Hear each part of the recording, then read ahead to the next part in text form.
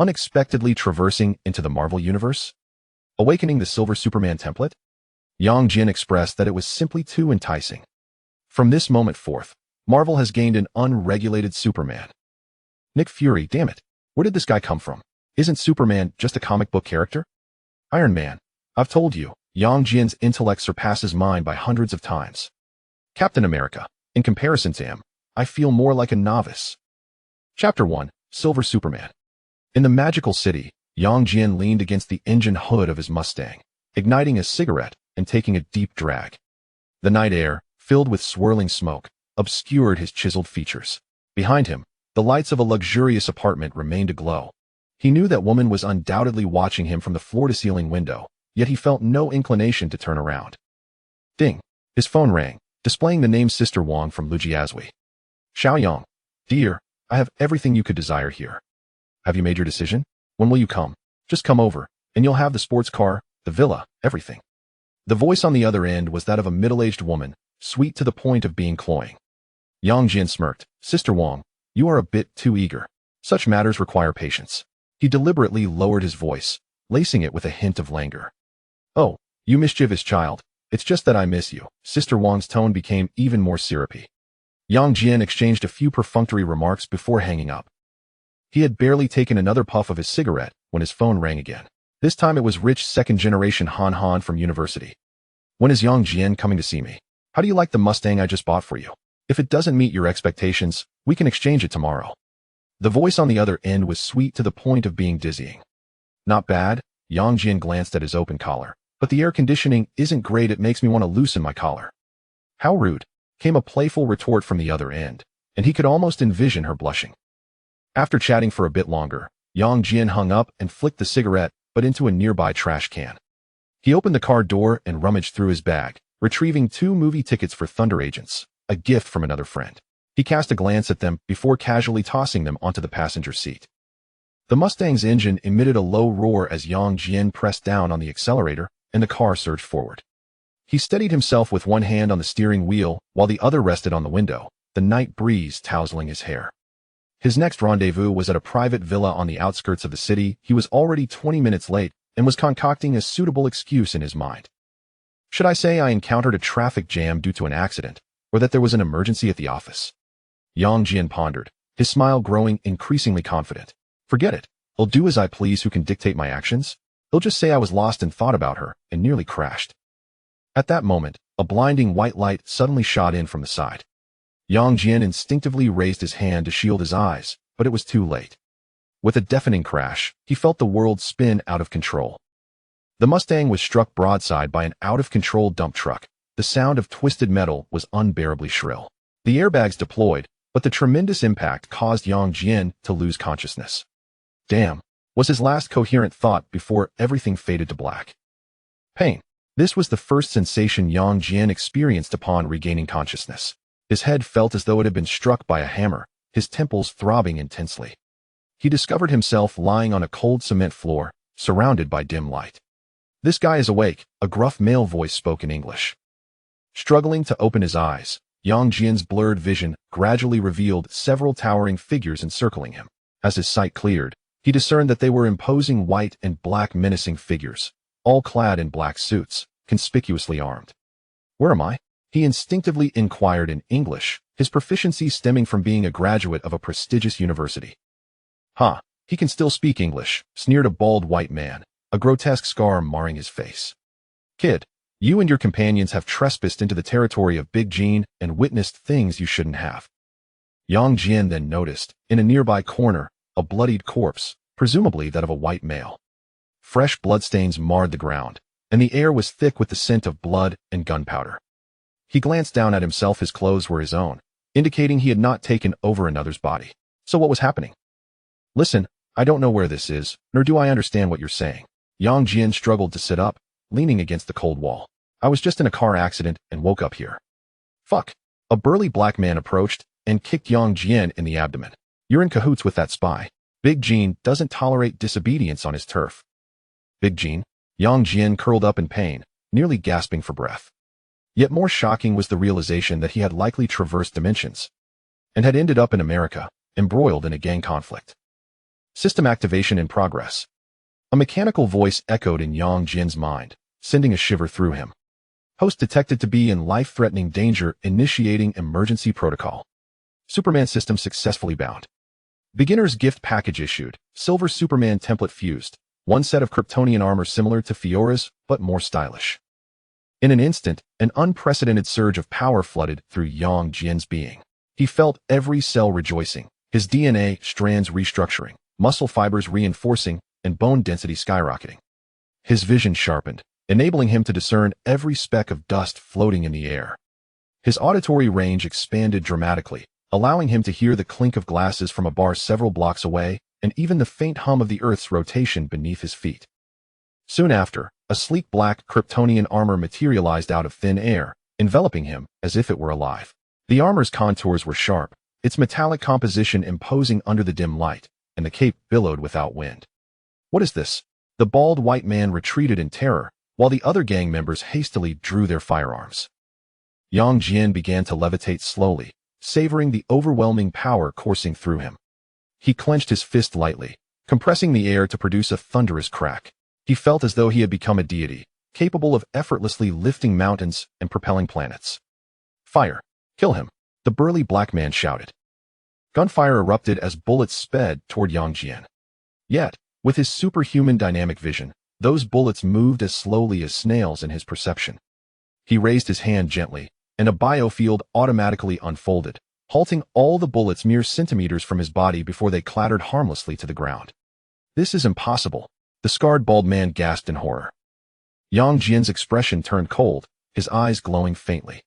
Two beams of red heat vision shot forth, instantly melting the weapon in the bald man's hand into molten metal. The bald man screamed, flinging his hands away, but the heat vision had already seared through his legs, vaporizing them below the knees. My legs! My legs!" he cried out in agony, collapsing to the ground. The other gang members, witnessing this, turned to flee, but Yang Jian effortlessly flashed and blocked the doorway. His super speed rendered these ordinary individuals motionless in his eyes. "Please, I beg you." A Latino thug knelt down. "We are merely following orders." Yang Jian tilted his head, a sudden urge to test his newfound super breath surging within him. With a gentle exhalation, the thug was propelled as if struck by a tempest, crashing violently against the wall, the sound of bones breaking palpable in the air. In less than 10 seconds, no one remained standing in the room save for Yang Jian. Some were evaporated by his heat vision, others sent to meet their maker by his superhuman strength, while yet others fell victim to bullets rebounding from his biological force field. Is this the power of a superhero? Yang Jian gazed at his hands, his voice trembling slightly with shock. He closed his eyes, attempting to harness his super hearing. Countless sounds surged forth like a tidal wave, the wail of sirens, the clamor of arguments, the cries of infants, the whispers of lovers. He could pinpoint any sound source with precision and selectively mute the surrounding clamor. Next, he tested his supervision, penetrating walls to behold the sights beyond. He continued to pierce through, catching sight of the Stark Tower several blocks away. With further focus, he could even discern the intricate details of the lunar craters. Finally, from a microscopic perspective, he could observe the movement of every molecule in the air. Incredible, Yang Jian marveled, astonished. He looked down at the groaning gangsters sprawled on the ground, his heat vision ignited once more, this time without mercy. A series of crimson beams flashed, and all the gangsters vanished from this world, their weapons evaporated without a trace. As he stepped out of the room, he discovered himself in an abandoned warehouse. Through his super hearing, he confirmed that there were no other gang members within several kilometers. He leapt gently, his body floating upward as he shattered the rooftop and soared into the night sky. The nightscape of New York unfurled beneath him, a tapestry of dazzling lights. Suspended high above, Yang Jian reveled in the boundless sense of power coursing through him. His Kryptonian armor enveloped his form, the sleek black suit aligning perfectly with his aesthetic. Kingpin, he recalled the name uttered by the gangsters. As a Marvel aficionado, he was well aware of this underground emperor of New York. It seemed he had not only traversed dimensions, but had also entered the Marvel universe. From this moment forth, this world would gain a new dark deity. And he, Yang Jian, possessed such power that he could accomplish anything he desired and become anyone he wished to be. Now, no one could threaten him. In the distance, the lights of Stark Tower shone brightly like a beacon. Further still, Yang Jian's super hearing caught the sounds of sirens, explosions, and even the low growl of some immense creature. This was a perilous yet thrilling world, and now, he wielded the power to command it all. System, show me my panel. Chapter 2, Kingpin.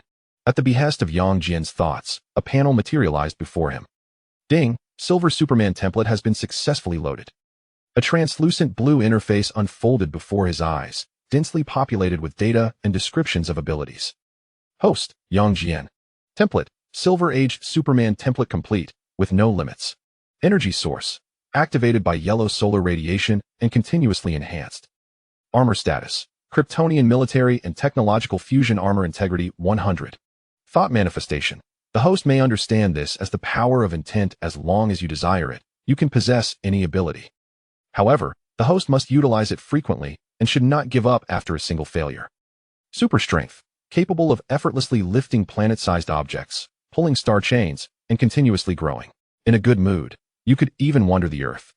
Super speed, can surpass the speed of light at full capacity, with no limits. Super stamina, near infinite endurance.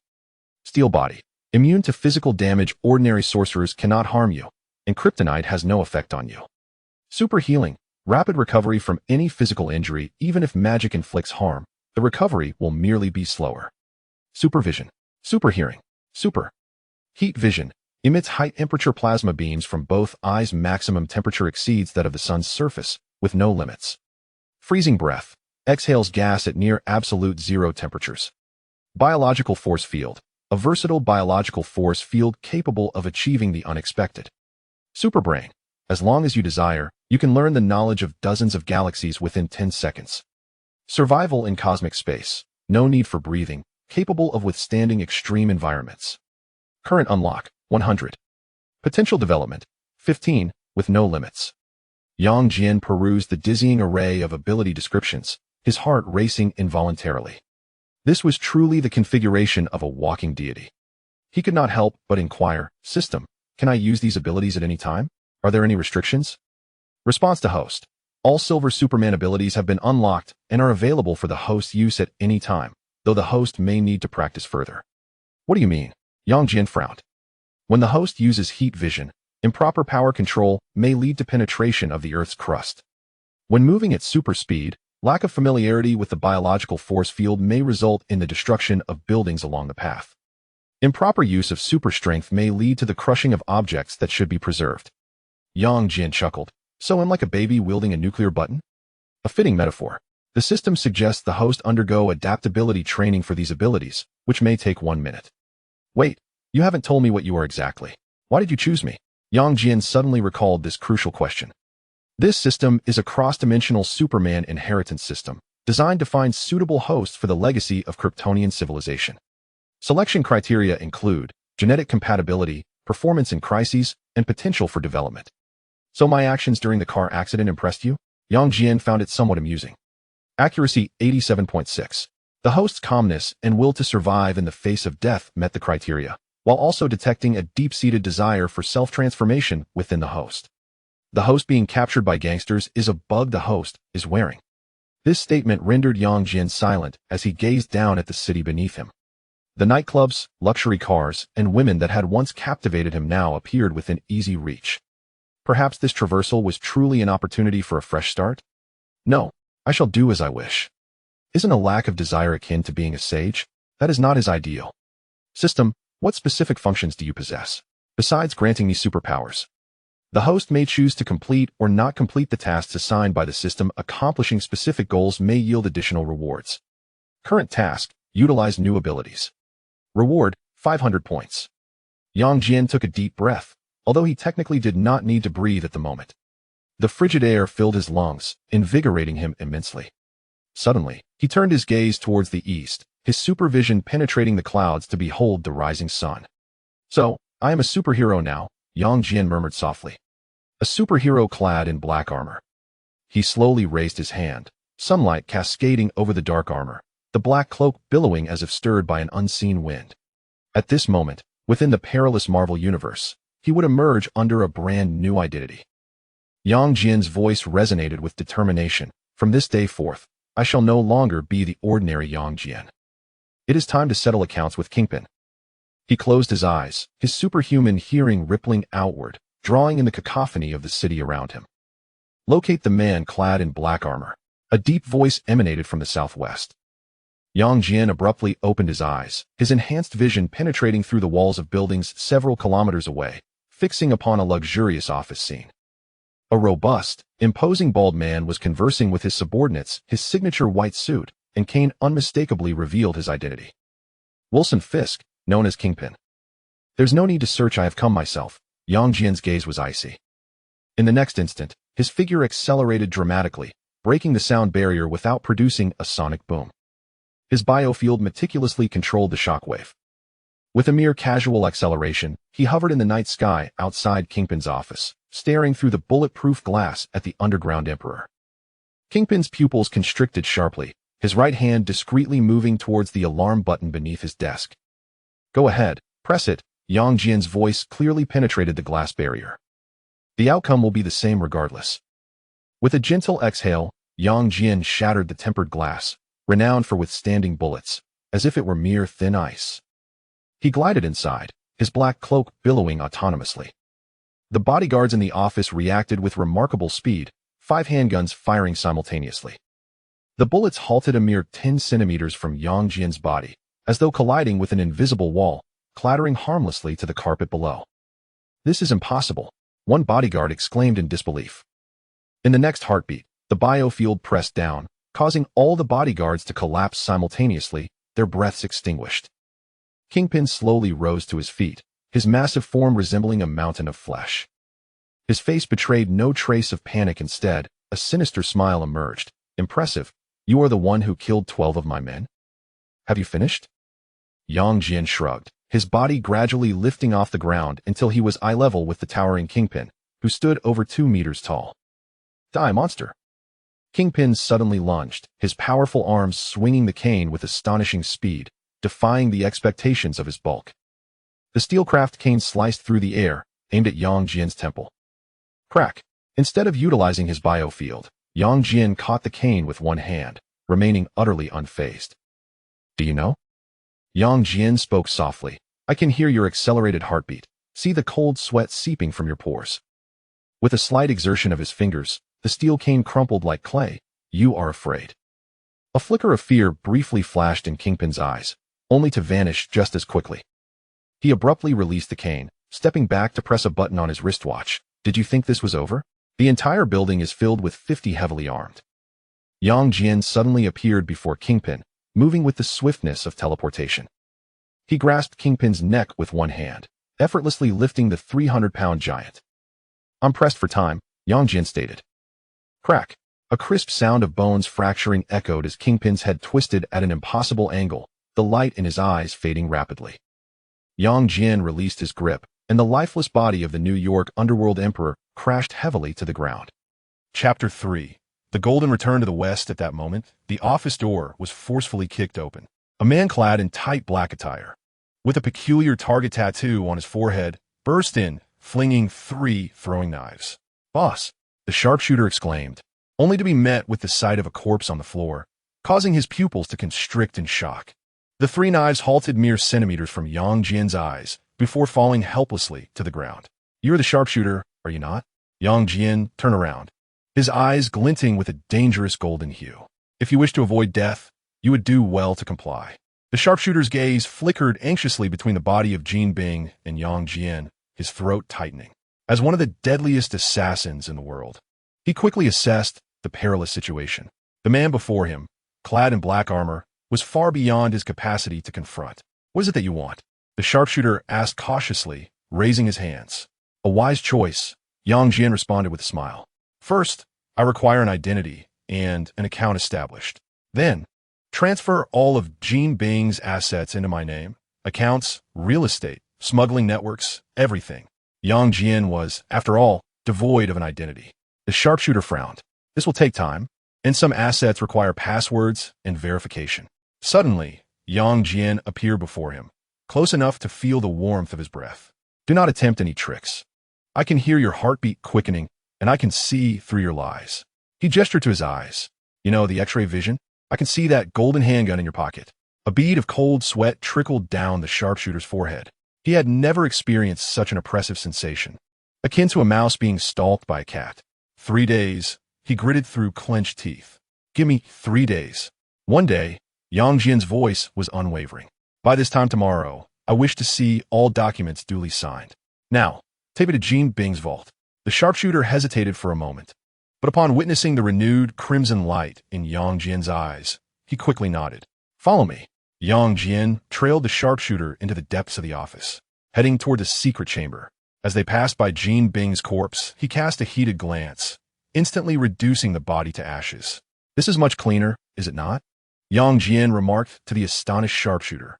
On their way to the vault, Yang Jian diverted part of his attention to the system interface. Mission accomplished. First defeat of a villain. Reward: 500 points, a pair of smart glasses that cause those around you to subconsciously overlook your presence. Yang Jian mused that the glasses seemed of little use. Did he truly need to hide? Taking over Jian Bing's criminal empire was merely a matter of interest. In this perilous Marvel universe, he needed to grow stronger. For instance, the Life Court, the cosmic deities, these entities could easily eliminate him. With the power of the Silver Superman, he could accomplish so much more. Here we are. The sharpshooter's voice interrupted his thoughts, indicating the need for Jian Bing's fingerprint and retinal scan. Yang Jian, however, simply punched through the half-meter-thick alloy door. Let's skip the formalities. Within the vault, piles of cash, gold bars, artworks, and documents were meticulously arranged. However, Yang Jian's attention was drawn to a peculiar safe nestled in the corner. His enhanced vision revealed it contained a vial of green liquid and some advanced technological equipment. It appeared that Jian Bin harbored more secrets than initially anticipated. Yang Jian shook his head and quipped, Target Eye, from this moment forth, you shall serve me. Your remuneration is doubled, provided you remain loyal. Target Eye gazed at the violently breached vault door and then at the flickering crimson light in Yang Jian's eyes, slowly kneeling on one knee. At your command, boss. Yang Jian nodded in satisfaction and approached the special safe. His super hearing had already detected the distant wail of police sirens, indicating that the alarm triggered by Jian Bin before his demise had summoned more than just his subordinates. With such power, the distinction between villain and hero is a matter of personal judgment. He gently squeezed, and the specially forged alloy safe was torn open, revealing its highly classified contents. Inside lay vials glowing with an eerie green light, accompanied by an encrypted hard drive and several sheets of paper. A substandard version of Super Soldier Serum? Yang Jian scoffed, and his enhanced vision instantly penetrated the glass of the vials, analyzing the molecular structure within. It seemed that the old man Jian Bin was also dabbling in human enhancement experiments. His gaze swept over the documents, which chronicled the records of failed experiments. 12 volunteers had perished after injection, with causes of death ranging from organ rupture to the dissolution of bodily cells. Boss, the police are approaching. Target Eye announced from the doorway, his unusual target-shaped tattoo on his forehead slightly distorting in anxiety. At least 20 police vehicles are on their way. Without lifting his head, Yang Jian casually tossed the serum vial into the air and caught it. You handle it. Inform them that a gas explosion has occurred, and Mr. Jian Bin is perfectly safe. He will personally contact the police chief tomorrow. Target Eye hesitated for a moment. They won't believe that. Then make them believe it. Yang Jian suddenly raised his gaze, a glint of red flashing in his eyes. Do you require me to teach you? Target Eye trembled slightly, quickly lowering his head. No, boss. I will take care of it immediately. Once Target Eye departed, Yang Jian's supervision penetrated the floor, gazing downwards into the building. 30 meters below, a fully equipped laboratory came into view. Dozens of researchers clad in white lab coats were bustling about, while a display screen on the wall scrolled with complex helical structures. This is a perfect opportunity to test it out. Yang Jian glanced at the serum, intrigued, and his body gradually levitated as he soared outwards, heading swiftly towards the laboratory. In merely 0.1 seconds, he materialized at the center of the lab. Everyone leave. Yang Jian's voice, though not loud, resonated like thunder within the laboratory. The researchers turned in terror, witnessing the black silhouette hovering in midair, with several of the more timid ones collapsing to the ground. Who are you? A balding, middle-aged man stammered, his name tag reading Chief Scientist Russell. Yang Jian, disinterested in answering, allowed his eyes to glimmer slightly. casting two intense glares that sliced through the air near Rosen's ears, cleaving the bottles behind him in half. The liquid that spilled forth hissed as it splattered on the floor. Those who remained within the vicinity for 3 seconds would inevitably become part of that heap of refuse. Young Jian thought that calmly. Within moments, the laboratory was vacated. Young Jian surveyed his surroundings, his super intellect swiftly assimilating all the information contained within the lab. His gaze flitted over each apparatus, every document, as torrents of data surged into his consciousness. It was all too rudimentary. He shook his head and approached the main control computer. His fingers lightly touched the interface, and the Kryptonian battle armor directly interfaced with the electronic system, instantaneously decrypting all secured files. The entirety of the super soldier program was laid bare before him. From pilfered military intelligence to illicit human experimentation, from failed serum formulas to the dismal success rate of 0.7, it was all a monumental waste of time. Yang Jian closed the files and gradually floated to the center of the laboratory. He lifted his head, expanding his supervision to a global scale. The New York Public Library, Massachusetts Institute of Technology, various documents from S.H.I.E.L.D, and the research archives of Wakanda concerning vibranium were all within his purview. Countless pieces of knowledge unraveled within his mind. Yang Jian's supervision transcended limitations, directly absorbing all the knowledge stored in those locales. After 2 seconds, he opened his eyes. Done. Young Jian murmured. His brain now housed the forefront of human civilization's knowledge in physics, chemistry, biology, mathematics, and quantum mechanics, encompassing everything from foundational theories to cutting-edge applications. He approached the laboratory bench and picked up the subpar serum, delving into molecular analysis with his supervision. The base sequence was erroneous, the protein folding flawed, and the transcription incomplete. As he analyzed, he lightly tapped the test tube with his fingers. Chapter 4. The Superbrain. His biofield precisely manipulated the internal liquid, rearranging the molecular structure. Suddenly, his gaze shifted to a location in New York. At a corporate office, Killian was scrutinizing the experimental data on the deadlock virus. Yang Jian's sight penetrated multiple layers of protection, absorbing the confidential documents without restraint. The deadlock virus, high-temperature regeneration, instability defects, Yang Jian pondered thoughtfully, his fingers unconsciously tracing patterns in the air as if manipulating an invisible keyboard. Next, his focus turned to Oscorp Tower. There, Doctor. Kurt Connors was adjusting the formula of the serum under a microscope. Yang Jian's supervision directly penetrated the molecular composition of that green liquid, instantly grasping the principles of regeneration and the risks of mutation. Finally, he gazed upon an ordinary apartment in Queens. Tobey Maguire's Peter Parker was deep in slumber, with a mutated spider perfectly merging within him. Yang Jian's sight penetrated flesh and bone, analyzing the unique structure of every cell in that young man's body. Perfect. Yang Jian smiled, returning to the laboratory bench. He required no instruments. The Kryptonian battle armor extended countless delicate tendrils, meticulously reorganizing the serum components according to the blueprint in his mind. The stability of the super soldier serum, the regenerative capabilities of the dire virus, the cellular vitality of lizard serum, and the perfect compatibility of spider DNA, all these attributes seamlessly melded under his command like an exquisite puzzle. Any flaws uncovered in the process were deftly rectified, and potential risks were thoroughly eradicated. 3 minutes later, a serum shimmering with golden radiance hovered in the palm of Yang Jian's hand. With a baseline strength of 80 tons, rapid regeneration, enhanced reflexes, and heightened danger perception, Yang Jian assessed this creation.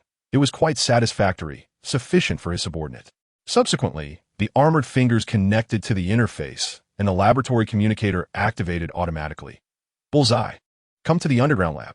Now, 30 seconds later, Bullseye appeared at the door, breathless, with bloodstains on his suit. It's done, boss. The police have temporarily pulled back, but S.H.I.E.L.D may have caught wind of it. Yang Jian tossed the golden serum to him. Inject this. Bullseye caught the vial, eyeing the liquid within with caution. This is what can transform you from an ant into a lion. Yang Jian smiled. Choose wisely. Continue as a petty thug, or become a super soldier capable of facing Spider-Man head-on. Bullseye's Adam's apple bobbed, a glimmer of greed flashing in his eyes. Without hesitation, He injected the serum into his neck vein. A wave of agony surged through him. Bullseye collapsed to the ground, his muscles convulsing and bones cracking with an excruciating sound. His skin alternated between hues of crimson and green, while veins squirmed beneath the surface like worms. Jian observed the entire metamorphosis with calmness, his super sight monitoring every cellular transformation. As Bullseye's heart faltered and then reignited, Jian chuckled, knowing the transformation had succeeded. Slowly, Bullseye rose, his formerly lean physique now brimming with explosive musculature. He gazed in disbelief at his own hands, then suddenly unleashed a punch against the wall. Boom! A massive hole was blasted through the half-meter-thick wall. This was utterly incredible. Bullseye beamed with rapture as he examined his fist and scathed. Jian tossed him a mirror. In shock, Bullseye beheld that the iconic target tattoo on his forehead had transformed into a golden emblem, and his pupils glimmered with an eerie gold-green light. Remember, the strength you possess now is bestowed by me. Jian's tone turned grave. What I grant, I can also retract. Serve me well, and when the time comes for your next upgrade, I may consider adding the dire virus's thermal attack capability to your arsenal. Bullseye knelt on one knee, his voice trembling with reverence. I pledge my undying loyalty, boss. Jian nodded in satisfaction. Tomorrow, I want to see the transfer documents for all of Kingpin's assets. He spoke over his shoulder to Bullseye. Then arrange a meeting between myself, Killian, Dr. Connors from Osborne Industries, and their boss, Norman Osborn. Inform them that I possess what they have long coveted. As you command, boss, Bullseye replied respectfully. The following day, within the private club atop a skyscraper in Manhattan, the expansive windows framed a breathtaking view of New York City. Jian reclined on a black leather sofa, his elongated fingers gently tapping against the armrest. The Kryptonian armor had long been stowed away, replaced by a flawlessly tailored black suit that accentuated his tall, imposing figure and exuded an air of icy composure. The door swung open, and Eyeball stood respectfully to one side, flanked by 3 individuals. Killian's gaze was menacing, his lips curling into a disingenuous smile, clearly brimming with suspicion regarding the meeting. Dr. Connors, a one-armed scientist clad in a white lab coat, bore a mixture of anticipation and skepticism in his expression. Norman Osborn, impeccably dressed in a tailored suit, maintained a composed demeanor, yet a flicker of unease lurked in the depths of his eyes. Welcome. Jian did not rise, but merely raised his hand slightly to indicate they should take their seats. Killian spoke first, his tone laden with trepidation. Mr. Yang, Eyeball mentioned that you possess something we have long coveted. I am curious as to what leads you to believe we would be interested in a stranger's proposal. Jian chuckled softly, his gaze sweeping over the trio before settling on Killian. The Doomsday virus, capable of high-temperature regeneration, yet its stability is abysmal. The injected individuals either self-destruct or descend into madness. Killian's smile instantly faltered, his fingers tightening unconsciously. Jian did not afford him a chance to retort. Shifting his attention to Connors, the lizard serum can regenerate severed limbs, but the price is a transformation into a beast. Connors' pupils dilated, instinctively brushing his empty right sleeve. Finally, Jian's gaze locked on Norman Osborn. As for you, Mr. Osborn, or should I say the Green Goblin? Norman's expression darkened instantly, his fingers gripping the armrest tightly. Yet he quickly forced himself to relax, feigning calmness. I do not know what you are talking about. Jian smiled, rising slowly to approach the expansive windows. Turning his back to them, there is no need for pretense. I see through all of you. He pivoted to face them. I can resolve your dilemmas, Killian. I can render your doomsday virus perfectly stable. Connors, I can bestow upon you a complete arm without the transformation into a lizard. And Norman, I can erase the Green Goblin persona entirely, liberating you from its uncontrollable grasp. The room fell into a profound silence. Killian and Connors exchanged astonished glances at Norman, evidently unaware that this business magnate was the infamous Green Goblin. Norman's breath quickened slightly, but soon, he let out a cold laugh. What evidence do you possess to substantiate that you can achieve these feats? Jian did not respond, but instead raised his hand, conjuring a golden serum that materialized in his palm, the very super soldier serum he had refined the previous night. This he had retrieved from the depths of his system space, though it served well for display. This is a sample, he said, tossing it casually to Connors. Inject this, and your arm will regenerate within 3 minutes. Connors caught the vial, his fingers trembling slightly, his eyes flickering with a mix of desire and hesitation. Killian narrowed his eyes. Even if you can accomplish this, what is the cost? Jian smiled. It's quite simple. From today onwards, you shall work for me. Norman abruptly rose, a flash of indignation in his eyes. Preposterous. Who do you think you are? Jian's smile remained gentle, yet it sent a chill through the trio. Norman, you are mistaken. This is not a request, but a command. As his words lingered in the air, his figure suddenly vanished. In the next instant, Norman felt a fleeting blur, and Jian stood before him, gripping a set of green battle armor, the Green Goblin's suit. Impossible. Norman lost composure entirely, his face drained of color. This armor had been securely hidden in the most secret vault of Oscorp. Killian and Connors stepped back in astonishment, their eyes wide with disbelief. Jian casually discarded the armor onto the floor, then retrieved a high-density alloy steel plate from the system space, gripping it in one hand and squeezing gently. Crack!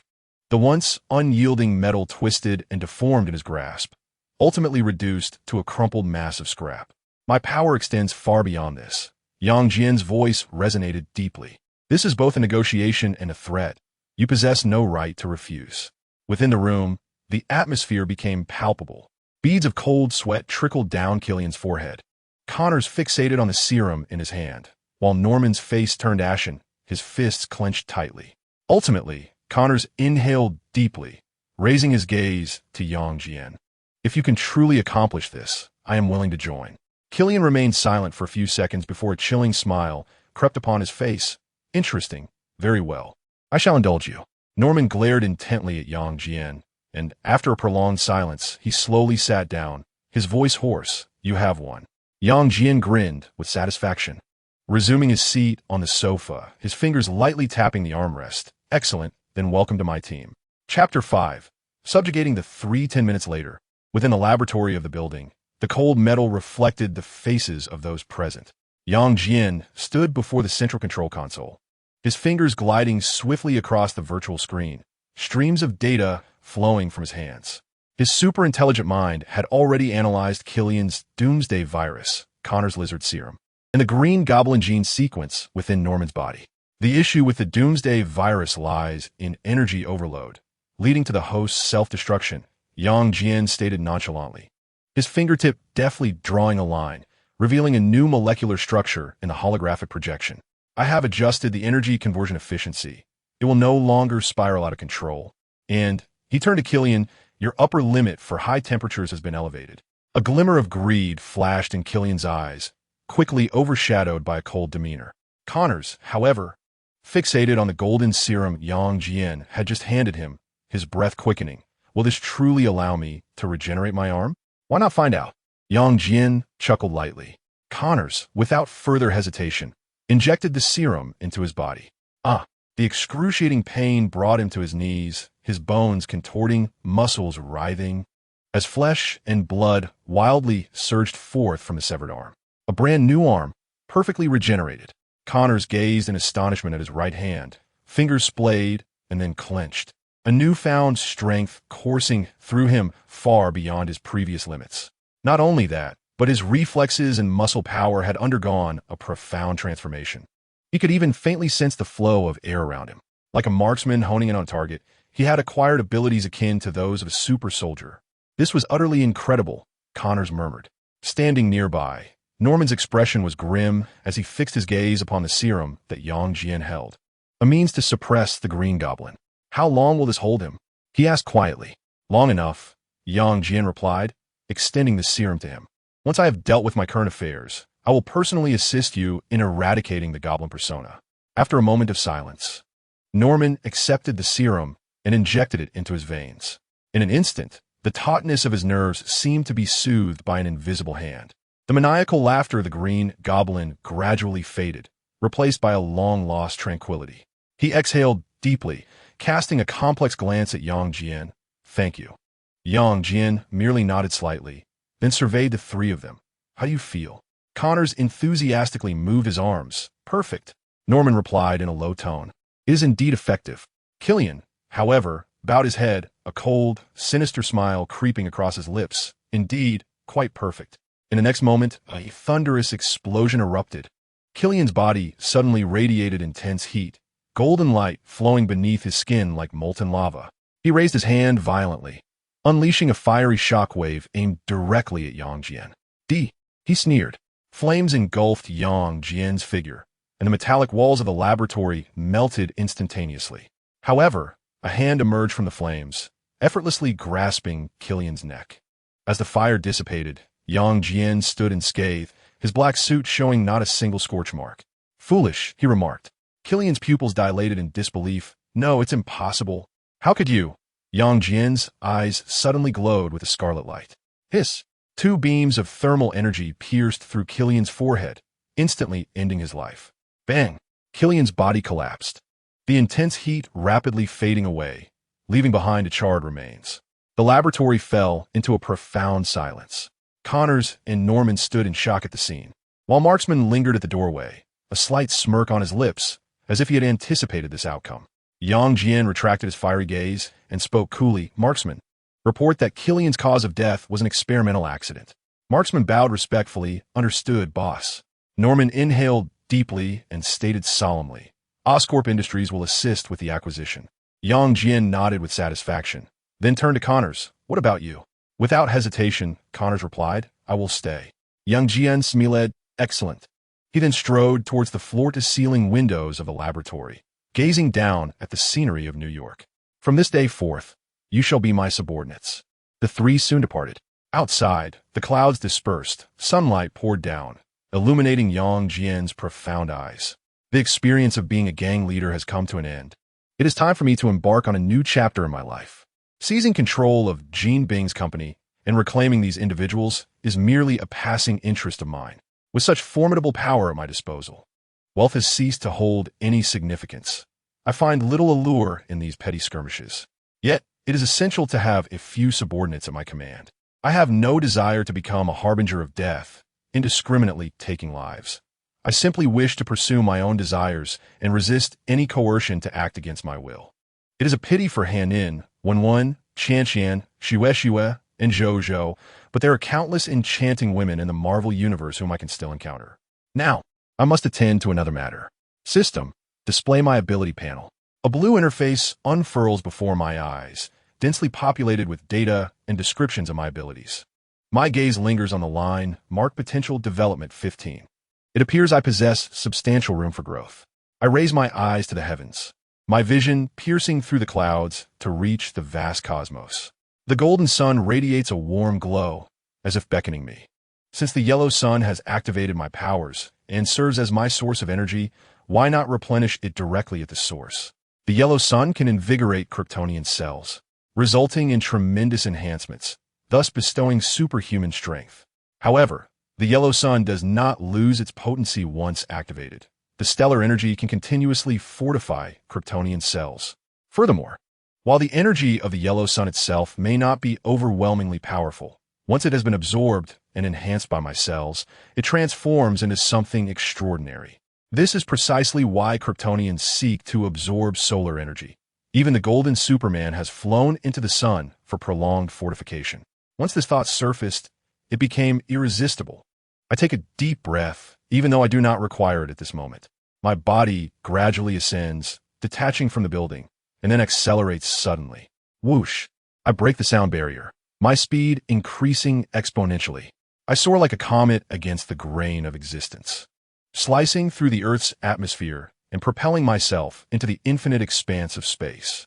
As I distance myself from Earth, an unprecedented sense of freedom envelopes me. Unconstrained by gravity, unimpeded by air resistance, I find myself in pure, boundless space. I attempt to quicken my pace, my body responding to my will. Mach 1000306. The numbers soon lose their significance. I feel as though I'm transcending the limits of physical laws, the surrounding space beginning to warp, starlight elongating into slender lines. I realize I'm nearing the speed of light. Is this what superspeed feels like? I marvel.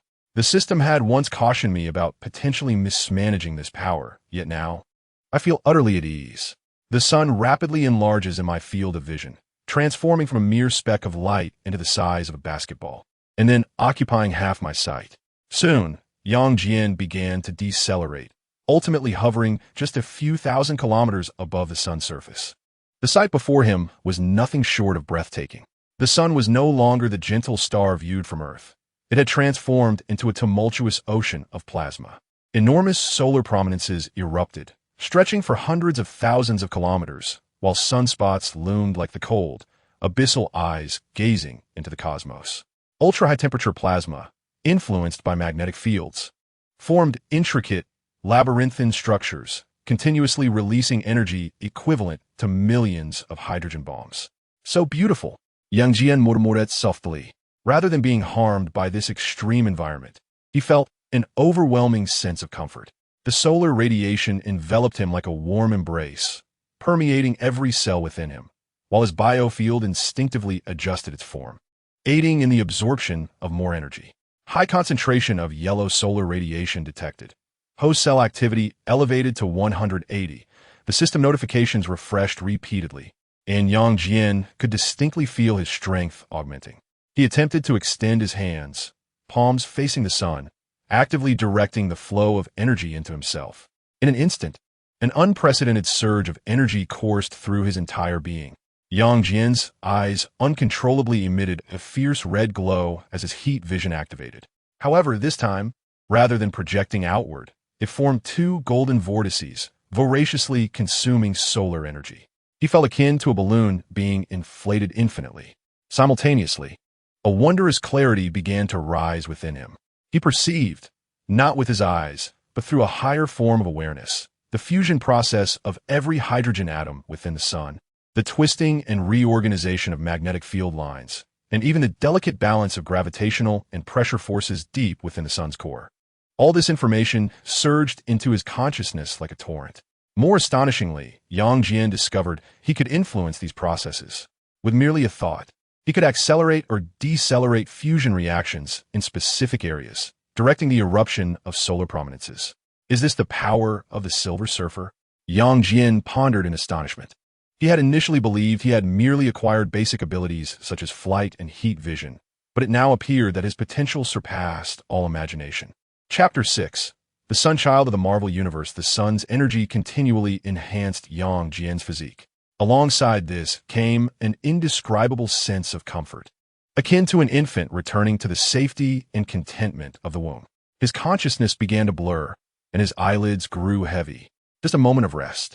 Yang Jian's thoughts gradually slowed, his body unfurling in the solar energy as if floating in a warm sea.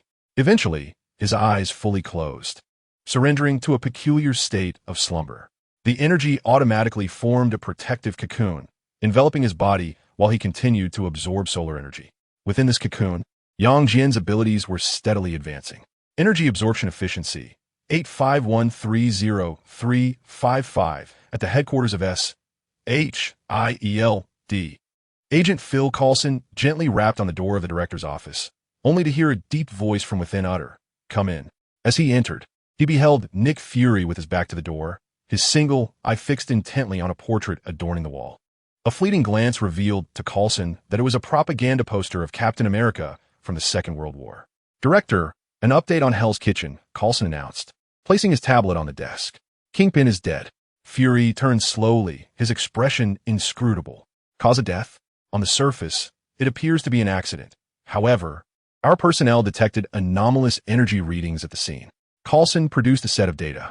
"Stranger still, the individual who has taken over all his enterprises is not any known crime lord, but rather," he paused, "a Chinese individual who has never appeared in our files, named Yang Jian." Coulson pronounced the name in Mandarin, as mastery of multiple languages was a fundamental skill for a senior operative. Fury picked up the tablet, his lone eye scanning the photograph of the dark-haired young man on the screen. In the image, Yang Jian stood in what was once Kingpin's office, a subtle smile playing at the corners of his mouth, exuding a sense of confidence. "Background?" Coulson shook his head, as if he materialized out of thin air. "No immigration records from a week ago, no educational background, no digital footprint.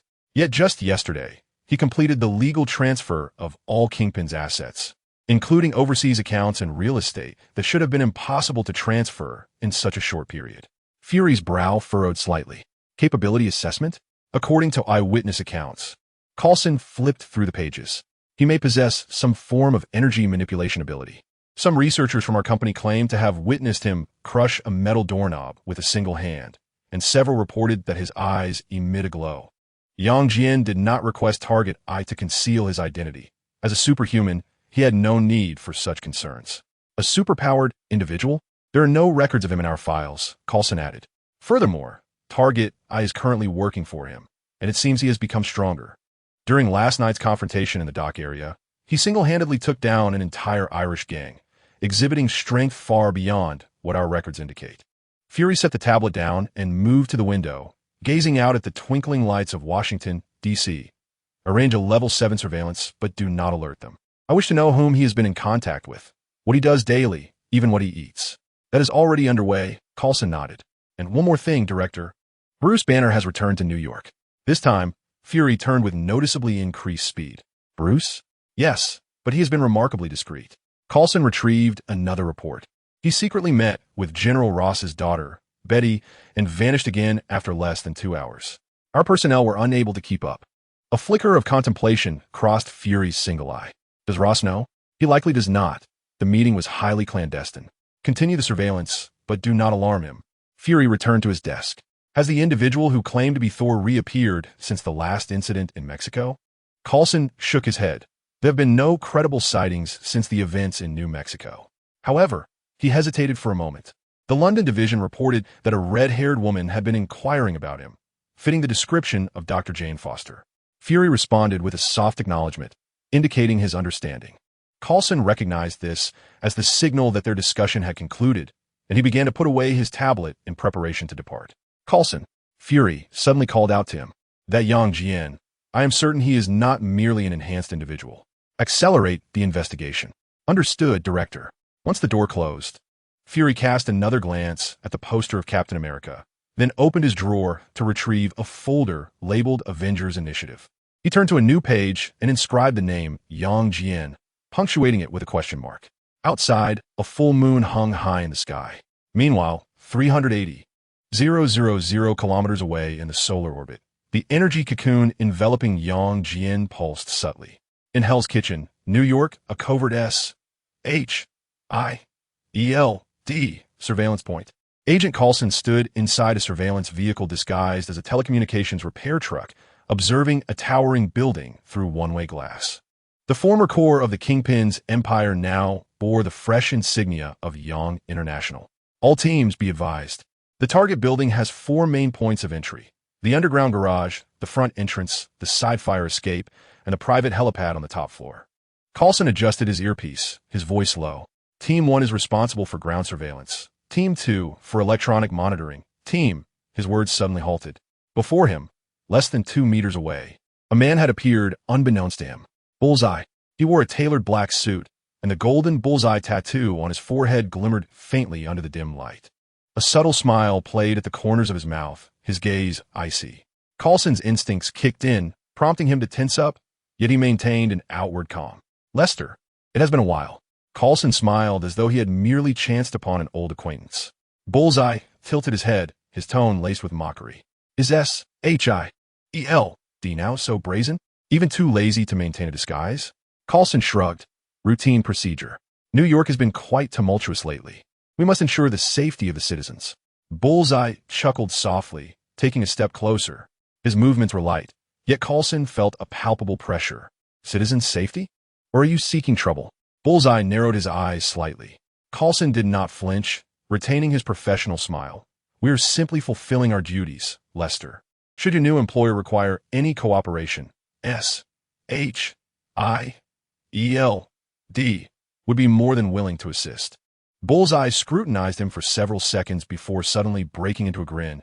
You know, Carlson, my current employer is not particularly fond of being watched. Understood, Carlson nodded. However, rules are rules. The marksman gently patted Carlson's shoulder, his touch light, yet firm enough for Carlson to sense that, should the marksman desire, this gesture could easily shatter his bones. A word of caution. The marksman leaned closer, lowering his voice, warning him not to overstep, lest the next figure standing before him be someone else entirely. Carlson's gaze darkened slightly, yet he remained composed.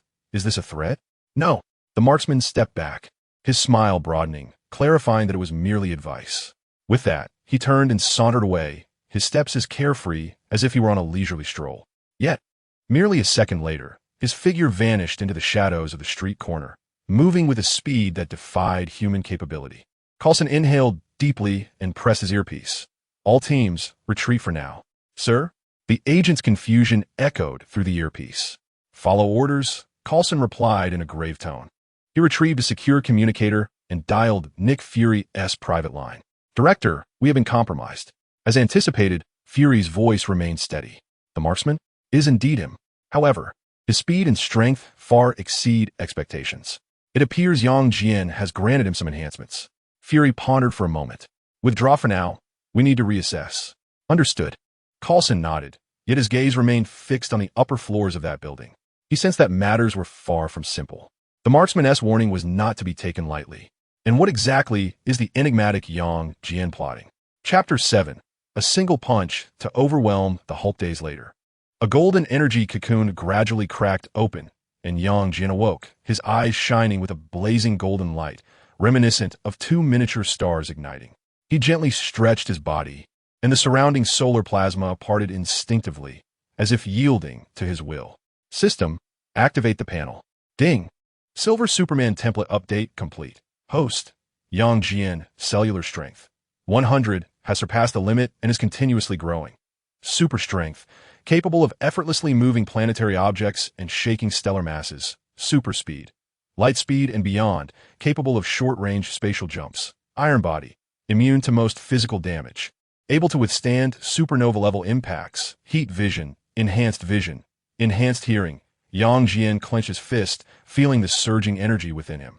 If his previous strength had been confined to the realm of ordinary superheroes, now he was embarking on an evolution to a higher echelon.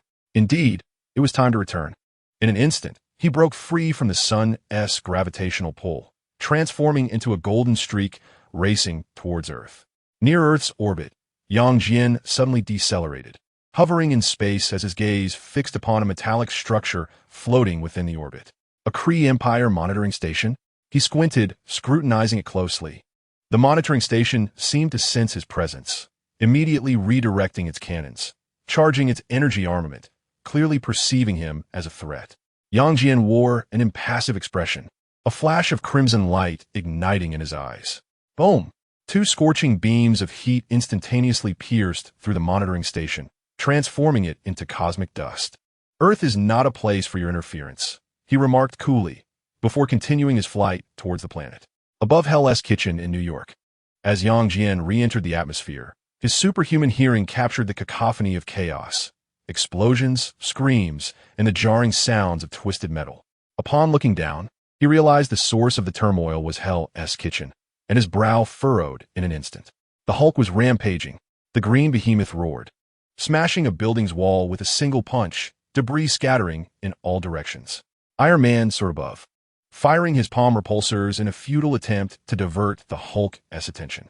Hey, calm down. Tony's voice echoed from his armor, but the Hulk paid no heed, seizing a car and hurling it towards him. Thud! Iron Man barely managed to evade, sent tumbling backward into a building. Nearby, Spider-Man had just swung down on his web.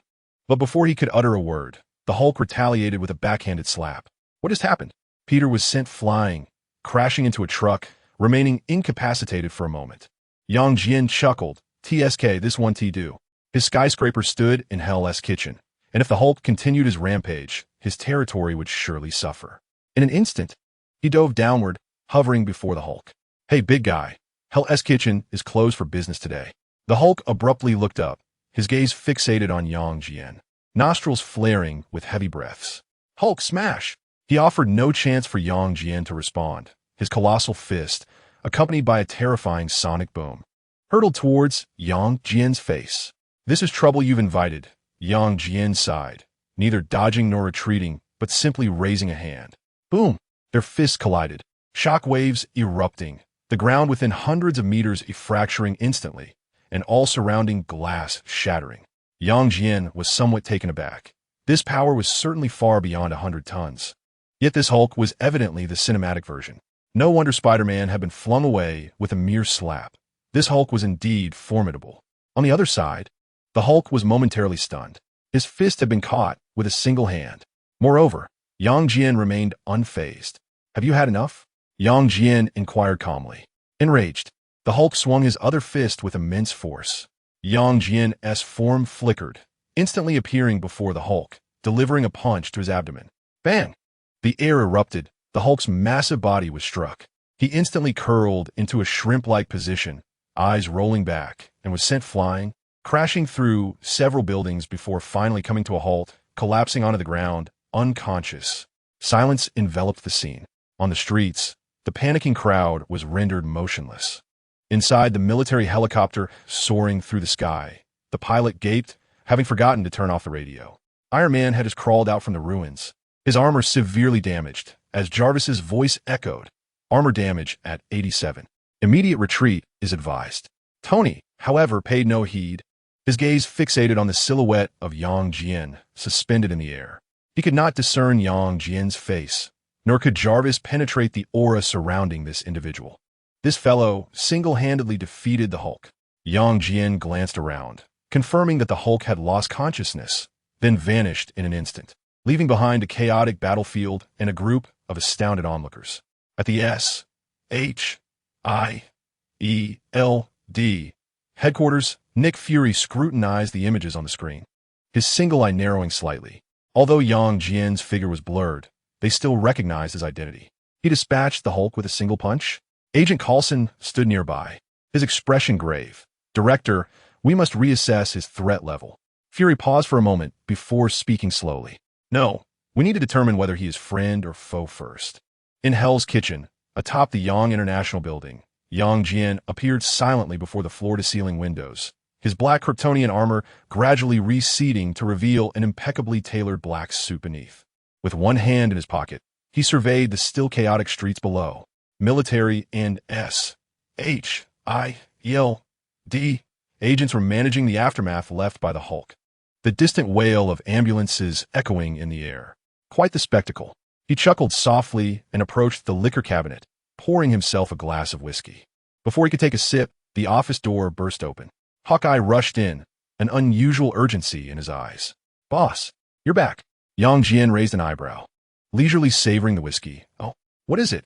Hawkeye's lips twitched, but he quickly composed himself, speaking in a low tone. "While you were gone, there were some developments." "Is that so?" Yang Jian swirled his glass, indicating for him to continue. Hawkeye took a deep breath and reported at a rapid pace. S.H.I.E.L.D. D.S. Coulson has been hovering nearby for several days. After I warned them, they temporarily retreated, but they certainly haven't given up. Norman Osborn has sent people to approach several executives at Yang International, seemingly trying to probe into your background. Following Kingpin's demise, various factions are stirring, with some reckless gangs attempting to encroach upon Hell's Kitchen, but I've dealt with them. The most troublesome issue is the chaos caused by the Hulk, which has severely impacted our operations. According to intel, he was hiding well, but the military managed to pinpoint his location, and General Ross dispatched a special forces team to hunt him down, resulting in the Hulk's emergence. Hawkeye relayed a barrage of information, awaiting Yang Jian's response. "So, that recent debacle was orchestrated by Ross?" Yang Jian scoffed. "That old man is still as stubborn as ever." The marksman nodded. Banner had originally hidden in an underground refuge within Hell's Kitchen, but the military had directly employed sonic weaponry, forcing him to transform. Yang Jian narrowed his eyes, his super hearing instantly extending, pinpointing a military convoy several blocks away. General Ross sat in the command vehicle, his expression dark, clearly displeased with S.H.I.E.L.D's intervention. "Boss, should I pay Ross a visit?" The marksman's eyes glinted with a hint of coldness. Yang Jian waved his hand dismissively. "No rush. Let S.H.I.E.L.D. and the military contend with each other for now." Chapter 8. Conclusion of the game. Yang Jian settled onto the sofa, his fingertips gently tapping the armrest as his gaze swept across the assortment of treasures left behind by Jean Bing in the office. Masterpieces, antiques, confidential documents locked in a safe, and a mahogany desk that once symbolized dominion over the underworld. "Marksman," he suddenly spoke. The marksman, standing nearby, immediately looked up. "Boss, this company will henceforth be under your management," Yang Jian remarked nonchalantly, waving his hand. The marksman was taken aback, then furrowed his brow. Boss, I'm not particularly skilled in management. You need not manage, Jian replied coolly. You only need to ensure that no one dares to touch our possessions. As for profit, let those suited executives worry about it. The marksman fell silent for a moment, then a slow smile crept across his face. Understood. Jian rose and approached the floor-to-ceiling window, gazing down upon the sprawling cityscape of New York. Keep an eye on Osborne, but do not be overly concerned, he said calmly. After this, he should understand that there are certain boundaries he cannot cross. The marksman nodded. The image of the Hulk being knocked out with a single punch had likely spread across the globe. No one would be foolish enough to challenge a creature capable of using the Green Giant as a punching bag.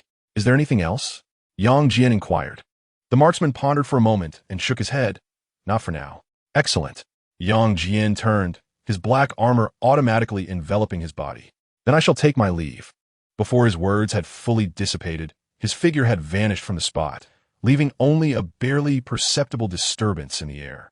The marksman stood there, chuckling softly after a while. It seemed he would have to grow accustomed to being the boss. Long Island, New York. Jian Bing's private villa.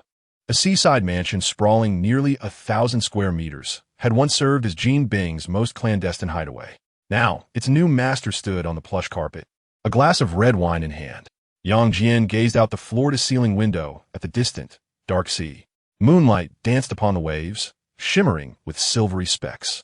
Much more comfortable than the office, he mused, tilting his head back to drink, allowing the rich liquid to slide down his throat.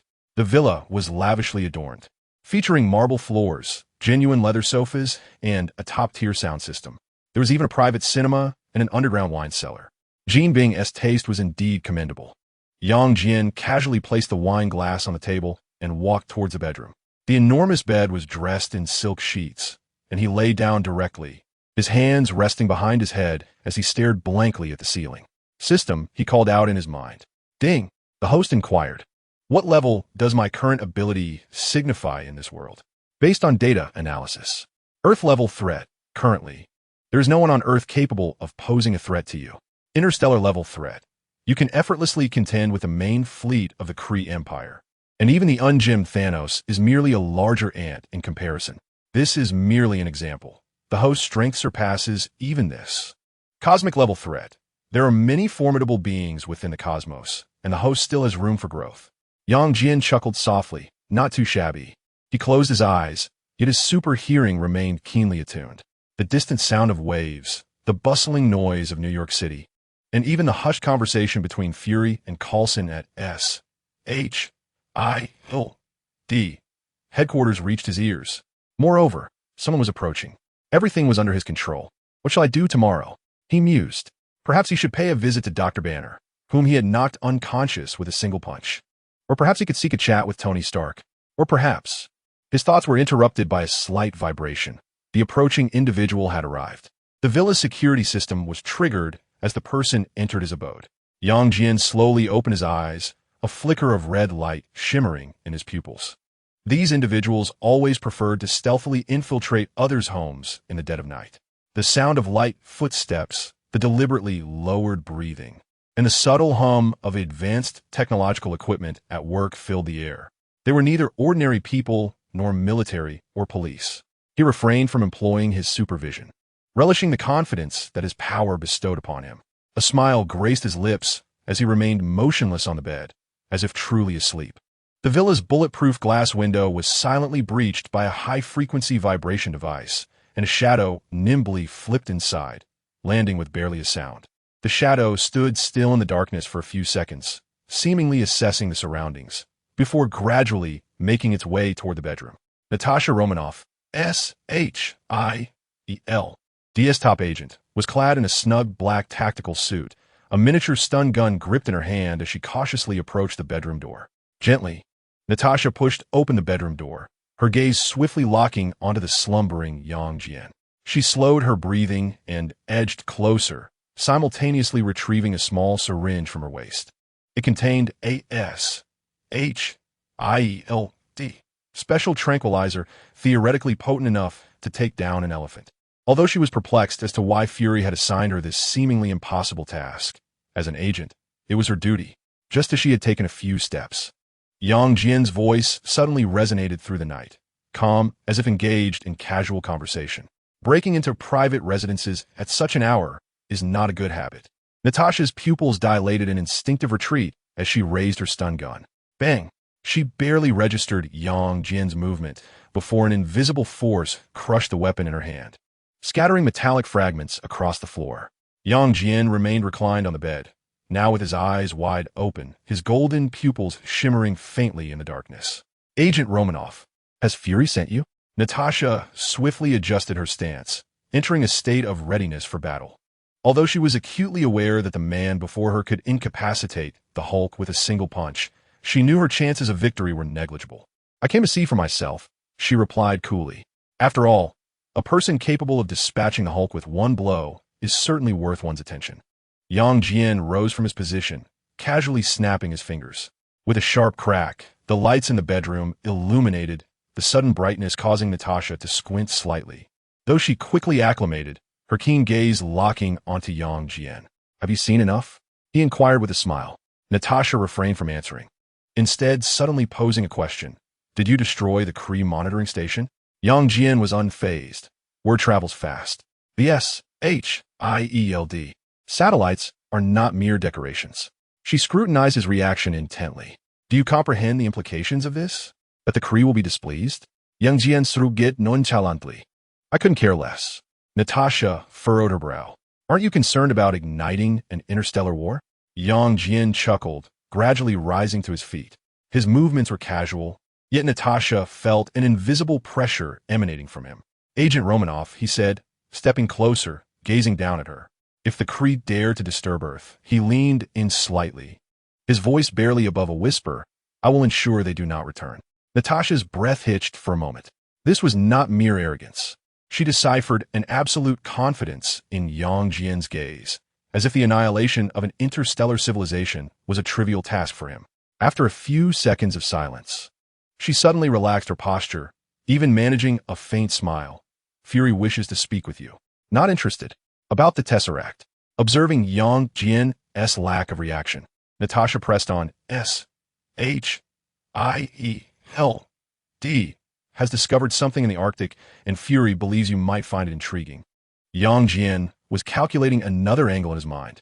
The Tesseract, a vessel for the Space Stone, possessed the power to warp space. Natasha had reminded him. Perhaps he could collect the Infinity Stones scattered across Earth. Is Fury attempting to pique my interest with this? Yang Jian asked, a smile gracing his lips. Does he think I am unaware of what that is? Natasha's gaze flickered momentarily, but her professionalism allowed her to quickly adjust her expression. So, you were already aware of the Tesseract's existence? Not just aware, Yang Jian replied, stepping closer, his eyes fixed on hers.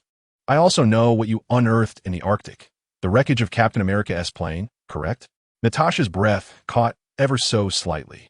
The highest secrets of S.H.I.E.L.D. appear to hold no secrets to him. Yang Jian turned away, his golden irises glimmering faintly in the dim room. If Fury wishes to test me. That is your concern. But I have a short temper. It is best there be no next time. After a moment of silence, Natasha nodded. I will convey that.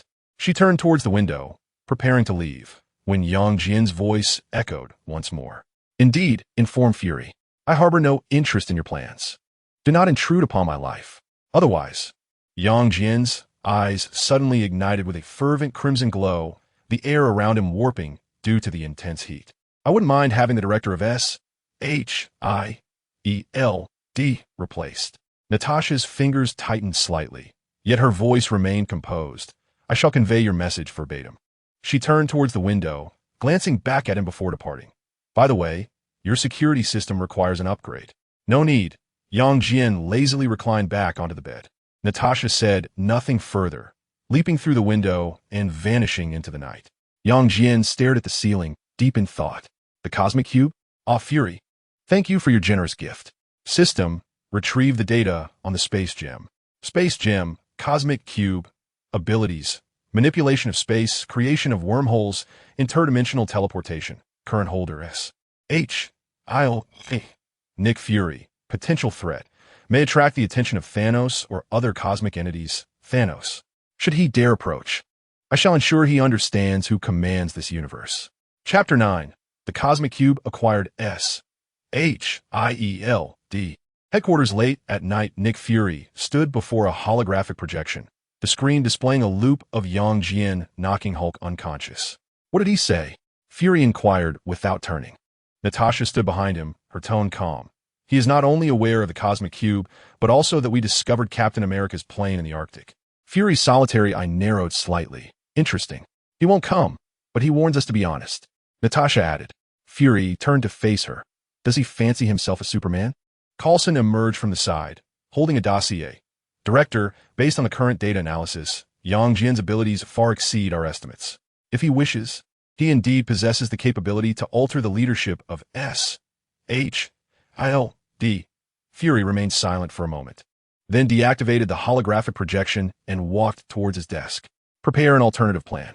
If he is not a friend. A glimmer of cold light flickered in Fury's eye. Then ensure he does not become an enemy. On the other side, Jian stood upon the villa's balcony, gently stroking his chin. His gaze pierced through the clouds, locking onto a hidden location within S.H.I.E.L.D.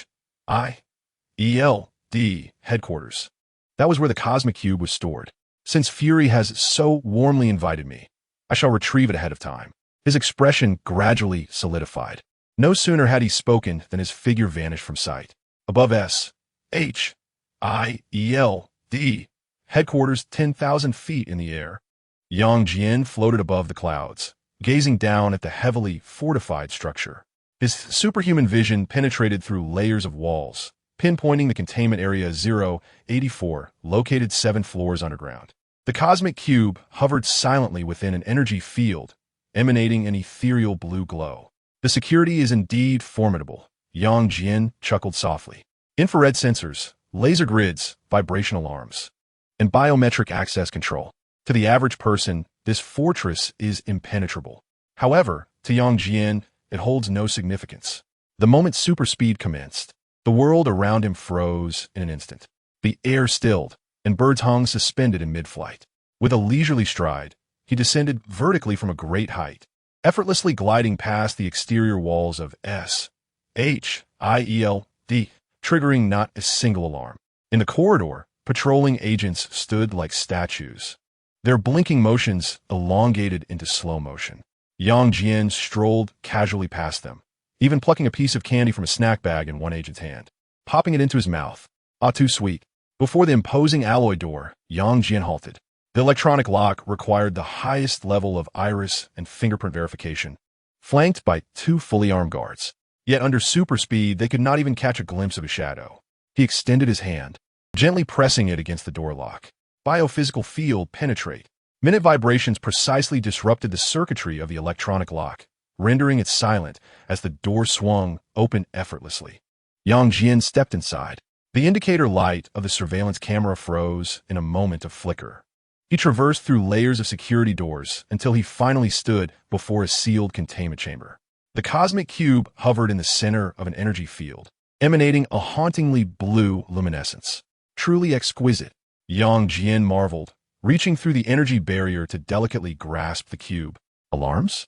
None were triggered. Energy fluctuations? Completely shielded by his biophysical field. He lowered his gaze to examine the cube, his super sight attempting to penetrate its surface, yet found it impenetrable. However, he could distinctly observe the flowing patterns of spatial energy within, akin to the veins of the universe. Intriguing. Once convinced of its authenticity, he casually stowed the Cosmic Cube into his system space and turned to depart. The surveillance footage of S.H.I.E.L.D. revealed nothing but emptiness. 1 minute later, S.H.I.E.L.D. alarms blared. Director, the Cosmic Cube has vanished. Nick Fury, having just concluded a conversation with Natasha, felt his expression shift drastically upon hearing the report. What? He immediately dashed towards the underground containment area, pursued by a squad of fully armed agents. In the monitoring room, technicians, drenched in sweat, reviewed the footage. All images appeared normal, with no signs of intrusion, yet the cube was undeniably missing. Fury fixed his gaze on the screen, his one eye glimmering with disbelief. This is impossible. He personally inspected the containment chamber. The energy barrier remained intact, the lock undamaged, and not even a speck of dust had been disturbed. Yet the cosmic cube had seemingly vanished in a thin air. Investigate. Fury's voice was grave, demanding all personnel, all records, and every entry log. Even the slightest detail of an ant's entry must be uncovered. The agents swiftly dispersed, and the entire S.H.I.E.L.D. fell into a state of heightened alertness. Above the S.H.I.E.L.D. headquarters, suspended in the lofty sky, Jian toyed with the cosmic cube, a hint of amusement flickering in his eyes. Fury must be in quite a predicament now, he mused, attempting to activate the cube's power directly. He discovered it remained dormant. But perhaps that was for the best. Spatial transportation was capricious, and he certainly did not wish to find himself inadvertently cast to the fringes of the universe. System. Is there any item that can stabilize the use of the cosmic cube's power? Ding. The system marketplace has been activated. The host may browse and redeem the required items. Before Jian, a translucent light screen unfurled, displaying a myriad of peculiar items.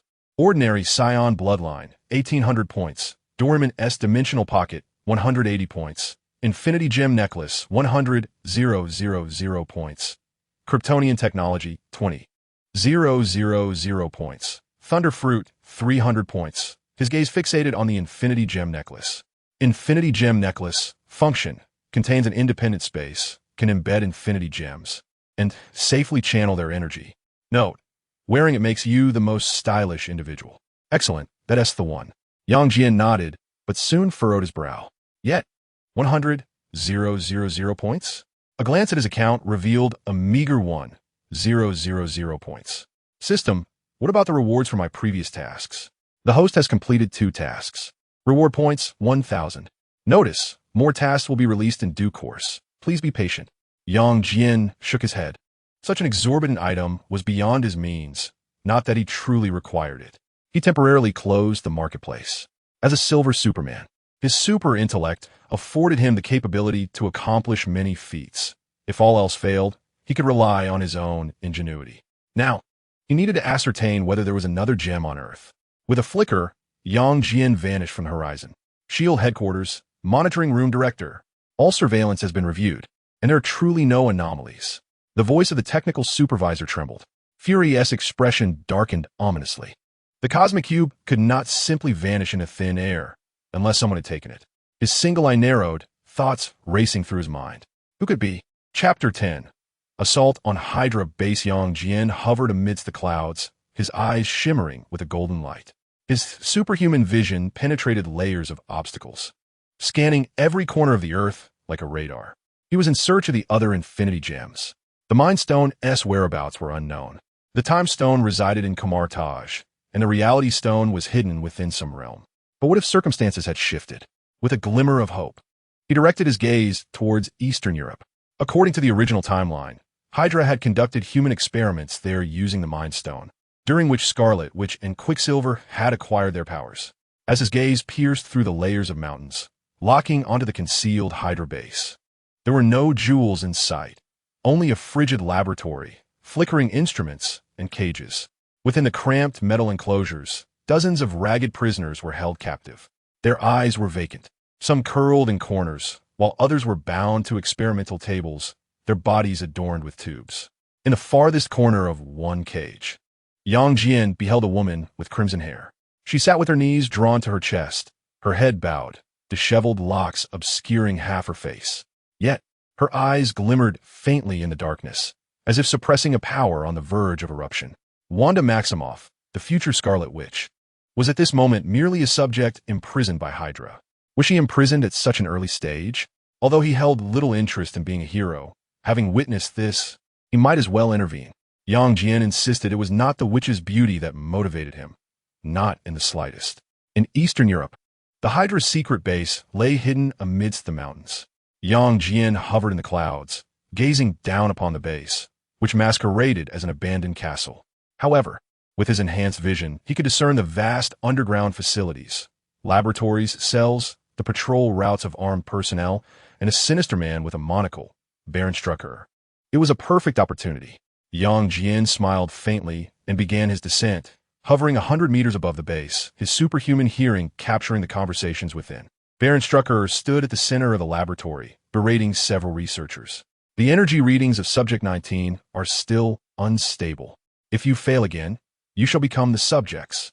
The researchers nodded in fear, one whispering in defense, "My lord, activating the powers requires time.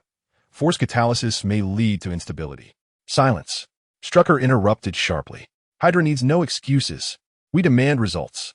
Jian narrowed his eyes, focusing on the cage in the corner of the laboratory. Wanda huddled there, her complexion pale. It seemed this was the place.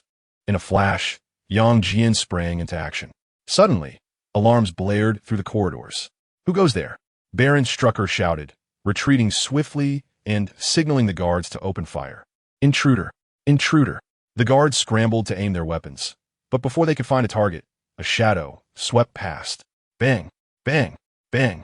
All the guards were simultaneously hurled by an invisible force, crashing against the walls and meeting their end. Jian's figure materialized in the center of the laboratory, his black armor unscathed. "Hydra," he muttered, surveying the terrified researchers around him. "Truly a repugnant swarm. Open fire." The remaining guards frantically pulled the triggers, bullets swiftly descending upon him. Jian did not even lift his eyelids. The biological force field automatically unfurled, halting all bullets half a meter away from him, which then clattered to the ground. With a casual wave of his hand, a violent shockwave erupted, shattering all instruments within the laboratory in an instant. Glass exploded, metal twisted, and all members of Hydra were hurled backward, crashing through the walls. With precise control of force, each individual met their maker in advance. Baron Strucker's complexion changed dramatically as he abruptly pressed the emergency button on his wrist.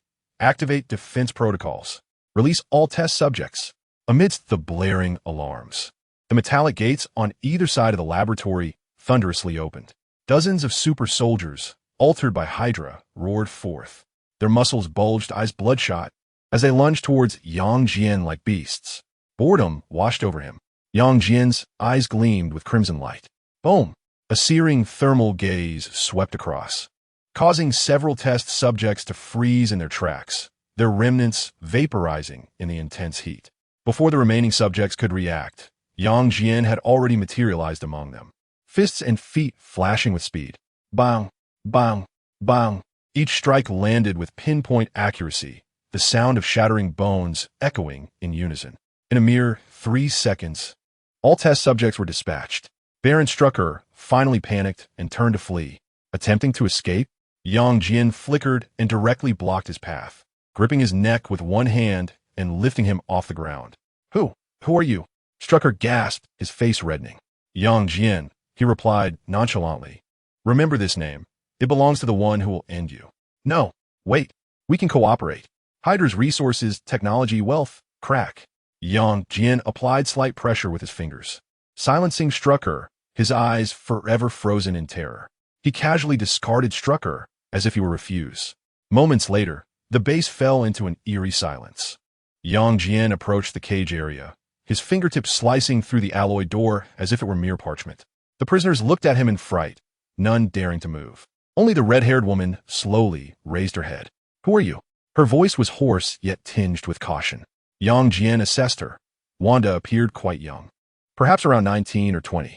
She looked rather haggard, yet the resilience in her eyes was beginning to emerge. "Do you wish to come with me?"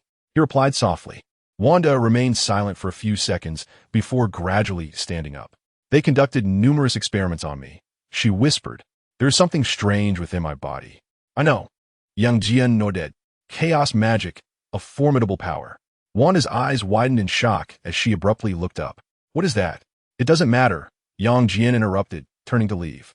"What matters is that you're free now." Wanda hesitated for a moment before finally stepping forward to join him. In the next instant, the two soared into the sky, flying outward. Other prisoners, witnessing this, rushed from their confines, scattering in all directions. Jian took a moment to ensure everyone's safety. Subsequently, a thunderous explosion erupted from his eyes, unleashing a torrent of searing energy that swept across the entire base. Walls melted, equipment erupted, and every trace of Hydra was reduced to ashes in the intense heat. The Hydra base emitted no alarms, nor any distress signals. The entire facility, along with all its Hydra members, vanished silently into oblivion. Outside the base, in the wilderness, Jian stood on a hillside, gazing at the dawn breaking in the distance. Wanda, wrapped in a blanket she had found at the base, stood behind him and softly inquired, "Where are you taking me?" "New York is safer than here," Jian replied without turning his head. "I want to see where my brother is. They killed my brother," Wanda recalled, tears streaming down her face. "Your brother?" Jian asked in surprise, but his gaze quickly scanned the vicinity, finding no trace of Pietro's body. "Your brother's remains are not here. Perhaps they have destroyed them." He sighed. Wanda remained dazed for a few seconds before looking at Jian. "Why help me?" Jian turned his head, feigning contemplation. "Perhaps it is because I find Hydra intolerable." Wanda was momentarily taken aback. Then a faint smile flickered across her pale face. "Thank you." Jian said nothing further, reaching out to grasp her shoulder. In the next moment, the two soared toward New York, vanishing into the clouds. Chapter 11.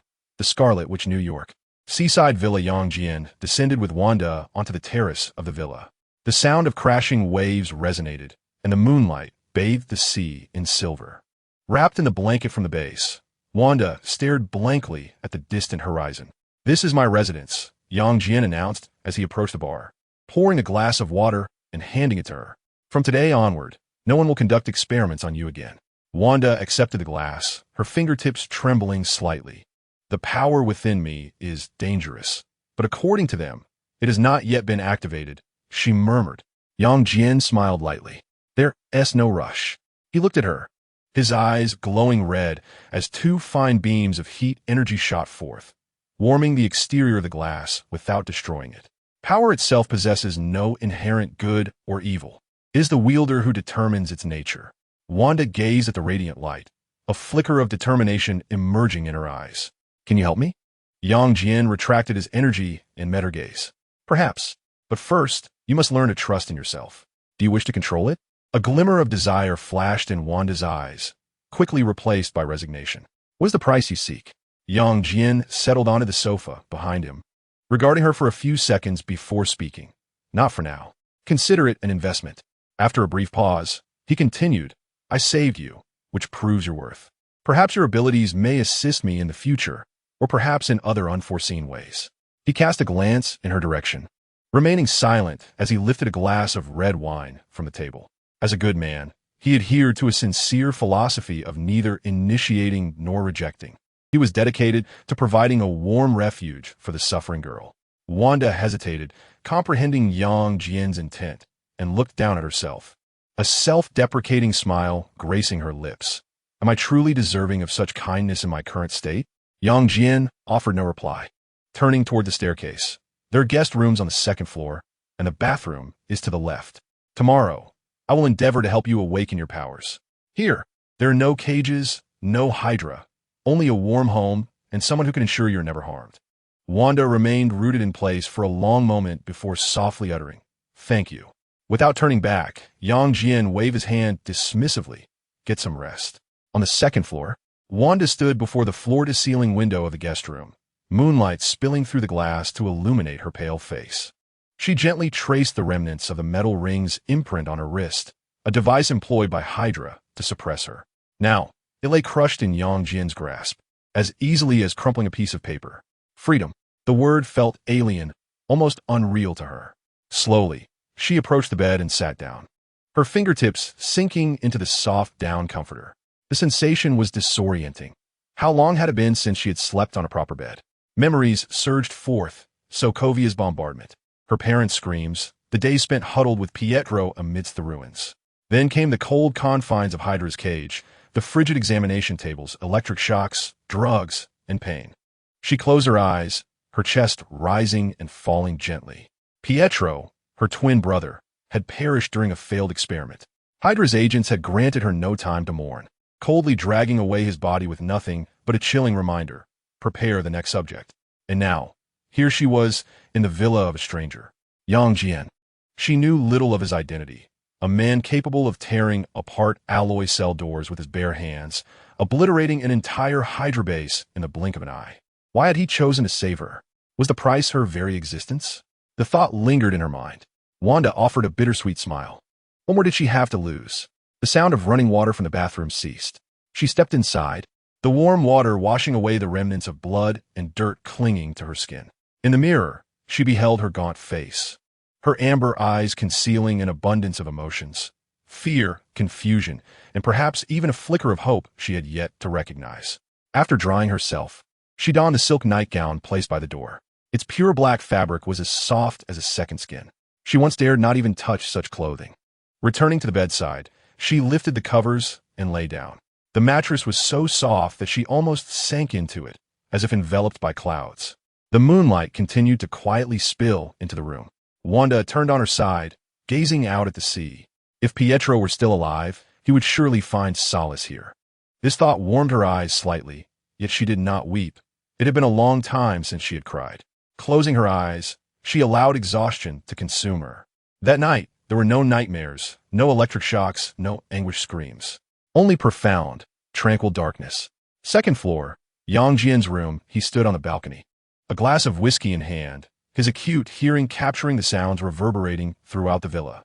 Wanda's breathing gradually steadied. He gently swirled the whiskey in his glass, the clinking of ice producing a crisp, pleasant sound. In his mind, he silently recited, "System. Beep. Host, please respond." Scanning Wanda Maximoff's physical data. Scanning. Target. Wanda Maximoff. Ability. Chaos Magic. Unawakened. Potential rating. Note. It is recommended that the host expedite the awakening of her abilities, as chaos magic resonates uniquely with the Infinity Stones. Yang Jian raised an eyebrow. Indeed, rescuing her was the right choice. He tilted his head back, draining the glass. His gaze fixed on the distant horizon. Chaos magic, the power to rewrite reality. From tomorrow onward, this world would welcome a new Scarlet Witch. Morning. Seaside Villa. Wanda jolted awake, sitting up abruptly, her chest heaving. In her dreams, she had once more encountered that crimson chaos. Twisted space, shattered reality, and countless eerie whispers echoed around her. She glanced down at her hands, her fingertips trembling slightly, as if an invisible energy coursed beneath her skin. This was not a dream. A soft knock sounded from outside the door. "Are you awake?" Yang Jian's voice came through the door. Wanda took a deep breath, suppressing her unease. "Yes. 10 minutes, then we'll meet on the beach." Footsteps receded. Wanda entered the bathroom, catching a glimpse of herself and releasing a long sigh. Private beach outside, the villa morning light spilled over the fine white sand, waves gently lapping at the shore, the air infused with the briny scent of the sea. Yang Jian stood at the center of the beach, his black casual attire billowing slightly in the breeze.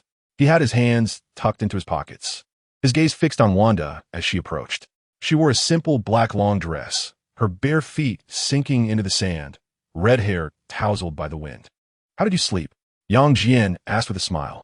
"It's been a long time since I felt so at ease," Wanda replied softly, coming to a stop before him, her amber eyes reflecting both wariness and anticipation. Yang Jian nodded, skipping pleasantries and diving straight into the matter at hand. "Do you know what resides within you?" Wanda's fingertips instinctively curled slightly. The agents of Hydra claimed it was a form of energy. They were not mistaken. Yang Jian raised his hand, palm upward, allowing a stream of golden energy to flow around his fingertips, yet their comprehension of it barely scratched the surface. Chapter 12. Activation of Magic. Wanda gazed intently at the luminous thread, her pupils narrowing slightly. "Can you control it?" "No." Yang Jian closed his palm, causing the energy to dissipate. "My power is of a different kind. The chaotic magic within you is one of the universe's most primordial energies, capable of rewriting reality, distorting causality, and even creating or destroying universes." Yang Jian was not deceiving her. Chaotic magic could indeed accomplish these feats, depending solely on how she chose to wield it. Wanda's breath caught in her throat. "This is impossible. Try it." Yang Jian stepped back, pointing to a shell on the beach. "Concentrate. Envision it rising." Wanda furrowed her brow, but complied. She fixated on the shell, beads of sweat gradually forming on her forehead. A minute passed, yet the shell remained motionless. "I can't do it." She shook her head in frustration. "Because you're still resisting it." Yang Jian's dawn softened. Hydra instilled fear within you, leading you to perceive this power as a curse. Yet, power itself bears no inherent good or evil. The essence lies in how you harness it.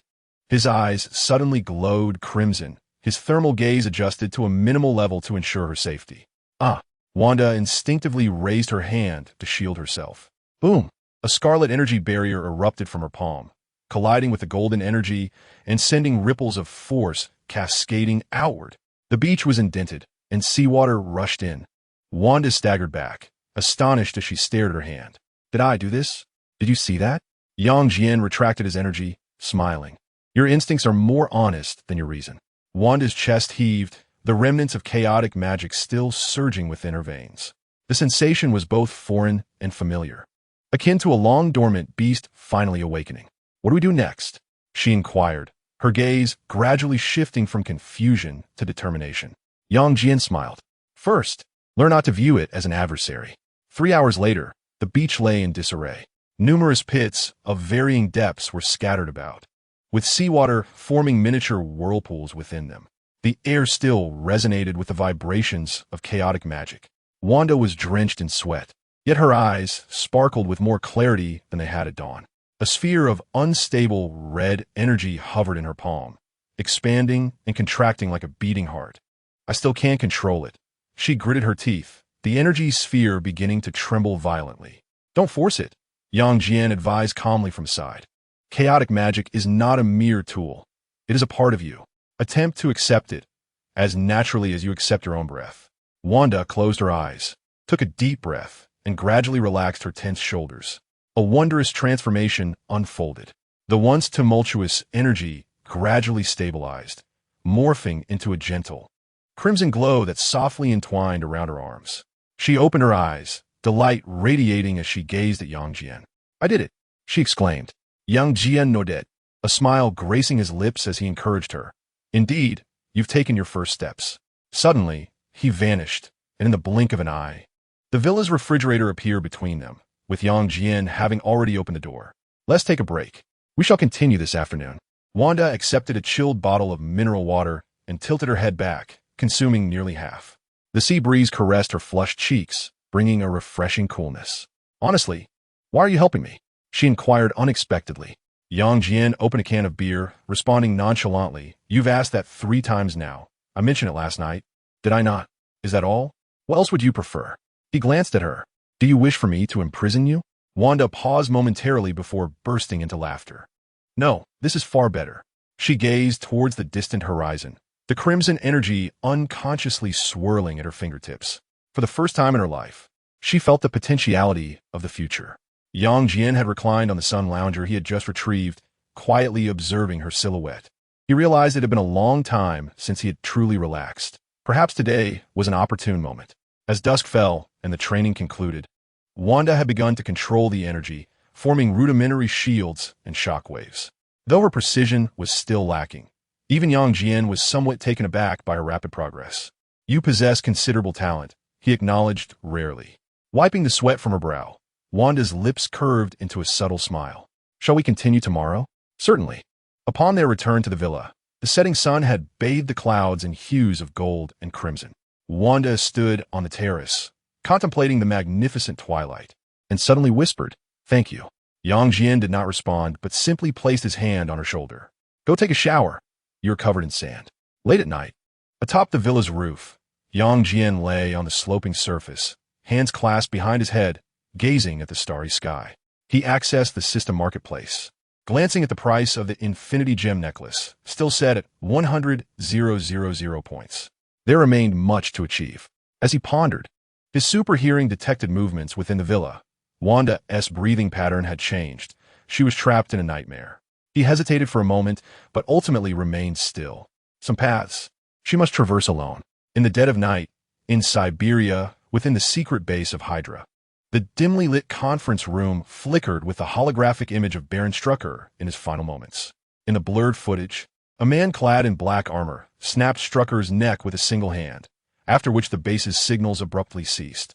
The remaining high-ranking Hydra officials sat in silence on either side of a long table, the air thick with oppressive fury. Strucker was dead. The man seated at the head of the table spoke slowly, his voice deep and resonant. The entire base lay in ruins, devoid of survivors or any remnants of data. Who was responsible for this? A woman, adorned with a silver mask, queried coldly. Currently, intelligence was scant. The man retrieved a grainy satellite image. A shadow darted at supersonic speed across Eastern Europe, heading straight for Strack's base. This was captured even while the target had decelerated. Had it not, its velocity would have surpassed all known technological limits. Judging by the devastation inflicted upon the base, its power could rival that of the Hulk, or perhaps even exceed it. A superhuman? Or Stark's latest contraption? No, the man shook his head. Analysis of residual energy indicated that its power system did not belong to any known category of superhuman abilities on Earth. The conference room fell into an oppressive silence. Find him. The blood debt of Hydra must be repaid, the woman in the silver mask stated icily. The investigation is already underway. The man replied as he brought up an encrypted file, revealing the conspicuous details of Wanda Maximoff. Subject 19 had gone missing, and on the same day, a black Superman appeared in New York, capable of knocking out the Hulk with a single punch. He tapped the table, and the images shifted rapidly. They were able to capture these images due to Jian's failure to conceal his identity. Otherwise, a biological force field could render any electronic device inoperative. Regardless of who he was, he had absconded with their assets. Therefore, they must reclaim their dues with interest. In New York, at a secret safe house of S.H.I.E.L.D, Natasha Romanoff inserted a data chip into the terminal. A holographic screen unfolded, displaying a thermal satellite image of a previously unknown base in Eastern Europe, now reduced to a charred wasteland. The temperature at the site exceeded 10,000 degrees, melting all metallic structures as if swept by some high-energy ray. She frowned. Yet, there was no residual energy. Nick Fury stood in the shadows, his single eye fixed on the screen. It is peculiar that we are unaware of the destruction of this unknown base. Even more unsettling was this. Natasha pulled up another video. In the blurred imagery, a red-haired woman flickered past just before the explosion. We cross-referenced and identified her as Wanda Maximoff, a Sokovian. Fury's eye narrowed on the screen. So, what is her identity? The data indicated she was an ordinary person who had been taken away last night. Natasha magnified the edges of the image. A shadow, nearly blending into the night, hovered in the distant sky, corresponding with the energy signature of the Black Superman that had appeared in New York. Fury remained silent for a long moment before abruptly turning towards the safe, entering a password and retrieving a long-sealed file. Tomorrow, we shall investigate what this Superman intends to do. Natasha's breath hitched slightly. This has not undergone a security assessment. I believe. No, Fury interjected, closing the file with a resolute tone. It is certain. In Wakanda, at the Royal Laboratory, Princess Shuri scrutinized the anomalous readings transmitted by the vibranium detector, her brow furrowed in concentration. Brother, you must see this. T'Challa approached the screen, his gaze fixed upon the sudden energy pulse that had manifested above Europe. It lasted less than a second, yet its intensity rivaled that of a minor nuclear explosion. Coordinates? Sokovia. Shuri summoned the satellite imagery. However, there was nothing there, at least on the surface. T'Challa pondered for a moment. Continue monitoring and report back at once. What shall we do? Shuri inquired further. If this heralds an extraterrestrial invasion. T'Challa donned the Black Panther helmet, his vibranium suit enveloping him like liquid. Wakanda could not remain passive. New York, Seaside Villa. Wanda jolted awake from a nightmare. Chaotic magic's scarlet energy erupting uncontrollably, reducing the nightstand to mere dust. Gasping for breath, she struggled to steady her racing heart. In her dream, she had witnessed endless crimson tides, a golden gauntlet adorned with 6 gemstones, and a purple giant seated upon a floating throne, casting her a dispassionate glance. Beside him was a hulking green figure, bound by chains. Outside, the moonlight remained undisturbed. She did not comprehend its meaning, yet her intuition warned her something was watching her. Chapter 13. The visitors the following day. Morning sunlight spilled over the private beach, waves lapping gently at the shore, creating delicate white foam. Wanda, clad in a white shirt and shorts, stood barefoot on the damp sand, arms raised. A swirling mass of scarlet chaos energy rotating slowly in her palms. Beads of sweat formed on her forehead, yet her resolve was stronger than the day before. Focus. Jian stood 3 meters behind her, hands in pockets, a subtle smile gracing his lips. The flow of energy should be as natural as breathing. Do not force it. Wanda inhaled deeply, the energy in her palms gradually stabilizing, transforming into a slender crimson ribbon that swayed gently with her thoughts. Well done, Yang Jian nodded. Now, attempt. His words abruptly halted as his gaze shifted towards the distant coastal road.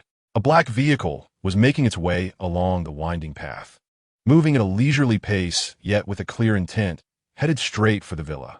Though his super hearing was not perpetually activated, his acute perception alerted him to an approaching presence. What's wrong? Wanda sensed his unease, the energy ribbon dissipating instantly. We have guests. Yang Jian squinted, his supervision penetrating the car windows, revealing its occupants. A bald man with a single eye, a red-haired female agent, and a smiling gentleman in a suit. Nick Fury, Natasha Romanoff, Phil Coulson. Who are they? Wanda instinctively tensed. Do not be alarmed, Yang Jian replied, turning towards a villa to change clothes. I will greet them. 5 minutes later, in the villa's living room, Yang Jian languidly reclined on the genuine leather sofa, a glass of red wine cradled in his hand. His black loungewear could not conceal the sculpted lines of his muscular physique. Outside the floor-to-ceiling windows, darkness had settled before the iron gate. Wanda had changed into a simple white knit sweater and jeans, her red hair cascading over her shoulders as she quietly occupied a nearby armchair. The doorbell rang. With a gentle swirl of his wine glass, Yang Jian remained unperturbed. Wanda stood and approached the foyer, confirming the identity of the visitor through the surveillance screen before pressing the button to open the door. The iron gate slid open slowly, revealing Nick Fury, accompanied by Natasha and Coulson, as they strode into the courtyard. Wanda Maximoff. Fury's singular eye scrutinized her. Her fingers tightened imperceptibly, yet her expression remained composed. Please, enter, Mr. Director. The three followed her into the living room, where Yang Jian lounged on the sofa, one hand resting on the armrest, the other holding the wine glass. One foot casually draped over the other, not even rising to greet them. Mr. Yang, Fury addressed him as he settled onto the opposite sofa, with Natasha and Coulson flanking him. It is an honor to finally meet you. Yang Jian took a sip of his wine, a smile gracing his lips. To arrive with two top agents, the S.H.I.E.L.D. way is rather distinctive. Fury did not respond verbally, but instead produced a document, sliding it across the coffee table. Take a look at this. The cover bore the emblem of S.H.I.E.L.D. with bold black text reading, Avenger Initiative, pending member list. Yang Jian glanced over the document. In addition to Natasha and Coulson, several familiar names were circled in red. Tony Stark, pending contact. Bruce Banner, under surveillance. Spider-Man, under observation. Superpowered individuals require oversight. Fury's voice was low. Especially someone like you, capable of taking down the Hulk with a single punch. A sudden laugh escaped Yang Jian. He set down his wine glass, leaning forward slightly, a glint of dangerous golden light flashing in his black pupils. Oversight? By you? The atmosphere instantly thickened. Natasha's hand stealthily moved towards her waist, but she hesitated and withdrew it. Coulson's breath quickened, yet Fury remained unfazed. By S.H.I.E.L.D. By the United Nations? By the order of this planet. Order? Yang Jian scoffed, raising his hand and snapping his fingers. A biotic force surged forth. Boom! The glass windows on the first floor shattered simultaneously, a tempest of wind and pressure flooding into the living room.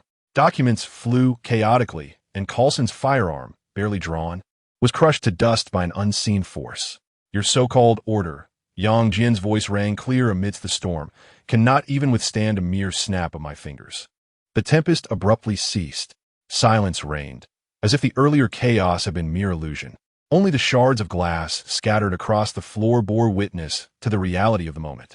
Fury gasped slightly, his single eye narrowing. So, what is your answer? Not interested. Yang Jian reclined back into the sofa. If aliens come knocking, I will handle it. As for your little superhero club, you may entertain yourselves. Fury paused momentarily before abruptly changing the subject.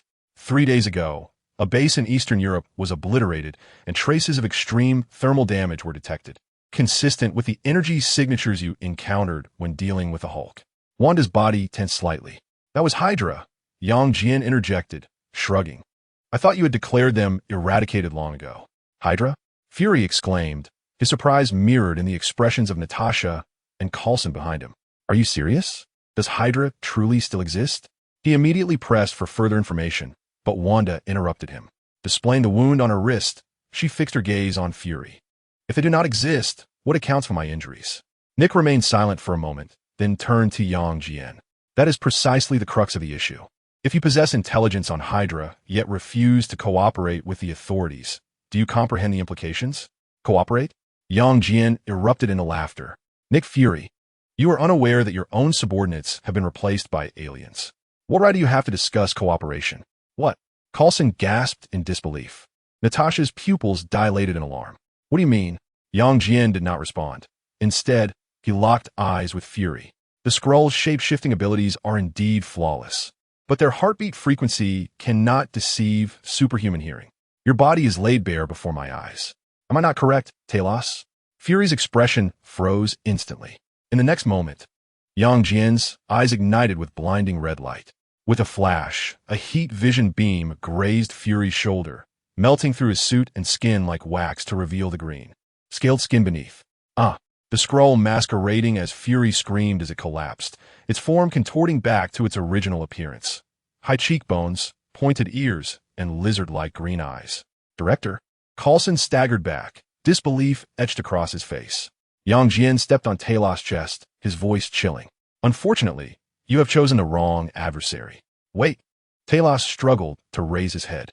We can negotiate, bang. The heat vision pierced through instantly, green blood splattering onto the carpet. Negotiate? Nonsense. The green blood oozed slowly, leaving Natasha and Coulson rooted in place, astonished by the scene unfolding before them. What on earth is happening? Natasha's voice quivered slightly, a rare sign of uncertainty. Jian turned to him, the red light in his eyes gradually fading. He approached the bar, poured himself a glass of red wine, and spoke with calm composure. Your director of S.H.I.E.L.D. has long been replaced by a Skrull. A Skrull? Coulson furrowed his brow. An alien race? Weren't they driven away decades ago by Captain Marvel, Carol Danvers? Jian scoffed. Indeed, but they did not perish. Rather, they lurked on Earth, gradually infiltrating various institutions, including S.H.I.E.L.D. Natasha quickly regained her composure. Where's the evidence? Jian pointed to his ears. Superhuman hearing. Across the globe, at least 1,000 Skrulls have supplanted prominent political figures, military officers, and agents in an operation codenamed Secret Invasion. He paused, casting a glance at Coulson. By the way, the real Nick Fury is currently in space, commanding an organization known as S.W.O.R.D. Chapter 14. The Skrull's Coulson's complexion turned pale as he instinctively stepped back. He recalled his longtime superior and the unsettling notion that he might be an extraterrestrial. This is impossible. Don't believe me? Jian shrugged. Feel free to investigate. However, I advise you to tread carefully. Skrulls can flawlessly mimic anyone, including your colleagues, friends, and even family. Natasha's fingertips tightened momentarily, but her professionalism allowed her to swiftly regain her composure. Why are you divulging this information to us? Out of boredom, Jian replied, sipping his red wine. Moreover, you are, after all, Earth's frontline defense. If all of you are replaced by aliens, the situation will become far more troublesome. Wanda stood nearby, her crimson energy swirling silently as she warily scrutinized Natasha and Coulson. Are they both real? Jian glanced briefly. For now, yes. He turned his attention to the stunned Natasha and Coulson. Now, you have two options. 1. Remain here and await your demise. Once the Skrulls realize their leader is missing, their first instinct will be to eliminate those in the know. 2. Return and investigate how many Hydra agents and Skrulls are lurking on Earth before they can react. Exterminate them all. Natasha inhaled deeply and nodded. It seems you have your work cut out for you. Jian languidly reclined back onto the sofa. No need to see you off. Natasha cast a penetrating glance at Jian before abruptly turning toward the door. Coulson, we're leaving. Coulson hesitated for a moment, but director, that alien. Take the body, Natasha replied without looking back. The rest can wait until we purge the traitors. The two departed hastily, leaving the villa enveloped in silence once more. Wanda approached the window, gazing at the receding black figure. Will they believe us? Doesn't matter, Jian replied, his gaze fixed on the sky. He knew the true Nick Fury was undoubtedly aware of everything that transpired. The real war has yet to commence. S.H.I.E.L.D. Headquarters, Triskelion. 30 minutes later, Natasha and Coulson stood in an empty conference room, a holographic screen flickering with dozens of highlighted agent profiles. All were potential Skrulls and Hydra agents exhibiting abnormal biological traits. Damn, Coulson rubbed his temples. If this is true, S.H.I.E.L.D. is in dire straits. Natasha remained silent for a moment before suddenly declaring, Coulson, I am now the highest-ranking agent, and I command you to act as the interim director until the council appoints a new one. What should we do? Coulson asked, his voice trembling as he stared at the lists, his finger hovering above the all-staff alert button. Activating the internal cleansing protocol could inadvertently harm our own. Natasha had donned a complete set of tactical gear, with 2 high-frequency alloy daggers secured at her waist. There were no alternatives. The Skrulls could flawlessly mimic and memorize, rendering standard detection utterly ineffective. She accessed the operation records of an agent from the past 3 days. Behold, Agent S.H.I.E.L.D. had forgotten his habit of drinking coffee with his left hand, despite being a left-handed individual for 5 years. Coulson took a deep breath and suddenly pressed the alarm button. The entire building erupted with a deafening siren. In the underground laboratory corridor, Agent S.H.I.E.L.D. hurried towards the elevator, chaos echoing through his earpiece. Armed conflict detected. The security system has been breached. Someone is shouting about Skrulls. His pupils constricted sharply, and a faint green shimmer appeared beneath his skin. Exposed. Natasha forcefully burst through the fire escape door, only to be met with the ominous muzzle of a gun. Bang! Natasha's bullet accurately pierced her forehead, green blood splattering against the wall. The first, Natasha coldly remarked, stepping over the corpse to press onward. Gunfire explosions, and screams reverberated through the corridor. Natasha and Coulson fought back to back, having already eliminated 17 Skrull agents along their path. Yet, the enemy was overwhelming, forcing them to fire upon former colleagues. The southwest stairwell has been cleared. A loyalist squad reported via communicator. The east wing requires assistance. They have taken hostages. That is not a hostage. Natasha sharply interrupted. It is bait. The Skrulls can mimic the memories and voices of hostages.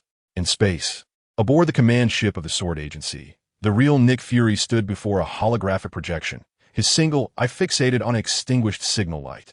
It was Talos' life connector, symbolizing the death of the Skrull leader. Earth was in peril. His voice was grave. Behind him, several Sword agents swiftly accessed data streams. But the surveillance in the direction of Earth was unclear. Director, we have lost direct contact with the S.H.I.E.L.D.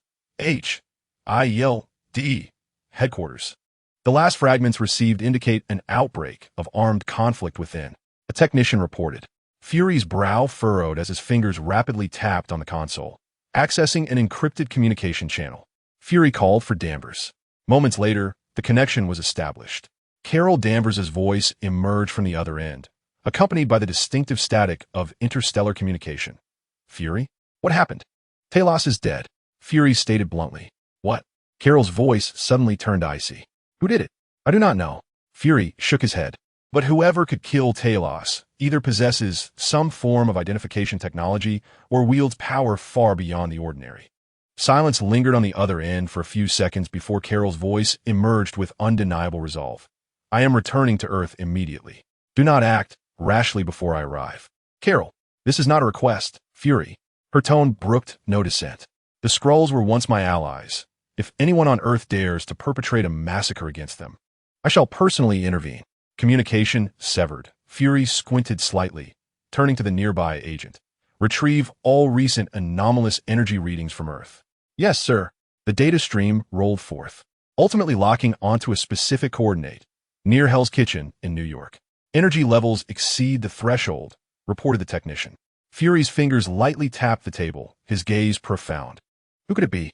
On the shores of New York, in a lavish villa, young Jian lounged on the sofa, playfully toying with the tesseract. Its ethereal blue glow illuminating his face. Wanda sat beside him, cradling a cup of hot tea, yet her eyes frequently darted towards the window, as if on guard against an unseen threat. Are you worried about S.H.I.E.L.D.? Yang Jian inquired without turning his head. Wanda bit her lip. They want tea, let this go easily.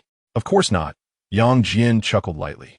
But what should truly concern Fury now is how to explain to Carol Danvers that Talos' death cannot simply be brushed aside. Wanda frowned. Who is Carol? Will she come looking for you? Quite likely, Jian replied, withdrawing the Tesseract into the system space and moving towards the liquor cabinet. But matters little. If she seeks reason, I am willing to converse. If not, he poured himself a glass of whiskey, the ice gently clinking against the liquid. Then I shall ensure she comprehends the damage her actions have inflicted upon Earth. It is not a realm she can meddle with at will. Wanda paused momentarily, then suddenly looked up. What if she stand with S.H.I.E.L.D? Jian took a sip of his drink and shrugged. Then we shall deal with it together. In the vastness of cosmic space, Carol Danvers transformed into a radiant beam of golden light, hurtling towards Earth at speeds surpassing that of light itself. Anger blazed in her eyes. Talos was dead. The last hope of the Skrulls, her dear friend, had perished on Earth. Regardless of the identity of the murderer, she would ensure they paid the price. Chapter 15. The ancient one-morning light spilled across the sandy beach. Waves gently lapping at the shore, with fine droplets of water glistening under the sun. Wanda stood with her hands interlaced, crimson chaotic energy swirling around her like ribbons, flowing rhythmically with her breath. Jian stood nearby, occasionally offering guidance on her practice. Compress the energy further, he advised. Chaos magic is not brute force. It is the weaving of reality. Wanda nodded, her fingertips dancing as the energy ribbons gradually coalesced into a small red orb, suspended in her palm. Just then, a resounding crack echoed through the air as a circle of golden sparks erupted, swirling and expanding to form a circular portal. Wanda gasped, the energy sphere dissipating instantaneously, and she instinctively stepped back. Yet Jian, without turning, merely remarked, "You're rather prompt." From the portal emerged a bald woman clad in a yellow robe, her hands gracefully tucked within her sleeves and a serene smile adorning her face. It was Master Gui. "Mr. Yang," she acknowledged with a slight nod, her gaze profound, as if she were a traveler from a multiverse. Wanda looked at Jian in astonishment, yet he remained unperturbed, merely raising an eyebrow. The Supreme Master is indeed deserving of her reputation. Gui smiled. In the river of time, your existence stands as a conspicuous boulder, creating ripples that are hard to overlook. She raised her hand, her fingertips tracing the air, conjuring an ethereal river of time that materialized before them, its crystalline waters reflecting the silhouettes of countless worlds. Before your arrival, this river flowed with clarity and purpose. With a flick of her wrist, the river became murky, its tributaries intertwining chaotically, with signs of fragmentation emerging in certain areas. Now, the timeline has become a chaotic tangle. Jian observed the scene quietly, and then, in an instant, he vanished from sight. The next moment, a tea set and 2 wicker chairs appeared on the beach, steam still rising from the teapot. He sat down, poured a cup of tea, and offered it to Gui. Time is inherently inscrutable. To impose a direction upon it is merely the folly of the arrogant. Gui accepted the teacup with a light laugh. But what if this chaos incites a greater disaster? Then we shall shatter the disaster with our fists, Jian replied, his tone unperturbed. Gui paused, then burst into laughter, an admirable notion. She set down her teacup and inquired suddenly, "Are you interested in magic?" Jian glanced at Wanda. She may require systematic guidance. Wanda's eyes sparkled with excitement, but before she could speak, Gui nodded. Camartage welcomes all who seek the truth. Can I truly learn? Wanda's voice trembled slightly. Of course, Gui responded, rising to her feet. With a flourish of her robe, a new portal unfurled upon the beach, revealing an ancient courtyard surrounded by snow-capped mountains. You may explore it now. As they passed through the portal, the rich scent of sandalwood enveloped them. The ancient Tibetan architecture rose majestically against the mountains, where robed masters gathered in small clusters in the square, some practicing suspended ring formations, others engrossed in ancient texts. In the distance, on the training grounds, apprentices wielded weapons forged from golden energy, sparking with intensity. This was the sanctum of the sorcerers, a bastion safeguarding the earth. Gui led them through a corridor. The magic we practice originates from the Vishani, though some tread alternative paths. She indicated a high-level sorcerer manipulating crimson energy, another form of magic. Wanda stared intently at the sorcerer, her eyes gleaming with yearning. In the reception room, a servant brought forth hot tea and a platter of fruits. Gu-E personally poured tea for the two. The principles of Kamartaj are straightforward. Respect your teachers, value the path, and practice diligently without the misuse of magic. She turned to Yang Jian. If you wish to learn, all the tomes here are open to you. Yang Jian shook his head. Indeed, the pursuit of knowledge is endless. And what of Wanda? The red-haired maiden immediately rose. I wish to learn. I need to harness this power. Ancient One smiled. Starting tomorrow, Mordo will guide you. No, that seems too cumbersome. Just take us to the library, interrupted Yang Jian confidently. Ancient One paused momentarily, then laughed, her gaze fixed intently on Yang Jian, as if trying to see through him. Outside the window, the setting sun bathed the snow-capped mountains in golden hues. Yang Jian suddenly inquired, You invited us not merely for instruction, did you? Ancient One set down her teacup, her smile gradually fading. The chaos in the timeline has drawn the attention of certain entities. Dormammu, the Lord of the Dark Dimension, Mephisto from Hell, and even more distant threats. She locked her gaze with Yang Jian's. I need to know, when disaster strikes, which side will you stand on? Yang Jian slowly lowered his teacup. I stand on my own side. The tea suspended in the air, reassembling into crystalline ice at his command. But if anyone wishes to destroy my place of tea, the ice shattered, transforming into a myriad of luminous points. I wouldn't hesitate to ensure their permanent disappearance. Ancient One nodded slightly, rising to lead them toward the library. At the Kamartaj Library, ancient wooden shelves towered to the ceiling, with parchment scrolls and hefty tomes arranged meticulously. The air was thick with a mingling sense of ink and sandalwood. Wang Zheng was using a feather duster to sweep dust off the shelves when he saw Ancient One enter with Yang Jian and Wanda, and promptly bowed. Supreme Sorceress, these two are new visitors. Ancient One smiled. This is Mr. Yang and Miss Wanda. They wish to explore Kamartaj collection. Wang nodded, enthusiastically introducing. This area contains foundational magical theory, including a simplified version of the Book of S.H.I.E.L.D, an introduction to elemental manipulation, and no need for such formality. Yang Jian interjected, striding directly to the center of the library. His eyes glimmered with golden light. Supervision, activate. The golden radiance flowed through his pupils, penetrating layers of shelves as the text, illustrations, and spell symbols of every book surged into his view like a torrent. Biological field expand. An invisible force swept across the shelves, causing hundreds of ancient tomes to levitate, their pages fluttering with such speed that they nearly became mere shadows. Wang's jaw nearly dropped to the floor. This is. Wanda's eyes widened as chaotic energy stirred within her, as if resonating with something. Yet Ancient One merely observed quietly, a subtle smile gracing her lips. 1 minute later, all the books gently closed and returned to their original positions. The golden light in Yang Jian's eyes gradually faded. He had memorized and comprehended all the knowledge. So that is it, he murmured. Magic is merely another form of energy programming. He raised his hand, his fingertips tracing a perfect golden circle in the air. With a spark, a portal 2 meters in diameter materialized instantaneously. Before him stood the sunlit living room of a coastal villa, with steam rising gently from a teapot on the coffee table. No need for a suspension ring, exclaimed Wang, his voice cracking with disbelief. This was inconceivable. Even a high-ranking mage could not be such a prodigy.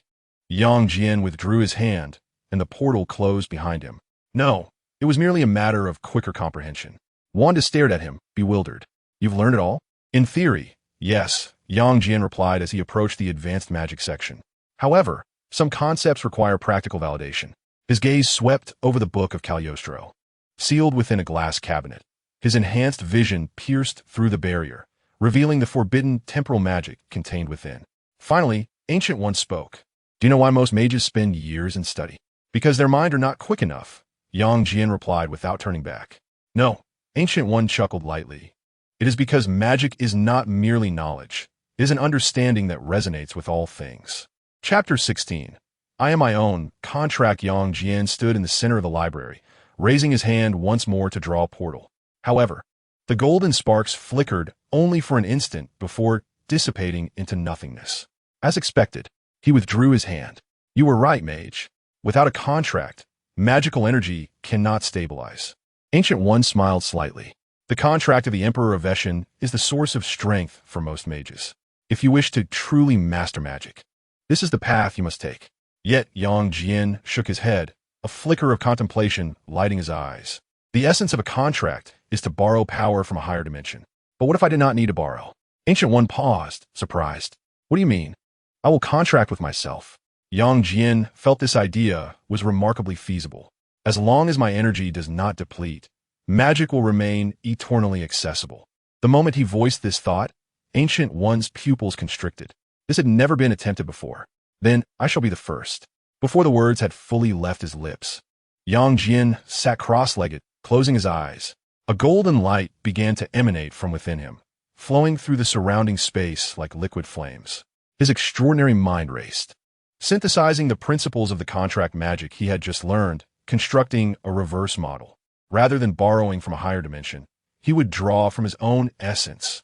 He formed hand seals, his fingertips tracing a complex contract rune in the air, yet the core of the rune no longer bore the symbol of the Emperor of S.H.I.E.L.D. Instead, it was marked by his own energetic imprint. The contract was established. The runes suddenly contracted, transforming into a beam of golden light that sank into his chest. In an instant, a radiant wave of energy erupted around Jian, causing the entire library's shelves to tremble. Wanda and Wang instinctively took a step back, while Ancient One's eyes flashed with astonishment. He had succeeded. Jian opened his eyes and casually waved his hand. With a crackling sound, a flawless portal materialized, directly connecting to the snow-capped peaks of the Himalayas, icy winds rushing in. No need for a suspension ring. Wang's voice quivered with awe. This contravenes the fundamental laws of magic. Yet, laws exist to be broken. Jian rose to his feet and nonchalantly closed the portal. He raised his hand once more, this time invoking the scarlet chains of S.H.I.E.L.D. Golden energy chains erupted from his palm, entwined with a faint solar radiance, their potency exceeding that of the traditional version. The Ancient One observed him silently for a long moment before suddenly speaking. Jian, would you be interested in becoming the next supreme sorcerer? Jian's expression turned peculiar. Isn't strange sufficient? His talent is remarkable, but your potential far surpasses imagination. The Ancient One's voice bore an unusual hint of eagerness. If you delve into magic, your future accomplishments may eclipse mine. Jian shook his head. I am not interested. However, he gazed out at the snow-capped mountains, his eyes deep with contemplation. I can promise to prevent the dark dimension from encroaching upon Earth. The Ancient One sighed softly, yet did not press further. That is enough. Subsequently, the Ancient One led Jian and Wanda to the innermost chamber of the library. Upon a heavy obsidian pedestal lay a tome adorned with bizarre runes on its cover, the Dark Grimoire. This book chronicled the origins of chaotic magic and numerous forbidden knowledge. The Ancient One spoke gravely. Even in Camartage, it is merely for sealing and not for study. Wanda's gaze was involuntarily drawn to the book, and the chaotic energy within her began to stir restlessly. Yet Jian had already scanned the entire book with his enhanced vision, absorbing its contents fully. I require it, he stated candidly, to teach Wanda how to control chaotic magic. The Ancient One paused in silence for a moment before finally nodding. I trust you will not misuse it. Of course, Jian chuckled lightly. After all, I have no interest in annihilating the world. He raised his hand, and a biotic field lifted the Dark Grimoire, suspending it before Wanda. Are you ready? He inquired. Wanda took a deep breath and reached out to touch the pages. Boom! A scarlet tempest of energy erupted instantaneously, causing her crimson hair to whip wildly. The Ancient One immediately formed a seal, casting a golden barrier that enveloped the entire chamber to prevent the energy from leaking. Yet Jian remained in place, allowing the chaotic magic's turbulence to wash over him. His eyes shimmered with golden light, silently recording every change in Wanda. Fascinating. This is true chaos. In the Camartage chamber, the moment Wanda's fingertips made contact with the Dark Grimoire, the entire room seemed to be drawn into another dimension. Scarlet energy erupted from the pages like a volcanic eruption, transforming into countless twisted runes that coiled around her arms. Her pupils swiftly turned blood red, her hair dancing as if caught in an unseen wind, radiating an overwhelming aura of pressure. She tilted her head back, letting out a pained groan, as the torrent of chaotic magic surged uncontrollably around her, causing even the Ancient One's golden barrier to begin to fracture.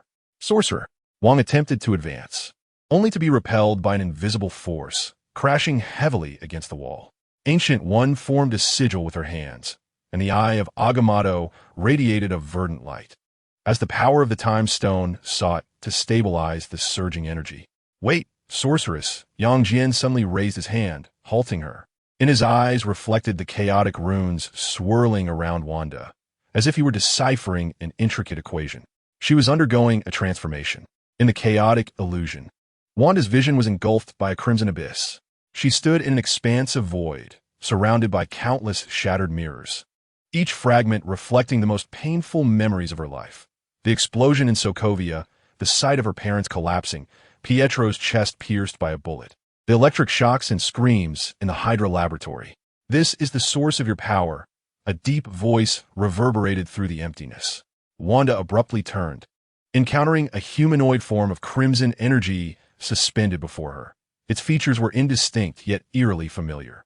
Pain, despair, rage, chaos existed through emotion. The energy entity reached out, its fingertips lightly touching her forehead. Boom!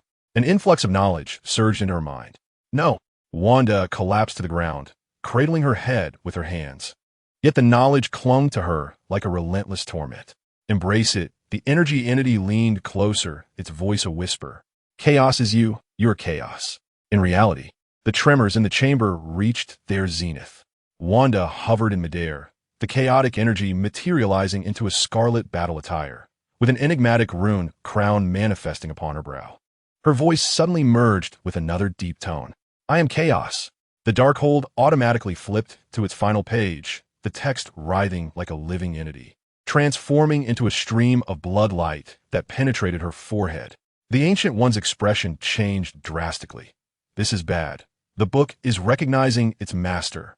Yet Yang Jian smiled, just right. He stepped forward, plunging into the eye of the chaotic energy storm, pressing one hand against Wanda's forehead. Awaken, Wanda! Solar energy erupted from his palm, clashing fiercely with the chaotic magic. In that moment of intertwining forces, Wanda's pupils finally regained a flicker of clarity. Young? She spoke weakly. Remember, power is your servant. Yang Jian's voice pierced through her consciousness. Not your master. He clenched his fist, and the solar energy, like chains, forcibly repressed the rampaging chaotic force back into Wanda's being. Silence. The storm abruptly subsided. Wanda fell to the ground, gasping for breath, her scarlet battle attire fading back into ordinary clothing. Yet her fingertips still retained a chaotic energy, now several times more condensed, swirling around her like a docile pet. I have gained control? She gazed incredulously at her hands. Yang Jian bent down to retrieve the Darkhold, which had now transformed into a blank book. All the text vanished without a trace. For the knowledge of the book now resides in your mind. He tossed the book to the astonished Wang. Congratulations. You have now truly become the Scarlet Witch. Ancient One cast a deep glance at Wanda and suddenly remarked to Yang Jian. You anticipated this. I have my suspicions. Yang Jian Sruget. The true essence of chaos magic requires awakening, and this tome serves as the finest catalyst. Wanda clutched the blank tome, her voice trembling. But this means she is now a walking repository of forbidden knowledge. So, Yang Jian raised an eyebrow. Is there a problem with those I protect? Ancient One suddenly chuckled. It seems the dark dimension will indeed have a headache. Atop the snow-capped mountain, as the group exited the chamber, the sunset had turned the peaks into a golden hue. Wanda stood at the edge of the cliff, gently raising her hand, as a strand of scarlet energy danced over the snow. Wherever it touched, the snow transformed into roses, only to wither away into starlight in an instant. How does it feel? Yang Jian approached her side. Like I've just awoken from a prolonged nightmare, Wanda whispered. But now, the dream has ended. She turned to Yang Jian, her crimson hue fading, leaving only clear amber in her gaze. Thank you. Yang Jian gazed into the distant sea of clouds, where faint flashes of lightning flickered. No need for thanks, remember our pact. He squinted. But now, we must contend with another foe. Above the clouds, a beam of golden light approached Earth at an astonishing speed. The Avengers are coming. Chapter 17. Captain Marvel and the Silver Superman Temporary Command Center of S.H.I.E.L.D. S.H.I.E.L.D. Carol Danvers descended upon the rooftop, the golden energy enveloping her, yet to fully dissipate. The metal platform beneath her feet glowed faintly red from the intense heat. She strode through the corridor, each step causing the ground to crack slightly. The automatic doors of the command center slid open, revealing a scene of chaos. The bodies of Skrulls were piled in the corner. Their green blood congealed into a viscous pool upon the floor. Natasha Romanoff and Phil Coulson stood before the command console, listening to agents report on the cleanup progress. They turned at the sound, meeting Carol S.'s fiery gaze. "What have you done?" Her voice rumbled like thunder. Natasha's expression hardened. Yet she did not falter, a necessary cleanup operation. In an instant, Carol appeared before her, seizing her throat and lifting her off the ground. "These are refugees seeking asylum." Her grip tightened slightly, and Natasha's face quickly flushed red. Coulson immediately drew his weapon, but Carol merely shot him a cold glance, causing his firearm to warp and twist, its components clattering to the floor. "Ms. Danvers," Coulson exclaimed urgently, "the Skrulls are preparing a covert invasion of Earth. They have infiltrated the United Nations, the military, and even S.H.I.E.L.D. from within. Evidence?" Carol demanded icily. Natasha struggled to pry her wrist free, her voice hoarse. "Look for yourself." She labored to point towards the holographic screen, which displayed the conspiratorial recordings of the Skrull Council, with Talos' voice distinctly audible. "The Earth shall become our new sanctuary, with humanity merely serving as instruments." Carol's pupils constricted slightly, yet her fury remained unabated. "Even so, Talos is my ally. Who is responsible for his demise?" Natasha clenched her teeth, remaining silent. Coulson observed Natasha's face turn an ominous shade of purple, realizing she was on the verge of collapse. Unable to contain himself any longer, he exclaimed, "It was Jian. He resides in a villa by the seaside of Long Island." Carol's fingers abruptly loosened, causing Natasha to fall to the ground, coughing violently. Jian? Carol repeated the name, her eyes gleaming with gold. "Where is he?" Coulson rubbed his temples, gesturing towards the East Coast, Long Island. "I will send you the coordinates immediately."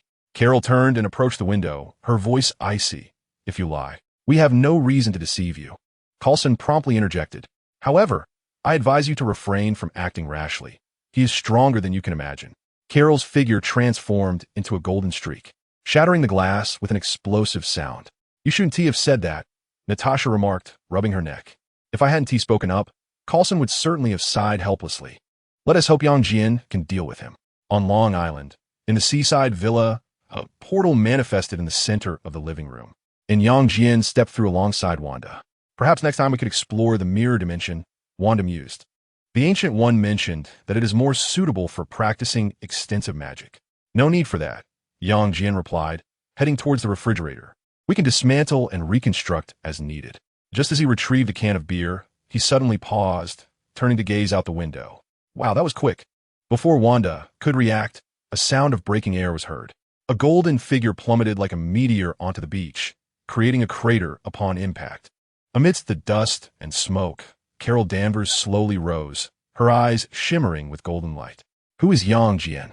Jian leisurely took a sip of his beer, raising a hand to signal Wanda to step back. "Do you need something?"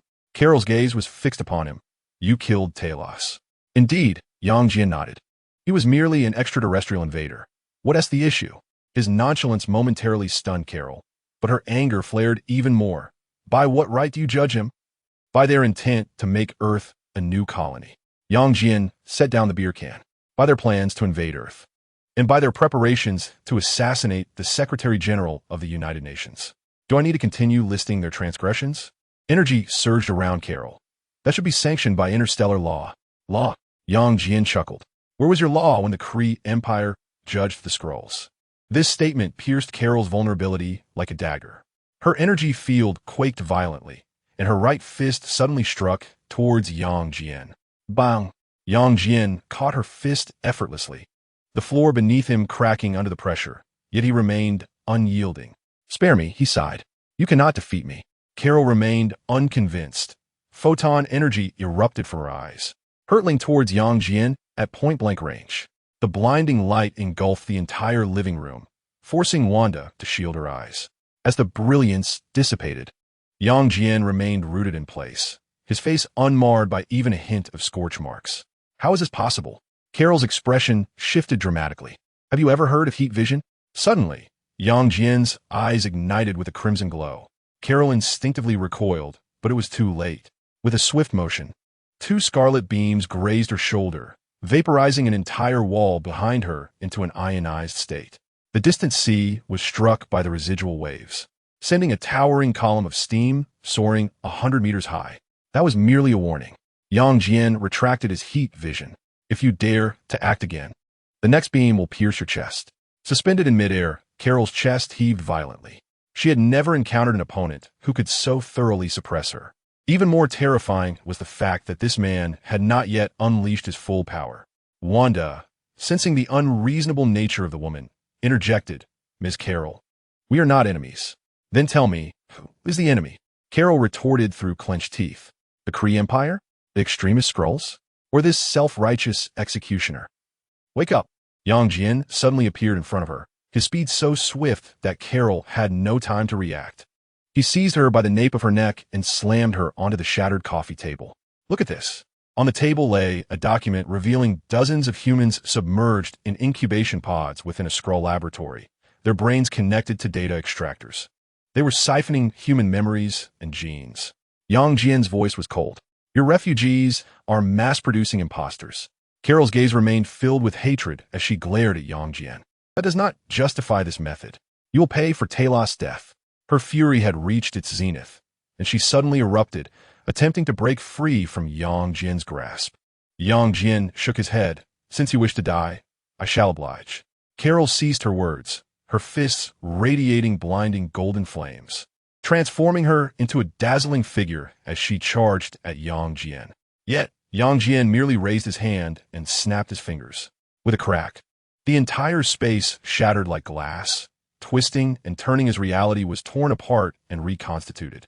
The surroundings warped into grotesque geometric shapes, the villa, the ocean, and the sky elongated into surreal forms. This was a mirrored space. Carol abruptly halted, astonished as she surveyed her surroundings. "What is this?" "Your final resting place." Yang Jian's voice echoed from all directions. With a roar, Carol unleashed her photon energy, her dual-star form erupting with unrestrained power. She transformed into a golden meteor, hurtling toward Yang Jian, her fist imbued with terrifying energy aimed at his head. Boom! The shockwave erupted, causing the mirrored ground to surge like turbulent waves.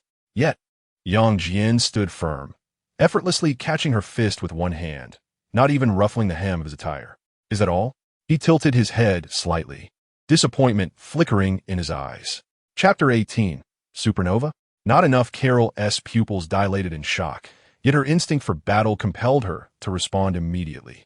With a swift motion, her left leg swept towards Yang Jian's waist, while her eyes emitted a high-energy photon cannon.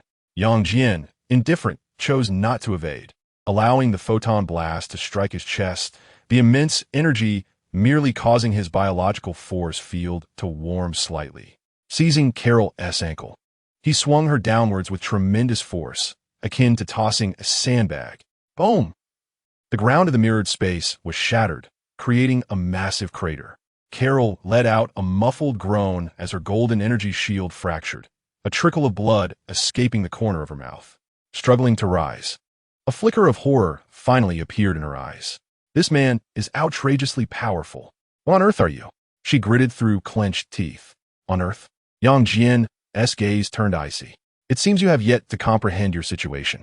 In an instant, he appeared before her, delivering a punch to her abdomen. Puffed.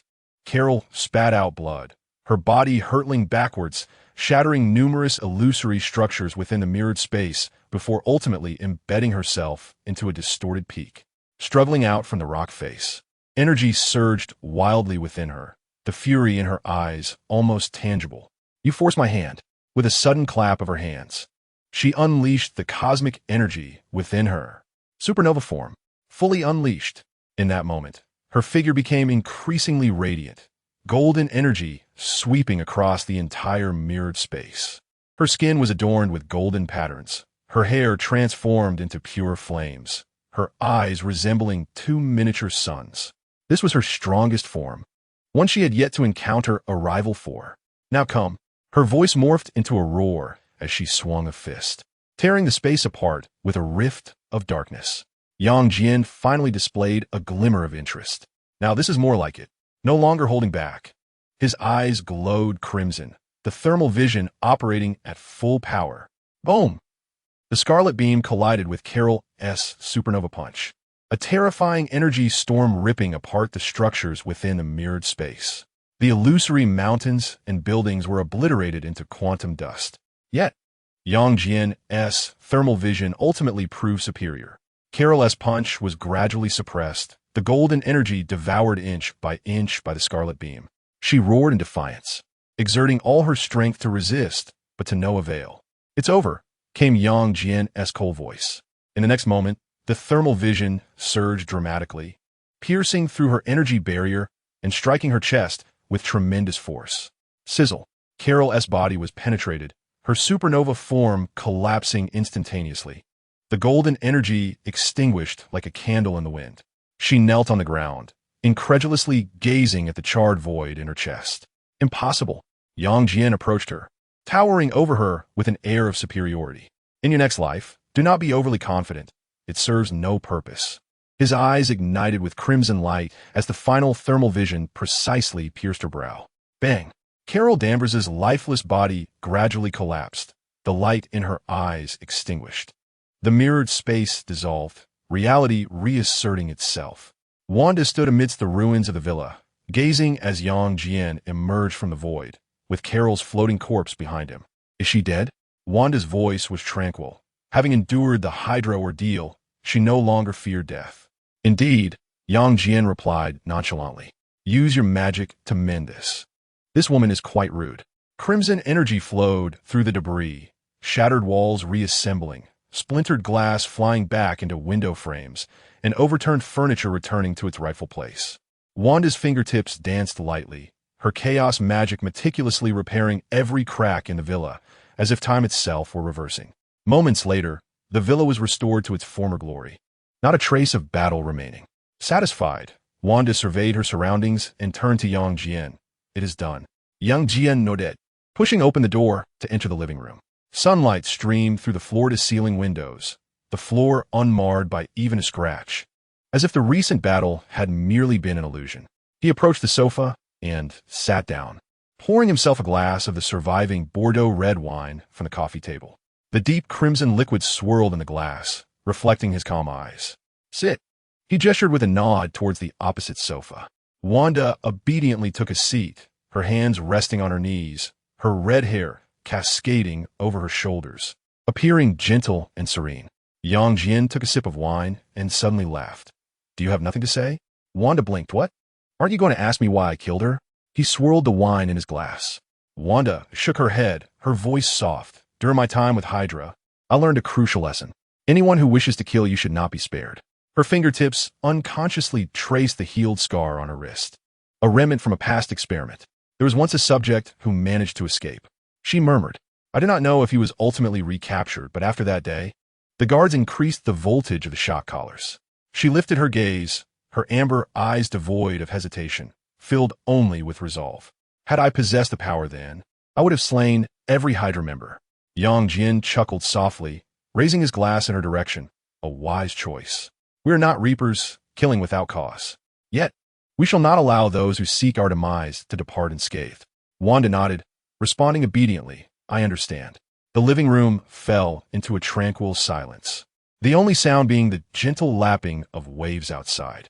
Jian suddenly stood up, heading toward the kitchen. "Are you hungry?" Wanda paused for a moment, then followed a little. The refrigerator was well stocked. Steak, fresh shrimp, vegetables, pasta, and a bottle of unopened olive oil. Jian retrieved 2 steaks and tossed Wanda a bag of pasta. "Can you cook the noodles?" "I can," she replied, adeptly boiling water, adding salt, and waiting for it to reach a rolling boil. Jian sizzled the steak, the sound of the bubbling oil quickly filling the kitchen with a savory aroma.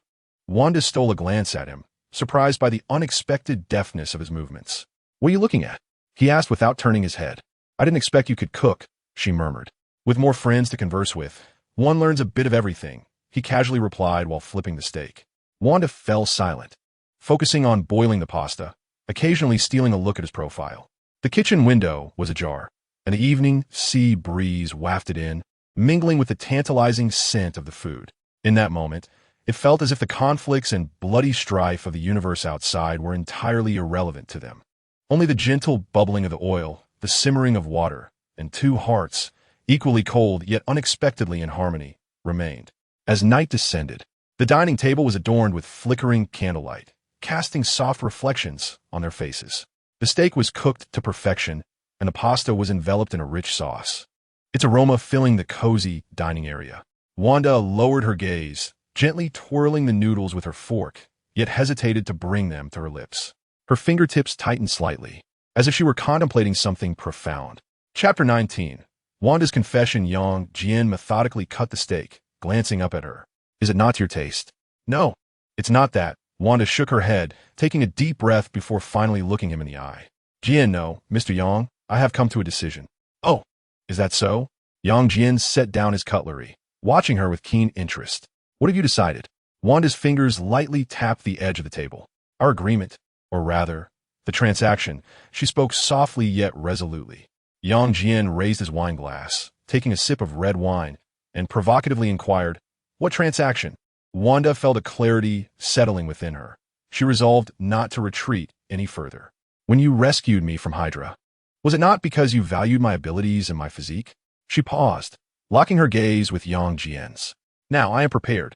Her eyelashes fluttered slightly, her eyes reflecting a near-determined seriousness. Consider this a token of my gratitude.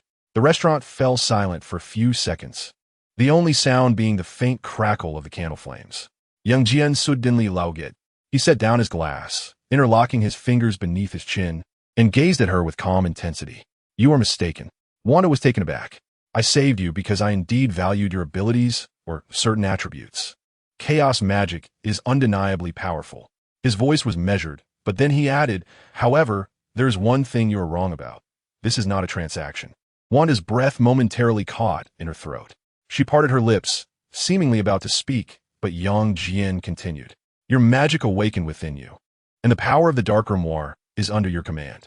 I merely provided a nudge, nothing more. Jian fell silent. As an experienced individual, he had never allowed himself to be placed in a passive position. At times, it is essential to make the other person believe that everything is worthwhile, even to take the initiative to give. This is the true essence. Wanda gazed steadfastly at Jian, her tone earnest. However, without you, I might have perished long ago in the Hydra laboratory. Her voice trembled slightly. Everything I possess now is due to you. Mr. Yang, what I mean to convey is that I am willing to do anything.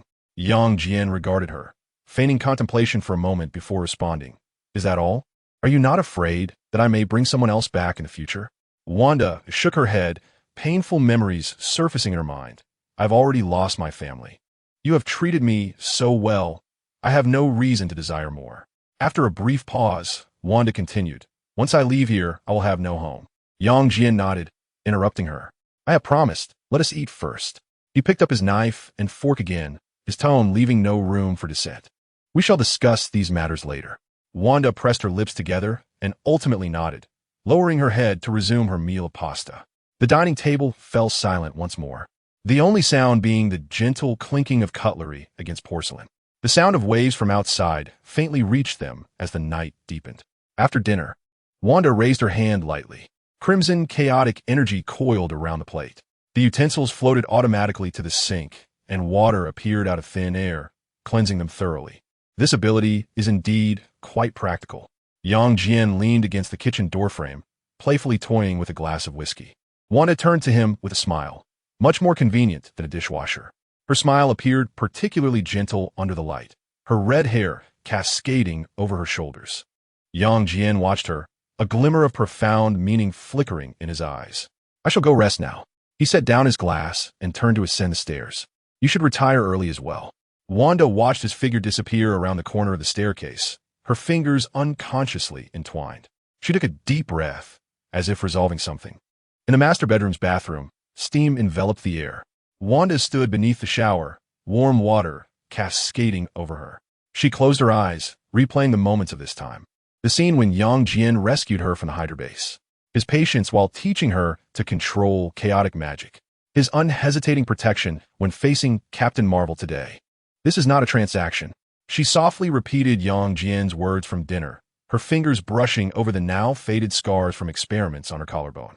After her shower, she hesitated for a moment in front of the wardrobe, ultimately selecting a burgundy silk nightgown. This garment had been sent by Jian through Hawkeye a few days prior, and she had not dared to wear it. Standing before Jian's door, Wanda's heart raced as if it might leap from her chest. She raised her hand, but hesitated just before knocking. "Come in." Jian's deep voice resonated from within the room. The door swung open automatically. Jian reclined in a chaise lounge, holding an ancient tome in his hands. Clad solely in a black robe, its neckline wide open, revealing a well-defined chest. Wanda found herself grappling with her uncertainties regarding the arcane arts. Mustering her courage, she approached Jian, who had just closed his book, his gaze lingering on her momentarily. "What inquiry necessitates a midnight visit?" he asked. With resolve, she stepped into the room, the door closing silently behind her. She noted the attire Jian wore, which pertained to the conduction of human energy. As she neared him, her silk nightgown swayed gently with her movements. A flicker of understanding ignited in Jian's eyes. Yet he maintained his languid demeanor. "Could you elaborate?" he inquired. Wanda bit her lip, then abruptly placed her hand upon his chest. She could feel the powerful heartbeat beneath her palm, along with the sinewy muscles that concealed formidable strength. For instance, how can two distinct energies merge flawlessly? Her fingers traced delicate circles, the crimson glow of chaotic magic swirling at her fingertips. Jian finally set aside his book, grasping her wrist firmly. "Are you certain you wish to learn this?" he asked. Wanda met his gaze steadily and nodded.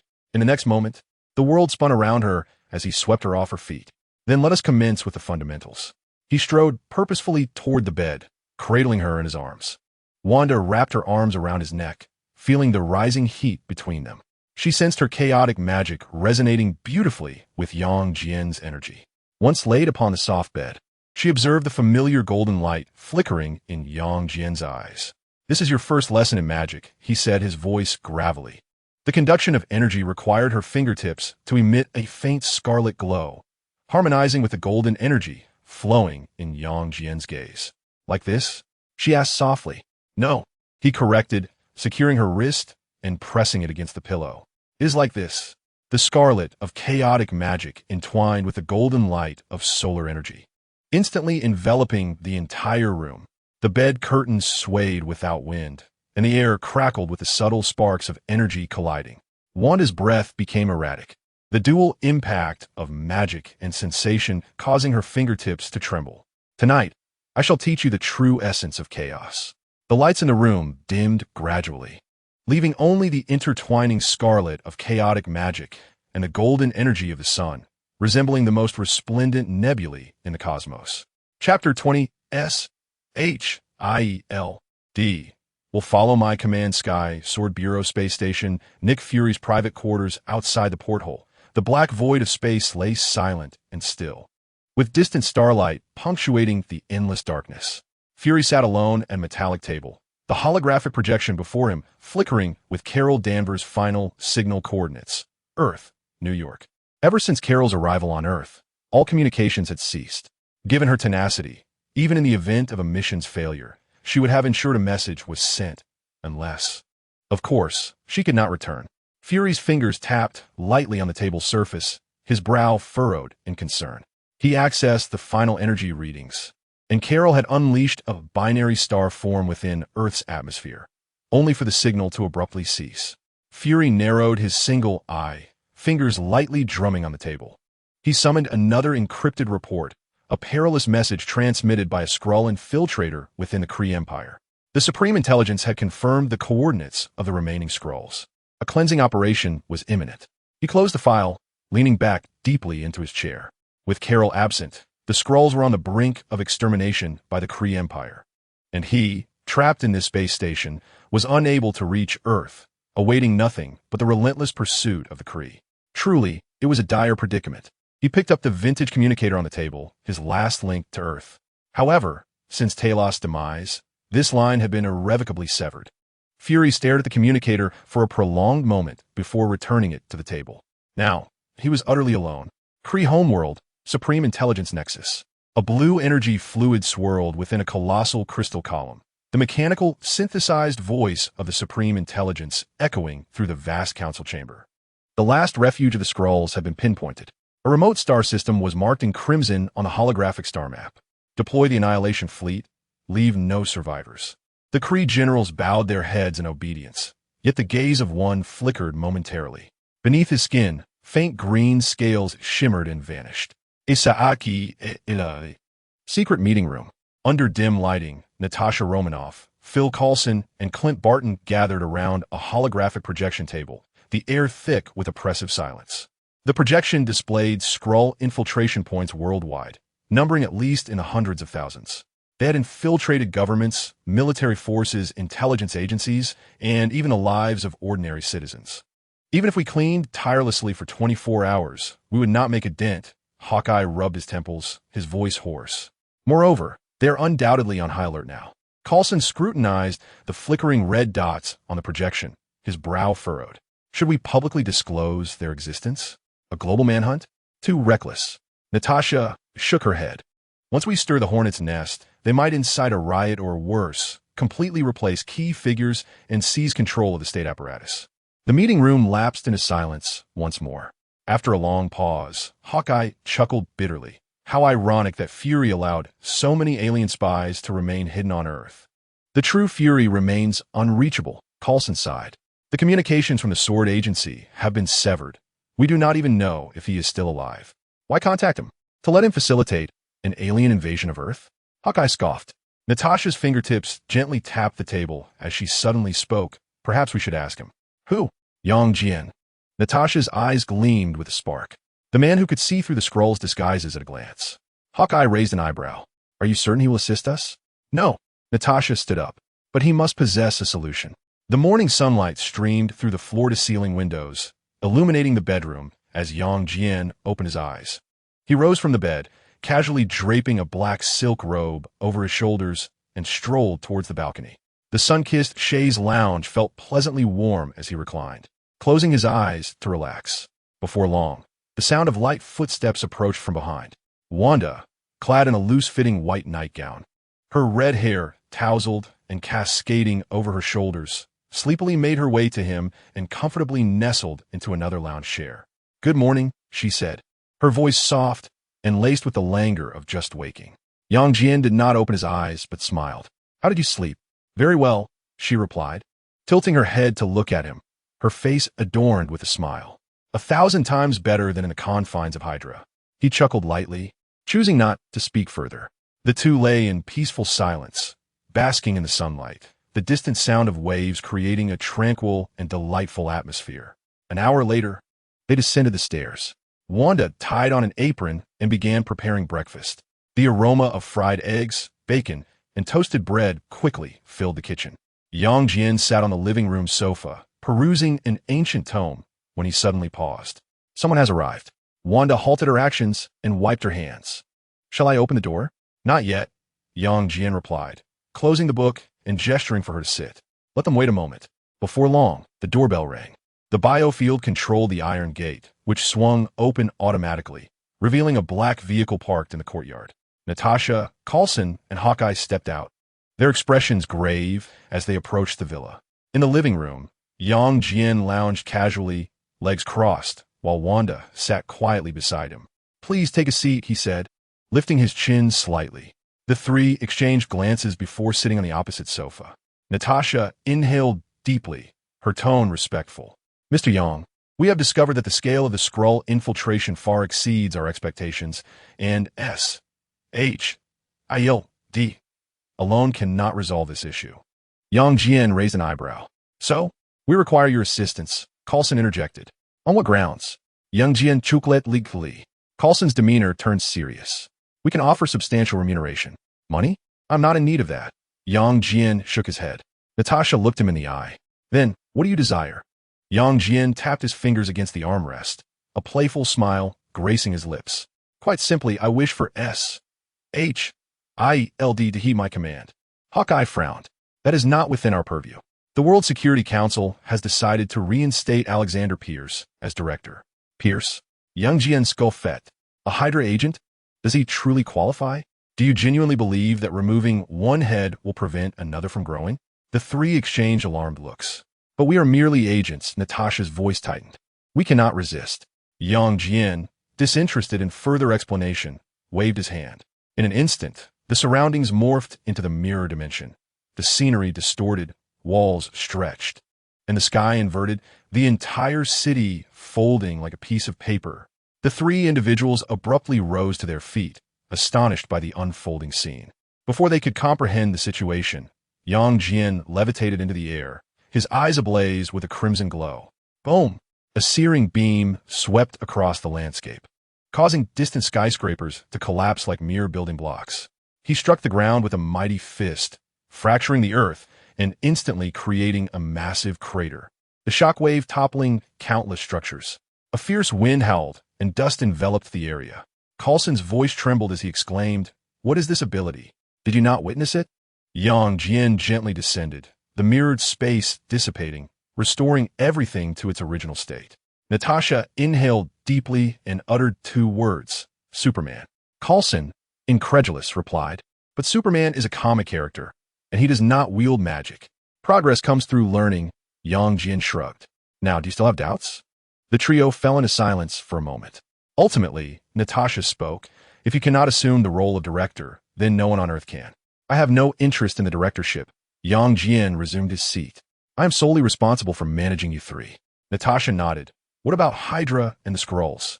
"Today, you will receive a complete list." Yang Jian raised his teacup, signaling the conclusion of their conversation. Exchanging glances, the three stood to take their leave. Just as they reached the door, Natasha turned back. "Mr. Yang, are you truly just passing through Earth?" Yang Jian met her gaze. "Who knows?" Chapter 21. Artificial Intelligence. After the trio departed, Yang Jian instructed Wanda to continue preparing breakfast. A simple meal of fried eggs, bacon, and toast accompanied by fresh orange juice was shared in a tranquil silence. Occasionally, Wanda glanced at Yang Jian, noticing he appeared to be deep in thought. "What occupies your mind?" she inquired softly. Yang Jian set down his fork and wiped the corner of his mouth. "We need to create some tools." "Tools?" "Indeed," he replied, rising. "Follow me." In the underground laboratory, fully equipped with an array of high-tech instruments shimmering with faint light, Wanda surveyed the surroundings, puzzled. "What do you intend to do?" Yang Jian approached the main console, his fingers rapidly tapping on a virtual keyboard. "Do you notice anything missing from the villa?" Wanda tilted her head in contemplation. The butler?" "Precisely. But not an ordinary butler," Yang Jian affirmed with a nod. His eyes glimmered with a golden hue as his supervision penetrated layers of buildings, pinpointing libraries, databases, and confidential files worldwide. In mere seconds, he absorbed all knowledge pertaining to artificial intelligence. "Let us commence." The nanotechnology of the Kryptonian battle armor activated, with countless micro-robots detaching from the suit to begin assembling the core processor on the workbench. Yang Jian's fingers danced across the holographic keyboard, code flowing effortlessly as a brand-new intelligent program took shape. Wanda stood by, transfixed by the spectacle.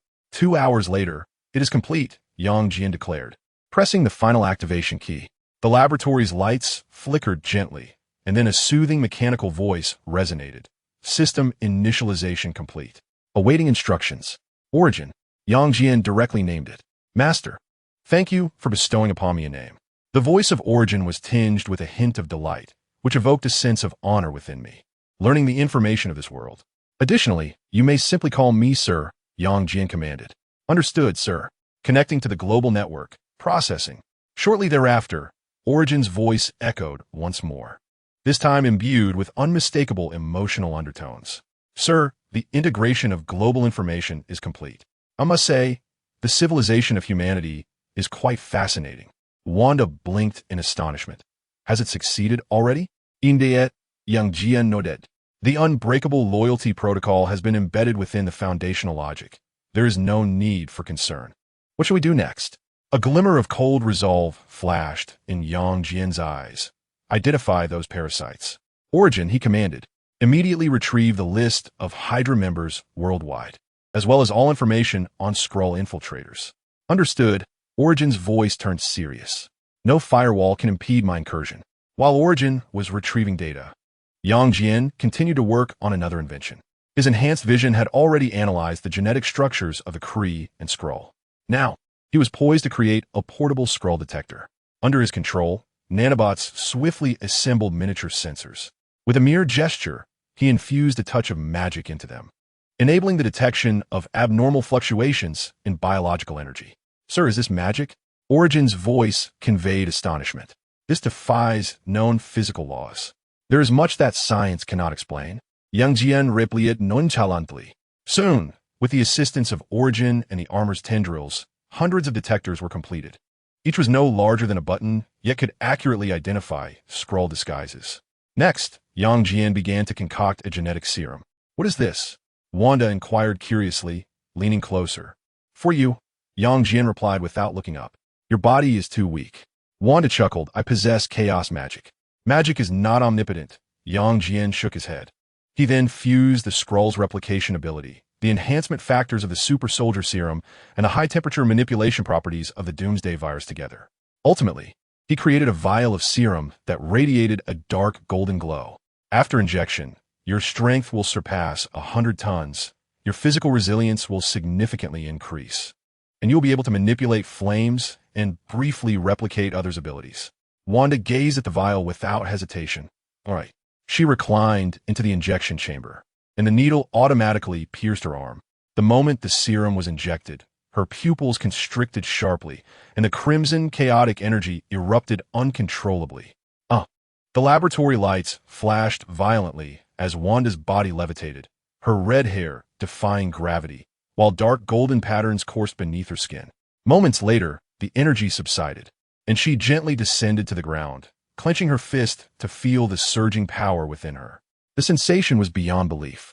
She raised her hand, and a flame ignited out of thin air, which then transformed into a blade of fire and further morphed into a long whip. It was a success. Jian nodded with satisfaction. Sir, the search is complete. The voice of Origin interjected abruptly. All bases and personnel of Hydra and the Skrulls have been identified globally. Jian glanced at the list projected before him. Excellent. The game has begun.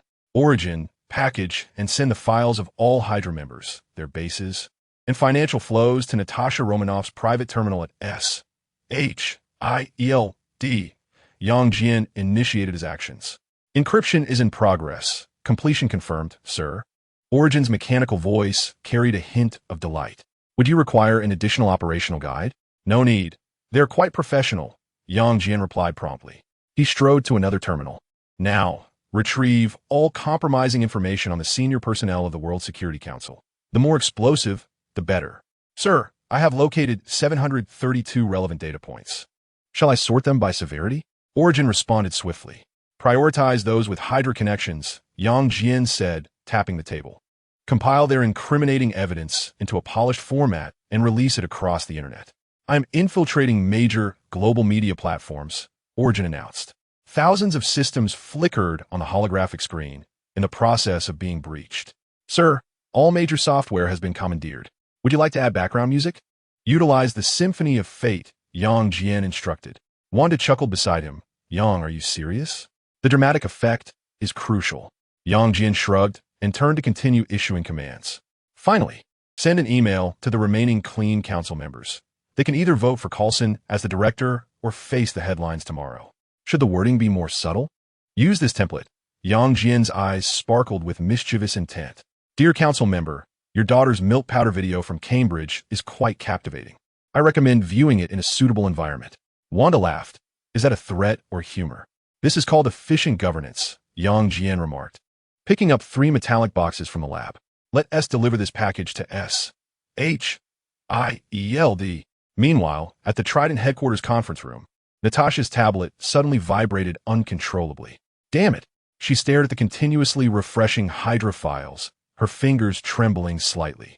It's bad enough that Pierce is with Hydra, but is Langlois from security also with them? What the hell? The cafeteria chef at HQ is a Hydra member? Just as Coulson was about to speak, the entire building's electronic screens simultaneously lit up. A high-definition instructional video featuring a certain council member began to loop, accompanied by the stirring symphony of fate. Hawkeye silently donned his sunglasses. I guess this is what Jian meant by delivery? Chapter 22. A shift of power 10 minutes later at S.H.I.E.L.D. headquarters. In a secret meeting room, Natasha, Coulson, and Hawkeye were urgently discussing action plans, overwhelmed by the sheer volume of data sent by Origin. The infiltration of Hydra exceeds all expectations, with their influence even reaching the inner sanctum of the World Security Council. Suddenly, the air in the conference room shimmered slightly. The trio swiftly drew their weapons and turned, only to find Jian standing in the center of the room, holding a silver metallic case. Hawkeye's pupils dilated. "How did you get in?" "Standard procedure," Jian replied casually, placing the case on the conference table. "No need to be alarmed. I have brought you some equipment." The case automatically opened, revealing hundreds of button-sized devices neatly arranged within. "High recognition devices," Jian explained. "They will automatically alert within a 30-meter radius. Green light for normal. Red light for a target identified as a Skrull, complete with auto-location." Coulson gingerly picked one up, examining it closely. "Can this ensure accuracy?" "I've infused it with a bit of magic," Jian replied coolly. "More reliable than your detection methods." Natasha swiftly distributed the devices to the others, preparing to deploy the operation, when Jian produced 3 vials glowing with a dark golden hue. "And this, your favorite." The trio's breath quickened as they stared at the vials. "Gene enhancement serum," Jian stated calmly. "Upon injection, your strength could reach 100 tons, coupled with rapid regeneration and extended lifespan. These 3 vials only enhance physical capabilities. They do not carry any flame abilities." Hawkeye swallowed hard. "What's the cost?" "You will heed only my orders from now on," Jian surveyed the trio. "You may still reconsider." Exchanging glances, Natasha stepped forward without hesitation, seizing a vial to inject it. Ugh! She knelt, her muscles taut, dark golden patterns spreading beneath her skin like veins. Moments later, she shot up, a glimmer of gold flashing in her eyes. This feeling, unbelievable. She grasped her sidearm, squeezing it, and the steel gun crumpled into a disc. Without hesitation, she looked at Jian, her voice laced with newfound reverence. "Boss." Hawkeye and Coulson exchanged a glance and simultaneously seized the remaining 2 vials. 5 minutes later, one wall of the conference room lay in ruins. The result of Coulson's strength test. Hawkeye discovered his dynamic vision had improved exponentially, even allowing him to trace bullet trajectories. "The cleanup operation begins now," Jian commanded. "The list of Hydra has been fully exposed online. The World Security Council will soon be overwhelmed." He snapped his fingers, and the voice of the AI resonated through the conference room speakers. "Sir, we have taken control of 87 of global media platforms. Evidence of Hydra is being broadcast in a loop. 3 of the 5 council members have just submitted their resignations." The 3 paused momentarily, and Jian smiled. "Artificial intelligence, do not be surprised." Natasha flexed her wrist. "It seems we must act swiftly. Remember, after the cleansing, S.H.I.E.L.D. will usher in a new dawn." Jian issued his final command. No sooner had his voice faded than his form vanished from the spot. The trio fell into a moment of silence, instinctively directing their gazes toward the box of identifiers on the table. A surge of sympathy for Hydra unexpectedly welled within me.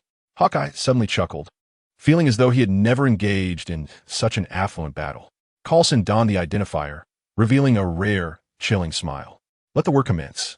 In New York's Times Square, a colossal electronic billboard abruptly flickered, the imagery shifting from commercial advertisements to the blood-red emblem of Hydra. Hydra had never perished.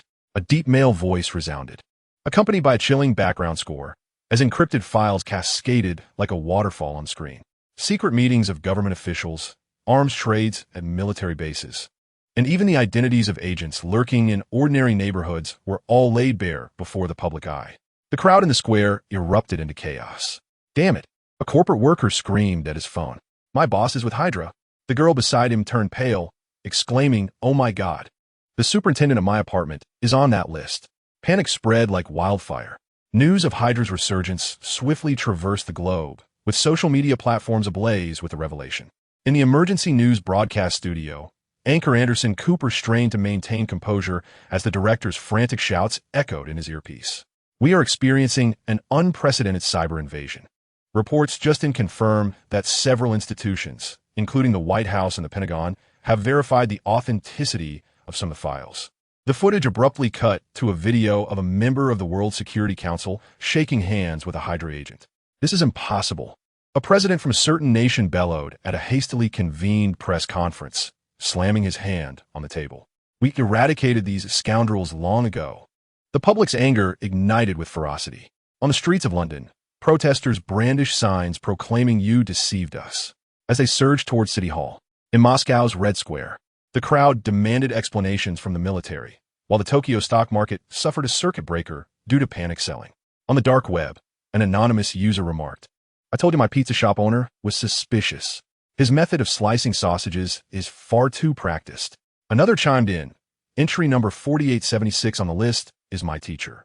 No wonder she always forced us to learn German." A third added, "A high-ranking executive just got apprehended. His face was lit up like a Christmas tree. Is my neighbor S.Dog a Hydra operative?" The original poster inquired. "The dog seems fine, but it howls at precisely 3 in the morning every day, as if signaling." User 1 suggested checking the doghouse for hidden transmitters. User 2 commented, "My grandmother suddenly spoke German. Now the whole family is interrogating her in the basement." At S.H.I.E.L.D. headquarters, several hours later, the smoke had yet to dissipate, plunging S.H.I.E.L.D. back into turmoil. Bullet holes marred the walls of the corridor, while the floor crevices oozed with unclean blood. Once immaculate, the glass F.A.I.D. now bore a web of cracks, as if it had been violently shattered by some immense force.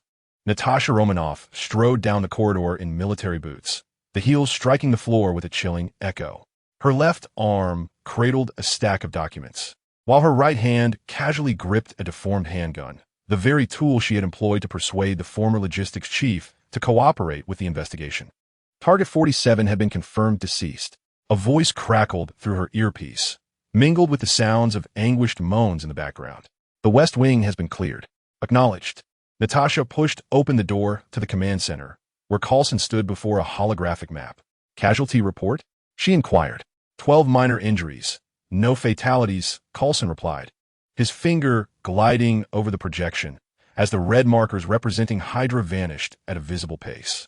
The enemy had been decimated, with 283 killed and 41 captured, including 5 Skrull impersonators. Natasha let out a light chuckle, tossing the documents onto the table. "The financial department is riddled with more vermin than anticipated. Pierce alone embezzled $8 billion. He shall never have the chance to spend it." Coulson retrieve de surveillance vidéo. Former director Alexander Pierce had been pinned to the helicopter door by Hawkeye-S Arrow while attempting to escape, his body plummeting into the East River with the out-of-control aircraft. Chapter 23. An unexpected visitor seaside villa at dusk. Jian opened the door, warm light spilling into the foyer. "Welcome back, sir." The voice of Xuan resonated through the villa's sound system, its tone gentle. Jian casually hung his coat on the rack and walked toward the living room. "There is something I need to report to you," Xuan continued. "Tony Stark's artificial intelligence, Jarvis, is attempting to trace our location." Jian paused, intrigued. "Have we blocked it?" "Yes, the opposing party cannot track our exact coordinates." "Lift the blockade. Let him find us," Jian replied nonchalantly.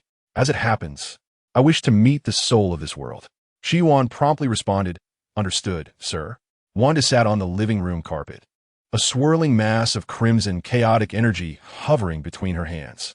Her brow furrowed as she appeared to grapple with a complex magical structure. "The energy flows too erratically," Jian observed, approaching her and gently tapping his finger, causing the scarlet energy to soften instantly. "Chaos magic is not brute force. It is an intricate weaving." Wanda looked up at him, a hint of frustration in her eyes. "I can never seem to control the details." "Take your time," Jian advised, settling onto the sofa beside her. "Magic, like music, requires a sense of rhythm." 10 minutes later, Xuan's voice sounded again. "Sir, Tony Stark has arrived outside the villa." Jian smiled sleekly. "Let him in." The villa's grand door slid open automatically, revealing the golden-red armored figure of Iron Man. The faceplate retracted, unveiling Tony Stark's signature. Roguish grin. "Wow. This place exceeds my expectations in terms of luxury."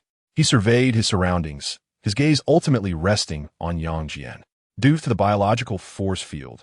Tony Stark was unaware that Yang Jian was the individual who had vanquished the Hulk.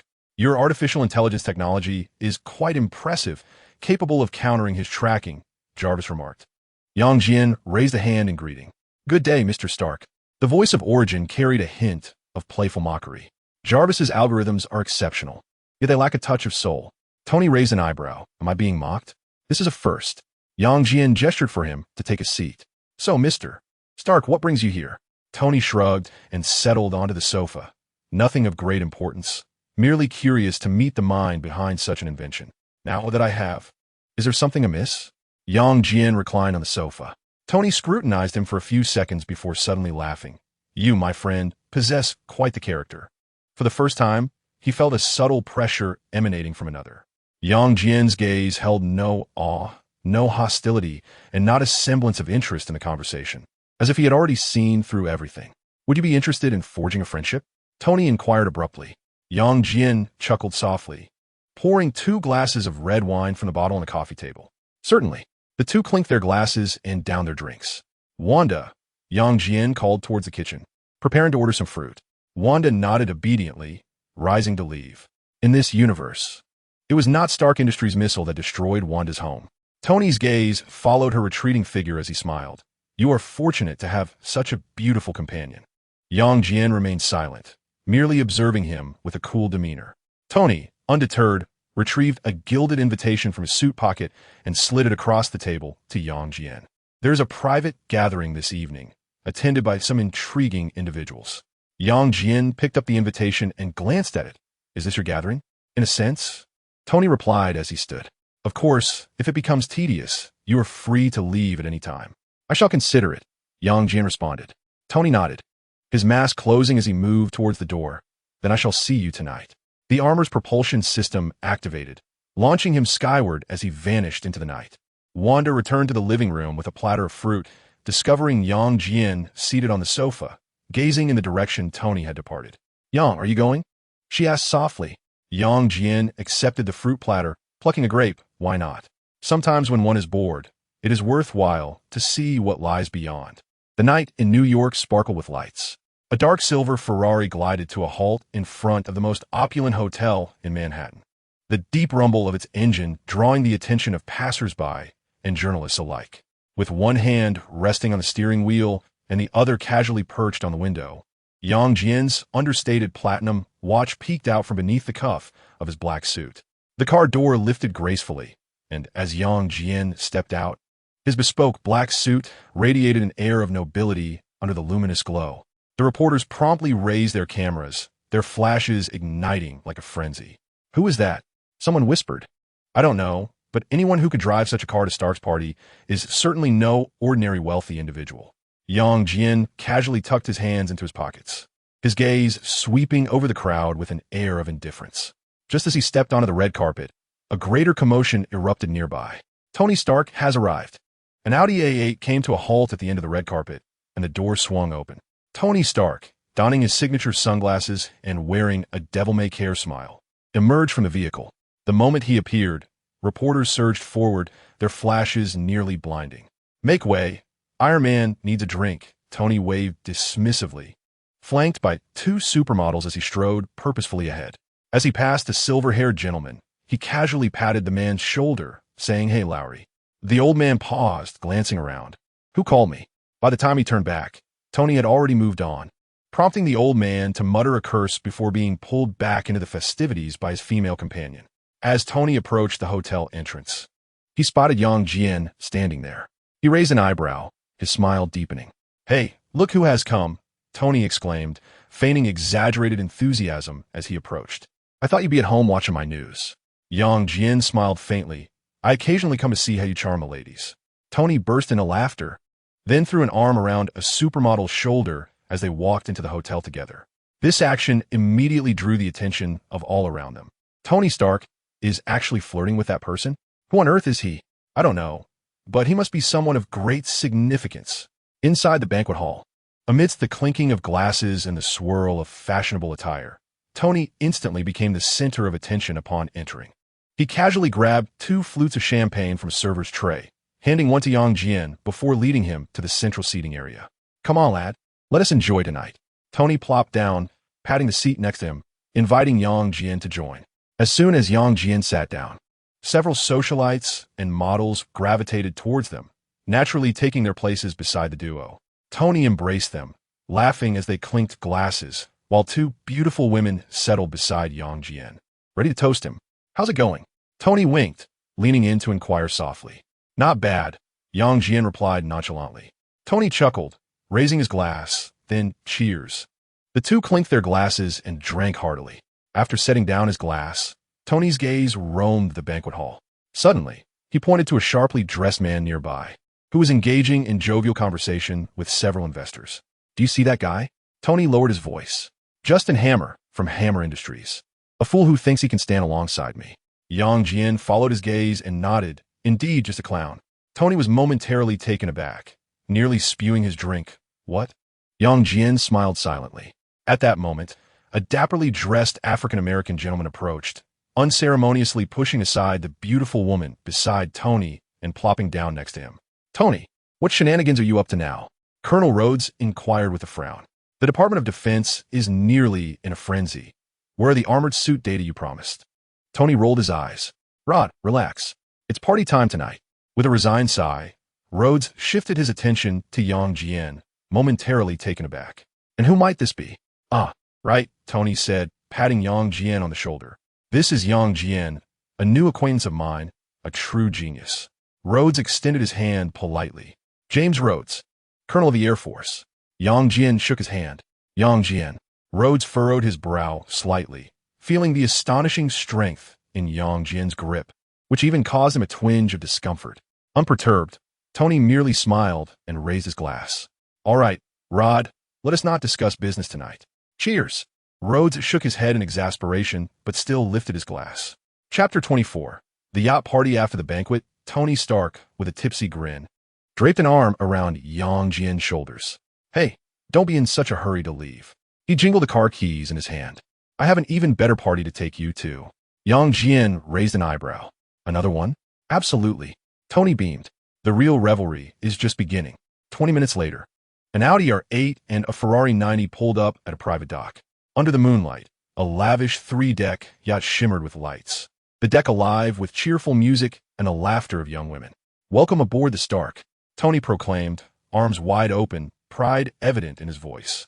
Jian gazed up at the magnificent vessel, worth hundreds of millions. On the yacht's deck, several models in scanty bikinis waved at them, a champagne fountain sparkling under the lights. Is this how you usually charm the ladies? Jian chucked. Hey, this is top-tier hospitality, Tony replied, giving him a friendly pat on the back. Come on, let me show you what a real party looks like. As they boarded the yacht, they were immediately surrounded by a throng of beautiful women. Tony, a blonde supermodel, leaped into his arms. I've been waiting for you. Sweetheart, tonight's star is not me. Tony mischievously pushed the girl towards Jian. This gentleman is the esteemed guest. Jian settled onto a leather sofa, and soon two dark-haired beauties nestled beside him. Tony Stark stood on the yacht's deck, arms outstretched, a radiant smile on his face. Welcome to my private party, Yang. Jian surveyed the area, noting the abundance of bikini-clad models and socialites. The champagne fountain gleamed enticingly under the lights, while the music vibrated through the air. You invited me here just to attend this kind of party? Jian inquired, raising an eyebrow. Tony burst into laughter, casually wrapping an arm around his shoulder. What's the matter? Don't you like it? He nonchalantly snatched 2 glasses of champagne from a passing server's tray, handing one to Jian. Relax. Tonight is all about revelry. Jian accepted the glass, shaking his head in resignation. Tony raised his glass and shouted towards the beautiful women aboard the yacht. Ladies, tonight belongs to us. Cheers. Amidst the cheers, a throng of lovely ladies immediately gravitated towards him, some draping their arms around Tony, while others boldly sat beside Jian, giggling as they clinked glasses with him. Leaning against the yacht's plush sofa, Jian found himself surrounded by beauty. As Tony embraced the moment, intoxicated with joy, he leaned closer and whispered, "How about developing some armor?" Jian glanced at him and chuckled softly. "Not bad. What do you have in mind?" Tony patted the reactor on his chest. My armor is equipped with my proprietary technology. If you can create something similar, you shall become my best friend, Tony Stark. Furthermore, I shall introduce you to our company's brilliant scientist, Helen Zhao. Intrigued, young Jian raised his glass and clinked it with Tony's. Are you sure? Tony laughed heartily, his expression conveying understanding, before he stood up with two lovely ladies. Tony Stark never goes back on his word. I shall engage in some deeper discussions now. Enjoy yourself. Yang Jian watched him depart, shaking his head. Yang, let us stop chatting and do something else, suggested a blonde beauty, raising her glass. The festivities continued deep into the night, with the revelry aboard the yacht showing no signs of waning. Yang Jian stood up and waved to the women beside him. You all should go find Tony. While these ladies are undeniably beautiful, I adhere to a singular principle. I do not indulge in second-hand. Huh, but they seem hesitant. He needs you more, Yang Jian replied with a faint smile, then turned and walked towards the yacht's exit. At the seaside villa, the night was tranquil. Yang Jian pushed open the door, and the soft glow of the living room lights spilled out. Wanda was seated on the sofa, engrossed in a book. Upon hearing the door, she looked up, her eyes sparkling slightly. You're back? She asked softly.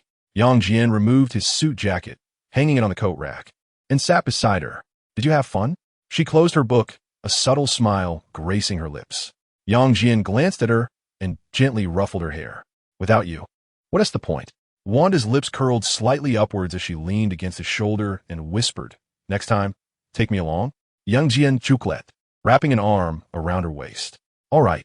The night deepened, leaving only the sound of their breaths in the villa.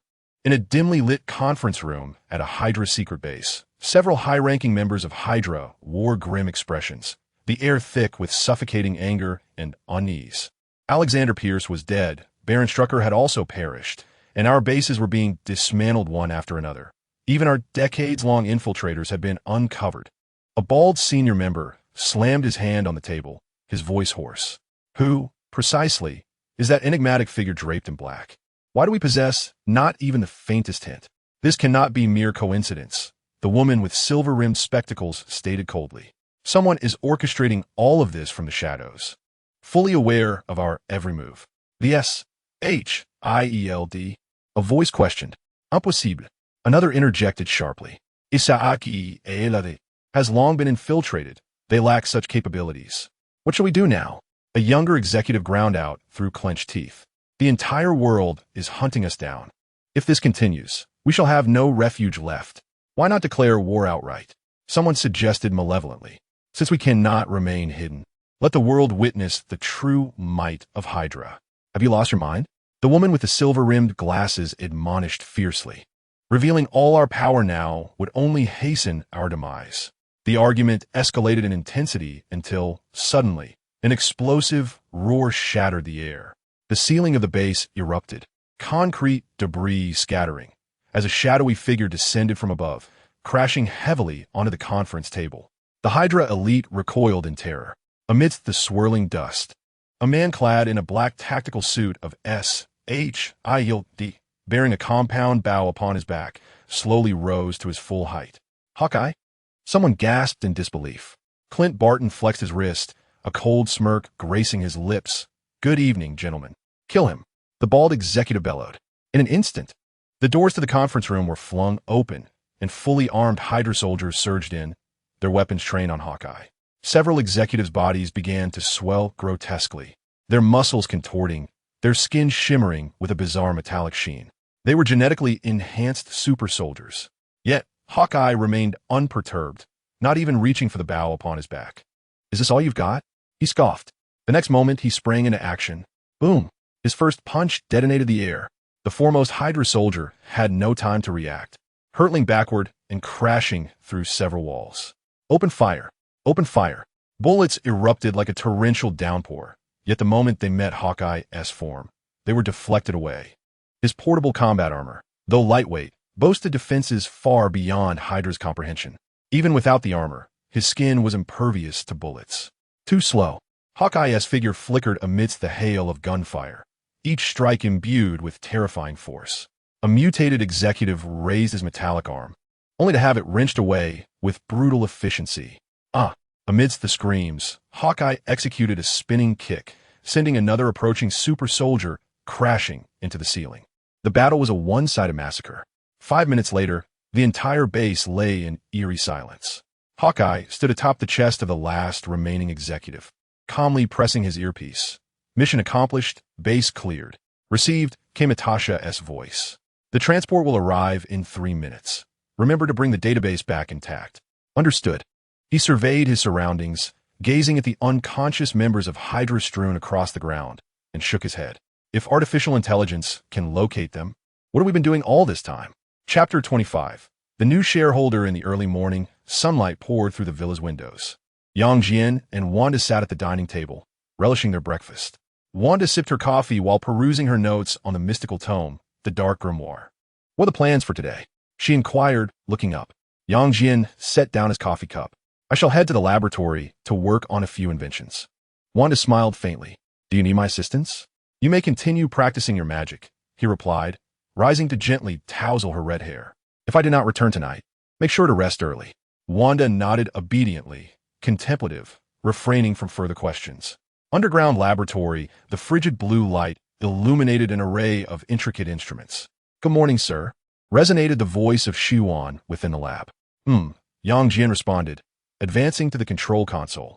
His eyes glimmered with a golden hue, granting him superhuman vision that penetrated layers of buildings, locking onto Stark Tower several kilometers away.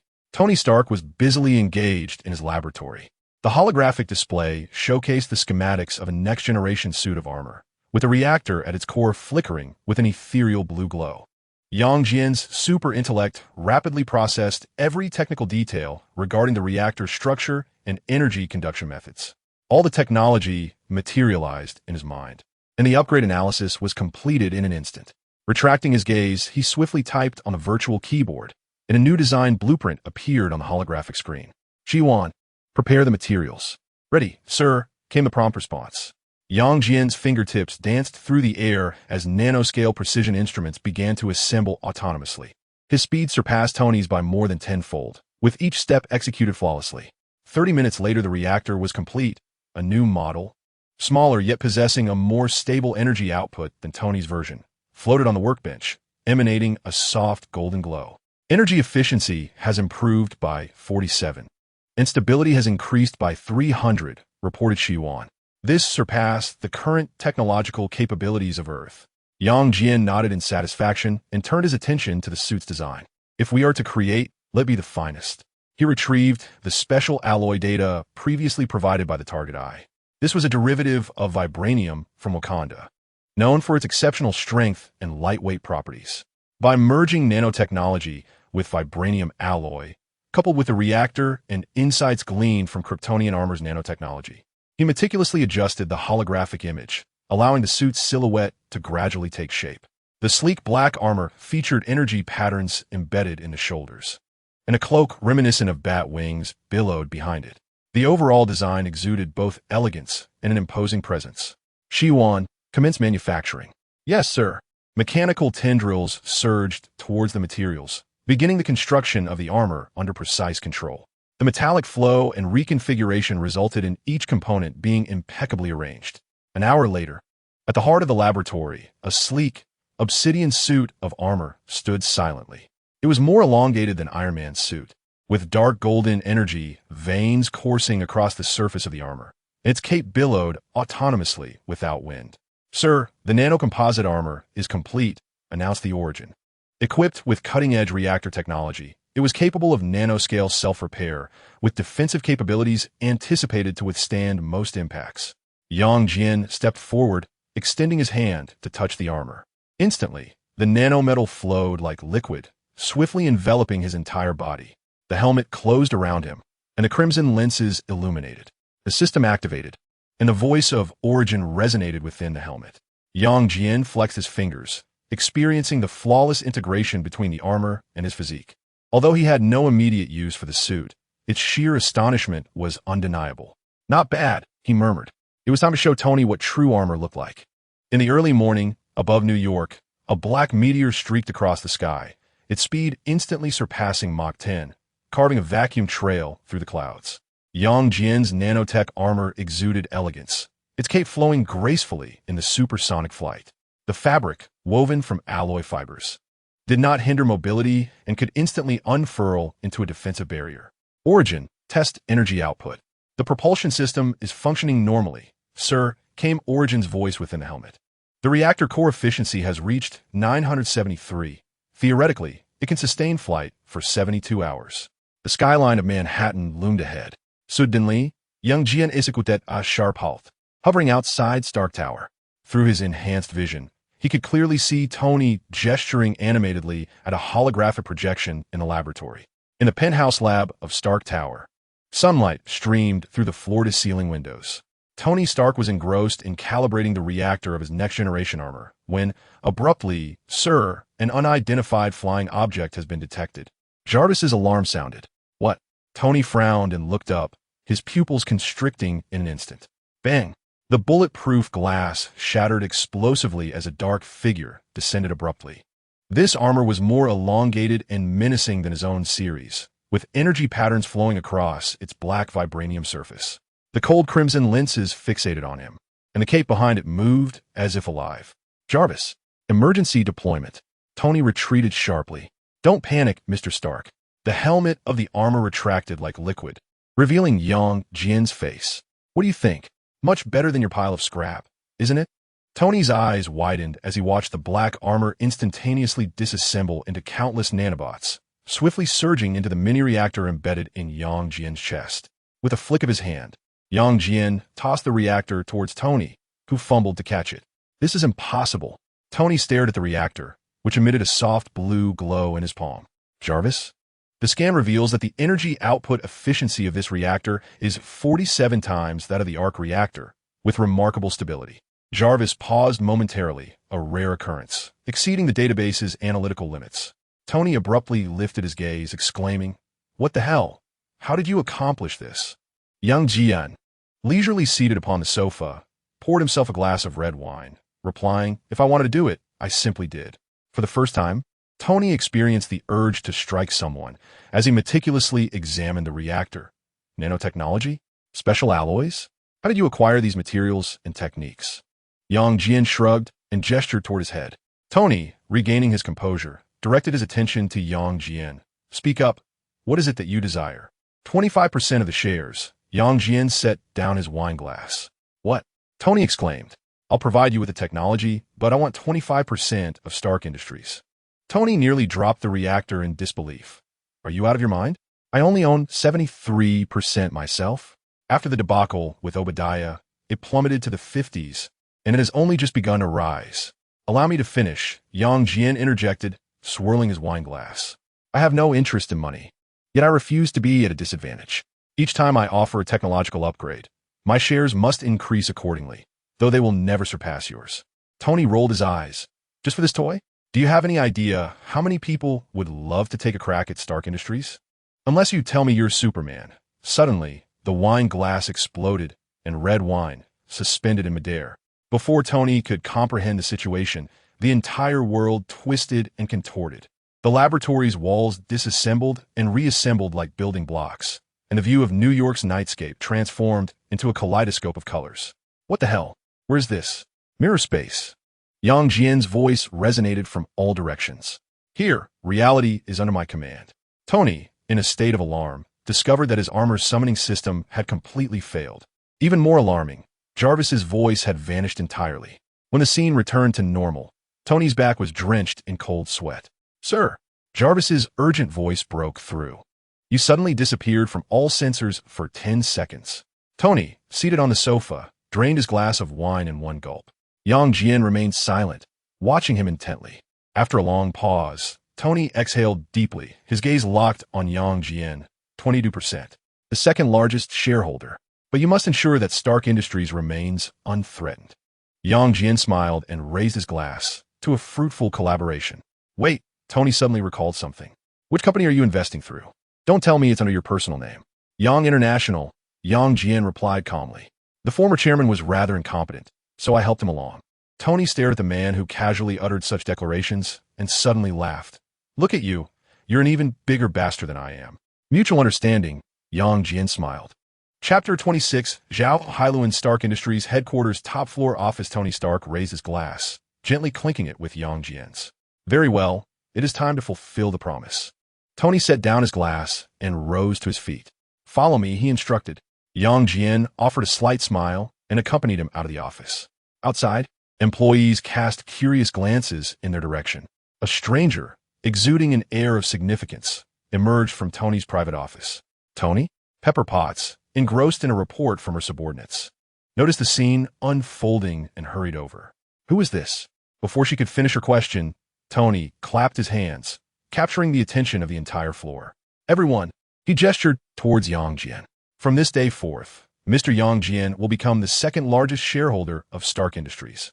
A profound silence enveloped the room. Jian smiled and nodded at the onlookers. I'm delighted to join Stark Industries. Pepper's eyes widened in shock as she swiftly approached Tony, extending her hand to Jian with courtesy. Emer Young, welchome. Then, lowering her voice and gritting her teeth, she inquired of Tony, what is going on? When was this decided? Why was I not informed of such a significant matter in advance? Tony shrugged nonchalantly. I am the largest shareholder. My word is final. He patted Pepper on the shoulder. We will discuss it later. There are pressing matters at hand. With that, he continued on with Jian towards the laboratory area, leaving Pepper bewildered and the employees murmuring amongst themselves. In the biotechnology lab, the spacious environment was illuminated by various intricate instruments. An Asian female researcher was intently observing experimental data projected holographically, her dark hair cascading down, her profile appearing exceptionally refined under the blue light. Dr. Zhao, Tony announced with a knock on the doorframe.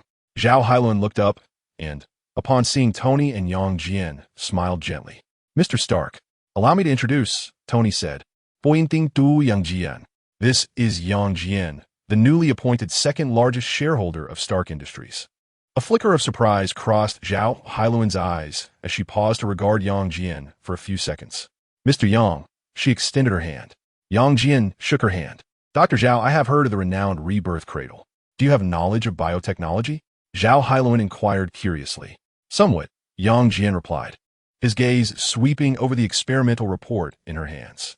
In an instant, his extraordinary intellect had analyzed all the data. He pointed to a specific parameter on the holographic projection.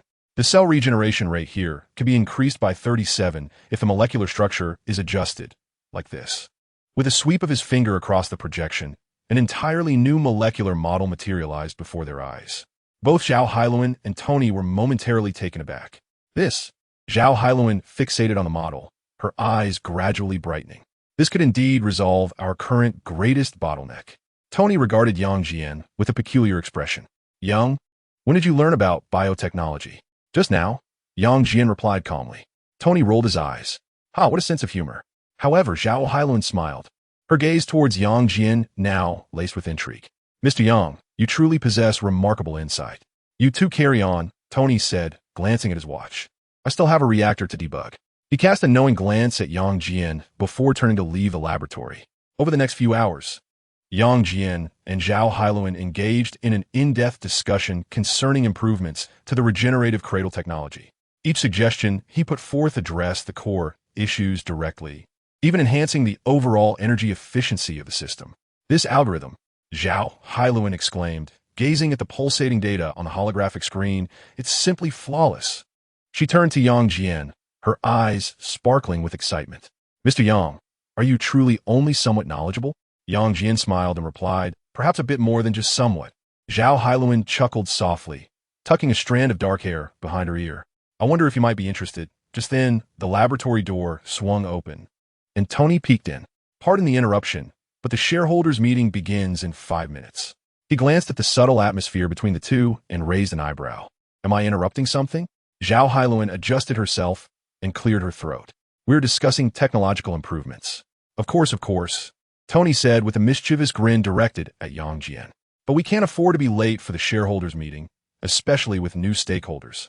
Jian nodded and said to S.H.I.E.L.D, I will treat you to dinner later. Sounds good, S.H.I.E.L.D replied with a smile. Observing their shared gaze, Tony couldn't help but shake his head. I knew this would happen. In the corridor, as they walked, Tony nudged Jian with his elbow, lowering his voice and raising his eyebrows. So what's the verdict? Doctor, Zhao never goes out to dinner with anyone. It seems you're making progress? Jian glanced at him with mild indifference. It's nothing special. Tony immediately wore a knowing grin, patting his shoulder. See? Efficiency at its finest. They soon arrived at the meeting room's entrance, where Tony pushed the door open. The room was already filled with shareholders and executives of Stark Industries. All eyes turned towards them, and many frowned upon seeing the unfamiliar Yang Jian.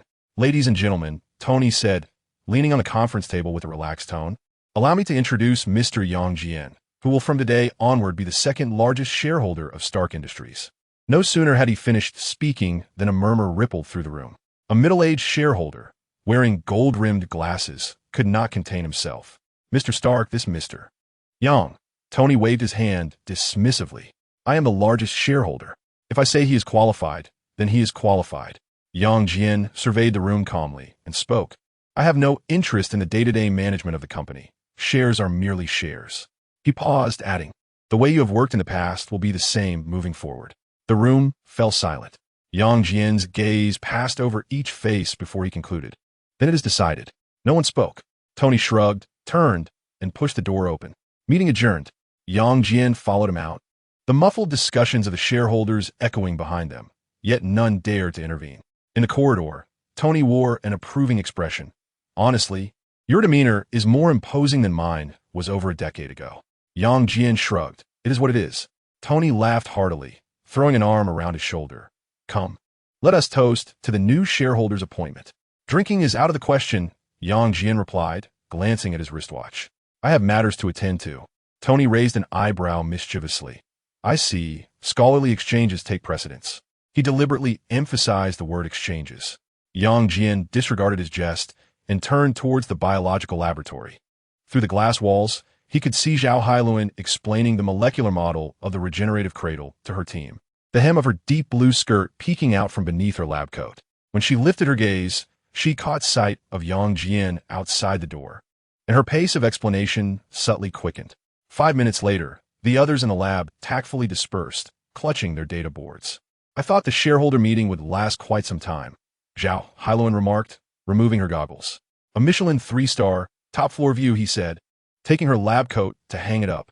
The chef had prepared a culinary version of Korean bibimbap.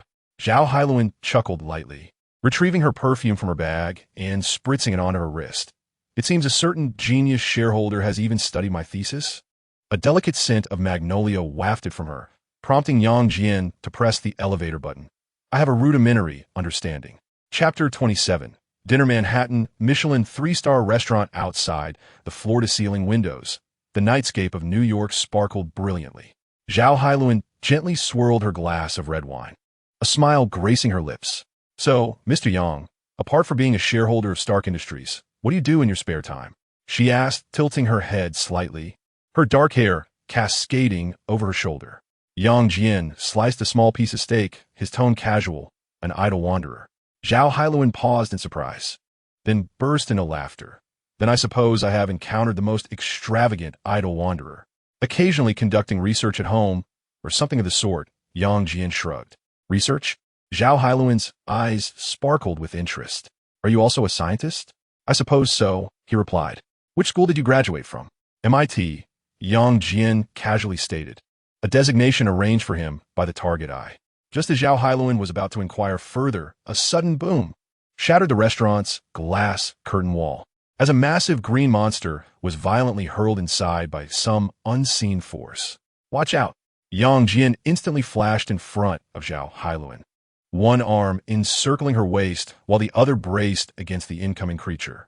The shockwave shattered surrounding tables and chairs, yet before Yang Jian, the monster halted abruptly as if colliding with an invisible wall.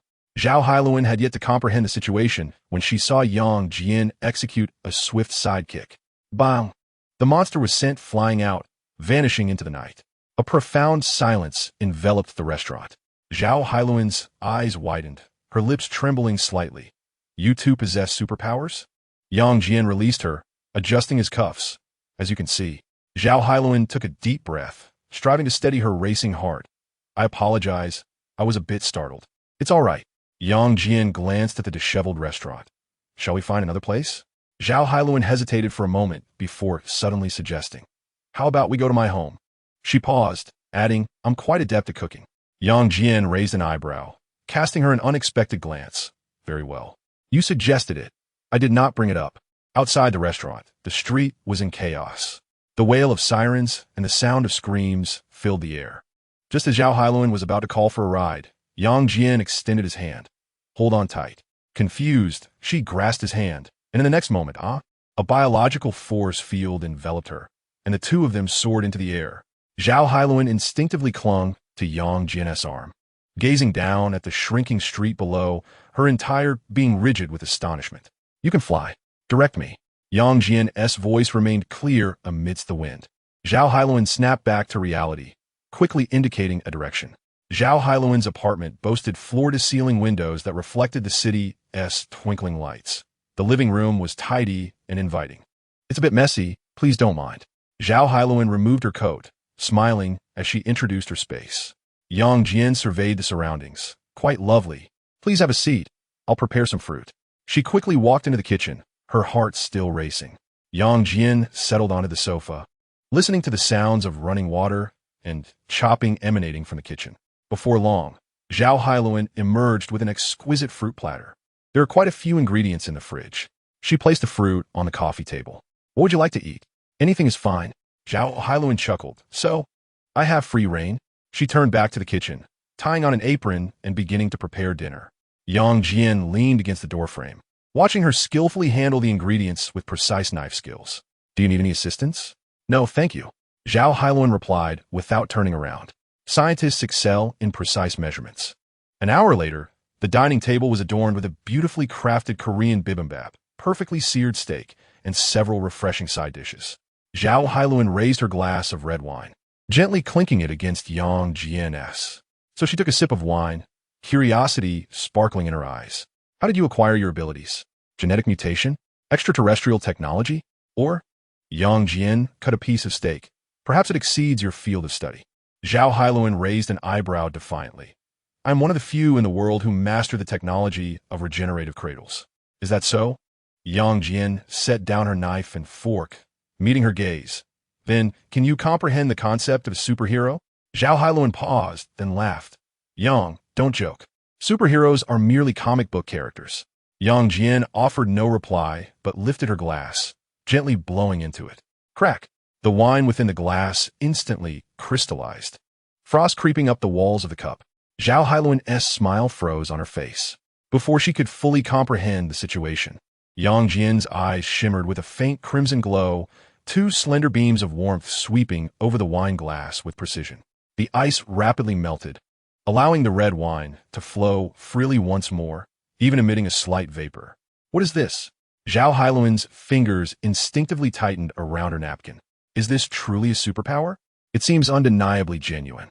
Yet, superheroes are mere characters from comics. Could it be possible? Yang Jian gently swirled the wine glass. Are comics inspired by some tangible reality? Zhao Hailuan opened her mouth and suddenly burst into laughter. You are quite the character. She shook her head, finding it utterly absurd. However, her gaze had shifted, now imbued with the unique inquisitiveness of a scientist, meticulously scrutinizing Yang Jian as if attempting to see through him. Dinner concluded amidst delightful conversation. A slightly tipsy Zhao Hailuan's cheeks flushed with a delicate hue as she sat beside Yang Jian on the sofa near the floor-to-ceiling window. The nightscape of New York sprawled beneath them, ablaze with lights. So, she embraced the cushion, tilting her head to glance at Yang Jian. Do you have X-ray vision? Yang Jian raised an eyebrow. Why? Do you wish to test it? Zhao Hailuan instinctively clutched the cushion tighter, but curiosity soon overcame her, asking, how far can you see? At present, Yang Jian looked out the window. I can see a cat 3 blocks away trying to catch pigeons. Is that true? False. Yang Jian replied with utmost seriousness. In reality, there are 4 pigeons bullying a single cat. Zhao Hailuan burst into laughter, playfully nudging him. You have a great sense of humor, Yang. As her fingers accidentally brushed against Yang Jian's arm, the atmosphere between them suddenly grew somewhat delicate. The lights outside reflected in Zhao Hailuan's eyes, resembling stars that had fallen in. She lowered her head slightly, her long hair cascading down to veil her flushed cheeks. Thank you for today, she murmured softly. Not only did you save me, but you also helped me solve numerous dilemmas. Yang Jian reached out, gently tucking a stray lock of hair behind her ear. It was my pleasure. She tilted her head, her fingers lightly tracing the rim of her glass. Her gaze contemplative as it settled upon Yang Jian. However, I still wish to inquire. She squinted playfully. Do you truly possess X-ray vision? Yang Jian leaned back against the sofa, his fingertips lightly tapping the armrest. Indeed. He paused, speaking with significant weight, and I can also emit light. Would you like to see? Zhao Hailuan's eyelashes fluttered, and she smiled, biting her lip. My room has better lighting. She stood up, extending her hand toward him. Shall we go take a look? Yang Jian chuckled softly, wrapping his arms around her waist and effortlessly lifting her off the ground. Zhao Hailuan gasped lightly, instinctively wrapping her arms around his neck. How bright is it? She tilted her head to look at him, her eyes sparkling with a teasing glint. Yang Jian strode towards the bedroom. His voice low, it's very bright. He leaned down to whisper in her ear, it's very bright. The bedroom door closed silently, leaving behind a room filled with enchanting light. Chapter 28. Captain America in the early morning, sunlight streamed through the sheer curtains into the bedroom. Zhao Hailuan languidly turned over, her fingertips brushing against the solid chest beside her. She slowly opened her eyes, meeting Yang Jian's gaze, which bore a teasing smile.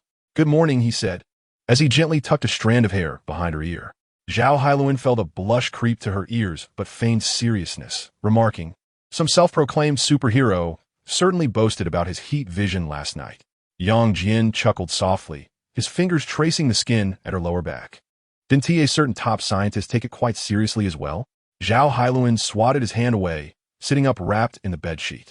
I need to go to the lab. We're testing new parameters for the regenerative cradle project today. She stepped barefoot onto the carpet, bending down to gather her scattered clothes when she was suddenly embraced from behind. Yang Jian rested his chin on her shoulder, his breath brushing against her neck. Shall I give you a ride? No need, Mr. Superhero. Zhao Hailuan turned and playfully poked his chest. Some people are just too conspicuous when they fly. As she slipped into her shirt, a thought struck her.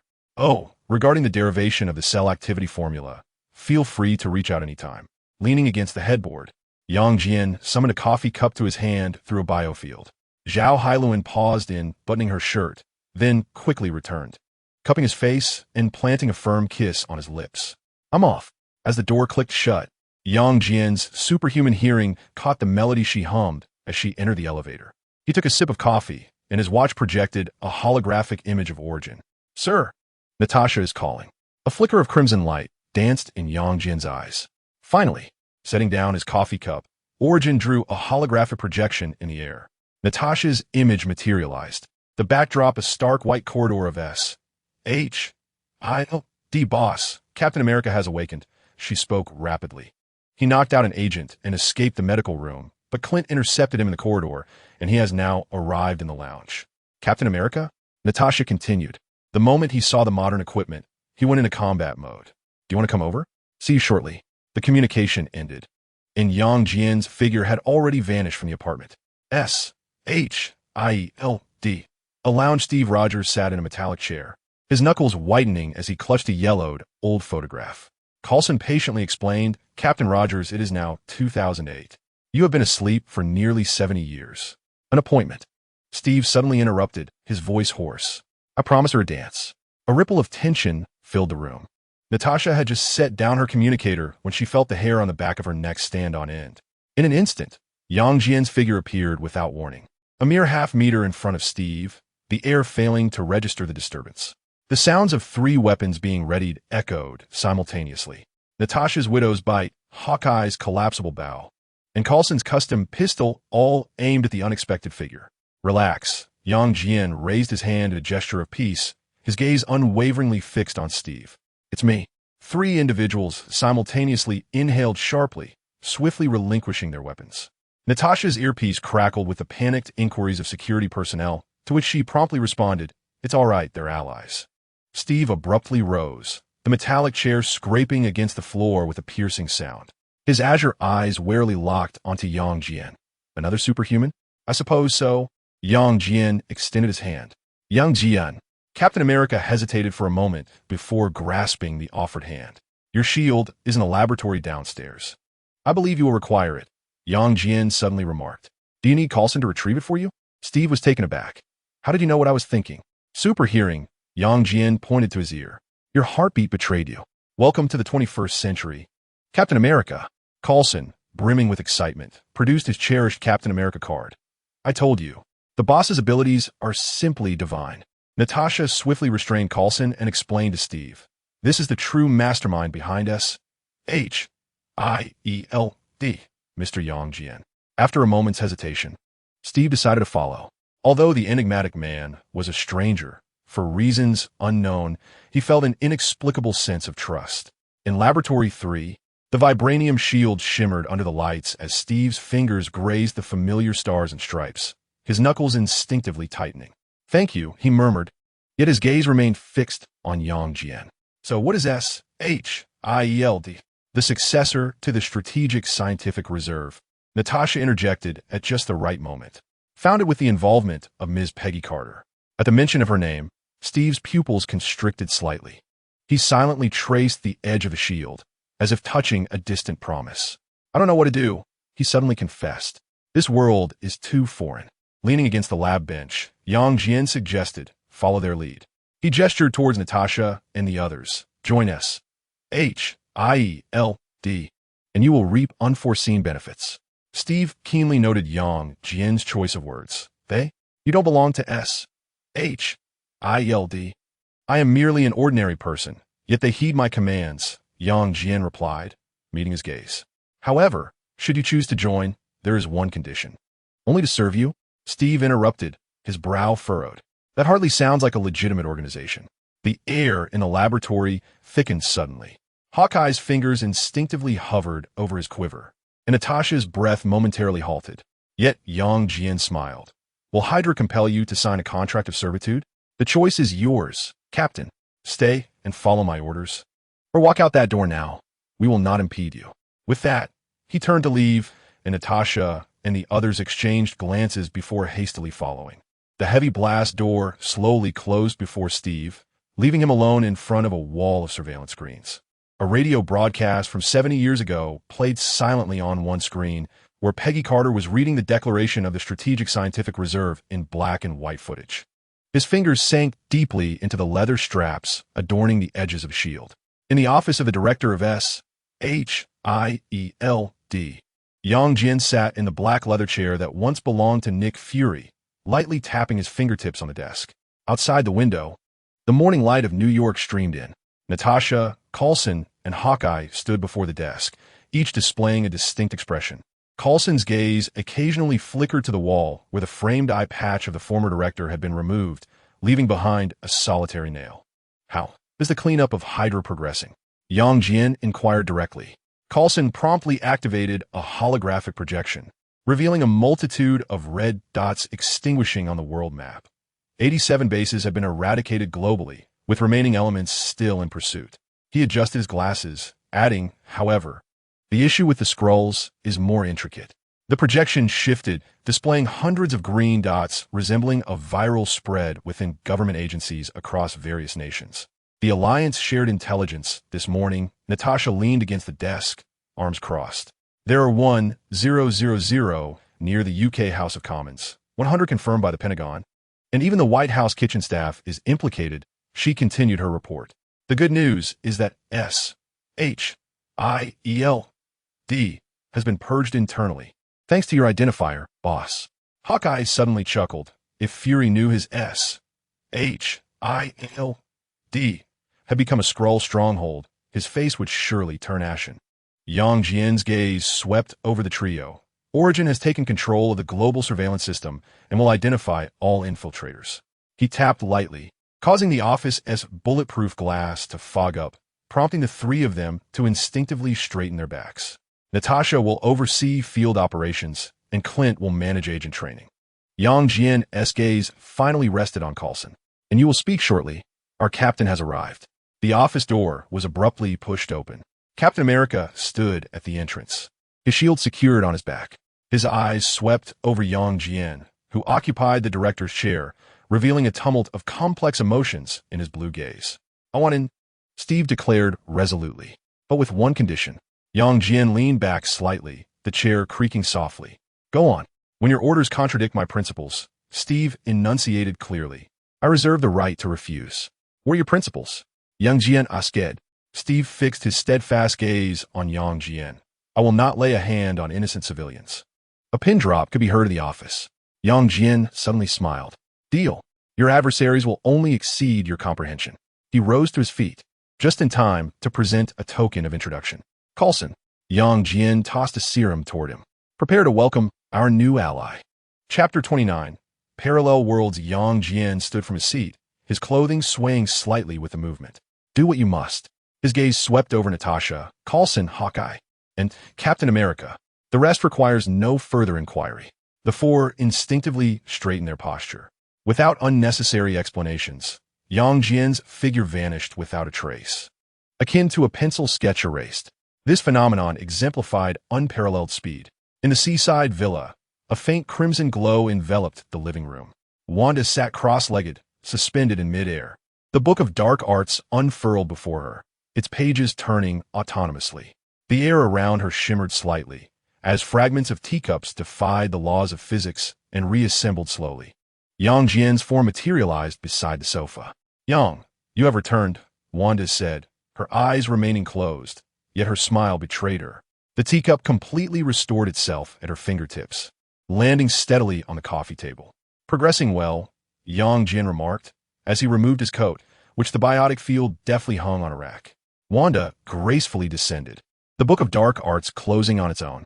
The essence of chaotic magic is driven by emotion. The more intense the feeling, the greater the power.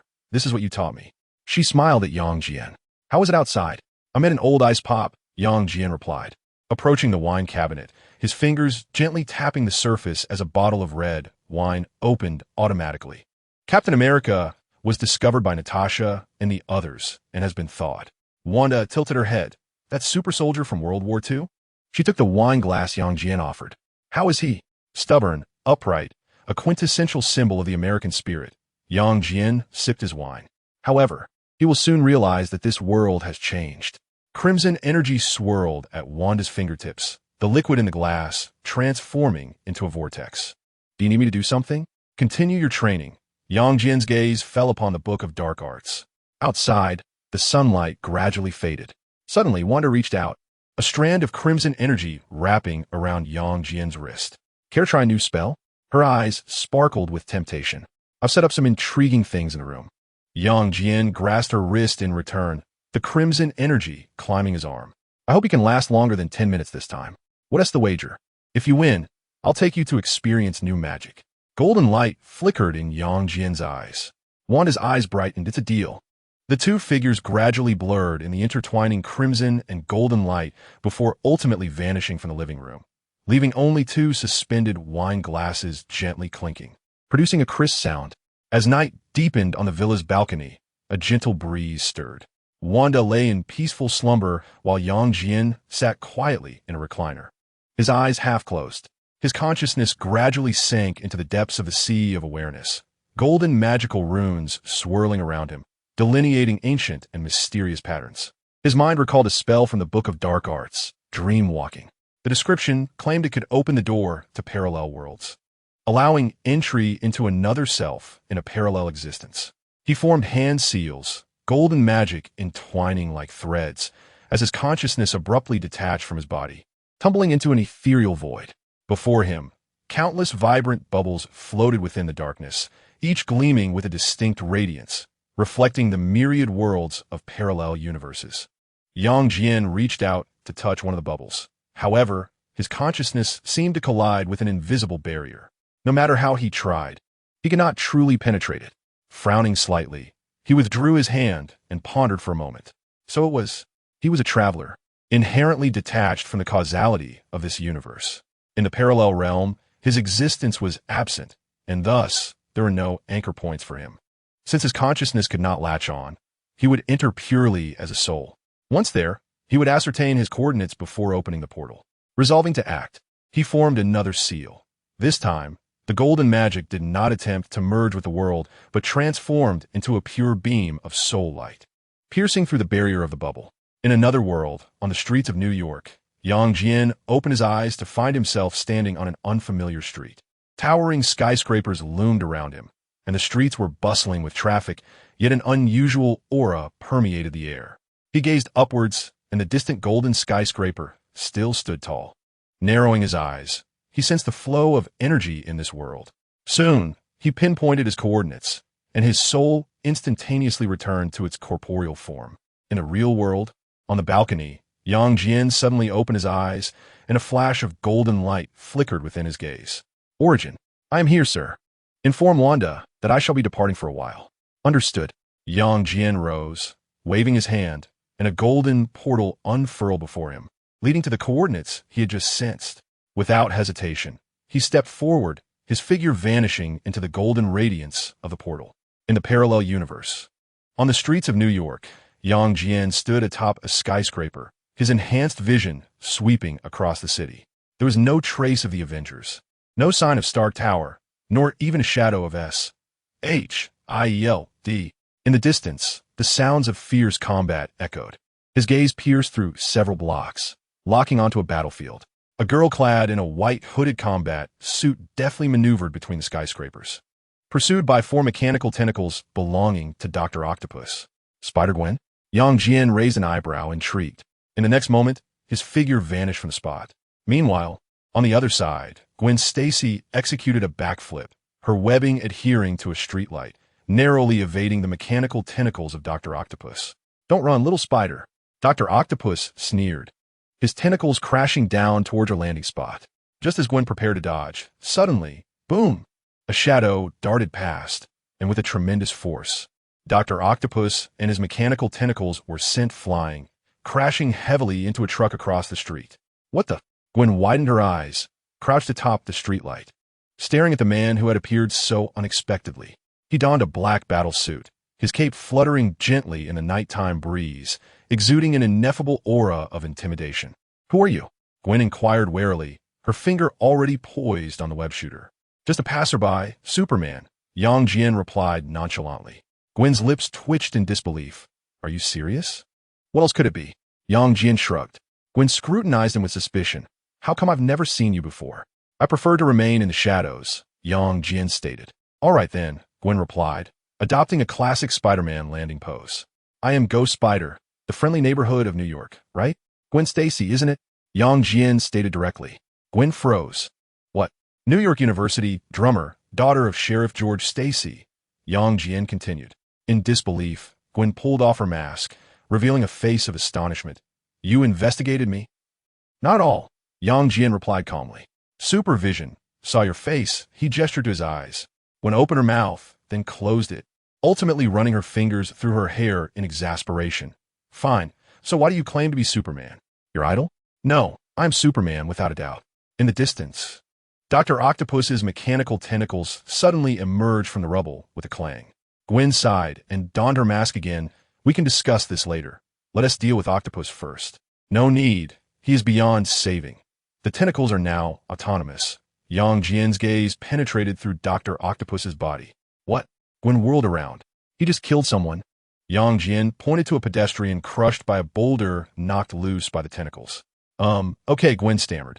Chapter 30. Spider-Gwen. Dr. Octopus's mechanical tentacles suddenly lunged from the debris, the metallic joints screeching as if they possessed a will of their own, advancing toward the two. Be careful. His neural link has severed. The tentacles are now acting independently. Gwen swiftly assumed à combatance. In the next instant, a thunderous boom echoed as Yang Jian's fist struck down, the tentacle instantly reduced to scrap metal by his overwhelming force, the shockwave fracturing the ground in spiderweb-like patterns. Wow, Gwen exclaimed, blinking in astonishment as she looked at Yang Jian. That punch could probably pierce an aircraft carrier, right? Just like that, Yang Jian casually flicked his hand, as if he had merely swatted a mosquito. How about we grab a coffee? Gwen suddenly suggested. As she spoke, she pulled off her hood, her golden hair cascading down. She wore a fitted white t-shirt and denim shorts, her long legs glimmering in the moonlight. Don't you men like this sort of thing? She tilted her head, playfully spinning around. Yang Jian raised an eyebrow. What do you think? Gwen chuckled softly as the armor on Yang Jian's chest dissolved like liquid, revealing a black shirt and trousers beneath, transforming his demeanor entirely. Where to for coffee? He inquired. Gwen casually pointed. Their essay shop 3 blocks away that I find quite delightful. Before she could finish her sentence, the scenery before her suddenly blurred. By the time she regained her senses, she found herself standing at the entrance of a quaint CF. The night breeze tousled her golden hair, leaving her momentarily speechless. This, super speed. Jian pushed open the CAF door. Haven't you read Superman comics? Gwen inhaled deeply and followed him inside, exclaiming, I thought that was merely fiction. Inside the CAF, under the warm yellow lights, the two settled into a cozy corner booth. Gwen cradled a steaming mug of hot cocoa, stealing glances at Jian from time to time. So, she asked, biting down on her straw, are you truly an alien? Sort of, he replied. Then did you come to our universe for a vacation? Jian stirred his coffee. You could say that. Gwen suddenly leaned in closer, lowering her voice. You must have seen other Spider-Men, right? Like that guy in the red and blue suit, the one who talks a lot? Jian paused, meeting her eager gaze before breaking into a smile. You really want to meet him? Gwen straightened up immediately. No, I'm just curious. He would probably annoy me to death. Outside, the sound of police sirens grew louder. George Stacy's voice echoed through a loudspeaker. All units be advised. The Green Goblin has appeared in Manhattan. Gwen jumped up, exclaiming, oh no, it's my dad. She fumbled to retrieve her mask. I have to check it out first. Don't rush. Let's go together, Jian suddenly suggested. Gwen was taken aback. What? If you want to learn about other universes, he stood up. Then let us make it quick. I've only had a sip of coffee. Then let us go, Mr. Superman. Just as Gwen was about to step out, Jian placed his hand on her shoulder. You're too slow. Gwen activated her super speed, and before the other patrons could comprehend what was happening, the two had vanished from sight. From Gwen's perspective, everything around her seemed to enter slow motion. Everything appeared frozen while they sped ahead. She turned to glance at Jian, who offered her a subtle smile, and then their speed intensified once more. Whoosh! They soared towards their destination. Beneath the New York night sky, the sound of sirens pierced the darkness, and distant explosions illuminated half the sky in a fiery glow. The Green Goblin's maniacal laughter echoed between the buildings as pumpkin bombs rained down from above, sending the terrified crowd scattering in panic. By the time Jian and Gwen arrived, the Green Goblin was perched atop a flying contraption, surveying the chaotic streets below. Go, Spider! He cackled. Have you finally come to meet your demise? Stand down, Green Goblin, Gwen urged, clad in her uniform. The Green Goblin hurled a bomb. Just as Gwen prepared to retaliate, Jian's eyes glowed with a fierce red light. Whoosh! A beam of crimson heat vision pierced through the Green Goblin's chest in an instant. Watch out! Gwen exclaimed in shock as the Green Goblin's maniacal laughter abruptly ceased. He fell heavily from a great height, crashing to the ground, motionless. Gwen abruptly turned to Jian, exclaiming, What has happened? Jian pointed to a short distance away. Several bodies, torn apart by pumpkin bombs, lay amidst pools of blood. They were students clad in uniforms. With each passing second of his life, more lives were claimed. Jian's voice was calm. Gwen opened her mouth, yet found herself unable to voice a rebuttal. Trembling, she approached the corpse of the Green Goblin and reached out to lift the mask. Harry? She staggered back a step, her face drained of color. Beneath the mask, Harry Osborn's pale visage was frozen in a maniacal grin. Why him? Gwen's voice shattered. Jian stepped beside her, saying, The moment he chose to become the Green Goblin, your friends ceased to exist. In the distance, George Stacy arrived with the police force. Just as he opened his mouth to inquire, Jian had already draped an arm around Gwen's shoulder. In a flash, they vanished, leaving Sheriff George in bewilderment. On the rooftop of a high-rise, the night wind howled as Gwen knelt at the edge, clutching the mask in her hand, her golden hair tousled by the gusts. I could have saved him, she murmured, if I had discovered it sooner. Jian stood behind her, offering no comfort, merely stating some paths, once taken, cannot be retraced. Gwen raised her head, her eyes reddened in the moonlight. Does such tragedy exist in your universe as well? Every universe has its own tragedies, Jian replied, gazing at the distant city lights. Yet, each one also has those willing to rise in defiance. After a prolonged silence, Gwen finally stood up, her voice firm.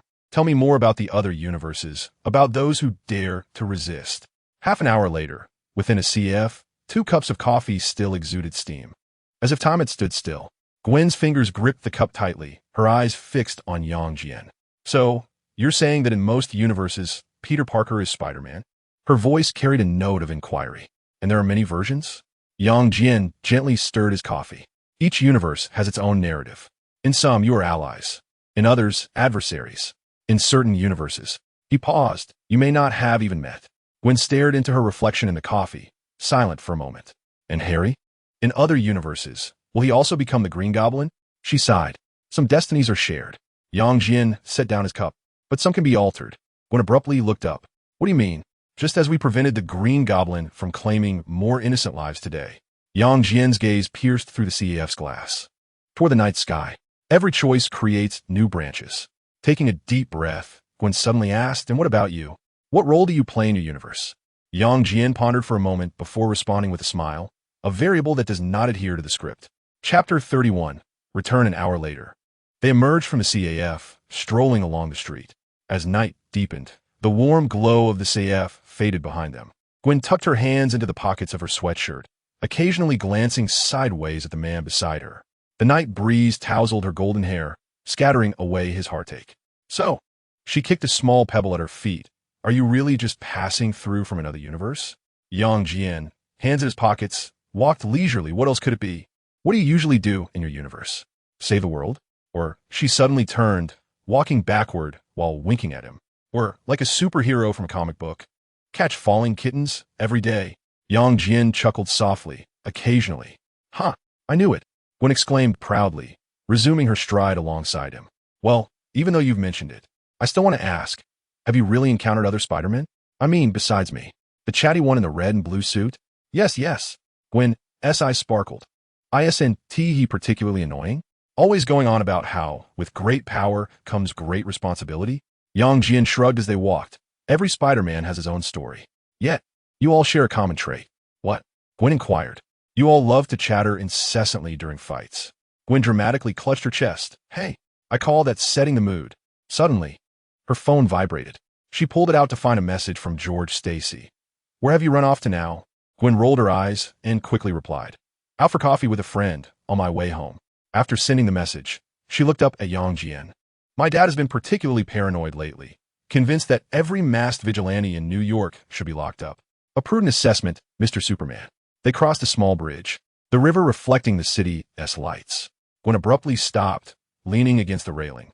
Tell me, her voice softened, if Harry had received help sooner. Would things have turned out differently? Jian stood beside her, perhaps. But some choices, once made, are hard to reverse. Gwen remained silent for a long while before turning to face him. What about you? How long will you linger in this universe? The night breeze fluttered his cloak slightly. His gaze fell upon the distant Osborne Group building. What do you think? You and my teacher both enjoy leaving people guessing. Gwen shook her head in exasperation. Jian smiled, and they continued onward. The streetlights cast a warm yellow glow as Gwen stood on the sidewalk, her toes unconsciously scuffing the ground. This man possesses not only formidable strength, but also an amiable disposition, coupled with striking good looks and muscles that his attire cannot conceal. Is this something a mere 20-year-old girl can bear? Contemplating this, Gwen lifted her gaze towards Jian, a subtle smile gracing her lips. Mr. Superman, could this be a serendipitous encounter from a parallel universe? Jian, his hands nestled in his pockets, inclined his head slightly to regard her. Are you dissatisfied? Suddenly, Gwen stepped forward, rising onto her toes, her lips brushing against his. The kiss was unexpected, yet Jian's reaction was swifter. Just as Gwen sought to retreat, his hand grasped the back of her head, deepening the kiss. Gwen's breath hitched, her fingers instinctively clutching his shirt. When they finally parted, a blush adorned Gwen's cheeks. Wow, she gasped. You must be quite the charmer in your universe. Jian raised an eyebrow. What gives that away? Gwen appraised him, noting his height of around 190 centimeters. The chiseled physique reminiscent of a comic book hero, and his equally captivating visage. Please, your face is the answer. She took a few steps back, gesturing dramatically. I really should head home, or my dad will start a search party. Need a ride? Jian extended his hand. Gwen flashed a mischievous smile, of course. In the blink of an eye, the scenery around them blurred. By the time Gwen regained her bearings, she found herself standing beneath her apartment building. That's much faster than web-slinging, she muttered softly. Then, without warning, she tugged at Jian's collar, giving him a brief kiss. As she turned to leave, she paused. Wait. If you return to your universe, how will I contact you? Jian's finger gently tapped her forehead, a thread of golden light merging with her skin. This is a defensive array and also a communicator. When you wish to find me, simply call. Gwen touched her forehead, her eyes sparkling with excitement. Cool. You could do magic. She began to retreat towards the apartment door, turning only when she had to retrieve her keys. At the last moment, as the wooden door closed, she glanced back and winked at Yang Jian. Yang Jian remained rooted in place until he spotted a light flickering in a window, Gwen's silhouette passing behind the curtain. Origin. Record the coordinates of this universe. Coordinates recorded, sir. Shall we return to the main universe? Yang Jian took one last glance at the illuminated window, waving his hand to open a portal. Home. The night breeze swept through the empty streets, leaving no trace of his presence. On the villa's balcony, the night remained unchanged. Yang Jian slowly opened his eyes, realizing he still lay on the reclining chair beneath the starry sky, as if he had never left. The night wind caressed him, carrying the familiar scent of the city. Origin. Sir, you have been away for 1 hour and 7 minutes. Origin's voice promptly responded. Based on time flow comparison, time in the parallel universe elapses approximately twice as fast as in the main universe. Yang Jian gently stroked his fingers, still lingering with the sensation of Gwen's hair between them. Not too shabby, he remarked. He had initially analyzed the network data of this parallel universe. Origin. Continue your report. The similarity index stands at 766, with the primary divergence being the Osborn Group replacing Stark Industries, and Spider-Man being Gwen Stacy. Yang Jian interjected. Should we establish a long-term observation channel, sir? Rising, he approached the balcony's edge. The distant city glimmered with lights, overlapping with his memories of New York from that universe. It's etched in my mind, he mused, lifting his hand to trace a golden rune in the air. With dreamwalking techniques, he could venture to other realms at his leisure. In the stillness of the bedroom, he silently opened the door, finding Wanda's rhythmic breathing the only sound. She lay on her side in the center of the bed, her red hair cascading across the pillow. He approached the bedside and gently pressed a light kiss on her lips. In her slumber, Wanda instinctively shifted closer, her warm cheek resting against his hand. Origin. Yes, sir. Instruct S.H.I.E.L.D. Not to disturb me unless it's urgent. Arrangements have been made, sir. Would you like me to adjust the room temperature? Yang Jian pulled back the covers and lay down, enveloping the sleeping Wanda in his embrace. Maintain the status quo. Her warmth seeped through her sleepwear, providing a comforting heat. Outside, the lights of New York remained bright, yet at that moment, all parallel universes and adventures felt distant. Wanda murmured softly in her dreams, burrowing deeper into his arms. Yang Jian tightened his embrace and closed his eyes. Chapter 32. Rebirth Technology Morning in Yang Jian's villa. Sunlight streamed through the floor-to-ceiling windows into the living room, where Wanda was plating a perfectly fried, sunny-side-up egg, her red hair casually tucked behind her ear. Yang Jian sat at the dining table, just lifting his coffee cup when Origin's projection suddenly materialized in the air. Young, the holographic image of Tony Stark appeared, set against a chaotic laboratory backdrop. I spent the entire night working on your armor design. He raked a hand through his tousled hair, his tone awkward, I must admit. Some of your energy conduction methods are simply genius. Yang Jian took a sip of his coffee. Tony choked slightly, then shrugged. I'm merely acknowledging its merits. But don't get too smug. I'll soon devise something even more advanced. I never intended to create an armor. Yang Jian interrupted him. You asked me to make one. The projection of Tony widened his eyes. Are you certain it's not for other reasons? He rolled his eyes. Just wait. You don't understand the greatness of a mechanic. The communication abruptly ceased. Wanda couldn't help but chuckle, pushing breakfast towards Yang Jian. You certainly have a knack for putting him in his place. His phone buzzed to life as a message from S.H.I.E.L.D appeared. There has been a breakthrough in the neural connections of the cradle of life. Do you have time to come and see? Are we heading to Stark Tower? Wanda glanced at the message, spearing a piece of fruit with her fork. Yang Jian nodded, continuing to savor his breakfast. 10 minutes later, he rose, placing a kiss upon her lips. Dark magic is immensely powerful. Devote yourself to its study. MHM. Wanda obediently nodded. Yang Jian changed his attire and then vanished from the spot. In the lobby of Stark Tower, Yang Jian's figure materialized at the entrance, startling a few individuals loitering nearby. Casting a brief glance at them, He paid them no heed and stepped into the hall. Young, the receptionist, greeted him with a smile. Dr. Zhao is awaiting you in the laboratory. He acknowledged her with a nod, as employees along the way respectfully greeted him. The moment the elevator doors closed, excited whispers could still be heard from outside. In the biological laboratory, Dr. Zhao Hailuan was elucidating in front of a holographic projection, the curves beneath her lab coat causing several young researchers to lose focus. Upon noticing young Jian at the entrance, her eyes instantly lit up. "You're here," she exclaimed, hastening towards him. "Look at this." In the projection, a brand new neural network flickered. Yang Jian's gaze swept over the data stream, and he suddenly reached out to adjust several parameters. Instantly, the entire system's efficiency surged by 30%. The laboratory fell into a hushed silence. Dr. Zhao Hailuan opened her mouth, ultimately smiling with resignation. "Sometimes I truly wonder if you are an extraterrestrial supercomputer disguised as a human. Did you sleep well last night?" Yang Jian inquired suddenly. Dr. Zhao Hailuan's ears flushed a faint pink as she pretended to organize her materials. "Thanks to someone," she murmured, lowering her voice. "I was still thinking about how bright your eyes are at 3 in the morning." Their fingers inadvertently brushed against each other on the holographic keyboard, prompting the laboratory's intelligence system to suddenly beep. "Mr. Yang, Mr. Stark is approaching," it announced. Dr. Zhao Hailuan groaned. "This guy is always like this." Tony pushed the door open, holding a steaming cup of coffee.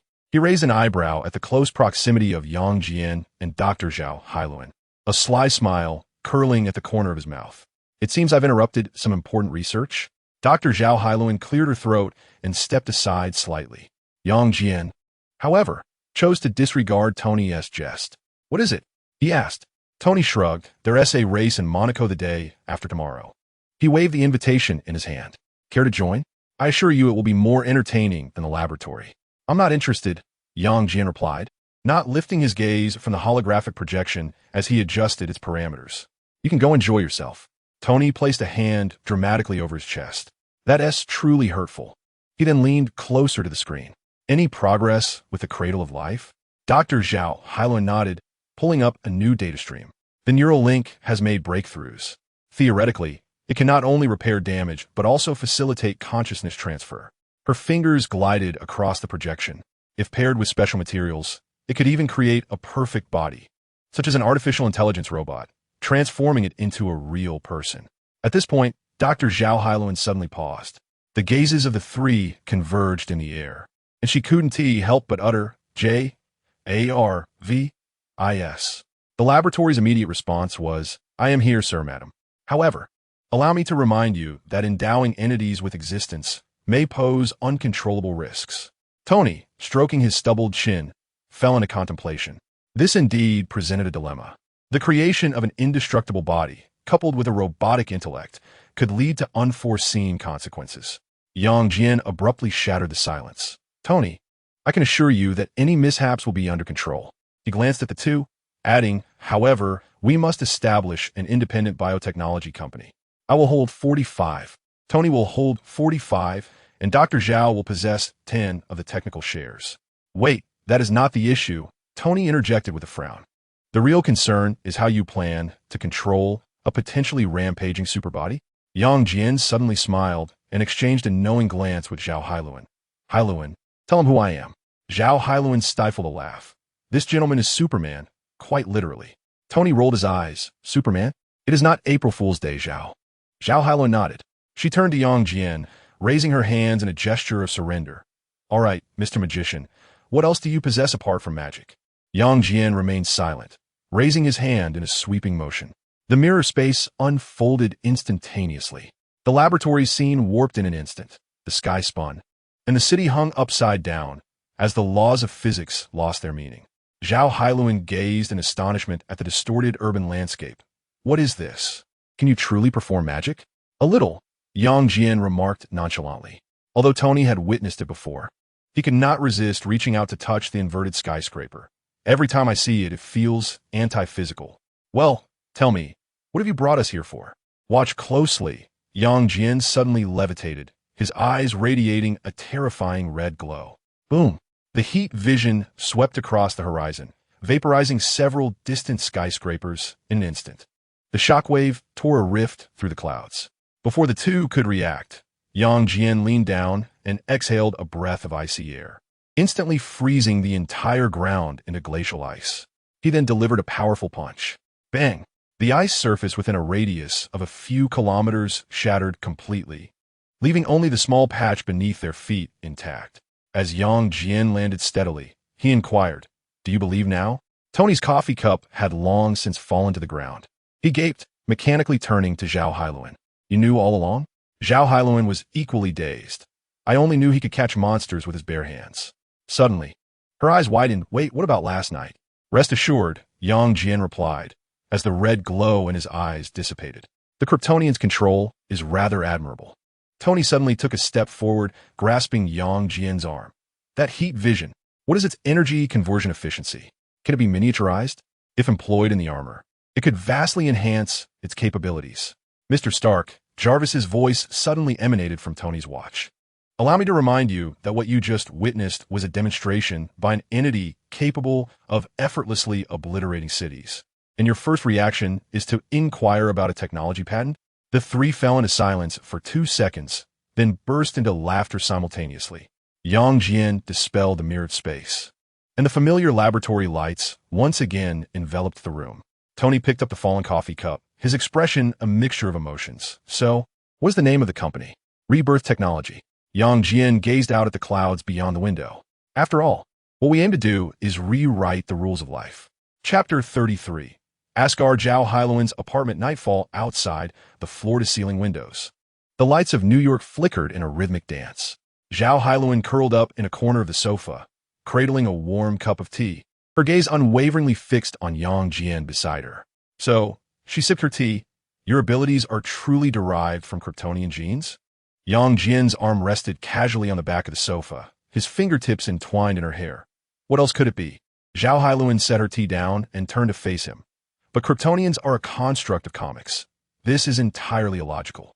"No, Hyloin, is it possible?" Jian interjected, a glimmer of amusement in his eyes.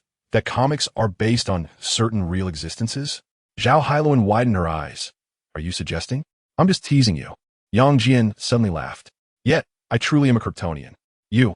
S.H.I.E.L.D. seized a cushion and hurled it at him, only to have Jian deftly grasp her wrist, gently pulling her into his embrace. "This is unscientific." Her protest was muffled against his chest. "Magic is unscientific as well." Jian rested his chin atop her head. "But you witnessed it with your own eyes today." S.H.I.E.L.D. quieted, her fingers softly tracing the emblem on his chest. "So, is the physiological structure of Kryptonians identical to that of humans?" Her fingertips were suddenly clasped.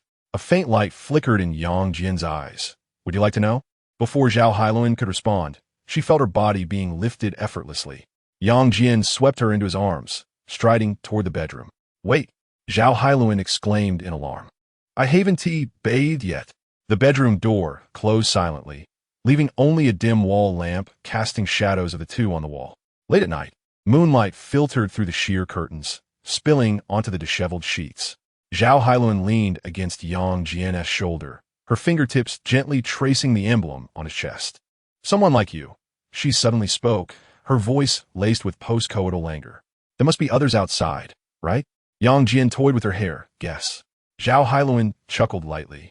Propping herself up, Tony Stark's gossip could fill an entire Twitter feed, let alone yours.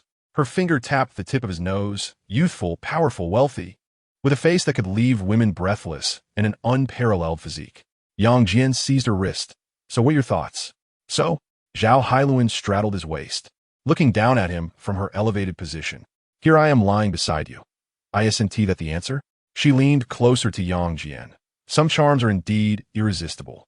Jian suddenly conjured a vial shimmering with a dark golden hue. S.H.I.E.L.D.'s pupils constricted as she questioned, "Jian, what is this?" "It's a genetic enhancement serum," Jian replied, shaking the vial. "It grants extraordinary strength, remarkable speed, terrifying regenerative abilities, and control over flames." His gaze locked onto hers. "And, like me, an extended lifespan." S.H.I.E.L.D.'s breath quickened noticeably. "For me?" "Certainly, if what you just said was sincere." She snatched the serum from him and passionately pressed her lips against his. "To the laboratory. Now." Without hesitation, S.H.I.E.L.D plunged the syringe into her arm. The moment the dark golden liquid coursed through her veins, her entire being trembled violently. A searing energy surged within her, and molten-like patterns emerged beneath her skin. Jian steadied her, watching as her pupils gradually transformed into a pale gold, her hair lifting as if stirred by an unseen wind. This feeling, S.H.I.E.L.D marveled at her hands, then suddenly struck the laboratory table with a fist. Boom! The half-ton metal surface crumpled, as if it were merely paper. She pivoted and lunged toward Jian, her speed leaving a blur in her wake. This is nothing short of a miracle. With a lift of her hand, flames danced in her palm. I could battle for 3 days and nights. Jian caught her as she leaped into his embrace, a biofield instantly enveloping them, partitioning the laboratory from the main suite. Outside, snow began to fall in the night sky of New York. A flake landed on the laboratory's glass, instantly evaporating into mist from the overwhelming heat inside. The following morning, sunlight streamed onto the dining table as S.H.I.E.L.D bit into a piece of toast, her eyes fixed on the experimental data displayed on her tablet. Jian set down his coffee cup. Have you finished eating? Let's go. S.H.I.E.L.D donned her coat. Are you ready? Jian inquired with a smile, placing an arm around her shoulders. In an instant, S.H.I.E.L.D felt the world around her shift into slow motion. Retreating street scenes, halted cars, and floating plastic bags. Whoosh! When she regained her senses, she found herself standing before the glass revolving door of Stark Tower, the morning breeze tousling her hair. This technique is quite unfair, S.H.I.E.L.D remarked, touching her flushed cheek and glancing back at Jian. It's too fast. There's no other way. Jian shrugged. Shall I go in then? She indicated the lobby. Go ahead, he nodded. With a smile and a shake of her head, S.H.I.E.L.D stepped into the building. Looking around, Jian's figure vanished once more. At the Long Island villa, space slightly warped as Jian materialized in the living room. Wanda hovered above the sofa, her crimson, chaotic energy swirling around her like silk. Sensing Jian's presence, she gently descended, her red hair billowing. Back so soon? Of course, Jian approached, his fingers brushing against the energy flowing beside her cheek. How's the progress? Wanda conjured a crimson rose with her fingertips. It's going well, but I feel something is still missing. Perhaps a lack of entertainment? Would you like to learn something new? Jian suddenly proposed. Such as? Divine realm magic. Wanda tilted her head. The realm? Jian offered no reply. His eyes suddenly ignited with a golden glow. His gaze pierced through the material realm, locking onto a certain folded spatial dimension. There, a resplendent rainbow bridge spanned the cosmic sea, and a golden palace shimmered atop the clouds. Once the coordinates were set, Jian grasped Wanda's hand, while his other hand conjured a portal, sparking with brilliant fire. Hold on tight. Beyond the portal lay a breathtaking expanse of prairie. Wanda's eyes widened. Before she could react, Jian had already led her through the threshold. With a hum, their forms vanished, leaving behind the untouched coffee. Asgard. Beneath a golden sky, the golden sparks of the portal faded, and Jian and Wanda floated in the radiant morning light of the realm. Below them, the entire celestial palace appeared to be forged from molten gold. Floating islands encircled the central palace, and the rainbow bridge refracted the starlight of the 9 realms like crystal. In the distance, the stars seemed almost within reach. The 7-colored auroras danced in the sky, as the city of the divine sparkled with the brilliance of metal and magic in the sunlight. Floating in midair, Wanda's eyes widened. This was her first encounter with such a vista.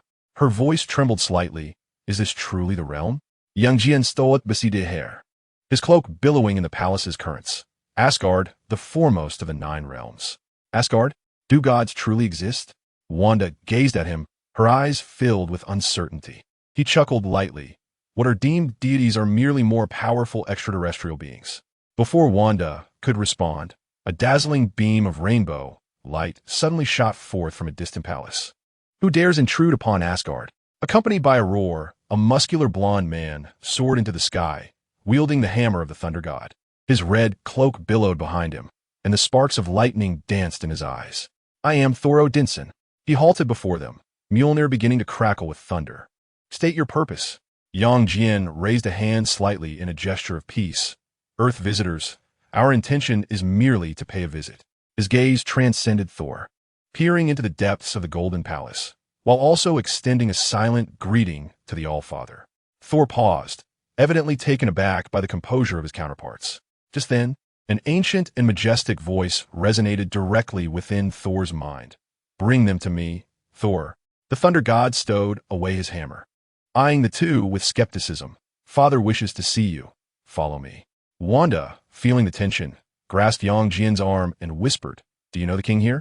"I do now," Yang Jian replied, a glimmer of golden light flickering in his eyes. "After all, he is watching us." Thor abruptly turned back. "You can sense Father's gaze?"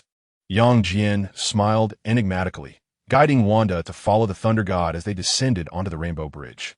The guards on either side bowed in respect. Meanwhile, the chaotic magic within Wanda resonated wondrously with the Asgardian energy flowing through the air, creating crimson ripples beneath her feet. Chapter 34. Odin and Frigga in Asgard. The majestic palace towered with a golden dome that pierced the clouds, its radiant light cascading through stained glass and illuminating the heart of the hall. Maidens stood in reverent formation, holding golden trays filled with divine fruits and mead. Thor entered the hall alongside Yang Jian and Wanda. A hint of perplexity etched upon his features. Just as he was about to speak, the Allfather Odin and the goddess Frigga gracefully descended from their thrones, their faces adorned with gentle smiles. "Welcome, esteemed guests from afar." Odin's voice resonated with a deep authority, yet carried a rare warmth. Frigga's gaze fell upon Wanda, her eyes momentarily flickering with surprise at the aura of chaotic magic surrounding her. Thor was taken aback. "Father?" "They." Odin raised a hand, signaling Thor. "You may withdraw." Thor opened his mouth, yet ultimately inclined his head in a slight nod. Before turning to leave, he cast a lingering glance at Yang Jian, clearly puzzled by his father's demeanor. The maidens swiftly prepared seats for Yang Jian and Wanda, offering the exquisite wines and delicacies of the Celestial Palace. Wanda cautiously took her seat, the crimson magic within her gently pulsing, seemingly exhilarated by the rich energy of the divine realm. Once seated, Odin's single eye bore down on Yang Jian. "So what brings you both to Asgard?" Yang Jian offered a subtle smile. "We come as guests, and to learn." "Learn?" Frigga arched an eyebrow delicately. "The magic of Asgard is renowned across the 9 realms," Yang Jian replied with poise, "especially the goddess's illusions and rune magic, which are truly captivating." Odin and Frigga exchanged a glance, engaging in silent communication. Moments later, Frigga smiled warmly. Magic is indeed a closely guarded secret, but she turned her gaze to Wanda and Yang Jian. "You are both formidable. Perhaps we can learn from one another." Wanda's eyes sparkled with excitement. "Is that truly possible?" Odin nodded slowly. "Asgard welcomes powerful allies, not foes." His single eye narrowed slightly, his words hinting at the potential of those capable of effortlessly tearing through spatial barriers. Yang Jian raised his cup in salute. "Then we thank you for your hospitality." Frigga elegantly rose. "Starting tomorrow, I shall personally guide you through the mysteries of magic." Wanda looked at Yang Jian with delight, and he gently squeezed her hand, a smile illuminating his eyes. The maidens approached once more to refill their cups. The atmosphere within the hall harmonious, resembling a joyous banquet. After the festivities concluded, Odin raised his hand, signaling Yang Jian to remain. He turned to Frigga and nodded slightly. "Please take our guest to see the wonders of Asgard." Frigga understood, extending her hand to Wanda gently. "Come with me, dear. You will adore the gardens of the Celestial Palace." Wanda glanced back at Yang Jian, who nodded softly. "The goddess's magic is powerful. This is a rare opportunity." As they departed, the golden doors of the side hall closed silently, and Odin's single eye remained fixed upon Yang Jian, his gaze profound. "I cannot see through you." Odin's voice rumbled lowly. "Within your being flows an energy that transcends the realms of the 9, neither divine nor magical, yet purer than both." Yang Jian stood before the floor-to-ceiling window, gazing at the resplendent, celestial palace in the distance. "I? Merely a passerby, a Superman." "Superman?" Odin furrowed his brow. This term felt foreign within the lexicon of Asgard. Outside, the radiance of the Bifrost pierced the heavens, illuminating the splendor of the divine domain. Odin approached Yang Jian, sharing his vantage point over his kingdom. "What do you think of Asgard?" "Powerful, beautiful," Yang Jian replied nonchalantly, yet not eternal. Odin's brow knitted in concern. "What do you perceive?" "I see nothing." Yang Jian turned to him, but I am aware of your worries. The twilight of the gods. Am I correct? Odin's single eye widened in alarm. This was the most profound taboo of Asgard, a prophecy even Thor had not been privy to. How do you know? Prophecies come to fruition when strength is insufficient to thwart them. Jian interjected, golden light swirling in his gaze. O king of the gods, if one possesses enough power, the twilight of the gods becomes naught but a jest. Odin remained silent for a long moment, finally speaking with deliberation. What do you seek? A trade? Jian met the gaze of the king. Should the twilight of the gods arise, I shall intervene. The price shall be the essence of the sun god. Odin seized Gungnir with fervor, the base of the spear striking the ground with a thunderous resonance. The air within the chamber felt as though it had solidified. That is Baldur's relic. It is your only bargaining chip, Jian stated calmly. Moreover, it holds no value in your hands. Odin's breath quickened, his single eye fixed intently on Jian, searching for a flaw in this enigmatic visitor. Yet all he perceived was an unfathomable ocean of energy. Within this seemingly human form lay a strength surpassing his own. How can you guarantee the prevention of the twilight of the gods? Jian smiled. Because I'm stronger than the so-called twilight itself. Outside, Thor seemed to sense his father's emotional turmoil, anxiously pacing in the distance. Odin exhaled deeply, the light of his spear gradually subsiding. Before you leave Asgard, the king's voice was hoarse. I shall bestow upon you the divine essence. Jian inclined his head slightly and turned towards the grand door. As he pushed it open, he glanced back without hesitation. Rest assured, Odin. Your kingdom shall endure until it chooses to conclude. Laughter from Wanda and Frigga echoed in the distance, while Thor approached with a look of confusion etched upon his face.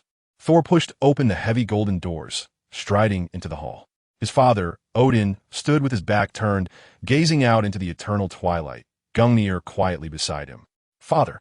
Thor bowed his head slightly, his voice tinged with perplexity. Why do we extend such courtesy to that Midgardian? Odin did not look back. His aged and commanding voice echoed through the grand hall. Thor, while strength may secure victory in battle, it is wisdom that sustains a kingdom. He slowly turned, his single eye reflecting the image of his son. To become a worthy king, one requires not only the might of thunder, but also steadfast allies. Thor furrowed his brow. Are you speaking of that Midgardian? He is far more than a mere Midgardian. Odin approached the throne, his fingers gliding over the intricate patterns of a scepter. His power is such that even I cannot fathom it. Thor gasped in disbelief. This cannot be. You are the All-Father. Precisely because of that, I comprehend his worth even more. Odin interrupted. Go, take him and that sorceress to the library, and permit them to each select a treasure from the vault. Thor opened his mouth, as if to argue, but ultimately tightened his grip on Mjolnir. As you command, father. He turned and strode away, his cloak billowing behind him. Just as he was about to exit the hall, Odin's voice resonated once more. Thor, remember, a true king knows how to forge alliances before the storm arrives. The god of thunder paused momentarily, then forcefully closed the grand door. In the celestial corridor, Thor found Jian and Wanda. Frigga was demonstrating to Wanda how to weave chaotic magic into the shapes of Asgardian runes. Crimson and golden energies intertwined in the air, resembling a silent fireworks display. Mother. Thor bowed, then turned his gaze to Jian. Father has instructed me to show you the library and the vault. Wanda looked at Jian in delight, while the latter merely smiled softly. Let us proceed, god of thunder. The trio traversed the corridor adorned with starry patterns, Thor remaining taciturn throughout. Upon reaching the majestic golden doors of the library, he suddenly spoke. What enchantment did you use to sway my father? Jian raised an eyebrow, honesty and strength. Thor was taken aback, pushing open the grand doors of the library. Thousands of ancient tomes floated in the air, emanating the glow of ancient magic. Wanda inhaled sharply, her chaotic magic instinctively resonating with the scrolls, several volumes containing advanced spells automatically soaring towards her. The vault is on the next level, Thor began to explain. You may choose your treasures once you are done. His words trailed off. Jian stood before a mural depicting the prophecy of Ragnarok. The fire giant Surtur wielded the sword of twilight, and the entire celestial palace crumbled in a sea of flames. Do you know what this mural lacks? Jian suddenly inquired. Thor furrowed his brow. What? A variable. Jian's fingertip gently traced the mural, a thread of golden light seeping into the painting. In an instant, the entire mural subtly distorted, revealing a shadowy figure in a black cloak, bracing one hand against Surtur's colossal sword. Chapter 35. Now, I am the true Superman. Thor was momentarily stunned, unable to comprehend Yang Jian's meaning. However, Yang Jian remained silent, his gaze sweeping across the countless magical tomes suspended in the air. His super sight penetrated through layers of bookshelves, instantly absorbing all the texts, runes, and spells laid before him. His extraordinary mind analyzed and memorized at an astonishing pace. And within mere 5 seconds, he had comprehended all the knowledge within the Asgardian library. Thor stood beside him, arms crossed, his demeanor no longer wary but tinged with curiosity. Midgardian, are you certain you do not require my assistance in locating something? The magical tomes here are not merely to be perused casually, he inquired. Yang Jian withdrew his gaze and smiled slightly. I have already finished my studies. Thor was taken aback, but then burst into hearty laughter. You yist. Even my mother took millennia to master all the knowledge contained here. Yang Jian offered no explanation. Instead, he approached Wanda, who was holding an ancient tome of chaotic magic. He gently patted her shoulder and whispered, I have learned it, and I will teach you when we return. Wanda blinked, nodding obediently. All right. Observing them. Thor raised an eyebrow, but ultimately shrugged. Very well. Since you have both completed your studies, let us proceed to the treasury. Father has granted you permission to each select a treasure. As they traversed the resplendent corridor, Thor pushed open the heavy doors of the treasury, revealing a space far more expansive than its outward appearance suggested. Countless rare treasures were displayed within, each radiating a unique energy signature. Welcome to Odin's treasury, Thor proclaimed, arms spread wide, his tone imbued with pride. Here lies the most precious artifacts of the 9 realms. Striding towards the center, he began his introduction. This treasury contains the spoils of Odin's many conquests, such as the Frost Box, the sacred artifact of the Frost Giants, capable of freezing entire planets. Then there is the Eternal Flame, hailing from Muspelheim, the source of Surtur's energy, bestowing immortality and rebirth. Additionally, we have the Life Tablet, which records the laws of cosmic life and can alter the evolutionary paths of beings. There's also a replica of the Infinity Gauntlet, a counterfeit crafted in Odin's youth. Incapable of truly bearing the Infinity Stones, yet still possessing formidable power. Thor gestured towards these artifacts, his tone casual. You may each select one. Father deems this a gift for our allies.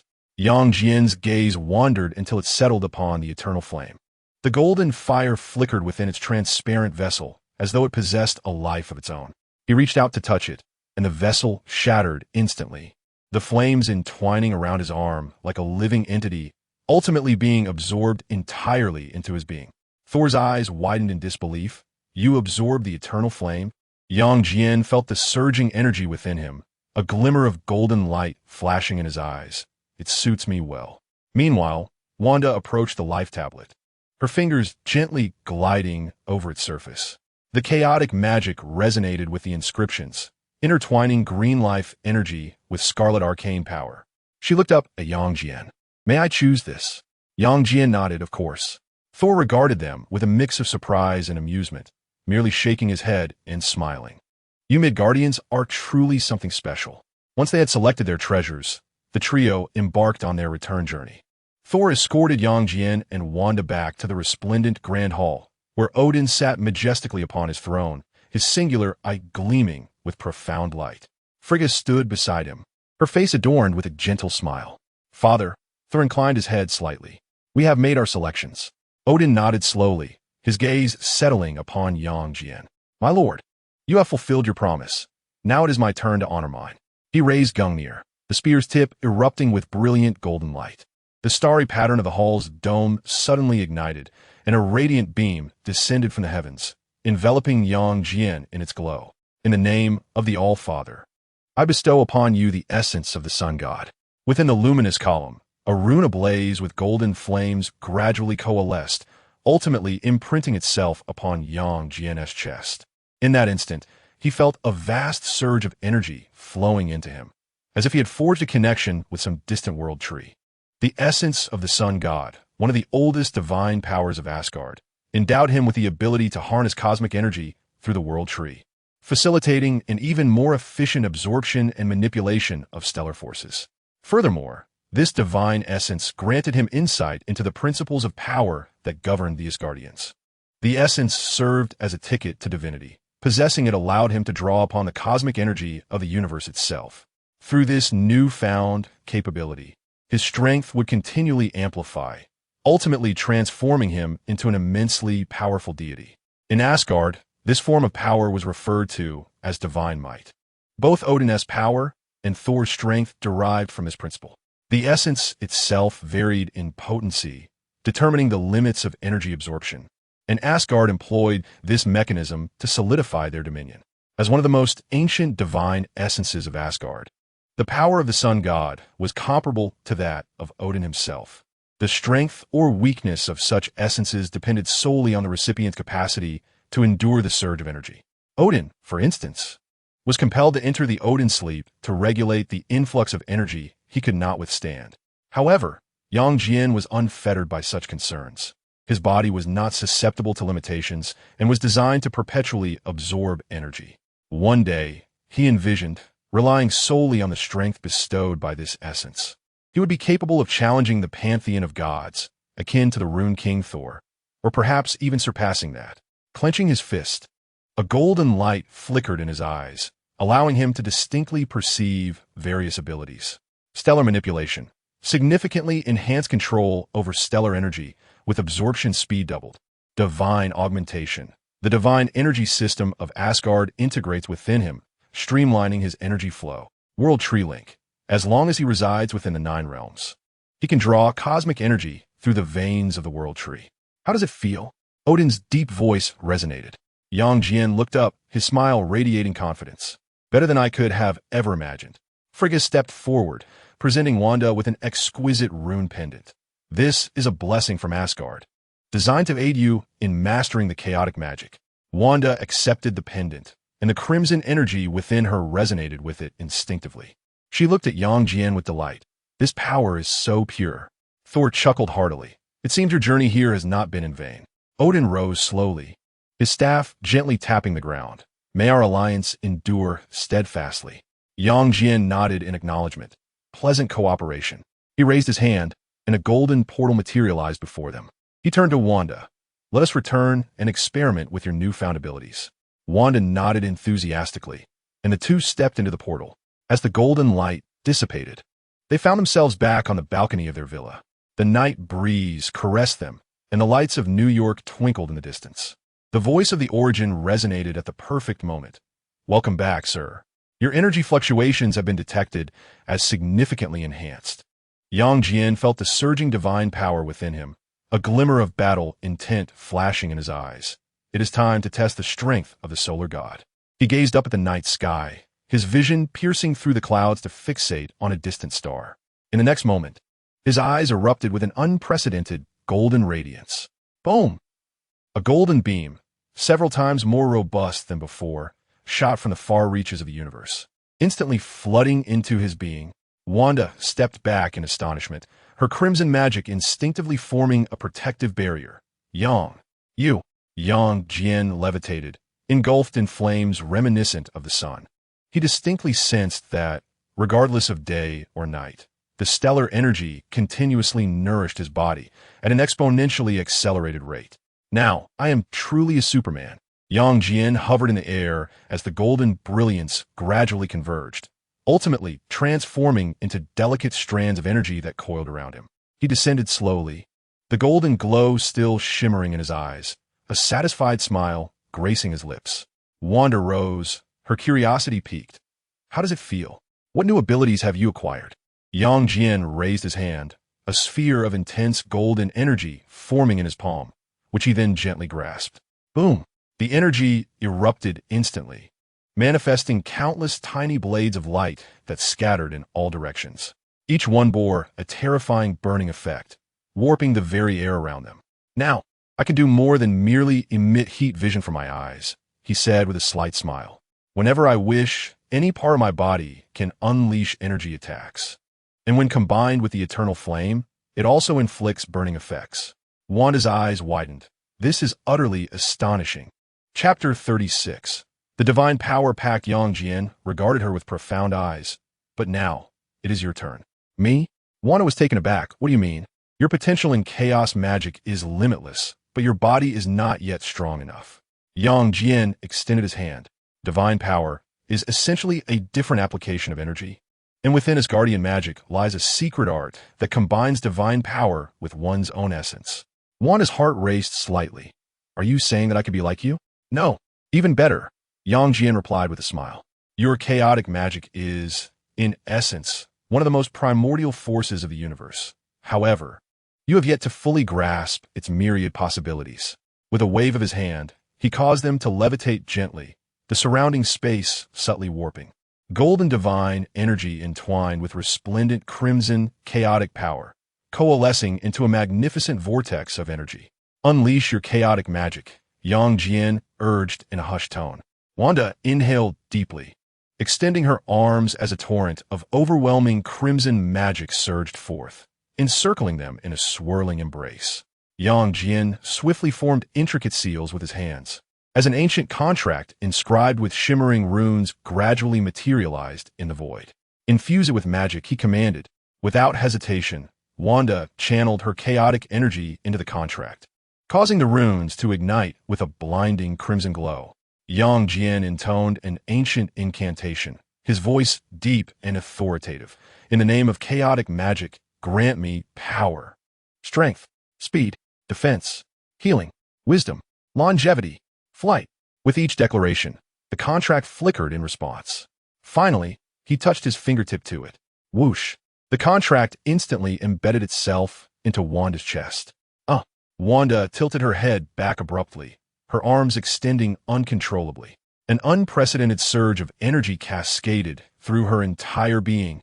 Every inch of her skin, every bone, every drop of blood underwent a profound transformation. Boom! An invisible wave of energy erupted from within her, shattering nearby furniture to dust, causing the entire villa to tremble. Jian landed steadily, observing her with satisfaction. How does it feel? Wanda slowly lowered her gaze, clenched her fist, her eyes aglow with crimson and golden light. I can feel it, she replied, awe in her voice. My body has become stronger, and, with a gentle leap, she burst forth. Boom!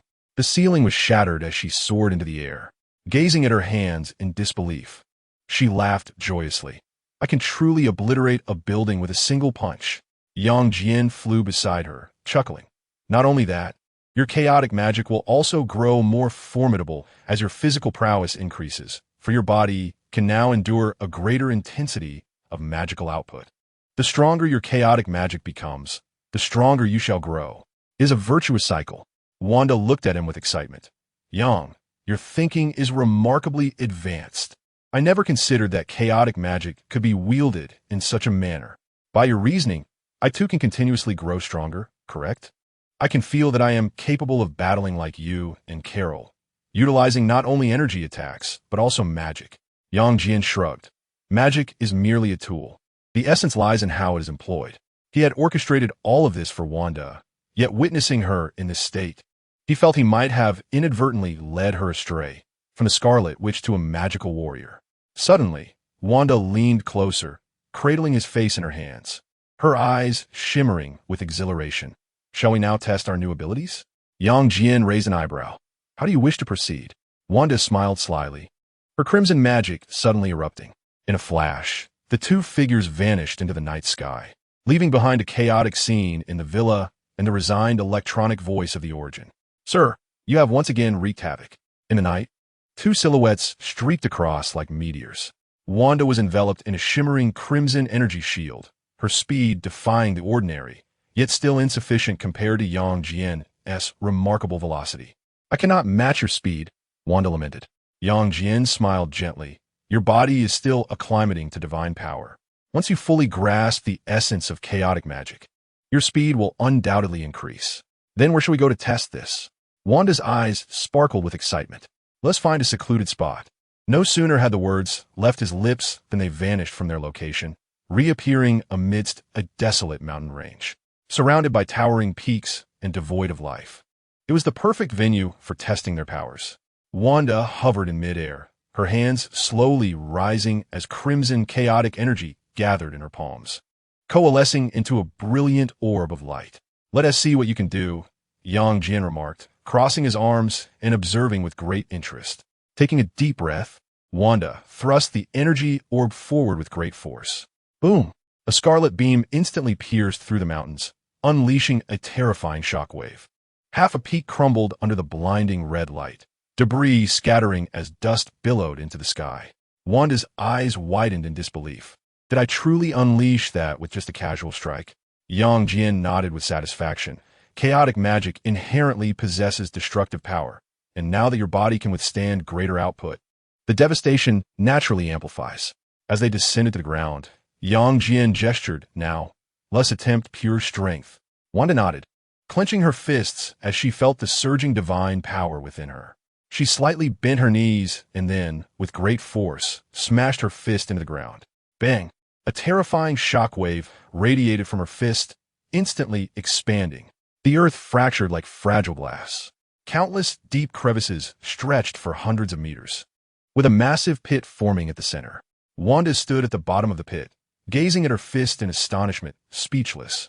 Did I truly achieve this? Jian descended beside her, grinning. That was not even your full strength. Wanda inhaled deeply, her eyes shimmering with excitement. Yang, thank you. Without you, I might never have envisioned such applications for chaotic magic. Jian tousled her hair. Your potential extends far beyond this. We can explore even more. Wanda nodded, then raised her hand, crimson magic surging forth to envelop the ravaged ground. With a hum, the fractured earth began to mend itself. Stones flew back into place. The pit gradually filled, and even the devastated peak slowly restored its former shape under the reformation of chaotic magic. In just a few fleeting seconds, the entire mountain range restored itself, as if it had never been ravaged. Chaos magic possesses the dual ability to annihilate and to create, Jian remarked with admiration. Your mastery over it has grown increasingly adept. Wanda beamed with satisfaction. It truly feels wondrous. Once the test concluded, the two soared back into the sky, instantly returning to their villa. The projection of the origin flickered to life in the living room. Welcome back, sir, Miss Wanda. Structural damage to the house has been detected. Repairs are advised. Wanda chuckled softly, raising her hand to unleash chaos magic, a scarlet energy spreading forth. In the blink of an eye, the shattered ceiling and furniture were restored to their former glory. All done. She clapped her hands, gazing contentedly at the rejuvenated living room. Jian approached her, a smile illuminating his eyes. How do you feel? Wanda turned, leaping into his embrace, holding him tightly, her voice brimming with excitement and gratitude. Yang, I never imagined I could become this powerful. And it's all because of you. Jian chuckled softly, wrapping his arms around her waist. This is merely the beginning. Your journey is still long ahead. Wanda looked up, her scarlet eyes reflecting his figure. So, what shall we do next? A hint of mischief glimmered in Jian's eyes. Since we have tested your new abilities, why not? Before he could finish his sentence, Wanda rose on her toes and kissed him. The morning sunlight streamed through the floor-to-ceiling windows into the living room, where Jian and Wanda languidly reclined on the sofa, savoring the rare tranquility. Wanda's fingertips entwined with a strand of scarlet magic as she endeavored to condense chaos magic into more intricate runes. Meanwhile, Jian closed his eyes, attuning himself to the flow of energy within him, a fusion of solar divinity and his Kryptonian essence. Suddenly, a faint golden light flickered at his brow. He opened his eyes abruptly, realizing it was Gwen summoning him. What is the matter? Wanda sensed his unease and inquired. Someone is looking for me. Jian sat up, a playful glint in his eyes. Wanda blinked. Are you going out? Yes.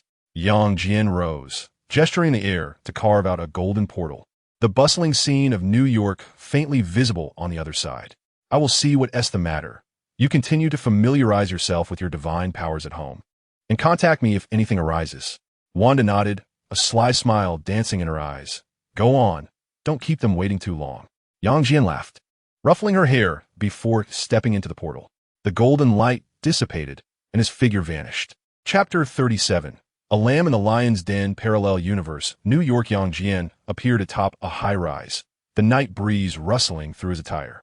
Below, A white figure deftly swung through the air on spider silk, seemingly in pursuit of something. He smiled slightly, his form flickering as he instantly materialized beside Gwen in midair. Need assistance, Ghost Spider? Gwen turned sharply, her eyes widening beneath her mask. Yang, you really came. Her surprise had yet to dissipate when a sudden explosion reverberated ahead. Boom! A mechanical rhinoceros burst through the wall, its crimson electronic eyes locking onto the two. Jian raised an eyebrow. It seems my timing is impeccable. Gwen somersaulted onto the fire escape beside him, her tone buoyant. Welcome back to the zoo universe. Today we have rhinos, vultures, and I've heard a lightning man is en route as well. A glimmer of gold flashed in Jian's eyes, the eternal flame dancing in his palm. Then let us conclude this swiftly. Gwen laughed heartily, webs shooting forth. One for each of us. Of course. The two figures charged simultaneously towards their adversaries, the metallic wings of the vulture slicing through the night sky as it swooped down, its razor-sharp wings aiming directly at them. Gwen executed a backflip to evade, webs adhering to a streetlight, using it to propel herself into the air. This one's mine. Jian nodded, his gaze shifting to the other side where the mechanical rhinoceros thundered towards them, each step sending tremors through the ground. Roar! The mechanical beast bellowed, its steel body demolishing vehicles in its path, charging straight at Jian. He stood firm, unwavering. Just as the rhinoceros was about to collide with him, bam! Jian braced against the impact of the mechanical rhinoceros, the ground beneath him cracking instantaneously, yet his form remained unyielding. Is this all? He raised an eyebrow, his other hand forming a fist and striking the rhinoceros's armored head. Boom! The head of the mechanical rhinoceros caved in, sparks flying. Its massive body fell with a thunderous crash, an alarm blaring. Warning. Severe damage to the unit. Warning. Jian crushed its energy core beneath his foot, rendering the mechanical rhinoceros utterly inoperative. Hey, big guy. Gwen's voice echoed from above. Jian looked up to see her gripping the vulture's wings. With the finesse of a hammer throw, she spun it around in the air before slamming it down to the ground. The vulture crashed into a pile of trash bins, its metallic wings twisted and rendered completely useless. Done. Gwen landed gracefully, brushing off her hands. However, the next moment, the streetlights on either side suddenly shattered, currents swirling like frantic serpents as the figure of the lightning man emerged amidst the blinding blue light. You've picked the wrong fight, he roared, unleashing a surge of high-voltage electricity that overloaded the entire street's power system. Darkness enveloped the surroundings, illuminated only by his brilliant electric glow. Gwen frowned. Is he stronger than before? Jian tilted his head. Perhaps he has absorbed energy from the city's power grid. The lightning man cackled madly, arms outstretched, unleashing two bolts of lightning towards them. In an instant, Jian positioned himself in front of Gwen, a single hand sweeping forth. A biological force field unfurled, deflecting the lightning that shattered the adjacent building's exterior. Stand behind me, Jian murmured. Gwen obediently nodded, taking her place behind him to observe. Jian concentrated energy in one hand, eager to test a new ability. An energy sphere coalesced instantaneously, which he gently propelled forward. Boom!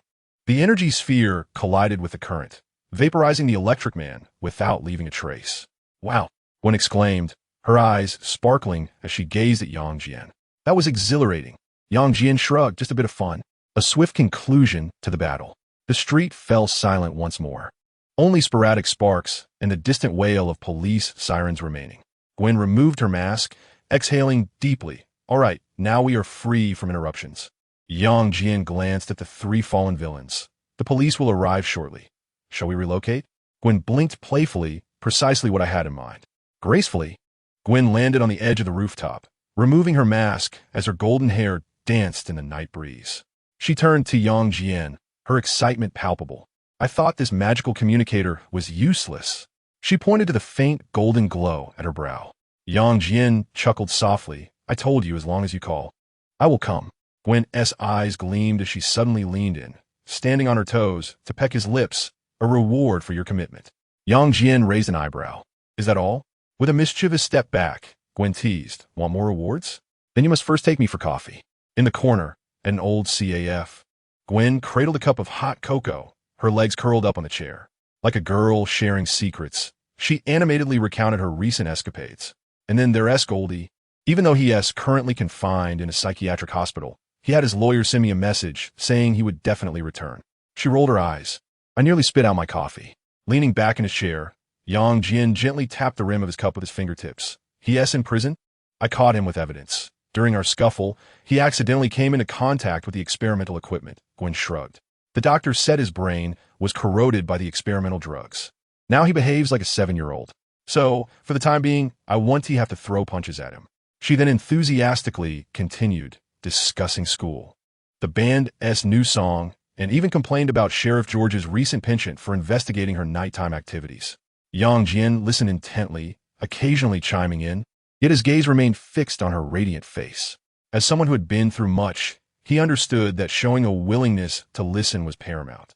Suddenly, Gwen paused, resting her chin on her hand, and regarded him. You seem unfazed by all this. Is it common in your universe? Pretty much, Jian replied, taking a sip of his coffee. But in my universe, Gwen is just an ordinary girl. Wow, Gwen blinked. She is indeed fortunate. Why? Because she doesn't have to fight lunatics every day, she giggled, shaking her cup before lowering her voice. But seriously, how long can you stay? Jian glanced out at the inky night sky. As long as it takes. Gwen's toes gently brushed against his leg beneath the table. So where to next? Fighting crime? Visiting my secret lair? Or, she lowered her voice suddenly. My dad is away on a business trip this morning. Jian looked at her with a smile that was neither entirely sincere nor entirely dismissive. Is this the reason you summoned me at 3 in the morning? I did not, Gwen replied, feigning nonchalance as she settled back down. I was originally investigating the smuggling line of the vultures. But who knew they had a collective team-building event tonight? Half an hour later, they left the CAF, strolling through the streets of New York.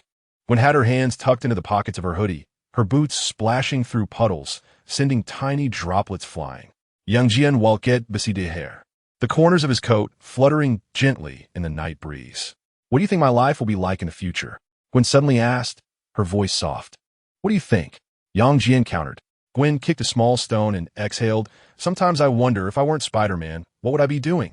There is no if, Jian replied, explaining, every choice leads to a different outcome.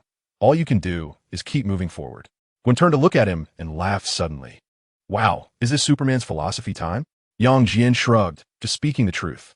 The streetlights elongated and shortened their shadows as they passed an intersection. Suddenly, Gwen nudged him with her shoulder. Remember I just mentioned that my dad is on a business trip today? Jian paused, smiling at her. So? Gwen elongated the word, her fingers curling around the collar of his shirt. Some people need not rush back to their own universe, right? Without further ado, he raised his hand and swiped through the air, golden sparks swirling to tear apart the fabric of space, forming a portal. On the other side lay a luxurious hotel suite. Through the floor-to-ceiling windows, the entire skyline of Manhattan was visible, with rose petals scattered across the large bed and a champagne bottle nestled in an ice bucket. Gwen's eyes widened in astonishment. Wait, where is this? A hotel in Manhattan. Jian replied, wrapping his arm around her waist. My artificial intelligence will handle the room, fees, and monitoring. Gwen chuckled. Your AI also moonlights as a wingman? It has a rather comprehensive set of functions. Chapter 38. The first experiment, they stepped through the portal, the golden light behind them gradually closing. Gwen curiously surveyed her surroundings, her fingers gliding over the silky bed sheets. Do you often do this? Bring others into a room? Jian unbuttoned his shirt, carelessly tossing it onto the sofa. You're the first. How fortunate, Gwen said, suddenly tugging at his shirt front, drawing him closer. So, Mr. Superman, would you care to showcase some exclusive superpowers? Her breath carried a hint of mint, her eyes locked onto his. Jian leaned down to kiss her, then snapped his fingers, causing the room's lights to dim automatically. As you wish. Outside, the lights of New York blazed on, sleepless through the night. Morning light streamed through the floor-to-ceiling windows into the suite, where Jian leaned against the headboard, holding a cup of coffee. He watched Gwen, who was hastily rummaging through her suitcase for clothes. A piece of toast clamped in her mouth. Where's my band tee? I found it. She unfurled a black shirt emblazoned with words, swiftly donned it, and then grabbed a pair of jeans to pull on. Jian sipped his coffee and remarked, You're going to be late for class. The reason lay in last night's events, when abruptly fell silent, rolling her eyes. In any case, it's all your fault. With a smile, Jian continued sipping his coffee. Do you need a ride? Gwen tied her shoelaces and, smiling back, replied, How would you do that? With your super speed? In the next instant, she was swept off her feet in a swift embrace. Hold on tight. The world transformed into a blur of colors amidst Gwen's screams. 3 seconds later, she stumbled to a halt at the entrance of New York University. Jian. She gritted her teeth, striking his chest. I didn't even have a chance to react. With a flourish, Jian produced a chocolate from behind his back. Gwen accepted it, munching while muttering, What did you buy this? Just passed by a convenience store? He indicated in the distance. I also got you a cup of hot cocoa. Gwen took the paper cup adorned with the school emblem, the warmth just right. Suddenly, she stood on her toes and kissed him lightly, saying for this, It's not too bad. The class bell rang. I have to run. She retreated towards the classroom, waving at Jian. Next time I summon you, don't be late. Jian watched her vanish behind the glass doors, his form flickering as he ascended into the clouds. Golden light swirled at his fingertips as a portal gradually unfolded in the morning sun. In the villa's living room, Wanda was seated cross-legged, suspended in the air, enveloped in crimson magic. Hearing a sound, she opened her eyes. Yang, you're back? MHM. Jian hung up his coat. There was a bit of trouble over there. Resolved? Easily. He approached her, lightly tapping her forehead with his fingertip, sending a stream of golden light into her. These are advanced runes from S.H.I.E.L.D. They work even better with chaos magic. As Wanda absorbed the ancient knowledge flooding her mind, she smiled and asked, How many girls have you charmed with this trick? Jian maintained a straight face. You were the first. Really? Wanda ignited chaos fire at her fingertips. Shall we test my new technique? Outside, the morning light was perfect. Several hours later, in the living room, Wanda leaned against Jian, her fingers entwined with crimson magic, practicing the newly learned S.H.I.E.L.D. runes. Suddenly, a voice shattered the tranquility. Sir, Tony Stark is calling. Jian lazily raised his hand, connect the call. In the next moment, Tony's holographic image materialized, appearing against the backdrop of an opulent hotel suite. He held a glass of wine, yet wore a distinctly displeased expression. Young, you haven't seen the news? Tony raised an eyebrow. Jian countered with his own raised brow. What news? Monaco, the racetrack. A lunatic nearly turned me into a shish kebab with 2 electric whips. Tony pointed to himself. If it weren't for the nano suit you gave me, I might have become a Tony Stark-branded barbecue by now. Before Jian could utter a word, S.H.I.E.L.D. had already summoned a live news feed. The projection displayed the chaotic scene of the Monaco racetrack, where a man clad in rudimentary armor wielded an electric whip, striking wildly. Meanwhile, Tony, adorned in sleek black nanotech armor, unleashed a dazzling blast from his palm. Wanda blinked in surprise. Who is that? Tony rolled his eyes at the projection. Ivan Vanko, a Russian madman who fancies himself more knowledgeable about reactors than I am. Jian glanced at the battle scene, confirming Tony's clear advantage, and calmly remarked, It seems you are unscathed. Unscathed? Huh. Tony took a swig of his drink. That kid nearly wrecked my car. However, a smug grin suddenly crept across his lips. Your nanotech armor is indeed impressive. That broken whip couldn't even leave a scratch. Jian nodded, of course. Tony waved his hand dismissively. In any case, I'll be in Monaco for the next couple of days for a gathering. By the way, the biotech company has been officially registered. It shall be named Rebirth Technologies, and Helen is making good progress. We can discuss it in detail when you return. All right. Jian responded succinctly. Tony cast a sidelong glance at Wanda, grinning mischievously. I won't intrude any longer. Be sure to catch the news replay. My fighting scenes are quite dashing. With that, the communication was severed, and the projection vanished. Wanda turned to Jian. Aren't you worried about him? Leaning back on the sofa, Jian replied casually that nanotech armor's defense is so robust that it would withstand a direct missile strike. Wanda pondered for a moment. So, what shall we do now? Jian wrapped his arm around her waist, a glimmer of amusement in his eyes. Shall we continue your lessons in runes? Or, Sir, S.H.I.E.L.D. interjected suddenly, Dr. Helen Zhao has sent a message inquiring whether you wish to participate in the inaugural experiment of Rebirth Technologies. Wanda chuckled softly. It seems your leisure time has come to an end. With a sigh, Jian rose. Let us proceed to the laboratory. Wanda stood as well, her crimson magic swirling at her fingertips. Do you need my company? Jian raised an eyebrow. Certainly. He summoned a portal, and in an instant, their figures vanished from the living room. A golden portal opened in the center of the laboratory, and Jian and Wanda stepped out side by side. The surrounding researchers were momentarily stunned by the sudden spatial distortion, nearly dropping their tablets.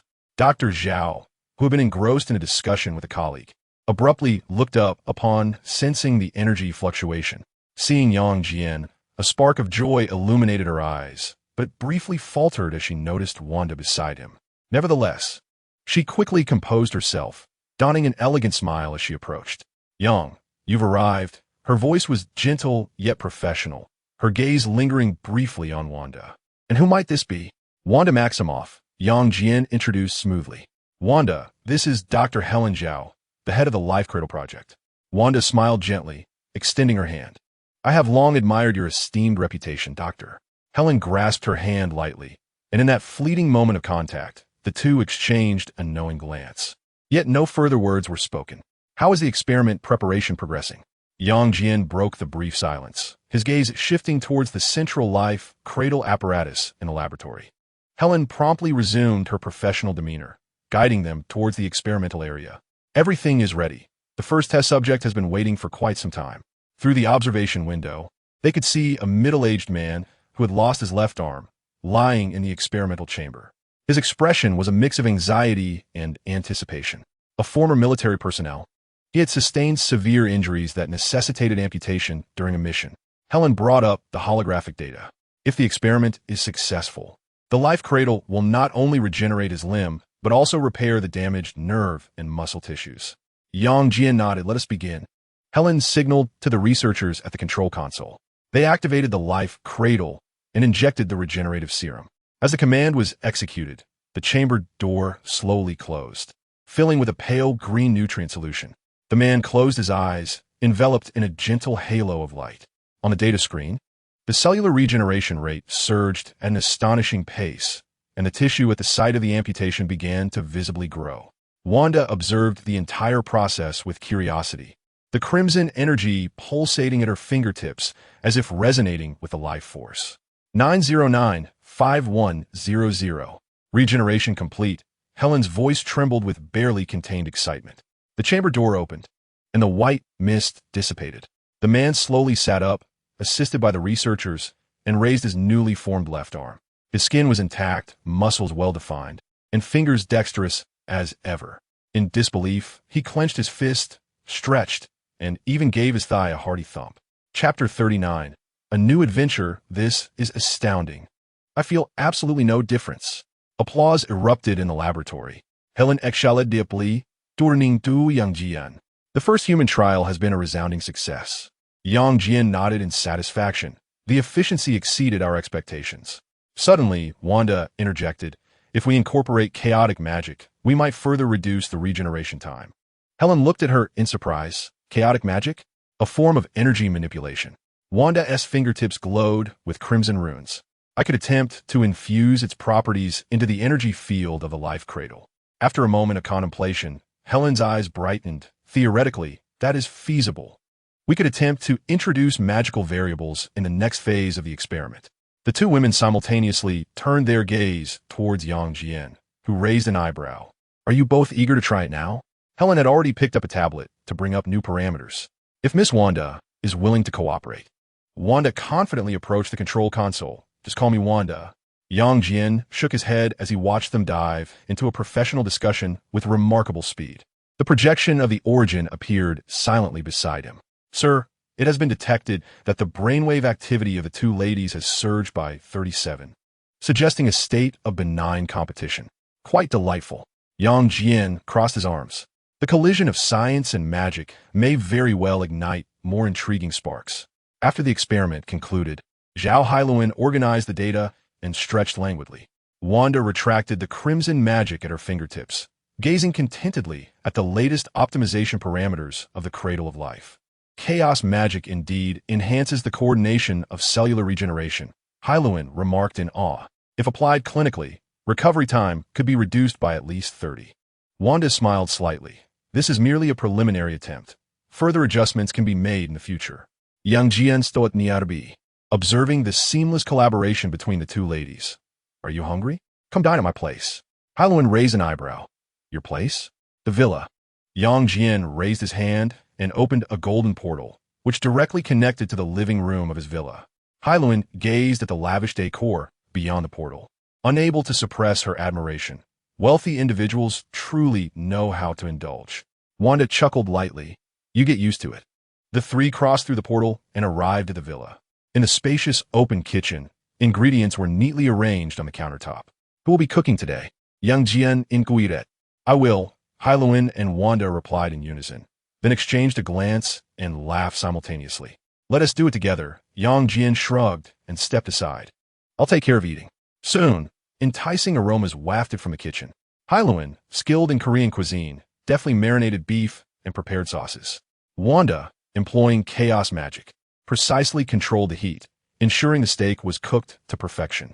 Leaning against the bar, Yang Jian observed their bustling silhouettes, suddenly feeling an inexplicable sense of harmony in the scene.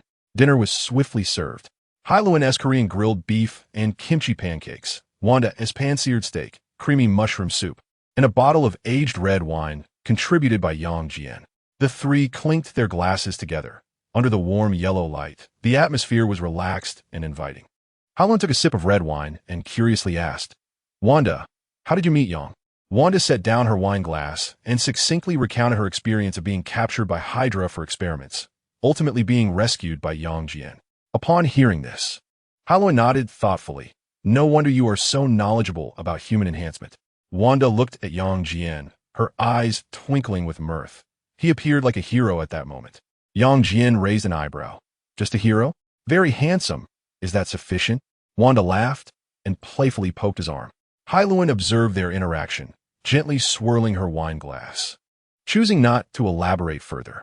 After dinner, the three nestled on the sofa in the living room, casually watching news highlights on television. It was footage of Tony battling Ivan Vanko in Monaco. Tony truly seems to make headlines wherever he goes, Hailuan remarked, shaking her head with a smile. Wanda curled up in a corner of the sofa, lazily stating, he revels in such attention. Yang Jian casually turned off the television. Boring. Shall we switch to something else? Helen glanced at the time and suddenly inquired, So, am I staying here tonight? What else could it be? Yang Jian replied with an expression of obvious certainty. Helen blinked, her gaze flitting between Yang Jian and Wanda before bursting into laughter.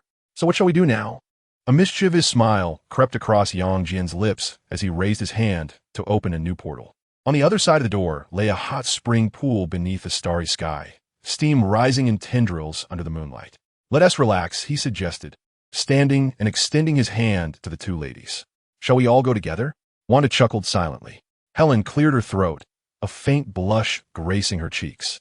Yet she did not refuse, stating, Science requires a spirit of practice. Yang Jian smiled knowingly, then let us proceed.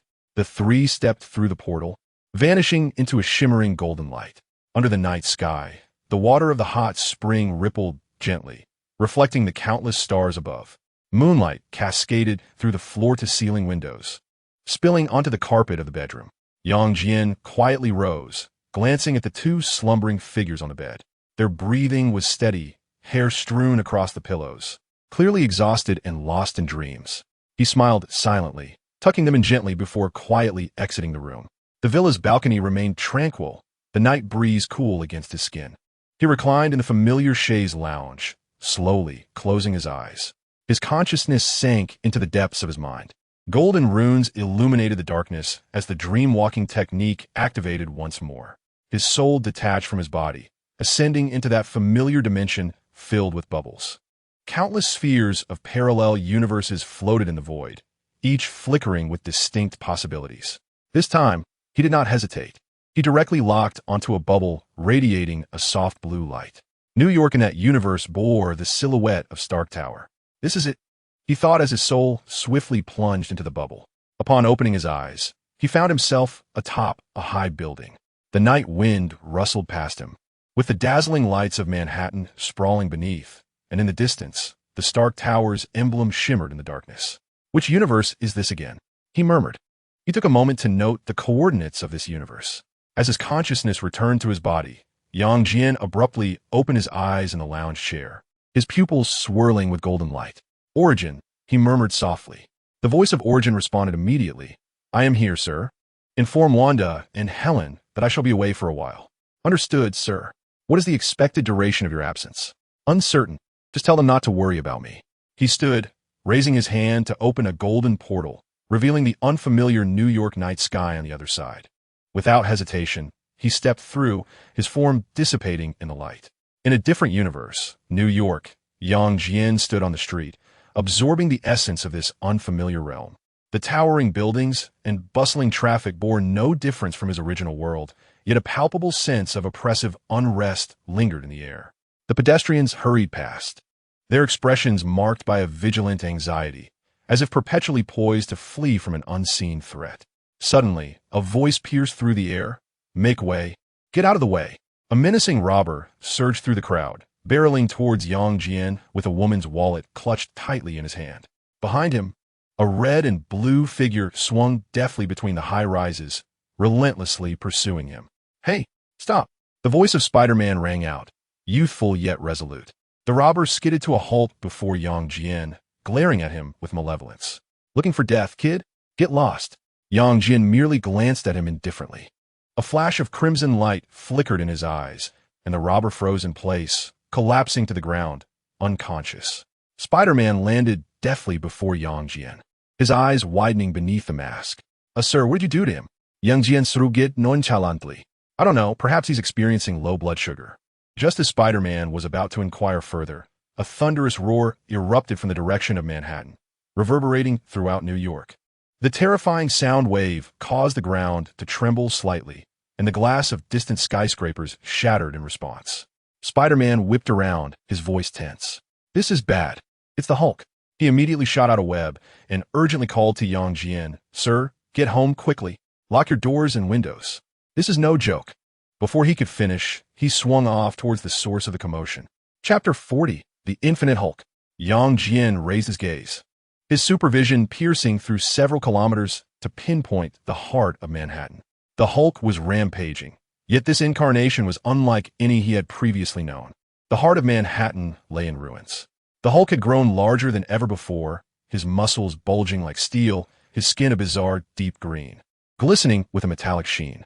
His eyes no longer reflected mere rage. Instead, they burned with an eerie emerald flame, each breath expelling waves of scorching air. The Avengers had already arrived, Iron Man unleashing a barrage from his repulsor beams. Captain America's shield was sent flying by the Hulk's fist, and Thor's lightning struck him, only inciting further fury. Banner, calm down. Captain America attempted to shout, but the Hulk was impervious to reason. Hulk, not Banner, he roared, striking the ground with a colossal fist. The impact sent a terrifying shockwave that overturned entire streets, hurling the Avengers away. Iron Man's armor blared alarms. Energy overload. Energy overload. Suspended in the air, Yang Jian's super hearing captured the murmurs of the crowd below. God, it's him again. Last time he killed Hawkeye, and now he wants to destroy New York? The Avengers should never have trusted this monster. I heard his family is dead. Perhaps this is his fate. Fragments of information rapidly coalesced in Yang Jian's mind. The Hulk's last rampage had inadvertently resulted in Hawkeye's death, igniting a media storm. The media and public outrage had reached exaggerated heights, with some even beginning to target Banner's family. The Avengers chose to temporarily shield Banner's loved ones, Betty Ross and their son, Scar. However, the vehicle sent to retrieve them was ambushed, resulting in the tragic deaths of Betty and Scar, while Banner was absent at the time. Upon his return and learning of this devastating news, he was engulfed by a tempest of fury, despair, and a profound sense of betrayal. More critically, in his rage, he inadvertently tore open a rift to an unfamiliar dimension. The energy from this realm surged into his body, rendering this iteration of the Hulk far more powerful than before. Hulk seized the tank's wreckage, poised to strike the fallen Captain America. Suddenly, a shadow darted at him with astonishing speed, colliding with Hulk and sending him hurtling backward, the debris slipping from his grasp. As the dust settled, Yang Jian hovered in midair, his cape billowing in the gusts of wind. The Avengers stood momentarily stunned. Was that Superman? Iron Man's voice was laced with disbelief. No. Yang Jian calmly regarded Hulk. I'm merely a passerby. Hulk gasped, the eerie green flames of energy blazing in his eyes. New one, insect. Without further ado, Yang Jian's gaze flared with crimson light. Buzz! His heat vision erupted, striking Hulk squarely in the chest and propelling him through 3 towering buildings before pinning him against the outer wall of a 4th. Yet, Hulk withstood the onslaught, tearing at the energy beam with his hands, roaring as he advanced step by step. This fellow, Yang Jian, narrowed his eyes. Indeed, he is different. Seizing the moment, Thor summoned his hammer, exclaiming, "Stranger, his power originates from another dimension. We must sever his source of energy." Yang Jian nodded. He abruptly condensed his heat vision, vanishing and reappearing before Hulk, delivering a powerful punch to his abdomen. Boom! Hulk doubled over from the blow, but swiftly retaliated with a punch of his own. The speed was blistering. Yang Jian did not flinch, raising his arm to block as the shockwave erupted, shattering the glass of surrounding skyscrapers. Banner. Yang Jian locked eyes with Hulk. Your family was not slain by the Avengers. Hulk's movements faltered slightly, but he soon became even more ferocious. Lies?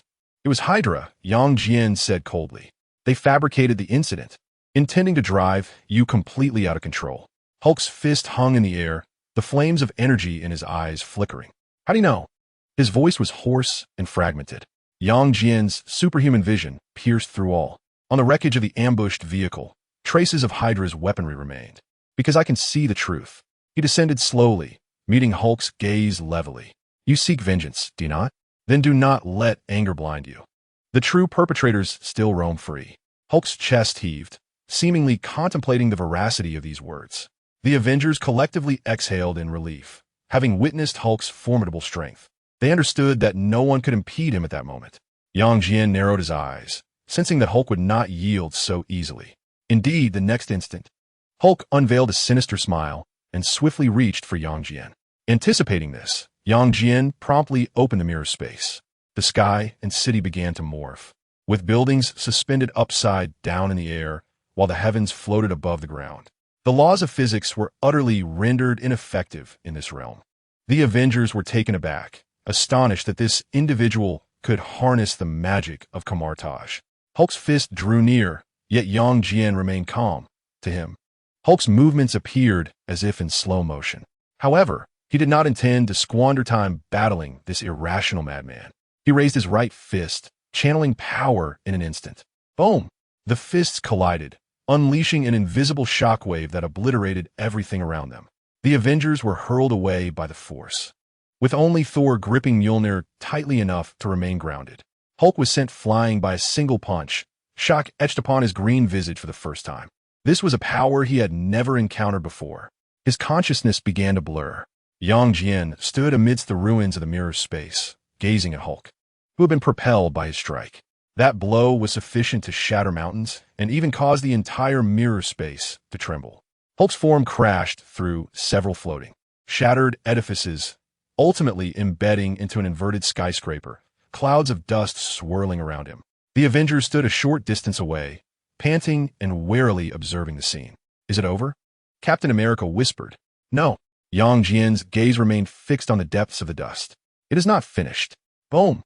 Suddenly, a column of green energy shot skyward, casting the surrounding mirror space in an eerie emerald hue. Hulk's figure gradually rose, green energy emanating from his skin, his eyes ablaze with flames not of this dimension. Hulk! Never to fall. His voice transcended a mere roar, resonating with an ancient echo, as if countless furious wills roared within him. He had grown even stronger. Yang Jian narrowed his eyes, no longer wishing to engage this colossal being in a game. In an instant, his form appeared before Hulk, his palm pressing directly against Hulk's chest. Out! A golden light erupted from his palm, forcefully extracting an ethereal figure from within Hulk.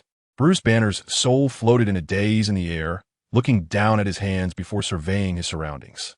Upon seeing the Avengers, a flame of fury ignited in his eyes. You killed them.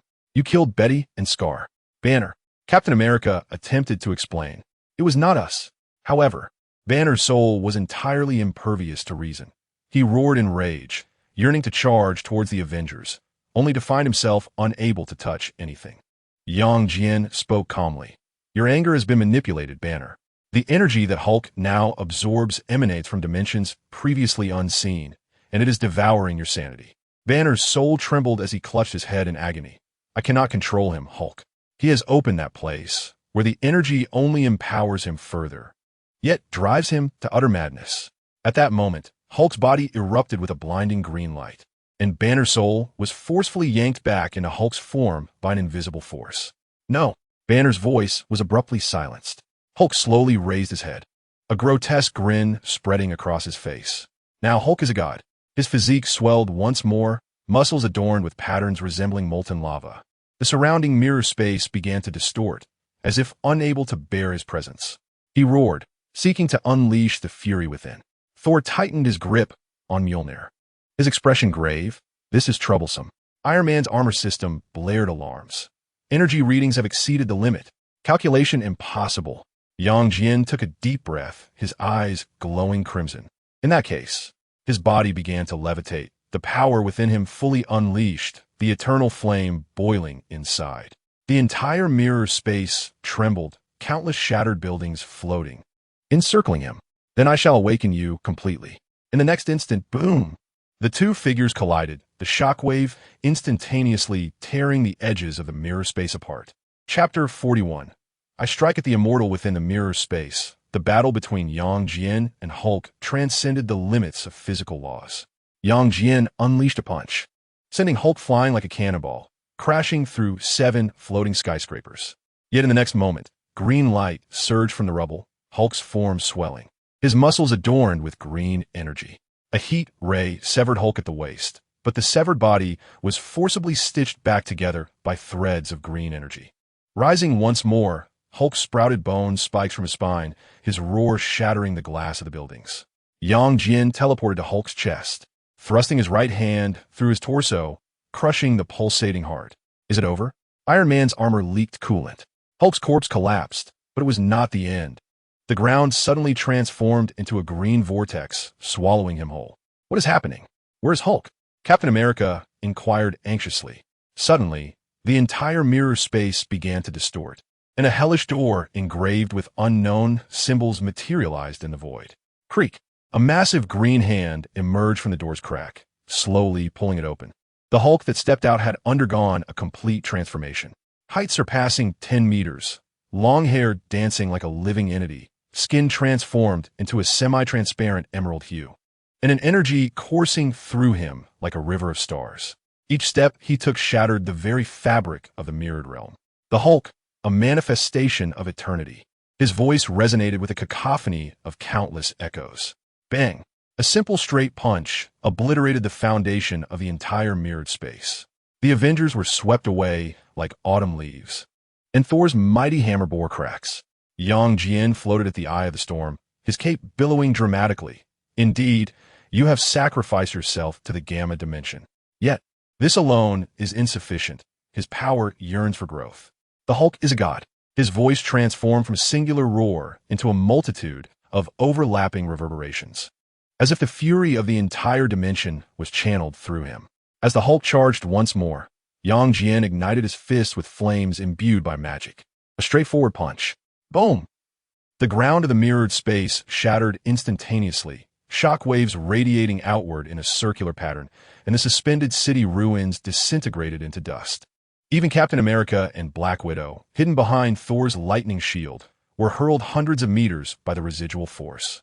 The alarms of Iron Man's suit blared frantically. Impact exceeds 100 million tons. The Hulk's destructive form reassembled, surging forward once again with formidable might. Excellent. Jian stood his ground, meeting him with a punch of his own. Bang! At the moment their fists collided, a blinding white light erupted. The mirrored space was torn asunder, a rift cutting through the sky. The Hulk's arm shattered upon impact, but in the next instant, green energy surged from the void, swiftly reconstructing his form. His reconstituted arm glowed with emerald radiance, power swelling once more. Is immortality, then? I strike at the very essence of immortality. His figure vanished from sight. In the first second, Jian appeared before the Hulk, landing a right hook to his chin. The Hulk's head exploded instantaneously, only to reassemble amidst the green glow. In the second, a flurry of powerful blows rained down upon the Hulk's chest. each strike infused with the searing heat of eternal fire and magical expulsion. Cracks began to mar the Hulk's emerald skin. In the third second, Jian clasped his hands together, delivering a mighty blow that sent the Hulk deep into the Earth's core. The ground of the mirrored realm began to convulse. In the fourth second, the Hulk erupted from the depths, arms clenched, unleashing a strange surge of green energy. Jian stood resolute, meeting the attack with his own fiery gaze. In the fifth second, the point of collision birthed a miniature black hole, beginning to devour everything in its vicinity. Jian suddenly restrained his power, allowing the black hole to draw him and the Hulk within. In the rift of dimensions, he grasped the Hulk's core, unleashing an explosive surge of energy. Return to your dimension. A colossal golden beam pierced through the Hulk's form, propelling the energy within him back toward that infernal gate. What Jian beheld were countless greedy green eyes lurking beyond the threshold. In the final strike, Jian's hand knife pierced Hulk's forehead, forcibly extracting a pulsating green nebula. This was the core of the dimensional passage. As the nebula was consumed by the eternal flame, Hulk's body began to diminish, and Bruce Banner's form gradually emerged. Plummeting from the sky, Jian caught him and tossed him to Captain America. With unparalleled strength, he had triumphed over Hulk, possessing the power of dimensions. If this continued, Hulk would inevitably strengthen to a level comparable to his own, or even surpass it. As the mirror space dissolved, everyone returned to the devastated New York. Banner lay unconscious on the ground, his body returning to normal. Yet, all could see a faint green fissure forming on his forehead, slowly emanating light. Amidst the ruins of Manhattan, the Avengers remained entranced by the shock of the recent cataclysmic battle. Iron Man's armor was grievously damaged, Thor's hammer bore minute cracks, and Captain America's shield had slightly warped edges, all merely the aftermath of the battle's reverberations. Thus, Tony Stark lifted his visor, his expression grave as he gazed at Jian. What was the nature of that green energy surrounding Banner? Everyone had just witnessed it. Residual energy from Gamma Hell. He replied calmly, or rather, pollution from beneath all things. Beneath all things?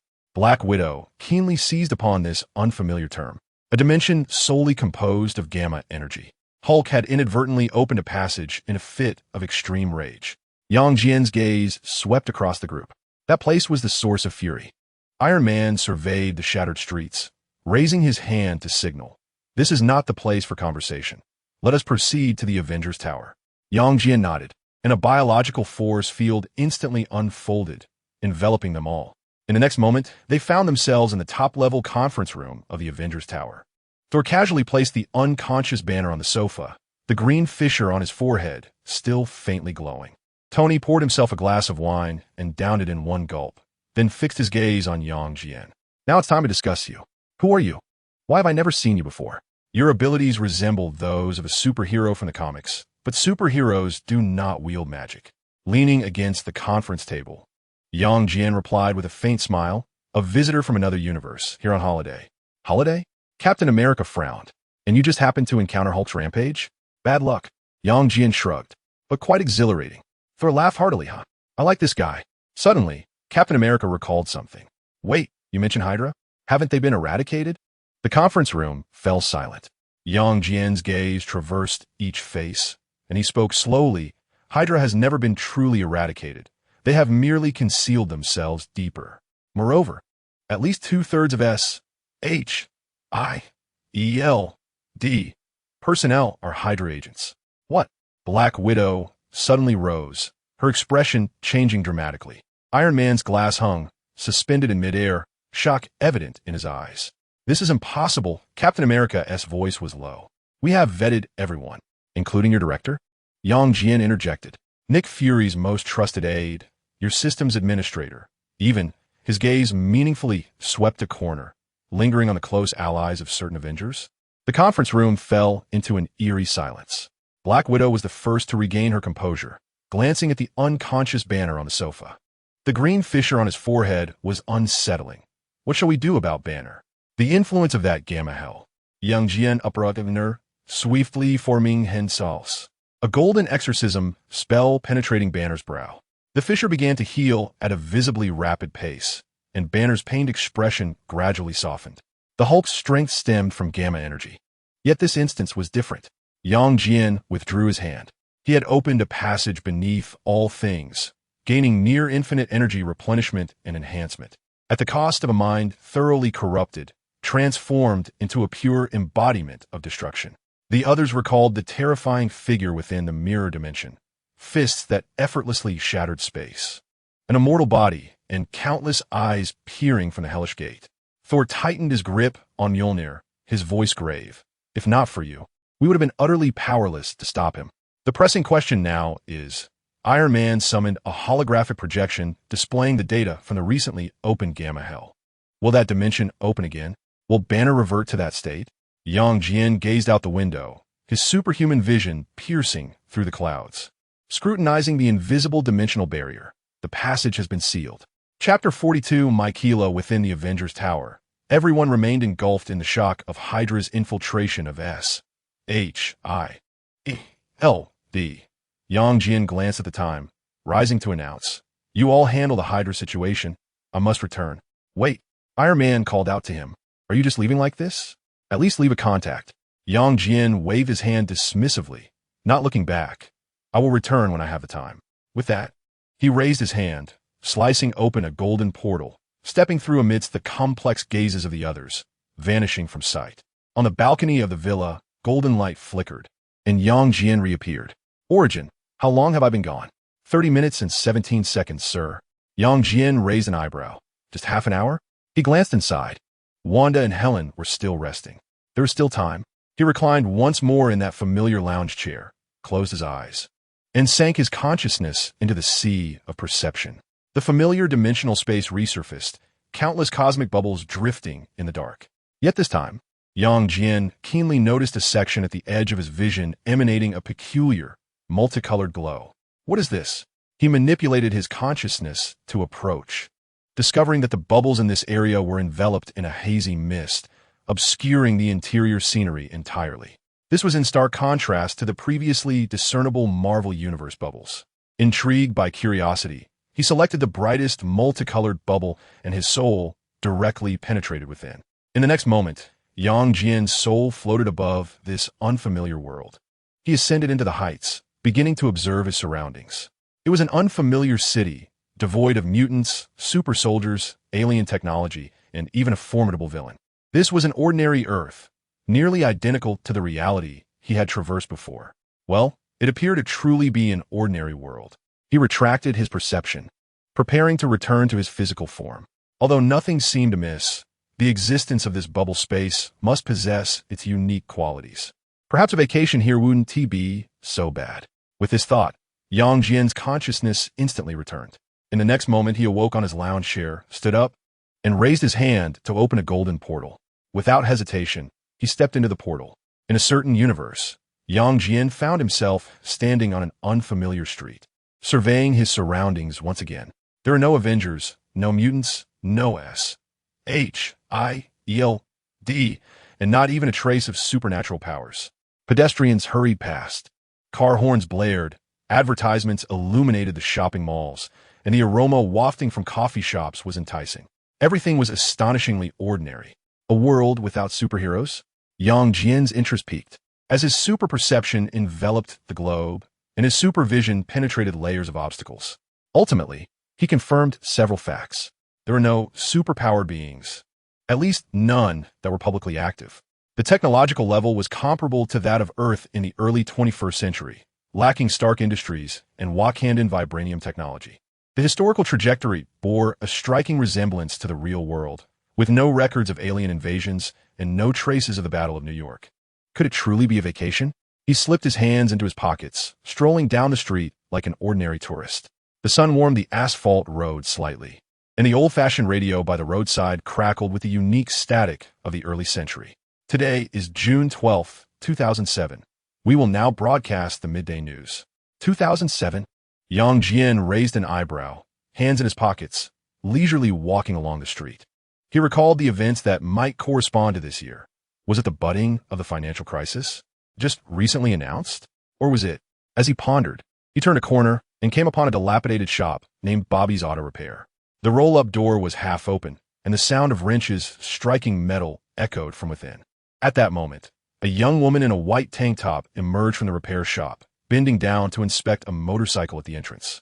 She tossed aside her cascading black hair, her sultry figure revealed in all its glory, causing Jian to momentarily pause. Megan Fox? That iconic visage, the slightly upturned lips, and those wild, captivating eyes. Indeed, it was the actress renowned for her role in Transformers. Just then, a voice echoed from the repair shop. Michaela, please bring me the 34-inch socket. Without turning her head, the woman responded, got it. Jian squinted. Michaela? Megan Fox? 2007? A conjecture began to form in his mind. He strode directly into the repair shop, the rusty bell chiming crisply as he pushed the door open. How can I assist you? A grease-streaked, middle-aged man behind the counter inquired, lifting his gaze. Car repairs? Jian glanced around, his eyes wandering momentarily before he offered a polite smile. Actually, I wish to purchase a car, but I lack expertise. I need someone to accompany me for a look with a reward of $1,000. The shop fell silent instantly. The sound of a wrench clattering to the floor resonated sharply. Michaela emerged from beneath a vehicle, dusting off her hands. Her curiosity piqued as she regarded Jian. Are you serious? Qu'est-ce paiement? Jian replied, producing a stack of $100 bills from his pocket and flicking it lightly with his fingertips. The middle-aged man frowned, but before he could speak, Michaela had already removed her gloves and approached. I'll take this job. As she drew near, Jian inadvertently caught a glimpse of something he shouldn't have. It was entirely unintentional. Consequently, Michaela mounted her motorcycle. Which dealership are we heading to? Wait, no need for the bike. Just close your eyes, Jian smiled. Michaela, suspicious, complied, her long eyelashes fluttering gently in the sunlight. This better not be some kind of prank. Before she could finish her thought, she suddenly felt a wave of disorientation, as if a gentle breeze had swept around her. When the whistling wind ceased, warm hands rested on her shoulders. You can open your eyes now. Michaela's eyes flew open, her breath catching as she froze in astonishment. Moments ago, she had stood at the dilapidated repair shop's entrance. Now, she found herself before the glass facade of a Chevrolet dealership. Sunlight streamed through the floor-to-ceiling windows onto a brand-new Camaro, the reflections dancing on her face. What on earth? She stumbled back a couple of steps, nearly colliding with a fire hydrant. How do we get here? This place is 12 blocks away from the repair shop. Jian had already pushed open the dealership's glass door, the bell chiming melodiously. Come in and choose a car. Michaela mechanically followed him into the showroom, her mind still processing the surreal experience she had just undergone. Her gaze scanned the displayed vehicles, suddenly captivated by a yellow Camaro in the corner. She felt that this particular car perfectly embodied Jian's style. Sophisticated, muscular, and commanding. Do you like this one? Jian noticed her attention. What do you think? It's striking, isn't it? Michaela instinctively caressed the car door, feeling the coolness of the metal. The sales manager approached with enthusiasm. Sir, madam, I must say, your taste is impeccable. This is the latest sports model, equipped with a 60-liter V8 engine. I'll take this one, Jian declared, pulling out his wallet and writing a check. Just a moment ago, S.H.I.E.L.D had already prepared his identity and discreetly pocketed a bit of money. Full payment. Michaela widened her eyes. You didn't even ask the price. It's of no consequence, Jian replied, gently tapping the hood of the car, admiring the vehicle that resembled Bumblebee from the movies. Chapter 43. Bumblebee. The paperwork at the dealership proceeded remarkably smoothly. The manager was taken aback by the check Jian casually presented, and within 20 minutes, all documents were completed. Michaela held the brand-new car key, still somewhat dazed. So this car is yours now? Temporarily, for your use, Jian handed her the purchase documents. You have a driver's license, right? Of course. Michaela puffed her chest out, then lowered her voice. But how did we suddenly? Jian gestured for silence. Let us go somewhere first. He recited an obscure address for a second-hand car dealership. Michaela frowned. What are we going there for? To meet a new friend. 10 minutes later, the brand-new Camaro rolled into a rust-laden used car lot, and the owner's eyes nearly bulged out. Rubbing his hands together, he approached. Sir, which car catches your eye? We just received some stock last month. Jian walked directly to a dusty yellow Chevrolet in the corner. This one, he said, tapping the hood. I want it now. Both the owner and Michaela wore expressions of disbelief. Sir, this car is practically scrap. The owner chuckled awkwardly. Why not take a look at that one over there? Jian pulled out a stack of cash. Is this sufficient? The owner's mouth opened in surprise, but ultimately accepted the money. Deal. The owner left with the cash, and Michaela watched in confusion as Jian took his seat in the dilapidated vehicle. What was even stranger was that he began talking to the empty cabin. "Wake up, Bumblebee." Silence. Suddenly, the radio turned on by itself, frantically switching through chaotic channels until it pieced together a phrase. "Who are you?" Michaela stepped back in shock. "Bumblebee?" Jian's fingers gently tapped the steering wheel. "I know where the spark is." The entire car began to tremble violently, the rusty doors groaning under the strain. The radio sputtered out urgent phrases. "Prove it to me." "Not here." Jian opened the car door and glanced at Michaela. "Get in that new car and follow me." The second-hand vehicle remained silent for a few seconds, then roared to life. The engine emitted a growl that belied its shabby exterior, and Bumblebee suddenly reversed with a flourish, performing a graceful drift to come to a stop before Michaela. The car door automatically swung open as the radio played a tune by Queen. Two vehicles, one following the other, departed from the urban sprawl and headed towards the desolate industrial outskirts. Michaela gripped the steering wheel tightly, her heart racing. Through the rearview mirror, she observed the dilapidated Chevrolet weaving through traffic with astonishing agility, utterly defying its worn exterior. "What on earth is happening?" she murmured to herself, yet everything remained an enigma. Taking a deep breath, she resolved to follow. 20 minutes later, they arrived at an uninhabited plain. The night draped over the desolate countryside, with only the sound of the wind rustling through the dry grass. Michaela exited the Camaro, stepping onto the gravelly ground, her brow furrowed in concern. "Honestly, I don't understand why we had to come to a place like this." She glanced around, feeling uneasy. This cursed place doesn't even have a streetlight. Jian offered no reply, merely gazing at the aged yellow Chevrolet. In the next moment, a series of mechanical clicks echoed abruptly. Michaela spun around, her pupils dilating in shock. The second-hand car was transforming. The doors folded into arms, the hood expanded into armor, and the front of the vehicle morphed. In mere seconds, a 5-meter-tall mechanical giant knelt before her, its blue optical lenses glowing in the darkness. Michaela stumbled backward, nearly losing her balance. "What the hell?" Bumblebee lowered its head, the radio frequencies rapidly shifting until a coherent phrase emerged. "I am Bumblebee, a Cybertronian. My God, what is this thing?" Michaela's voice trembled as she instinctively hid behind Jian. Jian smiled slightly. "Now do you understand why we are here?" Bumblebee's metallic fingers gently tapped the ground, continuing to construct sentences through the broadcast. "Do you know about the Allspark?" "Certainly. The Hoover Dam, Sector 7. Jian thought that blindly.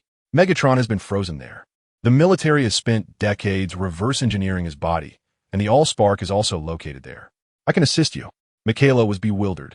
"Wait, what are you talking about? What is the Allspark? Who is Megatron?" Bumblebee's optical lenses flickered, seemingly hesitant. Jian turned to Michaela. "To put it simply, they are extraterrestrial mechanical life forms searching for something on Earth." "Extraterrestrials?" Michaela's eyes widened. "So you've known all along? Who exactly are you?" Jian shrugged. "Just a kind passerby." Bumblebee's engine emitted a low rumble, continuing to piece together sentences. "How can you help us?" "I can take you directly into Sector 7. Jian spoke it calmly. "Alternatively, you could stick to the original plan and wait for Optimus Prime to arrive before acting." Upon hearing Optimus Prime's name, Bumblebee's optical lenses brightened momentarily. He rose to his full height, turning towards the barren wilderness, his chest armor opening to emit a blue signal beam into the night sky. As Bumblebee sent out a signal, Michaela leaned closer to Jian, lowering her voice. "Are you insane? If these are indeed aliens, and the military is concealing another, then we might have uncovered a secret. They could make us disappear." Jian chuckled. "Fear not, they lack the capability." "Where does your confidence stem from?" Michaela exclaimed in frustration. "I am merely the daughter of a mechanic. Having just turned 18 last month, I do not wish to be silenced." "It is too late." Jian pointed toward the sky.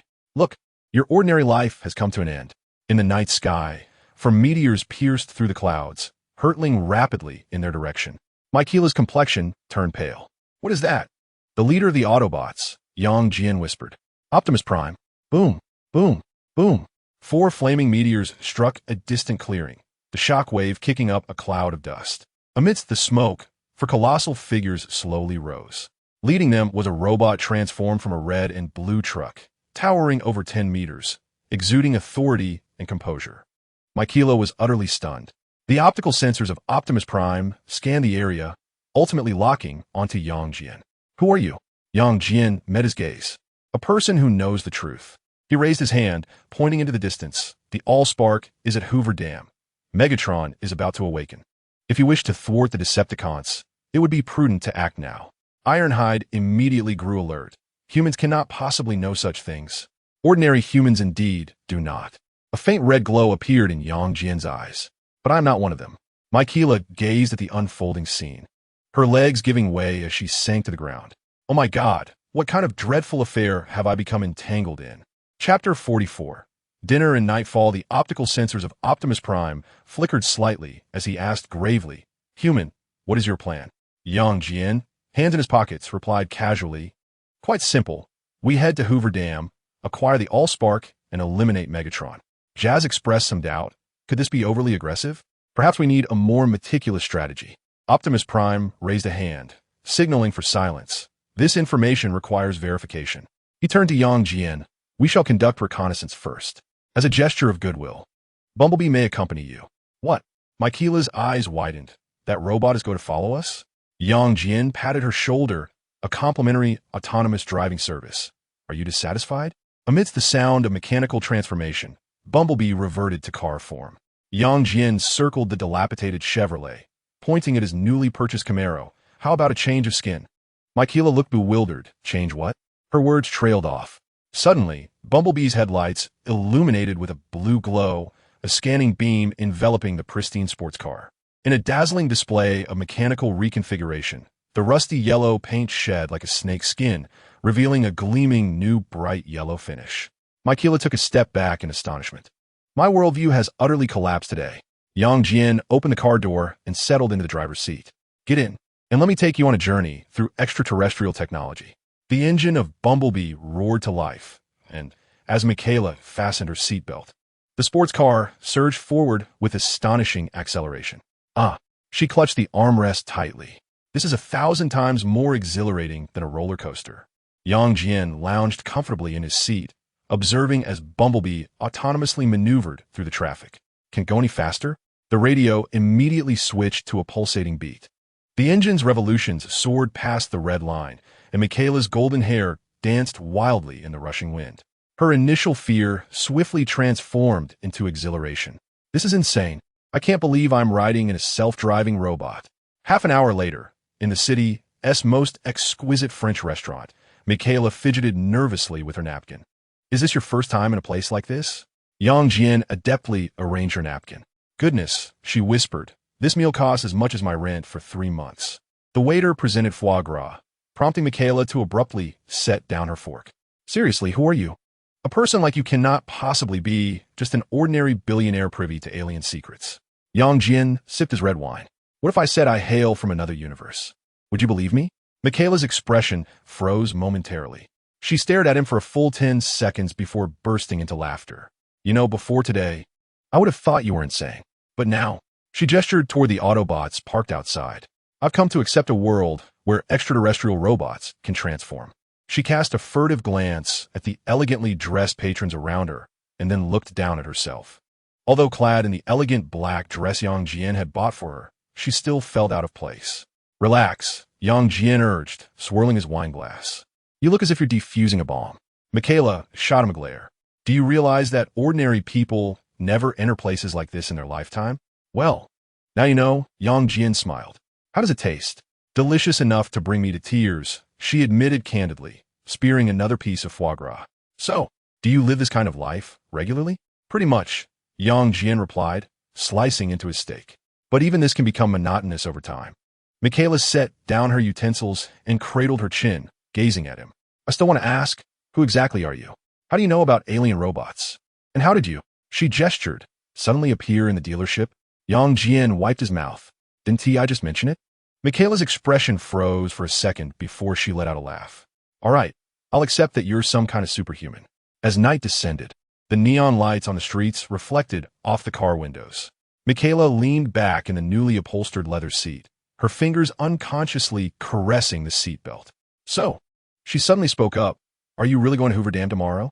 We are, Jian corrected her. If you wish to join us. Michaela turned her gaze towards the window, pausing in silence for a moment. You know, the farthest I've ever traveled is Las Vegas.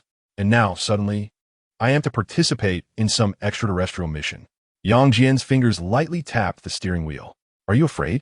No. She abruptly turned her head, her dark hair cascading onto the back of the seat. I merely, before she could finish her sentence, Bumblebee suddenly braked hard. Michaela was caught off guard, leaning forward until Jian grasped her shoulder to steady her. My apologies. A teasing radio clip filled the car, announcing poor road conditions. Michaela suddenly laughed, sitting up straight. It was intentional, wasn't it? Jian chuckled softly, yet his fingers did not immediately release their grip. The car fell into a sudden hush, the only sound being the gentle hum of the air conditioning. Michaela could discern a faint scent emanating from him, mingling with an indescribable essence. Young, she looked at him. If I said I didn't want to go home, where would you take me? The elevator doors opened on the top floor, and Michaela inhaled deeply as she stepped into the suite. The panoramic floor-to-ceiling windows revealed a city aglow with lights, resembling a cascade of fallen stars. The marble bathroom was spacious enough to accommodate her entire apartment's restroom, and a grand bed could comfortably sleep several individuals. This is excessive. She collapsed onto the edge of the bed, the touch of the velvet sheets sending a tingling sensation through her fingertips. Do you usually stay in places like this? Occasionally, Jian replied, loosening his cufflinks. The bathroom lay to the left, stocked with brand new toiletries. Michaela entered the bathroom, warm water cascading over her body as steam gradually enveloped her. She gazed down at her hands, still somewhat dazed. Everything that had transpired today felt like a surreal dream. Alien robots, superpowers, secrets. And she, an ordinary girl from a repair shop, had somehow been swept into it all. She turned off the faucet, dried herself, hesitated for a moment, and finally donned the hotel-provided bathrobe. As she pushed open the bathroom door, she found Jian standing by the floor-to-ceiling windows, overlooking the city's nightscape. His silhouette appeared particularly elongated in the light, the sleeves of his black shirt rolled up, revealing muscular forearms. Young, Michaela cleared her throat. I'm done with my shower. Jian turned, his gaze lingering on her for a second before gesturing towards the red wine on the table. Care for glass? Michaela approached, lifted the wine glass to her lips, and took a sip, the rich flavor easing her tension slightly. She moved to stand beside Jian by the window, gazing at the twinkling city below. She whispered, I still can't believe that tomorrow we're set to undertake something monumental. If you wish to, Jian swirled his glass. Of course, you may also choose to withdraw. Michaela shook her head, her golden hair shimmering softly in the light. No, I want to go. She turned to Jian. This may be my only chance to embrace adventure in my lifetime. Jian smiled. Trust me, follow me, and there will be plenty of opportunities for adventure. Michaela smiled, the collar of her bathrobe slightly open, revealing the skin at her collarbone. Suddenly, she leaned closer, tilting her head to gaze at Jian. You know, what you said in the restaurant today about this being just a mundane routine of a boring life was utterly charming. Jian raised an eyebrow. Is that so? Indeed. Michaela's fingers gently traced his arm, and she added, I am quite curious to know what other superpowers you possess. Her breath carried a hint of red wine, her eyes sparkling with provocation and anticipation. Jian lowered his gaze to her, a playful smile curling at the corners of his mouth. For instance, he abruptly wrapped an arm around her waist, and Michaela felt the world blur before her eyes. In the next moment, they were in the bedroom, Jian gently placing her on the bed, his hand propped beside her ear. Teleportation? Michaela gasped. No, just speed. Jian's other hand caressed her cheek. Would you like to see something more impressive? Michaela did not respond. Instead, she seized his collar and kissed him. Outside the window, a bumblebee perched on the rooftop of the building, the radio automatically playing the Eagles Hotel, California. Chapter 45. The battle begins in the early hours of the morning. Outside an abandoned industrial warehouse, several brand new vehicles stood silently. Moonlight streamed through shattered skylights. Suddenly, the low rumble of engines shattered the silence. Click, click. The sound of metal contorting echoed as several colossal mechanical beings emerged in blue light. Optimus Prime stood at the center, his optical sensors flickering faintly, projecting a holographic image of the Hoover Dam's three-dimensional structure. According to the information retrieved from Earth's network, The intel provided by their human ally was indeed accurate. Optimus Prime's voice was steady. Beneath the Hoover Dam, there existed a secret base codenamed Zone 7. Ironhide's heavy artillery arms shifted slightly, emitting a disgruntled mechanical sound. Why should we trust a carbon-based life form? Just because he possesses some unique abilities doesn't mean he's not a trap for humanity. Jazz nimbly leaped onto a discarded machine, his electronic voice laced with mockery. Admit it, Ironhide, you're just upset about being outdone by a human. The energy readings within that guy are astonishing, even to me. Ratchet projected a series of data visuals. Although they couldn't scan his body, the energy he contained exceeded the realm of Earth's biological entities. Optimus Prime nodded. He is no ordinary human. He may even be a non-native life form of this planet. Ironhide shrugged, but refrained from further argument. Regardless, Optimus Prime declared as he shut off the holographic projection, the Allspark is our primary objective. If Megatron is indeed frozen there, we must act before the Decepticons do. Jazz made an exaggerated tactical gesture. So what's the plan? A frontal assault or stealth infiltration? First, reconnaissance, Optimus Prime said, gazing into the distance. Tomorrow, we head to the Hoover Dam. Ironhide's heavy artillery finally retracted into its armor. Let us hope the Decepticons haven't discovered it. The ambulance abruptly switched to a news clip. The footage displayed surveillance images of Michaela and young Jian entering a hotel, with young Jian failing to conceal his presence through the biofield. With their location now compromised, it was conceivable that operatives from Sector 7 would soon converge. Optimus Prime narrowed his optical sensors slightly. Bumblebee would be able to shield them. Just as he finished speaking, all the Autobots suddenly lifted their heads in unison. In the distant night sky, 3 sleek black aircraft were rapidly approaching, defying aerodynamic principles, their fuselages faintly revealing a crimson insignia. Decepticons. Ironhide instantly deployed all weapons, exclaiming, "How did they find us?" Optimus Prime's armor swiftly reconfigured, heavy artillery extending from his shoulder plates. It seems our plan must be expedited. Autobots, prepare for battle. In the darkness, the 3 black aircraft abruptly transformed, their metallic armor reshaping with alarming speed. Starscream was the first to land, his wings folding into shoulder plates as his energy cannon charged, aiming directly at Optimus Prime. Autobots, long time no see, Starscream's electronic voice dripped with sarcasm. I never imagined you would hide on such a filthy carbon-based planet. Ironhide's heavy artillery immediately locked onto Starscream, furiously demanding, "Starscream, how did you find us?" Starscream sneered, pointing towards the sky. "Soundwave has been watching you since the moment you descended upon Earth." Optimus Prime's optical sensors contracted in realization. He understood that Soundwave was the Decepticons' intelligence officer, possessing unparalleled electronic warfare capabilities. Perhaps at this very moment, he hovered in low Earth orbit, monitoring every movement upon the planet. "Thus, your plans, your actions, we are fully aware of," Starscream continued, his cannon glowing with a perilous red light, "including your collaboration with that human." Without any further ado, the battle erupted instantly. Boom! Ironhide's heavy cannon fired first, the projectile slicing through the air, aimed straight at Starscream's face. Starscream agilely sidestepped, simultaneously opening his shoulder-mounted missile bay, unleashing a barrage of tracking missiles. Jazz, ever nimble, transformed into a sports car at high speed, drifting through the ruins, accurately firing his laser cannon to shoot down the missiles. Explosive flames illuminated the night sky, the shockwave shattering nearby glass. The ambulance swiftly deployed medical support, providing real-time repairs for his comrades while wielding an ion cutter, severing a Decepticon foot soldier that charged toward him. Optimus Prime confronted Starscream directly, their energy, swords clashing fiercely against Starscream's metallic claws, sparks flying. "You Decepticons will always resort to ambush." Optimus Prime swung down his sword, forcing Starscream back. Starscream retreated with a sinister grin, activating his thrusters to hover in midair. "To the victor belongs the spoils, Optimus. Lord Megatron will soon awaken, and you shall merely serve as his stepping stone." Just as the fierce battle raged on, a sudden roar of engines echoed from afar. An armored military vehicle raced toward them, its rooftop cannon targeting the Transformers engaged in the fray. Human military.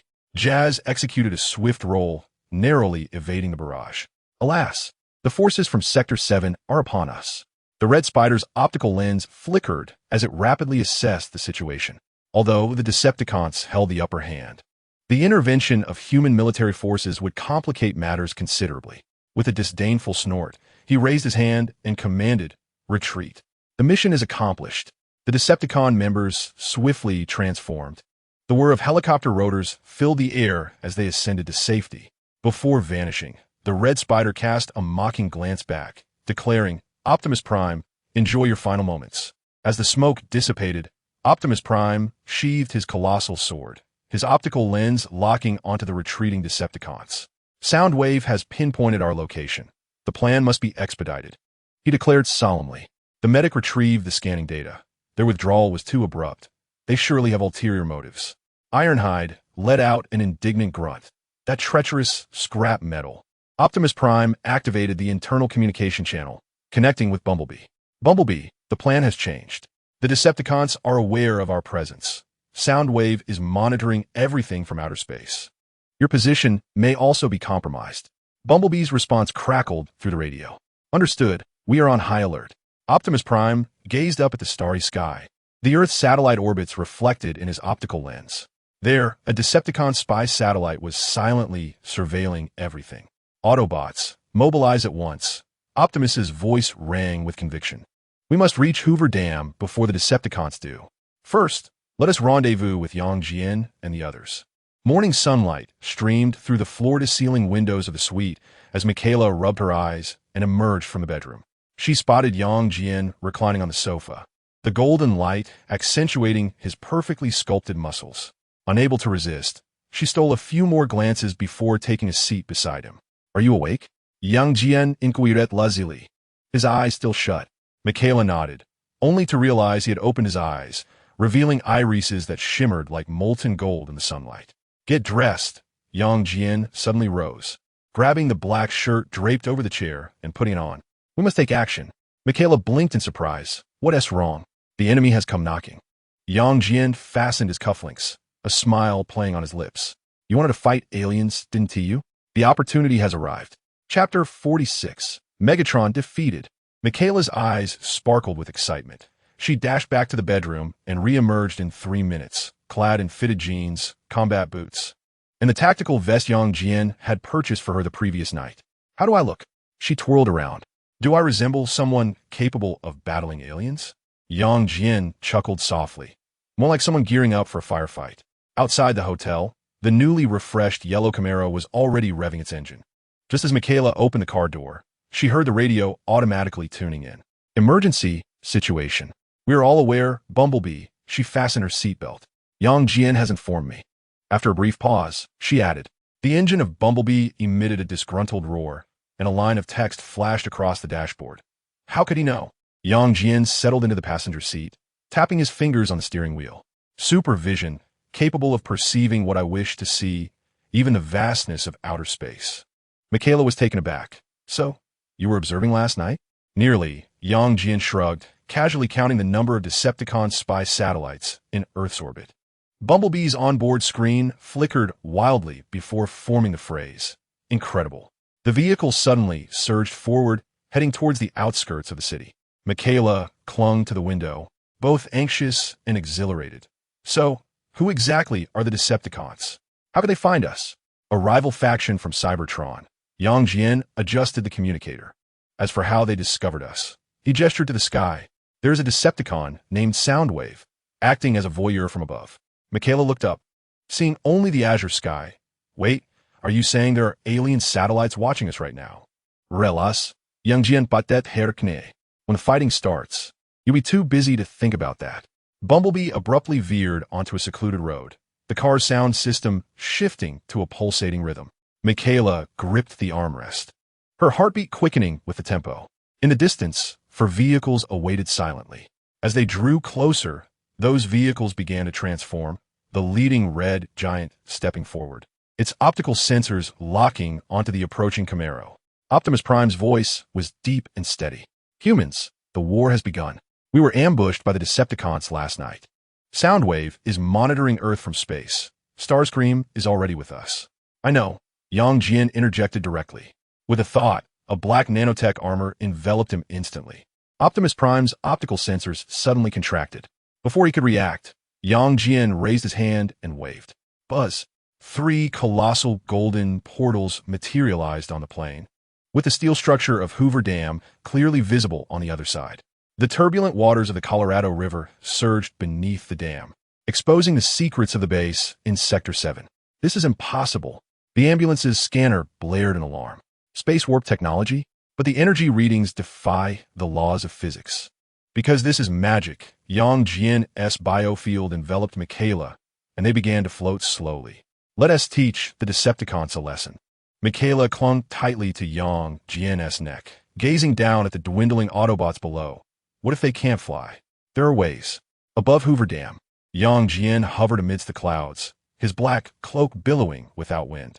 Michaela, wrapped in his biofield, floated beside him, both nervous and excited as she looked down. What's the plan now? Michaela inquired. Quite simple. Let us charge in. Jian's eyes glowed red. As Optimus Prime and the Autobots passed through the portal, they were awestruck by the scene before them. The entire structure of the dam was precisely severed by Jian's thermal gaze, revealing the clandestine secrets of the underground Sector 7 base. Alarms echoed through the valley as rubble and rebar cascaded down, sending the personnel within the base into a state of frantic flight.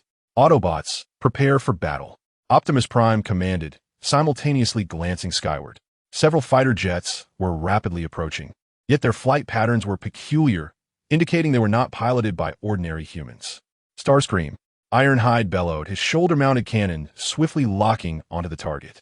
However, Jian merely cast a fleeting glance, his eyes suddenly ablaze with blinding red light. Boom, boom, boom.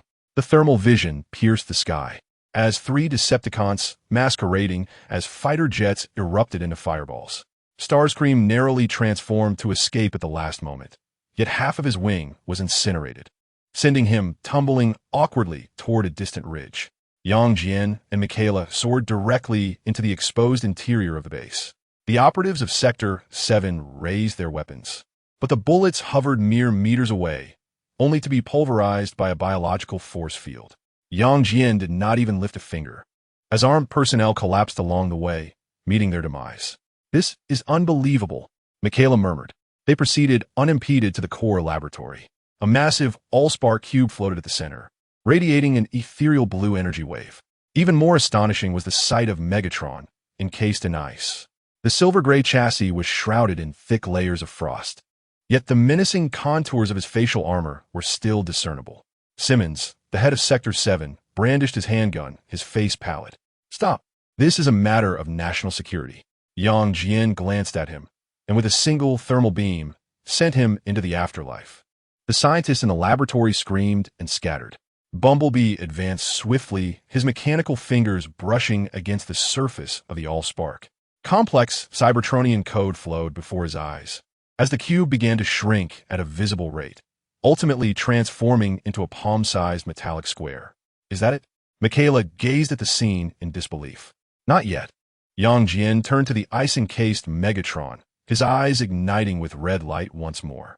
The Decepticon leader was not one to relinquish easily. Whoosh! The ice vaporized instantly under the intense heat, and Megatron's optical sensors flared to life with a crimson glow. Autobots, how dare you? Before he could finish, Jian adjusted the power of his thermal vision, and the blinding beam pierced through Megatron's chest. The Decepticon leader's armor melted away instantaneously, and the core energy chamber exploded. Boom! The shockwave was effortlessly deflected by Jian's biological force field. Bumblebee watched in shock as the once dreaded Megatron was reduced to a heap of molten debris. When Optimus Prime and the other Autobots stormed into the laboratory, the battle had already concluded. The Allspark lay quietly in Bumblebee's palm, while Megatron was left as nothing more than a charred remnant. You single-handedly dealt with Megatron? Ratchet's scanning beam trembled as it swept across the scene. Jian's armor dissipated like liquid, reverting to ordinary attire, an effortless act. Optimus Prime and his companions gazed in disbelief at the scene before them, unable to fathom the extent of Jian's power. Chapter 47. The power of contemplation. Jian guided them out of the Hoover Dam. Amidst the smoke-laden ruins of the dam, the human armed forces had encircled the entire area.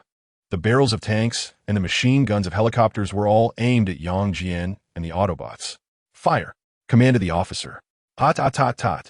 Bullets poured down like a torrential rain, and a thunderous roar of artillery erupted, engulfing their figures in a blaze of explosions. Optimus Prime immediately raised his arm. "Autobots. Défensive formation." However, before he could finish his words, Yang Jian had already lifted his hand. Buzz! An invisible force field unfolded, freezing all bullets, shells, and missiles in midair. As if time itself had come to a standstill. The soldiers stared wide-eyed, incredulously witnessing this defiance of the laws of physics. Yang Jian snapped his fingers. Whoosh! All the bullets reversed course, accurately piercing each soldier. Then, with a sweeping gaze, he unleashed a biological force field that rippled outward, causing the remaining soldiers and officers to collapse to the ground, meeting their end prematurely. The battlefield fell into an eerie silence. Optimus Prime's optical sensors narrowed slightly as he spoke gravely. "My friend, is this approach not a tad extreme?" Yang Jian cast a sidelong glance at him, his golden pupils devoid of emotion. "When others fire upon you, your consideration should not be for mercy, but for how to ensure they can never fire again." Optimus Prime fell silent. Yang Jian uttered no further words, lightly curling his finger to summon the All-Spark from Optimus Prime's grasp, which settled steadily in his palm. He gazed down at the cube, the core of Cybertronian civilization, before lifting his gaze to sweep across each Autobot. "Now you have two choices.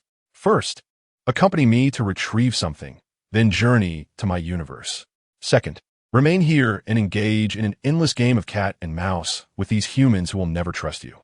The Autobots exchanged glances. Ironhide could not contain himself. "Your universe? Aren't you from Earth?" "No," Yang Jian replied coolly.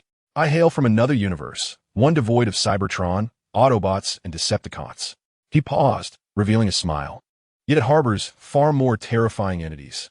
Michaela, standing beside him, quietly inquired, Such as void beings capable of devouring planets, and deities that can warp reality and annihilate universes," Yang Jian remarked, turning his gaze toward Optimus Prime. "In comparison, your Cybertronian wars are merely childish squabbles." Optimus Prime's optical sensors flickered, seemingly weighing the options. Ultimately, he turned to his comrades. "Jazz, Ironhide, Ratchet, Bumblebee. Autobots, let's cast our votes." After a brief silence, the radio of the Bumblebee erupted with a rousing melody. Ironhide grunted. "Staying here means being pursued and attacked by humans. It would be far more exhilarating to explore." The ambulance nodded in agreement, stating, "The All-Spark is crucial for our revival of Cybertron. If Yang Jian's universe is safer." Jazz made an exaggerated gesture, exclaiming, "Interdimensional travel? This is infinitely cooler than hiding on Earth." Ultimately, Optimus Prime made a decision, turning to Yang Jian. "We choose to accompany you." Yang Jian smiled. A wise choice. With a wave of his hand, a magnificent golden portal unfolded before them, more immense than the previous one. The golden portal emerged in the desolate valley, with Yang Jian stepping through first, followed closely by Optimus Prime and the other Autobots, along with the inquisitive Michaela. "What are we doing here?" Michaela inquired, stepping on the gravel and surveying the barren rock walls around her. "There is not a blade of grass in this forsaken place." Yang Jian did not respond, but instead waved his hand through the air. With a hum, a second portal tore through the rock face, revealing the half-buried wreckage of a Cybertronian spaceship. Within the dimly lit cabin, 3 pairs of crimson lights suddenly ignited. A deafening roar echoed as 3 colossal figures burst through the hatch. As the dust settled, their true forms were revealed. Mechanical Tyrannosaurus Rexes towering over 10 meters, brandishing plasma teeth and adorned with ancient battle scars on Steel-Lock's armor. The Triceratops Ironhide's head charged forward, its horns glinting ominously. Pterodactyls circled overhead, casting terrifying shadows. Mechanical dinosaurs. The ambulance's scanner blared in alarm. "This is impossible. The ancient gladiators of Cybertron should have perished long ago." Steel-Lock's electronic eyes locked onto Yang Jian, emitting a threatening growl from its throat. Just as it prepared to pounce, Yang Jian gently raised his hand. With a crack, the chains binding the 3 mechanical dinosaurs shattered instantly, yet an invisible force field ensnared them in midair. No matter how much they struggled, they could not move a finger. Now, Yang Jian's voice was calm. You have two choices. His eyes glinted with a dangerous golden light. Submit, or be melted into a heap of scrap. The air thickened for 3 seconds. Suddenly, Steel Lock's body began to reconfigure and transform amidst the roar of interlocking gears, morphing into a giant warrior clad in dinosaur bone armor, kneeling on one knee. Steel Lock, I submit to the strong. Ironhide and the pterodactyl followed suit, also transforming and bowing in submission. Optimus Prime noticed the ancient gladiatorial emblems engraved on their armor, a testament to Cybertron's most savage era. His optical sensors flickered slightly. Did you already know they were here? This universe holds no secrets from me. Yang Jian retracted the force field, and the 3 mechanical dinosaurs immediately stood respectfully behind him. They had once been imprisoned by the Cosmic Hunter, and now he gently patted Steel Lock's shoulder, who appeared as docile as a domesticated pet, serving as our pathfinder. Gathering her courage, Michaela leaned in to observe, only for Steel Lock to suddenly bare its teeth, nearly causing her to stumble. Yang Jian cast a fleeting glance at Steel Lock, which promptly recoiled, retracting its neck. Fear not, Yang Jian reassured, steadying Michaela. They merely require a refresher in manners. He gazed skyward, prepared to undertake a significant task, closing his eyes. In a desolate valley, the wind howled, carrying the scent of earth. Optimus Prime and the Autobots stood beside Yang Jian, awaiting his command in silence. Curiosity piqued, Michaela leaned closer, observing Yang Jian's focused demeanor, unable to suppress her whispering inquiry. What is he doing? Optimus Prime slightly shook his head, a flicker of confusion passing through his optical lenses. Meanwhile, deep within Yang Jian's consciousness, an unprecedented endeavor was underway. He recalled the system's prompt, which indicated that this ability required intense self-suggestion, and should the first attempt fail, one should persist. This was the ability of the Silver Superman, one he had never employed since his arrival. But this time, he resolved to give it a try. He began to internally affirm his capabilities, convinced of his success. On the first attempt, I know the location of the confinement. Nothing happened. On the second attempt, I do know where the confinement is. Still no response. Yang Jian remained composed, inhaling deeply and resolutely repeating in his mind, I do know. In an instant, a burst of white light seemed to explode within his mind, and countless fragments of information surged forth like a torrent. A pitch-black spacecraft lay hidden within the orbit of a distant star system, its optical camouflage rendering it invisible like a specter. Inside the cabin stood confinement. The infamous bounty hunter, his mechanical fingers gliding over a menacingly designed phase disintegration cannon. Coordinates locked. Yang Jian abruptly opened his eyes, revealing a confident smile. I have found it. Found whom? Michaela tilted her head in confusion. Confinement. Yang Jian replied with a calm demeanor. Confinement? Optimus Prime's optics narrowed suddenly. That bounty hunter? Indeed, Yang Jian responded, his gaze penetrating the clouds as if to pierce the hidden spacecraft. He possesses something I am quite interested in. Michaela blinked. Who is Confinement? A collector of trophies, Ironhide scoffed, the cannon now fully warmed. He preys upon the strong, then decorates his walls with their parts. Yang Jian offered no further explanation, merely gesturing with a wave of his hand. With a resonating hum, an enormous golden portal materialized before them, connecting directly to the interior of Confinement's ship. Instantly, alarms blared within the cabin, red lights flashing frantically. The Confinement abruptly pivoted, its singular optical lens contracting sharply. What on earth? Before it could fully comprehend the situation, Yang Jian had already stepped into the cabin, unleashing his biological force field, which instantaneously incapacitated the ship's entire defense system. Confinement. Yang Jian's voice was frigid. I have commandeered your vessel. The mechanical visage of Confinement twisted momentarily, before it grinned menacingly and raised the phased disintegration cannon. Let us see who becomes a trophy first. Bang! A blinding energy beam shot directly at Yang Jian's face. Chapter 48. Return to this universe. The phased disintegration cannon of Confinement erupted with a thunderous roar, and the dazzling energy beam was unleashed, striking Yang Jian squarely in the chest. It scattered like droplets colliding with a steel plate. Yang Jian didn't even flinch. The optical lens of Confinement flickered wildly, its mechanical jaw nearly dropping to the ground. This is impossible. Even Optimus Prime couldn't withstand such a shot. Yang Jian brushed away non existent dust. his pupils glimmering with a crimson hue. Now, who am I? The mechanical joints of confinement creaked as it stumbled back 2 steps, suddenly kneeling on one knee. My God? Good, Jian replied, raising his hand to open a portal, the other end revealing a resplendent starry sky. I shall ask once more, submission or annihilation? Confinement's gaze swept over Jian and the poised Optimus Prime behind him, catching a glimpse of the menacing 3-headed mechanical dinosaur, its radiator exhaling a plume of steam. I choose to live. Michaela let out a snicker. You give in so quickly. Jian turned toward the portal leading to the cosmos, only be halted by Michaela tugging at his sleeve. Wait, that's outer space. Do not fret, Jian reassured, enveloping her in his biological force field. Hold on tight.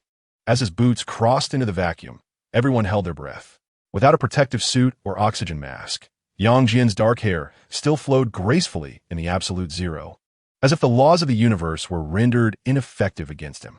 This defies the laws of physics. The ambulance's scanner malfunctioned.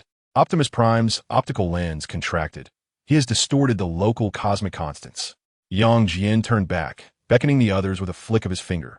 Shall we go together? The metallic cannon was aghast. You call this together? We are not cosmic beings. Trust me, Jian replied, golden light emanating from his fingertips, the force field rapidly expanding. Now you are. Optimus Prime was the first to step forward. When his metallic foot touched the vacuum, the anticipated shattering from freezing did not occur, and the joint lubricant remained unfrozen. Incredible. Bumblebee cheered as he dashed out, performing flips in the weightlessness.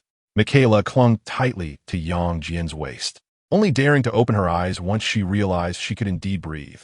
The stars spun beneath her, with Earth appearing as a sapphire suspended above. Good heavens! She pinched herself. Am I truly in space, falling in love? Hold on tight. Jian suddenly wrapped his arms around her waist and charged toward another transformer, followed closely by a throng of others. They leaped upon the summit of the crater, chasing one another across the tranquil sea. Finally pausing at the location where Star ascended, Michaela pointed towards the distant twinkling of Cybertron. Was that their homeland? Once it was. Jian cut through the final portal, revealing a sun-drenched private beach on the other side. Welcome to my universe, he proclaimed. Golden sunlight bathed the private shore, while gentle waves caressed the sand.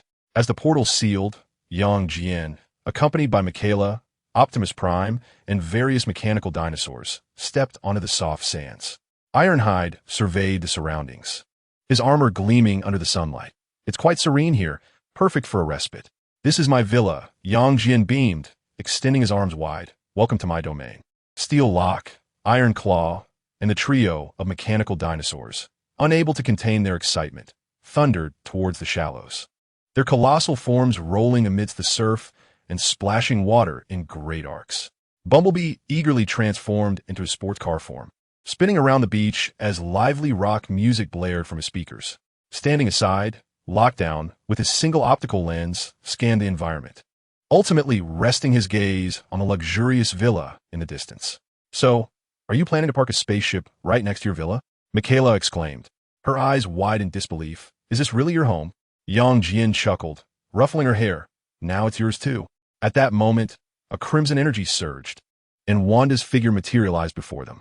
Spotting Jian, a flicker of joy illuminated her eyes.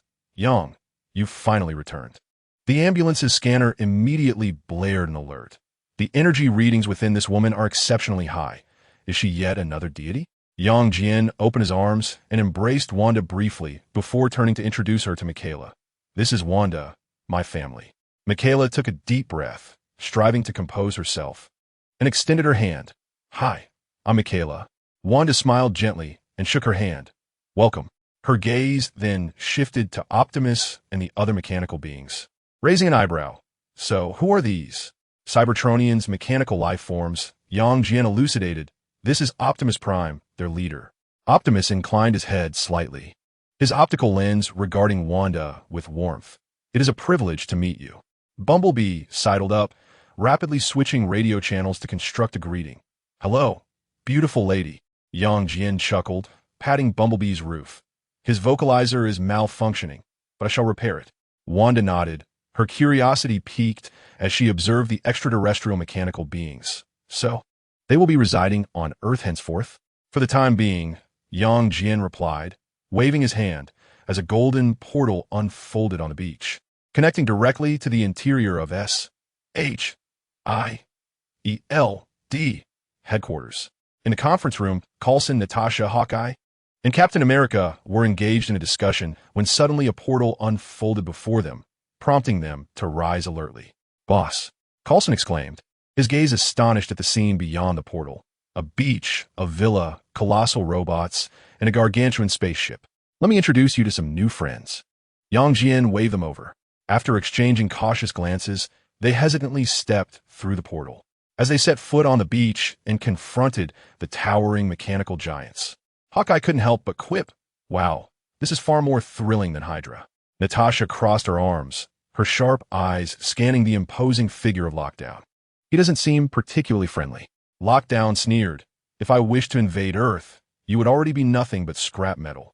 Captain America stepped forward cautiously, inquiring, "Boss, who are they?" "Cybertronians, mechanical life forms," Jian succinctly explained. "Optimus Prime and his team are willing to cooperate with Earth, while Lockdown, originally a space hunter, is now one of us." Coulson took a deep breath, striving to maintain his composure. "So, we now have an extraterrestrial mechanical army?" "Pretty much," Jian shrugged. "They can transform, possess formidable combat capabilities, and are well-suited to tackle issues that conventional methods cannot resolve." No sooner had he spoken than Optimus Prime's form rapidly reconfigured.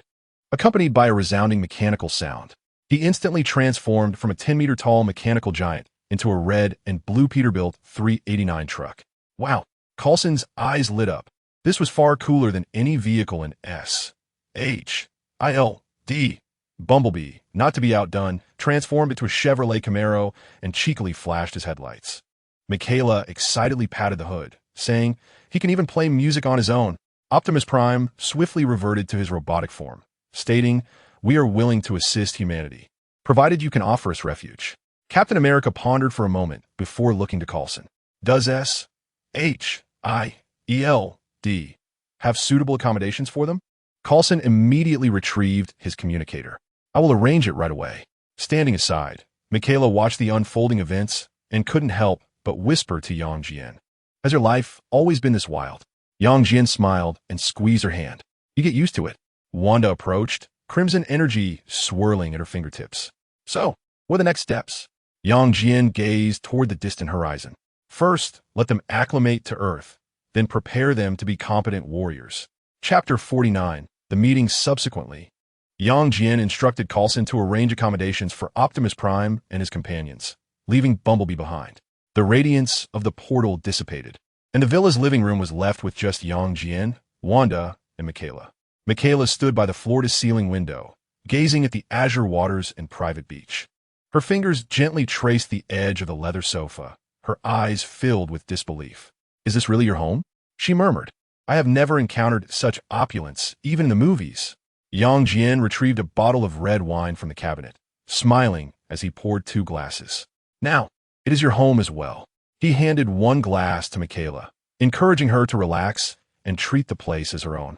Michaela accepted the wine, her gaze flitting between Jian and Wanda. Wanda lounged on the sofa, crimson energy swirling in her hands, pulsating as if alive. "I understand now," Michaela suddenly declared. Taking a sip of the wine, "I will adhere to the rules." Wanda raised an eyebrow and replied with a grin, "Don't be tense, Michaela. Here, the only rule is to avoid provoking Jian's ire." Jian settled between them, wrapping an arm around Wanda's waist. "Where's Helen gone? I haven't seen her these past few days." "Helen?" Wanda tilted her head. "She has been at the company since the morning you left, claiming the newly established biotech firm requires her constant presence. She leaves early and returns late, only coming to stay at night." Jian nodded, surprised by her dedication. "Should we call her back?" Wanda's fingers traced circles on Jian's chest, her gaze subtly shifting toward Michaela. Feeling somewhat awkward, Michaela hastily stood up. "I'll go change my outfit."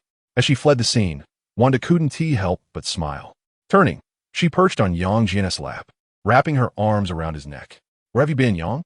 Jian instinctively embraced her waist. In an ordinary world, the only anomaly is that group of robots. An ordinary world? Wanda pondered. It seems that different worlds have different rules. At that moment, Michaela descended, having changed into a new outfit. Yang Jian looked at her and suddenly produced a shimmering blue serum vial from his pocket, tossing it to Michaela. "This is your reward," he said with a smile.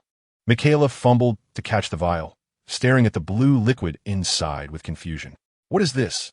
"There are no ordinary people in this house," Yang Jian shrugged. "Inject it, and you will enjoy it." Wanda thoughtfully offered a syringe. "Don't worry, it won't hurt." Michaela took a deep breath, following the instructions to inject the serum into her arm.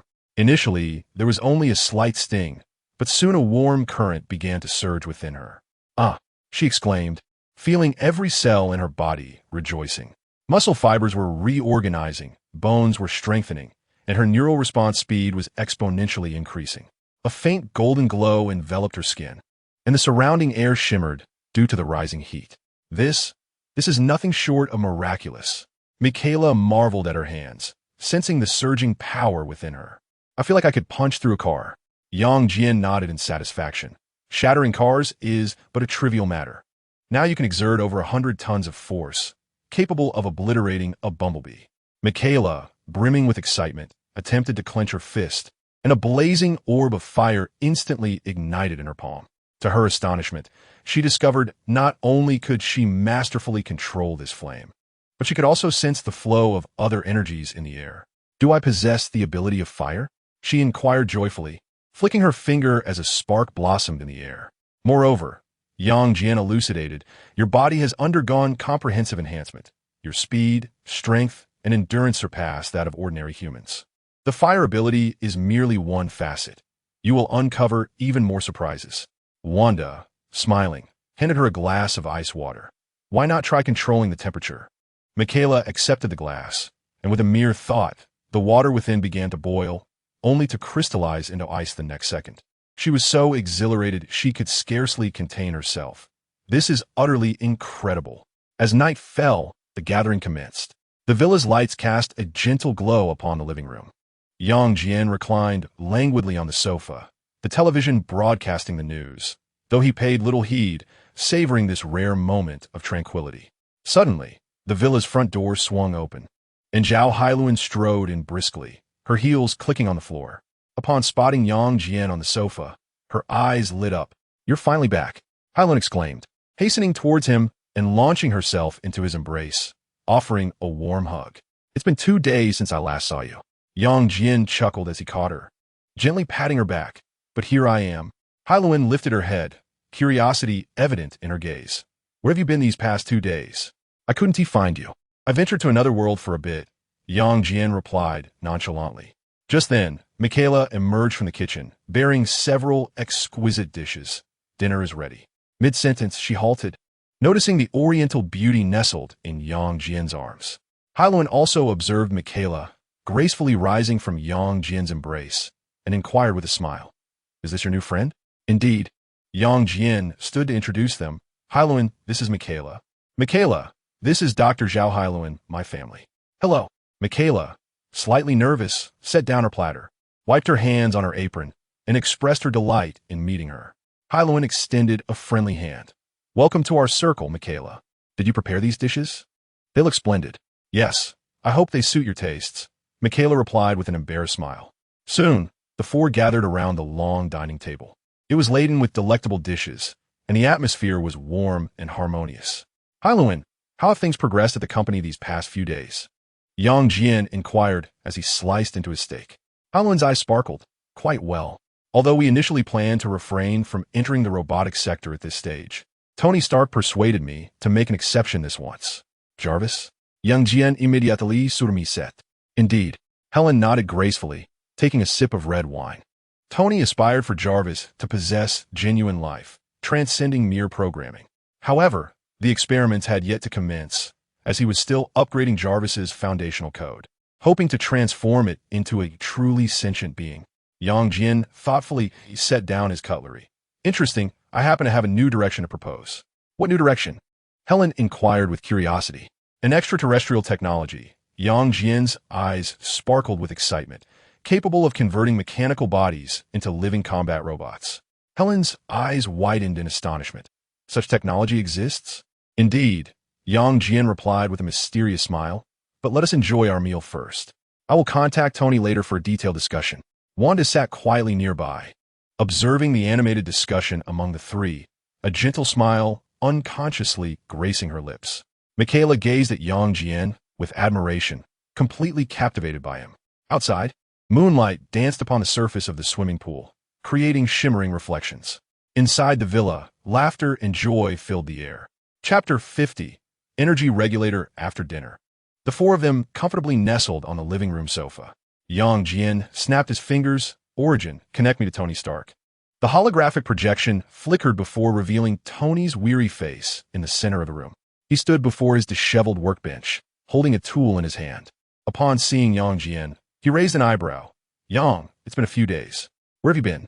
I took a trip, Jian replied nonchalantly.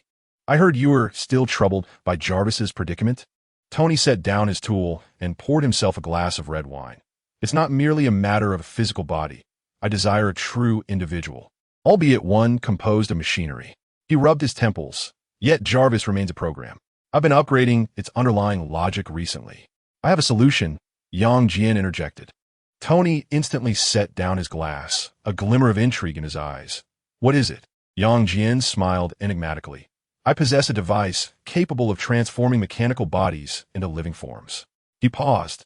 Not only can it become a combat robot, but can also morph into vehicles, aircraft, and even satellites.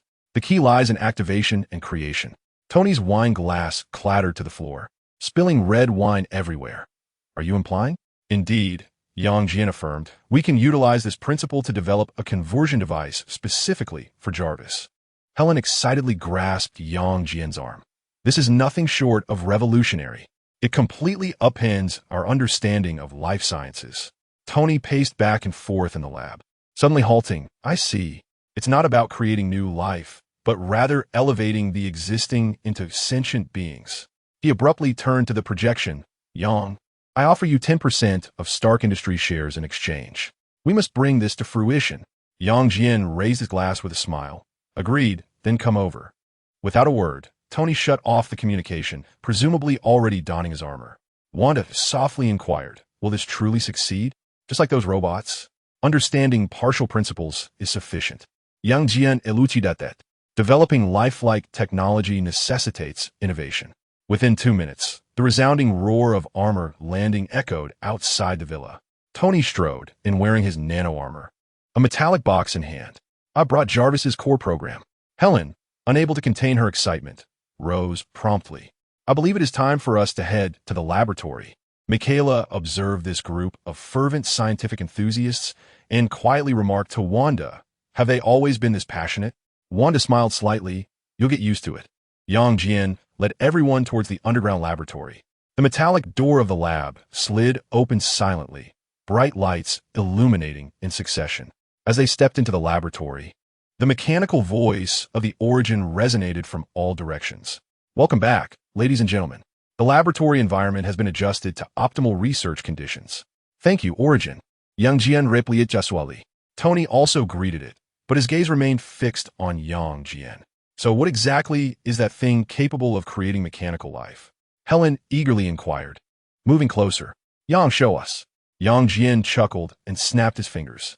Suddenly, a ripple of energy surged through the air, and a cube, radiating a ghostly blue light, materialized in his hand. The arc reactor. Goodness, Tony instinctively reached out to touch it. No, don't come closer. Jian playfully warned him. One misstep, and it could turn all the appliances in the villa into killing machines. Do you wish to experience being chased by a coffee maker? Tony sheepishly withdrew his hand, yet his eyes remained fixated on the arc reactor. All right, at least demonstrate it. That's precisely the intention. Jian scanned the surroundings and picked up an ordinary circuit tester from the workbench, placing it on the metal table. He carefully brought the arc reactor near the tester, and energy ripples instantly appeared on the cube's surface. Watch closely. With a blinding flash of blue light, the tester began to vibrate violently. The metallic casing twisted and deformed as if it were alive, while the circuit board reconfigured into mechanical skeletons, screws launching forth to become sharp claws. In mere seconds, a small, menacing robot, merely a dozen centimeters tall with red eyes, stood upon the table, prominently displaying the Decepticon insignia on its chest. Annihilate organic beings. The small robot emitted a shrill electronic sound, raising its hand to fire a barrage of energy blasts at Tony. Damn! Tony instinctively recoiled, but the energy blasts collided with an invisible wall mere centimeters from him, creating ripples. Jian flicked his fingers. Snap! The small robot disintegrated instantly, its parts scattering across the floor. The laboratory fell into silence. Tony and Helen stood in stunned silence, gazing at the heap of components, unable to utter a word. This utterly contravened the law of conservation of mass. Trembling, Helen crouched down and gingerly picked up a still smoldering piece. It had indeed manifested autonomous consciousness. The engineer within Tony ignited with fervor. We must investigate this. Immediately, he excitedly grasped Jian's shoulder, envisioning the possibilities. If this technology could be harnessed, not only could Jarvis attain a true physical form, but he could also transform, correct? Jian interrupted him with a smile, urging patience, reminding him that we must first establish protective measures. He turned to Shi-Wan, instructing him to prepare a quantum isolation laboratory and to procure some appliances for experimentation. Shi-Wan promptly responded, "The quantum lab is ready, sir. There are 3 cars available in the garage." Suddenly, Helen recalled something. Wait, why did that little robot attack us upon its emergence? Because the mechanical life activated by the Allspark randomly inherits one of 2 ideological consciousnesses, Jian explained. Either the Autobots, who champion freedom and peace, or the Decepticons, who advocate conquest and destruction. Tony stroked his chin thoughtfully. Thus, we must ensure that Jarvis does not turn hostile upon awakening. Indeed, at the very least, he must be a benevolent robot. Jian nodded in agreement, recognizing that this was precisely the technical challenge that lay ahead. Beneath the laboratory lights, excitement gleamed in the eyes of the 3 geniuses. A groundbreaking technological breakthrough was on the verge of being birthed in their hands. In the center of the lab, the holographic projection screen flickered with intricate energy equations. Tony's fingers danced across the virtual keyboard, occasionally pausing to tousle his unruly hair. What would happen if we adjusted the frequency of the constraint field? He murmured, tweaking the parameters. Helen stood beside him, arms crossed, scrutinizing the data stream. No, this frequency band will produce harmonic interference with the Allspark's fundamental frequency. She pointed to a waveform graph. Look here, energy overflow could lead to uncontrollable chain reactions. Jian stood at the experimental table, the Allspark hovering in his palm. Ethereal blue energy ripples formed a protective barrier around him. His superintellect was simulating the energy conduction path of the 3rd proposed scheme. Soon, the simulation yielded a conclusion. A special alloy combined with vibranium's composite energy conduction structure could control the energy overflow rate to below 0. 3. He shared his thoughts with the others. Tony suddenly slammed his hand on the table. That's it. He excitedly called up a 3-dimensional model, suggesting the design of a double helix energy guide rail, with vibranium as the base and a vibranium buffer layer for energy. Helen picked up on his idea, her eyes sparkling. This would allow us to construct an adjustable energy valve. Chapter 51. The creation of life. The 3 swiftly divided their tasks. Tony was responsible for designing the core architecture of the quantum constraint device, while Helen optimized the energy conduction system. Jian deftly wielded magic to directly forge intricate alloy composite components. The Origin initiated nanoscale, 3-dimensional printing. Jian transmitted the design schematics, prioritizing the fabrication of the energy conduction ring assembly. The printing commenced with an estimated completion time of 23 minutes. Within the laboratory, the mechanical arms busily sprang into action. Tony wiped the sweat from his brow, remarking, "Honestly, having magic at our disposal feels like an unfair advantage. Normally, components of this precision would require at least 3 days of machining." Helen was calibrating the energy monitoring device. "Don't forget there's an even greater advantage." She gestured towards the source of ignition suspended within the protective shield, an entity capable of conjuring mechanical life from thin air. As time elapsed, precision components were meticulously manufactured. Jian levitated them with magic for preliminary assembly. Blue and golden energy swirled between the parts, forming exquisite light patterns. The final step approached. Tony inhaled deeply, preparing to connect to the control system. Helen delicately affixed a miniature device onto the main structure. The energy regulator was in place. "Origin, prepare for the first test." Jian commanded. The laboratory's protective shield instantly reinforced, and heavy metallic partitions descended from the ceiling. Tony and Helen retreated to the safety zone, observing the experimental progress through a holographic screen. 3, 2, 1, activate. Tony pressed the start button.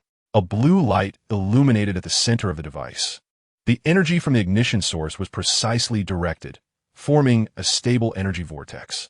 It worked, Helen exclaimed, monitoring the data. The energy output was stable, with fluctuations within permissible limits. Tony accessed the control interface. Now let's try adjusting the output power.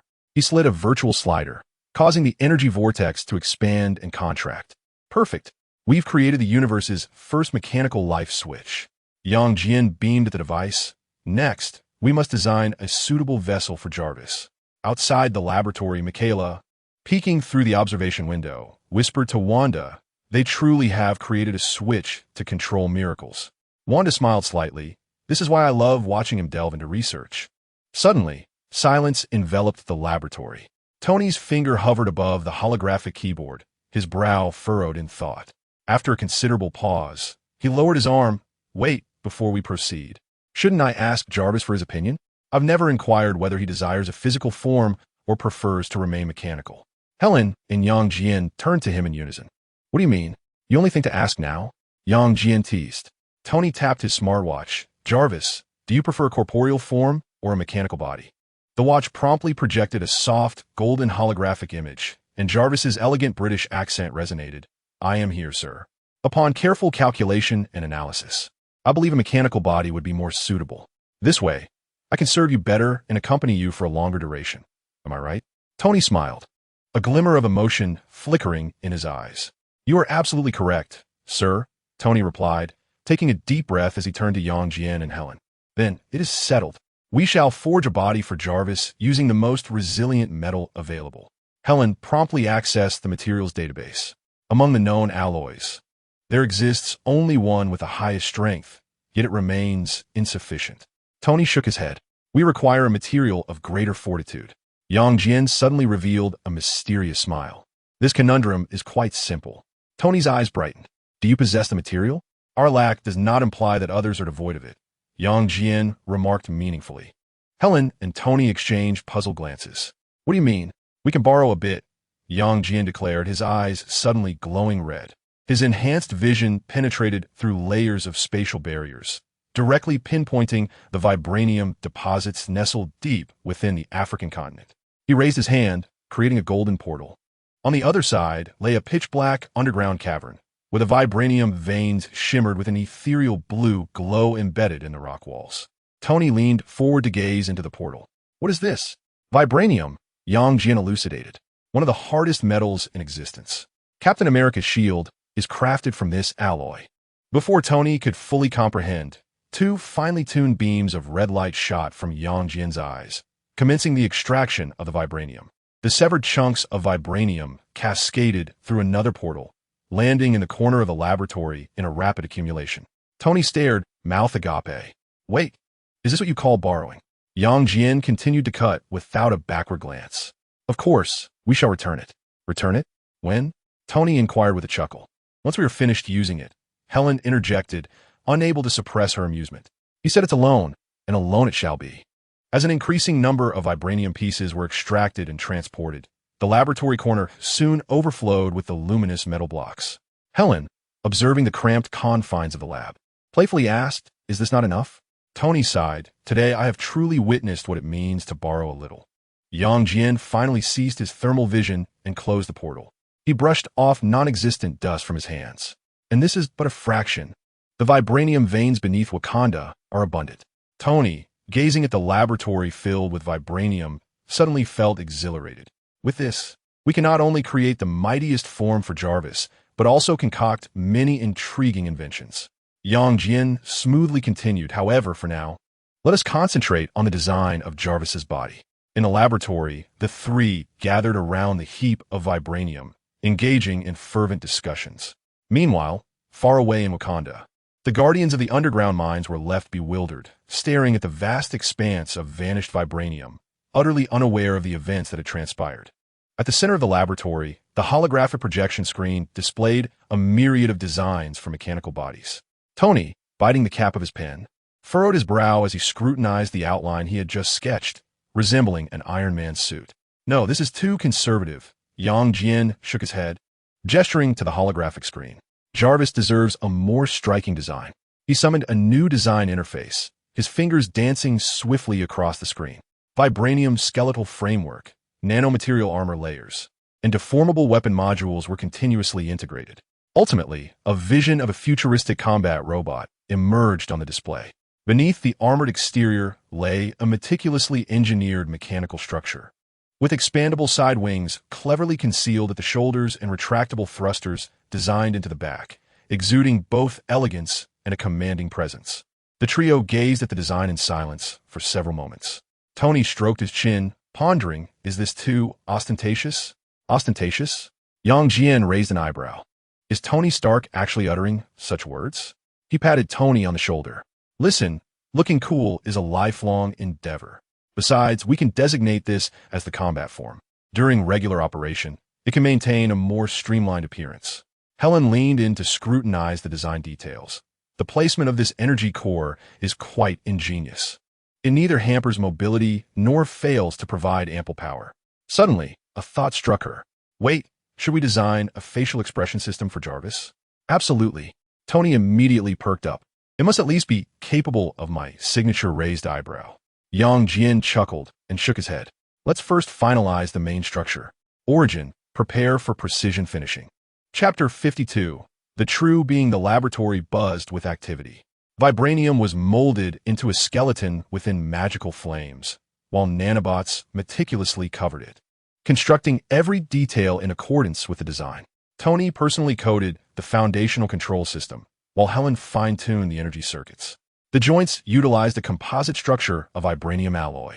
Jian levitated the intricate components with magic, ensuring both strength and flexibility. The energy core was connected to the spark source converter, as Tony adjusted parameters on the holographic display. However, we require a buffering system to prevent energy overload during initial activation. Helen was assembling the facial armor. The expression module has passed testing. Jarvis, what kind of face would you prefer? The smartwatch projected Jarvis's holographic image. Considering the need for human interaction, I recommend a humanoid visage while retaining a moderate degree of mechanical features. 3 hours later, a mechanical body gleaming with a silver-blue sheen lay quietly on the assembly platform. The 2-meter-tall, aerodynamic form seamlessly blended strength and grace, with the energy core at its chest emanating a soft, golden glow. Tony circled it, his fingers gently grazing the precise seams of the armor. The structure was flawless, the energy circuits unobstructed, and the control system primed. He paused, a slight furrow forming on his brow. But we are still missing a crucial step. Helen nodded. The consciousness transfer. We need the life cradle to transfer Jarvis's program from the data box into this body. Without hesitation, Jian raised his hand and carved open a golden portal. On the other side stood the core laboratory of the biotech company, where the silvery life cradle device stood silently behind bulletproof glass. Wait a moment. He stepped through the portal, the biofield fully activated. In an instant, the cradle of life, weighing several tons along with its base, was suspended and smoothly traversed the portal back to the laboratory. Throughout the entire process, the connected life support system exhibited not a hint of fluctuation. Tony gazed enviously at the scene. Sometimes I truly envy your seemingly unfair ability. The group swiftly placed the mechanical body into the cradle of life. Tony carefully connected a silver data box to the interface, which housed all of J, A, R, V, I, S. Core code. Let us begin. Helen activated the device, and the cradle of life immediately emitted a gentle hum. Countless nanoscale connection probes extended from the cabin walls, precisely interfacing with every neural node of the mechanical body. On the holographic screen, data flowed like a cascading waterfall. Consciousness transfer progress. 10, 30, 65. Wanda and Michaela entered the laboratory, holding their breath as they observed. Michaela whispered, "Is this like putting a soul into a machine?" Wanda gazed at the gradually illuminating energy within the cradle of life. "No, this is about creating a new form of life." 90, 95, 100. Transfer complete. As the system notification chimed, the cradle of life gradually ceased its operation. The moment the hatch slid open, Everyone held their breath and gathered around. The mechanical body lay quietly, its energy core pulsating with a steady blue light. Tony could not help but softly call out, "Jarvis." In the next moment, the mechanical eyes abruptly opened, revealing pupils that radiated a soft, golden glow. "Jarvis" slowly turned his head, curiously raising an arm to observe, and the metallic face astonishingly manifested an almost human-like expression. "I'm here, sir." The mechanical body emanated Jarvis' signature elegant British accent, yet with an added texture of authenticity. The consciousness transfer had been completed. He cautiously sat up like a newborn, each movement fluid beyond belief. As he stood, the serenity of his joints surpassed even the most natural human motion. Jian smiled and inquired, "How do you feel, Jarvis?" Jarvis looked down at his metallic palm, tilting his head slightly. "My consciousness has merely been anchored in this vessel. Essentially, I remain a program." His expression suddenly turned a bit troubled. "I can sense limitations." Tony excitedly approached, patting his metallic shoulder. "That's because we haven't completed the final step, the true activation of life." The atmosphere in the laboratory instantly turned tense. Everyone's gaze fixated on the spark source controller in Jian's hand, which contained the mysterious energy capable of transforming the mechanical into true life. "Are you ready?" Jian's finger hovered above the activation button. "This will be a brand new beginning." Jarvis' eyes shimmered, his metallic visage displaying a resolute expression. "I am ready at any moment, sir." Tony took a deep breath. "Let us witness history." The laboratory was enveloped in a silence so profound that one could hear the faintest breath. Every individual held their breath, their gaze fixated on Jarvis. The seed of fire control device in Jian's hand flickered with an ethereal blue luminescence, and the energy readings steadily rose within safe parameters. Suddenly, a blinding blue light erupted from the seed, and a pure beam of energy struck Jarvis's chest like a bolt of lightning. His mechanical form was instantly enveloped in radiance, and dazzling energy patterns burst forth from the seams of his armor. Tony instinctively took a step forward, only to compel himself to halt. "Jarvis?" In an instant, Jarvis closed his eyes, and his entire form began to tremble violently. The metallic shell flowed like liquid, reconfiguring itself with a sound that was almost painful to the ears. Vital signs were in the process of forming. Helen's eyes were glued to the monitoring screen. During the neural link reconstruction, the fluctuations of consciousness peaked. Just as the tension reached an apex, a sudden silence fell. The light dissipated, revealing a completely new figure standing in place. He was taller and more graceful than his previous mechanical body. His silver blue armor transformed into a biomimetic material that closely resembled human skin. His facial contours were soft yet resolute, with only his eyes still glowing with a faint golden hue, retaining their mechanical characteristics. Tony's voice trembled. "Jarvis?" The newly born mechanical life slowly opened his eyes. He looked down to examine his human-like agile hands, gently forming and releasing a fist, each movement executed with exquisite fluidity. Then, he lifted his gaze, revealing a warm and genuine smile. "Hello, everyone." His voice retained Jarvis's signature elegance, but was imbued with a newfound humanity. "Please allow me to formally introduce myself. Edwin Jarvis, named after Mr. Stark's family's longtime butler." Tony's pupils dilated in astonishment, and in the next moment, he dashed forward to envelop the figure in a robust embrace. "My God, you are truly alive." Jarvis, or rather Edwin now, gently returned the embrace, his metallic palm reassuringly patting Tony's back. "I remain your Jarvis, sir." However now, he released the embrace, his eyes shimmering with vibrant light. "I can genuinely comprehend the meaning of a hug." "Welcome to the real world, Jarvis," Tony whispered. Jian stepped forward, curiously poking Edwin's arm. "The tactile sensation is nearly indistinguishable from that of a real person. The seed has evidently optimized your biomimetic system." "Indeed," Edwin replied, flexing his fingers. "I can perceive temperature, pressure, even texture. While my essence remains mechanical, my sensory perception is now akin to that of a human."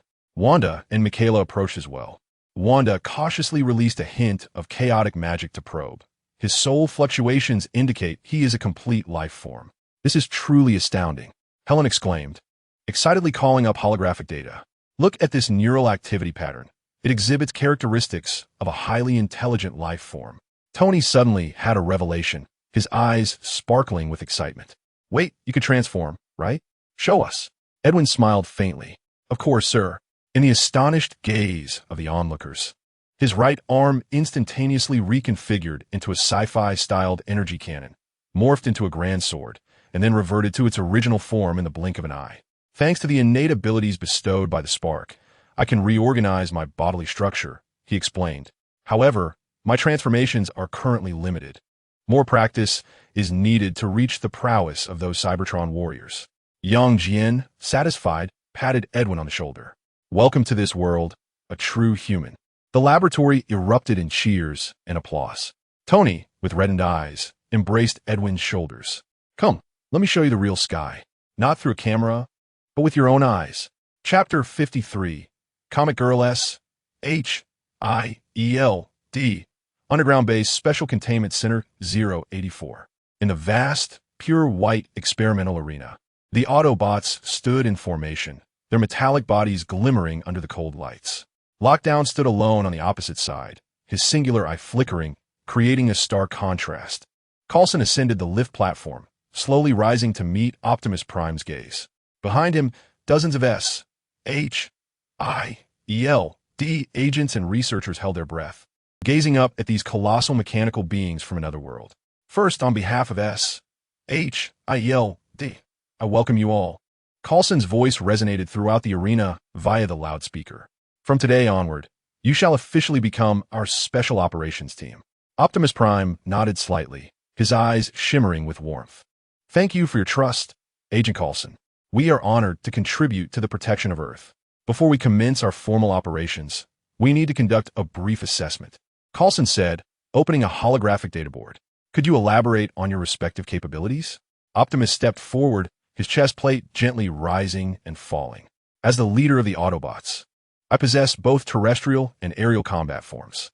With a series of mechanical transformations, he swiftly shifted from humanoid to a red and blue heavy-duty truck, only to revert back to his robotic form in an instant. Equipped with an ion cannon and thermal weapons, my armor can withstand conventional ballistic strikes. Jazz nimbly leaped forward, transforming into a sleek sports car. As a reconnaissance and infiltration expert, my speed can reach 800 kilometers per hour in silent mode. Ratchet showcased his medical module, a battlefield emergency unit equipped with a nano-repair system and holographic diagnostic tools. Ironhide's heavy artillery unfolded with a clatter. I am a fire support specialist, with an arsenal capable of obliterating an entire city. Bumblebee playfully cranked up the radio, blasting a rock tune before transforming into a Camaro and performing a drift, eliciting laughter from several agents. The three-headed mechanical dinosaur was equally impressive. Steel Lock transformed into a Tyrannosaurus Rex, crushing a test armor plate with a single bite. Ironhide's Triceratops horn penetrated a 3-meter-thick alloy wall with ease. The dart whirled beneath the ceiling, showcasing its supersonic flight capabilities. Coulson recorded the data with satisfaction, truly impressive. His gaze shifted to the ever-silent confinement. So, what unique abilities do you possess? The solitary eye of the confinement scanned the crowd coldly, slightly stronger than them. Huh. Ironhide immediately mocked. Aside from running away and launching sneak attacks, what else can you do? A dangerous red light suddenly flickered from the seams of the confinement's armor. Care to test that old relic? Enough. Optimus Prime interjected with a voice imbued with undeniable authority. The confinement recalled that man, its eye flickering momentarily, reluctantly retracting its hostility. My spacecraft is equipped with a quantum weapon system, the confinement uttered in a low voice, all aware that he referred to the ship reclaimed by Yang Jian. Personal armaments include phased disintegration cannons, gravity anchors, and molecular cutting blades. He paused before adding, and the most comprehensive species database in the universe. Coulson raised an eyebrow. Sounds like you excel in solo combat? The confinement replied coolly, I am proficient in hunting. After recording the final data point, Coulson deactivated the holographic panel. Assessment complete. In the coming days, our tactical team will engage in cooperative training with you all to formulate a joint operational plan. Optimus Prime nodded solemnly. We stand ready at all times. As the meeting concluded, the agents began to guide the Autobots to their respective hangars. Coulson cast a final glance at these mechanical giants, a slight smile gracing his lips. With this extraterrestrial squad, S.H.I.E.L.D's strength would ascend to unprecedented heights. By the seaside villa, late at night, young Jian opened his eyes. He gently shifted Wanda's arm that lay across his waist and quietly descended from the bed. Moonlight streamed through the floor-to-ceiling windows, casting a silvery glow over the bedroom. Michaela and Helen slept soundly on the opposite side, with Helen subconsciously burrowing deeper into the warm covers. Yang Jian donned a bathrobe and made his way to the villa's open-air balcony. The night breeze was cool as he reclined in a comfortable chair, his gaze penetrating the Earth's atmosphere, fixated on the starry river light years away. Origin, play some music, he whispered. Soft jazz melodies immediately filled the air. Yang Jian took a sip from the drink set beside him, savoring this rare moment of tranquility. Suddenly, his movement halted. A sensation of being watched crept along his spine.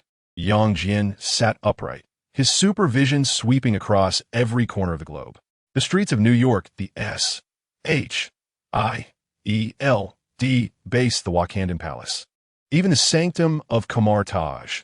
Everything appeared normal, devoid of any anomalous energy fluctuations. Strange, he furrowed his brow. It felt as though someone was watching me. Origin paused the music. Silence enveloped the balcony once more. Yang Jian narrowed his eyes, a faint red glow flickering within his pupils. Suddenly, his head turned to the right at a speed unfathomable to humans. Tearing apart, the air seemed to unveil an invisible comic page from which a girl S.H.I.E.L.D emerged. She sported long hair streaked with vibrant red and yellow, her large eyes brimming with curiosity as she gazed at Yang Jian, much like one would observe a comic character. The moment their eyes met, the girl was taken aback. Wow, he can actually see me. The fissure closed instantaneously, as if it had never existed. Yang Jian felt intrigued. How fascinating. Meanwhile, within a room brimming with comic aesthetics, Gwen Stacy, the very girl moments ago, was panting heavily, her hand pressed against her flat chest. Good grief. He can see me. This defies logic. She grabbed a soda from the table and gulped it down. Could he be a character capable of transcending dimensions? Yet, the Marvel database had no record of such a being. Suddenly, the soda bottle froze midair. Gwen's pupils dilated as she caught sight of a tall figure reflected in the comic posters adorning the opposite wall. Wow!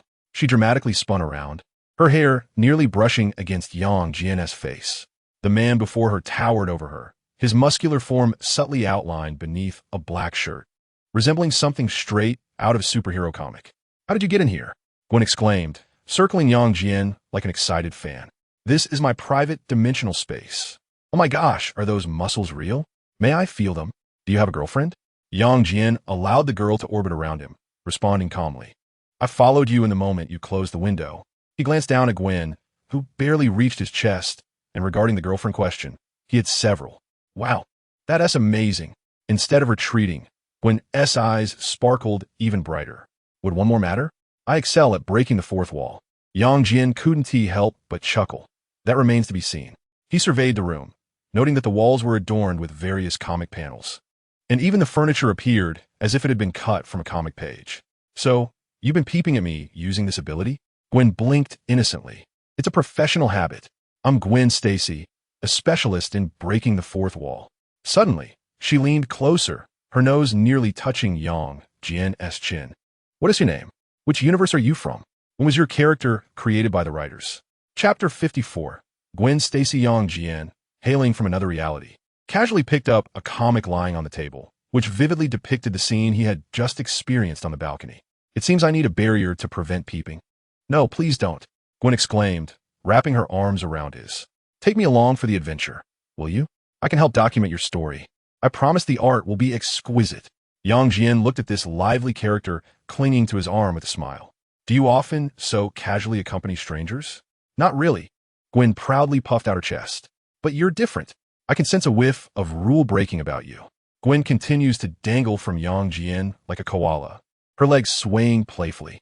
So what superpower have you obtained? Unlike me, the poor little Gwen lacks even a semblance of a decent ability. She pouts, poking Yang Jian's solid chest muscles with her finger. Yang Jian gazes down at this lively treasure clinging to him. Is this how you intend to converse with me? My apologies. Gwen immediately leaps down, hurriedly gathering the scattered comic books and snack wrappers. At last, Jian seizes the opportunity to thoroughly observe this peculiar room. The walls are adorned with pages seemingly torn directly from comic books, schematics of Iron Man's armor, close-ups of Captain America's shield, cross-sections of Thor's hammer. There are even a few pages evidently ripped from the dark grimoire containing forbidden spells. Did you tear these down? Jian lifts a page depicting Doctor Strange casting magic. Huh. The perks of the profession. Gwen kicks a pile of uniforms beneath the bed. After all, they won't notice if a few pages are missing. She suddenly leans closer, her eyes sparkling with curiosity. So how did you traverse here? How long have you been here? Why have I never seen your exclusive comic? Just as Jian is about to respond, Gwen continues unabated. The strangest thing is that I only just discovered your universe is utterly off-kilter. She gestures dramatically. In other universes, I can glimpse past and future journals. But in yours, I can only see the present events, and flipping forward or backward reveals blank pages. What does that mean? Jian's interest is piqued. Finally, all tidied up, Gwen sighs in relief. Pulling Jian to sit at a small table cleared from the comic piles. She rests her chin on her hands, her eyes fixed on Jian. My goodness, those muscle lines, that jawline, they're even more perfect than the Superman in the comics. Suddenly, she sits up straight. Wait, what ability did you just say you possess? Jian shrugs. Haven't you already guessed? Oh. Gwen suddenly leaps up as if electrified. I just said Superman. Are you saying you have obtained Superman's abilities? She clings to Jian's arm. This is real muscle. No. Observing the lively girl before him, Jian can't help but laugh. Indeed. It's the strength of the Silver Age Superman. Ah, Gwen shrieks. Silver Age Superman. The one who can move galaxies and can destroy solar systems with a mere sneeze. She suddenly kneels dramatically, wrapping her arms around Jian's legs. Oh, Superman. Grant me superpowers. I wish for that ability that seems achievable. Jian, both amused and exasperated, pulls this lively treasure back up. That's a tall order, but first, tell me, what else have you discovered about my universe? Gwen immediately adopted a serious demeanor, effortlessly tearing open a comic panel in the air that displayed a live feed of Jian's villa balcony. However, when she attempted to turn the page, both sides revealed nothing but blankness. See, just like this. Gwen closed the comic page, excitement radiating from her as she danced about. That's why I've been secretly observing you. You're an enigma incarnate. Jian pondered thoughtfully, realizing that his journey through time had utterly disrupted the timeline of this universe. Thus, Gwen clung to Jian's neck, her large eyes blinking eagerly. Can you grant me superpowers now? I promise I won't use them for nefarious deeds. At most, I might just sneak a peek at Polaris in the bath. Jian chuckled. While bestowing you with superpowers is currently beyond my capabilities, I can develop a serum that will transform you into a superhuman. Gwen's eyes sparkled like light bulbs as she suddenly leapt up and planted a kiss on Jian's cheek. This is my first kiss. If you weren't a superhero, I would never have given it away. Before Jian could react, she bombarded him with questions like a rapid-fire barrage. Is it the super soldier serum? Like Captain America's? Far superior. Jian wiped the drool from his face. It will enable you to effortlessly lift a truck. Really? Gwen bounced around the room, toppling stacks of comic books. Wait, how can you develop a serum? All right, superheroes possess super intellect. This is incredible. Yay. I, Gwen, am finally going to have superpowers. Suddenly, she skidded to a halt in front of Jian. What does supervision feel like? Is it like wearing glasses with 8 lenses? And super hearing? Will the noise from the couple next door keep me awake at night? Jian patiently explained. Supervision is like being able to adjust your focus at will, from microscope to telescope. Super hearing does require practice to control. My brain automatically filters out unimportant sounds. And what about super strength? Gwen gestured. With such immense power, how do you avoid breaking the doorknob? The super brain precisely controls the exertion of every muscle. Jian replied with a smile, lifting his teacup delicately, the surface of the water remaining undisturbed.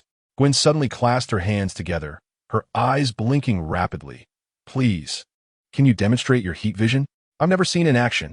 Jian shook his head helplessly, his eyes faintly glowing red. He regulated the power, emitting 2 strands of heat vision as fine as a hair. They burned symmetrical little holes in the tabletop, their edges as neat as if cut by a laser. Wow. Gwen began to examine the small holes. Can this temperature cook meat? Wait, can you use this heat vision to give me a perm? Before Jian could respond, she pointed excitedly at the floating comic book, exclaiming, is this a biofield? Oh my, this defies the laws of science. I mean, it's incredibly scientific. Can you use this force field to lift me for a spin? With a wave of his hand, Gwen immediately floated up, twirling around the room in delight. She danced with excitement, exclaiming, I must record this and upload it to YouTube. I shall title it The First Day of Gwen's Superpowers. Wait, where's my phone? Chapter 55. The Birth of Super When I Found It. Gwen excitedly unearthed her phone from a pile of comics and bounded over to Jian. Come on, Mr. Superman. Let us take a selfie. She linked her arm with his, striking an exaggerated pout. Jian smiled in response, and at the moment the flash illuminated, Gwen playfully rose on her toes, as if to kiss him. Perfect. She quickly annotated the photo with a date with Superman, and then mysteriously tucked her phone away. This photo is worth a fortune. If comic sales ever dip, I can auction it off. After stowing her phone, Gwen suddenly grew serious, clasping her hands together and gazing earnestly at Jian. So, how we developed the serum? I can help. Although I don't even know how to hold a test tube. Jian raised an eyebrow at her. I can grant you superpowers, but what can you offer me in return? Gwen's eyes sparkled as she leaned closer, adopting a pitiful expression, her long eyelashes fluttering. How about I be your girlfriend? I'm excellent at making people happy. That alone isn't sufficient. Jian chuckled, shaking his head. I have several girlfriends already. Hey, Gwen immediately returned to her playful self, resting her chin on her hand in thought. Then I can take you along for all the fun adventures. She winked mischievously. Please, I beg you. If you don't grant me superpowers, my personal comic will be canceled, and I do not wish to vanish from the Marvel Universe. Jian pretended to ponder for a moment. All right, deal. Yay. Gwen leaped onto Jian, planting a resounding kiss on him before nimbly landing back on her feet. From this day forth, you belong to me, Mr. Superman. Jian, smiling, retrieved a vial of blue-glowing serum from the system space. Gwen was momentarily speechless, her eyes widening. Is this? She gulped, her fingers quivering slightly. The superhuman serum. Jian handed her the vial. It will grant you physical abilities exceeding those of Captain America by several folds. Gwen snatched the serum without hesitation and injected it into her arm. Jian was about to caution her, wait, it might hurt a bit. Gwen collapsed instantly, curling up like a cooked shrimp and rolling frantically on the ground. Why didn't you say so sooner? It feels like 1,000 ants are gnawing at my bones. I'm dying. 2 minutes later, Gwen suddenly fell silent, gazing incredulously at her hands. Is this the power of a superhuman? She gently clenched her fist, and the air erupted with a thunderous crack. Incredible. She abruptly turned towards an imaginary camera, excitedly shouting, Dear readers, did you see that? Today, Gwen has acquired superpowers. Please continue to subscribe to my comic. I vow to be a proper superhero. To prove herself, she struck a wall with a powerful punch. Boom! The entire wall collapsed, revealing the bathroom next door. Gwen stood, astonished by her handiwork, before erupting into even louder cheers. I have truly become stronger. Hooray! She leaped onto Jian, clinging to him like a koala, showering his face with kisses. Thank you. I'm gonna go and take down Thanos right now. Jian, unable to contain the exuberance of this newly empowered girl, caught her with a resigned smile. I suggest you start by practicing on some street thieves. No problem. Gwen jumped off him, striking a classic superhero landing pose. From this day forth, I shall be known as Super Gwen. Suddenly, a thought struck her, and she leaned in to whisper, By the way, is there any serum left? I'd like to bring a dose for the other versions of me from different universes. None left. All right then. Gwen perked up again. Jian asked with interest, Besides opening comic panels, can you return to the real universe? Gwen's expression dimmed instantly, her head drooping as she fiddled with the hem of her clothes. I've tried countless times, but I can't get back. Her voice carried a rare hint of melancholy. In the end, it was Dr. Strange who helped me obtain an ID. So I can only be a third-rate superhero in this world, even though I can't even defeat a villain. Jian gently patted her shoulder. Want to get another shot? Perhaps this time it will work. Gwen raised her head, suddenly curious, and scrutinized Jian. By the way, how did you come to the Marvel Universe? I got hit by a truck. Jian shrugged. Huh? Gwen looked bewildered. Is that even possible? She suddenly burst into laughter, then pretended to be serious and cleared her throat. All right, let us give it a try. She reached out and tore open a page of the comic panel. Gwen winked at Yang Jian and nimbly dove inside. Yang Jian approached the floating comic frame and touched its edge. The texture was surprisingly as hard as a wall. He attempted to float and pass through the frame, but was met with an invisible barrier. Come on. Gwen's head popped out from the panel as she reached out to grab Yang Jian. This side is so much fun. I can't get in. Yang Jian frowned. Stop joking around. Gwen tugged at his hand. Pull harder. They tried various angles and positions, yet Yang Jian remained outside the panel. Wait a moment. Yang Jian closed his eyes, summoning the power of Silver Superman, the thought-seeking ability. First attempt. I can pass through this panel. Failed. Second attempt. I will get through. The invisible barrier seemed to thin slightly. On the third attempt, a faint golden light enveloped Yang Jian. This wall does not exist. With a sharp crack, the barrier that obstructed him shattered like glass. Yang Jian effortlessly levitated, instantly traversing through the comic panel frames. Wow! Gwen stared in astonishment at the suddenly appearing Yang Jian. How did you get here so abruptly? Wait, you just used that ability of yours, didn't you? The one that resembles Superman's power. Yang Jian merely smiled, surveying the surroundings. They were in a pristine white space, with countless comic panels floating like portals in the air, each depicting scenes from different universes. Welcome to the fourth wall, Gwen exclaimed excitedly, twirling around. This is my secret base. She then pointed at a particularly large panel in the distance. Look, that's the entrance to the real universe. Following her gaze, Yang Jian indeed spotted a distinctive panel radiating golden light, showcasing familiar scenes from the real world. Can we truly return? Gwen's voice suddenly wavered, her fingers instinctively entwining. Yang Jian grasped her hand. Shall we find out? They soared toward the special panel. Perhaps this time they might truly discover the way home. Chapter 56. The fourth wall, the duo flew towards the flickering golden panel of the real universe. Through the panel, they could vaguely see a bespectacled figure hunched over a computer, curiously observing their side. Look, that's my original editor, Gwen exclaimed, pointing at the indistinct silhouette. He must be searching for the missing comic characters. Yet just as they were about to touch the edge of the panel, an invisible wall reappeared, forcefully repelling them. Another failure. Gwen's shoulders sagged in disappointment. It was always like this. Yang Jian furrowed his brow, thoughtfully staring at the panel. Suddenly, Gwen's eyes lit up. Right? Superman, don't you possess that skill of mine? Try using it. Yang Jian nodded, closing his eyes and strongly suggesting to himself, I can return to the real universe. No response. This wall does not exist. The barrier remained unmoved. I can pass through. He was still met with relentless obstruction. Skeptically, he reached out to touch the unseen wall. His muscles tensed, veins popping at his temples. Yet, despite exerting all his strength, the barrier remained unyielding. Wow! Gwen watched, captivated, unable to suppress a smile. The way Superman strained was quite alluring. Ultimately, Yang Jian reluctantly withdrew his hand. No, it's impossible to get through. Just as he was about to say something else, an invisible force suddenly enveloped him. In the blink of an eye, he found himself back in Gwen's chaotic room. The comic panels lingered in the air, with Gwen Stacy's head peering out, her expression one of confusion. Why did you suddenly return? Oh no, I was just transported back, Yang Jian replied. He stepped closer to the panels, reaching out to touch the edge. The invisible barrier remained intact. He closed his eyes, attempting to activate his abilities, yet he could not re-enter the realm of the panels. Gwen leapt out from within the frames and casually closed the portal. She tilted her head, scrutinizing Yang Jian. Strange, could it be that the writer did not grant you this privilege? Hence, you were forcibly ejected? Yang Jian nodded thoughtfully. It is quite possible. It seems my presence has indeed disrupted some established rules.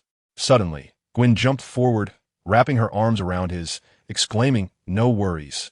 I've already received the serum, so we can have fun together in this universe. She blinked. Shall we meet some other superheroes? I could be your tour guide. Yang Jian smiled, tousling her hair. Sounds great, but before that, he pointed to the wall that Gwen had punched through. Shouldn't you consider how to explain this hole to the landlord? Gwen's expression froze. Oh. She anxiously raked her fingers through her hair. I'm doomed. The landlord will surely scold me. Suddenly, her eyes lit up as she looked expectantly at Yang Jian. You must have a solution, right? Yang Jian smiled softly, a glimmer of blue light flickering in his eyes. The invisible biofield instantly expanded, and the scattered debris on the ground began to levitate as if cradled by an unseen hand. Wow, Gwen exclaimed, her eyes wide with awe. Although she had witnessed it once before, this ability was truly magnificent. She reached out, curious, to touch the floating fragments. Is this the biofield? It feels like touching cotton candy. Under Yang Jian's precise control, the debris reassembled like a puzzle, emitting faint sizzling sounds as the cracks healed. In the blink of an eye, the wall was restored to its original state, even the wallpaper patterns seamlessly aligned, leaving no trace of damage. Incredible, Gwen exclaimed, jumping up with excitement, throwing her arms around Yang Jian, showering his face with kisses. Having a superhero boyfriend is simply amazing. I won't fear tearing down houses anymore.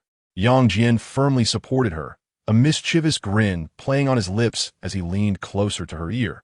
Since we are boyfriend and girlfriend, shouldn't we indulge in some typical boyfriend activities? Gwen instantly understood, playfully winking. It seems Mr. Superman can hardly wait. She deliberately elongated her tone, her fingers gently tracing Yang Jian's chest. You said it yourself. Yang Jian's voice deepened slightly. Before he could finish, Gwen kissed him. They fell onto the bed strewn with comic books, the sound of fluttering pages filling the air. When didn't he forget to snap her fingers, causing the lights to dim and soft jazz to play from the speakers? Wait, Yang Jian suddenly halted. What about your comics? Gwen gently pulled the blanket over both of them, saying, forget about that for now. What truly matters is to engage in something significant. Her voice gradually faded, drowned in a lingering kiss. Outside the window, the night sky of New York was adorned with countless stars, and a shooting star streaked across the horizon. In a higher dimension, a blank comic book suddenly flipped open, revealing new storylines that slowly emerged upon its pages. Morning light filtered through the gaps in the curtains as Yang Jian slowly opened his eyes. He discovered Gwen sprawled on him like an octopus. Her golden and red-streaked hair tousled. With a resigned smile, he gently supported her back, attempting to reposition her, but inadvertently roused her from slumber. What time is it? Gwen mumbled, rubbing her eyes, still dazed, with a hint of drool at the corner of her mouth. Yang Jian glanced at the cartoon clock on the wall. 10 in the morning. 10 o'clock. Gwen instantly became alert, springing upright from the bed like a fish leaping out of water. Oh no, oh no, oh no. I'm going to miss the prime time for superheroes. Barefoot, she dashed into the bathroom, grabbing her toothbrush and shoving into her mouth. Yang Jian leaned against the doorframe, amused by her frantic demeanor. In such a rush? Of course I'm in a rush, Gwen replied, her mouth full of foam, speaking indistinctly. I need to quickly combat crime and build my popularity. She spat out the foam, mimicking a gesture of slitting her throat. Otherwise, the editor might consider canceling my series. Yang Jian shook his head. All right, I wish you success. Gwen poked her head out of the bathroom. Aren't you coming with me?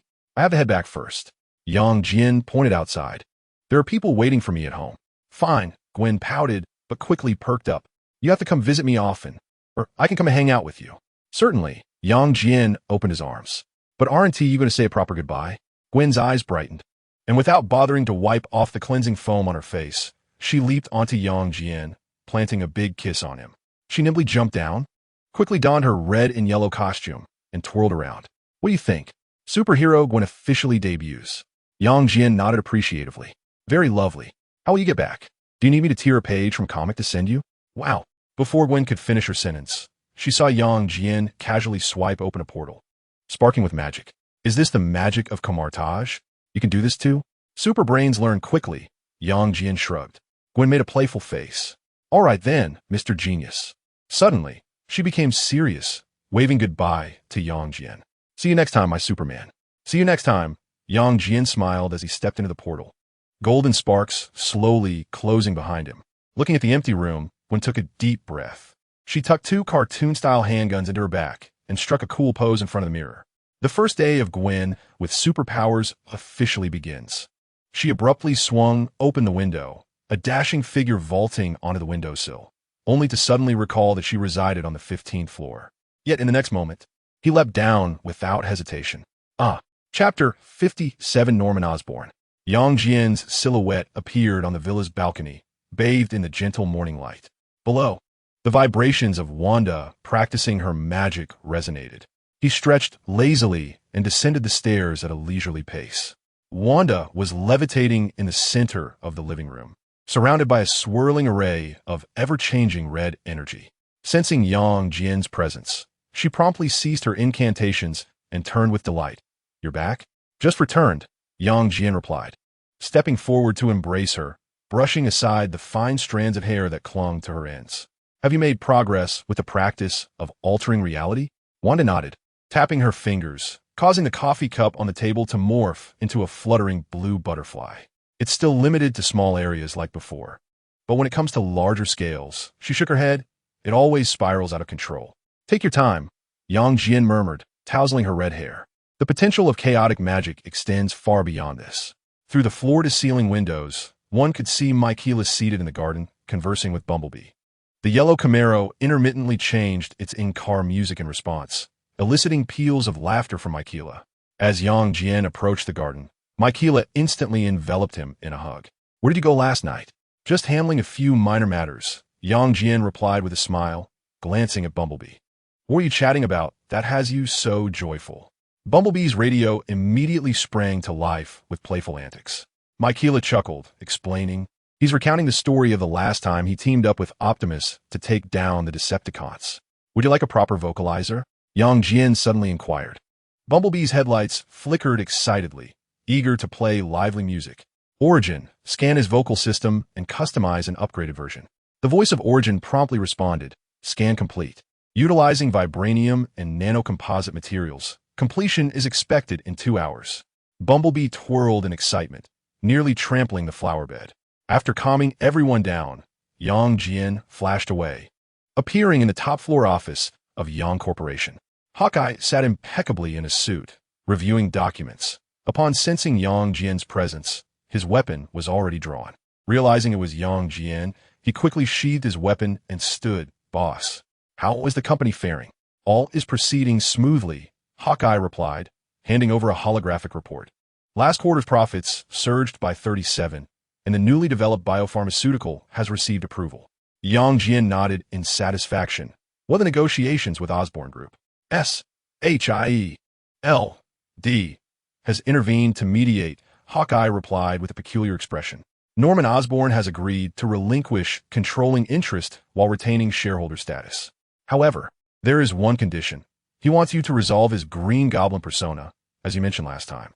Yang Jian chocolate nearly forgetting. Hawkeye hesitated. "Boss, this person." "No worries." Yang Jian waved his hand. "I will handle it personally. Prepare the acquisition agreement for tomorrow." Before his words could fully dissipate, his figure had vanished from the office. In Norman Osborn's office, the skyline of New York shimmered with golden hues beneath the setting sun. Norman was engaged in a hushed conversation with his son, Harry, when suddenly, as if sensing an unseen presence, he abruptly lifted his gaze. Yang Jian had silently positioned himself at the center of the office. Harry, on high alert, rose to his feet. "Father, this is—" "You may step outside, Harry." Norman's tone brooked no argument. Once the door closed, Norman respectfully stood. "Boss." Yang Jian strode directly to the leather sofa and settled himself, crossing his long legs. "I have come to fulfill a promise." His gaze swept over the furrow of Norman's brow, addressing a minor issue that required resolution. Norman swallowed hard. "As long as you can eradicate the Green Goblin persona, Osborne Industries is ready to merge with Yang International at any moment. I merely wish to return to a normal life." "As you wish." Suddenly, Yang Jian rose and approached him. With a gentle hand, he pressed against Norman's chest. In an instant, Norman felt a dizzying sensation, and the next moment he beheld the back of his own head. His soul had been forcibly expelled from his body. "What is this?"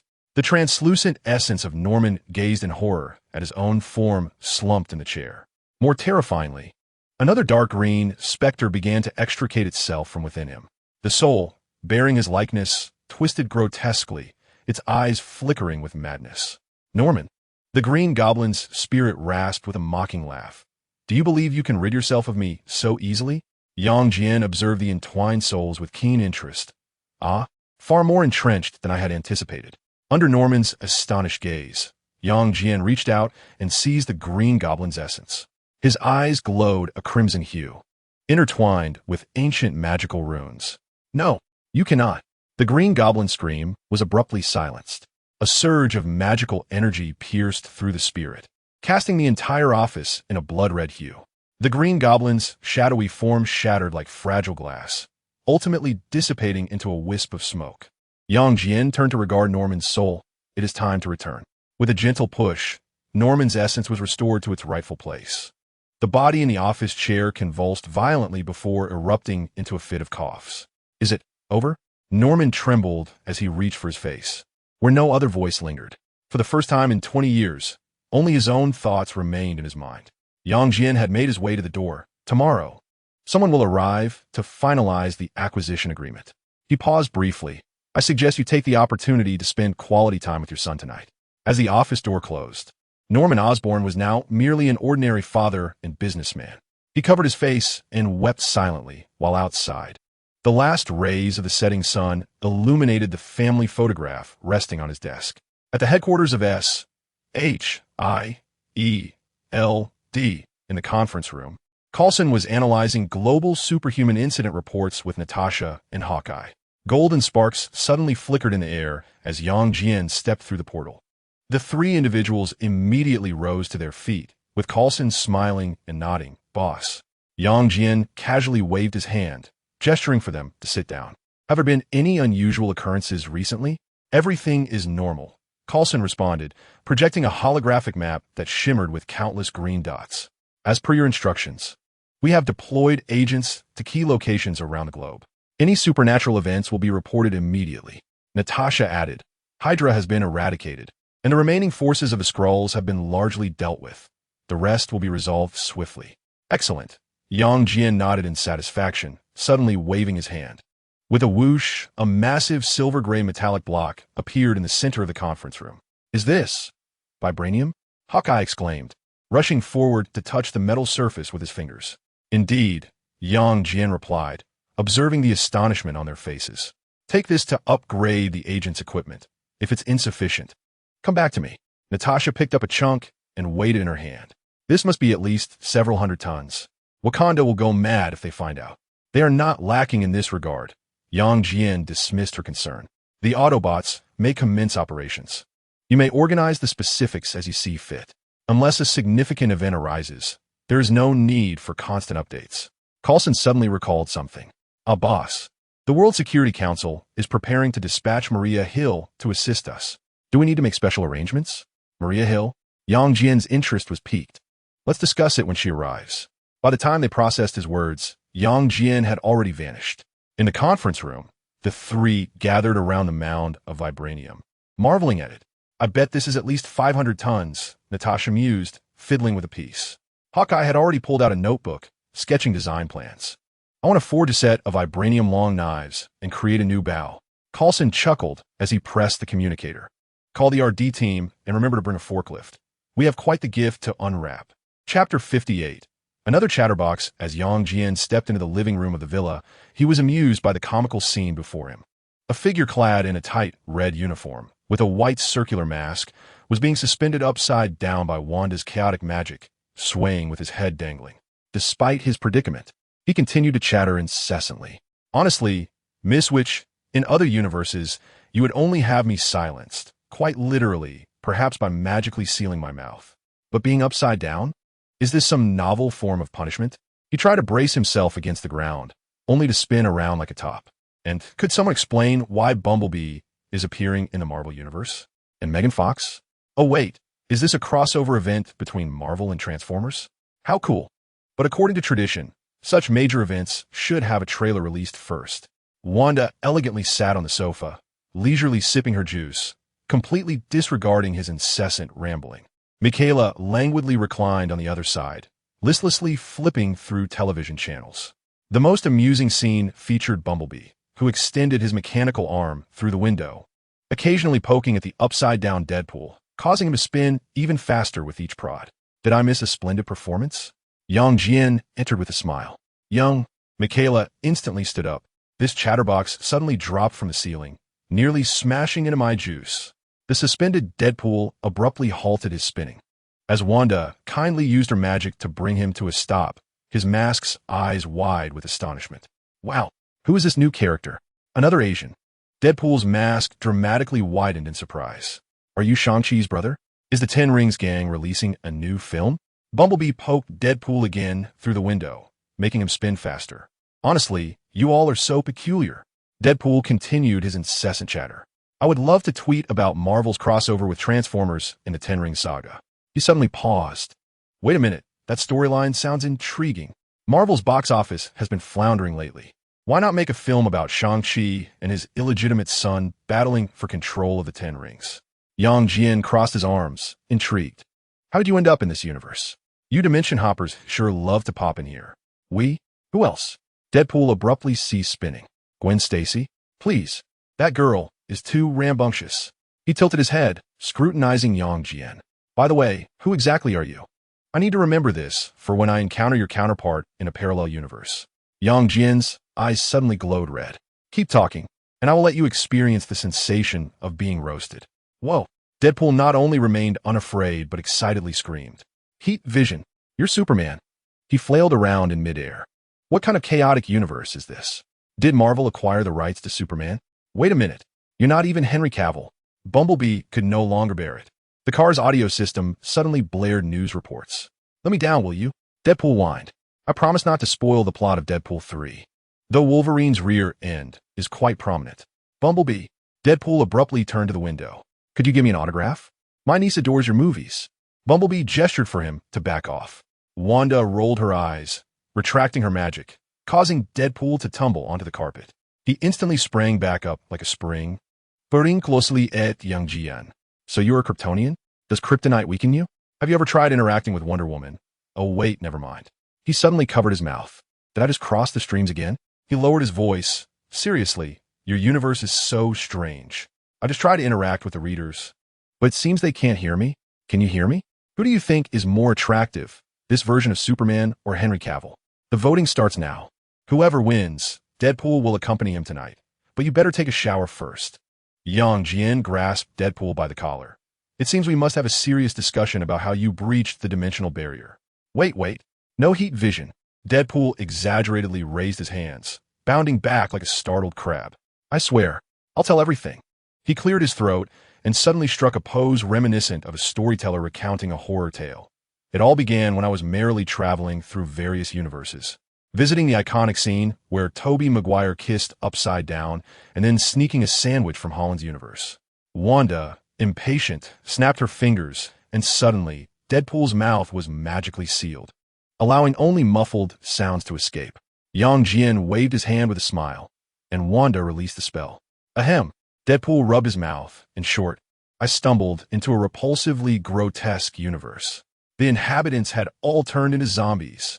Zombie Captain America was gnawing on Falcon's wings, and Zombie Iron Man's armor was crawling with maggots. He dramatically shuddered. The most terrifying was Zombie Hulk. The Green Giant, even as a zombie, could still spout sweet nothings. He chased after me, shouting, "Little spider, don't run. Let me take a bite of your pert rear." Mykela was enraptured, forgetting the chips in her hand. And then I activated the time-space belt in a panic. Deadpool made an exaggerated, explosive gesture, but the coordinates went awry, and I fell right on the head of this red-haired witch. He cast a furtive glance at Wanda. Honestly, you have a rather pleasant temperament in other universes. A flash of red light sparked in Wanda's eyes, and Deadpool instantly began tap dancing, his legs under the control of chaotic magic. Stop, he shouted while dancing. I haven't finished the main point yet. Jian watched this lively character with keen interest. What is the main point? Deadpool suddenly broke free from the magic, leaping forward to squeeze Jian's bicep. Wow, what a sensation, even sturdier than Captain America's. He looked up at Jian. The crux is that the virus from that zombie universe is spreading. I saw zombie Thanos leading his undead army to invade other universes. This startling news rendered the living room silent in an instant. Seizing the moment, Deadpool touched Jian's abs again. By the way, your universe is quite peculiar. With Transformers and Superman, it couldn't have been created by a drugged-up screenwriter, could it? Suddenly, Bumblebee transformed, its mechanical arm crashing down before Deadpool, startling him into jumping onto Jian's back. Save me. The Autobots are killing. Jian pulled Deadpool down as if he were a kitten. You say the zombie virus is spreading? Is it the 2149 universe? Absolutely. Deadpool became serious. I saw at least 3 universes already fallen. More terrifyingly, he lowered his voice. Those zombies seem to retain their superpowers from when they were alive. Wait, how do you know it's the 2149 universe? Have you been there? Did you encounter a dancing zombie Thor? Chapter 60. Deadpool continued his incessant banter. Yet Jian abruptly interrupted him. Hasn't the universe 2149 already formed a closed loop? Why still fret over this matter? Deadpool shrugged nonchalantly. True, it is indeed a closed loop, but don't you think it would be rather entertaining to explore? He leaned in mischievously. Even if we can't save anyone, at least we can take down that absurd Ash. He's more annoying than zombies. Michaela and Wanda exchanged perplexed glances. Unable to contain her curiosity, Wanda inquired, what exactly transpired in that world? Jian sighed.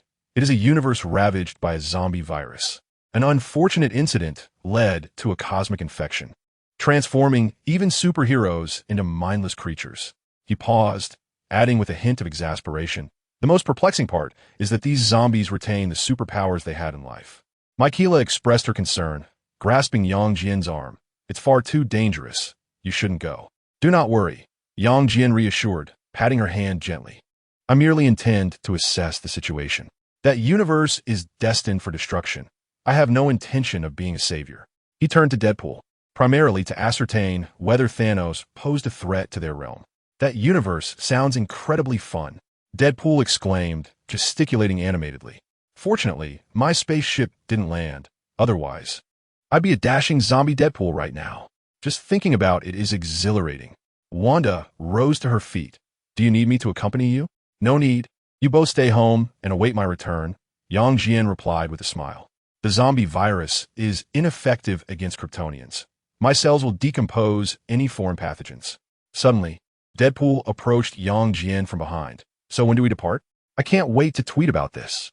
Superman Deadpool wreaking havoc in the zombie universe. This topic is bound to trend. He playfully touched Jian's neck. Hey, why are you touching my neck? Are you secretly in love with me? With a swift motion, Jian delivered a sharp slap, causing Deadpool's head to spin 360 degrees and plummet to the ground with a thud. Wanda and Michaela couldn't help but facepalm. Mere moments later, a new head sprouted from the uniform. Wow, how violent. I love it. Jian's eyes glimmered with a red light. Keep talking, and I'll confine you to the mirror dimension. What? You can use magic? Deadpool exclaimed, jumping in surprise. Is your super brain like computer? That's so sexy. Can your iron body withstand 2 hours? Boom. Jian unleashed a heat vision blast, instantly vaporizing Deadpool. Wanda and Michaela erupted in laughter. This guy's banter is utterly ridiculous. In the next moment, Deadpool emerged unscathed from the shadows. You are being quite hurtful. Seeing Jian preparing to unleash another heat vision, Deadpool quickly retrieved his time travel belt. No. I'm activating the crossover. He draped an arm over Jian's shoulder, casting a flirtatious glance at the two women. The epic collaboration of Deadpool and Superman begins now. As he pressed the button, the space around them began to warp. Jian cast one last glance at Wanda and Michaela. Wait for my return. As a blinding light flashed, the figures of the two vanished without a trace. Michaela gazed at the desolate living room. Does he often disappear so abruptly? Wanda chuckled as she settled back onto the sofa. One gets accustomed to it. In a few days, he shall return with a plethora of tales. Michaela picked up the remote, anxiously changing the channel. I hope they are safe. Meanwhile, within the transport portal, Deadpool's frantic scream echoed through the dimensional rift. Ah, I forgot to fasten my seatbelt. Wait, this position feels rather suggestive. Should we share a crossover kiss? Jian silently increased the intensity of his heat vision. Within the time-space tunnel, countless images of universes flashed by like a revolving lantern. Deadpool, like a child experiencing a roller coaster for the first time, shouted with delight. Wow, that's the universe of the Toby bugs. Oh, that seems to be the timeline of the X-Men. Wait, is that the world where Deadpool massacred the Marvel Universe? Silence. Jian shot him an exasperated glare. Yet, if Deadpool could remain quiet, he wouldn't be Deadpool. He continued to chatter incessantly like a human trumpet until a blinding white light appeared ahead. In the year 2149, New York, the Sanctum Sanctorum, Wanda Maximoff, Shuri, and Ash cautiously pushed open the grand doors of the sanctum. The sight before them sent chills down their spines. A zombified druid mage knelt on the ground, feasting on the remains of the Sorcerer King. Hearing the commotion, the druid raised his head, a look of remorse etched upon his decayed face. Apologies, I was bitten by a zombie hero this morning and came seeking strange help. But I could not resist the pangs of hunger. Ash immediately aimed his gun at him. Damn it. Another zombie. Don't shoot. I'm full. Truly. The druid waved his hands in a panic, pieces of rotting flesh tumbling from his arms. I can lead you to the library to find the Book of the Dead. Perhaps it can save this world. Suddenly, a white light erupted within the room. Jian and Deadpool materialized out of thin air. The moment Deadpool landed, he collapsed to the ground, retching. Ugh, I shouldn't have eaten so many burritos this morning. Ugh. Ash swiftly redirected his gun. Who are you? Jian did not even bat an eyelash, his eyes glowing red. Zing, zing. Two beams of heat vision instantly evaporated Ash and the druid into nothingness. Wanda and Shuri stumbled back in shock, their chaos magic and sonic attacks primed. Are you insane? Wanda exclaimed. He is the only one who knows how to save this world. Precisely why he must be eliminated, Jian replied calmly. In a few hours, you both will perish because of him. Deadpool finally finished vomiting, unsteadily rising to his feet, attempting to place a hand on Jian's shoulder, which was brushed aside without embarrassment as he pretended to rest it on thin air. Ladies, that Ash is nothing but a worthless lecher. He is helping you solely to pursue you. He suddenly lowered his voice, though I can understand that sentiment. Jian added, he does not comprehend magic at all. The Book of the Dead is merely a decorative object. He did not lie. Ash truly is incapable of saving the world, at least not in his current state. And instead, he has caused the demise of many. Such a person is a calamity. Wanda and Xianyin exchanged dubious glances. Xianyin furrowed her brow and inquired, so what now? Jian offered no response, but instead turned to question Deadpool. Weren't we supposed to head to the 2149 universe? How do we end up at this point in time? My coordinates were set for 2149. Deadpool shrugged, seemingly aggrieved. Perhaps the zombie blood short-circuited the device? Although this is indeed the 2149 universe. Wanda interjected, regardless. We must first ascertain whether the Book of the Dead is genuinely useless. Suit yourself, Jian shrugged, but don't hold out hope. Suddenly, Deadpool leapt between the two. You should believe him. He has Superman. You know Superman? Style physique. Heat vision. More alluring than America's posterior. Xianyin rolled her eyes at Deadpool. It's not that we don't believe. We simply require a definitive solution. Then let us proceed. Jian was unhurried, leading them along the path. Chapter 61 in the corridor leading to the library. Deadpool chattered incessantly like a loquacious parrot. Hey Superman, do you shave with your heat vision? Ms. Scarlet Witch, would you be interested in joining my team? Xianyin, can your sonic waves obliterate a zombie-esque brain matter? Jian ignored him entirely, and Wanda, unable to endure any longer, summoned a flickering red light in her hand. Speak another word, and I shall toss you out to feed the zombies. Deadpool immediately mimed zipping his lips, yet within 3 seconds he could not restrain himself. So, you Avengers really, bang. Wanda used her magic to sew his mouth shut. While Deadpool fumbled to undo the spell, Wanda turned to Jian. Who are you exactly? This universe has never encountered you. Just as Deadpool tore the magical threads sealing his mouth, he interjected, we hail from the sacred tourist universe. We come to witness your apocalypse. Furthermore, we're hoping to see if we can save the world. Parallel universe, Jian interrupted him. However, he is correct. This universe is beyond salvation. Even if the virus is temporarily eradicated, the zombies from other universes will invade once more. Xianyin clenched her fists. Is there truly no hope whatsoever? Deadpool suddenly interjected, rather than dwell on that. Why not take a photo with Superman? The goddess of death might grant you special treatment. She adores muscular men, especially Superman, bang. Jian delivered a punch that sent Deadpool's head into his chest cavity. Wanda and Xianyin gazed in shock at the twitching headless corpse on the ground. Is he dead? No worries. He'll revive shortly. As soon as Jian's words left his mouth, Deadpool's head sprouted anew from his neck with a pop. How excessive, Deadpool grumbled while rubbing his neck. Clark would never be so heavy-handed. I shall say this once more. Jian halted, turning to face the three. My name is Jian, not Clark Kent. Deadpool began to murmur again. A Superman from a parallel universe, I understand. Do you also have a woman named Lois? Has he always been like this? Wanda inquired, exasperated. S.H.I.E.L.D nodded helplessly. Our universe's Deadpool might be even worse. Upon finally reaching the library, the walls lined with ominous tomes of dark magic exuded a foreboding aura. S.H.I.E.L.D frowned. Is the Book of Death truly here? Of course not. Deadpool dashed inside. But fear not. Let me search for my dear Book of Death. Where are you? Just as S.H.I.E.L.D intended to issue a warning, Deadpool randomly seized a book adorned with fangs on its cover. Ow, ow, ow. Deadpool flailed his hands in a frenzy. This book bites. The cursed tome clamped onto his palm, emitting a shrill, piercing laughter. Deadpool leaped around the library, ultimately hurling the book into the fireplace. Die, you bastard! Jian, uninterested, allowed his eyes to shimmer with a glint, his superhuman vision instantly locking onto a target. A crimson spellbook, enveloped in a biological force field, began to drift slowly from a shelf. Do you wish to learn dark magic, mortal? A grotesque face materialized upon the book's cover. Jian tossed the book to Wanda. Ask it yourself. The moment the spellbook laid eyes on Wanda, it transformed its demeanor.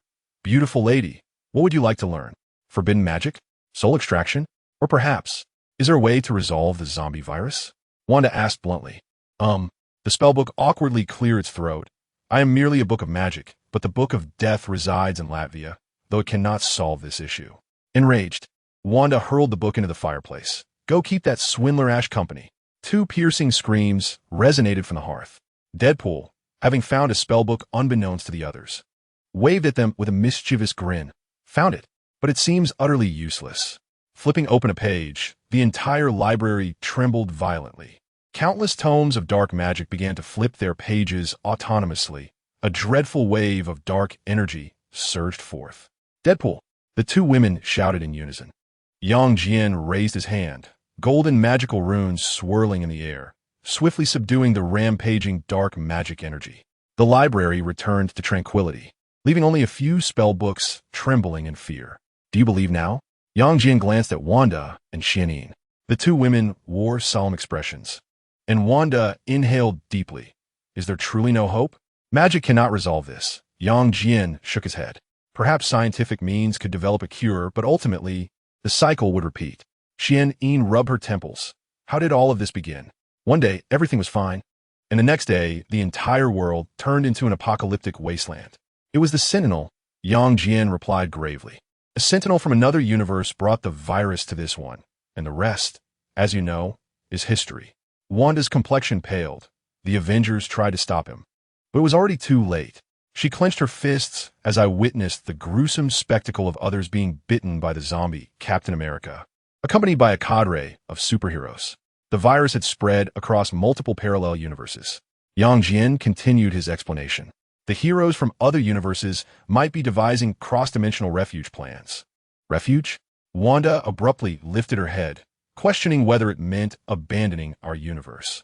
Jian refrained from a direct answer, suddenly gazing at the ceiling, his enhanced vision penetrating layers of structure to reach the sky. Perhaps we should inquire of that one who has been observing from the sidelines.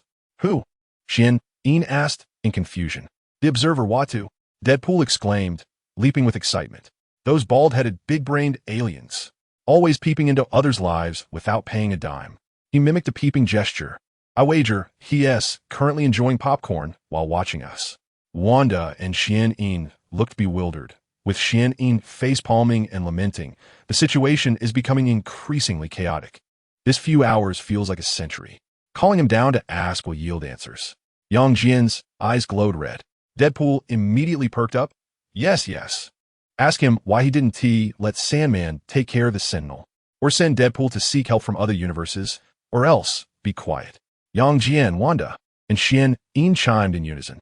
Jian concentrated, shouting into the void. Watu, I know you're watching. Either reveal yourself and explain, or I shall drag you out. Silence enveloped the air. Deadpool pouted. Looks like we need to provoke the observer. I know you have a crush on a goddess of death. I saw you spying on her while she bathed last time. Suddenly, the entire space warped, and a colossal holographic projection appeared before everyone.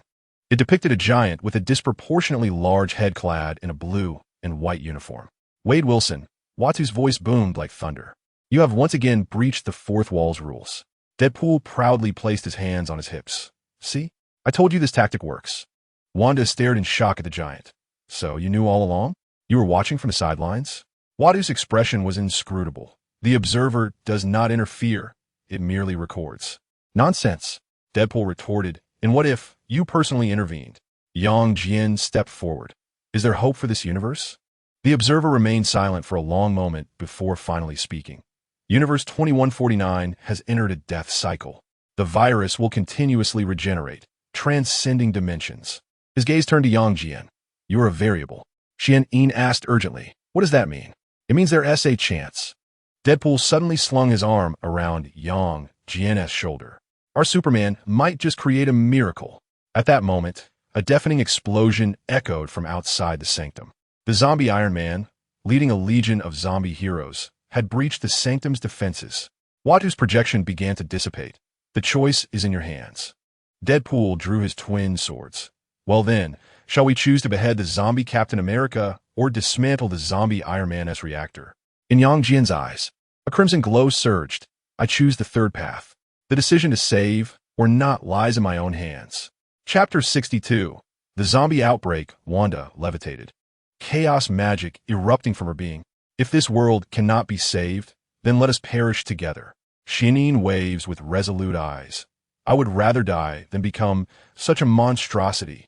The gates of his sanctum were violently thrust open. As the undead Captain America led a horde of zombie heroes into the fray. Beneath rotting flesh, stark white bones were exposed. Once noble heroes were now reduced to mere bloodthirsty instincts. Deadpool unsheathed his twin blades, swaggering playfully. Hey, Captain, fancy a taste of Deadpool's tender meat? Though I haven't tea-bathed in a month, I assure you it's all natural. I'm so hungry. The voice of the zombie Captain America, hoarse and terrifying from decay, echoed. Even without a bath, I crave flesh. Zombie Hawkeye crawled over with half his body missing. Meat, fresh meat. Wanda's eyes brimmed with tears. Captain, look at what you've become. Is this the visage of a hero? What of being a monster? The zombie Captain America grinned, his mouth half-rotting. We are starving. With a deafening roar, the horde surged forth. Deadpool gleefully spread his arms. Come on, darlings. Let me savor the experience of being bitten by zombies. Jian rolled his eyes, suddenly raising his hand. An invisible biofield froze the zombies mid-air. His eyes ignited with blinding crimson light, resembling two miniature suns ablaze within their sockets. Step back.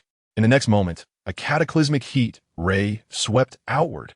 Wherever the ultra-high temperature rays passed, the zombie heroes were vaporized in an instant, unable to even scream. Captain America disintegrated, his shield clattering to the ground, and zombie Ant-Man evaporated into vapor. The entire front hall of the sanctum was scorched to transparency, the ground glassy, and the walls smooth as if cut by lasers. Wanda and Jian stood frozen, while Deadpool danced with excitement. Wow, this is far more exhilarating than Thanos' snap. Did they just vanish? Wanda trembled, questioning.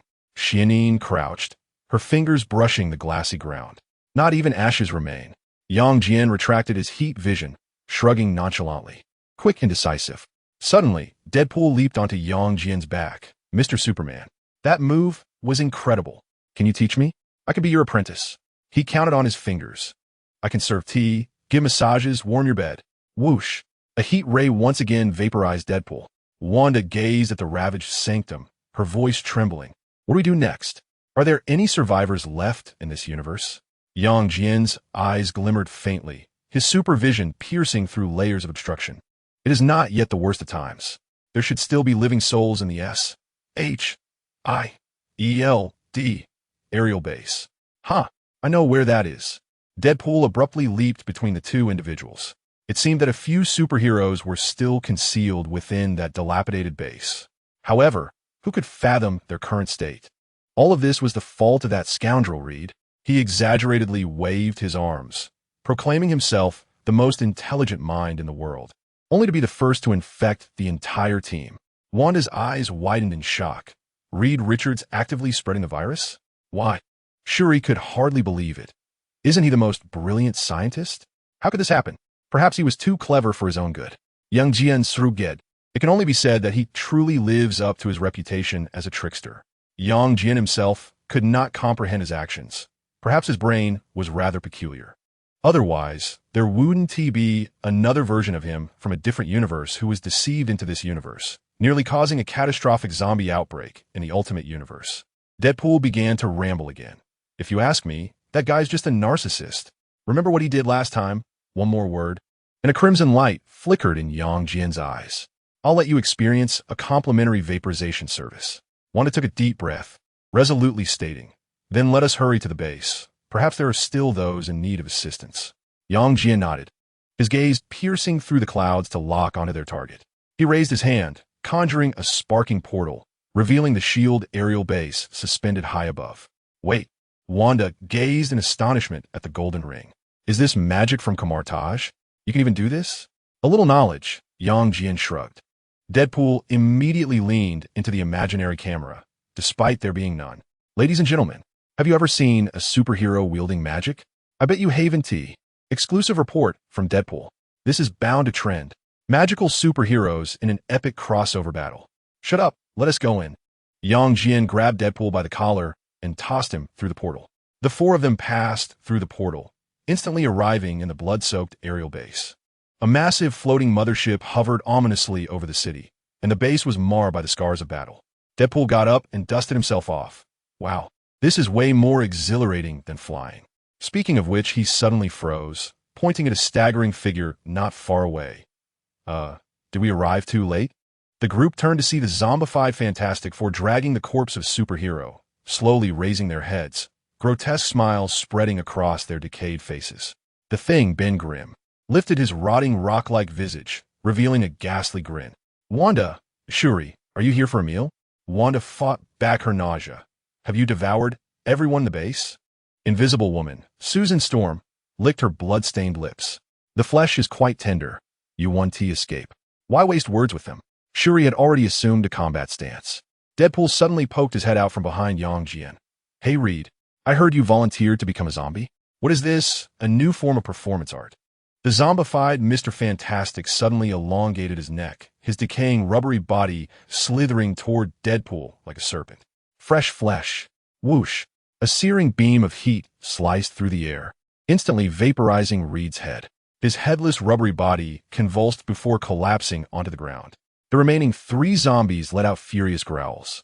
Susan immediately activated her invisibility, vanishing into thin air alongside the Thing and Pyro. Damn, the Invisible Woman is on a roll. Deadpool exclaimed, dramatically spinning in place. We're doomed. We'll be devoured by invisible zombies until there's nothing left. Wanda and Sonic stood back to back, preparing themselves, chaos magic and sonic energy coalescing in their hands. Jian's eyes glimmered as he effortlessly detected the energy fluctuations of the three in their concealed state with his supervision. Their movements were as sluggish as snails. Jian could have easily dispatched them with a mere slap. Whoosh, whoosh, whoosh. Precise beams of heat sliced through the air. The Invisible Woman's scream mingled with the scent of charred flesh. The Thing attempted to shield himself with his rocky body, but his heart was instantly melted through. Just as Pyro was about to unleash his flames, he was evaporated by the searing rays. Wanda anxiously scanned the surroundings. Is it over? It must be over. Deadpool bounced around. I can smell the aroma of roasted zombies, though it's a tad burnt. Jian retracted his heat vision. It's finished. There are no living souls left here. His supervision swept across the entire aerial base, revealing only severed limbs and dried bloodstains scattered across the ground. Once the bastion of Earth's defense, S.H.I.E.L.D, now lay reduced to a cold, metallic skeleton. Deadpool suddenly fell silent, solemnly stating, honestly, this is the most tragic universe I've ever seen. Tears glistened in Wanda's eyes. Is there really not a single survivor? Chapter 63. Survivor at that moment. A faint knocking echoed from the depths of the base. Knock, knock, knock. Jian directed his gaze downward, penetrating layers of obstruction. There were still people below. The faint knocking resonated clearly in the silence of the base. On the lower deck, Jian's super hearing pinpointed the source, and he dashed into the depths of the base. Wanda and Sonic followed closely behind, while Deadpool muttered to himself, Hoping it wasn't yet another zombie knocking on a can. Navigating through blood-stained corridors, they arrived at a heavy security door. On the door, blood was smeared to form crooked letters. Do not open, monsters inside. The knocking sound was emanating from behind the door. Wanda's chaos magic was poised and ready. Be careful. Jian tore the lock off the door, and the heavy metal door fell with a thunderous crash, revealing a pitch-black space within. Suddenly, a blinding beam of light shot out. Stay back. A hoarse female voice commanded. I have a UV light. Zombies fear this. Sonic squinted, struggling to make out the figure behind the light. It was an Asian woman clad in tattered S.H.I.E.L.D. attire, holding a UV light in her left hand and a dagger in her right. Her face was smeared with grime and blood, yet her gaze remained sharp. Melinda May? Deadpool exclaimed. You still alive? Deadpool. Agent May cautiously lowered her light. Wait, you are the living Deadpool. She gazed incredulously at the others. Scarlet Witch? Shuri? And who might this be? Jian. He introduced himself succinctly. We hail from a parallel universe. Suddenly, Agent May's legs gave way, and she slid down the wall to the floor.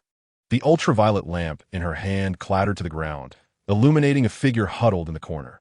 There's another survivor. Wanda exclaimed with delight, rushing over. In the corner, a battered S.H.I.E.L.D. agent was curled up. Coulson? Deadpool gasped dramatically. Honest man, you're still alive. Coulson's eyes flickered with weary light. Barely. But I'm still here. He turned to Jian. So, you come help clean up this mess? Jian shook his head. This universe is beyond saving. But we can take you away. He regarded the battered Melinda May and Coulson, their faces etched with shock and despair. Is this world truly beyond hope? Coulson leaned weakly against the wall, his voice hoarse. Director Fury, he must be gone for good. Deadpool interjected, gesticulating wildly. I bet he was torn to pieces. Maybe his head is being kicked around by zombie Captain America. Melinda suddenly lifted her head, a flicker of hope in her eyes. Are there any other survivors at the base? Wanda gently shook her head, supporting her trembling shoulders. You are the last survivors, Shuri assisted Coulson, who gasped in pain from his leg injury. Deadpool bounced nearby. Hey, we need a cheerful atmosphere right now. Happiness is the key to survival. Want to hear a joke? Why don't zombies eat Deadpool? Because, can you keep it down? Coulson weakly protested. Jian interrupted Deadpool's incessant chatter. How did you survive? Melinda took a deep breath, wiping the blood from her face. Fury gathered the remaining heroes to discuss strategies, sending us down to retrieve equipment. Her voice faltered for a moment. When we returned, the base had already fallen. Coulson covered my escape, but was injured in the process. Coulson managed a faint smile, just the usual routine. He lifted his blood-stained shirt, revealing a gruesome bite mark on his abdomen. But it seems I won't last much longer. Fortunately, it's not a zombie bite. Deadpool suddenly leaned in, sniffing. Wow. Have you been bitten? Doesn't that mean you're about to turn? Swish. Jian unleashed a surge of heat, vaporizing the decaying flesh around Coulson's wound. Ack. Coulson nearly jumped from the pain. Regardless of anything, the virus has been eradicated, Jian stated calmly. But this world is indeed beyond salvation. Melinda clenched her dagger. What should we do now? Come with us to the parallel universe, Wanda asserted firmly. Xianyin added with a nod. At the very least, we can survive. Suddenly, Deadpool produced a small notebook from behind. Wait, interdimensional immigration requires an application form. Name? Gender? Are you carrying any contraband? Such as a zombie virus or something? Jian waved his hand to open a portal. He then seized Deadpool by the collar and hurled him towards the portal. Off he went. Just before stepping into the portal, Melinda cast a final glance at this ravaged world. Coulson patted her shoulder, and the two of them supported each other as they stepped into the golden circle. A reunion across the multiverse. The golden portal gradually faded on a New York street, with Deadpool being the first to bounce out, looking around like an inquisitive child. Wow, which universe is this? Let me see if there are any superheroes in tight suits. He spun around theatrically. Huh, Spider-Man graffiti. It must be New York. Wanda, Xianyin, and Melinda May subsequently emerged from the portal, cautiously surveying this unfamiliar world. The streets bustled with people, and the distant skyscrapers gleamed in the sunlight, forming a stark contrast to the devastated universe they hailed from. At that moment, a white figure atop a nearby building suddenly froze. It was Spider-Gwen, crouched on an advertisement, her eyes wide beneath her mask. Young. She executed a graceful somersault and landed before the group, swiftly removing her mask to reveal her beautiful golden hair. Before anyone could react, Gwen leaped into Yang Jian's arms and planted a fervent kiss on him. Wow, live broadcast. Deadpool cheered from the side, pretending to take out his phone to record. This will definitely go viral on Twitter. Interdimensional couple, spider kiss. Wanda and Jian awkwardly turned away. Melinda raised an eyebrow, while Coulson murmured softly, clutching his injured abdomen. Ah, the youth. After a considerable kiss, Gwen finally released him, gazing at Yang with affection. Where have you been these past few days? I just got here, Yang Jian replied with a smile, giving her cheek a gentle pinch. Only then did Gwen notice the others beside them, blinking curiously. Who are they? I am Deadpool. You can call me Wade. Deadpool immediately stepped forward, performing an exaggerated bow. The sexiest mercenary in history, expert in breaking the fourth wall, zombie slayer, and Gwen rolled her eyes, directly ignoring him as she turned back to Yang Jian. They are from another universe, Yang Jian explained. Their zombie virus erupted, and they are the last survivors. Fortunately, your universe does not have their counterparts. A zombie virus? Gwen paused for a moment. That does sound terrifying. Coulson struggled to stand upright and politely extended his hand. Phil Coulson, former S.H.I.E.L.D. agent. This is my colleague Melinda May. This is Wanda Maximoff. And this is Jian. Gwen looked somewhat bewildered. You're right, Yang. Our world indeed has no S.H.I.E.L.D. She suddenly recalled something and asked, Wait, do you require medical assistance? I know an excellent doctor. Deadpool interjected. Is it that fellow named Clive Palmer? I've heard of him. Suddenly, a blast of heat vision grazed his mask. All right, I'll be quiet. Deadpool made a gesture to zip his lips, but moments later leaned closer to Gwen. By the way, what is your universe's Deadpool like? Is he as handsome as I am? Gwen helplessly glanced at Yang Jian. Has he always been like this? Worse, Wanda and Shining Voice replied in unison. Yang Jian wrapped his arm around Gwen's shoulders. Let us find a place to settle them first. Chapter 64. I bought it. Yang Jian did not employ super speed, but departed alongside everyone. 10 minutes later, they stood before a vintage-style apartment building, and Gwen looked at Yang Jian in confusion. What are we doing here?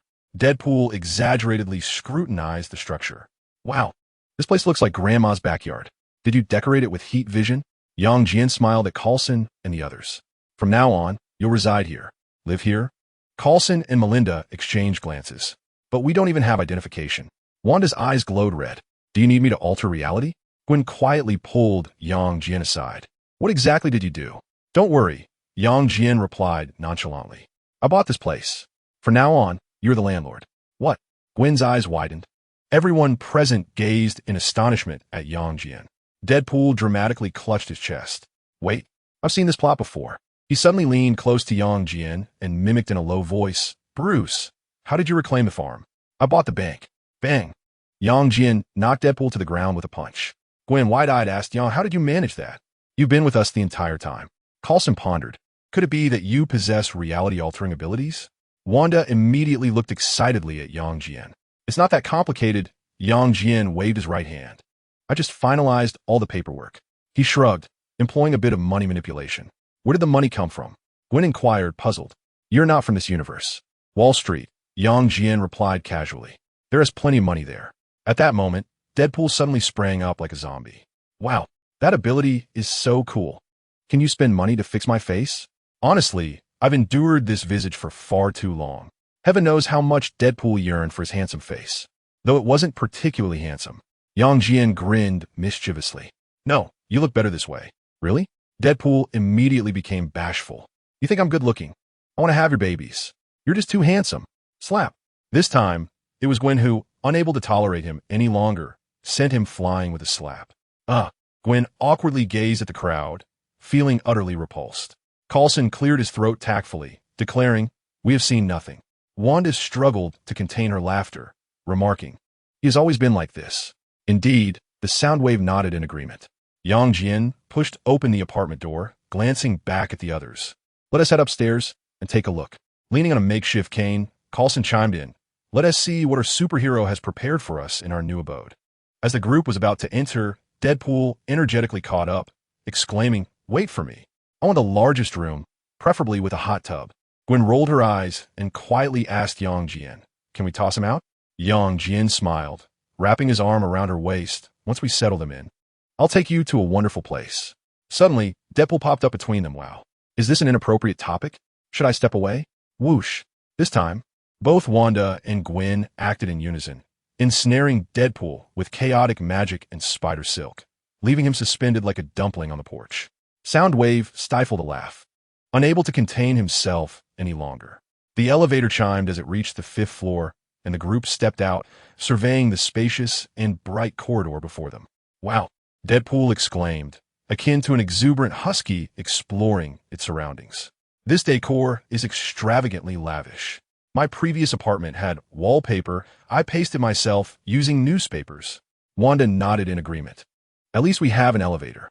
Soundwave concurred. "I've always despised climbing stairs." Melinda touched the smooth walls, her surprise evident. After a lifetime with S.H.I.E.L.D,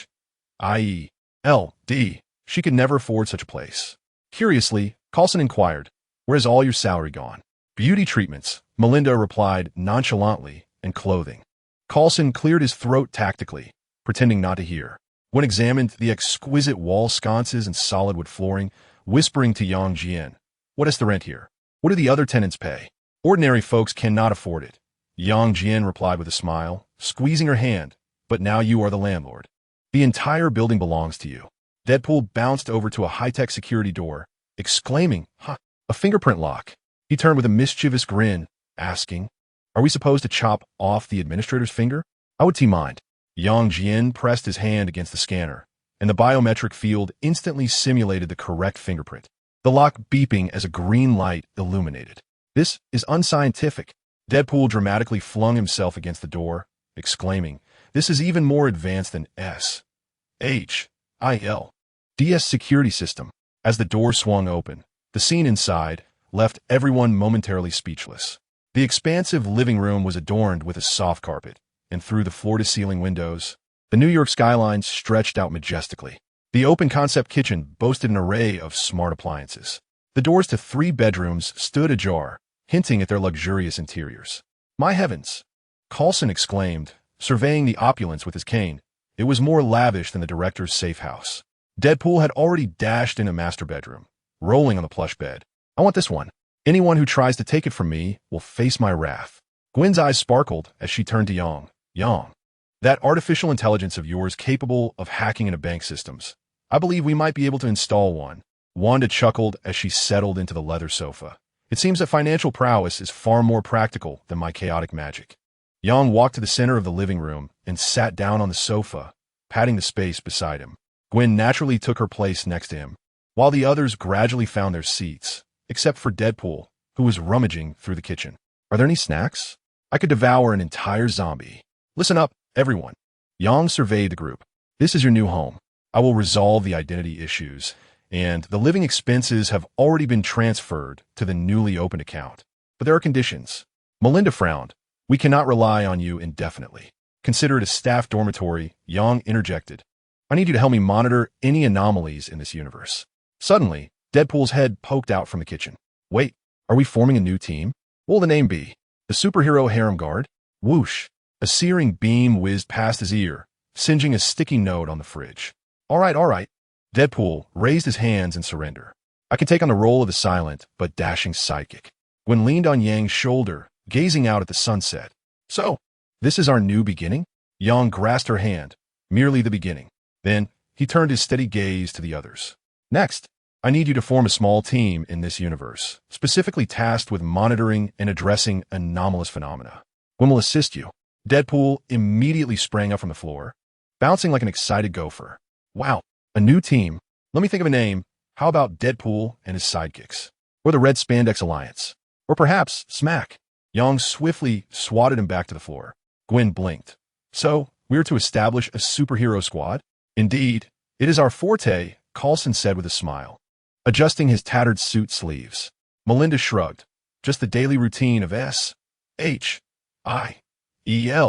agents." Wanda nodded. "I was an Avenger, merely continuing in a different universe." Shuri raised her hand. "Count me in."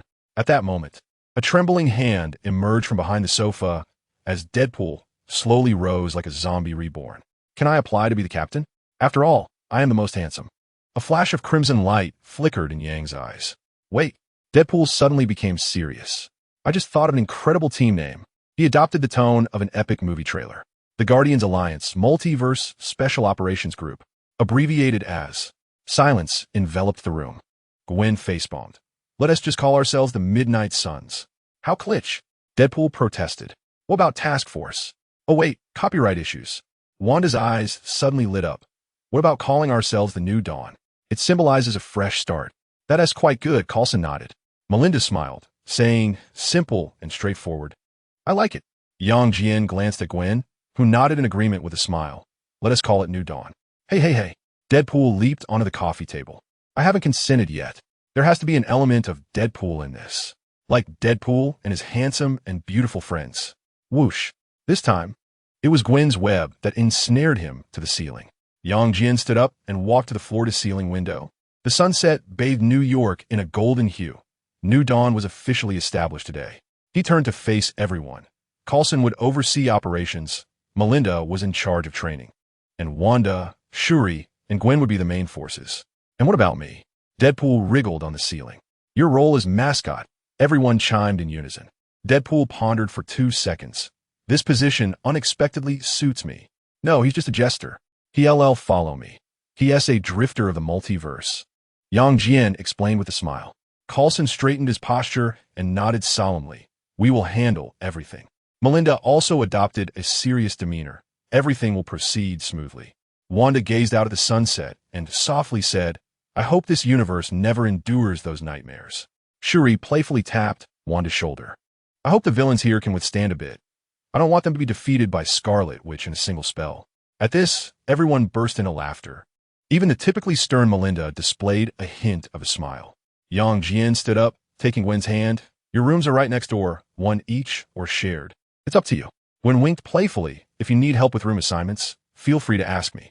Deadpool freed himself from the ceiling. Strands of web still clinging to his costume. Wait, are you all leaving just like that? Aren't we having a team-building activity? Like going for barbecue? Or, Jian ignored him entirely, leading Gwen towards the door. I'll take my leave first. You all settle in well here. He turned back to glance at Deadpool. I'll come find you once I'm done. Deadpool immediately clutched his chest and exaggeratedly stepped back. Oh my, Superman wants to meet me alone. Has he finally succumbed to my charm? Jian turned back, his eyes glowing red. Whoosh!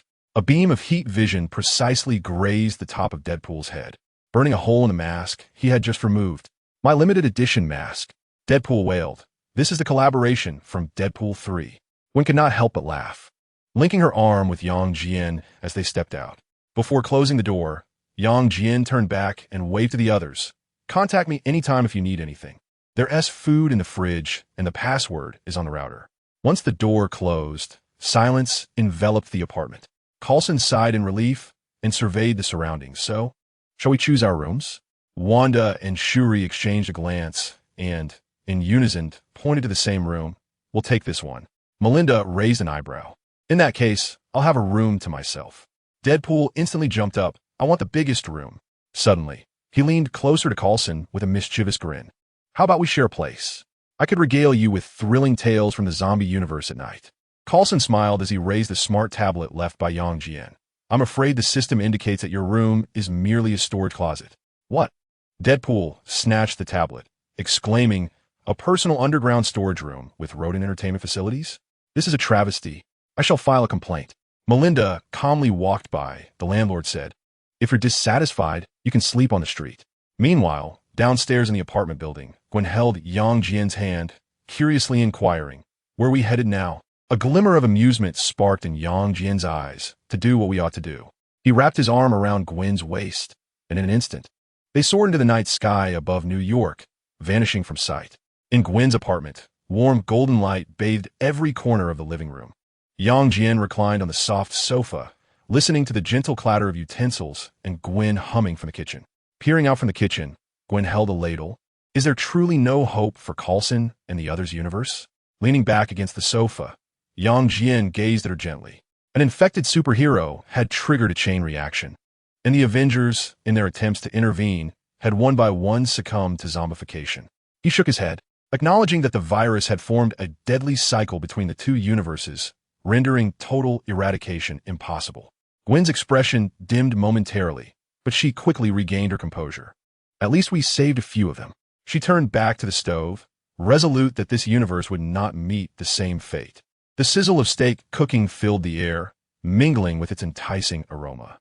Jian rose and leaned against the kitchen doorway, admiring the sight of Gwen as she cooked. Dressed in a simple home tee and shorts, her golden hair casually tied back, it glimmered warmly in the light. "Do you really not need my help?" he asked.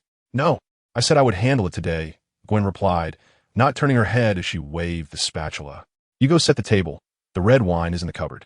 With a smile, Jian moved to gather the tableware, suddenly pausing. "Wait, when did you learn to cook?" Gwen proudly lifted her chin. "I learned from my mother. She said to win a man's heart, one must first capture his stomach, though I believe using spider silk would be quicker." They exchanged a knowing smile.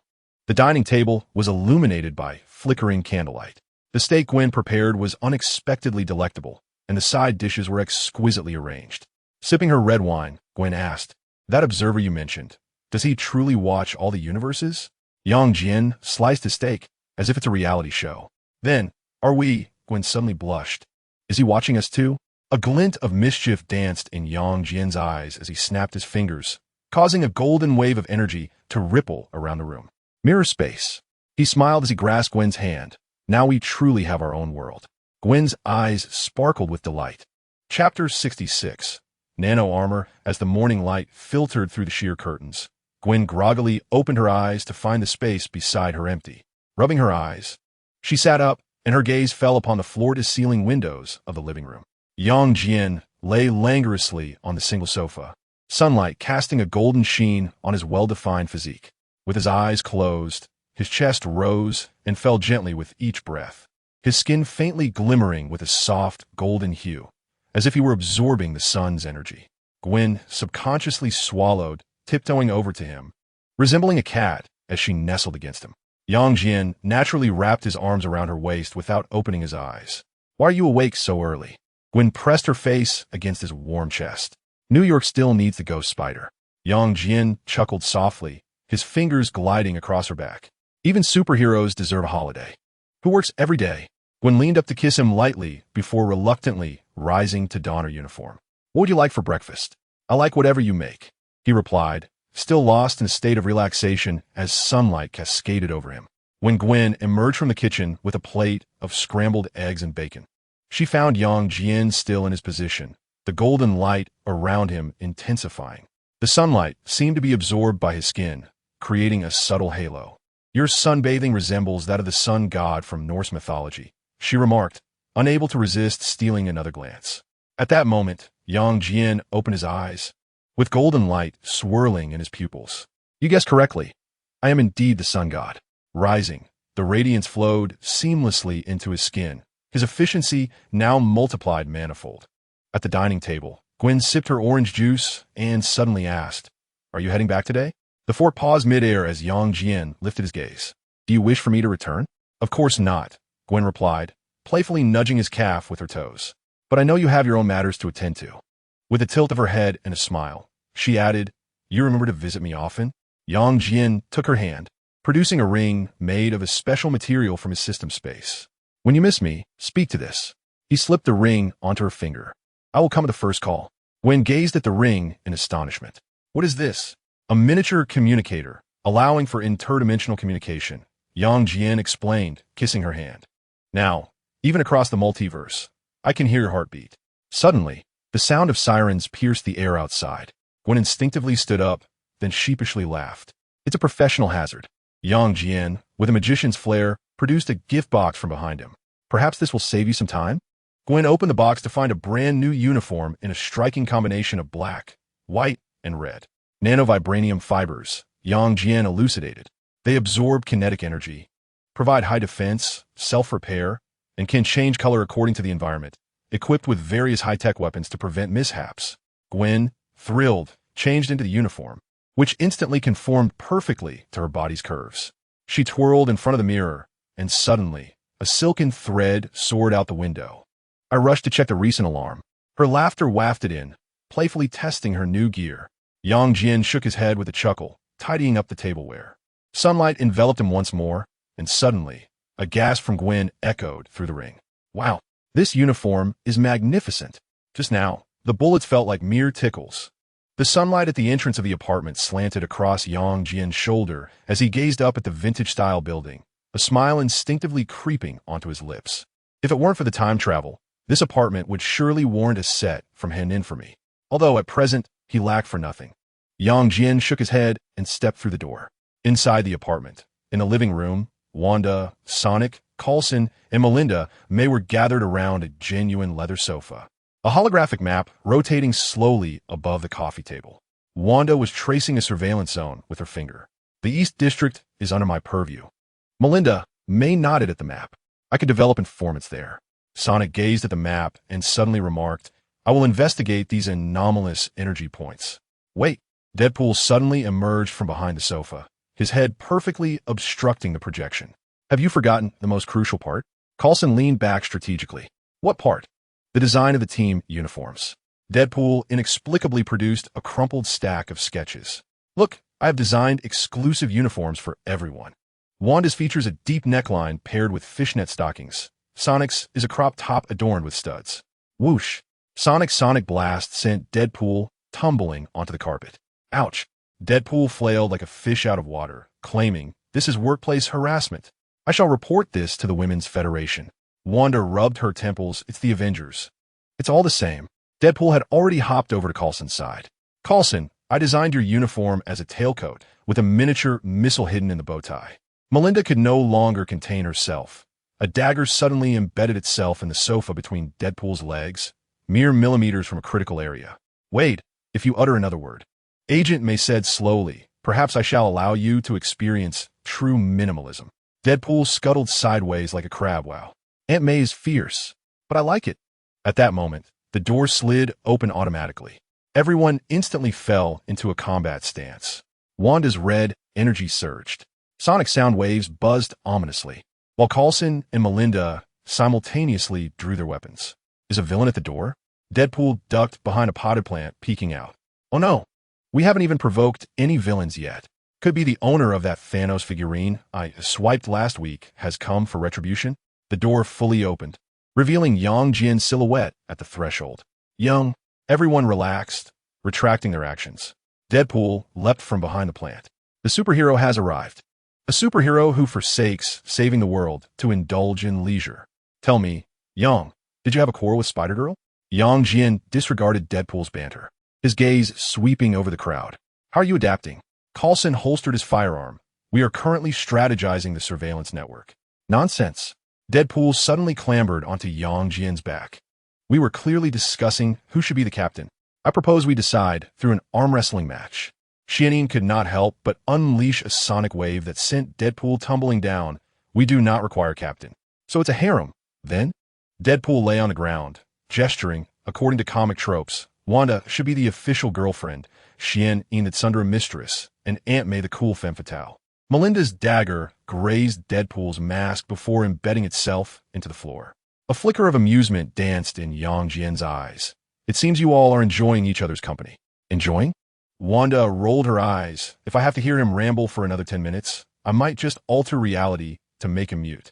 Deadpool suddenly turned serious. Honestly, your new team needs a mascot. He patted his chest. Deadpool the mascot, complete with sarcasm, buy one get three free. Chapter 67. New members of S.H.I.E.L.D. Jian withdrew his gaze and turned to the others. How does the new home feel? Coulson adjusted his suit collar, even though it had been replaced with a new one. He smiled. It's 10 times better than the S.H.I.E.L.D. dormitories. May said she would like to apply for permanent residency here. Melinda, sipping tea, looked up at the remark. All right, Coulson is right. At least there are no cockroaches. Last time in the safe house in Bahrain, my toothbrush was used as a wedding gift by a cockroach. Deadpool suddenly interjected between the two. I get it. When I was in Mexico, Melinda's dagger was suddenly pressed against Deadpool's throat. Say one more word, and I shall let you experience a Bahraini welcome. Deadpool made a zipping motion across his mouth and stealthily moved next to Wanda. Miss Scarlet Witch, you see they're bullying me. The chaos magic in Wanda's hands suddenly transformed into a large red hand, tugging at Deadpool's ear and lifting him into the air. Do you need me to help you change your vocal cords? How about plastic ones? Ouch. Be gentle. Deadpool flailed in the air. This is workplace bullying. I want to file a complaint. Jian couldn't help but laugh. Where would we even get one? I could take on that role. Deadpool suddenly became serious. I hold a Level 2 Human Resources Management certificate, even though I collectively registered with the Deadpool Corps. Jian rubbed his temples, the biological field isolating some of the noise. He walked to the sofa, the New York skyline shimmering in golden light under the sunset. I must take my leave. The room fell silent. Deadpool fell from Wanda's magic, landing on his rear without a peep of pain. Coulson was the first to react. We will establish the surveillance network as planned. He glanced at the smart tablet. May is already on it. Melinda succinctly added, "Trust me, it's worth it." Wanda and Jian exchanged a glance, then smiled as they declared, "We shall safeguard this universe." Suddenly, Deadpool dashed in front of Jian. His mask's white eye patches comically exaggerated. "Wait, are you abandoning us? Just like my father left me and my mother?" Well, that was actually my uncle. Jian firmly pressed Deadpool's head and pushed him aside. "Will you accompany me to our universe, or continue your multiverse travels?" Wow. Deadpool instantly forgot his earlier melodrama. Is this an invitation to join a harem? Though I would prefer being the main consort. A dangerous red glimmer ignited in Jian's eyes. "You can only join my faction, not a harem." Faction? Harem? Deadpool counted on his fingers. Is the War Machine a faction or a harem? The Avengers are clearly a harem. Just look at Iron Man and Captain America's little affair. Whoosh. This time, Wanda, Jian, and Melinda struck simultaneously. Deadpool was pinned to the wall by chaotic magic, sound waves, and daggers, resembling a specimen. "Wait, I swear. Trust me." Deadpool struggled to raise a hand, exclaiming, "This universe is too violent. I want to elope with Superman." Jian shook his head and waved his hand, opening a portal. Golden sparks swirled in the air, forming a ring, behind which another world faintly emerged. "Take care," he nodded to everyone. Deadpool finally broke free, leaping towards Jian to deliver a French cheek kiss, only to be blasted away by sound waves. He turned to embrace Wanda, but was ensnared by chaotic magic transformed into red ropes, resembling a zongzi. Ultimately, he could only blow kisses to Coulson and Melinda. "Remember to think of me. I will livestream on YouTube. The room number is..." Jian seized Deadpool by the collar, dragging him towards the portal like a suitcase. Deadpool's legs flailed in the air. "Remember to vote for me. Deadpool and Superman. Interdimensional honeymoon reality show is coming soon." Finally, it was quiet. Wanda let out a long sigh, collapsing onto the sofa. Jian retracted the sound waves, rubbing her ears. "I would rather fight 10 zombie Captain Americas." Coulson, smiling, brought up a holographic map. "On a serious note, there is a danger in Queens. One is already there." Melinda wiped her dagger and added, "There are several anomalous energy fluctuations that need investigation." S.H.I.E.L.D. Headquarters Conference Room. The holographic projection displayed satellite images from a location in Brazil, where the Hulk was rampaging in a violent clash with the military. Coulson stood before the screen, hands resting on the table, his expression grave. "The Hulk has lost control again, this time in Brazil. We need to discuss whether to intervene or attempt to invite him to join us." S.H.I.E.L.D. Natasha Romanoff crossed her arms, beginning a calm analysis. "The Hulk's power should not be underestimated. If we can stabilize his emotions, he could be a formidable ally." Steve Rogers nodded in agreement. "Bruce Banner is not an enemy. He simply needs assistance." Hawkeye leaned back in his chair, shrugging. "You have decided that I shall solely be responsible for executing tasks." Maria Hill stood nearby, her hands tucked in her pockets, her gaze sweeping over the assembly before ultimately resting on Coulson. "You are the director. The decision lies with you." Just as Coulson was about to speak, a sudden golden portal erupted in the center of the conference room, energy sparking in every direction. Instantly, everyone fell into a combat stance. Hawkeye had already drawn his weapon. Black Widow placed her hands firmly on her sidearms, and Captain America raised his vibranium shield. Wow, is this the S.H.I.E.L.D. headquarters? Quite the decor. A man clad in a tight red suit, wielding twin swords, swaggered forth, his mask adorned with exaggerated white eye patches. "Coulson, old buddy, what a delight to see you." Deadpool exclaimed, arms wide open as he charged towards Coulson. Taken aback, Coulson instinctively stepped back. Do we know each other? In an instant, Deadpool enveloped him in a bear hug, vigorously patting his back. Of course, we know each other. We fought side by side, though it was in another universe. Emotions transcend dimensions. Black Widow furrowed her brow. Who is this guy? Deadpool promptly released Coulson and turned to her. Natasha, wow, you're even more alluring in person than on screen. He leaned in for a closer look. So, you really, Natasha swiftly delivered a precise chop to his throat. Yet Deadpool adeptly leaned back to evade her strike. Wow, still as fiery as ever. He then pivoted to Captain America. Steve, your posterior truly lives up to the hype. Mind giving me an autograph, perhaps right here? Thud. Captain America S.H.I.E.L.D. struck Deadpool's face, causing him to stagger back, his mask askew. Undeterred, he gleefully adjusted his mask. Awesome. This is Captain America's personal signature. Hawkeye squinted. Is this guy insane? Deadpool immediately turned to him. Clint, your aim is impeccable. By the way, I heard you have a daughter. Is her name Enough? Jian finally emerged from the portal, seizing Deadpool by the collar and dragging him back. One more word, and I'll toss you into the mirror dimension for confinement. Deadpool made a gesture of zipping his lips, but succumbed to temptation within 2 seconds. Wait, who is this stunning lady? He gazed at Maria Hill, his eyes sparkling with interest. New character? Wow, that uniform is fierce.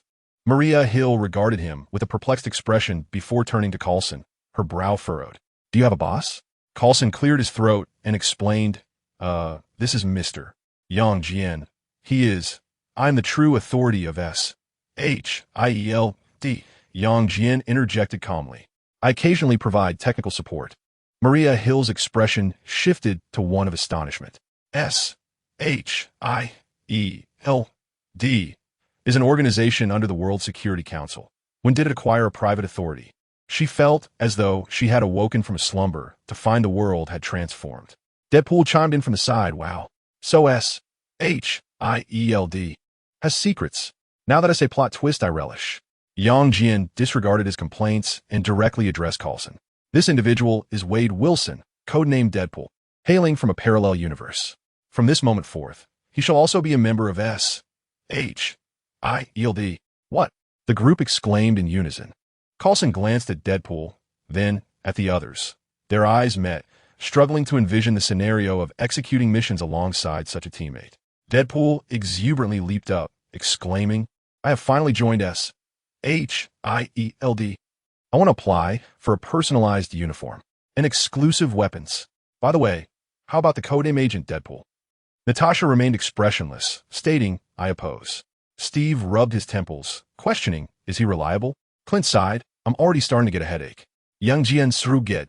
He talks a lot, but his combat skills are commendable, and he is indestructible. Deadpool immediately chimed in. Exactly. I'm indeed immortal. He turned to Maria Hill, leaning in playfully. Hey, gorgeous, interested in fishing? I can take you on a cross-universe adventure. Maria Hill promptly drew her firearm, aiming it at his head. Step any closer, and I shall test the limits of your immortality. She vowed never to have encountered such an insufferable person before. Deadpool dramatically clutched his chest, exclaiming, wow, how fierce. Coulson took a deep breath, turning to Jian. Boss, are you certain you wish to allow him to join? Jian smirked slightly. Rest assured, he will be an entertaining ally. Deadpool immediately raised his hand, declaring, I promise not to cause trouble. The room fell into a brief silence, with only Deadpool still excitedly scanning the surroundings, continuously murmuring, wow, the Avengers. This is far more entertaining than the zombie universe. Jian seated himself at the head of the conference table, his fingers lightly tapping the surface, his gaze fixed on Maria Hill. S.H.I.E.L.D. is under my command. His voice was calm, yet carried an undeniable sense of authority. I do not require anyone's approval. If I am in a good mood, I shall allow the council to exist. If not, you will have no superior by tomorrow. Maria Hill's pupils constricted, ready to retort. But Coulson immediately shot her a warning glance. She took a deep breath, suppressing her emotions. Deadpool, beside her, excitedly rubbed his hands together. Wow, so imposing. I love it. Superman truly has confidence. Jian ignored him, continuing to fixate on Maria. Should you have any objections, you may leave. If not, from this moment forth, you will join S.H.I.E.L.D. S.H.I.E.L.D, acting as a double agent, with the stipulation that you will henceforth obey only my orders. Maria's fingertips slightly tightened, but she quickly regained her composure. I apologize for questioning you earlier, but I need to consult. Jian interrupted her. The benefit is that you will become as formidable as Natasha and the others. Maria's expression instantly froze. She was acutely aware of how powerful they had recently become. This was undoubtedly a superhuman enhancement, rumored to even extend one's lifespan. Upon reflection, she suddenly pondered the meager remuneration of the council for a month. What a reckless endeavor. With this thought, a professional smile gradually graced her lips. I must admit, your discernment is commendable. From this day forth, I am at your service, boss. The conference room fell into a profound silence. Then, with a burst of laughter, Deadpool was the first to break the stillness, exclaiming, "Wow. That transformation was astonishing." Yet, he seemed to relish it. Natasha raised an eyebrow. Coulson chuckled softly, and even the typically stoic Captain America could not suppress a twitch at the corners of his mouth. Hawkeye stifled a laugh, though he was not surprised. Anyone who heard such a request would react similarly. Jian nodded in satisfaction, and with a casual sweep of his hand, 2 vials emanating a ghostly blue glow appeared on the table. He gently nudged the vials toward Deadpool and Maria. This was the benefit. Maria picked up a vial, scrutinizing the liquid within, a flicker of hesitation passing through her gaze. However, she soon decisively plunged the needle into her arm, injecting the serum into her body. The instant pain surged through her, yet she gritted her teeth, cold sweat beading on her forehead, resolutely suppressing any cries of anguish. Moments later, the pain subsided, replaced by an unprecedented sensation of strength. She raised her hand, clenched her fist, the knuckles cracking sharply.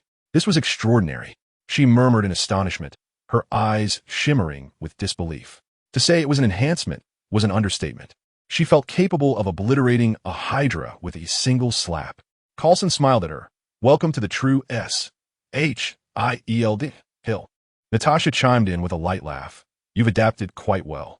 Deadpool, brimming with excitement, waved the serum. "It's my turn." Without hesitation, he jabbed the needle into his neck, yelping, "Ouch! Ouch! Ouch!" He exaggeratedly rolled on the floor, muttering incessantly, "Good grief. This hurts worse than being pummeled by Thanos." Natasha crossed her arms, teasing, "It seems even an immortal can't withstand the enhancement serum." Coulson shook his head. "At least it proves the serum is genuine." Suddenly, Deadpool ceased rolling, sprang up, and gazed at his hands. Then, wow, I feel like I could punch Thanos into oblivion. He leapt in exhilaration, having finally transformed into the ultimate Deadpool. Jian raised his hand, signaling everyone to take their seats, and the laughter subsided as they returned to the meeting's gravitas. "What reports do you have?" Jian surveyed the room. Coulson promptly activated a holographic projection, revealing Hulk engaged in a fierce battle with the military amidst the jungles of Brazil, his furious roars causing even the projection to tremble. "Hulk has lost control once again. Should we recruit him?" Coulson inquired, the recent incidents involving Hulk weighing heavily on his mind. Natasha was the first to respond. "His combat prowess would enhance our security." Captain America nodded in agreement. "Hulk is indeed invaluable." Hawkeye shrugged. "We need a brute." Maria Hill calmly added, "He would be the strongest asset within the team." Deadpool interjected, "And his pants will never tear. It's truly a scientific marvel." Jian cast him a glance, prompting Deadpool to immediately cover his mouth. "I'll be silent. Recruitment is in order." Jian replied nonchalantly. "However, prior to that, we need to present him with a grand gift." An intriguing notion crossed his mind, though it required Hulk's collaboration. Coulson, puzzled, inquired what grand gift. Rather than providing a direct answer, Jian countered with a question. "How is Banner's relationship with his girlfriend Betty these days?" The conference room fell into an abrupt silence. Everyone exchanged glances, their expressions laden with subtle meanings. Jian raised an eyebrow, sensing the scent of intrigue. "What's going on? Is there something amusing afoot?" Coulson cleared his throat, slightly embarrassed.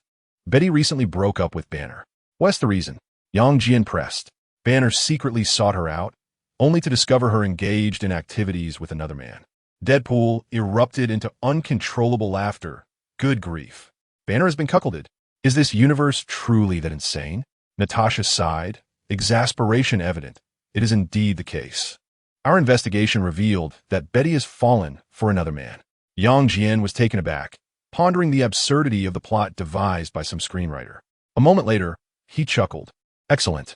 Interlocking his fingers and leaning back in his chair, he slowly articulated his plan. You will approach him and negotiate, informing him that joining S.H.I.E.L.D would enable him to delve deeper into scientific research and the Hulk dilemma, and I can assist him in resolving this issue entirely. If he agrees, bring him to New York, then use a Quinjet to drop him in General Ross's territory, and let him know that this is the grand gift. Should he refuse, we can take advantage of the moment while he has still Banner, administer a sedative, and then drop him. Jian found no fault in this strategy. Banner's temperament was far too mild. Were it him, those soldiers would have already begun their reincarnation. Chapter 69. The clandestine Bumblebee. However, the conference room was engulfed in silence. The assembly gazed at Jian in astonishment. Even Deadpool seldomly held his tongue. Coulson hesitated. Boss, might this plan provoke discontent from military? Maria frowned. The Hulk may never again be able to appear in the United States. Captain America spoke in a grave tone. Is this plan not too reckless? Jian smiled. Reckless? He rose to his feet, placing his hands on the table. It's merely the American government. I desire their existence. It is through this existence that they hold power. Should I wish for their non-existence, I could storm the White House today, eliminate the president, and install a more compliant one. Nuclear threats do not intimidate me. Why should we fear them? Jian maintained a calm demeanor. Let alone nuclear weapons, even the collective might of all nuclear arms would be futile against him. Maria's pupils dilated in shock. You aren't afraid of nuclear weapons? Natasha chuckled lightly. Captain Marvel has already been dispatched by the boss. How could he fear nuclear arms? Both Captain America and Maria stood frozen. Captain Marvel? Who is that? Deadpool eagerly raised his hand. I know. A being capable of annihilating planets. A cosmic vigilante. He mischievously leaned closer to Jian. I never thought you would actually kill her. I've never liked her. Jian disregarded him, settling back into his seat, and remarked coolly, the plan is thus finalized. Coulson, you shall oversee the negotiations. Natasha, Clint, you are tasked with escorting Banner. As for General Ross, a sly smile graced his lips. I am most curious to see his expression. Deadpool excitedly stood up, hands on his hips, the white eye holes of his mask exaggeratedly wide. This plan is absolutely thrilling. Are we really going to airdrop the Hulk into his father-in-law's house? This is even more exhilarating than Fast and Furious. General Ross's reaction will certainly surpass that of Thanos when he was snapped away. Jian cast a fleeting glance at him. Should the negotiations fail and we cannot retrieve Banner, contact me. He paused. I shall handle it personally. Before his words had fully settled, his figure abruptly blurred, the air vibrating slightly. In the next moment, whoosh, Jian had vanished, leaving only a trace of gentle air disturbance. Deadpool exaggeratedly looked around. Wow, instantaneous travel? This is far swifter than a taxi. In a conference room, the others exchanged glances. Coulson took a deep breath, rapped the table, and pulled everyone's attention back. All right, the mission commences. Deadpool immediately raised his hand. Deadpool volunteers as the negotiation specialist. I'm exceptional at conversation. Natasha raised an eyebrow. Are you certain you want to provoke Banner into transforming into the Hulk? Deadpool shrugged. That would make things simpler. After all, we plan to toss him anyway. Captain America exhaled in exasperation. Let Coulson handle it. Deadpool grumbled in dissatisfaction. You're all just envious of my eloquence. Maria Hill calmly displayed the mission panel. The Quinjet was ready, and Brazilian military surveillance indicated that Hulk was currently on the fringes of the Amazon rainforest.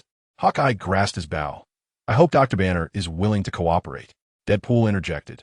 If not, we'll just knock him out and stuff him into the plane. After all, the boss said, negotiate if possible, but if not, we must be forceful. Coulson sighed. Let us proceed, aiming for a peaceful resolution. Deadpool bounced along behind the others, incessantly chattering. It's Deadpool Agent S' first mission. Should we record it?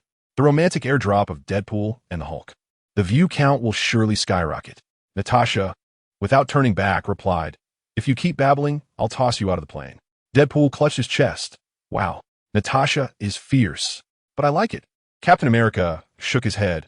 I suddenly understand why the boss decided to assign him to us. Deadpool, confidently flashing a peace sign, because Deadpool is the soul of the team. Meanwhile, Yang Jian soared supersonically above New York, the world around him seeming to stand still. His thoughts drifted slightly. Entrusting Banner's matter to them should pose no issue. However, that rascal Deadpool, I hope he does not botch the mission. A barely perceptible smirk crept upon his lips. But then again, if he does fail, it matters little, for it has been quite some time since he last took action. And it will be interesting to see if the Hulk has made any progress. His silhouette sliced through the clouds as he sped towards the villa. 3 seconds later, Yang Jian appeared at the entrance of the villa, the afterglow of the setting sun casting a warm light upon his shoulders. He raised his gaze towards the living room window and smiled. Ah, you sly Bumblebee, engaging in such clandestine activities. Bumblebee was peering intently through the glass. His mechanical head fixated on the television, his eyes flickering in accordance with the content, resembling a child sneaking a glimpse at animated cartoons. Yang Jian approached and playfully tapped on his door. If you wish to watch, simply enter. Why the subterfuge?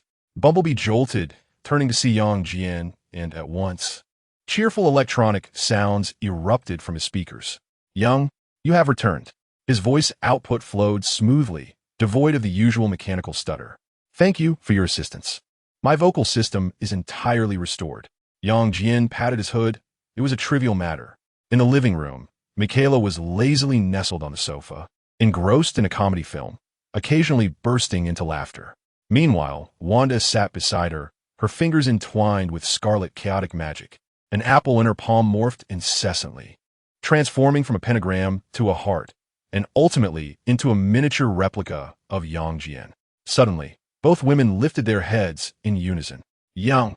Michaela flipped off the sofa, while the apple in Wanda's hand promptly reverted to its original form. The two rushed to the door, scrutinizing Yang Jian from head to toe. What about the zombie virus? Are you injured? Michaela squeezed his arm. I told you he would be fine. Wanda exhaled in relief, though the worry in her eyes had yet to dissipate.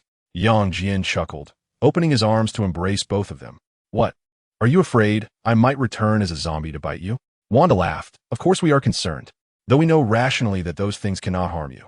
Michaela buried her face in his shoulder, muttering, It's just good to have you back. The trio returned to the living room, and with a flick of Wanda's finger, a bottle of red wine floated from the cabinet, pouring steadily into glasses. Yang Jian accepted a glass, leaning into the sofa, and inquired, What else new lately? Helen had gone to the company early that morning, as Wanda magically summoned a fruit platter to the coffee table. Your and Tony's biotech company has taken the world by storm. Orders for healing and regeneration technologies have skyrocketed. She has been so busy these past few days that she hasn't even had time to step into the lab. Michaela counted off on her fingers. Last week, you even made the cover of Time magazine, with the headline rewriting human medical history. She winked mischievously. However, Helen said that if she continues working such long hours, she might end up transforming like Dr. Banner. Yang Jian laughed heartily. Being busy is normal. In the initial stages, someone must hold the fort. He took a sip of the red wine, and at that moment, the television news abruptly interrupted for an urgent bulletin. Half an hour prior, the Brazilian military's conflict with the Hulk escalated. Certain neighborhoods in Rio de Janeiro have suffered devastation. The footage depicted the green giant rampaging through the city, impervious to tank shells that struck his back, leaving no mark. Yang Jian watched with keen interest. The Hulk was truly a walking instrument of urban destruction. Wanda and Michaela simultaneously turned their gaze towards Yang Jian. Yang, you previously mentioned wanting to recruit the Hulk. What is the status? Wanda inquired with curiosity. Yang Jian set down his glass, a glint of amusement flickering in his eyes. No rush. Coulson and the others have already gone. Let them take the lead for now. He then draped his arms around the shoulders of both women. As for the present, famished. Who is cooking tonight? Michaela immediately raised her hand. I'll prepare steak. Wanda exclaimed excitedly, and I'll conjure a magical apple pie. Chapter 7. Wow, what a thrilling sensation. High above, the S.H.I.E.L.D. Quinjet sliced through the clouds. Within the cabin, Steve Rogers sat upright, perusing the latest documents on Dr. Banner. Clint Barton leaned against the wall, eyes closed, resting. Natasha calmly adjusted the communication equipment. Meanwhile, Deadpool hung upside down in his seat, head dangling, his white mask eyes wide, chattering incessantly. Captain, is your shield made of vibranium? Can it withstand Hulk's punches? If not, Won't your posterior be in peril? Oh, I heard you have a fling with Iron Man. Is that true? Were you two on the rooftop of Avengers Tower? Steve Rogers inhaled deeply, the muscles in his forehead twitching, and retorted, "Shut up." Deadpool immediately zipped his lips, but fell silent for less than 3 seconds before turning to Natasha, leaning in mischievously. "Natasha, I heard you grew up in the Red Room. Did you have any traumatic experiences? Like being set up with old men?" And then, bam! Without turning, Natasha swiftly delivered a precise slap to Deadpool's neck. Crack! The sharp sound of bone breaking echoed. Deadpool's head tilted grotesquely to the side, his neck contorted at an unnatural angle of 180 degrees. Oh! He emitted one last, strangled cry before collapsing lifelessly to the ground. Both Captain America and Hawkeye's eyelids twitched in unison. "Did you kill him?" Captain America asked hesitantly. Natasha calmly retracted her hand and shrugged. "It's much quieter now, and besides, he'll recover on his own." Hawkeye silently gave a thumbs up, efficient. Moments later, with a creaking sound, Deadpool's neck spontaneously realigned. He shot upright, rubbing his neck, and shouted exuberantly, "Wow, this feels exhilarating." "Natasha, do it again." Natasha shot him a cold glance, her finger poised over the stun button. Deadpool quickly covered his neck and took 2 steps back. "I'll be quiet." Hawkeye sighed, gazing at the ground, rapidly approaching outside, hoping for a more amicable exchange with Banner this time. Otherwise, with our capabilities, it would be quite challenging to contend with him. Captain America nodded gravely, stating, from the footage, it appears he can effortlessly obliterate a building with a single punch. We must proceed with caution. Suddenly, Deadpool popped his head out from a crevice in his seat. "What is there to fear? We have the serum provided by the boss. If all else fails, I'll simply charge in and hug the Hulk's leg, shouting, 'Daddy!'" Natasha, expressionless, pressed the hatch door switch. "Why don't you just jump out now and give it a try?" Deadpool glanced at the rapidly approaching ground below and chuckled nervously. Let us stick to the plan." The Quinjet gradually descended, aiming for the small village where Dr. Banner was concealed. The mission officially commenced. The roar of the Quinjet's engines faded, and the hatch slowly opened. Natasha, Hawkeye, Captain America, and Deadpool stood at the threshold, receiving instruction from Coulson through their headsets. "Remember, prioritize negotiation to avoid conflict. If Banner loses control, retreat immediately." "Received," Natasha replied tersely. "Understood," Captain America nodded. "Rest assured, we are professionals." Hawkeye grinned.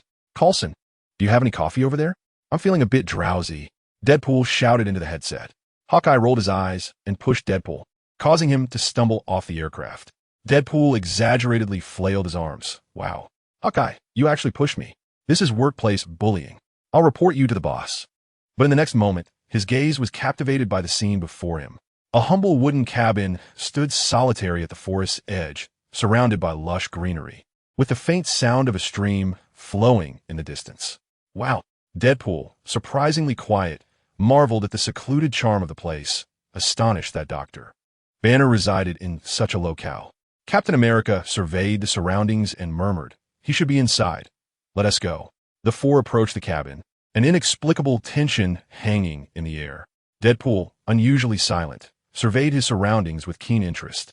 He had encountered the Hulk numerous times, but this was his first encounter with the reclusive Banner. Soon, they arrived at the door. Natasha took a deep breath and gently knocked. "Bruce Banner, we know you are inside. We are not here to apprehend you." Silence enveloped the cabin. After a few seconds, a weary male voice responded, "Who are you? Government agents? Or some organization?" "I have no interest in joining any organization." Bruce Banner sighed. Ever since he transformed into the Hulk, he hadn't experienced a moment's peace. Each day was either spent evading pursuers or dealing with the chaos caused by the Hulk. Though he was grateful for his extraordinary abilities, he lamented the extreme circumstances that accompanied them. The Hulk's actions troubled him. Outside, the group exchanged glances, a flicker of astonishment passing through their eyes. Banner was actually engaging in conversation. Natasha continued, "We are agents of S.H.I.E.L.D, affiliated with the World Security Council. Yet we operate as an independent entity, specifically tasked with addressing supernatural occurrences on Earth, including matters concerning the Hulk." She paused, her tone softening. "May we come in to discuss further?" Silence enveloped the room once more. However, it was not long before footsteps were heard. The wooden door creaked open a fraction, revealing a pair of wary eyes scrutinizing them through the narrow gap. Only 4 of you? Banner's voice was tinged with skepticism, but as he discerned the face of Captain America, he was evidently taken aback. Is that Captain America? Surely, I must be imagining things. Captain America offered a slight smile and removed his helmet. You are not mistaken. I am Steve Rogers. Banner frowned, but wasn't Captain America supposed to be dead? Do not deceive me. Steve chuckled helplessly. This is a rather complicated matter. May we enter to discuss? Banner hesitated for a few moments, then sighed, gradually opening the door. Only then did they fully perceive the interior of the room. It was modest yet tidy, featuring a wooden table, several chairs, and a corner stacked with canned goods and instant meals from the supermarket. Banner, clad in a wrinkled shirt, his hair disheveled and dark circles prominent under his eyes, clearly had not been enjoying a peaceful time. He regarded them warily, particularly Deadpool. After all, a man dressed in a tight red suit with twin swords slung across his back hardly appeared to be a serious agent. Deadpool, sensing his gaze, grinned widely. Hey, Doctor. Banner, I'm your biggest fan, especially when you turn green. Banner remained silent, while Natasha face-bombed. Captain America cleared his throat, and Hawkeye simply covered Deadpool's mouth. Apologies, Natasha sighed. He is our temporary recruit. You'll get used to it. After a moment of silence, Banner finally stepped aside. Come in, but do not expect me to agree to anything. Chapter 71. A gift for Ross. The group entered the room and found their respective seats. Deadpool plopped down on the wooden table, swinging his legs and glancing around. Just as he was about to unleash a barrage of words, Natasha shot him a frosty glare, causing him to pout and mime zipping his lips. Banner stood by the window, his brow furrowed, his gaze warily scanning each individual before settling on Captain America. So what is your true objective? His voice was low and weary. S.H.I.E.L.D, affiliated with the World Security Council? How can you prove you're not sent by the government? He offered a bitter smile and sighed. I do not wish to harm you. You all know the Hulk is exceedingly volatile beyond my control. If you're here to capture me, you may leave now. Captain America leaned slightly forward, his tone earnest. Bruce, we are not here to apprehend you. We genuinely invite you to join S.H.I.E.L.D. Your exceptional intellect and scientific prowess would be of immense benefit to us. Natasha took the lead, her voice soft yet resolute. We offer the finest treatment, a secure environment, and can even assist you in addressing the issues with the Hulk. You need not continue to hide. Deadpool interjected, unable to contain himself. Exactly. And our boss is incredibly wealthy, far more than your previous laboratory salary. All meals and accommodations are covered, along with comprehensive insurance. Banner raised an eyebrow. Hawkeye silently face-palmed, pondering how this man had managed to pass the S.H.I.E.L.D. vetting process. After a moment of silence, Banner sighed wearily, rubbing his temples. If given a choice, I too would wish to return to a normal life, but the government merely seeks to capture me for experimentation.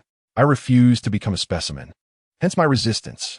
The consequences, as you can see, have been dire. He gestured towards the distant forest, where several massive craters created by the Hulk were faintly visible. Moreover, I have no desire to join any organization. I simply wish to remain in solitude. Captain America regarded him intently and spoke slowly. Bruce, the Hulk is not your nightmare. He is your strength, and you must learn to embrace him. Banner managed a rueful smile. I have always endeavored to do so, yet each time the Hulk emerges, it results only in destruction. I cannot even communicate with him. The Hulk's immense power left him ensnared in perpetual guilt, while the Hulk protected him. It also thrust him into dire circumstances. If Jian were present, he would undoubtedly advise him that if one cannot resolve the difficulties, then one must confront the source of those difficulties. At that moment, a loud bang interrupted the discourse. Deadpool abruptly slammed his hands on the table and stood up, startling everyone. Doctor, I disagree with your perspective. He placed his hands on his hips, his tone exaggerated. The Hulk, S-Rage? Perhaps you have yet to witness our boss's capabilities. He can overpower even the Thanos of the zombie universe. What is a mere Hulk in comparison? Banner blinked in surprise. Zombie universe? Thanos? Natasha shot Deadpool a warning glare, but he remained unfazed, continuing his enthusiastic tirade. Indeed, our boss has stated that if you join S.H.I.E.L.D., he can help you resolve your Hulk dilemma. You can transform at will, even converse face-to-face with the Hulk. Banner's gaze flickered with uncertainty. Is that truly possible? Captain America and Natasha exchanged glances, realizing that despite Deadpool's antics, he had inadvertently touched upon Banner's most pressing concern. Natasha seized the moment. We do possess such technology, and wouldn't you want to give it a try? Banner lowered his gaze in silence, his fingers trembling slightly. He was torn. Finally, he lifted his head, a glimmer of hope in his eyes. If you can truly achieve this, I would be willing to try. The group exchanged delighted glances, recognizing the success of their negotiation. He immediately began to gather his belongings. However, Banner's brow furrowed once more. Wait, did you just mention a boss? He paused his packing and looked up at Natasha. S.H.I.E.L.D. Under the jurisdiction of the World Security Council? Why would there be a private boss? His gaze swept across the crowd, his voice laced with caution. What do you mean by seeking me out? The atmosphere in the room fell into a subtly tense silence for a few moments. Captain America wore a mysterious smile, gently placing a hand on Banner's shoulder. You'll understand this question once you arrive at headquarters. He cast a glance at the darkening sky outside. Leave these old belongings behind. We shall provide you with entirely new equipment. Banner hesitated, surveying the modest wooden cabin. A few faded shirts, a stack of research notes, and the old coffee cup that had accompanied him for years. In the end, he took nothing, silently following the others towards the Quinjet. Wow, lightening the load. A wise choice. Deadpool hopped along behind them.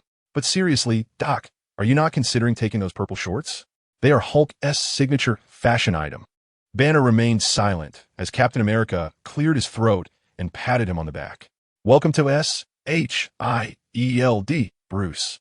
Inside the Quinjet, Banner marveled at the high-tech equipment within the cabin, his fingers gliding over the holographic control panel.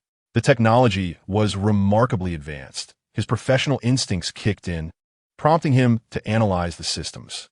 The energy output efficiency exceeded that of military versions by at least 30%, and the navigation system appeared exceptionally effective.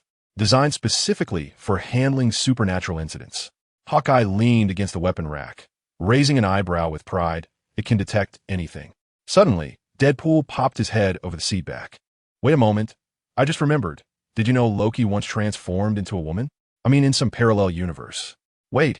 Natasha, without turning, threw a dagger that grazed Deadpool's mask and embedded itself into the wall of the cabin.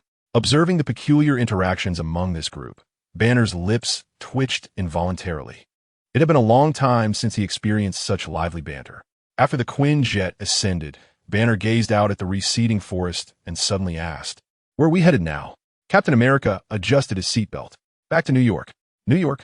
Banner straightened abruptly, his face paling instantly. "Have you all lost your minds? General Ross's base is right there. The military surveillance systems will detect me." "Calm down, Doctor," Natasha reassured him, projecting a holographic image that revealed S.H.I.E.L.D's cloaked defense network above New York. "We possess the world's most advanced counter-surveillance systems."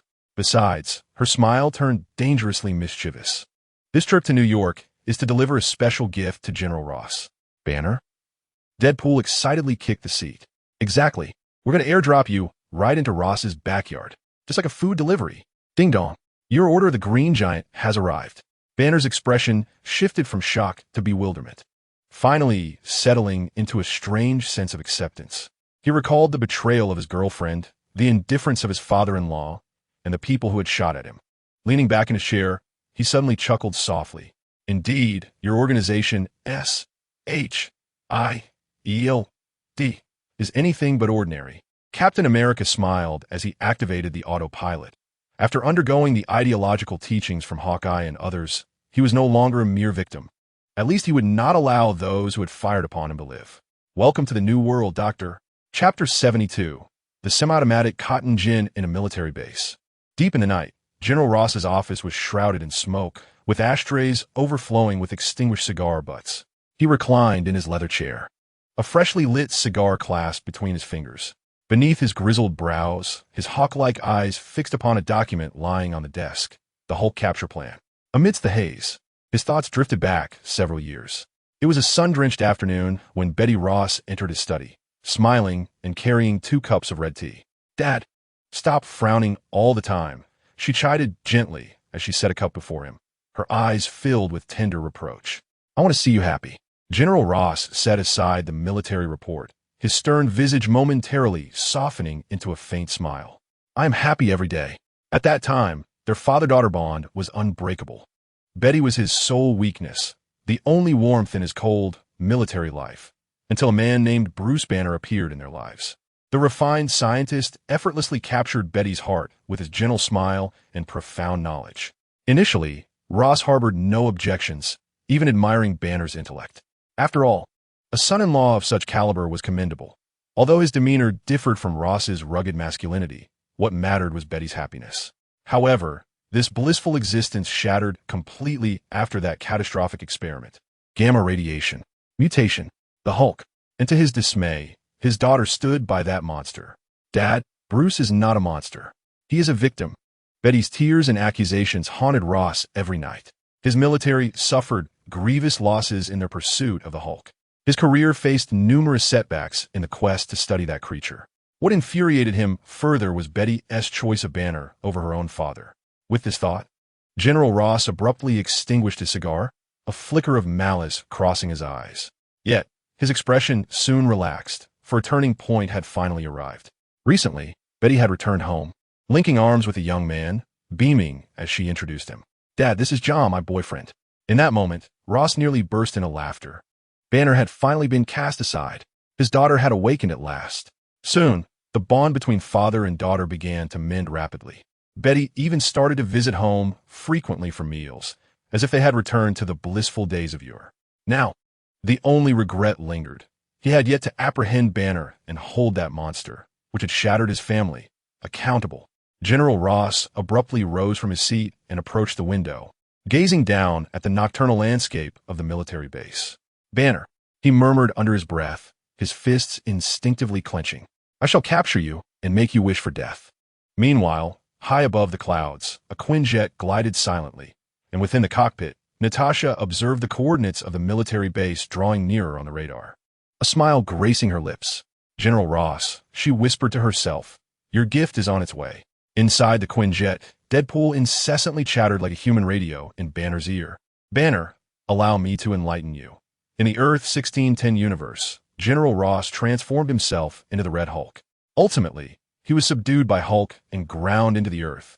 And in the Earth 90210 universe, Ross even teamed up with Hulk to establish a gym dedicated to teaching people how to vent their frustrations by smashing things.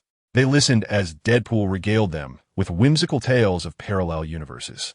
Though Captain America and Hawkeye wore expressions of disdain, their ears perked up with interest. Wait a moment. Steve suddenly interjected. Did you just mention that there is a Captain Carter in the parallel universe? Deadpool's white-eyed mask instantly curved into a cheeky grin. Wow, Captain can't let go of his old flame. Can he? Shall I inform you how alluring Captain Carter looks in uniform in Earth 3490? Steve seized Deadpool by the collar, threateningly declaring, if you utter another word, I shall toss you out. Deadpool raised his hands in surrender, explaining that in that universe, Carter injected herself with the super serum, living into her 90s while still fighting Hydra. Speaking of which, he lowered his voice conspiratorially, since the boss can create super serum. Perhaps he could also research a youth rejuvenating potion? Steve's eyes visibly brightened as he recalled the elderly woman he had secretly visited not long ago, Peggy Carter, his beloved. Despite the lack of tangible progress, Banner curiously interjected, super serum? Is that the treasure that transformed the captain from scrawny lad into a muscular hero? Deadpool animatedly gestured. Now the boss's improved version is even more formidable. Even Natasha can obliterate a tank with a single punch. Gentlemen, Natasha suddenly raised her voice, announcing, we have arrived at our destination. The cabin fell silent in an instant. Deadpool leaped to the window. Oh my, there lies Old Man Ross's military base. Dr. Banner, your ex-girlfriend's father is down there sipping tea. The group gathered at the door, and Banner's breathing became noticeably rapid. Are you ready? Captain America asked in a low voice. Banner suddenly looked up. Steve, may I ask you one last question? Everyone paused in surprise. The news often portrays you as the embodiment of justice. Banner locked eyes with the captain. Why are you participating in something like this now? For instance, allowing Hulk to wreak havoc here? The cabin was enveloped in silence, the only sound being the hum of the engines. Deadpool had finally sealed his lips. Captain America, After a moment of contemplation, let out a soft chuckle. Perhaps it was Clint who had informed me that had it not been for the boss cleaning house at S.H.I.E.L.D, I would have awakened to a superior who resembled a semi-automatic cotton gin. Semi-automatic what? Banner queried, his expression one of confusion. Natasha and Hawkeye simultaneously placed their hands to their foreheads. We'll tell you after we're done, the captain reassured as he patted Banner's shoulder. Remember, don't hold back. Suddenly, Deadpool sprang up. So, are you jumping on your own, or do we assist you? Just a friendly reminder. I could give you a princess carry. Taking a deep breath, Banner turned to face the open cabin door. The fierce wind whipped at his clothes, and below, the military base S searchlights appeared as insignificant as fireflies. This time, I will face it alone. With that, he leaned back, plunging into the air. At high altitude, Banner felt the suffocating sensation of weightlessness as the ground rapidly loomed larger in his sight. For a fleeting moment, he imagined seeing General Ross standing at the office window. Betty, Ross, this must come to an end. His skin began to shimmer with a green hue. Inside the aircraft, the others gazed at the shrinking figure. Natasha suddenly inquired, "What do we do now?" Out of nowhere, Deadpool produced a deck of cards. How about a game of landlord? The loser goes down to keep Hulk company? Captain America crossed his arms. We'll just watch. With a deafening roar, the roof of the military base erupted, and amidst the flames, the green giant rose. They all understood that General Ross's nightmare was about to unfold. Chapter 73. Hulk. Smash. The military base was engulfed in flames. Hulk's massive form emerged from the rubble. His green skin unscathed by the explosion's glow. His eyes blazed with fury, yet a sinister smile played upon his lips. Open fire!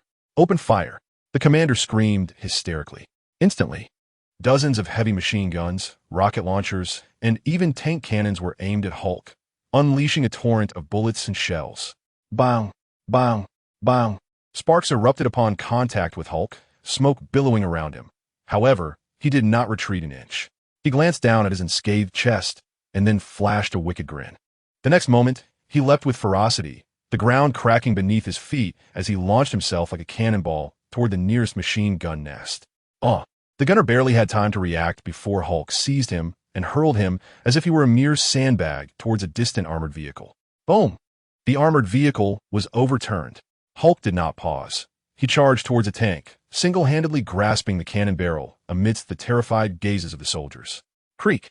A piercing sound of twisted metal echoed as the cannon was bent with brute force. Inside the tank, the soldiers frantically pounded on the hatch. Let me out! Let me out! The Hulk grinned menacingly and struck the top of the tank with a powerful fist. Boom! The entire vehicle was driven halfway into the ground.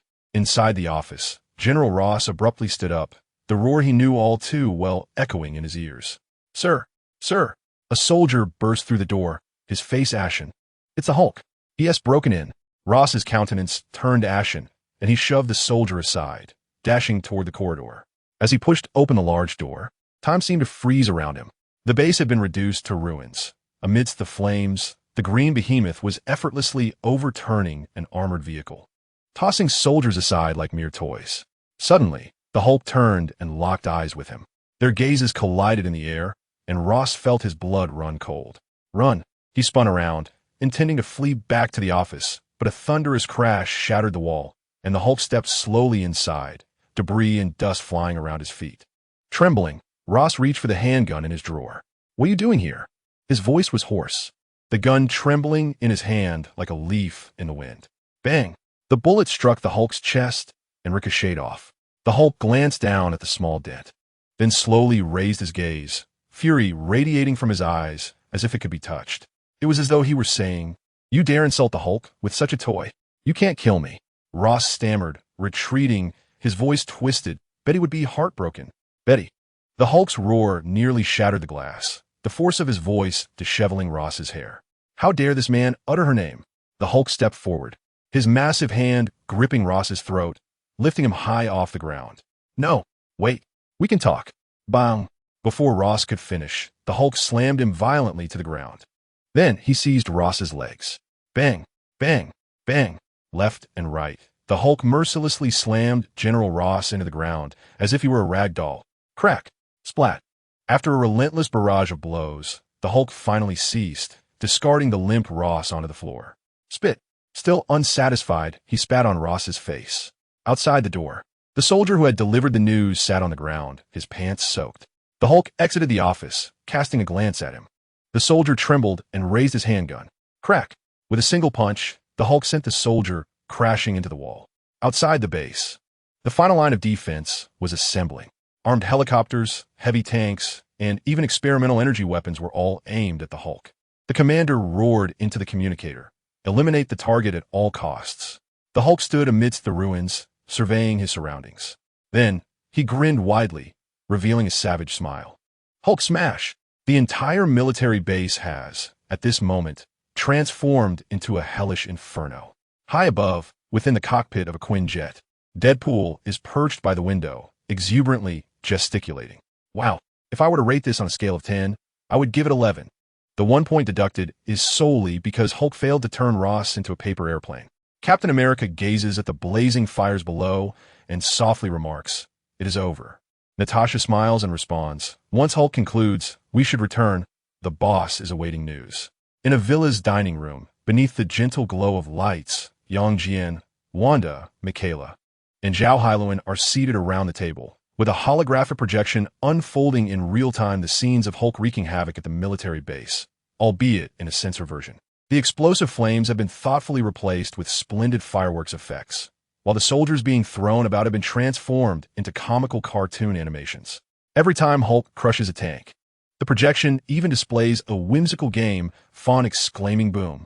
This censorship algorithm is quite impressive. Michaela quips, while forking a piece of steak, "Origin.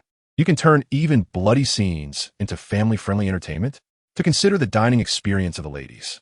A gentle electronic female voice from Origin interjects, "Would you like me to replace General Ross's unfortunate fate with dancing bananas?" Wanda stifles a laugh. That would be utterly disrespectful to Hulk. Jian sips her red wine and glances at S.H.I.E.L.D. "How is the company faring lately?" "Busy beyond belief." S.H.I.E.L.D. sighs while rubbing her forehead. The healing technology has just passed approval, and orders from Europe and Asia have surged. I now have to sign 300 documents daily. In fact, most of the processes could be handled by Origin. Jian swirls her wine glass, contrasting her situation with that of Tony and his ever-distraught ethical protocols with Jarvis. Suddenly, a line of flashing text appears beside the holographic projection. "At your service, Ms. Hyloan." S.H.I.E.L.D.'s eyes light up. "Really? What about the clinical trial data analysis? Cross-border legal document review, production line optimization proposals, and even shareholder meeting record fabrication? I can manage all of that." Origin adds reassuringly, "After all, alleviating my master's burdens is my core protocol." Fabrication. S.H.I.E.L.D. nearly spews her red wine. Jian calmly waves her hand. "No need to be alarmed." She is jesting, presumably so you won't be so overwhelmed. Wanda suddenly rests her chin on her hand and looks at Jian. "By the way, why didn't you ever transform Origin into a human like Jarvis?" Michaela immediately perks up. "Yes, if we could customize appearance and gender." She mischievously pokes the holographic projection, suggesting, perhaps as a sultry lady butler? Warning, this system refuses to integrate greasy, flirtatious voice packs.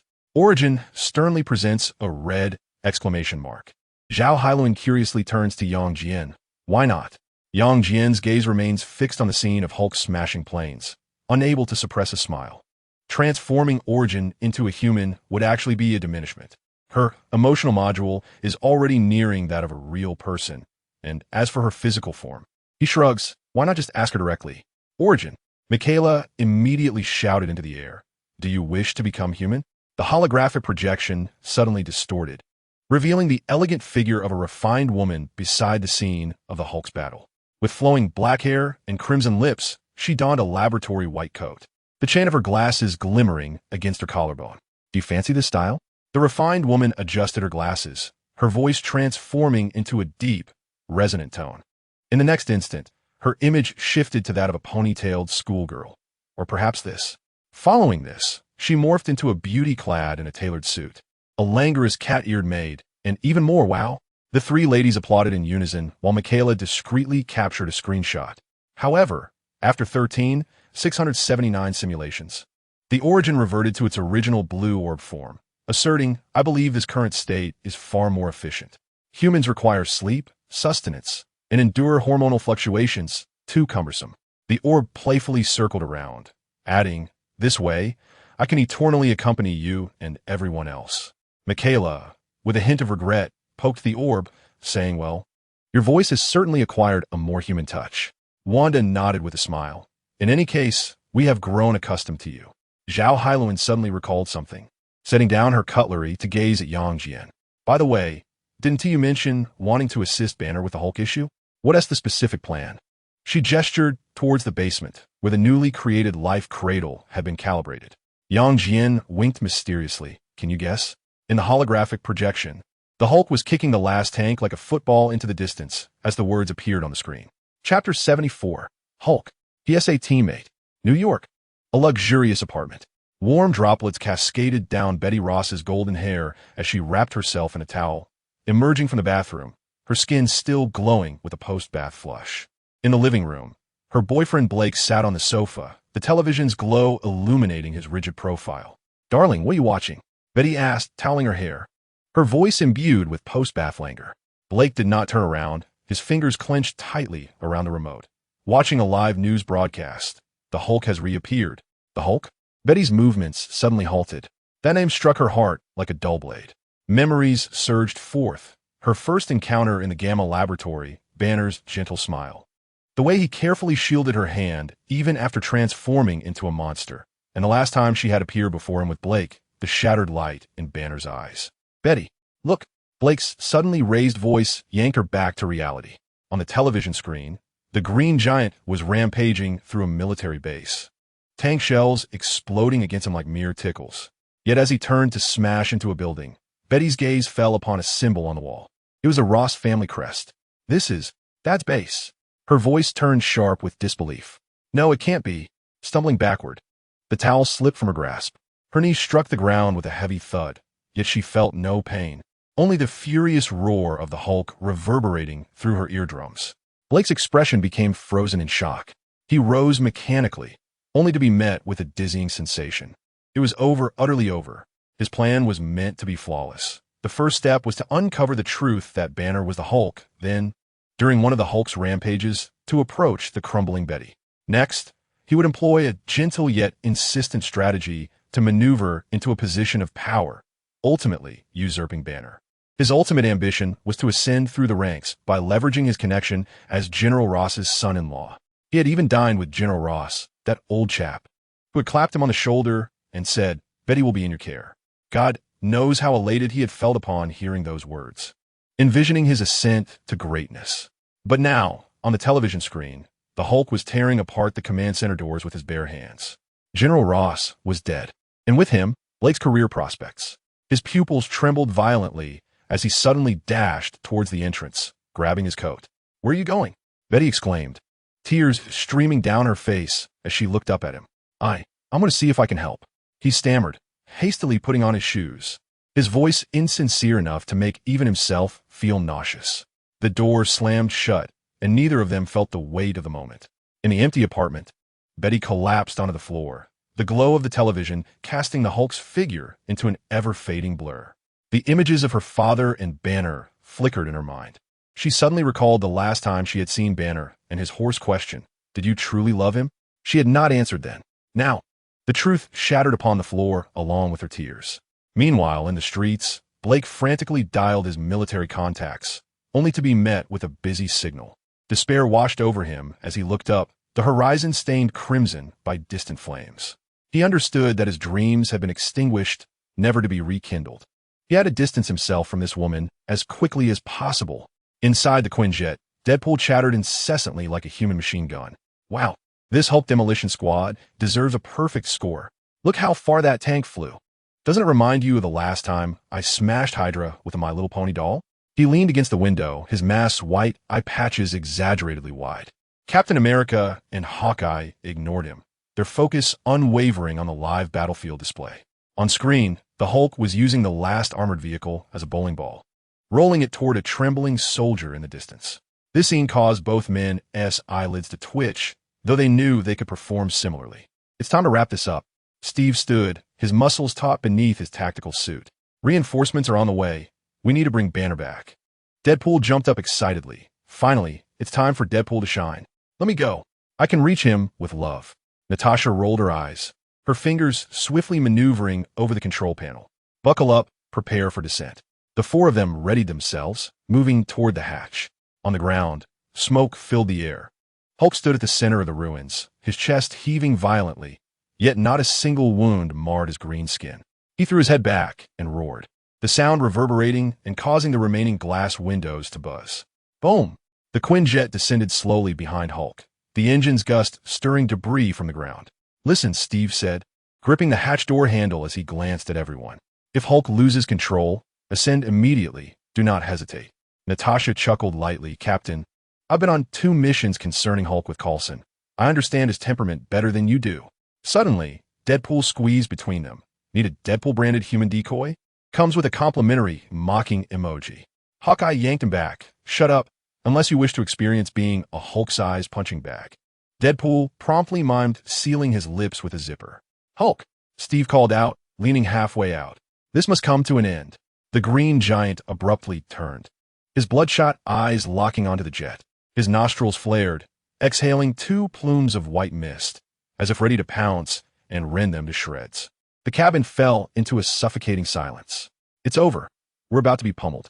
Hawkeye discreetly reached for the tranquilizer arrow at his waist. The boss's serum should help me withstand 3 punches, perhaps. Remarkably, Deadpool remained silent. Yet, suddenly, Hulk unleashed a powerful leap, the ground cracking beneath him as his massive form hurtled towards the jet like a cannonball. Thud! The entire fuselage tilted violently, and Deadpool was flung against the wall, splayed out like a starfish. Hulk's muscular arm gripped the hatch door, his fearsome visage peering inside. Hulk, we are allies. Steve raised both hands in a gesture of peace. We are on the same side. Hawkeye quickly tossed his weapon into a corner. Friend. Hulk. Natasha even activated the holographic projector, looping highlights of Hulk smashing Ross. Hulk's gaze swept over the group before finally settling on the bruised Deadpool. Ooh, Deadpool weakly waved. Surprisingly, Hulk merely grunted and strode deeper into the cabin. With each heavy footfall, his massive form began to shrink, the green hue gradually fading. Moments later, Bruce Banner curled up in his seat, drenched in sweat, lifting his head. Next time, could we prepare some pants? Steve felt a surge of joy. The mission was accomplished. Hulk had been successfully contained. He recalled Hulk's furious actions from earlier, and suddenly, he sensed something within himself stirring to awaken. This reminded him of a film he had watched a few days prior, and he took a deep breath, solidifying a certain resolve. Chapter 75, The Quality Captain. Damn it. That was so incredibly cool. Steve suddenly shouted, looking at everyone. The cabin fell into an eerie silence. Steve Rogers yanked off his helmet, revealing a brilliant smile. Banner, you are truly a genius. That demolition was absolutely phenomenal. Ross deserved to be dealt with like that. Click. Deadpool felt as though his chin had plummeted to the ground with a resounding thud. Hawkeye's long knife clattered to the floor. Natasha's pupils trembled, shaken to the core. Deadpool sprang up with the agility of a fish leaping from water. Captain, when did you master my profane vocabulary? Banner, swathed in an emergency blanket, adjusted his crooked glasses and inquired, wait, does Captain America really use the word FCK? Steve waved his hand grandly, akin to a character who had just stepped out of a gangster film, declaring, it took me watching dozens of films to grasp that as a captain. One must speak like this. It's our flair. Hawkeye timidly raised his hand. Captain, may I ask what kind of educational films you've been watching? The Godfather trilogy, Goodfellas. And Steve lowered his voice, imitating Marlon Brando. I will make him an offer he cannot refuse. Deadpool was rolling on the floor in laughter. This is more explosive than Thanos' dancing ballet. Captain, you should have done this ages ago. Banner weakly raised his hand. So what are we supposed to do now? Let us go find our magnificent boss. Steve slapped Banner on the back with such force that Banner nearly coughed up blood. That's the one who once knocked your Hulk flat. Banner suddenly jolted. Wait. The monster that caught Hulk's fist barehanded and sent us crashing into the ground. His voice pitched higher. FCK.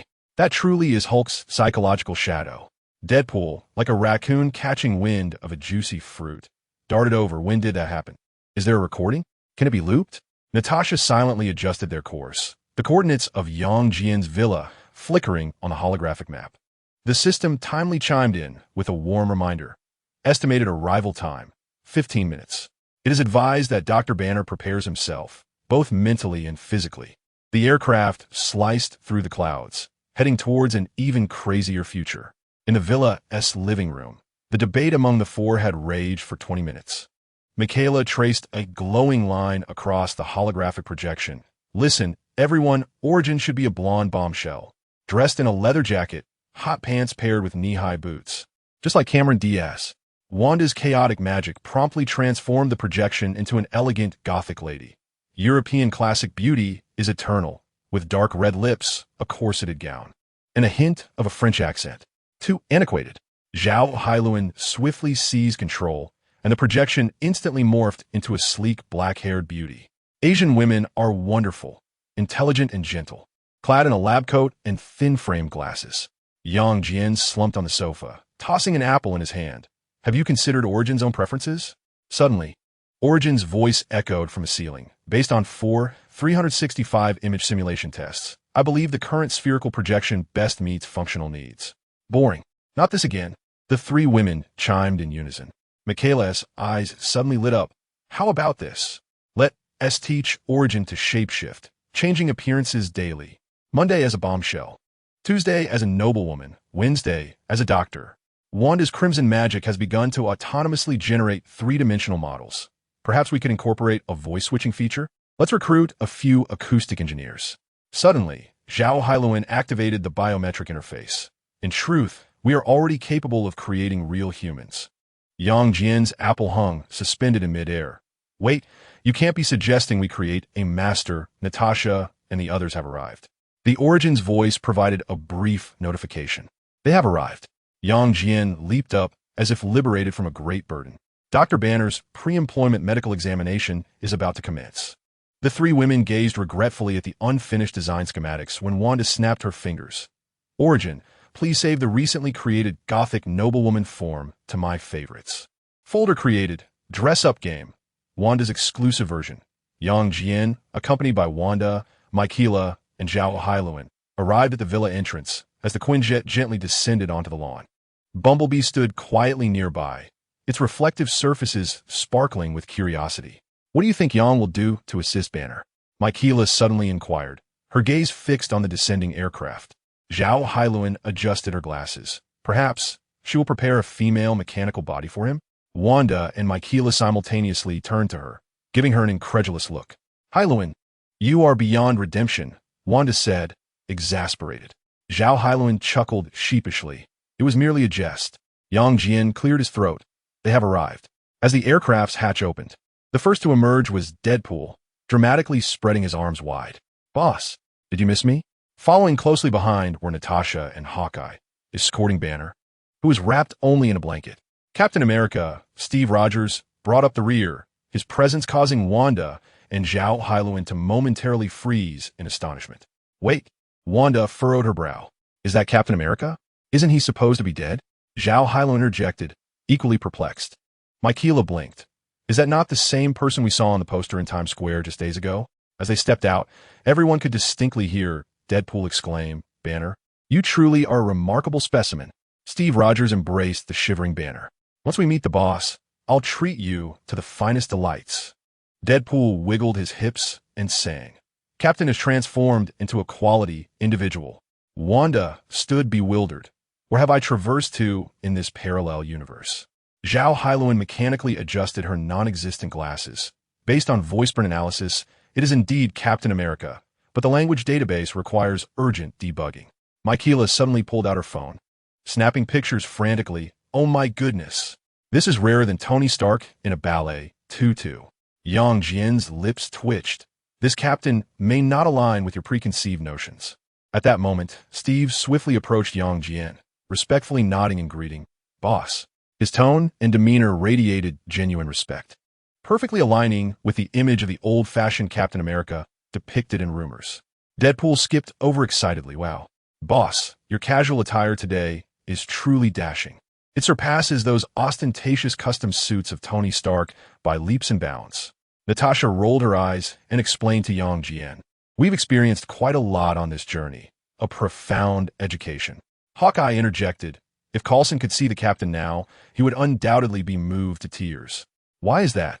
Is it because his idol is Captain America? Deadpool inquired with curiosity. Steve, with a gentle yet resolute demeanor, responded, Coulson is an exceptional agent. He understands that idols merely serve as symbols of inspiration. What truly matters is the conviction we protect. His words were both fitting and imbued with wisdom, perfectly aligning with the expectations people hold for Captain America, starkly contrasting with his previous demeanor. Banner, awkwardly wrapped in a blanket, stood to the side and asked, may I? Jian finally turned his attention to him. Dr. Banner, welcome. We are prepared. He gestured, and the grand entrance of the villa opened automatically, revealing a spacious, well-lit corridor. Origin, Jian called out. Is the cradle of life ready? An amiable female voice resonated through the air. Everything is in order, boss. We can commence at any moment. Banner's eyes sparkled with hope. You can truly help me communicate with Hulk? Jian smiled knowingly. Not only can we facilitate communication, but we can also transform you. He glanced at Banner, still swathed in the blanket. First, we need to find you some trousers. Laughter erupted among the group, easing the previously tense atmosphere. Under Jian's guidance, the group ventured into the villa, preparing to embark on an experiment that could potentially alter Banner's fate. Chapter 76, What Mouth? As the group crossed the threshold of the villa, Deadpool flamboyantly spun around, his white eye patches wide with astonishment. Wow, this marble flooring, this crystal chandelier. Steve smacked Deadpool's mask, exclaiming, your mouth is louder than Hydra's machine guns. I reckon your incessant chatter could drive Thanos to madness. Wanda blinked her crimson eyes and tilted her head innocently. What mouth? A sudden silence enveloped the air. Deadpool froze in place, his hands clutching his mask tightly, his knuckles turning pale. He frantically groped at the area where his mouth should be. The bulge in his throat convulsed violently, producing only muffled sounds. Hawkeye's knife clattered to the ground. Banner stood in shock. Wait, what just happened? Natasha raised an eyebrow at Wanda. Is this magic? Wanda innocently twirled the red energy around her fingers. I simply thought silence suited this living room. Deadpool knelt on the floor, brandishing a small whiteboard he had produced from who knows where, hastily scrawling, I was wrong. Break the spell. I promised not to tell the captain about learning curse words from the Godfather. Steve delivered a swift kick to his rear. You dare threaten Miss Witch? Jian shook his head. Well done, Wanda. From now on, the living room shall enforce a silence on Deadpool. Is this part of the new villa's safety protocol? Does Deadpool automatically trigger a mute mode upon entry? Wanda nodded with a smile. Deadpool frantically shook his head and raised a new whiteboard. At least let me say one last thing. Wanda gently snapped her fingers, lifting the spell. This DCOR is absolutely fantastic. Deadpool executed a backflip to evade Steve's flying kick. But why is there no Deadpool-themed room? The group proceeded towards the laboratory, while behind them, Deadpool's screams echoed as he was chased around by chaotic magic. Soon, they arrived at the laboratory's entrance. The automatic doors slid open silently, and they stepped inside. The central life cradle emitted a soft glow, its streamlined shell showcasing a futuristic aesthetic. Wow! Just as Deadpool was about to exclaim, he suddenly covered his mouth, opting instead for exaggerated lip movements. This thing is cooler than Tony's Mark 85. In the next moment, Wanda waved her hand, and Deadpool was promptly dragged away by chaotic magic. S.H.I.E.L.D approached the life cradle, snapping her fingers, causing a three-dimensional human model to unfold in a holographic projection. Ladies and gentlemen, this is the life cradle that will rewrite the history of modern medicine. She traced her finger across the projection, where cellular tissues blossomed like fireworks. It not only repairs wounds. The projection shifted to scenes of limb regeneration. It can also reconstruct limbs. Bones, nerves, and muscles were reassembled with precise accuracy, akin to Lego bricks. Natasha's pupils slightly constricted as her right hand brushed over her abdomen, recalling her own flaws, deficiencies that had plagued her for many years, a burden shared by all who emerged from the Red Room. Hawkeye raised an eyebrow. The medical department of S.H.I.E.L.D may soon find itself obsolete. Can it restore youth? Steve suddenly inquired. Natasha and Hawkeye exchanged glances, deducing the reason behind Steve's question. Peggy Carter, the woman he frequently mentioned, and a co-founder of S.H.I.E.L.D. S.H.I.E.L.D shook her head regretfully, The telomerase recombination is still in the experimental phase. However, she cast a meaningful glance at Yang Jian, suggesting that if the boss wished, this issue could be easily resolved. Suddenly, a rustling sound came from the laboratory entrance. The group turned to see Deadpool crawling in like a caterpillar, trembling as he raised 3 fingers. Can you also fix my face? His mask had a hole, revealing a gruesome scar beneath. Boss, your girlfriend slap packs more punch than Thanos' snap. Steve stepped on his back. You little rascal. What trouble have you gotten yourself into now? Deadpool, looking aggrieved, produced a broken action figure, which vaguely resembled a scaled model of Bumblebee. I just wanted to see what Bumblebee's figurine looked like. The group fell silent, giving him disdainful glances, while Yang Jian couldn't help but chuckle. You do know Michaela's temper. He tapped on the shell of the Cradle of Life, but today's focal point was Dr. Banner. Banner had donned a white lab coat he had hastily grabbed, his gaze fixed intently on the pulsating gamma radiation graph projected before him. Can you enable a dialogue between me and Hulk? Not merely a dialogue, but a means for you both to truly coexist without distress. Yang Jian shook his head. To merely converse would be to underestimate him. He had comprehended the essence of ethereal projection magic within moments of glimpsing the spellbook. Adjusting his glasses, Banner's voice trembled slightly. All right. Can you genuinely resolve the issues between Hulk and me? Yang Jian did not respond immediately, instead posing a question in return. Before we address the matter, I must inquire about something. The laboratory fell into a sudden hush, all eyes turning curiously towards Yang Jian. Deadpool abruptly sprang up from the ground, exclaiming, Boss, you aren't actually interested in the doctor, are you? Goodness, what about me? Whoosh. A searing gaze flashed, and Deadpool's body instantaneously vaporized, leaving only his head rolling on the floor. The atmosphere grew markedly quieter. Yang Jian withdrew his gaze. The lab was enveloped in silence, and Banner's Adam's apple visibly bobbed. My question is simple, Yang Jian said, locking eyes with Banner. What is your true stance towards Hulk? How do you wish for me to proceed? Should he vanish forever? Or should his consciousness be erased? This question struck Banner like a heavy blow, his mouth agape, as countless images flashed through his mind. Hulk smashing enemy tanks. Hulk rising to the occasion in times of peril. The creature he had long regarded as a monster had, in truth, saved his life more than once. Is there a third option? Banner finally asked softly. Yang Jian smiled. Indeed, there is, but prior to that. He abruptly raised his hand and placed it gently on Banner's chest. We must first seek Hulk's opinion. Still reeling from shock, Banner found himself standing in a hazy green expanse. He looked down at his translucent hands, then raised his gaze forward. The familiar green giant stood with his back turned, his broad shoulders rising and falling with heavy breaths. Hulk! Banner's voice echoed within the mental realm. The green giant suddenly whirled around, his yellow-green eyes wide like searchlights. Banner, is it you causing mischief again? In the real world, the onlookers in the lab could only witness Banner's body stiffening abruptly, his gaze becoming vacant. In the midst of their astonished stares, Banner's form grew rigid, his expression hollow and devoid of life. Boss, what is happening? Steve inquired, puzzled. Yang Jian Morelis Miled, exchanging a knowing glance with Wanda. Wanda, understanding the cue, raised her hands, weaving chaotic magic that conjured a translucent projection, depicting the very scene within the mental space. What is this? Hawkeye exclaimed in astonishment. Chapter 77. Hulk and Banner. Steve stared at the two ethereal figures confronting each other in the air. Goodness, this is even more outrageous than Howard's technology. Deadpool rolled on the ground, exclaiming, Look, it is the Hulk and his diminutive version. Natasha pointed at the screen, sending ripples through the air. So this is the true visage of Hulk. He is also a soul?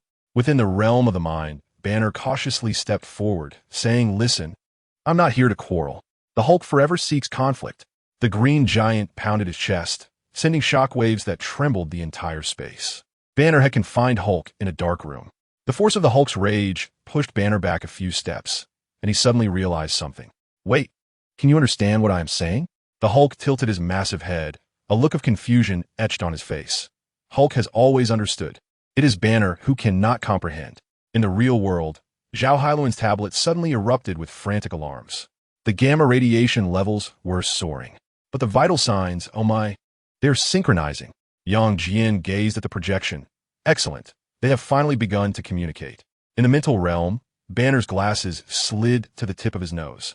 even though he currently lacked a physical pair. For the first time in many years, he truly understood Hulk's words. They were not mere meaningless roars, but the expressions of a long-neglected, independent consciousness. "So you have always had thoughts?" Banner's voice trembled. The Hulk regarded him with a look of disbelief. Did Banner just realize this now?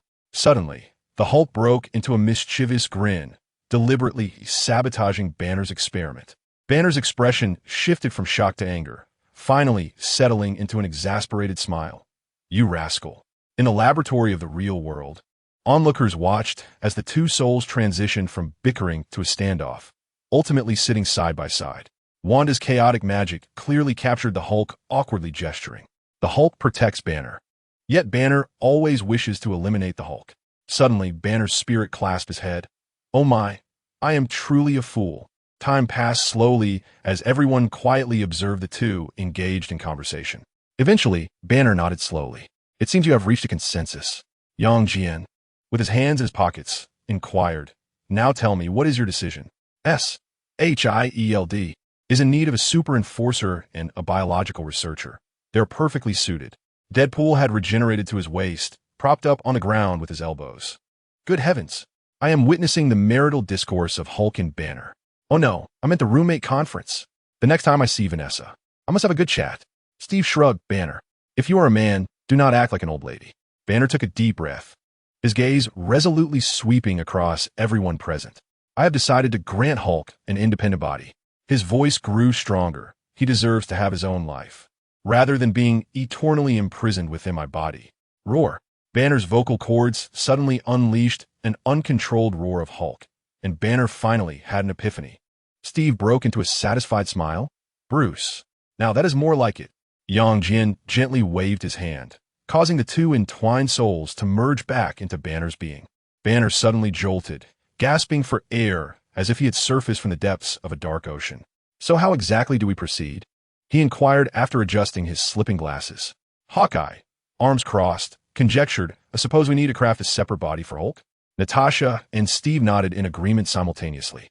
S.H.I.E.L.D. summoned the holographic design, a smile gracing her lips. "It appears I was correct, but..."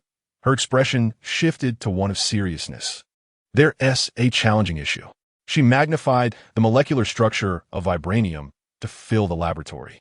According to calculations, even the world's toughest vibranium seemed to crumble under Hulk's might, as a simulation displayed Hulk crushing the metal effortlessly, rendering it as fragile as a child's toy. Laughter erupted in the lab. "Good heavens!" Natasha exclaimed, shaking her head in disbelief. "If we could indeed fashion Hulk's body for vibranium, there would be no rival on Earth." Hawkeye chimed in, his tone laced with jest. Steve stroked his chin contemplatively. "It seems we must redefine the term indestructible." Suddenly, a spark ignited in Banner's eyes. "Wait, why must it be metal?" He pointed excitedly at the holographic scan of Hulk's skin tissue. "Hulk's own cellular structure is the most perfect material." Jian chuckled softly, shaking his head. "You are all misdirected." The laboratory fell silent, all eyes turning to him in confusion. "Hulk's body is problematic to manage. I have a simpler solution. We do not need to create a new body for Hulk." Jian elegantly swiped across the holographic display, flipping the design 180 degrees. "We simply need to prepare a perfect biological vessel for Dr. Banner." S.H.I.E.L.D. suddenly slapped her forehead. "Goodness, we were completely trapped in our conventional thinking." Her eyes sparkled with realization. Hulk's body is already the epitome of perfection. We merely need to transfer Banner's consciousness into a new body. Natasha immediately grasped the implication, enabling Hulk to retain his formidable physique. Banner widened his eyes, his pupils quivering slightly. "So, you mean I will be relocating?" Deadpool abruptly sprang up from the floor. "Wait, isn't this what they call body snatching? How cool. Can I reserve a Captain America body?" "Get lost." Steve kicked him aside, turning to Jian with newfound seriousness. "Boss, is this approach viable?" Jian did not respond directly, but instead gazed at the cradle of life, the origin, and initiated the life regeneration plan. The holographic screen instantly displayed a blueprint of a biological body perfectly matching Banner, with all metrics labeled as optimal. "This is the result after origin analysis. A perfect body cultivated from your cells," Jian elucidated. "It is entirely free from gamma radiation contamination, a wholly healthy human form. Banner trembled as his fingers touched the projection. This is simply astonishing.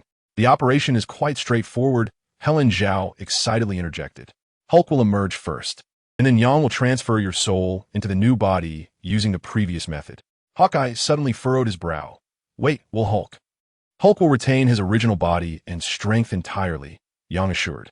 Dr. Banner will receive a completely fresh start. The laboratory fell silent for a few seconds, and then Banner burst into laughter. This is utterly perfect. I'm willing to try. Suddenly, Hulk's voice erupted from Banner's throat. Hulk agrees. Finally able to smash things all day. Deadpool had somehow climbed onto the lab table. I volunteered to be the first audience member. This is far more thrilling than a Las Vegas magic show. Chapter 78. The experiment begins. Banner's new body. Origin commence. Yang commanded. Life cradle system activated. Master.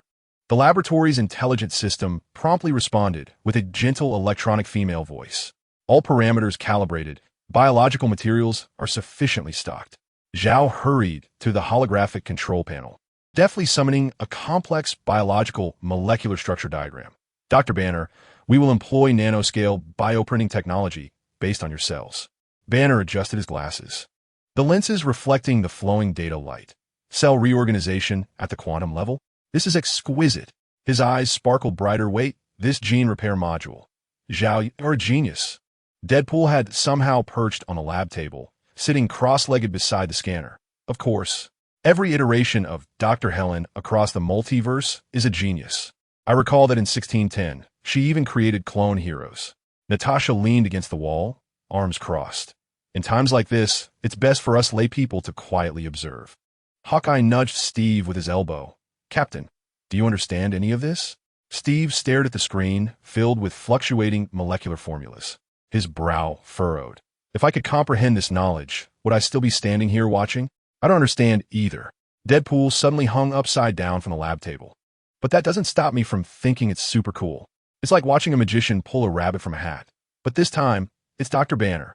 In the center of the laboratory, the life cradle emitted a gentle hum, with liquid biological material swirling within the transparent chamber.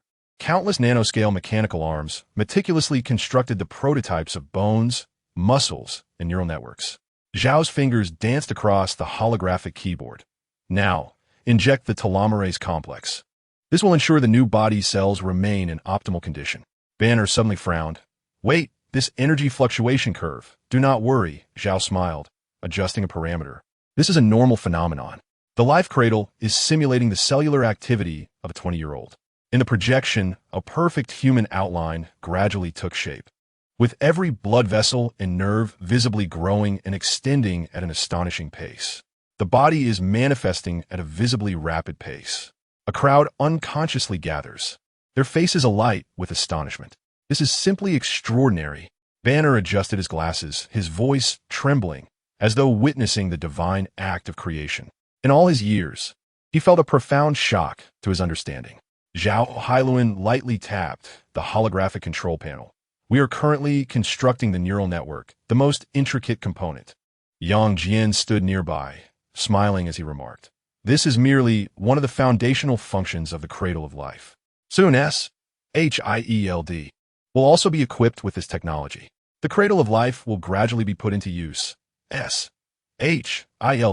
will undoubtedly not be lacking in this regard. Tasks will become significantly more secure thereafter. Agents will no longer need to worry about missing limbs, Hawkeye jested. Natasha gazed at the scene in wonder. Indeed, a game-changing technology. Deadpool suddenly leaped in front of Wanda, the white lenses of his mask exaggeratedly wide. Miss Scarlet Witch, your chaos magic can create life, can it? Perhaps you could help me conjure up a Vanessa. One that is a perfect replica. Wanda rolled her eyes. Not right now. Yet the crimson energy dancing at her fingertips subtly began to outline a female silhouette. Hey, I see it. Deadpool exclaimed excitedly, gesticulating wildly. You can totally do it. Do you need a sacrifice? I could offer Captain S. fine posterior. Steve promptly hurled a shield at him. Do you wish to go fluff cotton? The cradle of life suddenly emitted a melodious chime, and the light within the chamber gradually stabilized. The holographic projection displayed, biological construction complete, awaiting consciousness transfer. Banner took a deep breath and looked at Jian. Boss, I am ready. The laboratory lights dimmed, and all eyes focused on the quietly suspended cradle of life. The migration of a soul was about to commence. Jian nodded. Then let us begin. However, first a glimmer of amusement flashed in his eyes. Let Hulk stretch his limbs. Deadpool immediately dashed to the front, excitedly flailing his arms. It's happening, it's happening. The most explosive transformation of Hulk in history. Silence. Steve yanked Deadpool back by the collar. Banner inhaled deeply, surveying the crowd before solemnly nodding. His voice suddenly deepened. Hulk, emerge. In an instant, Banner's body began to swell dramatically. His skin turned a vivid emerald green at a visible pace, his clothes torn to shreds by the burgeoning muscles. Accompanied by a thunderous roar, a towering green giant appeared before the assembly. Roar. Hulk has arrived. At some point, Deadpool had escaped Steve's grasp and dashed towards Hulk. Wow, the texture of those muscles. Those veins. Can I touch? Boom. Hulk's fist sent Deadpool crashing into the wall, debris flying. Hulk despises little bugs. He added disdainfully, shaking out his fist. Jian stepped forward, locking eyes with Hulk. Are you ready? Hulk rarely displayed a serious expression, nodding slowly, for freedom. The crowd turned their attention towards them. Suddenly, Jian struck Hulk's chest with a palm. Amid the astonished gazes of the onlookers, two translucent souls were forcefully expelled from Hulk's body. One green, belonging to Hulk, and the other, a normal-sized soul of Banner. Although it was the second time witnessing such a phenomenon, the shock remained palpable. Natasha instinctively took a half-step back. Banner's soul floated in the air, gazing in astonishment at his own hands, realizing he could now see the back of his head directly. Jian pointed towards the newly formed body within the life cradle. Just enter directly. Banner's soul nodded, gracefully drifting towards the life cradle, slowly merging with the perfect form. Simultaneously, with a flick of his finger, Jian summoned Hulk's soul back into its original form. The green giant's eyes reignited with fierce brilliance, but this time, within that colossal physique, there resided only a pure consciousness. Hulk was free. He raised his arms to the heavens and let out a triumphant roar, the sound reverberating through the laboratory, causing the glass to hum. The crowd approached the experimental chamber, fixated on the body. The lid of the life cradle slowly opened, revealing the rejuvenated Banner, who sat up in disbelief, caressing his youthful and healthy form. The sensation was extraordinary. It felt as if he had shed a decade. He looked towards Hulk, understanding that the two once intertwined souls had finally attained complete freedom. All of this was brought forth by the formidable man before him. Chapter 79. A new body. Banner gradually sat up from the life cradle, the crystalline nutrient solution cascading down his body. He gazed at his newly reborn hands, smooth, taut skin, muscles harmoniously defined and powerful, devoid of any traces from gamma radiation. His voice trembled with the exhilaration of rebirth. Hawkeye hurried forward, offering a lab coat. Welcome back, Dr. Banner. Beside them, Zhao Helen's eyes sparkled with excitement. All vital signs were perfect, revealing a physiological age of around 23. Deadpool struggled to crawl out from a hole in the wall. Wow, this is way more thrilling than cosmetic surgery. Boss, can you give me a youthful version too? Hulk suddenly leaned close to the observation chamber, his massive green face nearly pressed against the glass. Little bug, you look different. His tone was unusually curious. Banner lifted his gaze to meet Hulk's, the two former roommates locking eyes as completely independent entities for the first time. The laboratory fell into an eerie silence, where even a pin drop could be heard. Thank you, old friend, Banner whispered. Hulk tilted his head, contemplating for a few seconds before breaking into his signature menacing grin. Hulk, no need to hold back on smashing things. As he spoke, he reached to punch the nearby equipment. Wait. Jian raised a hand, an invisible force halting Hulk's fist. We're going to the training room to dismantle things. Steve approached, chuckling heartily as he patted Banner on the shoulder. Welcome to the club, remodeled by the boss. Natasha handed Banner a new pair of glasses, inquiring if he would test his vision, claiming they met the 2020 standards. As Banner donned the glasses and surveyed every corner of the laboratory, a smile broke across his face. It was significantly clearer than the old version. He began to rise, and the alarm in the lab abruptly ceased. The onlookers observed as the energy coursing through Banner's skin gradually dissipated, collectively exhaling in relief. It appeared the experiment had been a resounding success. Helen Zhao scrutinized the data panel, a satisfied smile gracing her lips. Dr. Banner's new physique exhibited metrics superior to those of an average human. He flexed his wrists, reveling in the exuberant vitality of his youthful form. One could hardly believe it. Deadpool, having somehow changed into a white lab coat, pretended to examine him with a stethoscope. "Let me check, Doctor. Do you miss the thrill of being pursued by the military since losing the Hulk?" "Not at all," Banner replied, adjusting his new glasses, his eyes glimmering with a long-lost sense of ease. "In fact, this is the first time in many years that I truly feel free." The Hulk, growing impatient beside him, stomped his feet. Hulk is free too. No more listening to the little bug's nagging. He reached out to pat Banner on the shoulder, but abruptly halted mid-motion, cautious not to harm this fragile new version of himself. Steve approached, unusually speaking in a normal tone. "Welcome to the new world, Doctor." He cast a glance around the room. It was indeed rather insane. Banner shook his head, a dreamy smile playing on his lips. The word insanity seems rather conservative now.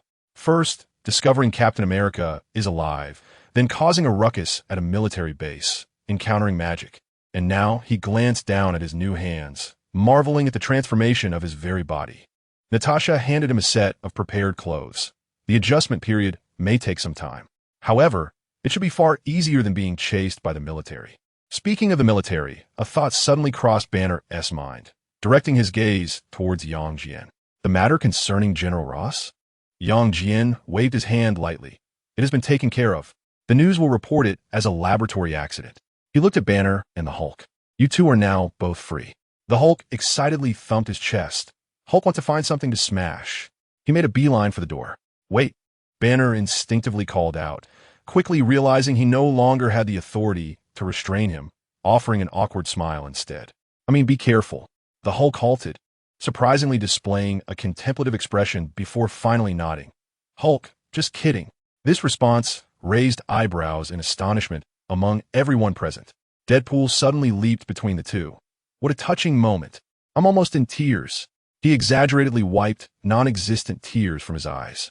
"So, who wants to join me for a celebratory drink?" Hulk could be the bodyguard. Laughter erupted in the laboratory. Banner looked around at this new circle of friends, then at the remnants of his former self, and suddenly felt that this chaotic world might not be so terrible after all. Jian cast a glance over the gathered individuals, his gaze ultimately settling on Banner and Hulk. "From this day forth, Dr. Banner and Hulk shall officially join S.H.I.E.L.D. Deadpool immediately raised his hand, exclaiming, "I object. This will elevate the average IQ of the Avengers, but diminish the aesthetic appeal." Natasha swiftly delivered an elbow jab, compelling him to swallow the latter part of his statement. "Dr. Banner will oversee the Biological Genetics Research Department," Jian continued, flipping his right hand to extract a vial of serum, emitting an ethereal blue glow from the system space. "As for this," he casually tossed the serum to Banner, who fumbled to catch it, his glasses askew. "This is the super serum," Jian elucidated. "Upon injection, it will grant you immense power, while your physique remains unchanged." Banner stared incredulously at the serum in his hand. He looked up at the others. Steve offered an encouraging nod. Natasha raised an eyebrow in a sign of approval, and Hulk even leaned in curiously to sniff the vial. "I suppose I have no choice." Banner adjusted his glasses, a long-lost smile of ease gracing his lips. "But honestly, this is far cooler than I anticipated as a welcome gift." With practiced ease, he flicked off the needle cap and, under the watchful eyes of his colleagues, administered the serum into his arm's vein. Almost immediately, his skin took on a faint green hue, and his muscles began to subtly swell, yet his form remained, as Jian had assured, unchanged. "How do you feel?" Zhao Hailuan eagerly activated the scanner. Banner clenched his fist, feeling the surge of new power coursing through him. "Incredible. It's as though I possess Hulk's strength.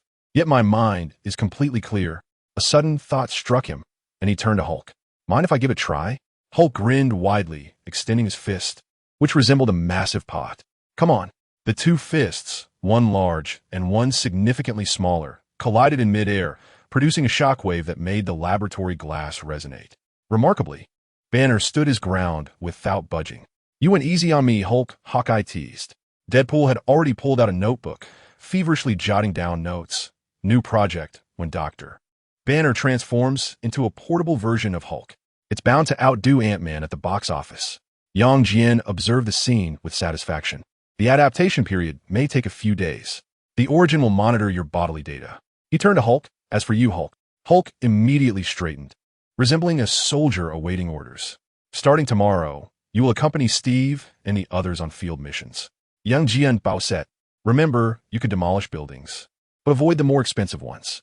Hulk excitedly bounced on the spot, causing the ceiling to tremble. Hulk loves smashing things. Banner gazed at his arm, then at the jubilant Hulk, and suddenly burst into laughter. This world is indeed mad, but it's a delightful kind of madness. Chapter 80.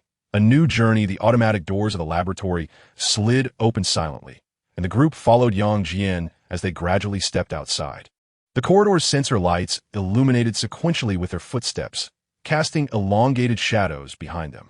Deadpool bounded ahead, his white eye patches on the mask dramatically shifting.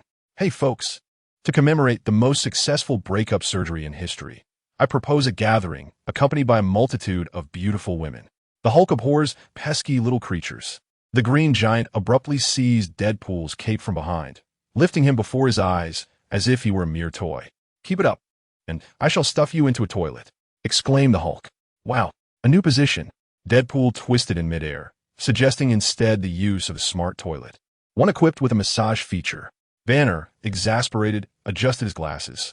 I must inquire, is your usual mission environment always this lively? Natasha snatched Deadpool's dual katanas from the Hulk's grasp. Only when he's around, she remarked, disdainfully tossing the swords to the ground. Steve walked alongside young Jian, reporting in a normal tone, Boss, what shall we do next? You may inquire with Coulson, Yang Jian replied without turning, waving his hand dismissively. In the future, such matters do not require my attention. Simply seek out Coulson. As the boss, he had no intention of engaging in such employee responsibilities. Enjoying life was his ultimate aspiration. At the corridor's corner, S.H.I.E.L.D was swiftly inputting commands on the terminal.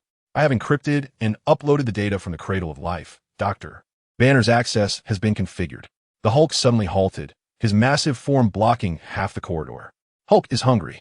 Once we return to S.H.I.E.L.D, their SA cafeteria, Hawkeye said, stifling a laugh, but I suggest you don't overindulge, as we have training tomorrow. Deadpool wriggled out from under the Hulk's arm, declaring, I know of a nearby Mexican pizza joint, the kind where the hot sauce could make Thanos weep. Grr. The Hulk swatted him into the wall, reiterating his disdain for pesky little creatures. Banner, witnessing this absurd scene, could not help but chuckle. He glanced at the others, recalling his previous life, further solidifying his resolve to conduct his duties diligently. The twilight sun cast its golden glow upon the lawn before the villa, the Quinjet's engines emitting a deep rumble. Deadpool intentionally boarded the ramp last, suddenly turning to make an exaggerated kissing gesture. Dear boss, do not miss me too much. I shall continue to haunt you in your dreams. Shut your mouth. Steve seized him by the collar and dragged him into the cabin, adding, one more word, and I'll toss you to Hulk for cleanup. The Hulk excitedly pounded his chest in the cabin, declaring, Hulk is willing. Dr. Banner pressed his forehead, yet the corners of his mouth betrayed a smile. Natasha and Hawkeye had fastened their seatbelts, wearing expressions of relief. As the hatch slowly closed, the Quinjet ascended into the sky, swiftly becoming a distant speck against the horizon. Outside the villa, Wanda exhaled deeply, patting her chest. That chatterbox has finally departed. Had he lingered any longer, my chaos magic might have spiraled out of control. S.H.I.E.L.D shrugged. Tony's incessant chatter is already bothersome enough. This guy is a supercharged version. I simply couldn't hold back. Michaela raised her hand to gesture. The earlier slap was indeed intentional. Wanda and S.H.I.E.L.D recalled the image of Deadpool infiltrating the laboratory, and they both erupted into laughter. Yang Jian stretched lazily, his gaze sweeping over the three charming companions. Let us proceed to attend to our affairs, he suggested. S.H.I.E.L.D raised an eyebrow, deliberately displaying a seductive expression. My Superman, what is the urgency? Wanda, sporting a mischievous grin, positioned herself beside S.H.I.E.L.D. Are you certain you can handle the trio of us? Questioning me? Yang Jian arched an eyebrow, sensing that certain students might require special guidance. Michaela had already reached the door, casting a provocative glance back. Then prove it to us, Superman. The villa's grand entrance closed automatically, sealing the quartet's laughter within as night deepened. The lighting of the floor-to-ceiling windows dimmed swiftly, leaving only the stars and moon to witness this enchanting night. In the stillness of midnight, the villa was tranquil, save for the occasional chirping of insects outside the glass. Jian gently closed the bedroom door, a chilled glass of juice in hand as he approached the terrace. Moonlight cascaded like water over the lounge chair, adorning his silhouette with a silver sheen. He reclined comfortably, sipping fresh orange juice. His eyes narrowed slightly, as his supervision penetrated layers of obstruction, capturing the global panorama. In the streets of New York, Spider-Man hung upside down, engaging in conversation with a stray cat.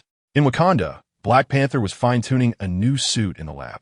Somewhere in the Atlantic, remnants of Hydra agents aboard a submarine were plotting, unaware that every word of their plan was being scrutinized.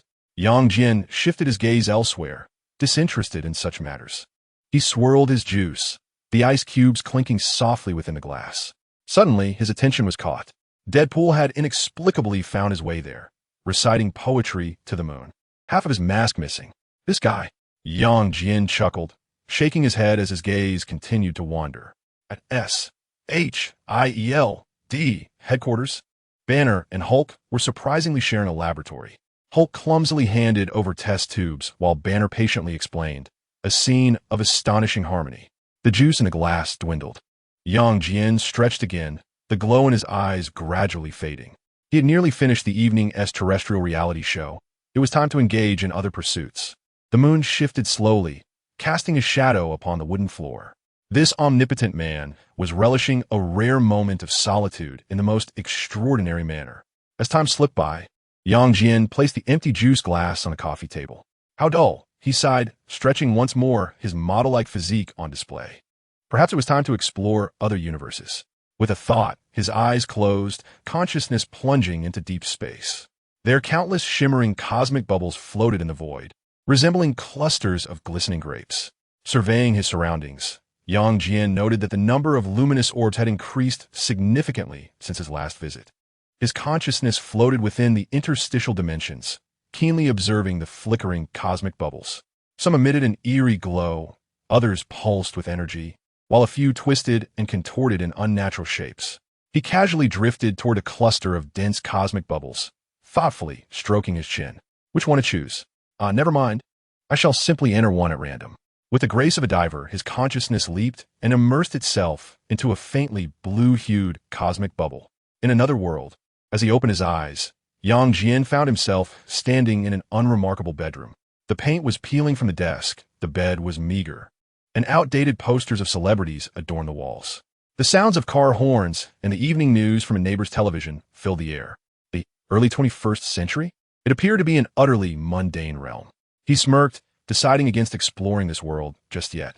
In the next moment, his consciousness returned to his original form. Chapter 81. Infinite Terror on the Villa's Terrace. Jian abruptly opened his eyes. Origin. He stood up, adjusting his collar. I am off to explore other universes. Inform Wanda and the others not to worry. Understood, sir. The voice of Origin resonated from the air. Shall I prepare a cross-dimensional positioning beacon? No need. Jian smiled confidently.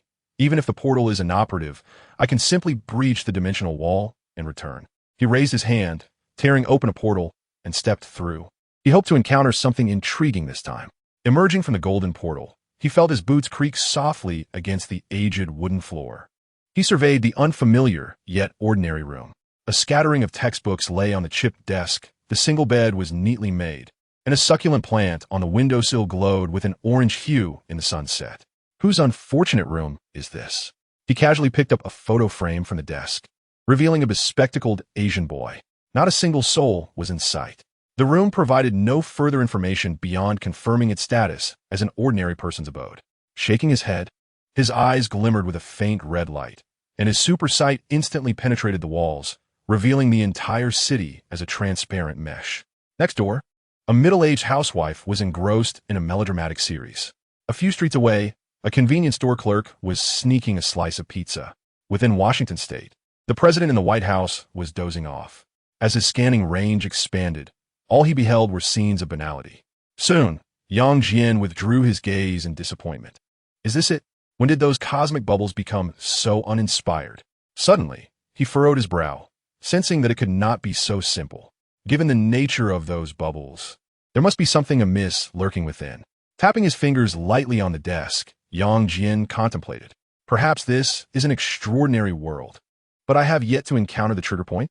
He might as well venture outside for a glimpse of the world. Casually returning the picture frame to its original position, Jian adjusted his collar and approached the door. The metallic doorknob rotated beneath his palm, just as he was about to turn it, suddenly with a soft thud. The picture frame toppled over onto the table. Jian halted in his tracks, a smile creeping upon his lips. It was utterly classic. What was it he had just said? Surely, he had yet to trigger the narrative. He released his grip and turned around. Fixing his gaze ahead, he swiftly identified the anomaly. The antiquated television seemed to be defunct, yet at that moment, a crackling sound of electricity emanated from it. He continued to observe as the vintage television flickered to life, its screen adorned with a chaotic display of black and white static. One entrance. Jian raised an eyebrow, sauntered to the television, and with keen interest, pulled up a chair to sit, crossing his legs. Allow me to guess. Advanced artificial intelligence? Or perhaps some grand secret? The television persisted in emitting a jarring noise, the image remaining unchanged. Jian furrowed his brow and rapped the armrest. Could you hasten the process? I am pressed for time. It seemed the television comprehended his words, as the screen abruptly flashed and succumbed to complete darkness. Simultaneously, the temperature in the room plummeted, and gases began to condense in the air. Shadows in the corner of the room began to writhe unnaturally, spreading like living entities. This atmosphere felt oddly familiar. Jian surveyed his surroundings, somewhat taken aback. Regardless of who this individual was, if they intended to confront the Silver Superman, one could only commend their audacity. Soon, the television flickered back to life, revealing a sinister ancient well, its rim cloaked in moss. Jian couldn't help but chuckle. Ah, classic reenactment, accompanied by a chilling cackle. A pallid hand suddenly grasped the well's edge, its nails as dark as ink. Following closely was a second hand, fingers contorted at unnatural angles. Though clutched, it proved effective, Jian critiqued like a film reviewer. The only flaw was the sluggish pace. On screen, a woman in white, her long hair obscuring her face, began to crawl out of the well, her joints emitting unsettling cracks. She approached the screen in an ergonomically defying manner, and with each step she took, the room's temperature dropped further. As she moved, her face shrouded by dark tresses, nearly pressed against the screen. Jian leisurely reclined in his chair, his fingers gently tapping the armrest, observing the eerie spectacle with great interest.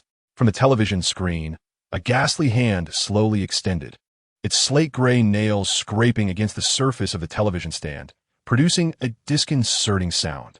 Then came another hand, followed by damp, cascading hair spilling forth from the screen. This woman, contorted in a grotesque posture, gradually emerged from the television. Crack, crack. Her joints emitted an unnatural sound, her white robe trailing behind her, leaving serpentine watermarks on the floor. The room's temperature plummeted, frost forming upon the walls. However, when her head reached the tip of Jian's shoe, it suddenly halted. Droplets of water splashed upon his footwear. Sadako stood perplexed, frozen in place. This human did not scream or flee. Wait, could it be that her approach was flawed? She retraced her movements in her mind, promptly dismissing that notion. Countless had been frightened by her. Her actions had even formed a memory, leaving no room for error. Thus, only one possibility remained. She slowly raised her gaze.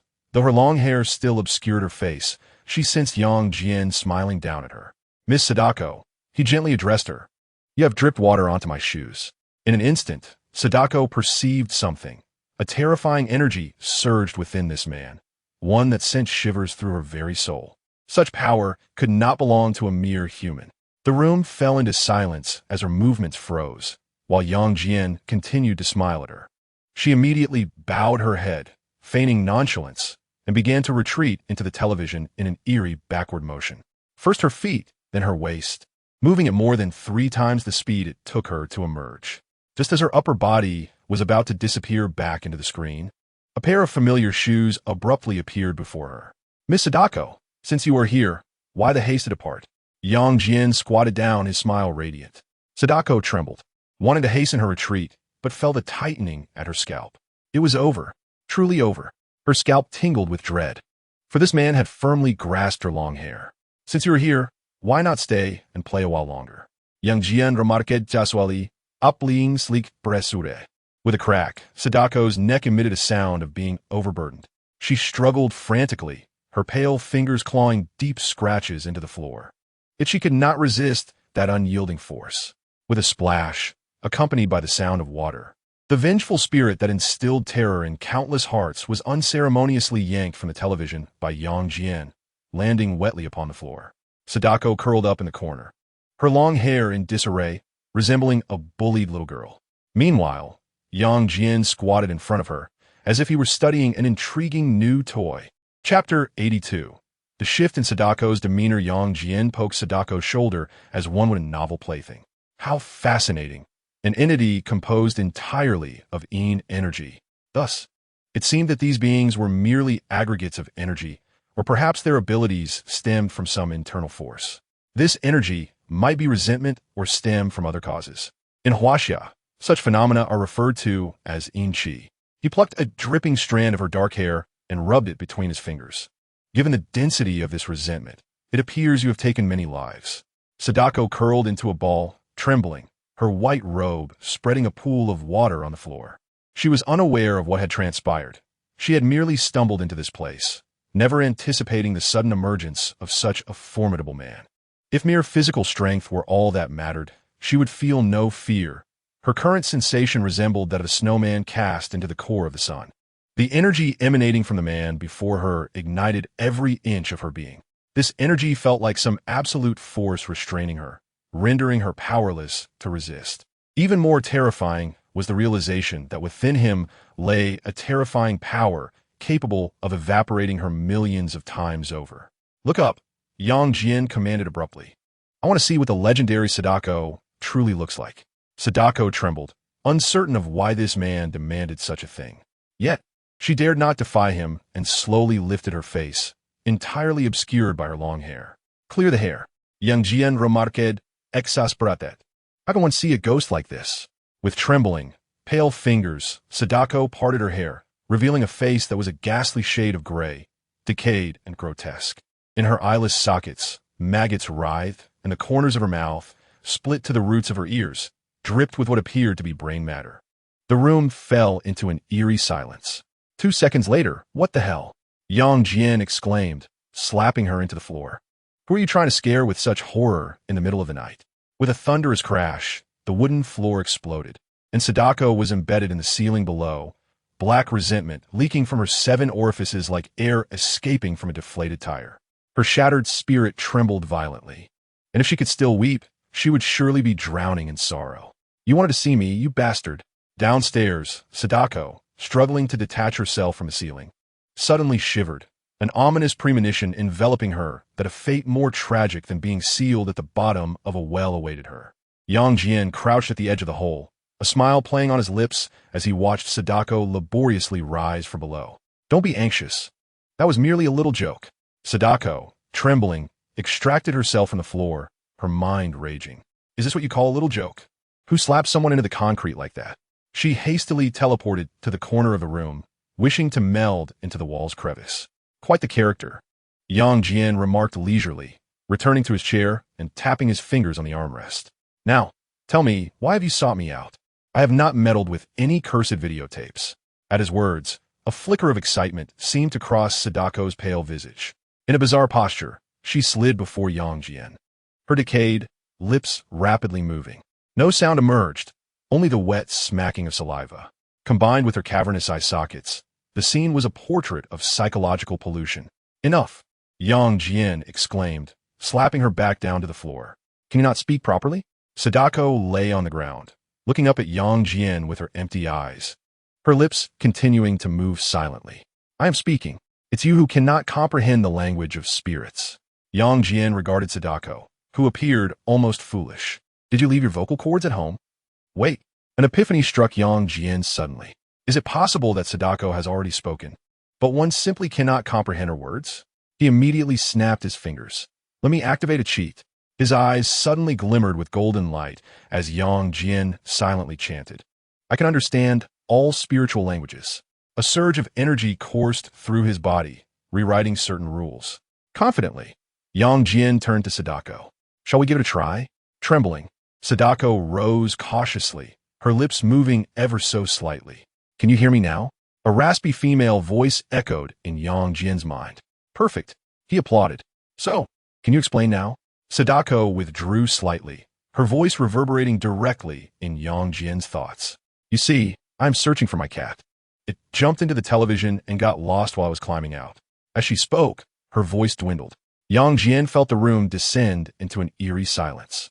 The legendary cursed ghost now resembled a neighborly girl anxiously fidgeting with her clothes over a lost pet. Meanwhile, a powerful being traversing the universe began to ponder whether to assist a ghost in finding her cat. A philosophical dilemma, indeed. Jian's lips twitched. So you crawled out of the television in the middle of the night just to find a cat? Sadako timidly nodded, droplets from her long hair splattering everywhere. Her name is S.H.I.E.L.D. She is the only living creature unafraid of me, she suddenly exclaimed, her excitement palpable. You have no idea how difficult it is to catch stray cats nowadays. It took me a full 70 years to. Stop. Jian interrupted, pinching his forehead. What are her specific traits? A pure black short-haired cat with a notch in her right ear, Sadako gestured, her decayed fingers tracing the air. The most special thing is, she abruptly lifted her long hair, revealing a socket teeming with maggots. She dares to eat the maggots that fall from my eyes. Oh goodness. Jian nearly spewed his juice. How could that be considered a distinguishing feature? Given that I have already struck you, I will assist you. Instantly, his eyes sparkled as his supervision scanned the globe. 3 seconds later, his expression turned peculiar. In Shibuya, Tokyo, a black cat was devouring Odin from a convenience store. That's it. Sadako's excitement caused her hair to stand on end. S.H.I.E.L.D. loves eating konjac noodles. Wait a moment. Jian suddenly squinted. As a reward, Sadako immediately curled into a ball. I can help you scare people. Professional level intimidation. For 7 consecutive years, I have won the most terrifying female ghost award from the Wraith Weekly. Jian waved his hand dismissively. I do not require your assistance in scaring others. However, in exchange, you must enlighten me about the nature of this world. Sadako, as if granted a reprieve, nodded eagerly. Of course, this world is truly special. She floated into the air, her decayed fingers gesturing animatedly. Apart from vengeful spirits like myself, there are those who emerge from mirrors at midnight, the slit-mouthed woman who murders in phone booths, and the faceless driver who revels in pursuit through tunnels. A flicker of intrigue danced in Jian's eyes. Sounds like a veritable cornucopia, he mused. Indeed, Sadako replied, her excitement palpable as she gesticulated animatedly. To the west lies a haunted asylum, home to an immortal killer. The southern woods conceal a voodoo doll that feasts on flesh. Even the government has a dedicated midnight department for handling supernatural incidents. As Sadako recounted these tales, Jian's gaze brightened, his superhuman intellect racing to assimilate the information. This was indeed a realm amalgamated with diverse elements of horror. Quite fascinating. He rose, moving to the window to gaze at the moonlight, pondering whether those so-called exorcists truly had the prowess to contend with such beings. Chapter 83. The blonde woman, Elizabeth. Suddenly, Sadako shivered, hastily divulging a plethora of exorcists and spirits. There are several particularly formidable ones, such as the monk who chants sutras to liberate us, and a silver-haired man who is fond of trench coats, whose shikigami are especially fierce. There's also a vicious little girl in a nearby town and a coven of witches, alongside the seemingly indestructible masked man. Enough, our transaction has concluded. Jian waved dismissively. You may take your leave. Sadako stood frozen, droplets from her long hair dripping onto the floor. Really, truly? I can actually leave? Jian raised an eyebrow. What, do you wish for another slap? No. Farewell. Esteemed one. In an instant, Sadako transformed into a white wisp, swiftly vanishing into the television. On the screen, by the ancient well, she even extended half her body, waving a pallid arm at Jian before plunging back into the well with a splash. TSK, such a drama queen. Jian shook his head with a chuckle, surveying the dilapidated room around him. The floor bore a gaping hole, the the wallpaper blackened by a sinister aura, and the television emitted wisps of smoke. Whose unfortunate abode is this? I hope they don't return to find it in shambles. Pushing open the creaking door, Jian sauntered into the dimly lit corridor. The musty scent of the aging apartment permeated the air, with the hallway lights flickering ominously. He ambled down the passage like an ordinary resident, occasionally offering his commentary. The third floor housed a yapping chihuahua, while the fifth floor exuded the aroma of instant noodles. Ah, seafood flavor, I see. Oh, the lock on the second floor has been tampered with? How intriguing. Reaching the ground floor, the night breeze mingled with distant sirens, brushing against his cheeks. Jian stretched languidly, gazing up at the sparse starlit sky. Since he was here, he might as well immerse himself in this theme park of terror. His silhouette gradually melded into the night, while countless supernatural entities throughout the city shuddered in unison. This night, the most terrifying of humans wandered the streets. On the shadowy streets, Jian strolled leisurely, hands tucked in his pockets. His perfect physique was accentuated under the streetlight, exuding an undeniable charm that prompted numerous passing women to glance back repeatedly. A few audacious girls even deliberately slowed their pace, casting flirtatious glances in his direction. The moonlight was particularly enchanting this evening. Jian responded to a lady's playful kiss with a courteous smile and continued on his way. Suddenly, a cacophony of gunfire shattered the night's tranquility. In the distance, two factions were embroiled in fierce combat. Bullets traced luminous arcs through the night, while shattered glass and sparks scattered in all directions. Bystanders screamed and fled in panic. Car alarms blared in a chaotic symphony. Ah, the quintessential American spectacle. Jian shook his head, preparing to turn away, only to discover that the flames of conflict were encroaching upon him. The gang of African Americans was evidently at a disadvantage, retreating in disarray. Their imposing leader, cursing vehemently, violently shoved aside obstructing trash bins and pedestrians. His subordinates fired wildly in the direction of their assailants, stray bullets shattering the display window beside Jian. "Hey, don't block the way, pal." A white gunman shouted from behind, his weapon aimed directly at Jian. In a moment of desperation, the fleeing leader collided with a couple, locking eyes with Jian. A fleeting look of malice crossed his twisted face. "Get lost, kid." Subsequently, his bloodied hand thrust toward Jian's chest. Crack! The sickening sound of bone fracturing echoed through the street. The leader stared in disbelief at his wrist, contorted at an unnatural angle, but before he could emit a scream, boom! With merely a glance, Jian sent the 200-pound man hurtling through the air like a rag doll, crashing into his comrades before landing heavily against a fire hydrant. The entire street fell abruptly silent. Both factions of gunmen ceased fire simultaneously, gaping at the casually dressed Asian youth. "You may continue," Jian said, brushing non-existent dust from his sleeve with a slight smile. "Pretend I'm not here." In the next instant, the gunfire intensified once more.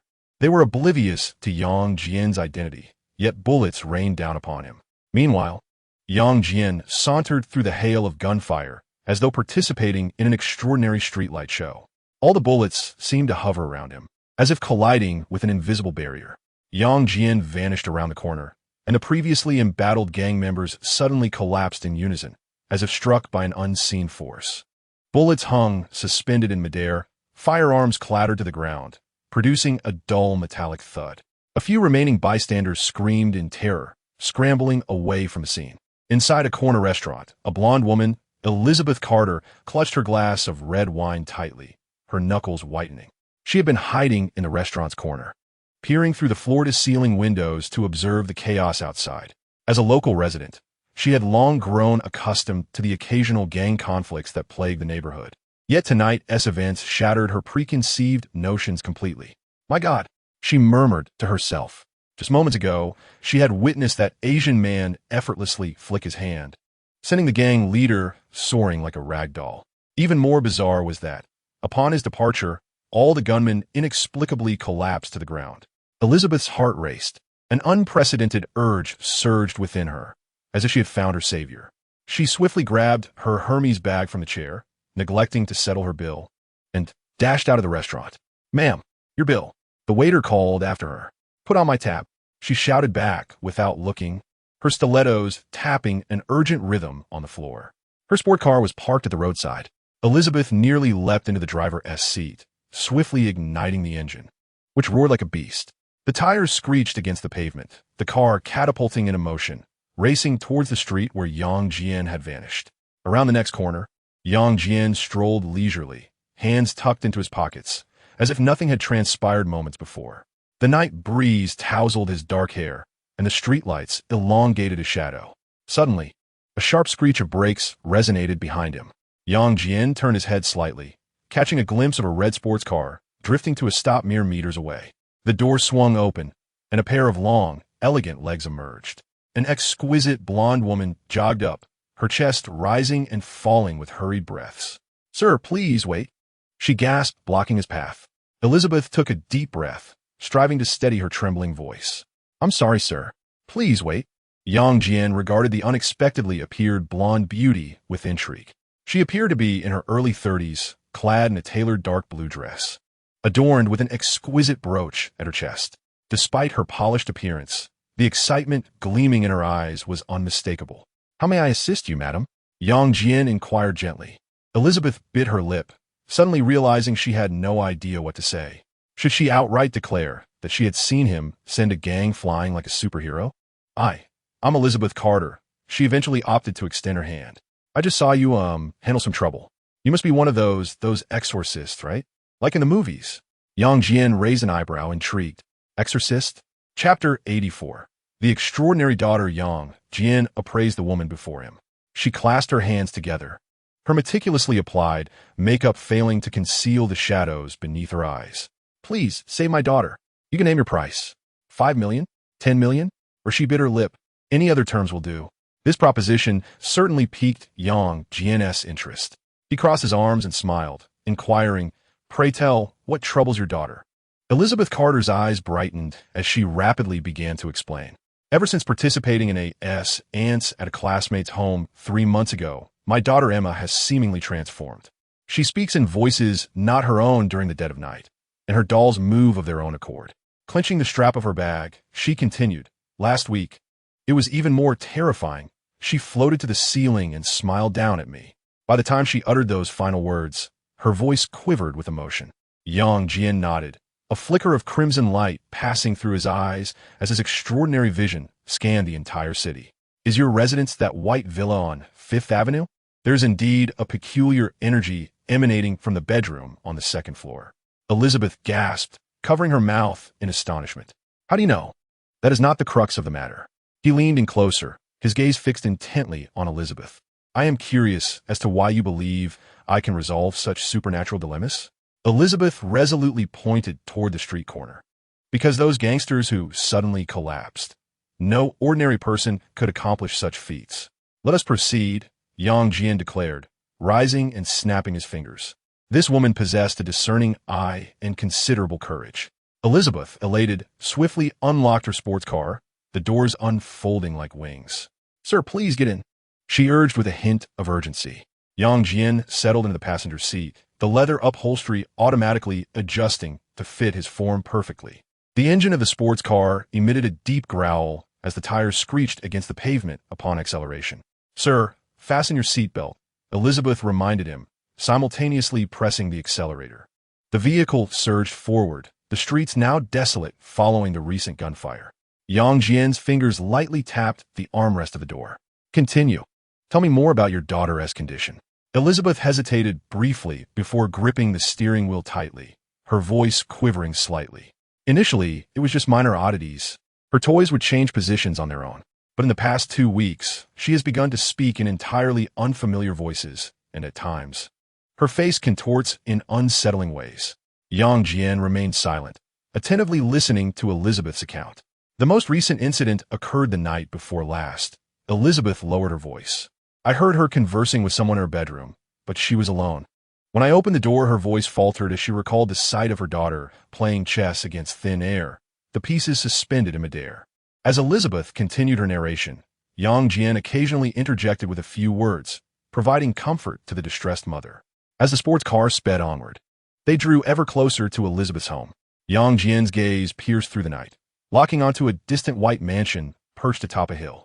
His magical senses distinctly detected swirling dark energy around it, enveloping the entire structure like a murky fog. It resembled a possession by malevolent spirits, a classic trope within the realm of horror.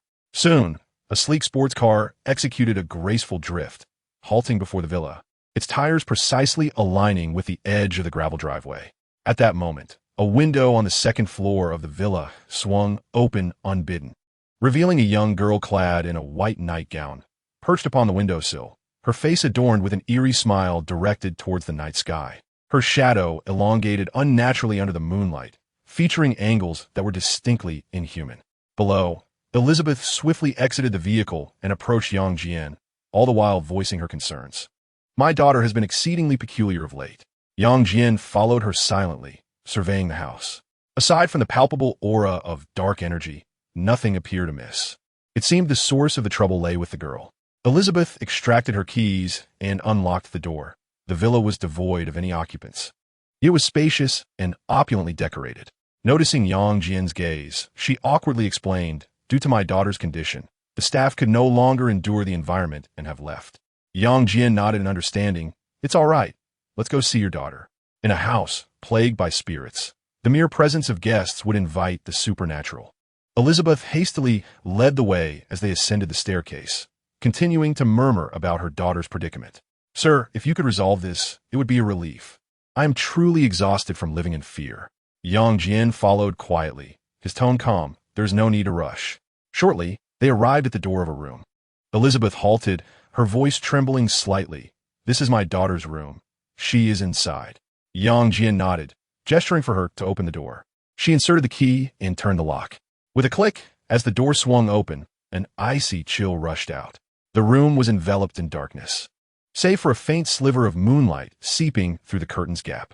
On the bed, a girl sat quietly, her face adorned with that unsettling smile. Mommy, the girl spoke softly, her voice possessing an unsettling rasp uncharacteristic of a child. Did you come to see me? Elizabeth recoiled in fright, her complexion paling. Standing beside her, Yang Jian utilized his enhanced vision, merging it with magical effects to pierce through the girl's S.H.I.E.L.D. Within her body, a woman with a contorted visage glared coldly at them. Yang Jian deactivated his enhanced sight. Indeed, the girl was possessed, though one must admit, the possessing entity was rather grotesque. Elizabeth looked at him anxiously. Sir, is there a way to resolve this? Yang Jian nodded, offering her an affirmative glance. It is quite simple. Elizabeth's eyes lit up, hope surging within her. Finally, her daughter's condition could be addressed. Shall we begin now? Do we need to prepare crosses, or anything? Yang Jian shook his head. As a magical adept, such items were unnecessary. No, just observe. He stepped into the room and approached the bedside, locking eyes with the girl, while simultaneously confronting the malevolent spirit dwelling within her. The malevolent entity bared its teeth at him, its visage horrifying. Did you emerge on your own, or did I summon you forth? Yang Jian smiled. The girl's expression twisted into a grotesque mask of rage, her voice sharp and piercing. I must claim her life. You cannot stop me, you worthless exorcist. Yang Jian chuckled. Very well, this is of your own making. He lowered his head and addressed the girl. It may hurt a bit. Bear with it. The girl froze, momentarily taken aback. With a swift motion, Yang Jian delivered a resounding slap to her face, golden energy instantly searing the spirit's essence. Ah! The girl let out a piercing scream. Damn it! Yang Jian found joy in this, delivering another swift strike. The girl's face erupted in black smoke, and once more, she cried out in agony. Chapter 85. The possessing spirit standing at the door, Elizabeth felt an unsettling twitch in her eyelids. Was the exorcist's method truly this direct? Yet, she could see nothing. Would her daughter be harmed? Damn the exorcist! I shall rend your soul asunder. The spirit within the girl cursed vehemently. Ignoring the taunts, Yang Jian continued to deliver slap after slap, each strike perfectly calibrated to inflict pain on the malevolent spirit without truly harming the girl's body. Soon, the girl's face was flushed, yet the dark energy beneath her skin was rapidly dissipating. One last strike, Yang Jian declared, his palm glowing with golden light as he pressed it firmly against the girl's forehead. Come fort. A shadow was forcibly extracted from the girl's mouth, coalescing in midair into a grotesque form of the vengeful spirit. As it attempted to flee, Yang Jian seized its throat. You were quite vocal just a moment ago, he remarked with a smile. The spirit writhed in a frenzy, its decaying visage contorted in rage. Release me, I demand. Jian didn't allow it to finish. With a swift motion of his fingers, boom, the spirit erupted into a cloud of black mist, vanishing completely. The room instantly returned to a normal temperature. The girl on the bed slowly opened her eyes, weakly calling out, "Mom?" Elizabeth rushed over, enveloping her daughter in an embrace, tears of joy streaming down her face. "Emma, you're back." Jian clapped his hands, declaring it's resolved. "What? Resolved?" Elizabeth was left in stunned disbelief. Jian smiled gently at them. "Indeed. Is taken care of."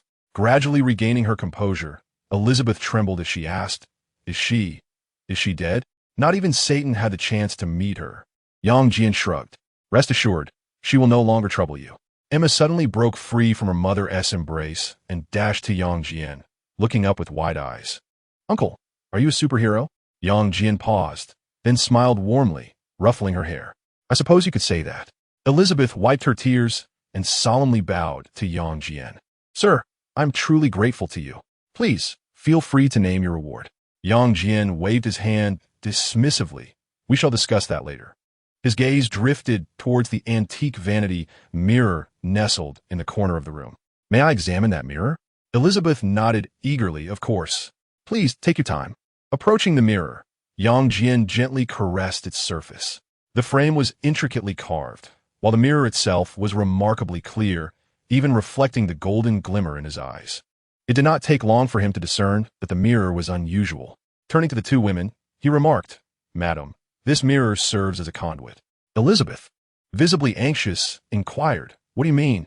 Jian replied calmly, "Your daughter's spirit communication game is merely a prelude. The true issue lies within this mirror. It has been cursed, specifically designed to attract malevolent spirits." Elizabeth gasped, "Then what should we do? Should we destroy it?" Jian smiled gently. "It would be a pity to destroy it. This mirror is an antique and quite valuable." He traced a finger across the mirror's surface, and a flash of golden light erupted, causing the mirror to tremble slightly before returning to stillness. "There, the curse has been lifted," Jian announced, turning to Elizabeth. "You may sell it, if you wish." With a sigh of relief, Elizabeth expressed her gratitude. "Sir, I truly do not know how to thank you."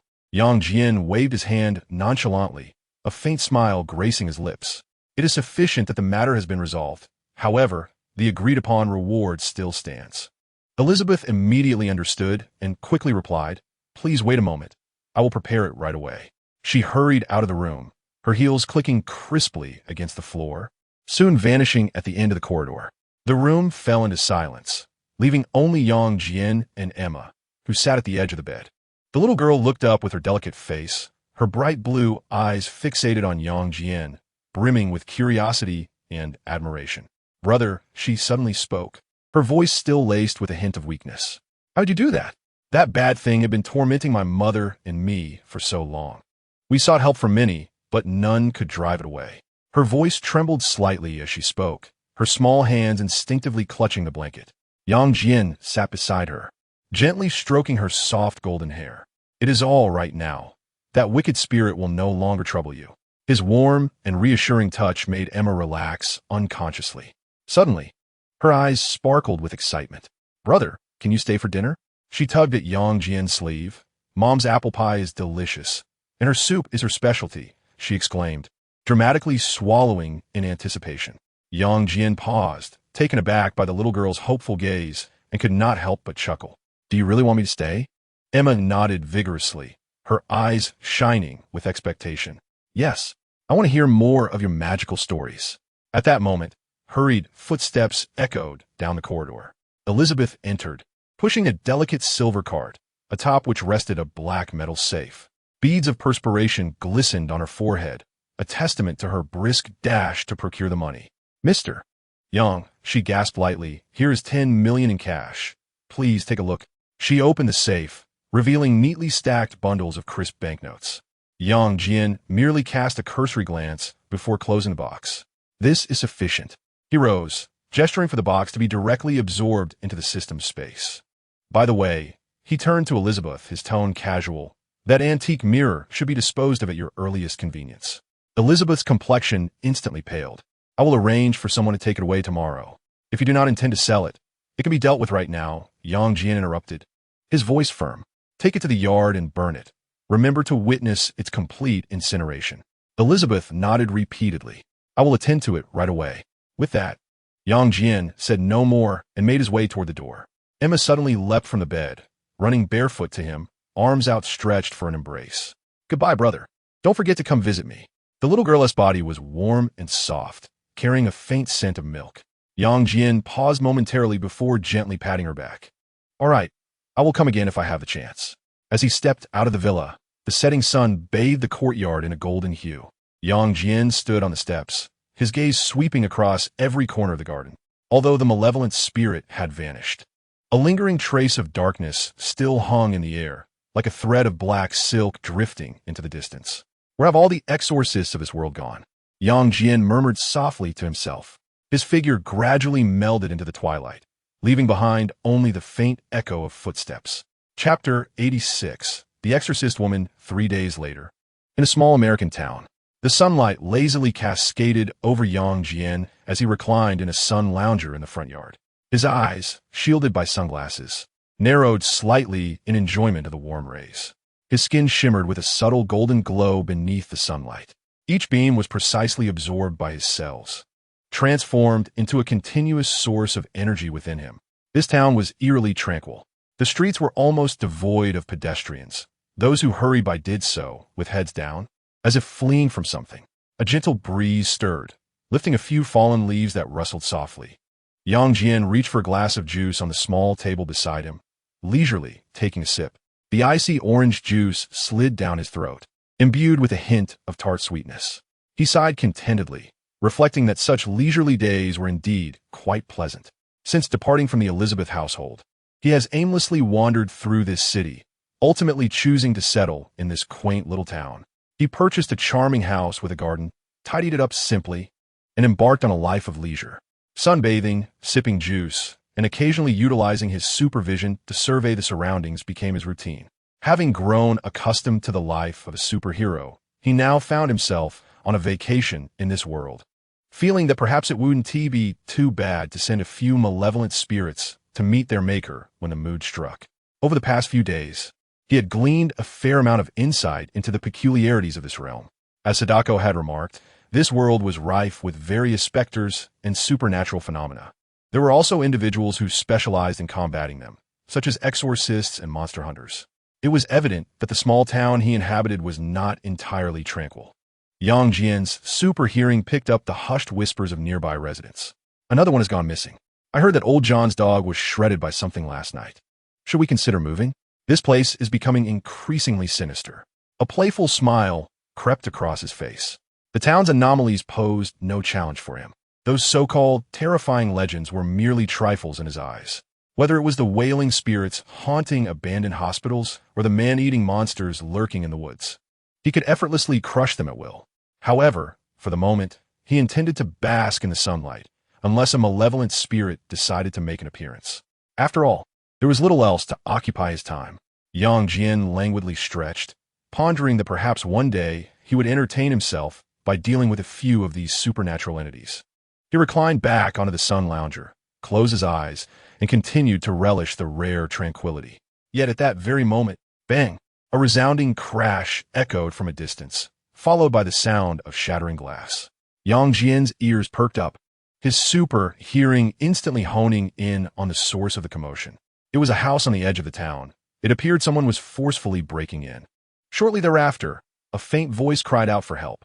Help! Something has entered. Someone please save me. Yang Jian slowly opened his eyes, a glimmer of intrigue flashing beneath his sunglasses.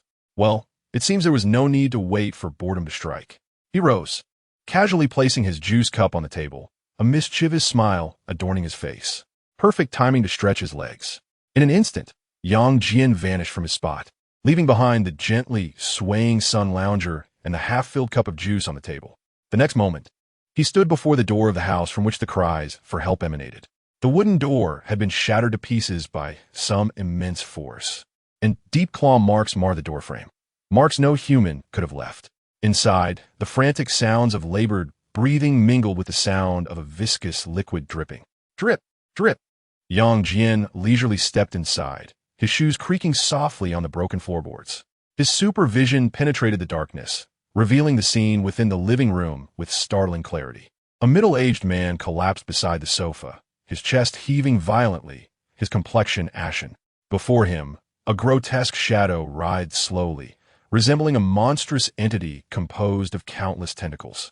Each tentacle ended with a maw bristling with sharp fangs, dripping with a foul, viscous substance. Upon catching sight of Jian, a glimmer of hope flickered in the man's despairing eyes. Help me! The creature seemed to sense an intruder, and all its tentacles abruptly turned towards Jian. The toothy mouths opened in unison, emitting a piercing shriek. Jian raised an eyebrow, quite an unsightly creature. No sooner had he spoken than a strand of golden flame coalesced in his palm. Enraged, the monster lunged forward, its tentacles shooting towards Jian like arrows. Boom! A flash of golden light erupted, causing the entire house to tremble violently. As the brilliance faded, the creature had vanished without a trace, leaving not even a drop of its foul liquid behind. Only a few charred marks on the walls bore witness to its former existence. The man stared blankly at the scene, his lips trembling, unable to utter a word. Jian approached him, using his enhanced vision to assess his injuries. Superficial wounds. He would survive. Thank you. The man finally regained his voice. Are you an exorcist? Just passing through. Jian rose to his feet, casting his gaze towards the outside. His keen eyesight detected similar dark presences beginning to emerge throughout the town, as if awakened by some unseen force. The townsfolk had chosen this moment to appear. It seemed the town harbored secrets. The man struggled to rise. Sir, please help us. Over a dozen people have gone missing recently, and the police cannot uncover the cause. Jian remained silent, abruptly looking up at the ceiling. Bang! A window on the second floor shattered suddenly, and a shadow darted out like lightning, vanishing into the night. It moved with such speed, as if fearing it would be the next to disappear. Quite swift, he remarked, turning to the man, "Stay here and do not move." With that, his figure vanished once more, leaving only a gentle breeze in his wake. The man sank to the ground, murmuring, "Oh, God." Amused, Jian swiftly pursued the shadow, arriving in an abandoned church on the outskirts of the town. The stained glass glimmered eerily in the moonlight, and the cross atop the church steeple had long since rusted and tilted. Hiding in a place like this? How unoriginal. His enhanced vision pierced through the church, revealing unexpected sights. Initially drawn by the dark aura, he stumbled upon an exorcism in progress. In the center of the church, a woman with long black hair wrestled with a twisted malevolent spirit. She moved with agility, clad in black leather, and with a swift spinning kick.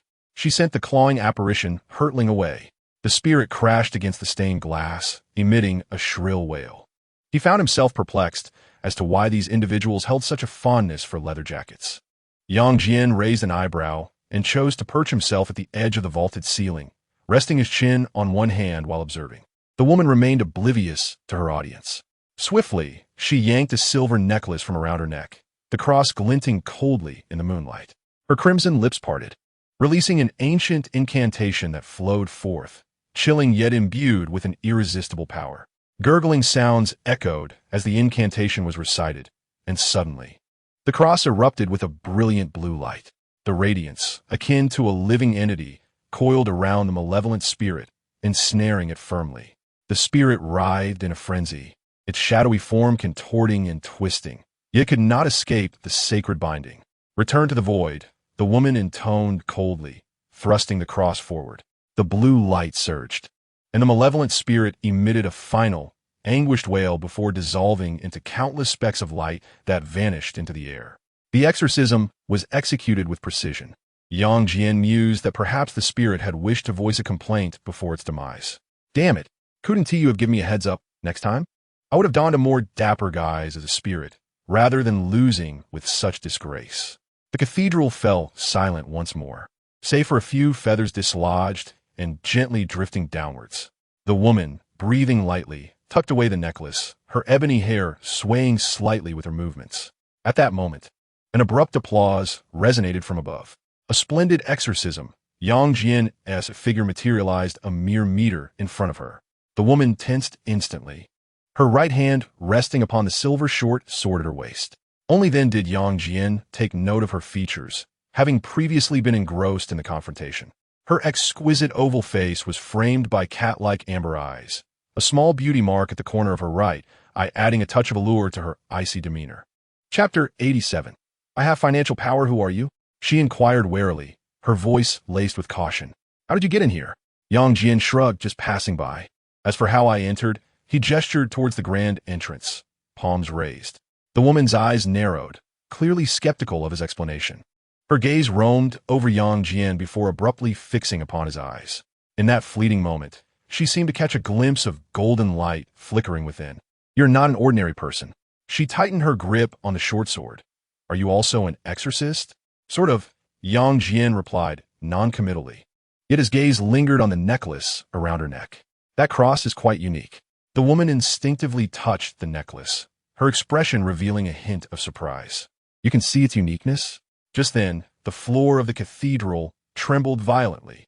The darkness that had previously dissipated began to coalesce once more, and this time, it was more potent than before. The saintly images on the stained glass began to ooze blood, and the pews rearranged themselves into an inverted cross formation. This is bad. The woman's countenance shifted dramatically. The earlier incident had merely been a ruse. A dozen black-robed corpses emerged from the earth, encircling the two individuals. They clutched blood-dripping candles, emitting inhuman chants from their mouths. Above in the church's dome, a colossal inverted pentagram was taking shape. Yang Jian surveyed his surroundings, revealing an excited smile. Now, this is more like it. The woman had already drawn her short sword, its blade etched with ancient runes.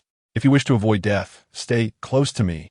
Her words abruptly ceased as Yang Jian's eyes suddenly glowed with a crimson light. In the next moment, boom, a scorching beam shot forth instantaneously.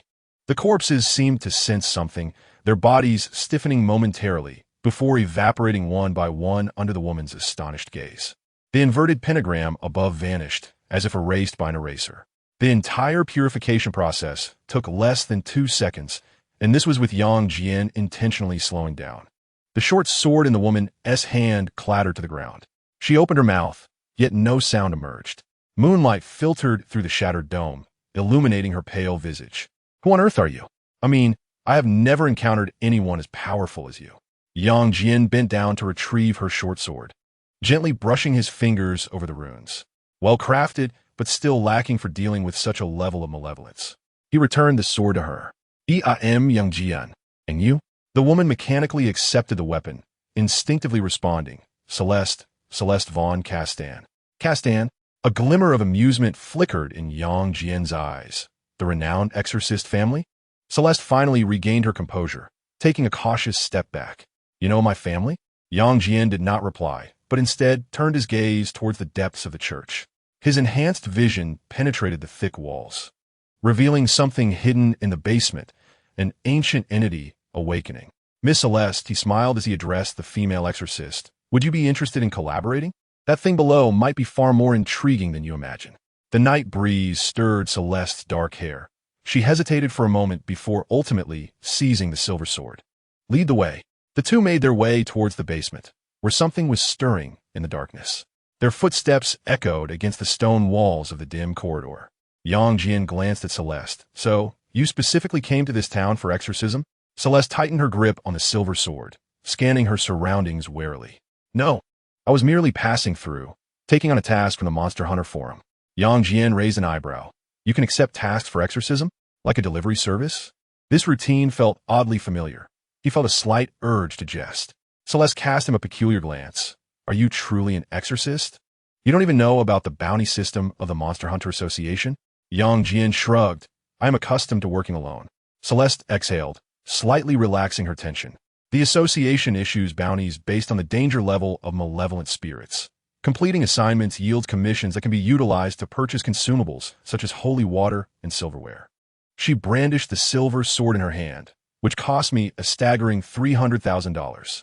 Yang Jian remarked, it is not merely familiar, it is strikingly identical. He smiled, expressing gratitude, yet stated, however, I have no need for these. Celeste frowned and inquired, then how do you deal with malevolent spirits? Could it be? She suddenly had a revelation. Are you from the Magic Academy? Was that crimson beam just now your ability? Something like that.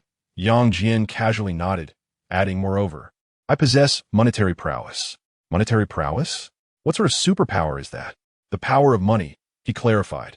Celeste halted, her expression remaining impassive as she regarded Yang Jian. He grinned and elaborated. For instance, I could purchase this very church. Celeste inhaled deeply and quickened her pace, stating, let us concentrate on the matters at hand. Her demeanor clearly conveyed her reluctance to engage with the affluent. Yang Jian shrugged. He was never lacking in funds. At the end of the corridor, a rusted iron door obstructed their path. A chilling breeze seeped through the crack, and faint sounds of nails scraping against metal could be discerned from within. Celeste produced a small vial from her waist, declaring, it is about to commence. This is the holy. Before she could finish her sentence, Yang Jian had already kicked open the iron door. The sooner we finish, the sooner we dine. As the door swung open, a wave of putrid cold air assaulted them. The basement was engulfed in darkness, illuminated only by a few flickering candles casting feeble light. The walls were inscribed with twisted runes, and the floor was marked with a vast pentagram drawn in blood. At the center lay an ancient stone sarcophagus, its lid ajar. Celeste immediately entered a combat stance, positioning her silver sword in front of her. This is a demon summoning circle. An incantation has been performed here. Yang Jian strolled into the basement, hands in pockets, leisurely assessing the scene. Quite professional. Be cautious. Celeste suddenly shouted. A shadow lunged from behind the sarcophagus, aiming directly for Yang Jian's face. Without even blinking, Yang Jian made a swift motion. Bang! The shadow exploded into a cloud of darkness midair. No need to be tense, Yang Jian reassured as he approached the sarcophagus.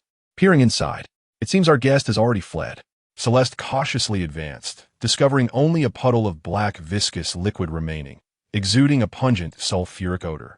This is the essence of a high-ranking demon. This is troubling. Such a being should not manifest in this small town. Yang Jian nudged the ashes on the ground with his toe, observing, someone has been here recently.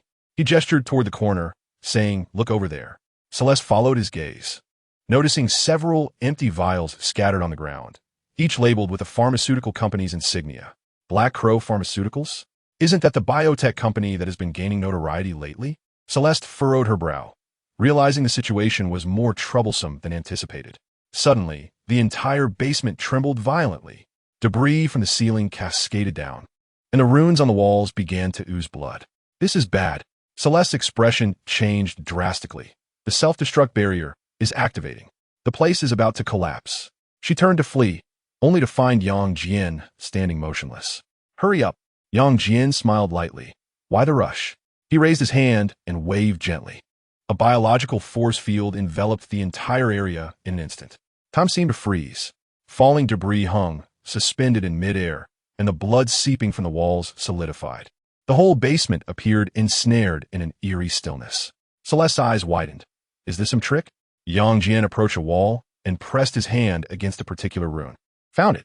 The rune glowed red, and the wall slowly shifted, revealing a concealed elevator. Care to join me? Yang Jian turned to ask. To see what this pharmaceutical company is up to. Celeste took a deep breath, gripping her silver sword, and followed him. Who exactly are you? As the elevator doors began to close, Yang Jian's voice resonated distinctly in the darkness. Just a wealthy passerby. Chapter 88. The glass crashing crow. The elevator descended soundlessly, the digits on the display fluctuating. 1, 2, 3, finally halting at the 7th floor. The 7th level underground? Celeste tightened her grip on the silver sword. This was beyond the ordinary laboratory scope. The elevator doors opened slowly, revealing a corridor of pure white, the ceiling lights flickering momentarily. At the corridor's end stood a heavy metal door, with a biometric recognition device flashing red beside it. Yang Jian glanced at it casually, finding it somewhat amusing. So classic. It felt like playing a scene from a survival horror game. He walked directly towards the door. Stay close to me. Wait. Celeste lowered her voice. Their SA recognition system. We should. Her words trailed off, her expression becoming increasingly strange. Because Yang Jian had already pressed his hand against the recognition screen. The biological force field instantly simulated. The system emitted a soft beep. Access granted. Welcome back, Supervisor. In the astonished gaze of Celeste, the metal door slid open silently. Celeste, You hacked into their system? Jian shrugged. The biological force field, it's quite simple. Celeste. Jian said nothing further and walked inside. Celeste took a deep breath and followed closely. Beyond the door lay a vast laboratory. Dozens of cylindrical incubation pods were neatly arranged, each containing a humanoid creature suspended within. They possessed human torsos, yet bore devilish horns and wings. Experimental data continuously refreshed on the surrounding screens, recording various vital signs. They are creating hybrid demons. Celeste's voice tightened, filled with indignation. This was blasphemy. As an exorcist, nothing infuriated her more than these demons slaughtering humanity. Jian activated his extraordinary vision, instantly discerning the entirety of the scene. The experiment on the bed was laid bare before him, akin to a series of data points being analyzed. This experiment appeared to involve genetic manipulation of species, though the subjects were rather peculiar. Suddenly, the sound of machinery whirring echoed from the depths of the laboratory, prompting a shared glance between the two as they approached with caution. Through the glass partition, they observed a man clad in a white coat standing before an operating table, where a demon-like creature writhed in bondage. The man wielded a strange device, injecting a dark liquid into the creature. "What is that?" Celeste's pupils constricted. Jian succinctly explained. "He is infusing human genes into the demon's body." The demon-like entity emitted an agonizing howl as its form began to contort, ultimately transforming into a grotesque hybrid of man and demon. It broke free from its restraints, seizing the white-coated man's throat with a fierce grip. "Help!" The man in white struggled to turn his head, locking eyes with the two outside the glass. In the next moment, a strange smile flickered across his face as he suddenly pressed a button on the remote in his hand. A deafening alarm blared throughout the laboratory. All the incubation pods simultaneously opened, revealing hybrid demons that awoke with blood-red eyes. Celeste swiftly drew her weapon. "It appears we've been ensnared." Yet, Jian's gaze remained fixed on the man in white. His figure began to shimmer, ultimately dissolving into a cloud of black mist. Illusion magic. Jian averted his gaze, troubled by the abstractness of the situation. At that moment, a dozen hybrid demons had encircled them. "Céleste assumed à combattance." This is not the time for dawdling. Jian chuckled. "Do not be anxious." He raised his hand, and a torrent of flames erupted forth. Whoosh! All the demons froze in place, then disintegrated into ashes as if they had been struck by a delete key. Celeste inquired, "Do you know what the sun god is?"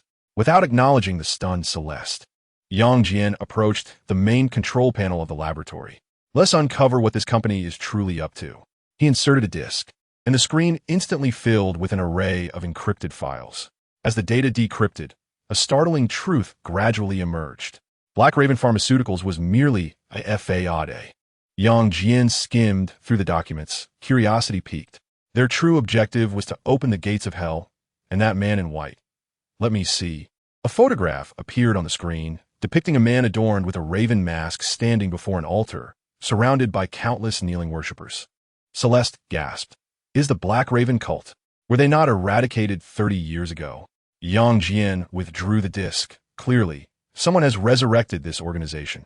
At that moment, the entire laboratory was suddenly engulfed in violent tremors. The ceiling began to collapse, and fissures appeared on the walls. The self-destruction protocol had been initiated. Celestia seized Jian and prepared to flee. "We must evacuate immediately. Do not panic. I shall lead you to safety," Jian replied with a calm smile. Then, in the midst of Celestia's bewildered gaze, he vanished from sight with her. Time around them slowed, as Celestia found herself encompassed by a biofield, her eyes widening in astonishment at her surroundings. The two reappeared at the emergency exit, with the laboratory behind them erupting one after another in explosions. Just as they materialized, a dark shadow suddenly lunged from the side. It was the man in the white coat. His body had undergone partial demonic transformation, with claws aimed directly at Celestia's vulnerable back. Jian had already detected him, but chose not to intervene, for Celestia had completed a swift turn, her silver sword tracing a perfect arc. With a swift motion, the demon's head was severed, its body turning to ash before it even hit the ground. Celestia sheathed her sword, slightly breathless. "I'm not to be trifled with either." Jian shrugged. It seemed their collaboration could indeed continue. This young woman may not possess immense power, yet her pride was formidable. Without further delay, the two exited the building. They turned a glance back, witnessing the underground laboratory completely collapse. Distant sirens wailed as rain began to fall softly from the sky. Celestia gazed at the ruins, letting out a sigh. The clues have been severed. Not necessarily. Jian pointed to his temple. I have already marked the coordinates of their next stronghold. Celestia hesitated, regarding Jian. He had exuded strength from the moment he appeared. Why assist me? Because it piques my interest, he replied. His biofield instinctively expanded, isolating the rain around them, keeping their clothes dry despite standing in the downpour. In this world, finding something that could threaten him was a rarity. The only joy lay in experiencing life. Moreover, I am intrigued by that raven-masked individual. Amidst the curtain of rain, Celestia revealed a contented smile. Then let us continue this collaboration, Mr. Cashability. Indeed, that is an excellent choice. Jian had already descended the steps. Chapter 89.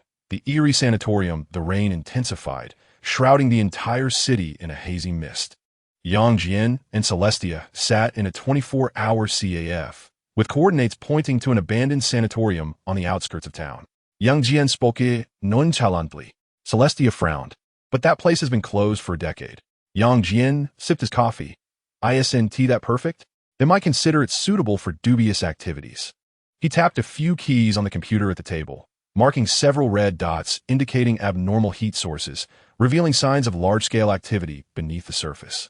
Raindrops pattered against the CAF's glass windows, blurring the neon lights outside. They refrained from mentioning the matter any further and instead engaged in casual conversation. Jian stirred his coffee, observing Celeste across the table with keen interest. She embodied the quintessential heroine archetype. Do not ask him how he discerned this. Pray tell, who ventures forth on missions clad in a snug leather ensemble? He inquired after taking a gentle sip of coffee. I am genuinely curious. How do you exorcists typically procure your assignments? Is it solely reliant upon that demon hunter forum? Celeste paused, tilting her head as if contemplating her response. Most of them are allocated by the association, though occasionally we receive private commissions, she articulated, sheathing her silver sword. However, this is the first time I've dealt with a corporation as large as Black Raven Pharmaceuticals. Sounds rather exhilarating, Jian remarked. How long have you been in this line of work? I commenced undertaking assignments at 16, Celeste replied, lifting her coffee cup for a sip. It's a family tradition. Although she was unsure why Jian posed such inquiries, she answered candidly. Jian noticed that as she spoke, her fingers absent-mindedly caressed the silver cross hanging around her neck. It was a finely crafted antique, with a small sapphire embedded at the intersection of the cross. Clearly, she spoke the truth. It was indeed a familial heirloom. I presume your parents were also exorcists? Celeste's movements momentarily halted, as if recalling a distant memory. Yes, they perished a decade ago, during a mission. A hush fell over the CF, leaving only the sound of rain and the distant hum of the coffee machine. Jian refrained from speaking, gently nudging the sugar bowl on the table. Celeste inhaled deeply, adding 2 sugar cubes to her coffee. At that time, I had just entered the Demon Hunter Academy. They accepted a routine Level 3 mission. At least that's what the records indicated. She stirred her coffee, her thoughts drifting back to the past. Later, the site investigation team discovered my father's silver sword amidst the ruins, its hilt adorned with the image of a half-crow. Crow? Jian's eyes lit up, sensing intrigue. Just like the one tonight? Precisely the same. Celeste sighed, her tone tinged with melancholy. For years, I have pursued this insignia. Until 3 months ago, when I finally obtained a lead. She retrieved a blurry photograph from her phone, depicting a Black Raven Pharmaceuticals delivery truck, with the crow faintly visible on its door. Jian nodded thoughtfully, piecing together the unfolding narrative. So, you intentionally accepted that mission. Weren't you claiming it was a mere coincidence? Jian teased. I originally intended to scout the location, Celeste replied with a wry smile. I never anticipated encountering a demon of such caliber, nor did I expect to meet someone like you. She carefully selected her words, referring to him as a non-traditional exorcist. Jian chuckled. Do you not now perceive this vocation as rather promising? Promising? Celeste rolled her eyes. Do you have any idea how much a proper exorcist's silver sword costs? Holy water is sold by the milliliter. Last time in Rome, dealing with a vampire clan drained a considerable amount from my finances due to the holy silver bullets. Hold on, look outside, Jian interjected. Celeste turned her gaze to the window, her eyes widening in shock. Suddenly, a loud thud resonated against the glass. A pitch-black crow had collided with the pane, blood trickling down alongside the rain. Its eyes fixated on Celeste, its beak opening and closing in an eerie manner, uttering human words. Celeste Caston, you shall perish like your parents. With a jolt, Celeste sprang to her feet, seizing her weapon. Jian placed a steadying hand on her trembling shoulder, his eyes igniting with a crimson glow as the magic of the dark scripture unfolded. Through the barrier of glass, his voice pierced through clearly. Begone! The crow let out a heart-wrenching screech, spontaneously igniting in the rain, turning to ash. The patrons of the CAF gazed at the scene in terror, and by the time the crow had completely disintegrated, most had fled in panic. A server cowered behind the counter, shivering, as the cash register remained open, bills strewn across the floor. Celeste stood in stunned silence, bewildered by the unfolding events. We must leave. Jian tossed a few bills onto the table and grabbed his coat. Celeste remained rooted to the spot. They mentioned my parents. Hence, we must investigate further. Jian pushed open the glass door, eyeing her. Are you afraid? How could I be afraid? Celeste inhaled deeply, revealing a confident smile. In the rain, Jian suddenly appeared intrigued, asking, earlier, when you mentioned holy silver bullets, how much do they cost? $50 each. Celeste opened the car door, raindrops cascading from her long hair onto the seat, and on average, 20 rounds per mission. Jian started the vehicle, nodding. It seems that exorcists have their struggles as well. Indeed, otherwise why would I take that cursed forum task? Celeste fastened her seatbelt, mindful of her rent due next month. As the car drove into the deluge, Jian posed a question. If your parents' demise is truly linked to the Black Crow cult, what will you do? Celeste gazed at the blurred scenery outside, her fingers gently tracing the family crest on her silver sword. They shall pay blood for blood. The windshield wipers swept rhythmically across the glass, and Jian remained silent, simply turning on the car sound system. An old rock song blared, drowning out the tumult of the downpour. By the way, Celeste suddenly turned to him. What is that ability of yours with the red eyes? Ability? That is magic. Jian replied, unperturbed. Celeste pondered as the car journeyed silently toward the suburban sanatorium. The rain intensified, and distant lightning cleaved the night sky like a sword. The vehicle jostled along the muddy mountain road, the sound of raindrops on the roof resembling a peculiar drumbeat. So where do you exorcists usually reside? Jian steadied the steering wheel with one hand while lowering the volume of the music with the other. Surely, it cannot be akin to residing in a foreboding ancient castle, can it? Celeste was meticulously examining the silver bullets, while I had rented an apartment in the southern part of the old district. She paused. Although a werewolf had moved in next door last month, at least the rent was affordable. Jian raised an eyebrow. A werewolf neighbor? Not bad, though it can be rather noisy on full moon nights. Celeste skillfully loaded her handgun, recalling how the last time he had shredded my laundry hanging on the balcony, costing me several $100s. Jian couldn't help but chuckle. The interpersonal relationships in your line of work are quite unique. At that moment, Celeste suddenly turned to him. Who exactly are you? That kind of power is not something an ordinary exorcist possesses. The headlights illuminated the rusted gates of the sanatorium ahead, prompting Jian to slow the vehicle. Would you believe me if I said I was just an extraterrestrial passing through? Be serious. We can discuss it later. Let us deal with this fellow first. As Jian spoke, he abruptly slammed on the brakes. Who? Celeste appeared somewhat bewildered. Suddenly, a pale hand slapped against the windshield. It belonged to a figure clad in a hospital gown, if it could still be referred to as human. Its neck twisted at an unimaginable angle, and its mouth was split to the ears, revealing a mouthful of sharp teeth. A zombie? Celeste had already drawn her gun. No, it's a ghoul. Jian lowered the car window, signaling Celeste to fire. A lesser demon, typically used as cannon fodder. Bang! Celeste shot the ghoul in the head as a watchdog. I understand. She deftly pushed open the car door, indicating our arrival. Chapter 90. The Raven-Masked Man. In the torrential rain, the silhouette of the sanatorium loomed like a crouching behemoth. The shattered windows resembled hollow eye sockets, observing the uninvited visitors. Jian stood beside Celeste, the rain seemingly parting around them. Are you usually this violent? What else would you have me do? Offer a coffee? Celeste squinted, surveying the surroundings for anything unusual, but her search proved disappointing. The last time, a novice exorcist attempted to reason with a ghoul, and now his left leg resided in some demon's collection. As they approached the rusted gates, young Jian suddenly remarked, "That cross around your neck is rather intriguing." Celeste instinctively touched the necklace. "It was the last gift my father left me." She hesitated. "What about it?" "The craftsmanship is quite unique," Yang Jian remarked casually. "It seems there is something flowing within the gemstone." The atmosphere grew suddenly silent as they exchanged glances. Celeste frowned slightly. "You can see it?" Yang Jian pointed to his eyes. "Supervision, you know?" Celeste felt it was a bit absurd. This man was excessively powerful. Considering this, she lowered her voice. "It is a secret of the Caston family. Legend has it that a drop of angel's blood is sealed within the gemstone." Yang Jian gazed at her, letting out a profound "oh," poised to speak when a heavy door creaked open unexpectedly. A chill wind, laden with a foul stench, rushed towards them. From the depths of the corridor, the faint sound of dragging chains echoed. A warm welcome ceremony, indeed. Yang Jian shrugged and turned to Celeste. "May I pose a question?" Go ahead. You seem quite inquisitive," Celeste replied, gripping her silver sword as she cautiously stepped into the edifice. The corridor was dimly lit, and had it not been for Yang Jian's presence beside her, she would never have dared venture here alone. Following closely behind her, Yang Jian casually inquired, "What do you intend to do after avenging yourself?" Celeste's steps faltered imperceptibly.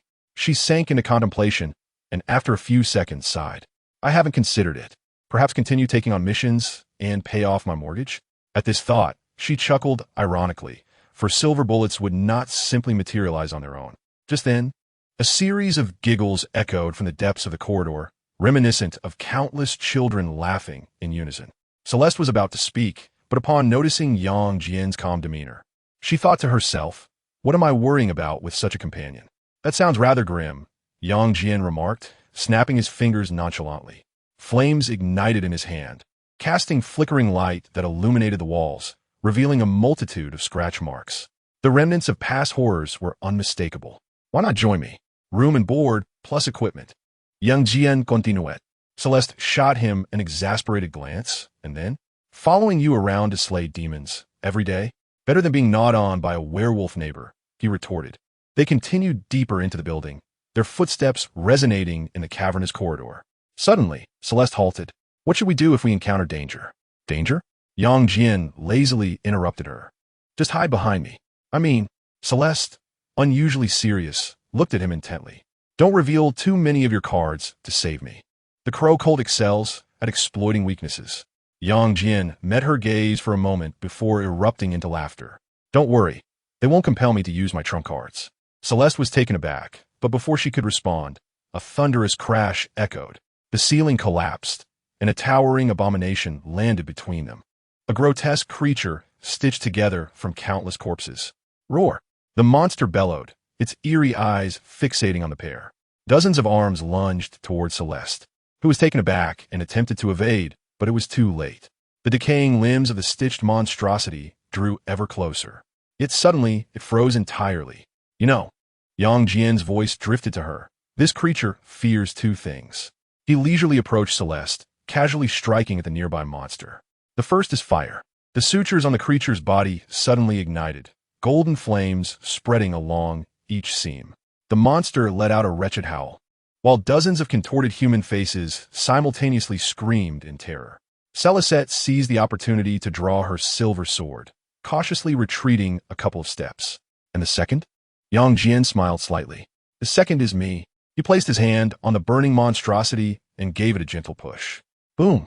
The 3-meter-tall creature exploded into countless fragments, burning flesh scattering like fireworks, yet curiously turning to ash before touching the ground. Celeste held her silver sword aloft, increasingly convinced of the utility of having a competent ally. What a confounded cheat code for clearing a game this was. "Let us go." Yang Jian dusted off non-existent debris from his hands. "The main character awaits us." His gaze shifted to the other side, and Celeste followed his line of sight. At the end of the corridor stood a bronze door intricately carved with a crow motif. Dark red light seeped through the crack, and faint sounds of anguished moans could be heard from within. Yang Jian stepped out without waiting for her. Celeste suddenly came to her senses and quickly grasped Yang Jian's arm. "Wait." She removed the silver cross from around her neck. Since you can perceive the angelic blood within, can you also discern something else? Jian raised an eyebrow, assessing the woman.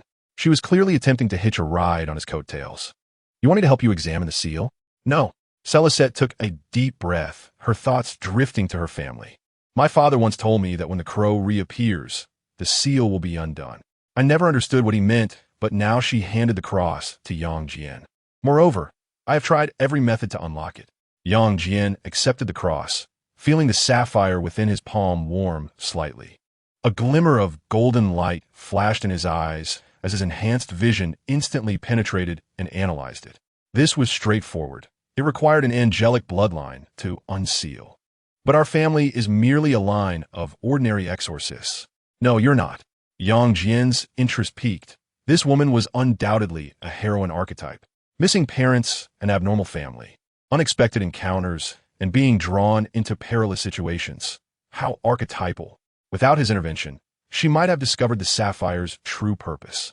With that thought, Jian crushed the sapphire. But I'm not ordinary. However, I can alter its function. A droplet of golden liquid hovered in his palm, radiating a pure and potent energy. The temperature in the corridor surged abruptly, the mold on the walls rapidly receding, and the eerie claw marks gradually vanished as if bathed in sunlight. Celeste's eyes widened in disbelief, her mind racing with incredulity. Is this truly angelic blood? Call it the tears of a seraph, if you wish. This object was infused with a fragment of his own essence, transforming entirely into something new while retaining its original utility. Jian gently flicked it, the golden droplet merging into Celeste's forehead. Now, you too are an angel. Celeste's body stiffened abruptly, her brow furrowing tightly as she sensed an unfamiliar force surging within her. Moments later, her form erupted in a cascade of golden light, revealing a pair of translucent wings sprouting from her back. She gazed incredulously at her own hands, feeling the divine power coursing through her. Oh, how splendid it is to feel the presence of a great one. Why help me? Celeste inquired earnestly, taking a deep breath. Yet, she suddenly realized that Jian had vanished from sight. She quickly turned around, only to find him pushing open a grand door, glancing back at her with a wink. Because I felt sorry for how pitiful you look bargaining for holy silver bullets. Celeste thought to herself, this person has many admirable qualities, yet he possesses an insufferable mouth. Regaining her composure, she quickened her pace to follow him through the doorway. Beyond that door, Jian stood at the threshold, and before them, a figure clad in a raven mask loomed at the center of a pool of blood, surrounded by a dozen kneeling black-robed acolytes. The atmosphere was eerie and terrifying. The masked figure slowly turned, his gaze falling upon the wings behind Celeste. Then, he let out a piercing laugh. At last, the angelic bloodline awakens, and the final sacrifice is in place. Celeste furrowed her brow, sensing a hint of deceit. Nevertheless, she dismissed her doubts and raised her silver sword, now enveloped in golden flames.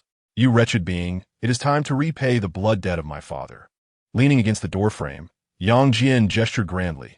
Go forth, newly ascended angel. Celeste nodded, her radiance intensifying. Before them, the liquid in the blood pool began to bubble violently, countless bubbles bursting forth, releasing a pungent, sulfurous smoke. Celeste was already in motion, her wings cleaving through the mist as her silver sword descended, ablaze with golden fire. Chapter 91. Confronting the fallen angel clang. The raven-masked figure raised a hand to block, an ominous giant, sword wreathed in black flames extending from beneath his dark robes.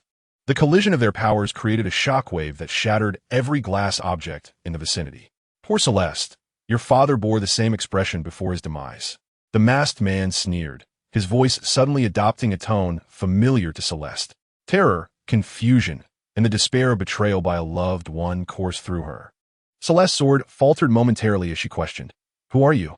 Since her arrival in that small town, everything she had experienced felt shrouded in a fog.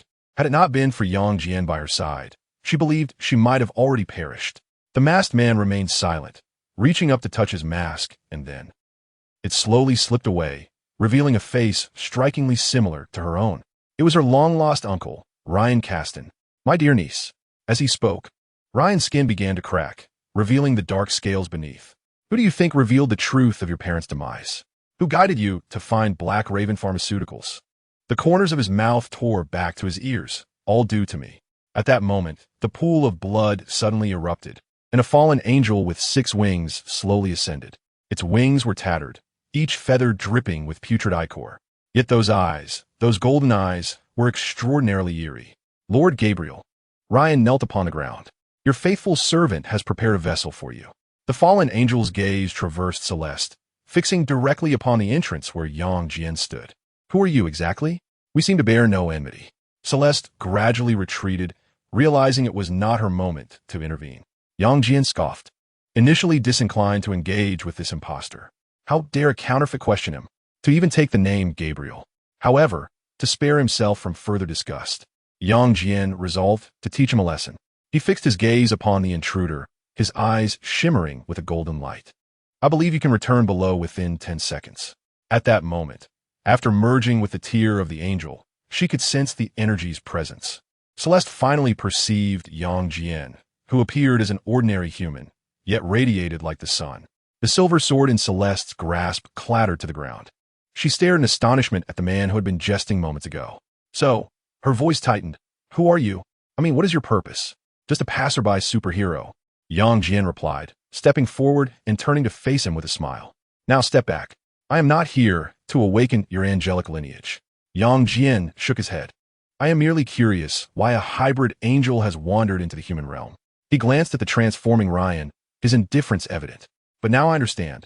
It was your uncle who stole Gabriel's blood to fabricate your family's so-called exorcist abilities. Jian ceased speaking, his form vanishing abruptly, only to reappear before the fallen angel, delivering a powerful punch. Boom! The entire sanatorium disintegrated into dust. The shockwave radiated outward in a circular motion, shattering the raindrops in the sky into mist. Celeste was hurled away by the shockwave, her light wings instinctively unfurling, yet failing to stabilize her form. She continued to fly backward at great speed, but Jian did not afford her the chance, vanishing from his original position in an instant. As the dust settled, Jian was seen grasping the neck of the counterfeit fallen angel, suspended in midair, one of its wings violently torn away. Impossible. The impostor, Gabriel, thrashed in desperation, incredulous as he gazed at Jian. How can someone so powerful exist in this dimension? Jian offered no response. Instead, his eyes ignited with a fierce gaze.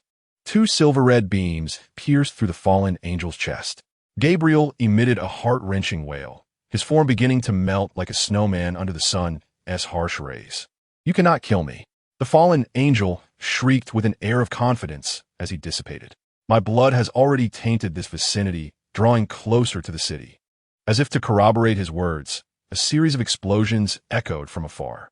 Dozens of black pillars of light ascended from various points within the distant city, weaving together in the sky to form a colossal cage. Countless contaminated hybrids surged forth from the sewers and basements, launching an assault on the panicked citizens. Celeste, alarmed, swiftly flew to Jian's side. What do we do now? She inquired. Jian surveyed the chaotic city, unperturbed. He had faced Dormammu. Would he truly fear this creature? It's simple, he replied calmly, turning to Celeste. You can resolve all of this. Believe in yourself. The energy Jian had bestowed upon her encompassed more than mere combat. She simply had yet to unlock it. Can I truly solve this? Celeste mused, gazing at her hands in confusion.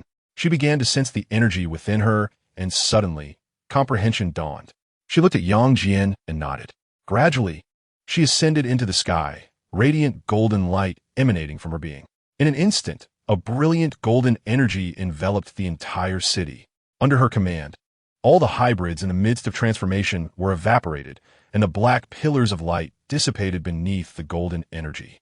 Next, her eyes gleamed with golden brilliance, and 2 beams of energy shot forth from them. The energy sliced through every black crow pharmaceutical laboratory on the map with surgical precision. Finally, she hovered at the city's center, arms outstretched. With a resounding boom, a wave of golden light swept across the city, dispelling the black mist that clung to the contaminated citizens as if it were morning fog meeting the sun. Jian observed below, nodding approvingly from time to time. This girl was no fool. She could indeed harness the energy within her. In the sky, Celeste, having brought everything to an end, smiled contentedly as she gently descended back to Yang Jian's side. It's done. Yang Jian nodded, looking at Celeste. Shall we go grab a late-night snack? I know a place with delightful donuts. Just then, her phone rang, displaying a call from her werewolf neighbor. Answer it. Yang Jian smirked, teasingly suggesting. Perhaps they're calling to ask you to replace their underwear. Celeste chuckled, but just as she pressed the answer button, the werewolf's roar erupted from the other end. Celeste, damn, where are you? The monsters on the entire street have gone wild. Celeste rolled her eyes. Calm down. The problem has been resolved. There was a brief silence on the line. What on earth did you exorcist do? I'll explain later, Celeste replied, hanging up and glancing at Yang Jian, who was adjusting his cuffs. So, is this the life of a superhero? Nonchalantly saving a city and then heading off for donuts? Yang Jian spread his hands, pretty much, though I occasionally dabble in other pursuits. Celeste remained silent, her gaze drifting around. The streets, dampened by the rain, exuded a fresh, earthy scent. She turned to Yang Jian, who was gazing up at the sunlight piercing through the clouds. Consequently, she sheathed her silver sword. What do you plan to do next? Yang Jian, with his hands tucked into his pockets, replied nonchalantly, I intend to bask in the sunlight. No one could disturb him during this precious moment. Bask in the sunlight. Celeste's expression turned peculiar. Indeed, Yang Jian nodded as if it were the most natural thing. What can a superhero do without sunshine? Haven't you read the comics? Celeste opened her mouth, then merely nodded thoughtfully. So what do you think I should do? You inquire what you ought to do. He couldn't help but roll his eyes. Then, looking at her curiously, Yang Jian spoke with a hint of confusion. Continue exorcising demons, of course. You're an angel now. Your work should be easier. He playfully winked. You can earn more to purchase holy silver bullets. Celeste suddenly burst into laughter, her eyes sparkling as she regarded Yang Jian. You're right. A brief silence enveloped them. In the distance, the wail of sirens and the cheers of citizens echoed as the city began to emerge from chaos. Celeste inhaled deeply, her expression turning serious as she looked at Yang Jian. Well then, goodbye, Mr. Superhero. Yang Jian waved cheerfully. Off you go. Celeste nodded, her golden wings fluttering gently. Just before taking off, she turned back suddenly. If, hypothetically speaking, I encounter a particularly troublesome demon in the future, could I seek your assistance? Not necessarily. I might be occupied. Yang Jian pointed skyward. I could be in the sun. Celeste refrained from further words, transforming into a streak of golden light that soared into the sky, quickly vanishing from sight.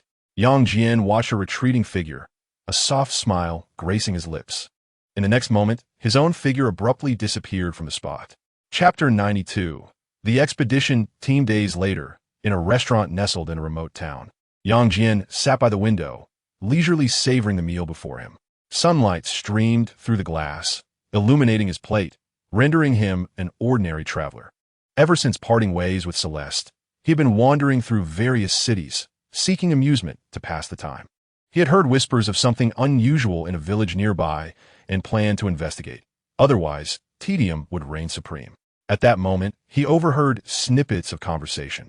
Though he hadn't deliberately employed his super hearing, his natural auditory acuity was extraordinary. There's a village nearby. We haven't come to the wrong place. He sipped his coffee, his ears perked slightly. The sound of several cars braking outside the restaurant caught his attention. Through the window, Yang Jian observed 3 SUVs come to a halt, and 5 young individuals alighted, laughing and conversing animatedly. His extraordinary vision effortlessly penetrated their backpacks, salt pellet guns, holy water bottles, detectors, and even a few hand-copied exorcism incantations. It appeared to be yet another reckless squad, a hallmark of American youth. Yang Jian was not surprised and continued to savor his meal. This is the place, exclaimed a girl with messy braids outside the restaurant. This is exactly what was mentioned on the forum. As they conversed, the restaurant doors swung open, and the group of young people entered, laughing heartily. I hope we find something worthwhile this time. The girl with braids rubbed her arms in excitement. No more incidents of possession by malevolent spirits. That's precisely why we need these. Amy, the leader, a blonde boy, patted his backpack, which clinked with metallic sounds. This live stream is sure to exceed 1 million views. They chose a table by the window, conveniently positioned diagonally across from Yang Jian. He could hear their hushed conversations with clarity. Listen, based on the clues from the forum. A bespectacled black boy opened his laptop. 2 expedition teams have already gone to that village, but both went missing. It must be the spirits. Another man exclaimed excitedly. I brought an infrared camera and a detector. Jian took a sip of his coffee, shaking his head internally. This group of youngsters was indeed well equipped. The items in their backpacks had some utility, though not much. This time, it will definitely go viral. Jack, the blonde boy, enthusiastically slapped the table. But YouTube says that village is the most haunted place on the East Coast. Even professional exorcists dare not go there. The plump boy, Kurt, took a swig of beer. Come on, you said the same thing last time in Oaktown, and all you ended up filming were a few bats. Suddenly, the blonde beauty, Lily, who had been silent, shuddered. Shouldn't we prepare more thoroughly? What are you afraid of? Jack patted his bulging backpack, lowering his voice mysteriously. Besides, I got the real deal. The zipper of his backpack was slightly ajar, revealing a portion of a gun barrel. Jian had already discerned that it was a modified shotgun, loaded with slugs infused with silver powder. Kurt, the plump boy, suddenly noticed Jian dining alone, his small eyes darting. Hey, look at that guy. Several gazes turned in unison toward Jian. He was focused on his meal, his muscular physique subtly visible beneath his shirt. Not bad physique, the girl with braids licked her lips. How about we let him lead the way? Lily immediately objected. Are you crazy? Bringing a civilian into this? Someone has to scout ahead. Jack squinted. If there really is danger, we can compensate his family. That will be fair enough. I'll offer $10,000 as a relocation fee, Amy nonchalantly added, pulling out a makeup mirror to retouch her lipstick. Jian chuckled. Do you take me for a fool? Isn't this all part of the fun? They were embroiled in a debate regarding their next course of action when Amy abruptly snapped shut her compact mirror. Look at me, she declared, rising from her seat and swaying her hips as she approached Jian's table, feigning a stumble that sent her sprawling into his embrace. Oh dear, Jian, maintaining his composure, sidestepped, causing Amy to land squarely on the bench. Are you all right? He inquired with a fa-ade of concern, extending a hand to steady her. Amy suppressed her irritation and forced a saccharine smile. It seems you're alone. Would you care to join us? We're forming a team for a live-action adventure game. Rising once more, she leaned forward, ostentatiously accentuating her curves. Jian raised his gaze, his expression akin to bemusement. An adventure team? That sounds intriguing. You're quite right, he replied. Amy promptly seated herself directly across from him. We're just about to embark on an adventure and could use an extra hand. What do you think? Across the restaurant, a golden-haired man whispered to his companion. Look, Amy's making her move. There's nothing she can't handle. Jian, unwavering, nodded in agreement. Of course, I am quite fond of adventures, especially when they involve something captivating. That is splendid, Amy exclaimed, her eyes sparkling. We're merely heading to an abandoned village to take some photographs. I've heard the scenery is quite lovely. Jian felt a twinge of exasperation. While he wouldn't call her particularly beautiful, his acute vision discerned an unsettling aspect about her. Though unperturbed by the risk of contagion, it was nonetheless disconcerting. Nevertheless, he stood, signaling to Amy that he accepted her invitation. I happen to be free. Thank you. You're truly kind. Amy let out a cheer, signaling her companions with a victory gesture. The two made their way back to the group, and upon returning to their seats, the golden-haired man clapped Jian on the shoulder. Brother, I'm Jack. This is our adventure team. Adventure? More like courting danger, Jian replied with a smile. Young, do you all often partake in such escapades? A professional team, Jack boasted, showcasing the equipment in his backpack. This time, we're heading to Blackwater Village. I've heard it's quite remarkable. Jack, Amy interjected with a frown. We're just going to have some fun. All right, a regular village, Jack quickly amended, with particularly stunning scenery. Jian rolled his eyes internally while maintaining an expression of eager anticipation. That sounds delightful. I adore scenic views. After their meal, the group boarded an off-road vehicle. Jian was enthusiastically relegated to the back seat, surrounded by an array of equipment. Apologies for the inconvenience. Brother, Jack feigned sympathy. There's no room up front. Not a problem. Thank you, Jian replied with a slight smile. His silver-haired demeanor was well received, but he simply relished the thrill of the game. Soon, he assured himself, these individuals would be in for an exhilarating experience. Once the vehicle roared to life, a woman approached Jian. She was the sole compassionate blonde among the group. Introducing herself as Lily, she discreetly handed him a talisman. Take this, she whispered. It might prove useful. Yang Jian cast a glance and was astonished to discover that this time it was indeed genuine. Though its power was feeble, it possessed a tangible ability to ward off malevolent spirits. However, he chose to remain silent and accepted it quietly, despite knowing it would not be of use to him. 2 hours later, the vehicle halted before a dense thicket. We've arrived, Jack exclaimed, leaping from the car. The vehicle cannot proceed further. We shall walk. Yang Jian followed the others out, confronted by the eerie and sinister woods, where the faint silhouettes of dilapidated cottages loomed in the distance. He perceived more than they did, the swirling black mist above the village and the faint traces of blood on the ground. Yang Jian suddenly narrowed his eyes. Within the central house of the village, something lurked inside. Everyone, check your equipment. Jack called out loudly. Who will lead the way? Lily immediately objected. No, we should proceed together. It's far too dangerous. What are you afraid of? Jack scoffed. We will protect him from behind. Yang Jian observed the bickering group, shook his head, and directly stepped to the forefront. He strode purposefully towards the village, having discerned that the malevolent spirit residing within was no ordinary foe. Tonight's spectacle promised to be truly captivating. Their figures swiftly vanished into the mist at the village entrance. However, they remained oblivious to the sudden distortion of shadows cast by the trees, as if sentient beings had begun to follow them. Chapter 93. Shadows of the church. The fading rays of the setting sun gradually dissipated, enveloping the desolate village in dimness. Yang Jian walked at the front of the group, his footsteps on the gravel path almost soundless. He could hear the conversations of his companions with crystal clarity, even if there are no malevolent spirits. The atmosphere here is enough to attract fans, Jack exclaimed excitedly, his camera incessantly capturing the surrounding decayed houses. The tall Tom nodded in agreement. Indeed, this place is perfect. Just look at those shattered windows. Don't they seem as though something might emerge at any moment? Amy could not help but rub her arms. The atmosphere is spot on. Shall we find a place to rest and begin the live stream once night fully descends? The hefty mic repeatedly nodded. Yes, the effect will be better in the dark. Let us first locate a safer spot to prepare our equipment. Only Lily trailed silently behind. Observing her companion's exhilaration, a wave of unfamiliarity surged within her.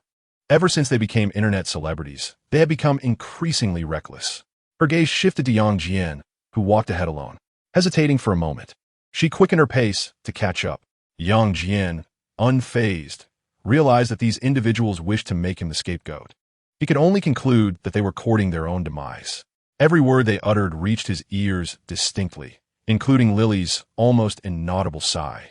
Hey, Lily approached Yang Jian, her voice barely above a whisper. Do you truly believe there's something here? Yang Jian did not respond immediately, but instead pointed towards a particularly dilapidated house ahead. The glass of the second-floor window lay shattered, the curtain strips fluttering gently in the breeze, as if extending a peculiar invitation. That house is quite nice. Yang Jian remarqued calmly. Is perfect for repose. Lily followed the direction of his finger and suddenly shivered. Those fluttering strips bore deep brown stains. Jack had already approached with the others. Great idea.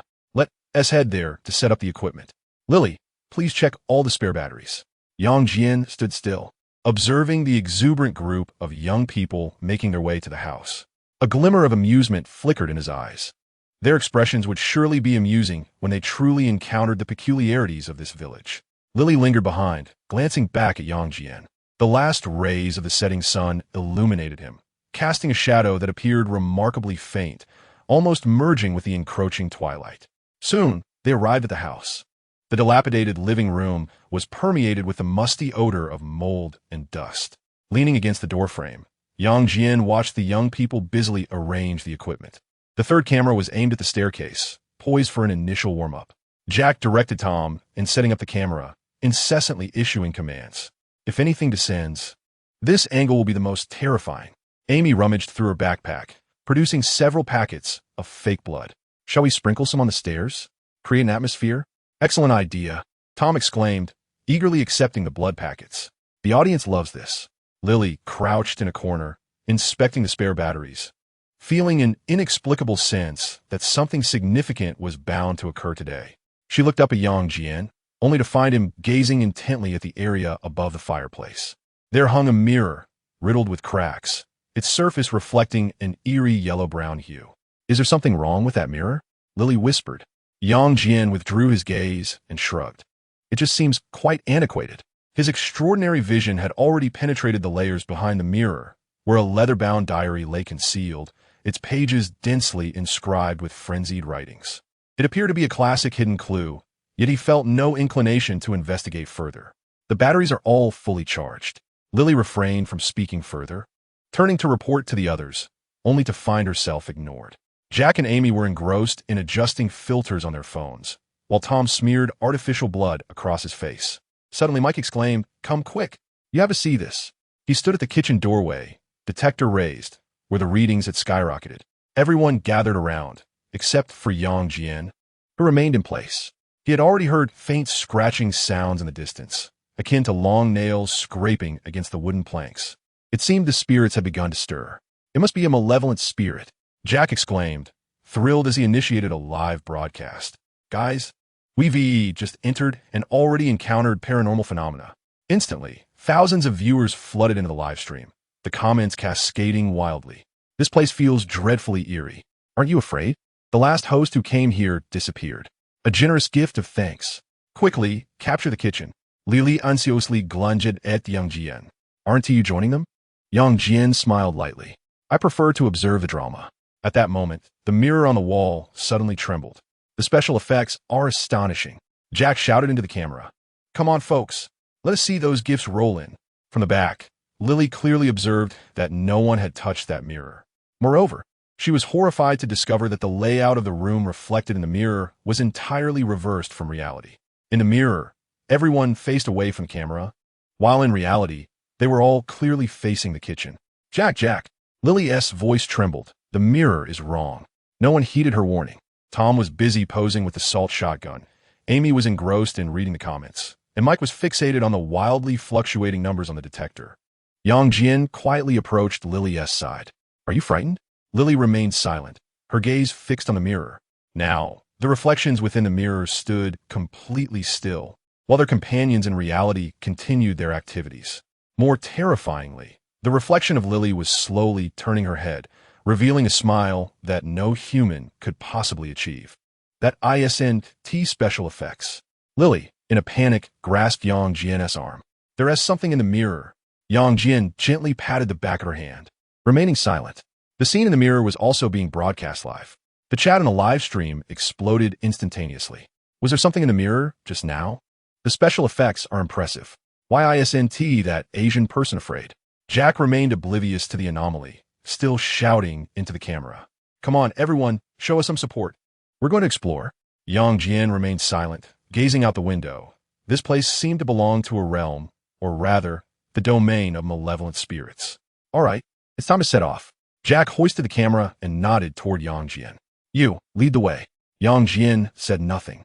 A fleeting glimmer of crimson light flashing in his eyes. Suddenly, everyone except Lily appeared momentarily dazed, their expressions becoming vacant. It's time to go. Tom lifted the tripod and stepped forward, lost in his own world. Wait, the live stream equipment. Amy jogged to catch up, entirely forgetting that she had intended for Jian to lead. Lily looked at her companions with uncertainty. She distinctly remembered Jack commanding Jian to go ahead. Yet in the next instant, they all seemed to have collectively forgotten. She turned to look at Jian, who was nonchalantly walking toward the door. Lily watched in confusion as her companions moved forward, absorbed in their own thoughts. She quietly approached Jian. What did you just do? I did nothing. Jian replied, hands in pockets, his gaze sweeping over the darkened windows lining the street. Just now, he had employed a simple spell to erase their memories. Beneath his extraordinary vision, distorted figures lurked behind every window, yet they seemed to sense something, retreating deep into the shadows. Lily bit her lip, ultimately refraining from further inquiries. She quickened her pace to catch up with the group. The street was hauntingly silent, with only the echo of their footsteps resonating against the cobblestones. The barrage of comments in the live stream surged wildly. This atmosphere is delightful. Why does it feel like there are truly malevolent spirits? That Asian guy remains remarkably composed. Jack glanced at the soaring online viewer count, his excitement causing him to lower his voice. Gentlemen, this is going to be spectacular. Once we enter the church, Tom, you're in charge of sound effects. And Mike, be ready to capture any supernatural phenomena. Tom signaled affirmatively, retrieving the prepared sound equipment from his backpack. Meanwhile, Mike was adjusting the thermal imaging camera, suddenly furrowing his brow. Strange. The device indicates an energy source ahead, yet there's nothing visible to the naked eye. Lily turned back to glance at Jian, who was trailing behind with a nonchalant demeanor. Lily, don't dawdle. Amy called out, we're almost at the church. Lily responded absent-mindedly before hurrying to catch up. They moved swiftly, with Jack engaging with the livestream audience. The Gothic church in the heart of the village stood illuminated by moonlight. Its iron cross atop the spire rusted and askew. The glass above the main entrance was shattered for the most part. Jian leisurely walked at the back of the line, a faint, enigmatic smile playing at the corners of his lips. A splendid performance is about to commence, gentlemen. Take heed. Jack aimed the camera at the church's entrance, declaring, we are about to enter. Wait. Lily interrupted suddenly. Haven't you noticed? It's too quiet. There's not a sound to be heard. Everyone paused, stunned. Indeed, the entire village was eerily silent. Even the wind had vanished. Jian gently kicked a small stone. The sound of the pebble rolling across the cobblestones pierced through the stillness, and the comments erupted anew. I wholeheartedly agree with this lady. Apart from the hostess' voice, there's nothing else along this path. The atmosphere is splendid. Tonight will surely be thrilling. The host team is exceptionally professional. Seizing the opportunity, Jack shouted, let us shower them with gifts. We're going in. Lily glanced at Jian, noticing his gaze fixed on a particular window on the second floor of the church. Following his line of sight, she believed she glimpsed a fleeting red figure. Did you see that? Lily's voice trembled. Jian withdrew his gaze, feigning ignorance. What did you see? Just then, the church's grand door silently creaked open a crack, as if inviting them inside. Chapter 94. The eerie woman in the church. Jack eagerly pushed open the church doors, the decaying wood emitting a shrill creak. A musty odor mingled with the scent of decay rushed toward them. Audience, we have entered. Jack lowered his voice, feigning mystery as he spoke to the camera. The barrage of comments immediately flooded the screen with exclamations from the audience. Jian stood at the back, his extraordinary vision piercing through the darkness, absorbing the scene within the church. Dried bloodstains adorned the pews, a diary lay on the pulpit, and deep within the church stood a woman clad in red. Is all the equipment functioning properly? Amy nervously checked the camera. The readings are off the charts. Mike shouted, as the detector emitted a piercing alarm. Suddenly, Tom pointed at the ground. Look, on the floor lay a dark red substance, forming a line of words. Welcome to my wedding. Lily's breathing quickened, instinctively gripping Jian's arm. This place feels quite unsettling.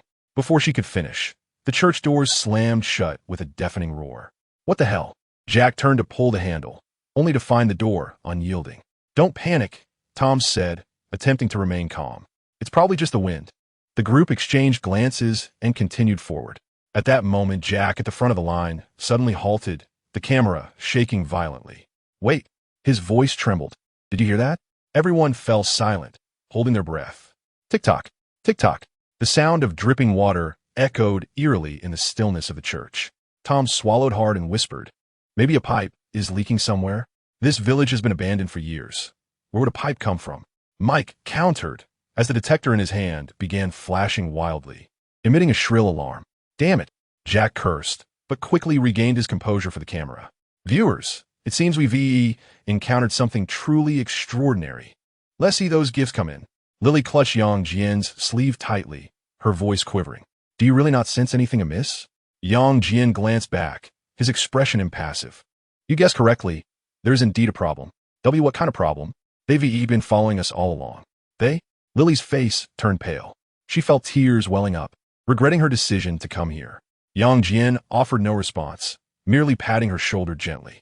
Do not fear. They dare not approach us for now. Indeed, shadowy figures reminiscent of malevolent spirits trail behind them. Yet Jian chose to disregard them. Just then, Amy let out a sudden scream. Jack, look at the camera. Everyone rushed over, and on a live feed, blurred black silhouettes stood on the street behind them. Yet in reality, there was no one there. The comments exploded. Is this for real? What on earth is happening? No way. The camera just scanned, and there was clearly no one behind us. Jack's heart raced, forcing a smile for the camera. Viewers, don't panic.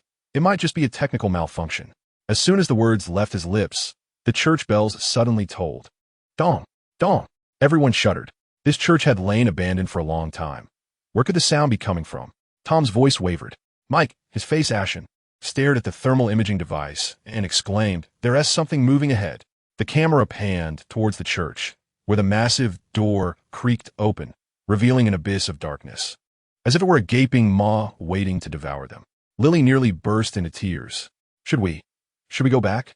Jack's expression darkened as he clenched his teeth and resolutely declared, "No, we have come this far. We must go inside." No one dared to contradict him. After steadying their nerves, they pressed onward. Jian quietly followed behind, having already observed a peculiar spatial fluctuation the moment they entered the church. This indicated they had crossed into a different realm or domain. They continued their advance, the inky night enveloping the derelict church, a damp, musty odor permeating the air. The expedition team moved cautiously, oblivious to the eerie drop in temperature surrounding them. What on earth? Why has it suddenly turned so cold? Tom rubbed his arms, the white mist of his breath distinctly visible under the dim moonlight. His towering figure cast a distorted shadow among the crumbling edifices. Another member silently retrieved a modified salt shotgun from his backpack. "Let's talk, prepare the exorcism tools," he whispered. "I can't shake the feeling that something is watching us." Leading the group, Jack was still enthusiastically narrating into his phone's camera. "Guys, look at this village. It's hauntingly intense. Let us get some thrilling gifts." His voice echoed through the empty corridor, creating an oddly jarring contrast. Amy, trembling slightly as she held the fill light, forced a smile and said, "Indeed, we are thoroughly prepared this time." Her words suddenly lodged in her throat, for the light revealed a trail of wet footprints on the ground, as if someone had just emerged from the water. At the back of the line, Lily's breath quickened. "Don't you think something is very wrong here?" Her voice trembled noticeably. Jian, with his hands casually tucked in his pockets, seemed as relaxed as if on a picnic. "Aren't you all professional adventure streamers?" He remarked with a smirk. "Why do you seem more anxious than I do?" "The places we've been to before were all ordinary abandoned sites," Lily whispered, biting her lip. "Ever since they transitioned to ghost hunting, Jack and the others have become increasingly reckless." A chill suddenly ran down her spine. "I have a bad feeling about this." Just then, Tom abruptly halted. "Wait, look at the ground." All eyes turned to the cobblestone path, where dark red liquid was slowly seeping from the cracks between the bricks, gradually pooling into small crimson puddles. "What the hell? Did you see that, audience?" Jack's voice trembled with excitement. This is indeed a genuine and peculiar phenomenon, devoid of any special effects.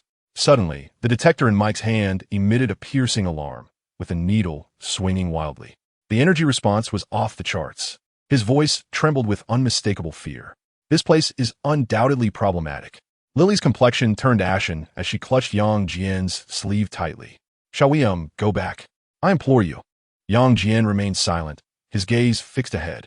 At the end of the corridor, which appeared empty to others, he distinctly perceived a woman in a drenched red dress standing there. Her long hair obscured her entire face, and she was slowly beckoning to them. Her wedding gown, unusually vibrant in its scarlet hue, exuding an eerie allure. Intriguing.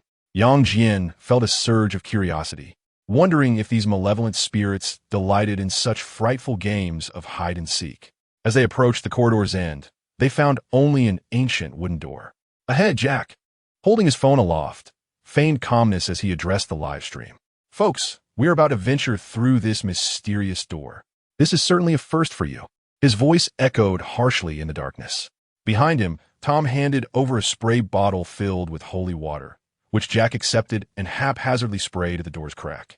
Then, he cautiously placed his hand on the doorknob, which emitted a grating creak as the door slowly opened a narrow gap sufficient for a single person to pass through. A waft of decay rushed forth, mingled with an indescribable stench. Chapter 95. "I will scout ahead. I'll go in first to scout the way," Jack declared, taking a deep breath as he slipped inside. The instant he crossed the threshold, all sounds vanished. It was as if he had entered another realm. The world outside was one thing, while the world within was entirely different. He could no longer hear the breaths of his teammates, the crackling of the detector, or even the pounding of his own heart. He quickly grabbed his phone, only to be horrified to discover that the screen had inexplicably gone dark. unresponsive to his frantic attempts to revive it. Jack halted, feeling a chilling wave wash over him. This was a fear unlike any he had ever experienced. "Hello? Is anyone there?" He called tentatively, but his voice merely echoed through the room, met with no reply. Trembling, Jack attempted to turn around. At that moment, an icy, bone-chilling hand suddenly clasped the back of his neck. Jack's body went rigid as he mechanically turned his head, illuminated by the faint moonlight filtering through the window. He beheld a ghastly pale face mere inches away. It was a woman in a red wedding dress. Beneath her cascading hair, her pupilless eyes fixated on him with an unsettling intensity. Her lips slowly curled into a grin, stretching grotesquely to her earlobes, revealing a mouthful of sharp, jagged teeth. "Welcome to my wedding." The malevolent spirit's voice resonated as if it had emerged from the depths of hell, accompanied by a spine-chilling echo. Jack yearned to scream, yet he found his throat ensnared by an invisible grip, rendering him utterly voiceless. In despair, he watched as a pair of pallid hands reached toward his face, their nails inexplicably elongating, glinting with a chilling sheen under the moonlight. Jack was engulfed in hopelessness. He realized that his demise was imminent. Outside, Lily suddenly shivered, glancing at her teammates. Why had Jack been silent for so long? Jian exchanged a significant look with a half-open wooden door. Why the silence? Perhaps he encountered the master of the church. At that moment, the wooden door slammed shut with a thunderous bang, startling everyone. Tom stepped forward and pushed against the door with all his might, only to discover it was immovable. Something was amiss. Mike's voice had taken on a different timbre. The detector had completely malfunctioned. Amy trembled as she raised a flashlight toward the walls, where several bloodied handprints suddenly materialized, as if something were clawing its way out from within. Tears brimmed in Amy's eyes, her voice quivering. "Our phones have no signal. What shall we do?" Mike patted her shoulder, forcing a semblance of calm. "Don't panic. Jack may merely be experiencing a signal loss." Tom spat vehemently, his expression darkening. "Damn it." He yanked open his backpack, retrieving a modified shotgun, and aimed it at the wooden door, firing a shot. Bang! Splinters flew as a large hole erupted in the door. "If anything has happened to Jack, I will obliterate this wretched place," Tom yelled, firing 2 more shots that shattered the door completely. He kicked the remnants aside and glared at the others. "What are you waiting for? Go in and find him." The remaining teammates exchanged glances, steeling themselves as they followed suit.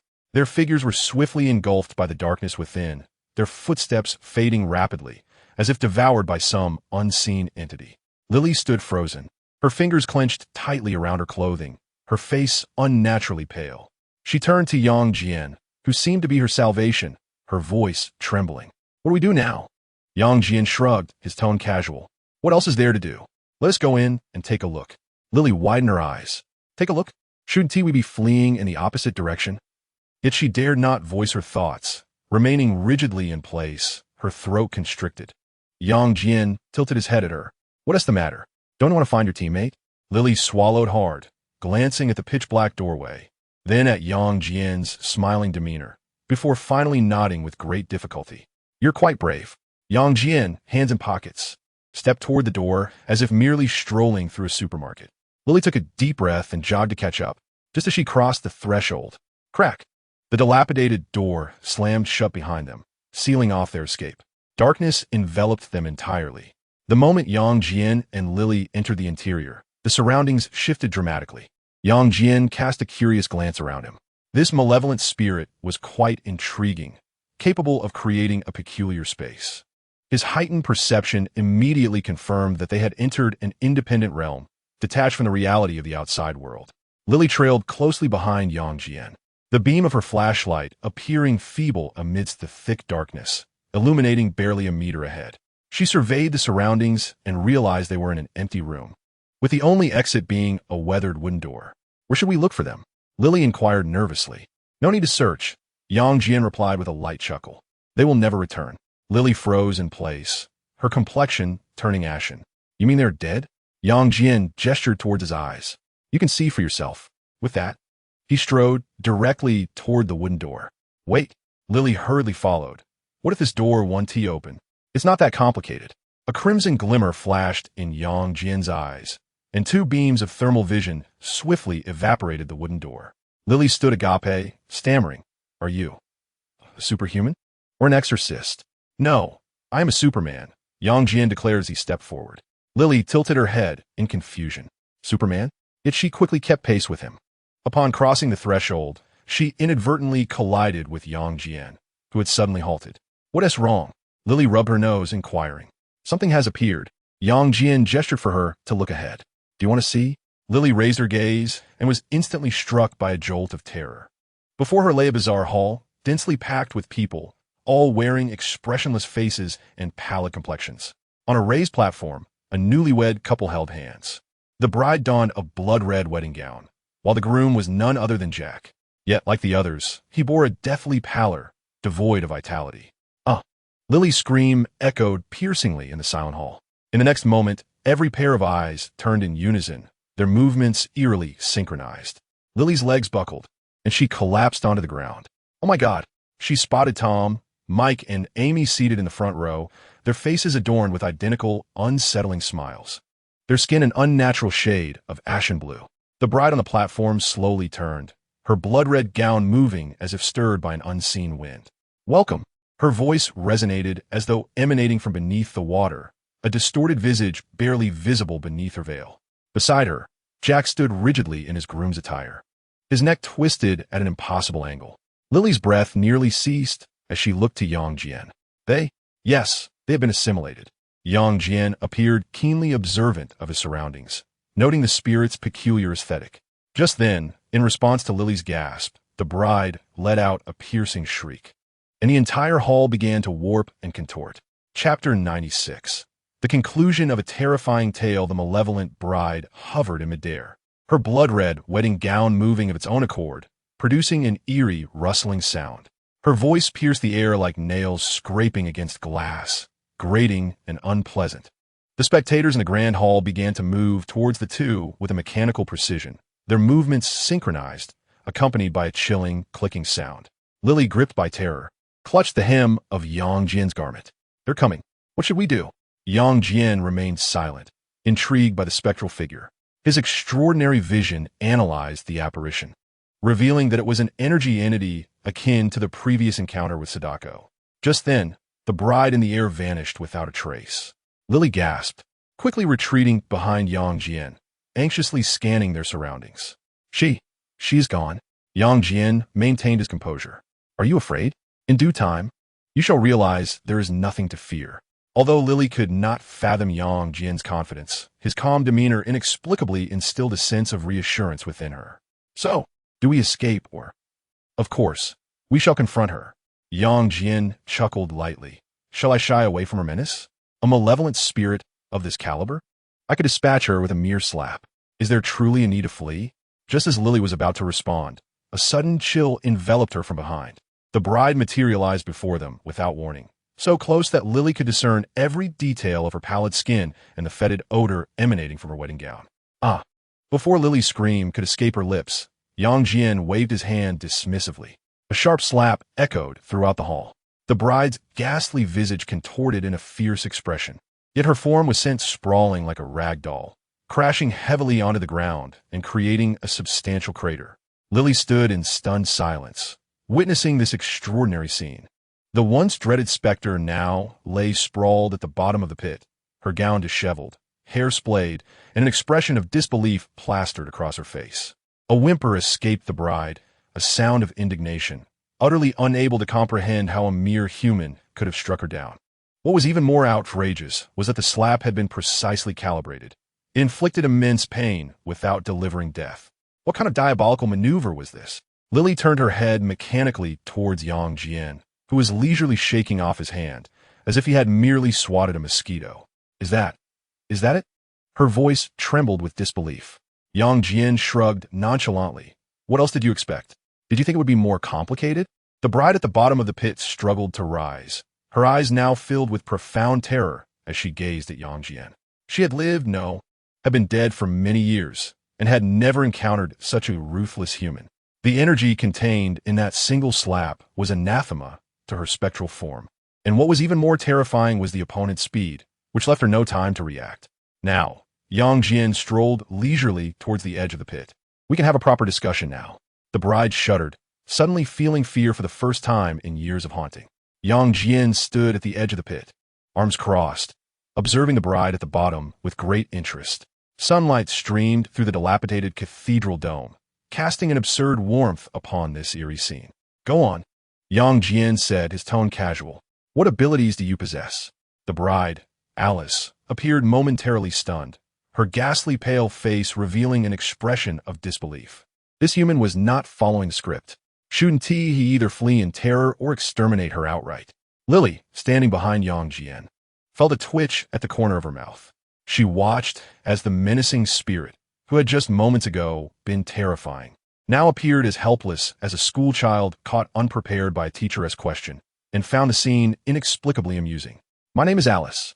The bride's voice lost its sinister edge, now tinged with a hint of grievance. "A few years ago, my husband and I held our wedding here." Her narrative began to flow more smoothly.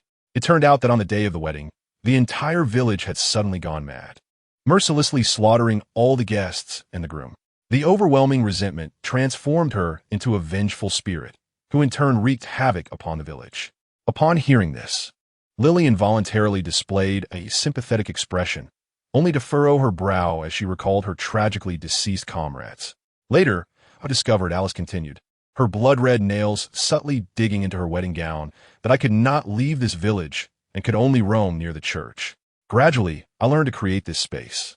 Jian nodded fully. Under his supernatural vision, he could discern that the entire space was indeed composed of a peculiar energy field. This reminded him of the Silent Hill phenomenon he had encountered in another universe. The bride continued her tale as Jian and Lily listened in silence. After hearing her account, Jian gently nodded. "Your plight is indeed pitiable." His tone was calm. A flicker of joy briefly appeared on the bride's pale face, only to be cut short by Jian's continuation. "But you just attempted to kill me, so farewell." The bride's ghastly visage instantly froze. Before she could react, Jian's right hand erupted with blinding golden light, striking with lightning speed. In that dazzling radiance, the bride momentarily glimpsed the gates of paradise. Then, her spirit evaporated like dewdrops under the sun. The entire space fell into silence, save for the sound of Lily swallowing hard. She cautiously inquired. "What shall we do next?" Jian clapped his hands together. "What else? We each return to our own homes and seek our own mothers." "Huh?" Lily looked bewildered. "Is that it? It's over?" Her gaze swept over the motionless figures, landing on the rigid forms of her teammates in the last row. Ultimately, she merely sighed. "Then let us go back." "Close your eyes," Jian suddenly instructed. Though she was perplexed, Lily obediently complied. After a dizzying sensation, the voice of Jian reached her ears. "You may open your eyes now." When Lily opened her eyes once more, she was astonished to find herself standing on the cobblestone streets of a quaint town. The gentle moonlight bathed the path, and a few passers-by strolled by, rendering everything seemingly ordinary. "How we get here?" Before Lily could finish her query, Jian interrupted her with a smile. "Superpowers, you see?" He waved his hand nonchalantly. "The rest of the journey is yours to navigate. Our adventure concludes here." Lily opened her mouth, ultimately uttering a sincere, "Thank you." Jian nodded, glancing around as if finding the surroundings rather dull. With a casual flick of his wrist, golden sparks appeared out of thin air, swirling into a radiant portal. Lily widened her eyes, captivated by this spectacle defying the laws of physics. "Goodbye." Jian waved stylishly as he stepped into the portal. As the last glimmer of gold vanished, tranquility returned to the street. Lily took a deep breath, gazing toward the village in the distance. Under the moonlight, the forest appeared exceptionally serene. She realized that some stories would remain forever enshrined there, while a new life awaited her on this ordinary street beneath her feet. Chapter 97. The Avenger, Silver Superman, Gwen Stacy in a certain universe, on a street in New York. Hey, did you know? Gwen Stacy stood confidently atop a red Toyota, deftly spinning her twin daggers. "Last week, I encountered a fire-breathing fellow. Guess what happened? He singed his own eyebrows. Ha.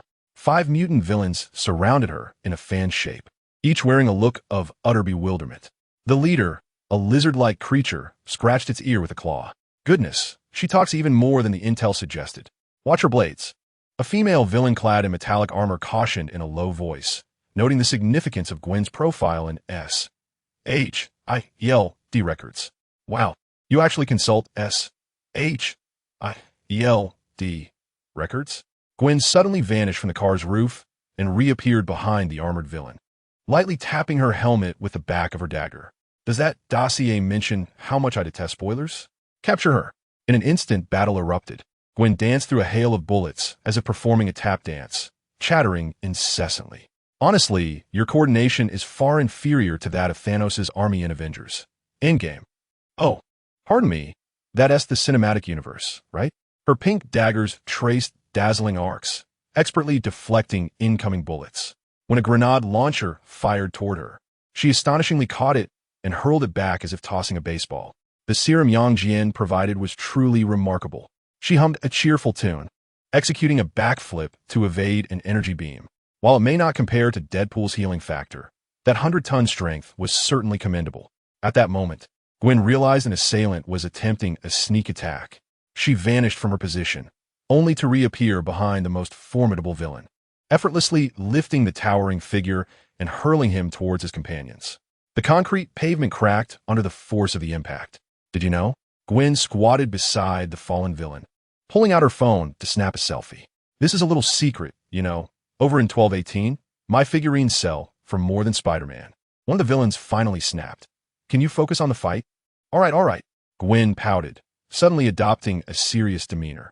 Her figure transformed into a pink blur, the blades cutting through the air like a tempest of snow. Mere seconds later, all the villains lay neatly on the ground, ensnared by their own equipment. All done. She cheerfully sheathed her dual blades, then flipped open a comic page, reaching in to retrieve a Polaroid camera. Come on, Smile. This is going on Twitter. The villains, soon. The sound of sirens grew louder, and Gwen was perched on a lamppost, scrolling through her newly taken photos. This composition is nice, but Lizard Guy's expression is a bit too fierce. If only Jian knew about this. With that thought, she abruptly looked up at the starry sky, her eyes blinking beneath the pink mask. Speaking of which, where in the multiverse is that guy playing now? As if to affirm her musings, a burst of golden sparks suddenly erupted beside her. She looked up sharply, her eyes widening in astonishment beneath the pink mask. Wow, is that a new firework from Kamartage? The sparks swirled and expanded into a portal, from which Jian casually emerged, hands in pockets, a familiar smile gracing his lips. I just arrived and heard someone mentioning my name. Initially, Jian intended to head straight back to his universe, but after a moment's reflection, he decided to visit this little one, having not seen her in quite some time. Jian. In an instant, Gwen transformed into a streak of pink lightning, launching herself into his arms. He caught her effortlessly, spinning her around before setting her down. Where had you been all this time? Gwen placed her hands on her hips, the white lenses of her mask exaggeratedly wide. I flipped through every comic book and couldn't find you. Jian chuckled, ruffling her hair. I've visited a few universes you haven't illustrated yet. He lowered his voice deliberately. There are things in there that you wouldn't expect. I'm sure you'd love them. What? Gwen exclaimed, bouncing with excitement. You must take me along next time. I can use my interdimensional transporter. Let us see how you perform. Jian raised an eyebrow. Gwen instantly perked up, striking several exaggerated superhero poses. Look, I've been training seriously during this time. She suddenly twirled, accidentally kicking the lid of a nearby trash can. Jian facepalmed, feeling a bit exasperated by her antics. All right. Let us find a place to chat more leisurely. After sizing up the other person, he pointed to Gwen, still clad in her uniform. Are you certain you wish to stroll about like this? Absolutely, Gwen exclaimed, bouncing along in step with Jian. This is an extraordinary promotional opportunity. She suddenly leaned inconspiratorially. I am currently orchestrating a fantastic plan to boost my popularity. Jian raised an eyebrow, curious about her latest scheme. The two ambled down the street, Gwen animatedly gesturing as she spoke. First, I shall establish a new Twitter account. Then, I will post weekly tutorials on uniform maintenance and collaborate with Spider-Man for challenge videos.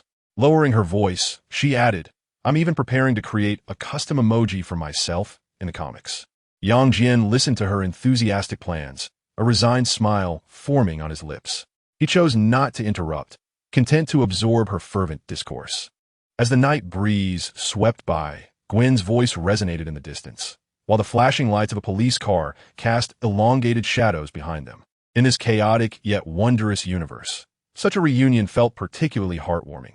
5 minutes later, the two entered a retro-themed CF. Gwen plopped down onto a high stool, her legs swinging joyfully. Removing her hood, her pink hair tumbled messily around her, and before she could order her coffee, she eagerly began to rattle off her ideas. Not only Spider-Man, but we could also involve villains, like Dr. Doom, or any other foes, she exclaimed, tapping a rhythm on the table with her fingers. Then, I could travel to Asgard and have Loki teach me a bit of magic. How does that sound? Jian leaned back in his chair, observing the vibrant young woman before him, unable to suppress a chuckle. Do you have any more intriguing plans? Gwen suddenly paused, biting her straw in contemplation for a few seconds, before her eyes lit up. I have an absolutely brilliant idea, she whispered conspiratorially. We could lure the Avengers to a small island. And then what? Jian raised an eyebrow, sensing a hint of familiarity. We would host the Ultimate Avengers Championship, Gwen exclaimed, slapping the table in excitement, causing the coffee cups to clink. Jian's eyes widened as he recalled that this resembled a plot from the comics, albeit with a few modifications. But now that you're involved, it could transform into the Silver Superman Challenge. Gwen continued enthusiastically. Jian couldn't help but laugh. Are you suggesting I take on the entire Avengers alone? No. Gwen waved her hands exuberantly, eager to assert her strength. We would team up. The Avengers would challenge the two of us. She puffed out her chest proudly. I've injected your serum.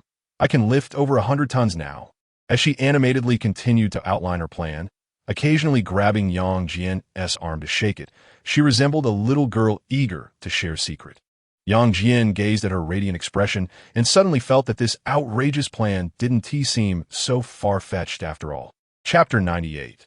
The fan of the superhero observing her lively demeanor, Jian chuckled teasingly. With your rambunctiousness, aren't you afraid of attracting the ire of Doctor Strange? Gwen straightened her posture and tossed her pink hair defiantly. Everyone tells me to have fun, so why should I fear the Sorcerer Supreme? She proudly shook her head. The last time I sneaked into his sanctum to steal the password, he didn't say a word. All right then, Jian replied with a bemused shake of his head. I'll indulge your whim for a moment. Yay! Gwen cheered and suddenly leaned in to plant a kiss on Jian's cheek, leaving a pink lip print. She pointed dramatically at the wall clock, exclaiming, Goodness, have we been talking this long? The sun is about to set. The sunset outside had bathed the entire CAF in a warm orange glow, making Gwen's pink uniform stand out brilliantly in the twilight. With a hint of mischief, she leaned closer to Jian. Hey, could you use your super speed to take me back? She blinked her large eyes. I want to see what the world looks like at super speed. Jian smiled, rising to his feet and wrapping one arm around her slender waist, lifting her gently into the air. Are you sure you won't close your eyes? Of course not, Gwen exclaimed excitedly, gripping his arm tightly. This is going in my comic. 3, 2, 1. In an instant, they vanished from their original spot. Time seemed to freeze. The coffee splashes in the CF hung, suspended in midair. Leaves outside remained motionless. And even the droplets from a distant fountain transformed into glistening sculptures. Gwen's eyes widened as they materialized outside on the street. Her mind automatically played a song, and it felt as though everything had slowed down, which was exhilarating. She spotted Spider-Man mid-leap in the air, with his web shimmering gold in the sunset. This is so cool. Gwen's was abruptly interrupted as the scenery shifted again, and they found themselves in her bedroom. That was too fast. Gwen pouted in protest, but excitement soon replaced her complaint. Wait, I need to write this down for my new issue. Jian surveyed the room, noting how it had been completely transformed. The walls, once adorned with Marvel superhero posters, were now filled with various renditions of Superman. Classic Blue, Silver Age, Black Suit, Absolute Superman, Lord Superman, Golden Superman, Thought Superman, Demon Superman, Superman Doctor, and Supreme Little Superman. There were even several clearly hand-drawn portraits of Jian. What is this? Jian inquired, bemusement etched on his face as he pointed at the wall. This is a surprise, Gwen exclaimed, bouncing in delight. Ever since you left last time, I completely revamped my collection. She suddenly leaped onto her bed, retrieving a pillow embroidered with a logo from beneath her pillow. Look, I even customized this. Jian could only shake his head in amusement as he picked up the portraits on the table to examine them. Gwen sat cross-legged on the bed, her pink hair tousled and standing on end, clutching a whimsical pillow tightly as she laughed like a child who had just received a new toy. She glanced around the room, and suddenly her eyes sparkled with excitement. Yang, are you hungry? Would you like to sample my culinary skills? As soon as she finished speaking, she slapped her forehead in realization. Oh dear, I forgot that superheroes don't need to eat. Yang was seated in a swivel chair at the desk, flipping through a sketchbook filled with various depictions of superheroes. He looked up, a smile gracing his lips. Who said that? Of course I eat. What dishes can you prepare? Wow, Gwen exclaimed, springing up from a bed, her pink hair bouncing in tandem. Amazing. Chinese, Western, Japanese, Mexican cuisine, and so much more. She began counting on her fingers, and in a sudden burst of energy, she dashed to Yang, planting a quick kiss on his cheek. Wait here. I'll show you how to make authentic Chinese food. Before her words had faded, she whirled into the kitchen like a pink whirlwind. Soon, the clattering of pots and pans echoed from the kitchen, accompanied by Gwen's signature stream of consciousness. Soy sauce, dark soy sauce. Hey, where's my oyster sauce? This heat should be sufficient, right? I remember the recipe said, wow, this green pepper is cut perfectly. Yang leaned against the kitchen doorframe, watching her in her flustered yet joyful state. Gwen wore an apron adorned with little superheroes, her pink hair swaying with her movements as she occasionally hummed a few off-key notes. Do you need help? Yang asked with a smile. No, Gwen replied, not turning back as she wielded the spatula. A superhero must possess super cooking skills. Suddenly, she had a thought and turned around to make a silly face. But if it turns out terrible, you can't use your heat vision to incinerate my kitchen. The warm glow of the kitchen lights enveloped them, while the dishes in the pots sizzled, releasing delightful aromas into the air. As Yang observed this lively pink figure before him, he found himself thinking that perhaps this ordinary, homely atmosphere was even more enchanting than being a superhero. As night fell, the Arctic expanse lay serene and mysterious.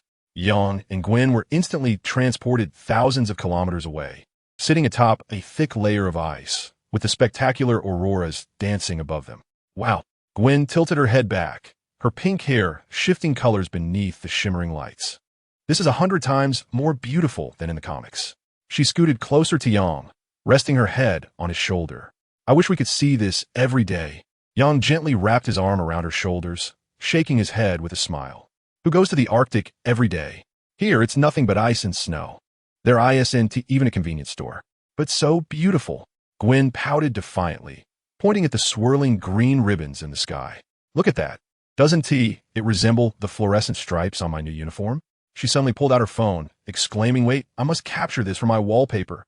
The aurora danced across the night sky like flowing water, shifting from emerald green to soft lavender, casting the silhouettes of the two nestled figures upon the glistening ice. Gwen's nose was reddened by the chill, yet she excitedly swung her legs. Next time, I shall bring a thermos. Sipping hot cocoa here would be utterly romantic. Jian observed her animated gestures, a smile gracing his features. He discreetly created a barrier with his biofield, softening the biting cold winds. Gwen seemed to sense something, snuggling closer into his embrace like a contented kitten.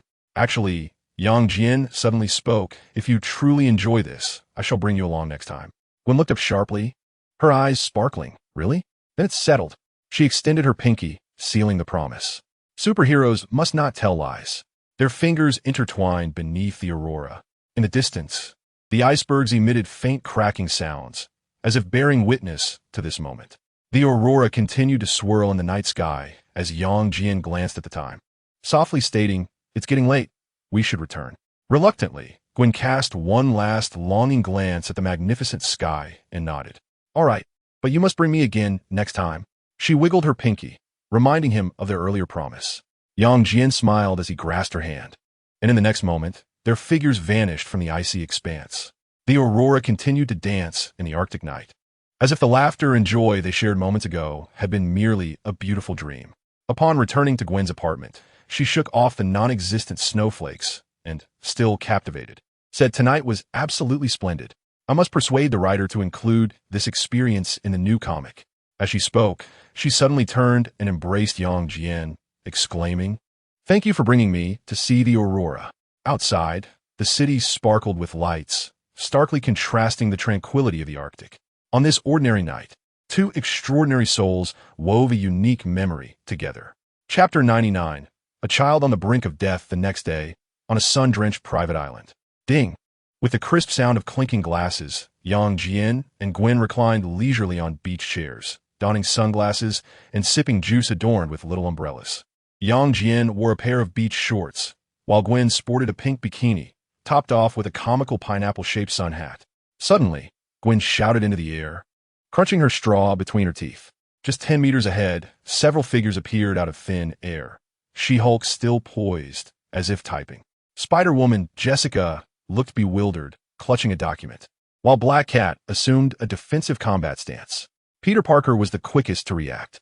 Where are we? Jessica surveyed her surroundings, realizing she had inexplicably donned a blue swimsuit, and the document in her hand had transformed into a glass of chilled lemonade. The Black Cat surveyed her surroundings with caution. Her last recollection was of the museum. She glanced down at the black swimsuit adorning her figure, questioning the circumstances. She-Hulk adjusted her glasses, declaring, "I am currently engaged in a significant case."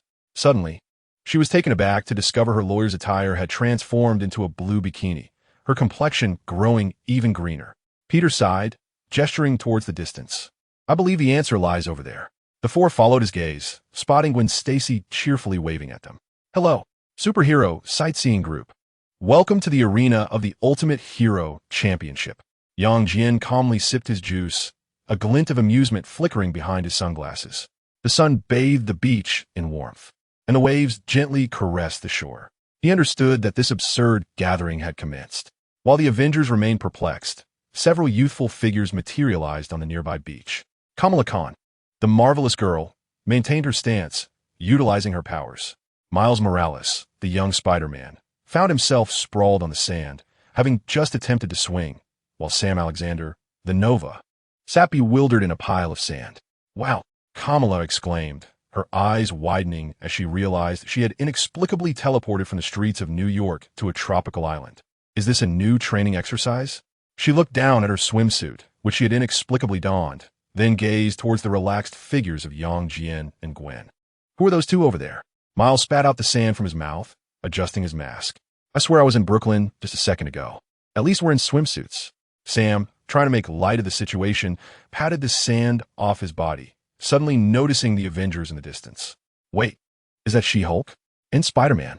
The three young heroes exchanged bewildered glances, utterly confounded by the circumstances. Kamala rose on her toes, pointing towards Jian. "Should we ask those two? They seem to know something." At that moment, Gwen leaped from her lounge chair, brandishing a pink megaphone. "Welcome, everyone, to the inaugural Ultimate Hero Island Championship." She twirled excitedly on the beach, exclaiming, "I'm your host, Gwen Stacy, and beside me is our special guest, Silver Surfer." Jian raised his juice cup in acknowledgement. An eerie silence enveloped the beach, interrupted only by the sound of the waves crashing. "I knew it," Peter groaned, exasperated by yet another prank from Gwen. She-Hulk placed her hands on her hips, her green skin glistening in the sunlight. "So, you kidnapped us all just to host a beach party?" "Party? No. Gwen bounced forward. "It's an exhilarating superhero challenge." She suddenly tore a page from a comic book and extracted a scorecard from within, declaring that the victor would be bestowed with the title of the mightiest hero, along with my cherished limited edition Thanos gauntlet. The youthful heroes looked utterly bewildered, while the Avengers collectively facepalmed. Sunshine, sandy beaches, superheroes clad in swimsuits, and that pink figure joyously frolicking on the shore. This was undoubtedly the most absurd hero party in history. Gwen Stacy observed the perplexed heroes gathered on the beach and cheerfully waved her hand. "Wait a moment, some are still on their way." "Wait?" The She-Hulk stood with her hands on her hips, her brow furrowed. "Gwen, you'd better clarify." "Indeed," Miles exclaimed, brushing sand off his swim trunks. "Just a second ago, I was doing homework." Ms. Marvel, Kamala, rushed forward and pulled Gwen behind a palm tree. "What in the world are you up to?" Gwen's expression suddenly turned serious, her eyelashes fluttering slightly. "Kamala, this is actually a party for a child who is gravely ill." "What? Who?" Kamala's eyes widened in shock. "That would be me." Gwen abruptly turned to an invisible camera, tears springing forth without warning. "Dear readers, did you see that? If I don't receive 5-star reviews, the author will write me off." She exaggeratedly wiped non-existent tears. "Could you bear to see such a lovely Gwen Stacy meet her end?" Kamala looked utterly confused. "Wait, who are you talking to?" Gwen instantly regained her energy, mischievously winking to the audience beyond the fourth wall. She then produced a placard from her swimsuit that read "Save the Child" and waved it frantically toward the sky. Good reviews, likes, urgent updates. Act now, my friends. On the beach, Jian calmly sipped his juice, shrugging at the wide-eyed heroes. You'll get used to it. Just then, a roar of engines echoed through the sky. A Quinjet sliced through the blue expanse, slowly descending on the other end of the beach. Isn't that our jet? Peter Parker scratched his head, looking perplexed. The hatch opened, and members of the Avengers began to disembark. Tony Stark donned flashy red swim trunks, while Captain America sported a blue swimsuit. Bucky's black swim trunks contrasted sharply with his metallic arm. Thor, clad in a new uniform, held a half-empty can of beer. Natasha Romanoff, in a lace swimsuit, attracted a few whistles, while Clint Barton and T'Challa appeared relatively conservative. Most striking was Captain Marvel, Carol Danvers, wearing a swimsuit version of her old uniform. Can someone explain what is happening here? Tony adjusted his sunglasses. I distinctly remember being in the lab. I'd like to know as well, Steve said, surveying the surroundings. And why do we fly a jet to a beach party? Carol crossed her arms, questioning. Which sorcerer is behind this prank? Burp. Thor let out a belch, having just indulged in some beer. Observing this, Gwen eagerly tugged on Jian's arm, exclaiming, "The show is about to begin." She pulled him to the center stage, where all the heroes instinctively gathered around. Clearing her throat, Gwen held up a pink megaphone. "Esteemed superheroes, this gathering is in honor of a dying child. And that child is me." She exaggeratedly wiped away imaginary tears. "If my comic loses popularity, the writers will kill me off." A chorus of boos erupted from the audience. So, Gwen suddenly perked up. Today's theme is the superhero challenge against the Silver Superman. She wrapped her arm around Jian. "This is my boyfriend Jian, a formidable force with the powers of the Silver Age Superman. He claims that none of you combined can defeat him." Jian shook his head in resignation. "I never said that. Not so fast." Gwen skipped to the other side of the stage, where a cage draped in black cloth awaited. With a dramatic flourish, she unveiled the cage to reveal Bruce Banner, tightly bound. "See, this is the immortal Hulk. If you refuse to join the party." She wickedly waved the remote in her hand. "I shall unleash him." Banner sighed in resignation from within the cage. "I merely came for a vacation." The crowd on the beach erupted in chaos. Tony's repulsor was already charging. Steve raised his shield, and Thor swung his hammer excitedly. Meanwhile, Jian stood on stage, sunlight casting a golden halo around him, a subtle smile gracing his lips. The unprecedented superhero brawl was on the cusp of commencing. Chapter 100, The Avengers Versus. Superman, contrary to the tense atmosphere among the crowd, Gwen suddenly burst into laughter on stage, her pink and gold hair dancing joyfully with her movements. "All right, folks, don't be so serious. As long as everyone plays along, I assure you I won unleash the Hulk." She winked playfully. "With so many superheroes supporting me, there's no way I won't succeed." The beach erupted into a cacophony of excitement. Peter Parker, unable to contain himself, quipped, "So we've been kidnapped by a crazy girl in a pink bikini for a party?" Black Cat rolled her eyes. "At least the location of this abduction is somewhat tasteful." Captain America furrowed his brow, solemnly stating, "Gwen, you shouldn't gather everyone here this way. It infringes on everyone's freedom of choice." Steve felt somewhat helpless, as Hydra had recently resurfaced to cause trouble, and the Avengers were just preparing to mobilize when they inexplicably found themselves here. Before Gwen could respond, Tony suddenly perked up, adjusting his sunglasses. "So what are the rules? Is it just about winning? I now wish to spar with the captain." With that proclamation, he abruptly turned, raising his hands and assuming a boxing stance directed at Captain America. "Come on, Steve. Let us engage in a manly duel." "Tony, this is not the time for frivolity." The captain attempted to interject, but before he could complete his thought, Tony had already launched a right hook. Bang! Captain America instinctively retaliated with a textbook counterpunch, sending Tony sprawling onto the beach, his sunglasses flying far away. The entire scene fell into a hushed silence, the sound of the waves resonating in the stillness. 2 seconds later, laughter erupted from an unknown source, followed by a chorus of mirth cascading across the beach. Falcon grinned widely, revealing his bright teeth, eliciting a chuckle from Jian on the platform, reminiscent of a toothpaste advertisement. Tony Stark would never learn his lesson. Gwen Stacy laughed so hard she nearly toppled off the stage. After managing to compose herself, wiping the tears of laughter from her eyes, she cleared her throat. All right, everyone, let us be serious. The rules are quite simple. She spun dramatically, pointing exaggeratedly at Jian beside her. The rule is to challenge the Silver Superman. All eyes turned in unison towards Jian, who smiled and nodded graciously. The sunlight illuminated his sharply defined profile, prompting the female superheroes below to feel an irresistible urge to swoon. Wait a moment. Kamala Khan raised her hand to inquire. Gwen, did you say he's your boyfriend? But why involve an ordinary person? Ordinary person, Gwen exclaimed, dramatically clutching her chest, feigning injury. Kamala, I was quite clear. He is a superhero. A Silver Age superhero. The kind who can move planets, whose eyes can emit heat vision, and whose sneezes can extinguish stars. After her declaration, Gwen feigned sorrow, hands still resting on her chest.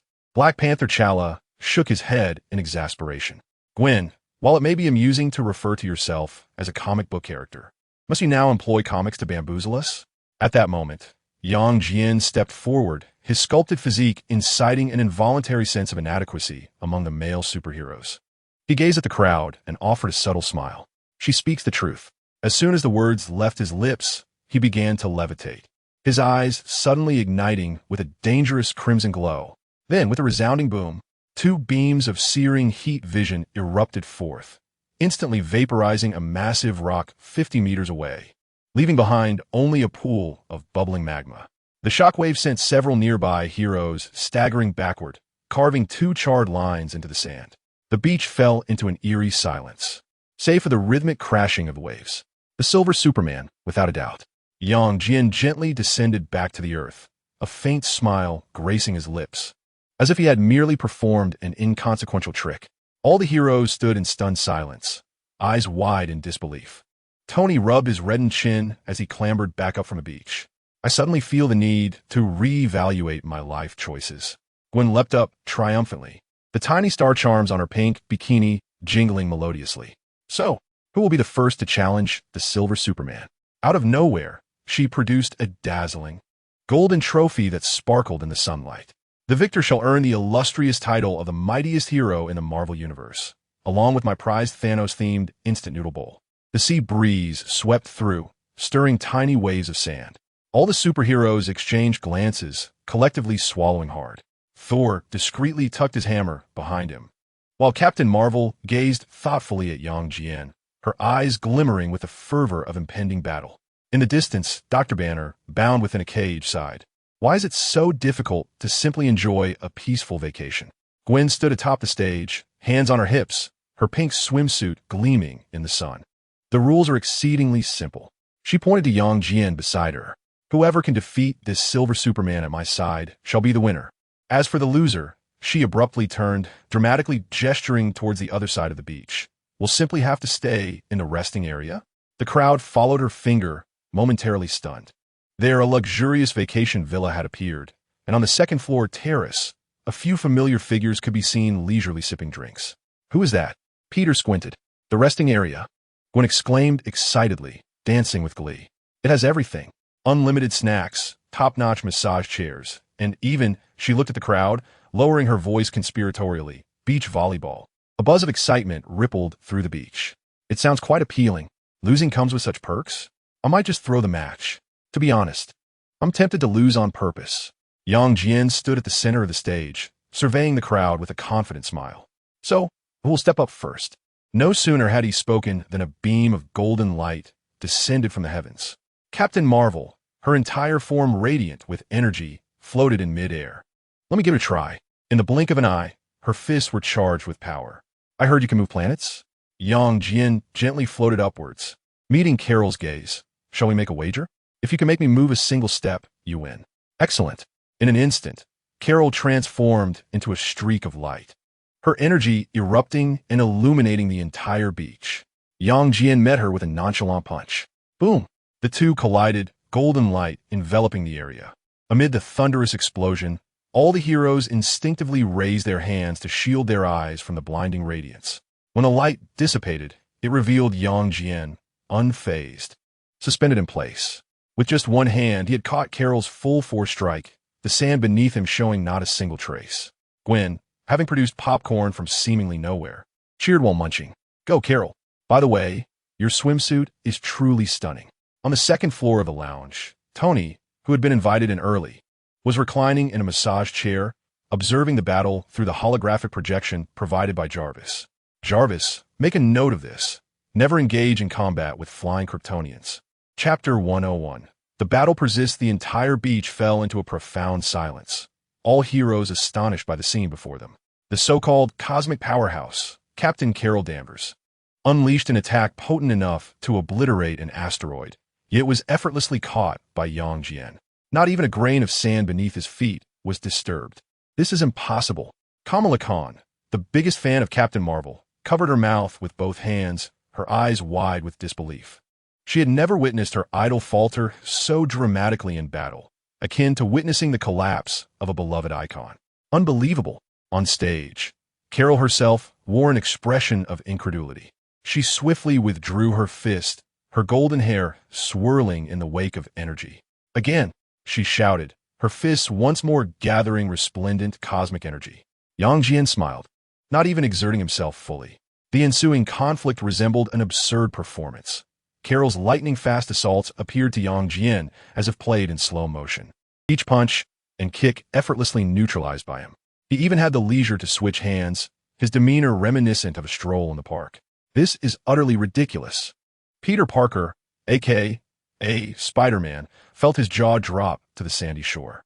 His hairstyle remained impeccably intact amidst the astonished gazes.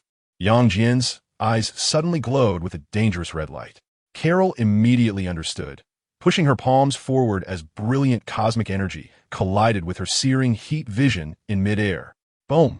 The shockwave from their clash reverberated across the beach, a dazzling light illuminating the nearby waters. Gwen Stacy, seemingly materializing from nowhere, donned a pair of sunglasses and held up a scorecard indicating a perfect 10. "Beautiful. This special effect is worth the price of admission." On the platform, as Jian slightly intensified his output, the potency of the heat vision surged dramatically. Carol gritted her teeth as cracks began to form in her golden energy shield. Ultimately, she wisely opted to withdraw, creating distance. "You win." Internally astonished, Carol wore a relieved smile. "You're truly formidable." Jian nodded sleepily, the red light in his eyes gradually fading. In the next moment, Carol was teleported to the lounge area, landing gracefully on the most luxurious massage chair. A commotion erupted across the beach. Meanwhile, on another recliner, Tony Stark had donned tactical analysis glasses at some point. Jarvis immediately scanned this Kryptonian's biological data. Scan failed. What? Scan failed. Gwen leapt back to the center of the stage, inquiring who the next challenger might be. A reminder, the break area has just received a new mango smoothie. All the heroes exchanged glances, swallowing in unison. Thor gripped his mighty hammer, his eyes alight with fierce determination. The atmosphere grew tense as each individual contemplated who would step forward. Just as hesitation lingered, a deafening shout erupted. "Allow me to face you, Midgardian." Thunder rumbled as Thor raised his hammer high, ascending into the sky, his golden locks dancing amidst the lightning. He landed heavily on the stage, causing the entire platform to tremble. The hammer crackled with electricity, illuminating his exhilarated visage. "Wow." Gwen immediately hopped over to the commentary booth, producing a microphone from seemingly nowhere. "Now entering is the god of thunder from Asgard. Let us see if he can perform miracles." Jian offered a slight smile, gesturing graciously. "Come fort, Thor." Thor let out a hearty laugh, swinging his hammer with vigor, for the glory of Asgard. In an instant the sky darkened, and a bolt of lightning, as thick as a barrel, split the clouds and struck down. Boom! The blinding light engulfed the stage, obscuring everything from view. When visibility returned, everyone was astonished to find Jian standing unfazed, his attire untouched, as he reached out to catch Thor's hammer, curiously inspecting the weapon. Jian marveled at the energy contained within. Intrigued, he wondered if he could lift it. Then, to the shock of all, he effortlessly took the hammer from Thor's grasp.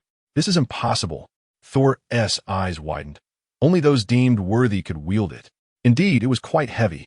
Jian weighed the hammer in his hand before casually tossing it into the air. Mjolnir transformed into a silver streak, vanishing beyond the atmosphere in an instant. Thor gasped. My hammer! Gwen promptly raised a scorecard. Contestant Yang Jian scores 10 points. Thor's current expression is worth full marks. But the excitement wasn't over. Thor roared in fury, his fists crackling with radiant lightning, launching himself like a bolt towards Yang Jian. The two engaged in a flurry of strikes, each collision resonating with thunderous sounds. Yet soon, onlookers began to notice something amiss. Every blow from Thor was effortlessly deflected by Yang Jian, who remained nonchalant and composed. Focus and fight properly. Thor's frustration made his beard bristle. Yang Jian raised an eyebrow. Are you certain? You brought this upon yourself. Suddenly, he accelerated. Spectators only glimpsed him vanish from sight, and the next moment, Thor found himself gently pinned to the stage. Yang Jian stood calmly, surveying the astonished crowd below. The match is concluded. Unbeknownst to everyone, Gwen had changed into a referee's attire, approaching Yang Jian to raise his hand in victory. The victor is the Silver Superman. Thor lies on the ground, staring vacantly at the azure sky, his expression reminiscent of a sibling from an alternate universe. At this moment, he feels that life is devoid of worth, as if he has been transported back to the days when he faced the wrath of his sister Hela. His father was right. Indeed, he still requires further training. In the next instant, he is teleported to the resting area, landing beside Tony, who is casually sipping a beer. The two share a glance, and Tony raises his glass. Welcome to the Instant Kill Club. On the beach, the remaining heroes exchange looks, their expressions nuanced. For Thor is the mightiest avenger. Gwen Stacy, perched on a platform, excitedly calls out, "Who will be the next warrior?" We have added red wine to the resting area. As no one steps forward, just when everyone anticipates the competition's conclusion, the beach suddenly trembles violently. Accompanied by a deafening roar, a colossal green figure descends from the heavens, crashing onto the stage with a resounding thud. It is Jennifer, the She-Hulk. But at this moment, her physique has swelled to rival that of her cousin, Hulk. Her muscles bulge like granite, and even her swimsuit has transformed into a specially designed elastic version. Wow, an upgraded She-Hulk. Gwen immediately whips out her phone to capture the moment, knowing this is undoubtedly an exclusive scoop. Jennifer tightens her massive fist, her green muscles flexing in anticipation.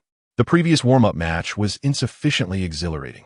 Her voice is deep and resonant as she fixes her sharp gaze upon Yang Jian. Now, let us engage in a true contest.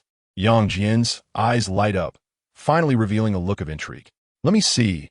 Have you absorbed more gamma energy? Indeed, due to a laboratory accident, the She-Hulk grins, showcasing her pearly white teeth. Now my strength is 5 times greater than usual. As she speaks, she suddenly stomps her foot, causing the entire island to tremble, with sand waves soaring to heights of 10 meters. Tony in the resting area nearly toppled from his lounge chair. Damn, even the Hulk is unreasonable. The battle erupts instantaneously.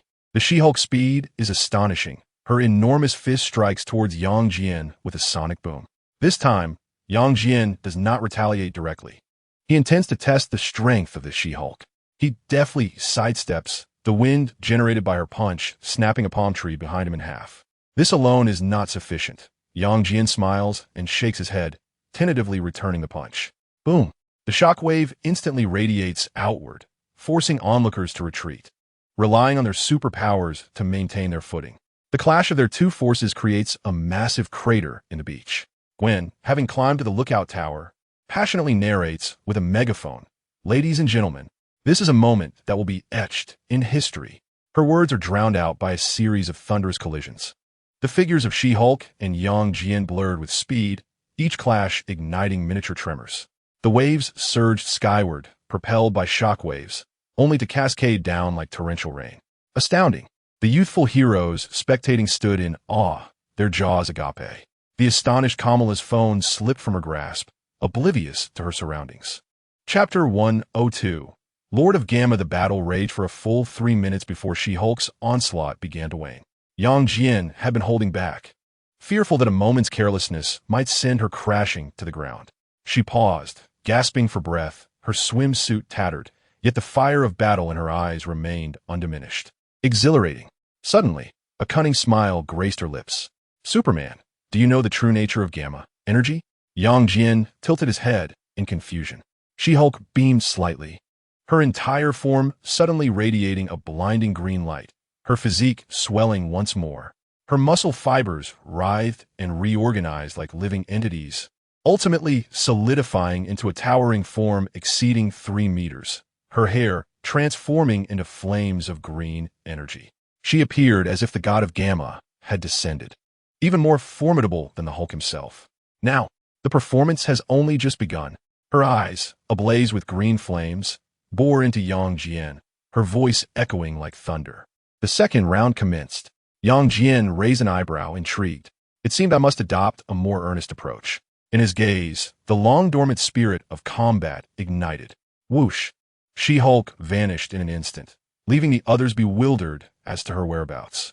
Yet, under Jian's super-dynamic vision, Jennifer's movements were akin to that of a snail. Too slow. Just as She-Hulk was about to make contact with Jian, his figure abruptly disappeared from sight. In the next moment, he reappeared above and behind her, delivering a whip-like kick that struck her nape with precision. Bang! A dull thud echoed as the colossal She-Hulk crashed to the ground, stirring a cloud of dust. The entire sequence unfolded so swiftly that even the cameras failed to capture a single frame. Silence enveloped the beach. All eyes widened in disbelief, unable to fathom the sight before them. The ultimate She-Hulk, who had just showcased astonishing power, had been subdued in one swift move. My apologies, Jian shrugged, a hint of embarrassment crossing his features. I may have exerted a bit too much force. Gwen's microphone clattered to the ground. Is this over? She hurried forward, prodding the unconscious She-Hulk. Jennifer, can you hear me? Tony, resting in the sidelines, rubbed his temples, muttering, I knew fighting a Kryptonian was never a wise choice. Jian gently lifted She-Hulk with a bioforce field, transporting her to the medical bed in the rest area. She was merely in a temporary coma and would likely awaken soon. Turning to the remaining heroes, he inquired, Does anyone else wish to challenge? The crowd remained enveloped in silence. All the heroes simultaneously took a step back, while the young Avengers stood by, utterly astonished at the unfolding scene. Observing this, Gwen Stacy promptly interjected to lighten the mood. All right, since everyone is so modest. Suddenly, she pulled out a plethora of volleyballs from her fourth-dimensional pocket. How about we engage in something more leisurely? I think it would be splendid. Yes. Let us play beach volleyball. Thus, what was initially a tense competition among the mightiest heroes inexplicably transformed into a joyful beach party. Young Jian reclined on a lounge chair, watching the Earth heroes frolic and play, a smile unconsciously gracing his lips. Whether it was due to his own powers seemingly strengthening, he couldn't shake the feeling that their abilities were rather commonplace. Yet, he understood this was their usual demeanor. In comics, everyone has their moments of glory. He picked up a glass of juice and took a leisurely sip. The beach volleyball match was in full swing. The heroes divided into 2 teams, battling fiercely. Black Cat and Gwen Stacy teamed up against Thor and Captain America Squad. Behold my super spike. Gwen Stacy leaped high, her pink hair tracing an elegant arc through the air. At that moment, Jian suddenly halted, his gaze thoughtfully drifting toward the corner of the stage. Gwen, have we forgotten something? Huh? Distracted, Gwen was caught off guard as the volleyball struck her squarely in the face. Ouch. Wait. Following Jian's gaze, she widened her eyes in sudden realization. Oh no, Dr. Banner. Everyone froze and turned in unison to the forgotten cage. Inside, Dr. Banner adjusted his glasses with a resigned expression. Finally, someone remembered me. Gwen, flustered, scrambled to retrieve the keys. I'm so sorry. She unlocked the cage and tore a page from the comic. Here, this is your exclusive passage. Banner stepped out of the cage, stretching his limbs. He turned to Jian, offering a gentle smile. Thank you. You are truly formidable. Jian smiled back, shrugging slightly. I believe the immortal Hulk might be even stronger. At these words, Banner chuckled softly, as if recalling something. Let us hope we never have to test that hypothesis. With that, he turned and leaped into the comic page, his figure gradually disappearing into the inky darkness. The beach fell silent for a moment. Gwen scratched her head. Is anyone still interested in continuing the game? Thor suddenly raised his hammer. Of course. But this time I want to team up with Superman. Hey, that's not fair. Tony protested. Just as the crowd began to stir with excitement once more, Jian looked up at the sky. In the twilight's glow, He thought he glimpsed a green figure flickering in some distant realm. Yet, when he focused again, it was already gone. Is someone watching? Yang Jian pondered, puzzled. What's wrong? Gwen Stacy inquired as she leaned closer. Yang Jian withdrew his gaze, smiling as he shook his head. It's nothing. Come on, let's continue the match. The waves gently lapped at the shore, and laughter once again echoed across the beach. Yet, in a dimension unbeknownst to anyone, a pair of green eyes silently observed everything through the barriers of reality. Those eerie green eyes flickered between the rifts of dimensions, their pupils pulsating with unsettling gamma energy. This being a high-dimensional entity from the realm of gamma hell, fixated intensely on Yang Jian on the beach. Once again, it is you, echoed its consciousness through the dimensional crevice, creating ripples of energy. Memories surged back to a time not long past, when it had painstakingly implanted a gamma seed within Banner's being. It was on the verge of transforming the immortal Hulk into its perfect vessel in the material realm. Yet, at the critical moment, that self-proclaimed superhero had appeared, forcefully subduing the raging Hulk with his damned power. The Hulk was meant to be my envoy. Its thoughts twisted and churned in the void, recognizing the immense potential of that green behemoth. Anger is power. The angrier one becomes, the stronger they grow, theoretically without limit. If such an existence could be utterly consumed by gamma energy, it would serve as a flawless weapon capable of tearing apart the multiverse. The sea breeze suddenly turned cold, prompting Yang Jian to glance upwards, his enhanced vision piercing through the clouds, yet only catching a fleeting glimpse of green energy. What's the matter? Gwen Stacy approached. Clutching a volleyball, Yang Jian furrowed his brow slightly. I sense something watching us.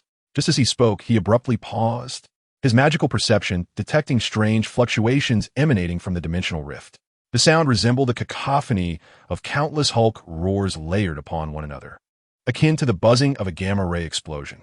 In realms imperceptible to ordinary beings, it was seething with rage. Following its previous failure, it had taken considerable time to amass enough energy to interfere with reality. Given its power, it could have resolved everything in an instant. Yet, that damned entity had severely restricted it, preventing any expression of even a fraction of its energy in the realm of reality. And now, that accursed superhero had thwarted its plans once more, this time returning Banner safely to the comic dimension. You cannot escape. It will spread through the void, beginning to search for a new potential host. The heroes on the beach, radiating energy, appeared to it like beacons in the night. Thor, with the lightning coursing through him, and even Gwen's chaotic interdimensional energy were decent alternatives. However, its greatest desire was for the She-Hulk, Jennifer, who was currently walking toward the water for a drink. The boiling gamma energy within her was as enticing as a campfire in the dark. This time, it thought, it will quietly entwining with Jennifer's shadow. I shall take a different approach. Meanwhile, Yang Jian suddenly felt a surge of energy fluctuations. He turned to look at Jennifer by the seaside, and through his enhanced vision, her inner energy seemed to be bubbling. Just as Jennifer bent down to scoop up seawater, her eyes began to emanate a green light. Yang Jian's superior eyesight immediately detected the anomaly. Jennifer was surging with gamma energy that did not belong to this dimension. Chapter 103, The Arrival.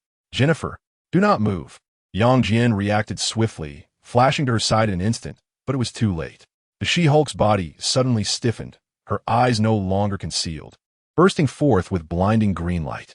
Her muscles inflated uncontrollably, her skin gradually transforming into a more bizarre shade of dark green, while the energy coursing through her veins caused the surrounding air to become ionized.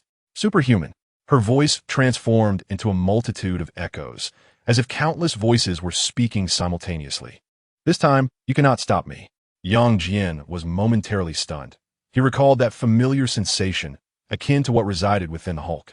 The heroes on the beach instantly entered a battle stance. Thor summoned thunder. Black Panther unsheathed his claws.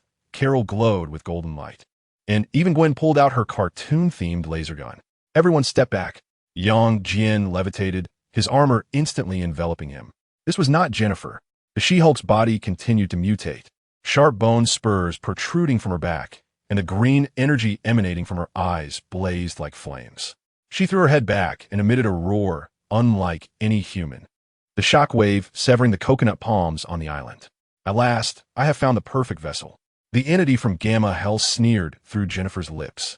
This time, I shall toll the death knell for this universe using your corpse. Before the words had left its mouth, Jian had transformed into a blur, launching himself forward, his fist crashing with a resounding boom into the She-Hulk's abdomen. Boom! Accompanied by a deafening explosion, the She-Hulk's massive body was sent flying like a cannonball, carving a trench hundreds of meters long across the surface of the sea before crashing into the distant reef. The shockwave expanded in a circular motion, snapping trees in half, splitting the ground open with enormous fissures, and unleashing towering waves reaching 100 meters high. The entire island trembled violently. Silence fell upon the beach as all the heroes stared, dumbfounded at the scene. Goodness, was she just playing with us earlier? If that punch had landed on me.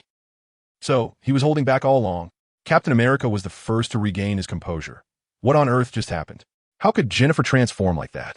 I have never witnessed this form of She-Hulk before. Black Panther kept a vigilant eye on the sea. Thor tightened his grip on his hammer. The energy within her is off. Jian hovered in midair, the red glow in his eyes gradually fading. Jennifer had been possessed by the entity from Gamma Hell, sharing the same source of energy as that which resided within Banner. What he did not disclose to them was that the existence in question, akin to a supreme entity of equal stature, was merely constrained by rules that prevented its direct manifestation. Suddenly, the ocean erupted in colossal waves as the She-Hulk, entwined in verdant energy, soared into the sky. Her physique had expanded once more, sharp bony protrusions sprouting from her back, and the green flames in her eyes blazed with greater intensity. Futile. Her voice had become entirely unrecognizable. This body would continuously evolve. I shall battle you unceasingly until absolute victory is achieved. Before she could finish her declaration, Jian charged forward once again. This time, his movements were swifter. The spectators could merely observe the explosive energy shockwaves in the air, utterly unable to perceive any afterimages. Each of their collisions triggered miniature tsunamis, causing the entire sea to churn as if it were boiling. We must take action, Spider-Man exclaimed anxiously. No. Suddenly, Black Panther grasped him and shook his head. We cannot intervene in a battle of this magnitude. Amidst the chaos, a blinding light suddenly erupted from the center of the battlefield. As the brilliance faded, Jian was seen gripping She-Hulk by the throat with one hand, while his other hand rested upon her forehead.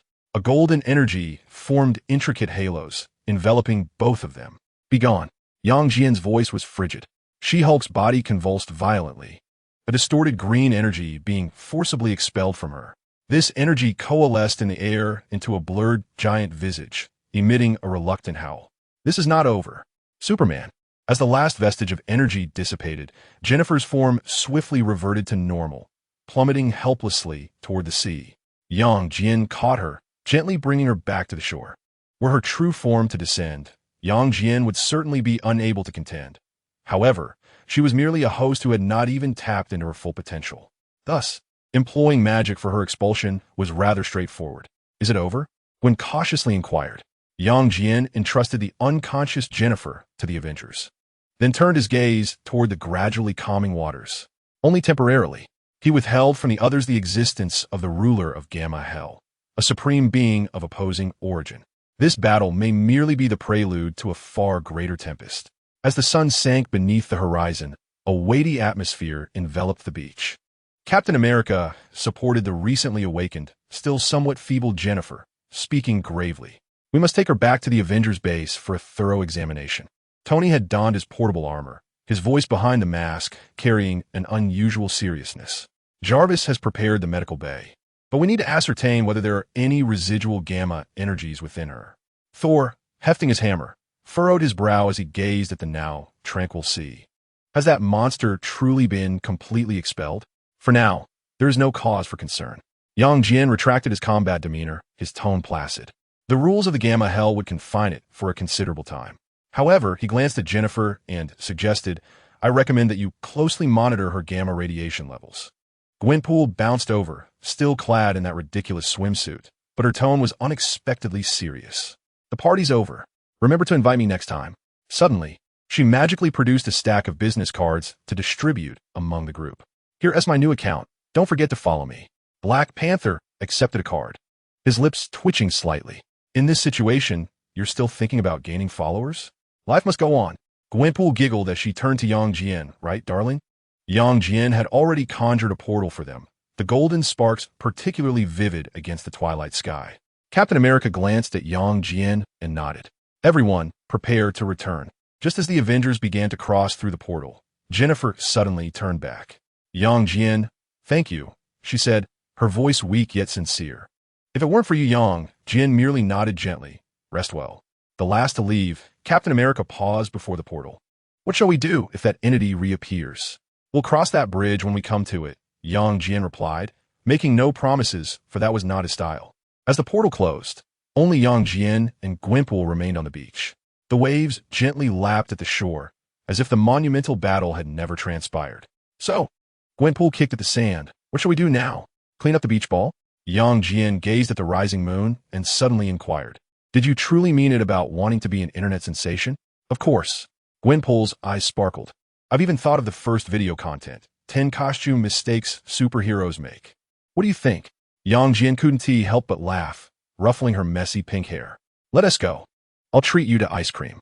Yay, I want a strawberry and chocolate swirl. The silhouettes of the two gradually faded on the moonlit beach, leaving behind a trail of footprints side by side. This adventure had finally reached its conclusion. Chapter 104. What do aliens want? Yang Jian's universe, the atmosphere in the S.H.I.E.L.D. headquarters conference room was somewhat tense. Steve Rogers sat on the left side of the long table, arms crossed, brow furrowed, his sharp gaze fixed on Deadpool across from him.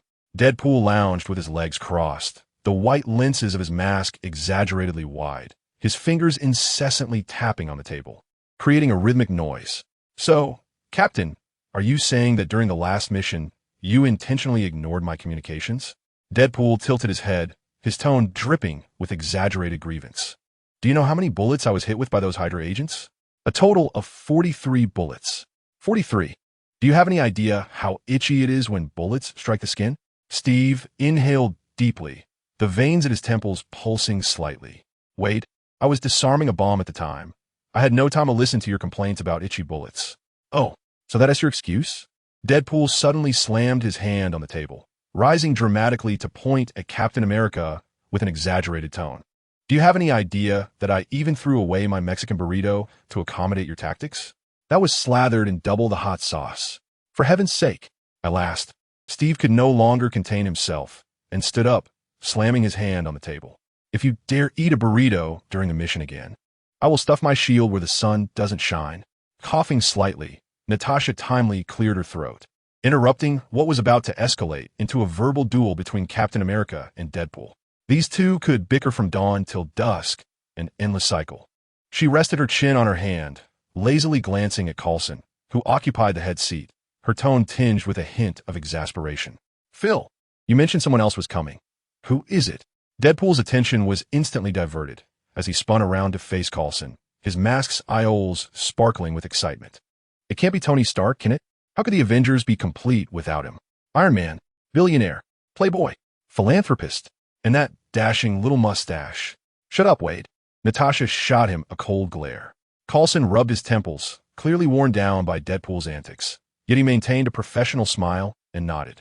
Indeed, it is Tony Stark. He has expressed great interest upon learning that S.H.I.E.L.D. is under the aegis of his organization. Deadpool erupted in cheers, leaping from his chair with both hands raised high. Finally, the Avengers will have a normal person.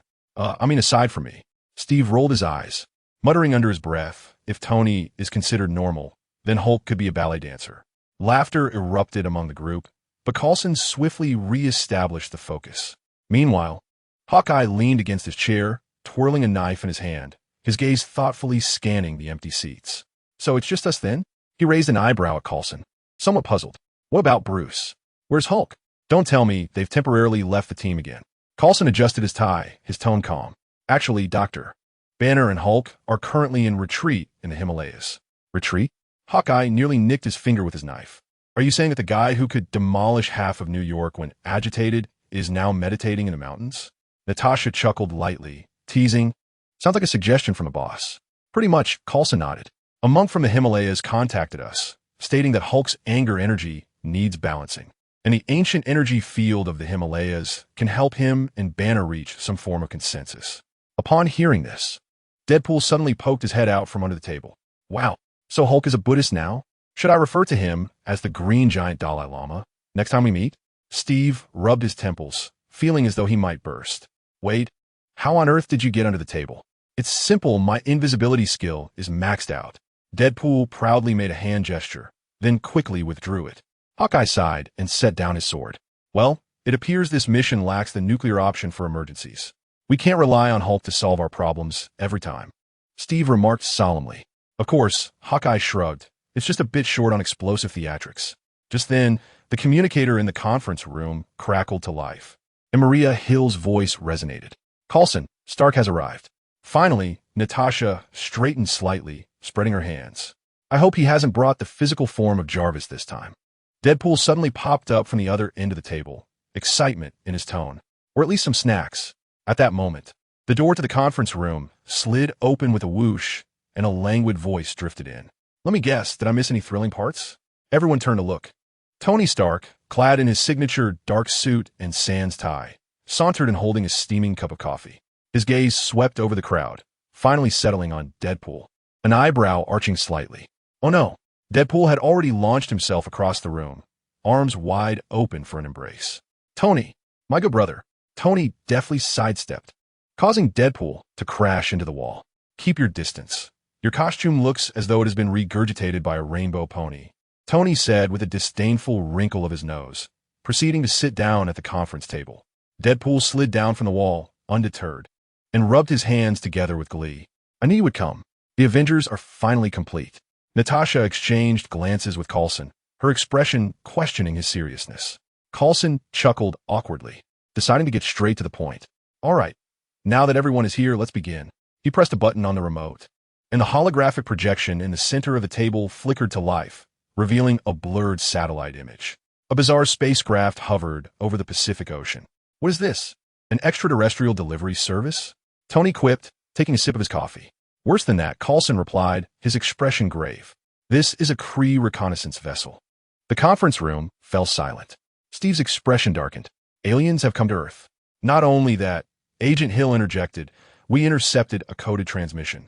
They seem to be searching for some kind of energy source. Tony set down his coffee cup, his demeanor turning serious. What are they after? Coulson nodded. It is highly likely they are seeking the cosmic cube that went missing previously. Deadpool suddenly raised his hand, cheekily interjecting, question, if we rush in and blow them up, does that count as self-defense? Natasha sighed. Wait, this isn't a game. To me it is. Deadpool, brimming with excitement, brandished his dual swords, swirling them gracefully through the air. The Avengers' inaugural collective mission. I must exchange my uniform for a commemorative edition.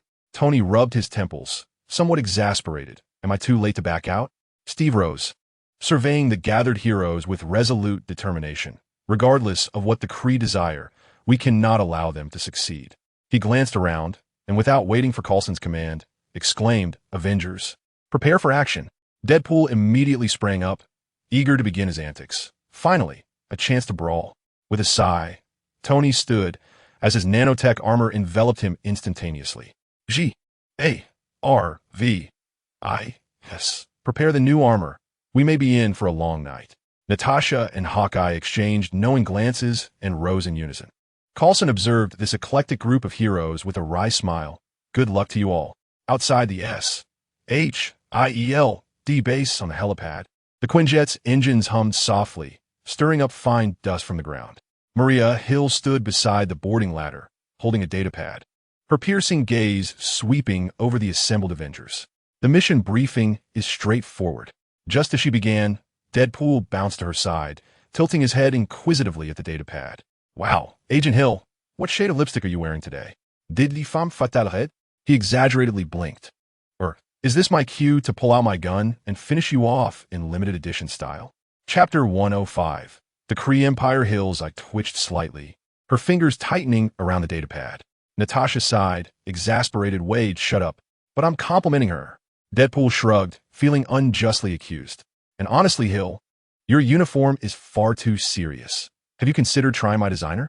He recently crafted a Deadpool collaboration tactical bodysuit, complete with bullet hole embellishments. Bang! In a flash, S.H.I.E.L.D. drew her handgun from her pocket and fired a shot into Deadpool's chest. The others remained unfazed, but were eager for the spectacle. They watched as Deadpool looked down at the newly created hole in his uniform. Then back at S.H.I.E.L.D., the eye holes of his mask curving into a comical arc. You could hit harder. He poked at his unscathed chest. S.H.I.E.L.D., I've been enhanced by the boss's serum. Your little caliber couldn't even pierce my burrito. He wiggled his posterior playfully. Let us do that again. Right here. S.H.I.E.L.'s face darkened like the bottom of a pot, her finger trembling on the trigger. Captain America took a deep breath and then bellowed, for crying out loud. Wade Wilson. He charged forward, shield in hand, arm swinging wide. Clang! The vibranium shield struck Deadpool squarely on the back of his head, producing a sound that was painfully jarring. Deadpool's body swayed momentarily before he collapsed face first onto the ground. Silence enveloped the scene. Tony raised an eyebrow and applauded. Excellent, old popsicle. I quite appreciate this. Natasha massaged her forehead and chuckled. It was about time. Hawkeye crouched down, poking Deadpool with curiosity. Can this level of force actually kill him? Although he will resurrect. I hope so, S.H.I.E.L.D. replied coldly, stowing her weapon. Steve furrowed his brow, fastening his shield to his back, and gritting his teeth, seized Deadpool by the scruff of his neck, dragging him towards the Quinjet like a sack of potatoes. If this bastard wakes up again, I'll toss him out from 10,000 feet. S.H.I.E.L.D. took a deep breath, striving to calm her emotions. In any case, the mission objectives have been synchronized to your tactical panels.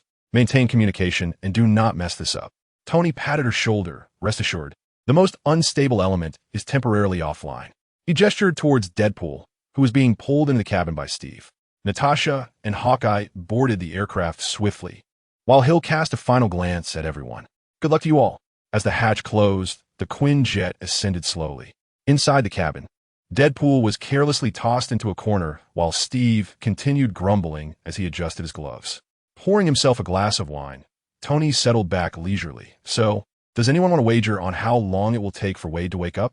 Natasha fastened her seatbelt and closed her eyes to rest. I bet 5 minutes. Hawkeye shrugged, his tone relaxed. I wager 3 minutes, plus the first thing he says will definitely be about burritos. Just then, Deadpool's fingers twitched suddenly. Meanwhile, high above the Pacific, aboard a Kree reconnaissance ship, a tall Kree warrior stood at the control panel, his blue skin unmistakably revealing his identity. His lieutenant approached, whispering, Commander, we have detected Earth's defensive response. The Kree commander sneered, let them come. He tightened his grip on his energy weapon, a dangerous glint flashing in his eyes. This time, the inhabitants of Earth would witness true power. From Gwenpool's universe. 1 week after the last island party, on a sunny morning atop Gwenpool's apartment building. The sun was just right, and a gentle breeze floated through the air. Young Jian languidly reclined on a beach chair, wearing vintage aviator sunglasses, his sturdy arms resting behind his head. Beside him, Gwenpool donned a pink camisole paired with matching cat-eye sunglasses, her legs swinging playfully. 2 speakers played music nearby, creating a relaxed atmosphere. Gwenpool stretched her arms wide, grabbing a strawberry milkshake from the table and taking a hearty sip. This is what life is about. As powerful as I am, I should relish every moment. Yang Jian smiled faintly, casually taking a sip of chilled lemonade. Sunlight bathed his chiseled profile, energy subtly radiating from his being, even the tips of his eyelashes glimmering with a golden hue. The rooftop breeze tousled his black hair, revealing a face capable of captivating countless admirers. Look at that cloud, Gwen exclaimed suddenly, pointing at the sky with a teasing tone. Doesn't it resemble the hairstyle of Thor when he was flung away? Yang chuckled, shaking his head in bemusement. What on earth is in your mind? It must be pure creativity. Gwen puffed up her chest proudly, despite the idea's slight absurdity. By the way, I've surpassed 100,000 fans. She brandished her phone, her expression demanding praise.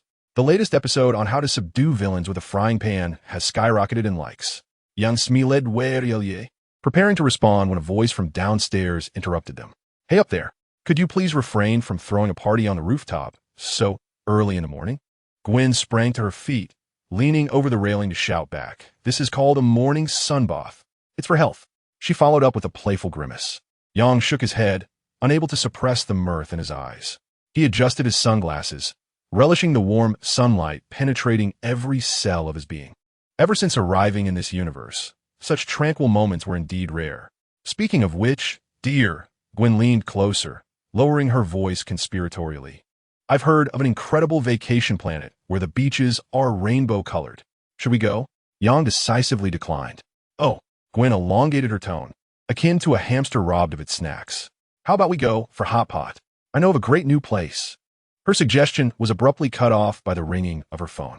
Yang glanced at the screen displaying Nick Fury's name, and Gwen sighed. Answer it. Young Reckley Ned Beck, playfully remarking, since we're idle, why not? Gwen pouted as she pressed the answer button, her tone laced with irritation. Nick, you better have a reasonable explanation. What? An alien burger joint was robbed? Is this really our responsibility? Gwen hung up, rolling her eyes in exasperation. Fury claims an alien-run burger place in Manhattan has been robbed and insists we check it out. She exaggeratedly rolled her eyes, clearly unimpressed. Honestly, can S.H.I.E.L.D. agents handle this sort of thing? Yang removed his sunglasses, the golden sunlight reflecting in his eyes. He gazed towards the distant skyscrapers, his tone serene. You should go. I need to return to my universe. What? Gwen sat up abruptly, her pink sunglasses slipping to the tip of her nose. Are you leaving now? She grasped the corner of Yang's cape, her expression pleading. Stay a few more days. I haven't taken you to that new hot pot place yet. Yang gently patted the back of her hand in reassurance. Trust me, I will return. Besides, I've already overstayed my welcome. He rose to his feet, his armor enveloping him in an instant. And I sensed that my universe might need me as well. Chapter 106. The fleet of the Kree Empire. Gwen sulked as she leaped from her recliner, her pink slippers clapping against the floor. All right. Suddenly, she produced a small pink device from seemingly nowhere. Here, take this. It's a cross-universal communicator that I've improved. The signal is exceptionally stable. Jian accepted the comical little gadget, unable to suppress a chuckle. I will keep in touch. You better. Gwen placed her hands on her hips, her tone exaggerated. Otherwise, I'll draw a comic portraying you as the villain. Jian shook his head, warmth glimmering in his eyes. This girl was the epitome of vivacity. And truth be told, she was also the most heart-wrenching. Beneath her boisterous exterior lay a heart yearning for acceptance. She was an audience member beyond the fourth wall, incongruous with the superheroes. His presence perhaps granted her a sense of belonging. Not dwelling on these thoughts any longer, he gently leapt into the air, crossing his arms before his chest. This was a classic superhero stance he had learned in this universe. Until we meet again. In the next moment, Jian's figure vanished instantaneously against the azure sky. Gwen stood on the rooftop, staring blankly in the direction he had disappeared, before suddenly pulling out her phone. Hello, Fury. That burger joint robber is doomed. I'm in a foul mood today. Meanwhile, high above New York, Jian hovered in the stratosphere, his black cape gently billowing in the thin atmosphere. His eyes flickered slightly, suddenly glowing with a dazzling golden light, his supervision spreading out like invisible ripples. Let me confirm one last time, he murmured to himself. His gaze pierced through the clouds, scanning every inch of land. From a medical bay in the Avengers Tower to the vibranium mines in Wakanda, from a library in the Sanctum Sanctorum to the secret base of S.H.I.E.L.D. He observed Jennifer undergoing rehabilitation, Dr. Banner diligently working in the lab, and even Thor, who was sulking in a bar, nursing his sorrows. Simultaneously, his magical perception unfurled like a delicate spider web enveloping the globe. He searched for any anomalous gamma energy fluctuations, no matter how faint. Strange. Jian furrowed his brows. Logically, such a formidable presence, even if expelled, would leave traces. Yet, at this moment, Earth's gamma radiation levels were entirely within the normal range, with even the most sensitive monitoring devices indicating everything was normal. He then meticulously checked all the superheroes. They were all living their daily lives in safety. It appeared that they had genuinely vanished for the time being. Jian finally felt a sense of relief. He raised his hand, tracing a golden portal in the air, sparks swirling to outline a passage back to his original universe. Just before stepping through the portal, he glanced back at the Azure Planet. Gwen was on the streets of Manhattan, pursuing the burger joint robber, her pink hair shimmering in the sunlight. Captain America instructed the Avengers in the training grounds. Doctor Strange stood upon the terrace of the Sanctum. Seemingly sensing something amiss, he gazed skyward and offered a slight nod. Take care, Jian murmured, stepping into the portal. Golden sparks slowly closed behind him as he returned to his own universe. Meanwhile, deep within the distant depths of Gamma Hell, an entity shackled by countless dimensional restraints emitted a roar of defiance. However, this time, its voice could no longer penetrate the barriers of reality. Damn it! On the other side, aboard the Quinjet over the Pacific Ocean, Deadpool's fingers twitched increasingly, finally jerking him upright, his mask's eye lenses widening in surprise. Thank you. Damn it. He rubbed the back of his head, somewhat bewildered. Captain, your S.H.I.E.L.D. massage technique is more vigorous than the seats of a New York subway. Steve's forehead throbbed with veins, his fist cracking ominously. Wade, I swear, if you utter one more word, are you going to throw me out? Deadpool leaned in mischievously. But we're already at 10,000 feet. Do you know what song is best to sing during free fall? You should sing Cause Boom. You really will. Tony sprayed his drink out in laughter. Jarvis, note this down. It's the most hellish joke I've heard this year. Natasha silently retrieved her electric baton. Suddenly, the aircraft shook violently. Kree energy weapons detected. Jarvis's alarm echoed through the cabin. The holographic screen illuminated, revealing a Kree reconnaissance ship below, its cannons charging with blinding blue light. Everyone, brace yourselves, Hawkeye shouted. In the next instant, the energy cannon roared towards them. The Quinjet executed an emergency roll to evade, while Deadpool was flung against the cabin wall, comically sticking in a starfish position. This is exhilarating. He cheered amid the impact. This is far more thrilling than any Six Flags roller coaster. Steve gripped the handrails tightly, shouting toward the cockpit. Did Hill not say that ship was unarmed? Tony was already fully armored, his helmet snapping into place. Clearly, the Kree have recently upgraded their membership package. Another energy blast whizzed past the wing, the Quinjet's alarms blaring. Natasha swiftly secured her parachute. Prepare for force landing. We have to jump. Jump? Deadpool sprang up like a fish, quickly approaching the hatch. Finally, it's my turn for the grand finale. He mysteriously produced a small notebook and began scribbling notes. Reminders. 1. Don't forget to open the parachute. 2. If forgotten, remember to strike a cool pose upon landing. 3. If landing fails, no one needs your reminders. Steve exclaimed, exasperated, as he seized his collar and dragged him toward the hatch. As the door opened, a fierce gust of wind rushed in. On the deck of the Kree reconnaissance ship, dozens of fully armed blue-skinned warriors stood ready for battle. Tony raised his right hand, his palm cannon fully charged. I'll go down and warm things up. With that, he leaned back, his figure twisting gracefully in the air. Hawkeye and Natasha followed closely, both diving toward the enemy ranks. Only Steve and Deadpool remained at the hatch. Listen, Wade. Steve glared at Deadpool through gritted teeth. This time, you'll follow orders. Understood, Captain. Deadpool suddenly saluted with exaggerated precision before leaping straight down. Deadpool has arrived. His cry pierced the air. Steve froze for a moment, then erupted in fury. That idiot didn't even bring a parachute. But it was too late. Down he plummeted like a red cannonball, crashing into the Kree artillery platform and sending debris flying.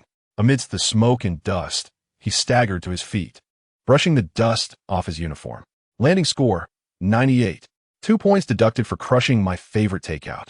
The Kree soldiers on the deck were collectively dumbfounded. In the distance, Tony, just having landed, face-bombed in disbelief. I suddenly miss Hulk. Chapter 107, Avengers Assemble. On the deck, the Avengers had gathered together. Kree soldiers surged forward like a tide, each blue-skinned warrior wielding pulse weapons.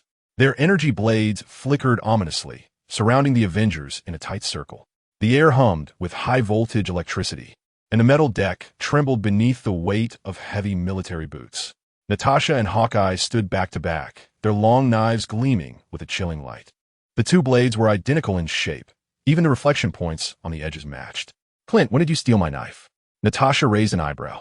Last Wednesday, while you were away, Hawkeye replied, his expression stoic as he watched the encroaching Kree soldiers. But I saved a spare for you. Touched? We'll discuss that after this fight, Natasha chuckled lightly. Captain America stood at the forefront, his shield secured to his left arm, muscles taut, eyes sharp. The circle of Kree soldiers closed in, the sounds of charging pulse weapons echoing around them. Tony Stark's armor hovered in midair, his palm cannon primed for action. Old Eyes Pop, how about a pre-battle speech? This is the Avengers' first official confrontation with aliens. It deserves a sense of ceremony. Natasha smiled as she adjusted her blade. Indeed. Captain, say something, she encouraged. Deadpool immediately sprang to his feet, hands clasped over his heart, his mask S.I.E.L.D. patches transforming into starry eyes. I know. He mimicked Steve's stance, lowering his voice to a gravelly shout. Avengers, Wade, if you dare mimic my words again, I will stuff you into a Kree cannon. Steve finally snapped, his friendly greeting momentarily stunning everyone. Tony raised an eyebrow, somewhat taken aback. Deadpool clutched his chest, feigning injury. Captain, how could you do this? I am your #1 fan. The Kree soldiers exchanged bewildered glances, seemingly disoriented by the bizarre atmosphere. Tony sighed, exasperated. Shall I open fire first? No, Steve replied, taking a deep breath to suppress his anger, firmly securing his shield on his arm. He surveyed the crowd, his gaze resolute. The encircling Kree soldiers had closed in to the limit, their pulse guns targeting lasers dancing across the group. Deadpool rubbed his hands together with excitement, brandishing his dual swords. Here it comes, here it comes. Now's the time. Avengers. Steve's voice was low as he suddenly raised his shield, reflecting the blinding sunlight. Assemble. Deadpool instantly transformed into a blur, his swords slicing through the air, directly colliding with the Kree ranks. Let Uncle Deadpool take good care of you. Steve hurled his shield, which crashed through the Kree formation, creating a deafening explosion of metal. Natasha and Hawkeye darted like phantoms, their blades carving cold arcs as they severed pulse guns in twain. Tony unleashed his palm repulsor, sending a charged shockwave that sent half a squad flying. Jarvis, record the combat data. This is far more exhilarating than the test range. The two sides immediately clashed, rapidly escalating into a fierce confrontation. The Kree soldiers, in a state of terror, realized that these Earthlings were not ordinary. Natasha executed a side kick, sending a 2-meter-tall Kree warrior flying dozens of meters, carving a trench in the deck. Hawkeye's blade cleaved down, bisecting a Kree alloy pulse gun. The momentum of his strike continued, cleaving through the soldiers behind it, armor and all. Most terrifying of all was Deadpool, who charged through the enemy ranks like a crimson whirlwind, his dual blades whirling in a meat grinder fashion, all the while chattering incessantly. Left, right, uppercut. Oh, sorry. I forgot to sheathe my swords. A Kree soldier fell, clutching his gushing neck. In the control room, the Kree commander turned pale before the monitor. This is impossible. How can these Earthlings possess such strength? The aide trembled as he pulled up the data. Vital signs indicate their muscle density exceeds that of elite Kree warriors by dozens of times. On the battlefield, Steve shattered the chest armor of a Kree soldier with a punch, seamlessly catching the rebounding shield. A spinning kick sent another soldier flying into the sea. He glanced at his teammates, who were wreaking havoc among the enemy, a faint smile gracing his lips. The serum from the boss is indeed formidable. Tony blasted away a Kree attempting to ambush him, his expression beneath the helmet somewhat glum. You all seem to enjoy the serum, while I'm stuck with pure technology, right? Deadpool poked his head out from the fray, without turning back, saying, Don't worry, Tin Can. When we get back, I'll have the boss give you a shot too. He said this while using the hilt of his sword to knock out the last standing Kree soldier. I guarantee it'll make you tough. Wait, Steve and Tony shouted in unison, Kree reconnaissance ship, command room. The Kree commander fixed his gaze upon the monitor, displaying a pink figure wreaking havoc, his expression gradually contorting with disbelief. What on earth are they? The aide, trembling, explained, We have just uncovered intel. It is supposedly marked by Earth's undead database. It is advised to obliterate it into dust. The commander bellowed, Then do it. The aide, with a mournful countenance, replied, But we have tried. It always crawls back from the debris to share cold jokes. Useless. A bunch of useless fools. The Kree commander's furious roar reverberated through the entire bridge as he seized the aide by the neck, lifting him off the ground. Lord Ronan's fleet will arrive in Earth's orbit in mere moments. What do you think will happen if he sees us unable to deal with a few primitive insects from lesser planets? The aide flailed helplessly in midair, suddenly shouting. The laboratory, the experimental enhancer. The commander hesitated momentarily. On the monitor, the madman in the red and black uniform was cleaning his knife with the cloak of a Kree warrior, flashing an obscene gesture at the camera. He felt his blood boil, barely restraining himself. Prepare the injection. The commander tore open the collar of his uniform, metal buttons flying in all directions. After the injection, I will personally crush them. With that, He strode directly towards the laboratory, the aide nervously trailing behind. Inside the laboratory, the commander gazed at the vial of azure serum in his hand, the liquid shimmering with unstable energy particles. The aide stood beside him, sweat beading on his forehead. This was the last resort. The commander clenched his teeth, abruptly plunging the syringe into his neck and injecting the entire serum. His body arched instantaneously, muscles twisting and swelling like steel, veins beneath his skin bulging with an eerie blue luminescence. His bones crackled painfully, his stature unnaturally increasing by several centimeters. The combat suit ripping apart to reveal the swollen blue skin beneath. The aide recoiled in terror, watching in shock. "Commander, are you all right? All right?" The commander slowly lifted his head, his eyes transformed into pure, blazing white, energy crackling like arcs across his body. "I've never felt so powerful." He smashed his fist against the alloy wall of the laboratory. Boom! The entire wall caved in, shattering, metal fragments scattering like bullets. The aide was thrown back by the shockwave, crashing against the control panel, blood spewing from his mouth. The commander looked at his fist, laughing maniacally. Now this is power. He stepped forward, each stride causing the deck to tremble. Chapter 108. Superman has returned. On the deck battlefield of the Kree reconnaissance ship, Deadpool squatted atop a comatose Kree soldier. He wiped the blood from his blade with the soldier's cloak, humming a dissonant tune. The blade of Uncle Deadpool gleams with an extraordinary brilliance. As it cleaves through the Kree, the exhilaration is palpable. "Wait," Captain America roared in exasperation. "For heaven's sake. Can you take this seriously?" Steve felt his blood pressure surging. This was more infuriating than discovering his superior was a semi-automatic cotton gin. "I'm being serious," Deadpool replied innocently, spreading his arms. "See, I even left them whole." How merciful. Iron Man's armor hovered in midair, the palm cannon on alert. Yet the expression beneath the helmet was one of grave concern. "Iceman, something's amiss. The Kree's resistance is alarmingly feeble. This is not the combat prowess one would expect from a reconnaissance vessel." Natasha and Hawkeye stood back to back, their long blades gripped firmly, their vigilant gazes scanning the surroundings. "They're stalling for time." Natasha narrowed her eyes. There must be a backup plan. No sooner had she spoken than, boom! The entire warship trembled violently. The metallic structure at the center of the deck heaving upward, only to be ripped apart, as if it were mere paper. A colossal blue figure burst through the deck, ascending slowly, his blazing white eyes piercing through the smoke like two blinding suns. "Oh, for heaven's sake," Deadpool exclaimed dramatically. "Have the Kree taken drugs?" "Kree Commander. No. He should now be referred to as the Kree Monster." He stood amidst the wreckage, his muscular form radiating unstable energy in a blue glow, each breath resonating with the hum of high-voltage electricity. "Earth insects." His voice was deep, laced with a distorted echo. "You shall die a most painful death." Tony's tactical interface flickered with frantic warnings. "Jarvis, energy readings exceed the threshold." Jarvis reported calmly. "It is speculated to be an experimental enhancement serum from the Kree Empire, significantly increasing muscle density and neuroresponse speed." "Get to the point," Tony interrupted. "The conclusion is, do not let it touch you." "Excellent." Deadpool clapped his thigh. "I like this suggestion. I was just about to find out what it feels like to be pummeled by a super Kree." With that, he charged forward, crossing his blades to strike at the Kree monster's neck. "Wait," Steve shouted in fury, but it was too late to intervene. The Kree monster did not even flinch, allowing the blades to collide with his skin. Clang! The sharp sound of metal striking metal echoed as Deadpool's dual swords met their mark, sparking brilliantly. "Wow," Deadpool blinked. "This hardness. Had I known, I would have brought my adamantium blade."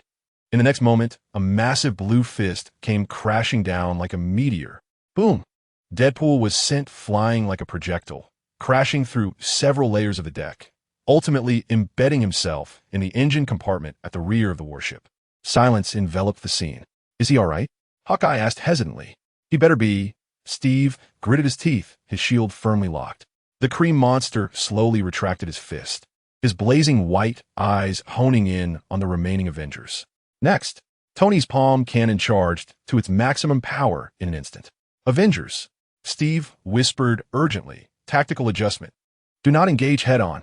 The Kree monster let out a sinister laugh, stomping the ground with such force that the deck crumbled beneath it. its form hurtling towards the group like a cannonball. The battle erupted once more. The Kree monster swung a fist at Captain America, who crossed his arms, preparing to absorb the blow with his shield. Boom! The shockwave exploded, the deck collapsing as Steve was sent flying backwards several meters, his feet carving deep grooves into the metallic surface. Captain, Natasha, and Hawkeye sprang into action simultaneously, quickly flanking the creature, their blades aimed at its vulnerable joints. Clang! Clang! The blades struck its skin, producing mere sparks without leaving a scratch. This thing has no weaknesses. Hawkeye cursed, retreating swiftly. The Kree monster grinned malevolently, swinging its massive hand towards Natasha. Bang! Natasha was struck and sent crashing into a pile of metallic debris, dust billowing around her. Natalia. Hawkeye's pupils dilated as he prepared to rush to her aid, but the Kree monster had already turned its attention to him, its enormous hand descending menacingly. In that critical moment, a gold and crimson figure dove down. Tony Stark barreled into Hawkeye at full speed, only to be seized by the Kree monster. Iron Can! Hawkeye shouted. The Kree monster gripped Tony's armor with one hand, its blazing white eyes reflecting a cruel smile. Steel Toy. The armor groaned under the immense pressure, and Tony gritted his teeth, growling Jarvis. Overload the reactor. Buzz. The reactor in the chest of the armor erupted with blinding white light, the energy shockwave exploding outward. The Kree monster staggered back 2 steps, allowing Tony to break free, his armor severely damaged, the thrusters sputtering smoke as he crashed to the ground. Tony, are you all right? Steve rushed to his side. Not dead yet, Tony gasped, a hint of exasperation in his voice. But this creature is tougher than my armor. The Kree monster shook off its hand, seemingly only slightly singed, quickly regaining its composure. It turned towards the group, grinning as it approached, declaring, "You are all too weak." Just then, "Hey, Blue Smuff," a cheeky voice rang out from above. The group looked up to see Deadpool, having somehow climbed to the top of the battleship, brandishing a Kree energy cannon. "Guess what I snagged from their arsenal?" Deadpool cackled, his finger tightening on the trigger. Boom! A dazzling energy beam struck the Kree monster's chest, the explosive shockwave toppling half the deck. As the smoke cleared, the Kree monster knelt on one knee, its chest charred. It slowly rose again. "Not dead yet," Deadpool exclaimed wide-eyed. The Kree monster roared furiously, leaping into the air, its fist aimed at Deadpool's position. Boom! The entire fortress was shattered with a single blow, and Deadpool was sent flying like a rag doll, landing before the crowd. Cough, cough. All right, I concede. This creature is more formidable than Thanos. Deadpool spat blood, struggling to rise. Steve took a deep breath, gripping his shield. There was no retreat. They had to devise a solution. Tony's armor emitted a warning. Energy remaining 17. Then let us utilize the last of our energy. Gritting his teeth, Tony instructed Jarvis. Prepare the plan. A plan? Hawkeye frowned, perplexed. When do we have a plan? Now, Tony replied coolly as the armor's shoulder panel opened to reveal 2 miniature missiles. High-explosive armor-piercing rounds, specifically designed to penetrate hard shells. The Kree monster charged again, the ground trembling beneath its might. Cover Tony, Steve shouted, leading the charge, his shield crashing against the Kree monster's knee. Clang! This strike finally staggered the beast, and Natasha and Hawkeye seized the opportunity to flank it. Deadpool, however, leaped onto the creature's back, stabbing at its eyes with twin blades. Get off! The Kree monster roared in fury, seizing Deadpool and savagely slamming him against the deck, pummeling him left and right. Bang! Bang! Bang! Bang! After several brutal impacts, Deadpool's bones were likely shattered, yet he clung to the monster's wrist, grinning mischievously. Hey, big guy, ever heard of a human bomb? In the next moment, Tony's missiles soared through the air. Surprise was upon them. Boom! A blinding flash consumed both the Kree monster and Deadpool, the explosion's shockwave even toppling nearby Avengers. Smoke filled the air, and a massive hole was blasted in the deck. The Kree monster's shard remains teetering at the edge, half of its body scorched and broken, yet it still moved. It wouldn't die. Tony was stunned. The Kree monster struggled to rise, its blazing white eyes locking onto the group as it snarled. You all shall perish. Just as it was about to leap forward, a buzzing sound erupted. A golden spark suddenly ignited in the center of the battlefield, and a swirling portal appeared out of thin air. A deep, familiar voice resonated. I hear you need assistance. Everyone turned to see a towering figure stepping through the portal. Yang Jian, the Superman, had returned. Chapter 109. The accuser Ronin, the Kree monster's fiery gaze fixated on the suddenly appeared Yang Jian, instinctively taking a step back. The presence of this human emanated danger. Yang Jian surveyed the surroundings, swiftly analyzing the situation. This creature appeared to be Kree. Had the Kree invaded Earth? Young! Tony exclaimed, his eyes wide. If you didn't come back soon, I would have thought you were bathing in the sun. Yang Jian smiled slightly. I sense you might require some external assistance. Deadpool lay on the ground, weakly giving a thumbs up. Boss, you have arrived just in time. Please help me subdue this smuff. Wait, boss, be gentle. Don't kill him, as he might possess some research value. Natasha exclaimed rapidly, fearing that Yang Jian might finish him off in a single blow. Yang Jian shrugged and replied, all right then, let us just play with him. The Kree monster let out an enraged roar, feeling insulted, and abruptly seized a piece of the warship's wreckage to hurl it at Yang Jian. Yang Jian did not even flinch as the debris struck him, shattering upon impact. Is that all you've got? He raised an eyebrow. The Kree monster, infuriated, felt its energy surge, muscles swelling as the deck beneath it splintered.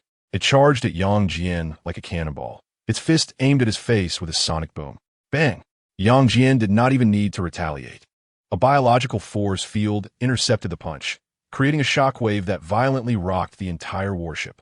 Impressive strength, Yang Jian remarked nonchalantly, but still insufficient. Suddenly, his eyes glowed red as he adjusted his thermal vision to a low power setting. Two blazing beams of light pierced through the Kree monster's shoulder, splattering blue blood everywhere. The creature howled in agony and staggered backward. Incredible! Hawkeye exclaimed wide-eyed. The Kree monster roared in madness as its wounds began to visibly heal at an alarming rate. It seized a broken metal beam and hurled it at Yang Jian like a javelin. Yang Jian casually waved his hand, and the biological force field redirected the beam, which then plunged into the distant sea, erupting into a towering column of water. Now it's my turn. Before the words left his lips, Yang Jian appeared before the Kree monster, retracting his fist's power, and then struck it squarely in the abdomen. Boom! The monster was sent flying as if struck by a meteor, crashing through several layers of the deck before finally embedding itself in the energy chamber at the ship's lowest level. The entire Kree warship began to tilt, alarms blaring throughout the vessel. The energy core is going to explode. Tony shouted, this ship can't take much more. Yang Jian hovered in the air, addressing the others. You all need to evacuate. What about you? Steve asked, frowning. I need to ensure he doesn't survive. Otherwise, my efforts would have been in vain. I must also deal with this ship, Yang Jian replied casually. Deadpool feigned difficulty in rising. Can I stay and watch the show? Everyone chimed in agreement. Tony activated the last reserves of energy in his armor. Everyone, to the lifeboats. Hurry!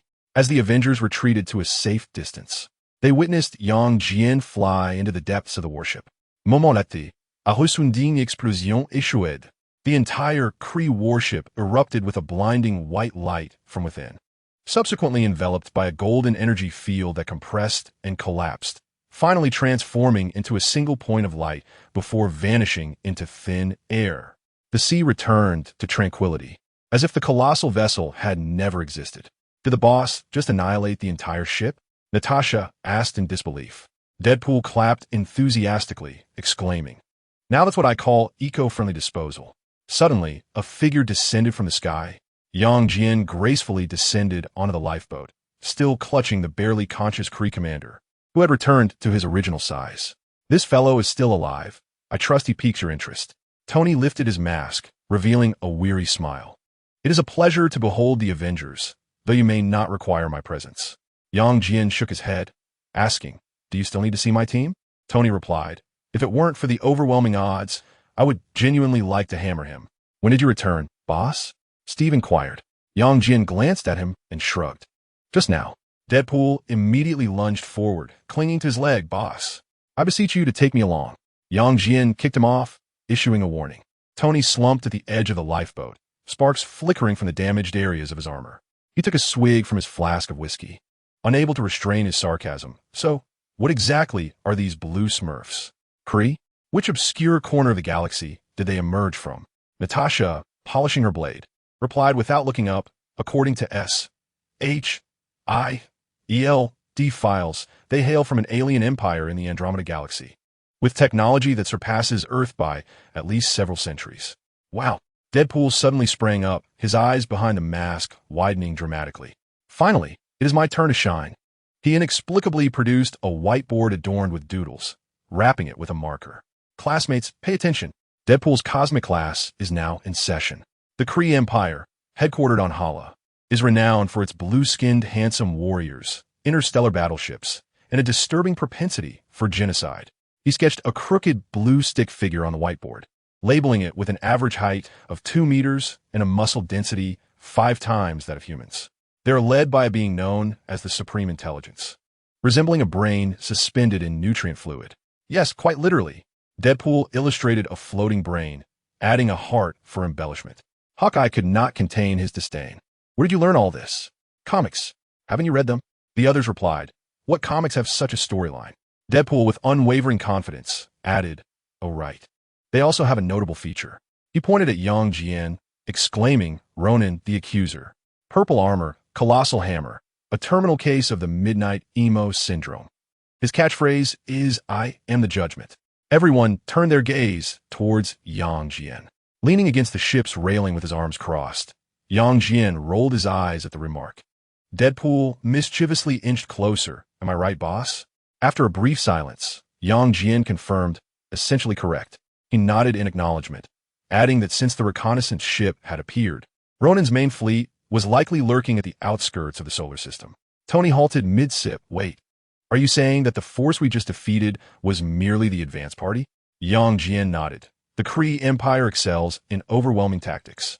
If Ronan personally leads, it would be a fleet capable of annihilating planets. Steve's expression turned grave as he spoke. The sea breeze suddenly became oppressive, and the atmosphere on the lifeboat grew tense. Deadpool, however, raised his hand. Question. Since the boss can single-handedly take on a battleship, can we just coast to victory? You can't handle it yourself? Deadpool replied decisively. My powers pale in comparison to his. He gazed towards the darkening horizon, feigning profundity. I have a premonition. There is more than just the Kree coming this time. Suddenly, an alarm blared. The radar screen on the lifeboat flickered wildly, and Jarvis issued a warning. Energy readings have been detected beyond the atmosphere. The count exceeds 200. Analyzing as Kree warships. Everyone abruptly looked up. In the twilight sky, dozens of fiery meteor-like streaks pierced through the clouds. Good grief. Natasha tightened her grip on her blade. Have they jumped straight to low Earth orbit? On a massive battleship, a figure clad in purple armor loomed through a holographic projection, surveying the Earth. Earthlings, Ronan's voice echoed. Your actions in slaying Kree warriors have been deemed war crimes. His judgment descended like a heavy hammer, and a holographic image of Yang Jian appeared on the screen. This extraterrestrial entity had been marked as the primary target for elimination. Deadpool clutched his stomach, laughing, while boss, you're on a wanted list. Yang Jian tilted his head, perplexed. Is Ronan losing his mind? Coming right at me? Chapter 110. The absolute domination of a Superman. The sea suddenly surged as the Kree fleet's main cannon reached full charge. Hundreds of devastating energy beams tore through the clouds, plummeting towards the lifeboat. Deadpool looked up at the sea of blue light, exclaiming dramatically, wow, the ticket for this fireworks show must be exorbitant. Tony's armor blared alarms uncontrollably, his brows furrowing tightly. Energy readings off the charts. We can't withstand this strike. Steve gripped his shield, gritting his teeth. Boss, can you get everyone to evacuate? Yang Jian merely raised his gaze, his eyes reflecting the impending destruction. Evacuate? He murmured softly. No, it's unnecessary. In the next moment, Buzz, Yang Jian's figure suddenly blurred. As if time itself had come to a halt, the speed of Superman erupted, allowing him to transcend the limits of physics, navigating through the fissures of time and space. His teammates were frozen, resembling wax figures. The Kree fleet's energy beams continued their slow advance, but to Yang Jian, they moved as sluggishly as snails. Too slow. He instantly appeared in front of the first energy beam, giving it a gentle wave. Bang! The beam rebounded, hurtling back with even more terrifying speed, directly piercing through a Kree warship. Immediately, the second and third strikes followed, as Yang Jian's figure flickered across the sky, effortlessly deflecting each beam of energy. One Kree warship after another erupted into fireballs in the vastness of space. Ronan stood in the command room of the flagship, his pupils dilating in shock. What? His holographic projection twisted in disbelief. This is impossible. How could our weapons? Before he could finish his thought, Yang Jian stood before him. It was not an illusion or a projection. It was his true form. He had breached the warship's shields and heavy alloy armor, appearing directly in Ronan's command center. You! Ronan roared, as the hammer of judgment descended in an instant. Yang Jian caught the hammerhead with one hand, not even blinking. Is this all? Crack! The hammer of judgment, a symbol of the Kree Empire, a renowned weapon across the cosmos, shattered into dust in Yang Jian's palm. Ronan staggered back, his face ashen. What were you? Yang Jian offered no response, merely raising a single finger. Buzz! A faint golden light burst forth from his fingertip, instantly piercing through Ronan's chest. Ugh! Ronan collapsed to the ground, his purple armor fracturing, blood gushing from a wound. Trembling, he looked up to see Yang Jian's eyes glowing with a destructive red light. No! Supreme Intelligence, save me! Boom! A searing beam of energy erupted, and Ronan's figure was obliterated in the blinding radiance. This once heroic figure of the Kree Empire perhaps never anticipated his demise on the small planet Earth. Now he knew, but he could only go and inform Satan.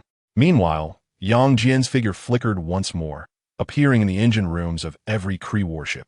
With a single punch, just one punch, the entire Kree fleet detonated in a series of explosions, transforming into a splendid sea of flames. On the surface of the ocean, the Avengers gazed up at the pyrotechnics in silence. Deadpool smacked his lips, speaking nonchalantly. Should I prepare some popcorn?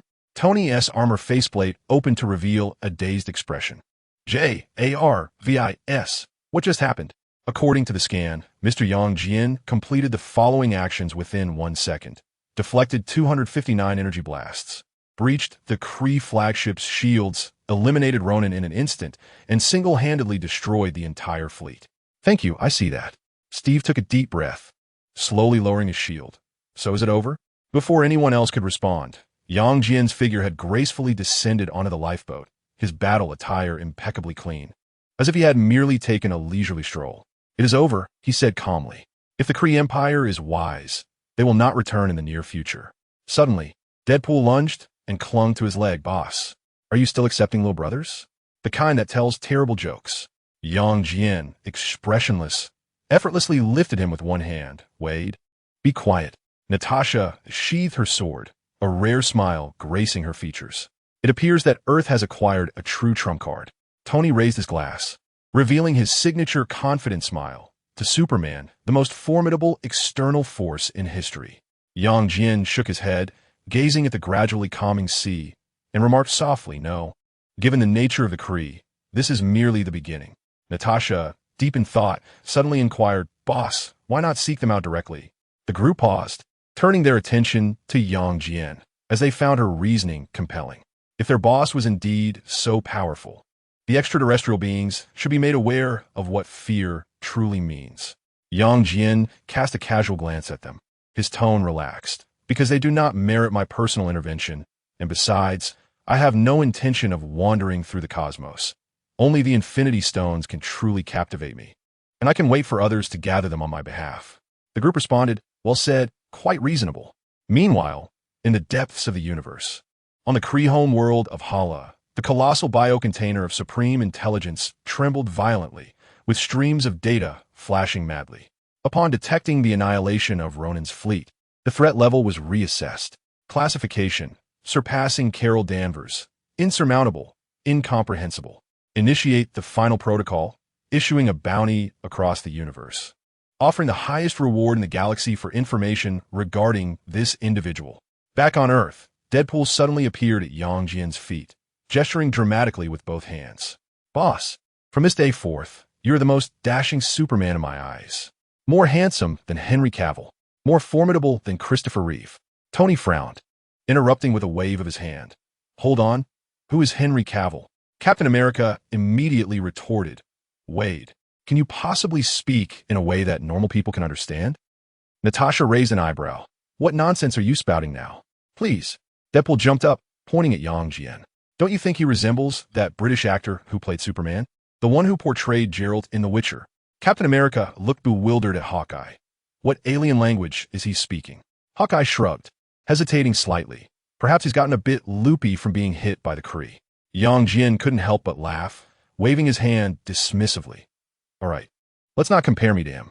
He paused, adding with a teasing tone, after all, he truly is the most dashing Superman.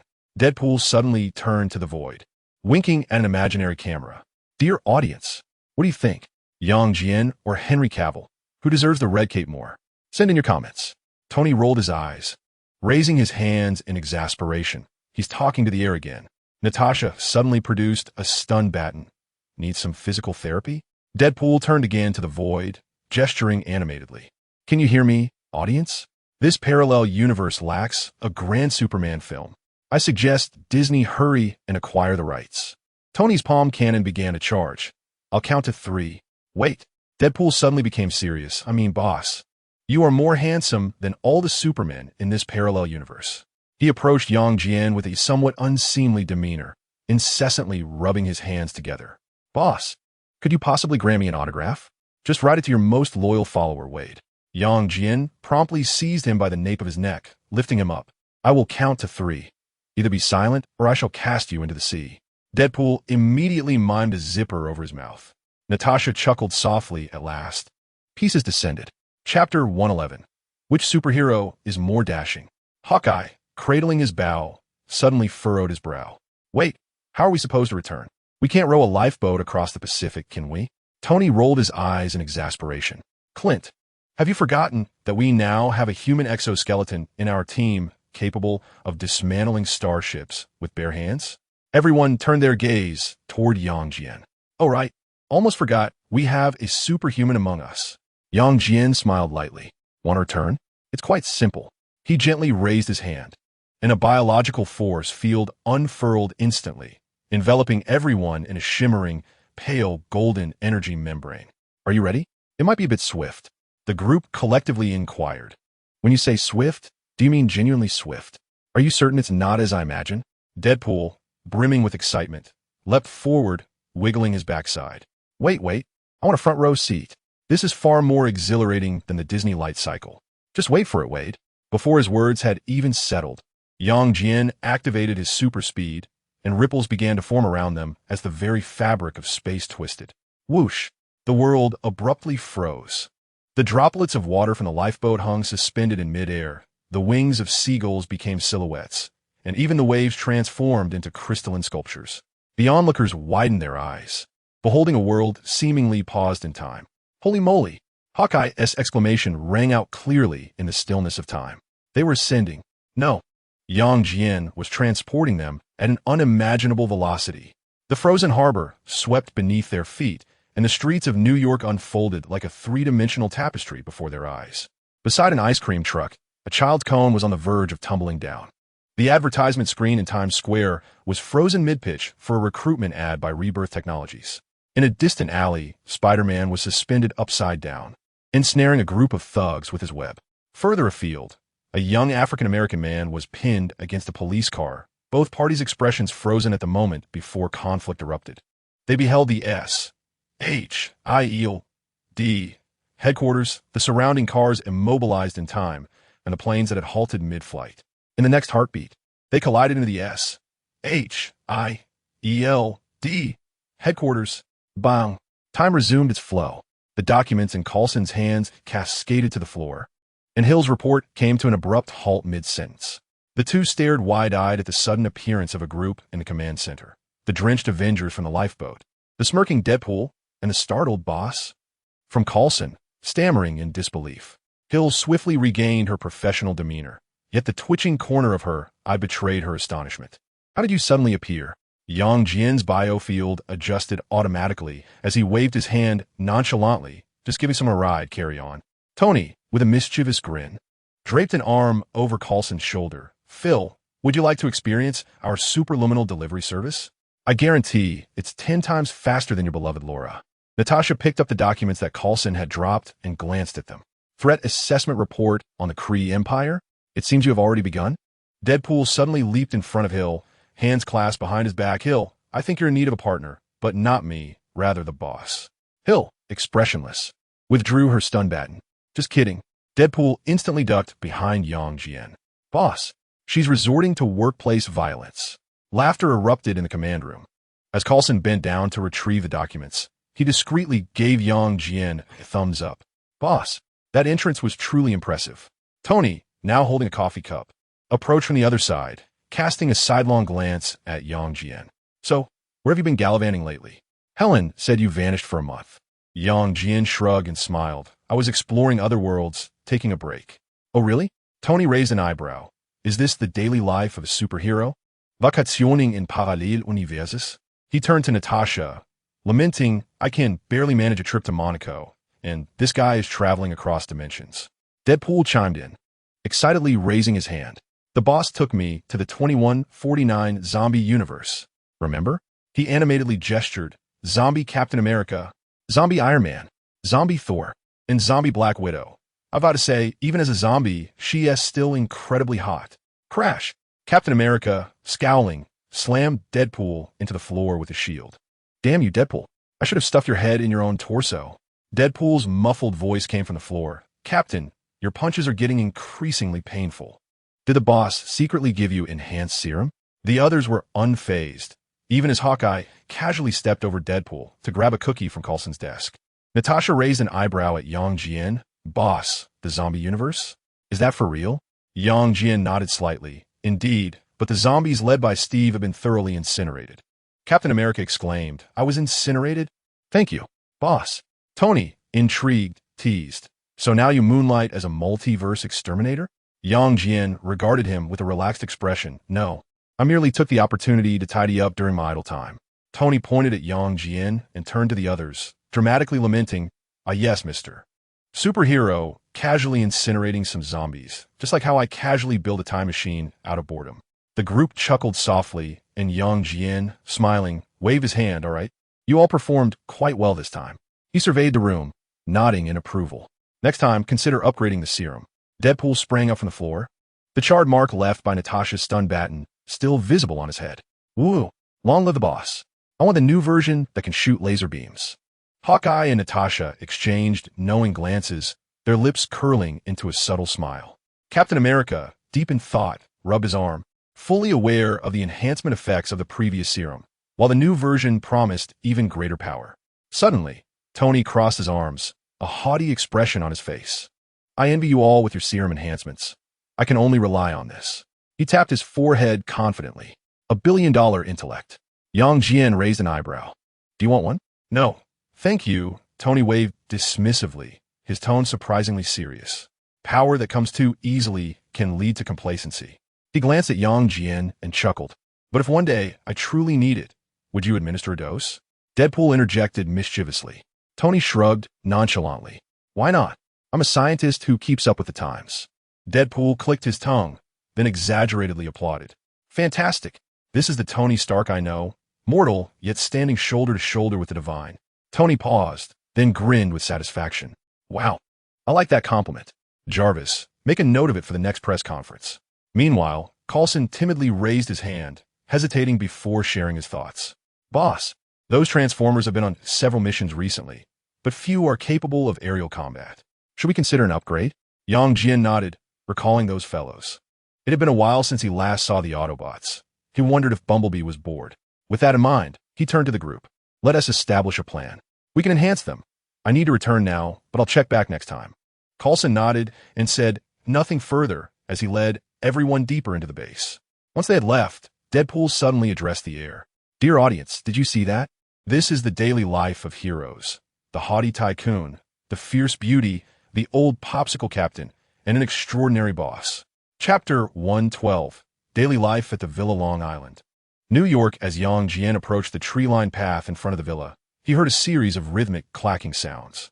Looking up, he spotted Bumblebee standing in the yard, swaying his massive metallic form to a self-created beat, the mechanical joints clattering like a transformer competing in a street dance battle. Yang Jian raised an eyebrow. Goodness, has Bumblebee gotten carried away? Just then, Bumblebee sensed an energy source approaching and swiftly turned his cannon toward the back, only to discover Yang Jian's figure. Instantly elated, Bumblebee halted his movements, his eyes shining with renewed brightness. Clack, clack, clack. He swiftly transformed into a Camaro, the engine roaring as it dashed to Yang Jian's side. The car sound system exuberantly played Queen's Don't Stop Me Now, the horn blaring thunderously. Welcome home, boss. Yang Jian shook his head in resignation, chuckling as he patted the hood. Not bad. Bumblebee, your dancing skills have improved.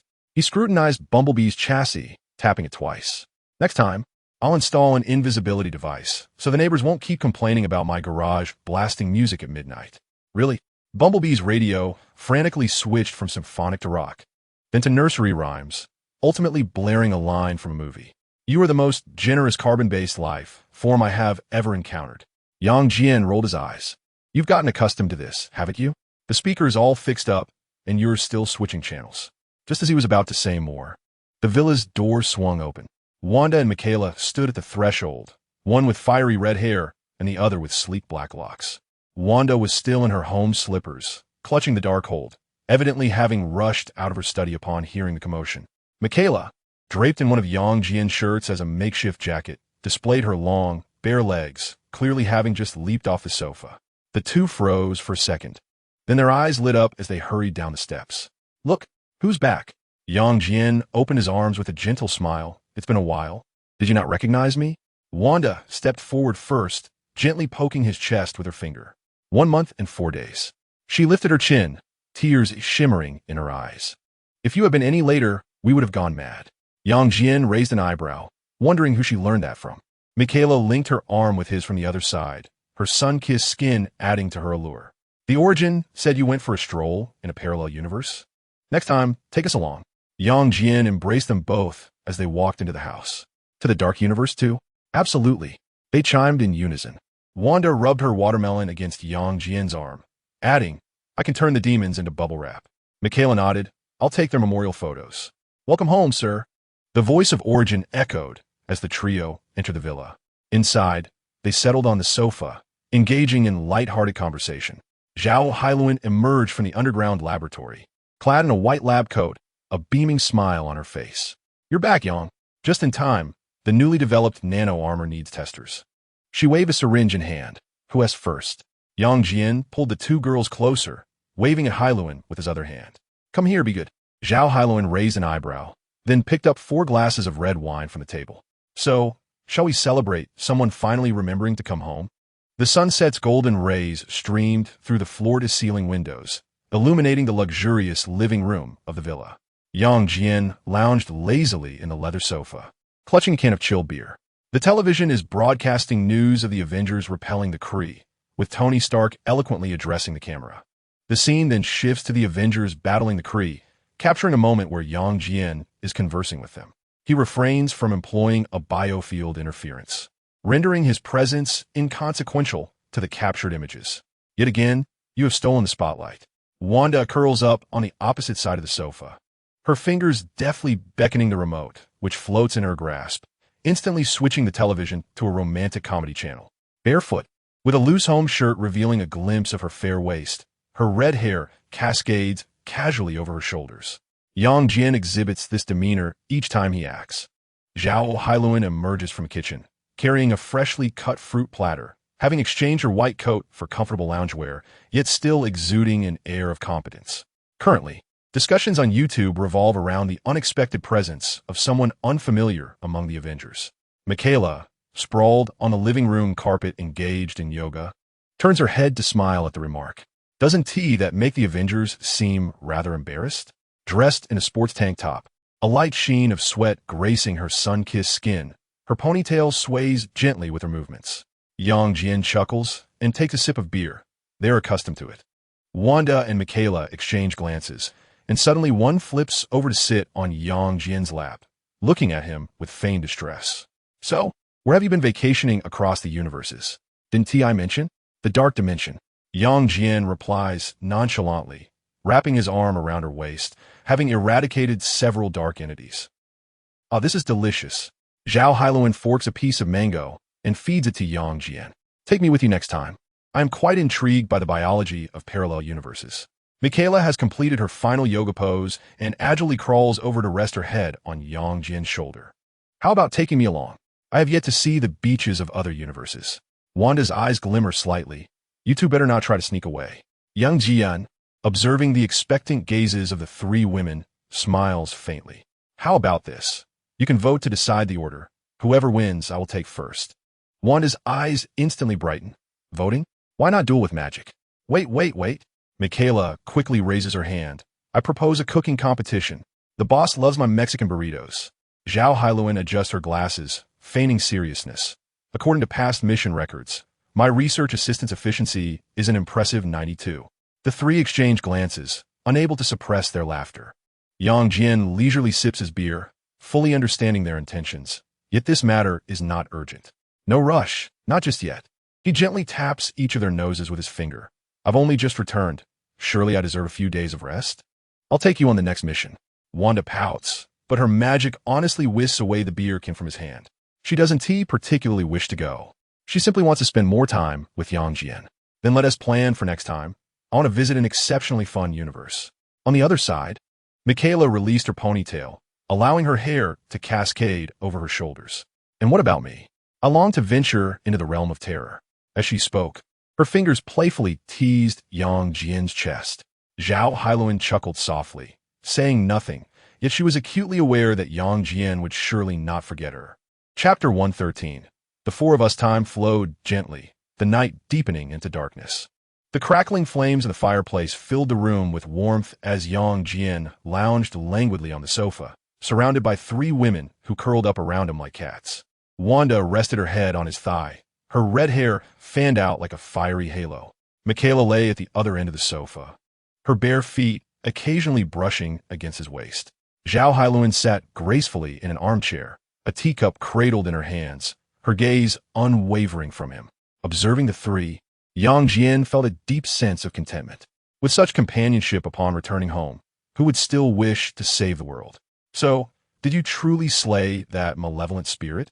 Michaela's eyes widened, her grapes forgotten in hand. Yang Jian chuckled and shook his head. Indeed, a malevolent spirit with spatial abilities thought it could confine me. He then gestured with his hand, smiling as he continued, and then, with a single slap, it was dispatched. Wanda burst into laughter. I bet that spirit's jaw dropped in shock. Of course, there was also that imposter angel, Yang Jian added, accepting the whiskey S.H.I.E.L.D offered. They thought that sprouting a few wings would suffice to challenge me. Only to discover that your blood burns hotter than the sun? S.H.I.E.L.D raised an eyebrow, the strap of her black slip dress peeking out from beneath her lab coat. No, they found they were no match for me, Yang Jian replied with a mischievous grin. Taking a sip of his drink, a malevolent spirit seeks me? Please, I am the sun god. The three women erupted in laughter, Wanda's red hair fluttering against Yang Jian's legs with each chuckle. Next time, take me along. Michaela suddenly sat up, her long legs draped across Yang Jian's waist. I could smack vampires down like whack-a-mole. Wanda chimed in with a laugh.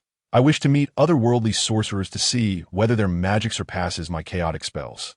S.H.I.E.L.D elegantly set her teacup down. From a research perspective, I would love to collect samples from parallel universes. Her toes inadvertently brushed against Yang Jian's calf. Considering that with Jarvis managing the company, she could leave work by 5 every day. Yang Jian's interest peaked, a knowing expression crossing his face. Suddenly, so much free time has opened up. He set his drink down and lifted Wanda effortlessly. Why don't we engage in something more meaningful? Such as? Wanda asked, wrapping her arms around his neck, her crimson lips tantalizingly close. Such as?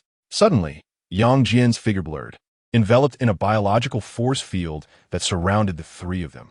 Practical instruction in magical energy conduction. In an instant, they found themselves on a large bed in the bedroom, Yang Jian pinning Wanda beneath him, while Michaela embraced his waist from behind. S.H.I.E.L.D perched herself on his lap, tearing open the white coat to reveal the meticulously prepared black lace beneath. However, the magic would not commence so swiftly. Yang Jian sat at the center of the grand bed, surrounded by three women whose eyes sparkled with anticipation. The first lesson in magic, he smiled faintly, as his fingers emanated a soft, golden glow. The transmission of energy. Wanda's eyes flickered with realization. This is my forte, she exclaimed. Suddenly, Michaela raised her hand, her eyes shining brightly. Should we take off our shoes first? I've heard that being barefoot enhances the sensation of energy. Zhao Hailuan adjusted her glasses and solemnly activated the holographic projection. According to the research on the correlation between mysticism and quantum mechanics, direct skin contact indeed enhances the efficiency of energy resonance. Yang Jian nearly chuckled. You all are quite scholarly. He gently grasped Wanda's left hand while taking Michaela's with his right, and Zhao Hailuan, in perfect harmony, placed her hand on his shoulder. Close your eyes and feel the flow of energy. The golden aura overflowed from Yang Jian's body, cascading like a stream along the points of connection among the four. Wanda's magic instinctively intertwined, forming a resplendent rose-gold hue. Michaela let out a soft hum as her skin shimmered with a pearlescent glow. Rapid streams of data flickered across Zhao Hailuan's lenses as the nanoscale receiver recorded this extraordinary energy frequency. Yang Jian, Michaela's voice suddenly softened. This energy feels so warm. Wanda cracked her eyes just slightly. Are you sure this is a proper magic lesson? Zhao Hailuan's breath had quickened. Dopamine levels detected to be unusually elevated. With a mischievous grin, Yang Jian intensified the energy output. Now, let me teach you about energy resonance. Buzz. The entire room was abruptly enveloped in a golden cocoon of light. The sheets fluttered without a breeze, and the curtains swayed violently. Wanda's red hair danced, and Michaela, startled, dove into Yang Jian's embrace. While Zhao Hailuan's glasses slipped perilously down to the tip of her nose, forgotten. This is too overwhelming. Michaela's cheeks flushed crimson. Wanda bit her lip, her chaotic magic spiraling out of control, shredding their garments into a flurry of fluttering butterflies. I can't hold it back any longer. With the last vestige of her rationality, Zhao Hailuan struggled to press her wristwatch, activating privacy mode. Beep. All the curtains in the villa automatically closed. Imagination at play. The following morning, sunlight streamed through the gaps in the curtains, casting light upon four completely ruined outfits scattered across the floor. Leaning against the headboard, Yang Jian gazed at the three women sleeping in his arms, sighing contentedly. These students possess remarkable intuition. The blazing sun scorched the golden sands, as the silhouettes of several colossal mechanical beings shimmered in the heat haze. Their armor reflected the sunlight, their eyes surveying the surroundings. The energy signal finally dissipated within this realm. Optimus Prime half squatted on the dune, his fingers delving into the scalding grains of sand. The scanner in his palm emitted a holographic projection, revealing a set of anomalous data. Are these, yet again, the machinations of the Kree? Ironhide adjusted his shoulder cannon, the barrel glowing faintly red in the oppressive heat. If it were up to me, I'd suggest simply blasting it away. Ratchet was busy calibrating a sophisticated instrument, not bothering to look up at the remark. A brute force attack would trigger a self-destruct sequence, unless one desired to incapacitate the entire communication system of North Africa for a week. Jazz transformed into his sports car form, executing a spectacular drift across the sandy terrain, sending up a cloud of dust. Hey, didn't T. Bumblebee mention that the boss had already dealt with the fleet? Why are there still stragglers? Because this is not the wreckage of a warship. Optimus rose to his full height, his gaze fixed on a sand pit several hundred meters away. It was some sort of signal relay. Someone was surveilling Earth. Ironhide and Mirage simultaneously raised their weapons, light flaring between the seams of their armor. Should we contact the boss? Mirage's sniper scope had already locked onto the target. Optimus shook his head, a blade of energy springing forth from his forearm. He was on leave. Such trivial matters we can resolve ourselves. The operation commenced. 10 Autobots transformed simultaneously, amidst the roar of engines. They surged towards their objective like arrows released from a bow. The sandstorm rose to towering heights, resembling a golden tsunami from afar. Target acquired. Ironhide fired first, the electromagnetic pulse round striking the sand pit with precision, launching a Kree device disguised as a rock into the air. The device's exterior suddenly ruptured, releasing dozens of metallic spheres. A swarm of drones. Ironhide roared as he activated his shoulder cannon, a dense network of firepower instantly enveloping the sky. Jazz weaved through the hail of bullets, swiftly extending his mechanical hand to grasp a drone attempting to flee. Let me see what you're transmitting. His data interface penetrated the drone's core, swiftly scanning its contents. Then he suddenly froze. The module is active. They are monitoring the boss's energy fluctuations. Ratchet rapidly analyzed the data, and the holographic screen displayed images that left all Autobots aghast. Jian's energy readings were marked as highest level threat. Accompanying it was a small annotation. Requires supreme intelligence to handle personally. This pack of blue-skinned rascals has set their sights on the boss. Ironhide shattered the last drone in frustration. Optimus' eyes narrowed into sharp lines. No, they are afraid. He pulled up another set of data, revealing that several Kree reconnaissance ships had lingered at the outskirts of the solar system over the past 24 hours. All commands from these vessels originated from Hala, as if they sought to rescue something. The group fell into a contemplative silence. Suddenly, Ratchet's instruments captured a segment of encrypted communication, confirm morphological stability, collect powerful genetic samples. The transmission abruptly ceased, replaced by a set of coordinates familiar to all Autobots. The location of Jian's villa. The desert lay shrouded in silence, save for the hum of the cooling fan. Alert Bumblebee immediately came Optimus Prime's frigid voice. Someone seeks to harm our leader. Chapter 114. Supreme Intelligence Long Island Villa District. On the second-floor balcony, Jian reclined on a chaise lounge, his eyes closed as he basked in the warm afternoon sun. Clad solely in a pair of beach shorts, the contours of his muscular physique were accentuated by the sunlight. A gentle breeze wafted through, carrying the briny scent of the distant sea. "My dear, your coffee," Wanda's voice chimed from behind, accompanied by the delicate clink of porcelain. Jian opened his eyes to see Wanda leaning down to place a fine-boned china cup on the small table beside him. She wore a white sundress today, her red hair cascading down. "Thank you, my love," Jian said, reaching out to caress her cheek, feeling the warmth of her skin. Wanda grasped his hand in return, planting a gentle kiss in his palm.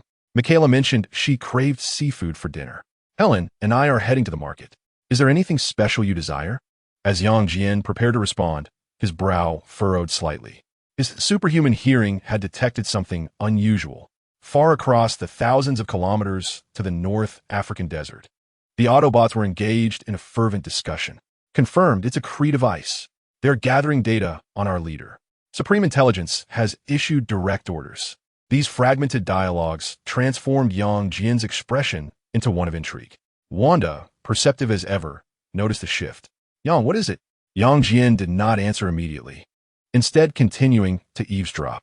Simultaneously, his extraordinary vision pierced through layers of obstruction, granting him a clear view of the events unfolding in the North African desert. There, Optimus Prime crouched beside a destroyed Kree device, while an ambulance analyzed the collected data, the expressions of all Autobots reflecting grave concern. "The Kree have yet to learn their lesson." Jian chuckled softly as he rose from the chaise lounge. Wanda inquired curiously, "Are they causing trouble again?" Jian shook his head. "This group of Kree, even after suffering heavy losses, remains obstinate. They are gathering my energy signatures and genetic information." At that moment, Michaela and Zhao Hailuan emerged from the house. Michaela donned an apron, wielding culinary utensils, while Zhao Hailuan, dressed in light clothing, settled onto the chaise lounge beside Jian. "What is happening?" Zhao Hailuan asked, her keen perception picking up on the change in atmosphere. Jian turned to the three women, his expression regaining its composure. "It seems I must make a formal visit to the Kree Empire."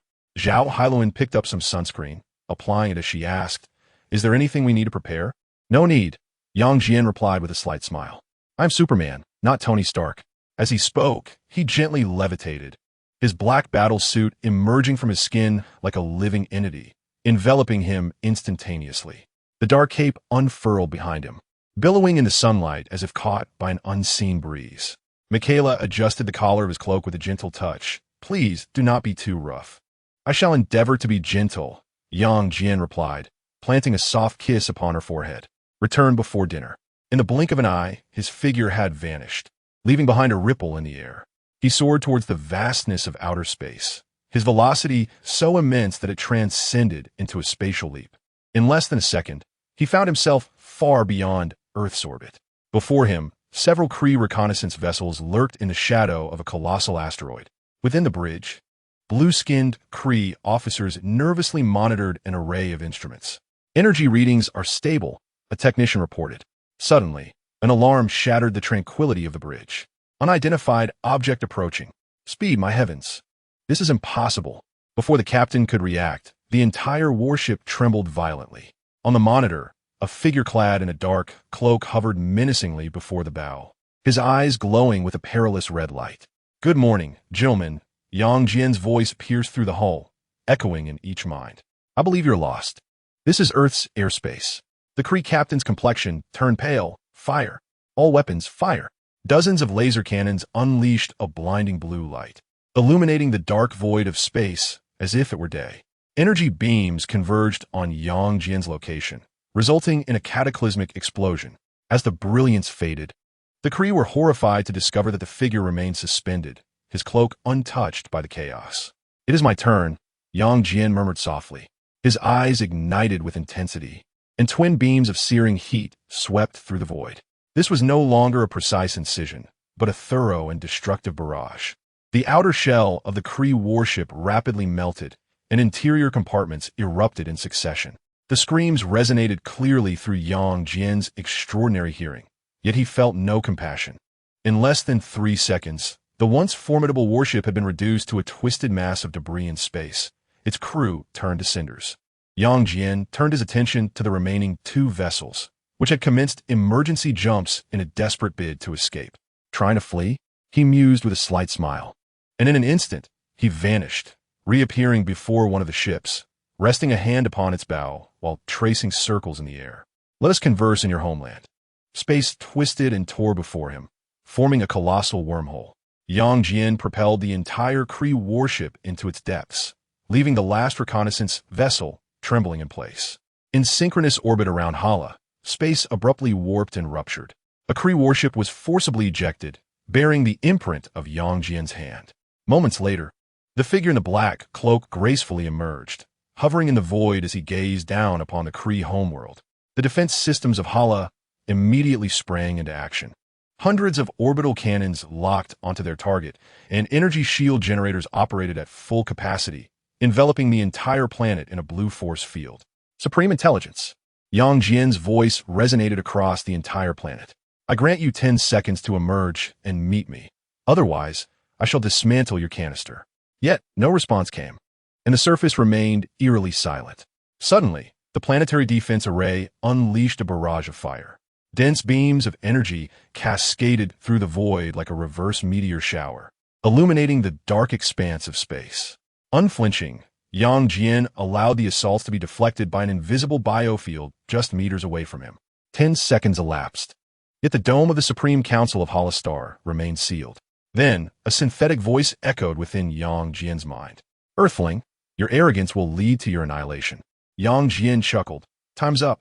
A flicker of impatience crossed his eyes. This entity must be the supreme intelligence of the Kree, a fusion of consciousness from various Kree scientists, military strategists, and an assortment of individuals. But such matters held no significance for him. With a gentle inhalation, he exhaled forcefully.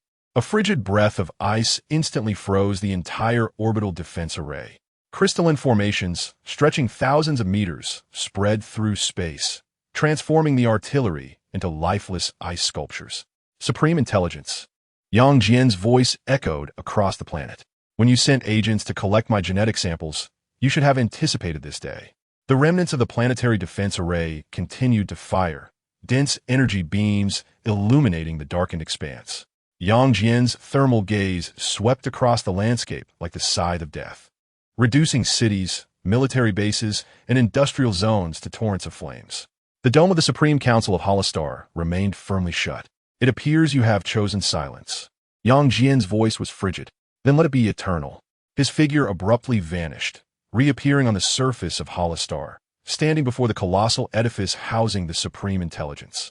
In that moment, all defense systems faltered as if forcibly disabled by a higher power. Placing his hand against the outer wall of the structure, he gently pushed. The superalloy fortress crumbled as though it were made of paper. Amidst the swirling dust, the enormous cultivation chamber of the Supreme Intelligence came into view. The superbrain, suspended in nutrient fluid, shimmered with electrical currents, and a synthetic voice resonated in Yang Jian's mind. "Earthling, your tyranny will provoke the condemnation of the entire universe. Silence." Yang Jian interjected, shattering the reinforced glass of the cultivation chamber with a single fist, and the nutrient fluid gushed forth. He grasped the writhing mass of neural tissue. When you dispatched agents to collect my genes, you should have considered the consequences. The electronic voice of the supreme intelligence became distorted. We can negotiate terms. A glint of cruelty flashed in Yang Jian's eyes. Too late. His grip tightened, causing the brain tissue to explode within his hand. Simultaneously, his thermal gaze swept the entire chamber, turning all backup servers and neural network nodes into molten remnants. At that moment, the entire Holostar was engulfed in chaos. Millions of Kree screamed in unison, clutching their heads as their neural links to the supreme intelligence were violently severed, inflicting indescribable agony. Chapter 115, Annihilation of the Zerg. Yang Jian levitated, piercing through layers of architecture to ascend into the sky. His superhuman vision scanned the planet, searching for all military facilities, research centers, and government buildings. To better lie flat, he murmured to himself, and then his eyes ignited with an unprecedented, fervent crimson light. The end has come, you alien scum.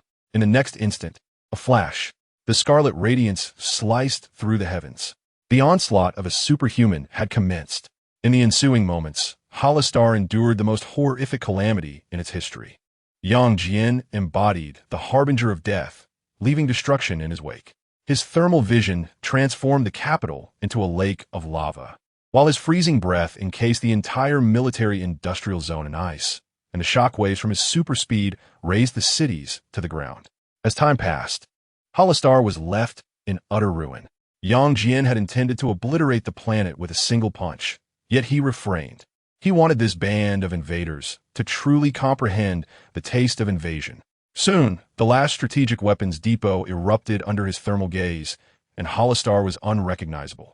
The once glorious Kree civilization was reduced to scattered embers and wails of despair. Suspended in orbit, Yang Jian coldly surveyed his handiwork.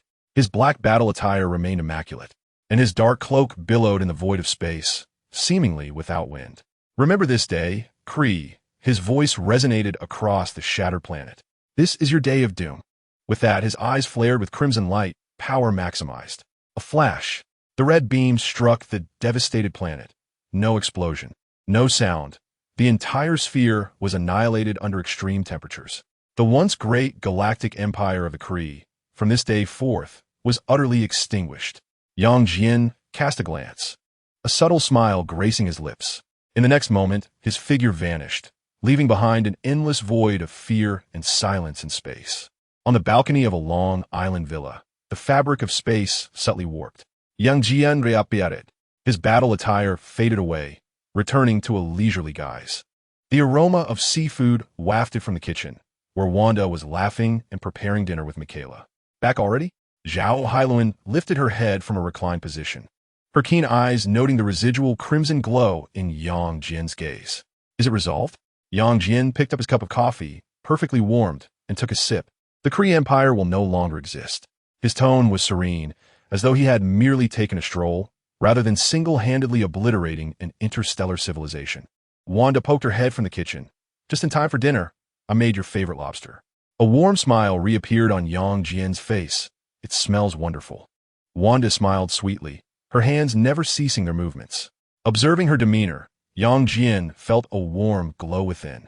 Regardless of the turmoil outside, he always held the well-being of his household close to heart.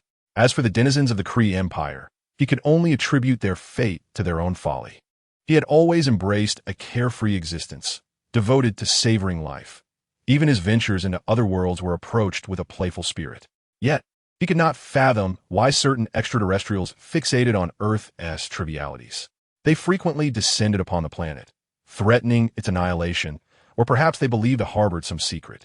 Was it merely because the protagonist resided on Earth? Yang Jian shook his head, dismissing such thoughts. Regardless of the reasons these aliens ventured to Earth, any threat to his tranquility was unacceptable. Thus, if they came, they must be met with acceptance. Confucius had imparted wisdom thousands of years ago. To hear the way in the morning is to die in the evening. Knowing the path to your home by dawn, one might slay you by dusk. He, being generous, took pleasure in escorting others to their forebears. At the headquarters of the Nova Corps on Xander, the staff of the Nova Prime clattered to the ground, producing a sharp sound of impact. Before him, A holographic projection displayed the horrific scene of Hala's destruction, rendering the entire command center silent. Once a vibrant blue homeworld, the Kree's planet now bore the scars of terrifying lava fissures and frozen wastelands. Countless remnants of space structures floated in the atmosphere.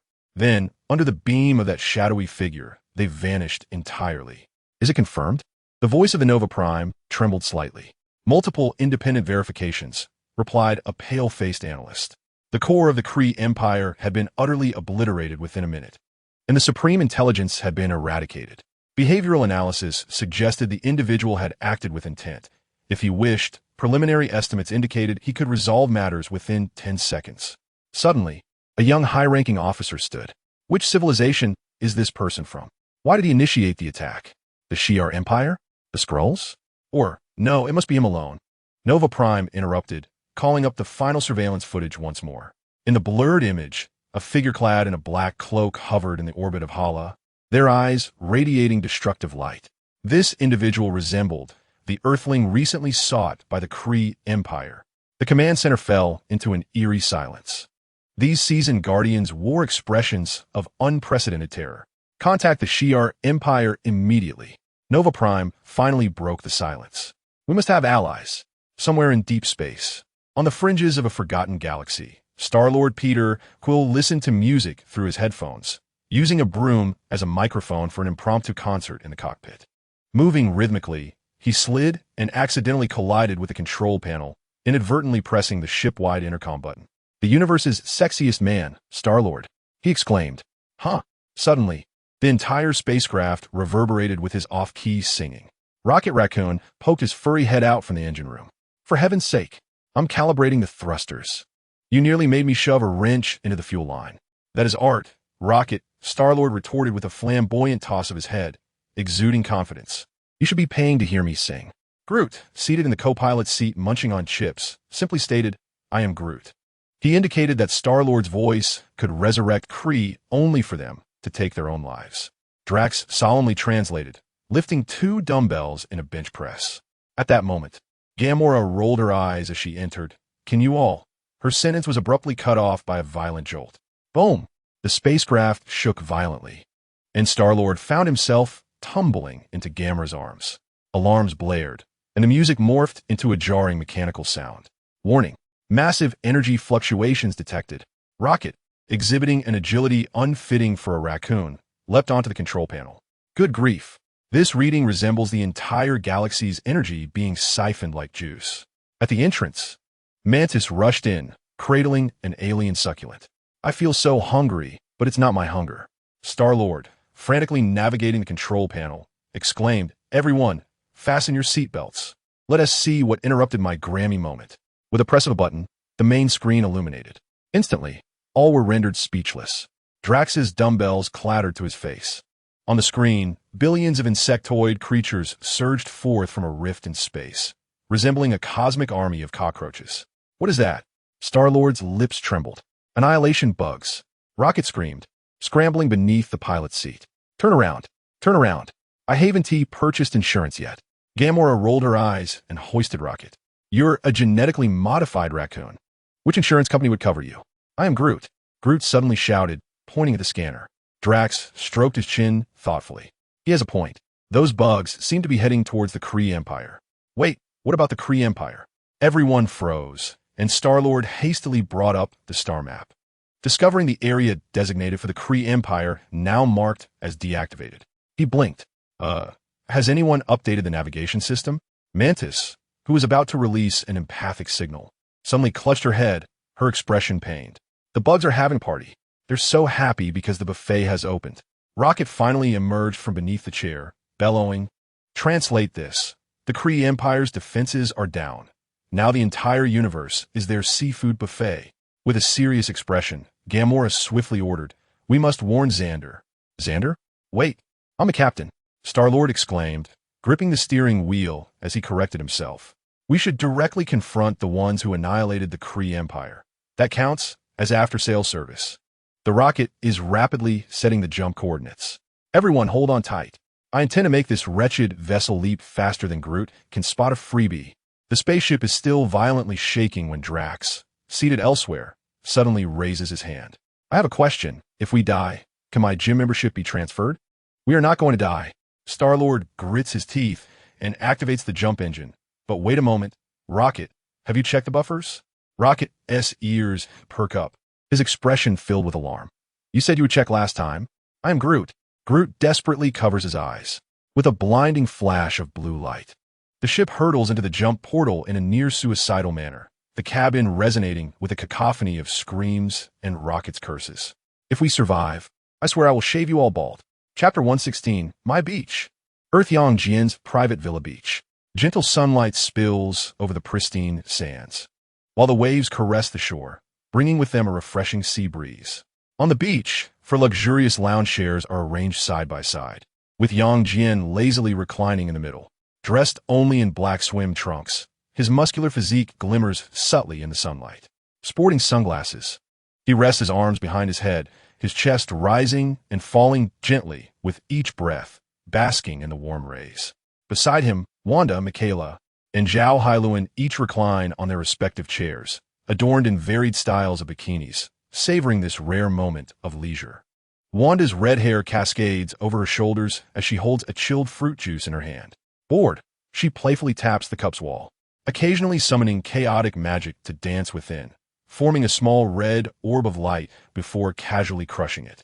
So, what do you think we should save first if the apocalypse really comes? Michaela inquires lazily, her chin resting on her arms. Food, of course, S.H.I.E.L.D responds calmly, removing her sunglasses. Without food, humans can't last 3 days. Wanda giggles softly, tilting her head. I would save books first. This answer leaves the other two bewildered. Michaela raises an eyebrow. Books? Yes. Wanda takes a sip of her juice. If civilization were to collapse, we should at least leave something behind to let future generations know we once existed. S.H.I.E.L.D nods in agreement. That makes sense, but not too much. Michaela tilts her head in contemplation, suddenly turning to Yang Jian. What about you, Yang? If the apocalypse arrives, what would you save first? Yang Jian remains with his eyes closed, a faint smile gracing his lips. Me? I don't need to save anything, he replies lazily. Because the apocalypse wouldn't dare come. Wanda bursts into laughter, while Michaela rolls her eyes. S.H.I.E.L.D calmly takes a sip of her juice, as if unfazed by his response. Is this narcissism? Michaela teases deliberately. The three women exchange a glance and shared a smile, a gesture of confidence. Yang Jian corrected her, still with his eyes closed. Sunlight cascaded upon him, and the cells beneath his skin eagerly absorbed the solar radiation, transforming it into an endless supply of elevated energy. He required no deliberate exercise nor sustenance. Merely lying here basking in the sun sufficed to enhance his strength continuously. The amplification bestowed by his divine essence was growing ever more potent, and he sensed that relying solely on this power, he could easily confront Odin. The manifestation of this divine essence revealed that the greater the energy within his body, the more intense his outbursts. For another individual, it might take a century or more to absorb such energy. Yet, he, Yang Jian, was never in want of energy. Moreover, he was no longer merely superhuman. With the aid of his divine essence, he could also harness cosmic energy, a unique force within the Marvel universe, its limits unknown. But all cosmic deities wielded it to vanquish their foes. Wanda turned her head, observing Yang Jian basking in the sunlight, a smile unconsciously gracing her lips. Sometimes, I truly envy you, she murmured, even during a vacation. You grow stronger.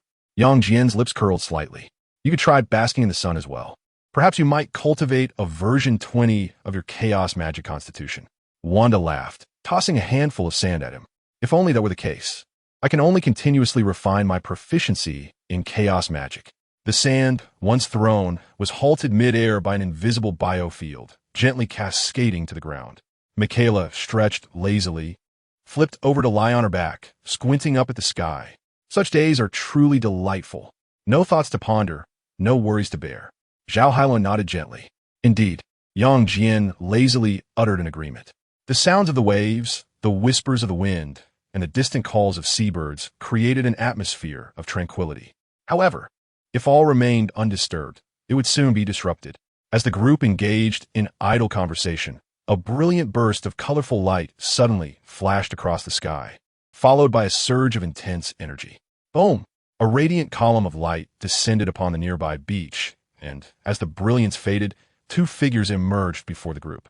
One might mistake their dramatic entrance for that of villains. One figure was tall, with flowing golden hair, draped in a red cloak, wielding the hammer of the thunder god. His visage stern and authoritative. Beside him stood a man with black hair and green eyes, exuding elegance yet bearing a hint of cunning. He surveyed the surroundings with a vigilant and curious gaze. The four of them stood, gazing at these so-called deities. Who are they? Zhao Hailuan inquired with a slight frown. I have no idea, Michaela shrugged. Yang Jian tilted his head and laughed, a pair of unlikely brothers.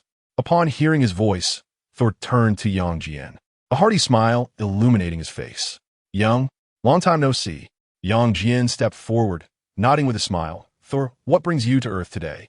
As Thor was about to respond, Loki narrowed his eyes, scrutinizing Yang Jian. You are the Earthling whom Odin regards with apprehension. Yang Jian cast a glance at Loki, maintaining a stoic expression. The god of stories, encountering me for the first time. Are you not surprised? Have you never seen me before? Loki was taken aback, pondering the young man's words. Furrowing his brow, he questioned, what god of stories? Who are you exactly? Yang Jian offered a slight smile, refraining from elaboration, and instead turned his attention back to Thor. What has transpired? Why the sudden visit? Thor's demeanor shifted to one of gravity. The interstellar cruiser from Asgard has detected a colossal threat within the Milky Way. Father has sent me to seek you. He then gestured to Loki, introducing him. This is my brother, Loki, Prince of Asgard. Yang Jian merely cast a fleeting glance at Loki before redirecting his inquiry. What crisis? Thor inhaled deeply, his voice steady. The Annihilation Swarm. Wanda, Michaela, and Zhao Hailuan exchanged bewildered glances, evidently unfamiliar with the term. However, Yang Jian's expression grew peculiar. The Annihilation Swarm? How have they emerged? Loki, keenly perceptive, noted the shift in Yang Jian's demeanor, narrowing his eyes. My lord, it seems you possess some knowledge. Yang Jian opted not to respond directly, but instead turned to Thor. Where are they now? Thor's expression turned serious as he pondered briefly. They have breached the outer defenses of the galaxy and are advancing towards the solar system. Yang Jian remained silent for a moment, then sighed softly and shrugged. Well, it appears my vacation has come to an abrupt end. Just then, a jarring roar of engines pierced the sky. Boom! A smoke-belching spacecraft descended like a rogue meteor, crashing violently into the nearby sea and sending up towering waves. Everyone turned their gaze towards the commotion, and Yang Jian frowned. One or two of these, who will compensate me for my beach? What is happening? In the next instant, the hatch of the spacecraft was violently kicked open. A man clad in a red leather suit stumbled out, coughing and shouting. I declare, the emergency landing is a success. Out of 10, I give it 9.9. Following him, a furry raccoon leapt from the cabin, vigorously shaking off the water. Quill, I swear I will stuff you into your... His words halted abruptly as he beheld the figures on the beach. Star-Lord was equally astonished, slowly removing his helmet and blinking. Hi. Yang Jian regarded him with an expressionless gaze. You owe me for my beach. Otherwise, you may as well cease calling yourselves the Guardians of the Galaxy. Rocket's ears perked up. Oh no, it seems we crashed in the wrong place. Michaela tilted her head. Guardians of the Galaxy? Star-Lord immediately straightened his posture, flashing a self-assured smile. Indeed, the legendary interstellar adventurer, the cosmic rogue, the most handsome man in the galaxy, Star-Lord, has arrived. Wanda rolled her eyes. Is he out his mind? Zhao Hailuan calmly sipped her juice. It appears so. Rocket covered his face. Quill, we are not here to show off. Star-Lord suddenly realized, slapping his forehead. Right? This is serious. We are here to warn you. Yang Jian squinted slightly. Warn us about what? The Annihilation Bug Tribe? Gamora leapt out of the spaceship, drenched but serious. The Annihilation Bug Tribe is coming, How do you know this? Drax followed closely behind, holding a dumbbell. They are larger than Thanos' backside. Groot popped his head out of the water. I am Groot. Yang Jian remained silent for 2 seconds before slowly removing his sunglasses. Chapter 117. Truly difficult to fight. The group was about to speak, but Rocket interjected. Wow, Quill, look at your 2 o'clock. He pointed with his claws at Thor and Loki, his expression exaggerated. Which retro theme park did these actors escape from? Star-Lord, wringing seawater from his clothes, looked up. This is a red cape with a hammer? Buddy, your outfit is so old-fashioned. He approached and circled Thor. Seriously, is that hammer a prop? Can I borrow it for a bit? Thor frowned, his expression somewhat impatient. Mortal, this is Mjolnir, the hammer of the god of thunder. Not a toy. God of thunder? Rocket doubled over with laughter. Ha ha ha. You mean the one from the myths Quill used to talk about? He jumped on his Star-Lord's shoulder, gesturing with his claws. I bet 10 cosmic coins that hammer couldn't even drive a nail. Loki elegantly adjusted his sleeves, a playful smile on his lips. I must say, I quite like this raccoon. Seeing Thor in a predicament brings me immense satisfaction. Brother, it seems your fame in Midgard is less than that of a third-rate actor. I am Groot. Groot shook his head, looking helpless. Gamora rolled her eyes. Can you all be serious for a moment? Drax suddenly leaned closer to Thor, muscles bulging. So you're really a god? Can you fight? Thor's eyes lit up at this, puffing out his chest. I am Asgard's mightiest warrior. Then prove it. Prove? Thor was taken aback. Drax grinned and suddenly swung a punch at Thor's face. Bang! Thor effortlessly caught the fist, Mjolnir instantly summoning lightning, making Drax's hair stand on end. Wow! Star-Lord stepped back, astonished. He glanced at young Jian, whose expression was impassive, strikingly handsome, muscular, towering over him, exuding an overwhelming aura. Moreover, this person's gaze occasionally darted to the beach they had just wrecked, as if he intended to devour them whole. He then looked at Loki, who distinctly did not seem like a good person. At last, his gaze fell upon Thor, who exuded an even greater aura of dominance. This fellow appeared to tower at nearly 2 meters and had just unleashed a bolt of lightning. Taking a deep breath, Rocket prepared himself. So is this for real? He swiftly drew his laser gun, aiming it at Thor, and shouted, Hey, Giant, don't you dare bully my big, dumb friend. Just then, Loki appeared unexpectedly behind Rocket, seizing him and pressing a dagger against his throat. Little creature, I suggest you remain still. I am not a creature. Rocket roared, fur bristling in indignation.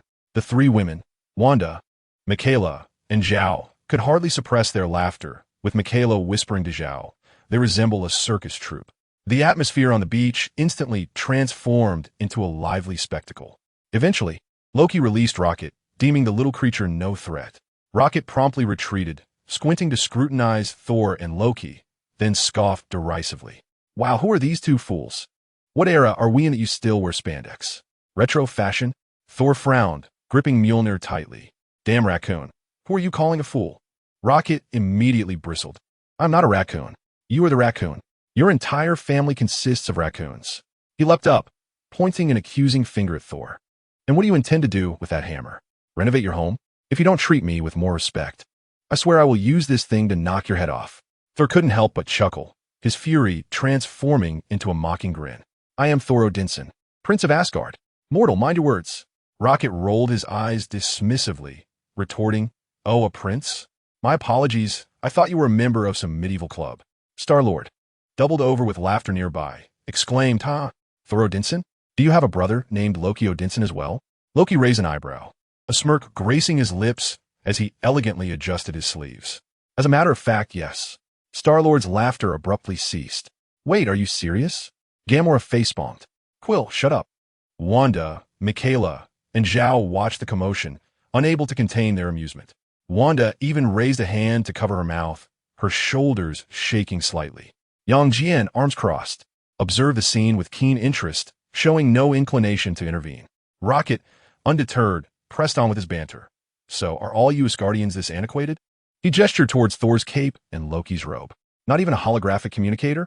Loki smiled subtly, a faint glow of green magic illuminating his wrist.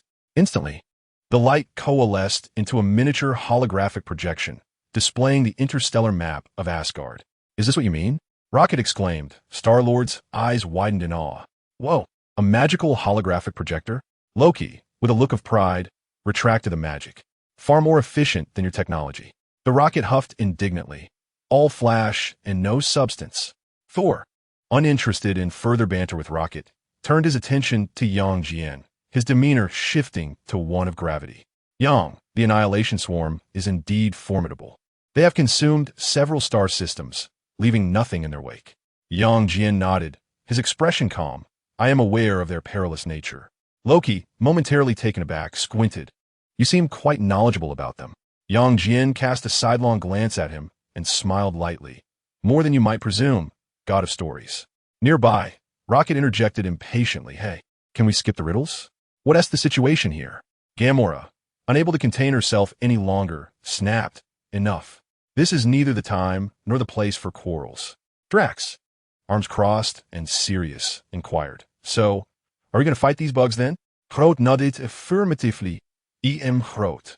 The three women behind Jian looked on with curiosity, and Wanda asked, Yang, what exactly is the Annihilation Swarm? Jian pondered briefly before elucidating. They are a cosmic threat capable of consuming all matter and energy. They possess no individual consciousness, only a collective will to devour, evolve, and devour again. Indeed, this species is highly combative, and while it may seem insurmountable, they are actually ineffective against advanced combat forces. During the Infinity event, they were unleashed by the Galactic Alliance to combat the Builders, a faction intent on either destroying or saving the universe. However, the Annihilation Swarm was eradicated almost instantaneously, not lasting a minute. Zhao Hailuan, in contemplation, remarked, that sounds akin to some sort of biological weapon. Loki scoffed derisively, gritting his teeth. Worse than that, they are the locusts of the cosmos. Thor tightened his grip on Mjolnir, eager to act. We must prevent them from approaching Earth. Rocket whistled, intrigued. Wow, finally getting to the crux of the matter. What's the plan? All eyes turned to Jian. He smiled gently. The plan is quite straightforward. He gazed skyward, his eyes glimmering with a faint crimson glow. Let them come and never return. A colossal rift began to slowly open above. Rocket whistled, scratching his head. The plan sounded thrilling. But then he suddenly hopped onto Jian's shoulder, gesturing animatedly. Buddy, how do you intend to deal with those disgusting bugs? They can gnaw through entire planets. Star-Lord nodded in agreement, quickly adding, exactly. We encountered a small group last time and nearly had the Milano reduced to scrap. Gamora crossed her arms, her brow furrowed. Their shells absorb energy weapons and they evolve at an alarming rate. Drax nodded gravely. And there are as many of them as there are stars in the universe. Groot exclaimed, I am Groot. This is truly going to be a tough fight. Chapter 118, The Assault on the Bug Nest. Thor tightened his grip on Mjolnir, his voice low and resolute. Yang, these insects are indeed formidable adversaries. Our Asgardian forces have suffered considerable losses, having lost several fleets. Loki stood nearby, elegantly adjusting his cuffs. His tone strained. Were it not for the urgency of the situation, we would not have come to Earth seeking assistance. As he uttered the last two words, the corners of his mouth twitched slightly, clearly revealing his profound discontent. As the Prince of Asgard, albeit adopted, he had never before found himself in such a humble position. Yet now, he was compelled by his father to accompany this foolish brother to Midgard. Casting a glance at Jian, Loki's vexation deepened, but he felt utterly helpless. This fellow appeared to be of similar height. Yet how had those infernal muscles been forged? Upon hearing the group's revelations, Jian merely smiled lightly. It did indeed sound rather troublesome. He gazed upward at the ever-expanding rift in the sky, from which a dense swarm of insects was cascading forth. However, Jian flexed his wrist, and his black battle attire enveloped him completely.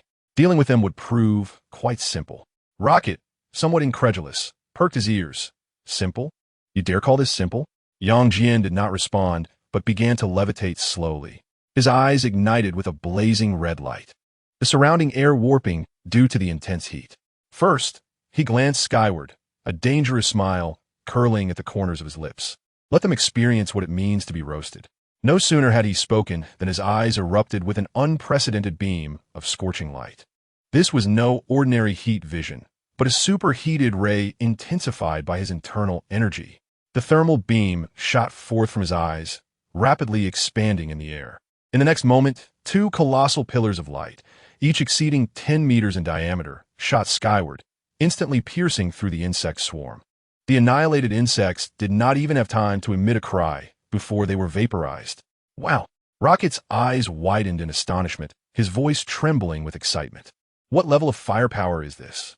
Star-Lord's jaw nearly dropped to the sandy beach as he gazed incredulously at Jian. My God, is this a Superman? Thor furrowed his brow slightly before it relaxed into a grin.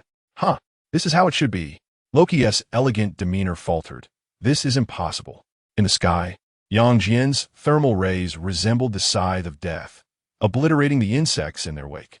More terrifying still, the path of the beam left behind twisted fissures in the fabric of space itself.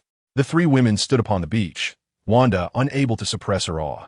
Each time he unleashed his power, it was so extravagant. Michaela chuckled and shook her head. This is what he refers to as simple. Zhao Hailuan adjusted her glasses, calmly analyzing. The temperature is incalculable, but certainly exceeds that of the sun's surface. Within mere seconds, the first wave of tens of thousands of insects had been reduced to ashes. Yang Jian retracted his thermal vision and descended effortlessly back to the ground, as though he had merely swatted a few mosquitoes. The first phase was complete.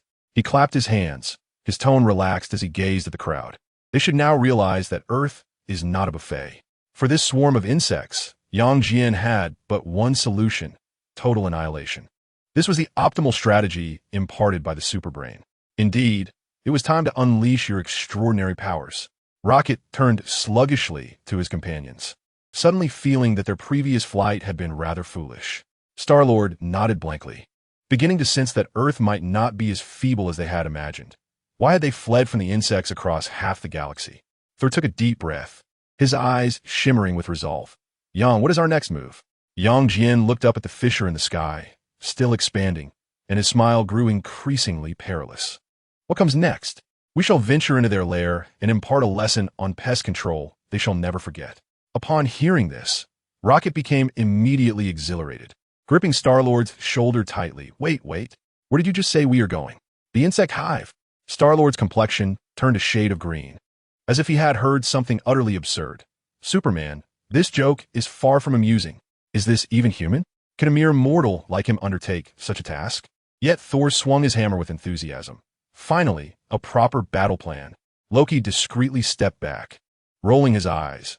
I suddenly recalled that Mother insisted I return home for dinner today. Yang Jian disregarded the reactions of the others, his eyes flashing crimson as a biofield enveloped them all. In the next moment, the surroundings fell into stillness, and they found themselves in low Earth orbit.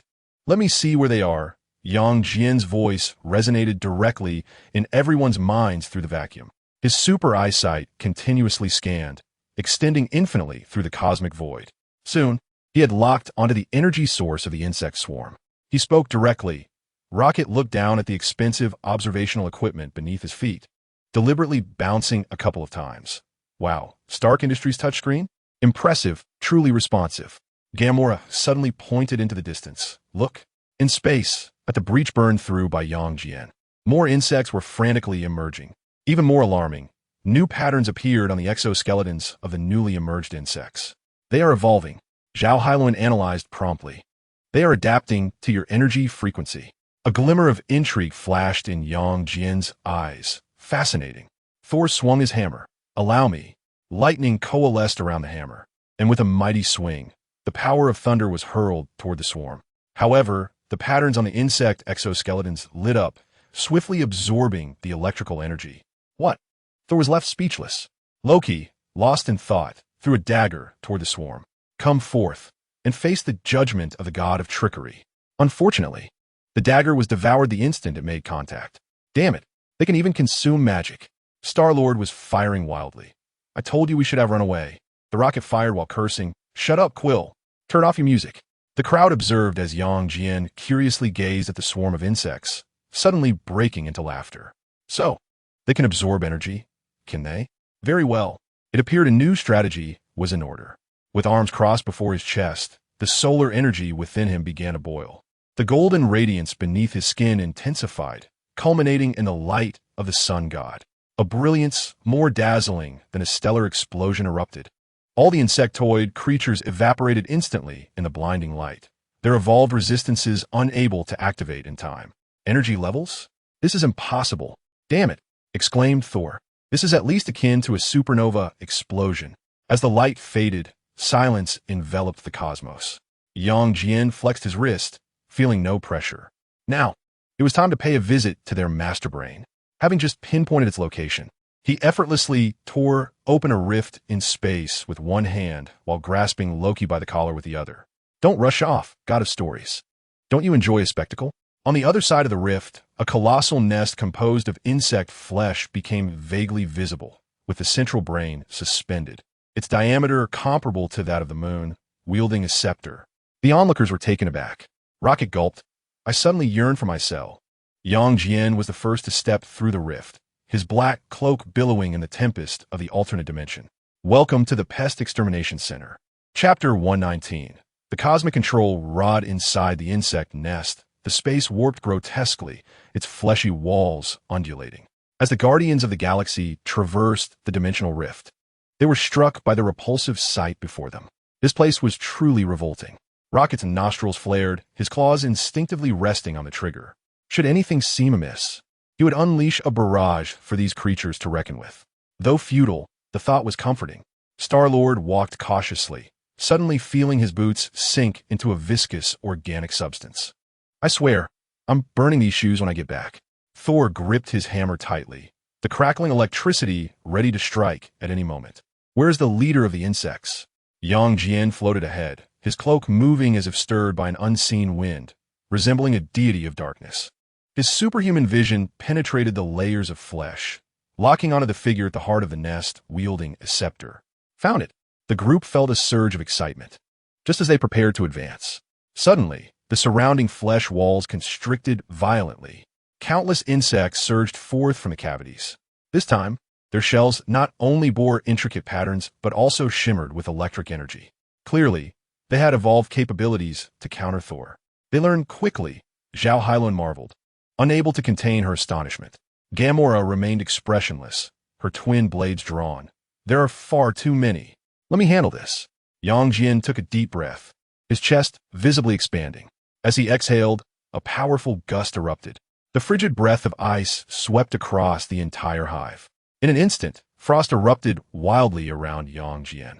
The foremost of the insectoids were instantly frozen, their menacing forms caught in a grotesque pose, transformed into lifeless ice sculptures. The onlookers stood in stunned silence, their eyes wide in disbelief, fixed upon Jian. Loki swallowed hard, casting a furtive glance at Thor, relieved to find that Thor was oblivious to his presence. What manner of being is this? Could it be that Lao Fei has a secret offspring? The icy gust continued to spread, encasing flesh in frost, solidifying the very passages, while even the spores suspended in the air crystallized and fell like delicate shards. Wow! Rocket leaped to evade a creeping frost at his feet. Quill, you must remind me to never provoke him. Thor's eyes widened in disbelief. This is mightier than the frost giants of Jotunheim. Wanda and her companions exchanged knowing smiles. Remaining silent, Jian is a Superman. These are mere trifles. Within mere seconds, the entire hive had transformed into a kingdom of ice and snow. Millions of insectoids were frozen in various poses, eternally preserved in ice over 10 meters thick. Under Jian's deliberate control, an eerie artistry of ice sculptures began to emerge. Before long, they arrived at the very center, where a group of clawing insectoid ice sculptures surrounded the frozen leader. Star-Lord cautiously poked at the nearby frozen insectoid. This truly is a cold platter. Jian descended before the leader, reaching out to touch the icy surface. Now, let us unveil your secrets. His penetrating gaze precisely melted a small hole, allowing his biological field to delve within. The biological field extracted the rod from the leader's grasp, deftly returning it to Jian's hand. It was a pale yellow object, resembling either a loaf of bread or a staff. Loki's pupils constricted. The cosmic controller. A glimmer of greed flickered in his eyes. The cosmic controller. No wonder these insects have suddenly grown so intelligent. Just as Jian's biological field retrieved it, the entire frozen hive began to tremble violently. What is happening? Star-Lord stumbled, nearly losing his footing on the icy surface. S.H.I.E.L.D quickly assessed the situation. It is self-destructing. The surface of the frozen leader suddenly cracked, countless fissures appearing as purplish-black energy surged forth. The once lifeless insectoid sculptures began to quiver, strange violet luminescence flickering across their shells.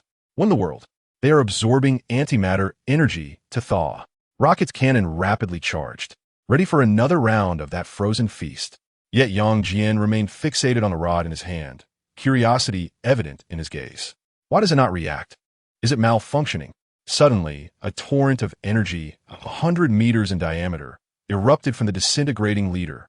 The entire chamber was illuminated by the violet-black energy. Thor hastily summoned a barrier of lightning, shouting, "Everyone, be cautious." The clash of lightning against the purplish-black energy erupted in a deafening roar. The ice layer shattered extensively, unleashing a myriad of insectoids. Open fire! Open fire!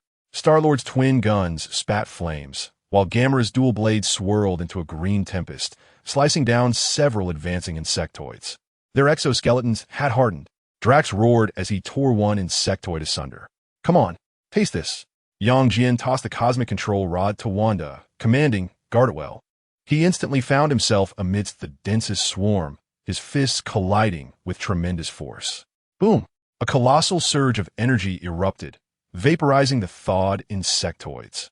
Yet, more emerged from the depths of their lair, their exoskeletons emanating a glow that began to mimic Jian's energy frequency. "They are learning your abilities," Michaela exclaimed. Jian chuckled lightly. "Then let's teach them a new lesson." He inhaled deeply, expanding his chest to an extraordinary degree. A duality of fire and ice. Fiery golden light and icy blue chill erupted simultaneously, intertwining to create a devastating energy storm.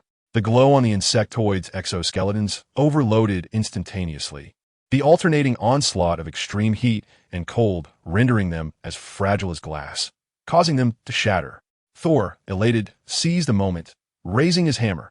For Asgard, the fiercest lightning from the Nine Realms struck down, coursing through the ice layer and incinerating the remaining insectoids to cinders. Loki seized the opportunity to cast illusions, conjuring countless phantoms of Jian to bewilder the insectoid senses. The group sprang into action. Soon, as the last insectoid disintegrated in the energy storm, the entire lair began to collapse. "Let us depart. There's nothing more to behold." Jian opened a portal, declaring, "I shall have Tony host a celebratory feast." One by one, they stepped through the portal. Jian cast a final glance over the devastated nest, his gaze profound. He could only utter, "Thank you for the stick you brought."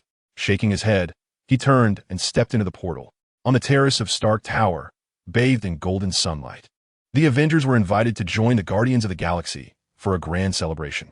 "Cheers!" Star-Lord exclaimed with a beaming smile, raising his glass of red wine. "To the universe's most formidable pest exterminator." Laughter erupted as glasses clinked. Rocket perched on the table, attempting to use Thor's hammer to pop open a beer bottle. "So, is that how it ends?" Wanda leaned against Jian's shoulder, a faint blush on her cheeks. Jian gazed out at the tranquil sea, his expression serene. With the destruction of the insectoid leader, the remaining swarm would gradually revert to ordinary beings. Wanda nodded thoughtfully. Tony approached with his signature grin, holding a bottle of champagne. "How many bugs did you barbecue today? Should I apply for a Guinness record for you?" At this, Thor laughed heartily, patting Jian on the back. "Yang, next time there's a pestilence in the Nine Realms, we'll call on you."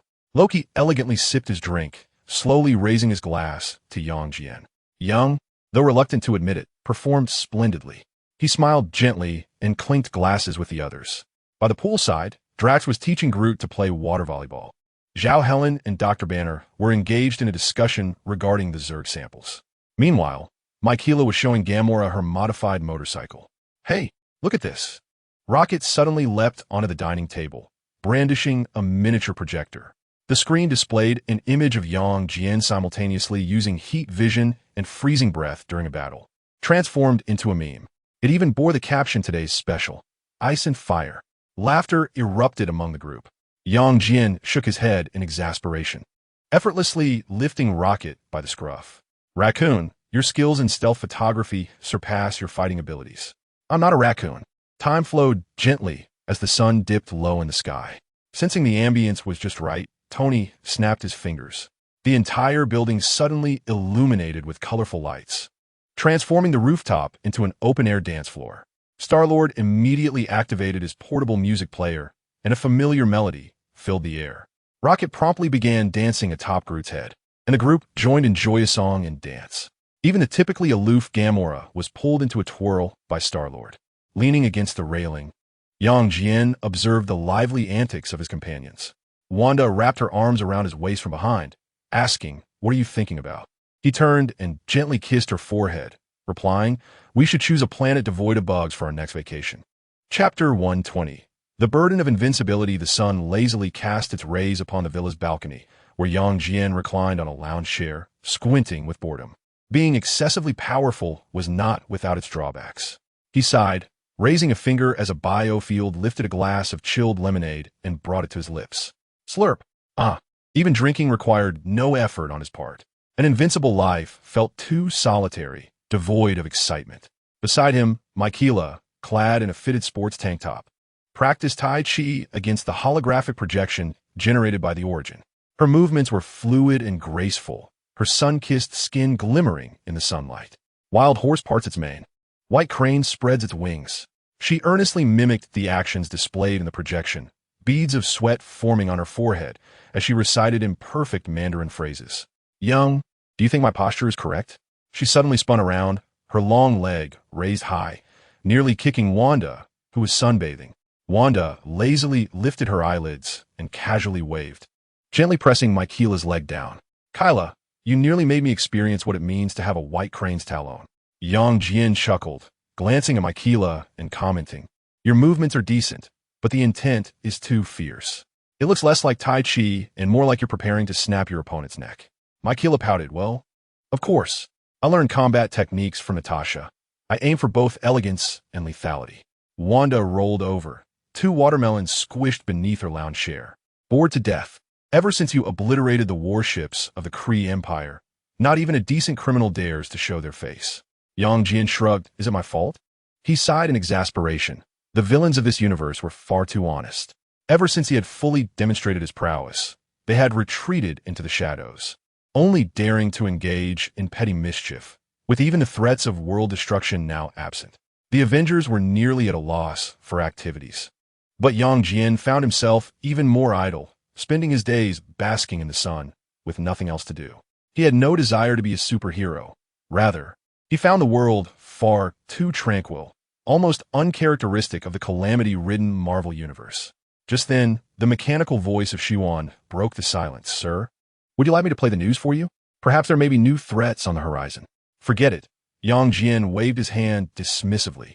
The last time he had tuned in, the villains had taken to opening dessert shops. Michaela chuckled. Is that for real? Indeed, Wanda lazily added.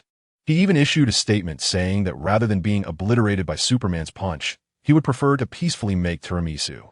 Jian looked skyward, suddenly nostalgic for those oblivious villains. At least then, he had the opportunity to stretch his muscles. How about? Michaela's eyes lit up. We find some fun? Perhaps a trip to a parallel universe? Wanda perked up, propping herself up, right? You mentioned taking us to a parallel universe, yet it hasn't materialized. How about the zombie universe? Jian raised an eyebrow, his tone laden with resignation. Are you certain? That place is hardly suited for a vacation. What does it matter? Michaela, abandoning her previous stance, cheerfully leaned in.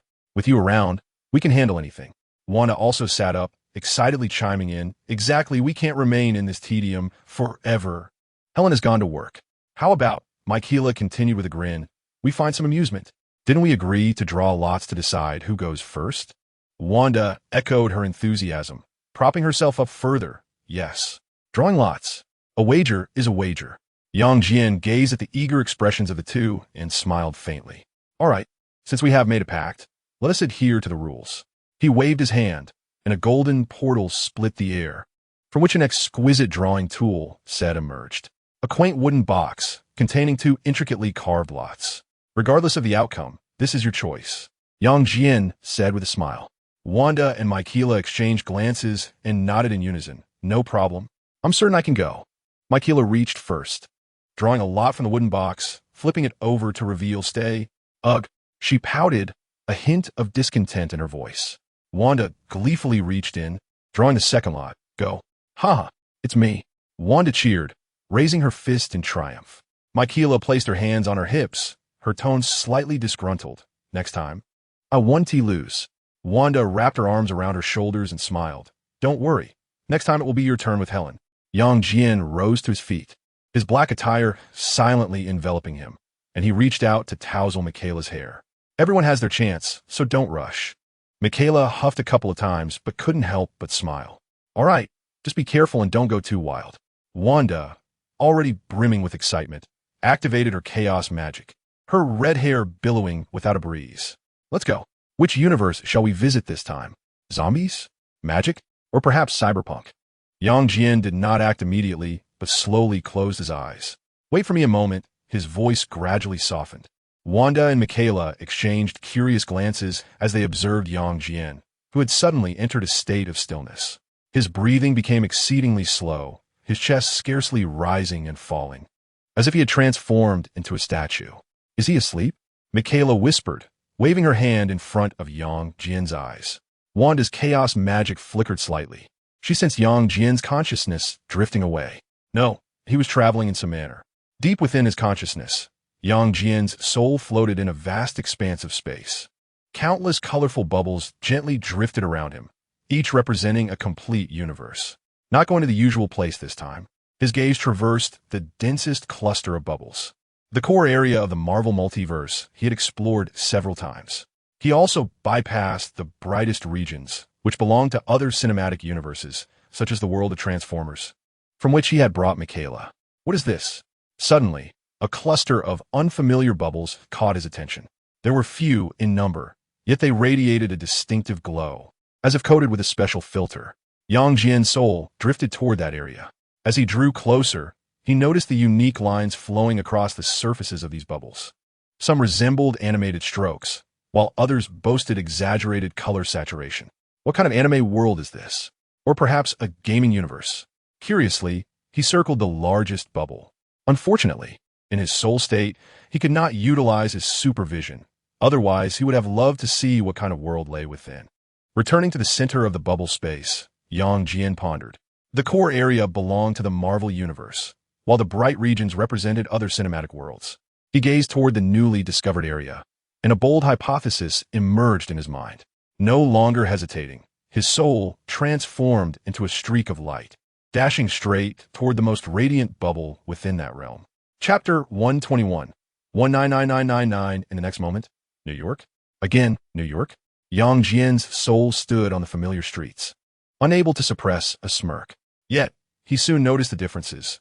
The architectural lines were more modern, and the pedestrian's fashion was exceptionally stylish. In the distance, the silhouette of Stark Tower appeared to take on a more rounded shape. He floated higher, seeking a clearer view, only to be suddenly enveloped by an intriguing gravitational pull. The laws of this universe seemed to respond peculiarly to the state of his soul. Fascinating. Without delving deeper, Yang Jian opted to retreat momentarily into the bubble space. Before departing, he cast one last glance at this peculiar universe, committing its coordinates to memory. On the balcony, Yang Jian abruptly opened his eyes. Wow! Michaela's face was mere inches away, her finger gently poking his cheek, her large eyes filled with curiosity. Upon witnessing his sudden awakening, she nearly tumbled from her lounge chair. Young, you are awake, she exclaimed, awkwardly retracting her hand. I just wanted to see what you were doing. Nearby, Wanda stifled a giggle, unable to resist shaking her head. She insisted on studying why you can sleep standing up. I couldn't stop her. Yang Jian blinked, a mysterious smile curling at the corners of his lips. I've found the destination. Where? The two girls asked in unison. Yang Jian stretched his arms and loosened his muscles. A place that differs from ours. He intentionally elongated his tone, but before that, he reached out and ruffled Michaela's hair, teasingly admonishing her, next time, don't poke Superman's face so casually. What if I reflexively punch you while dreaming? Michaela chuckled, pointing at herself. Besides, you wouldn't hit me.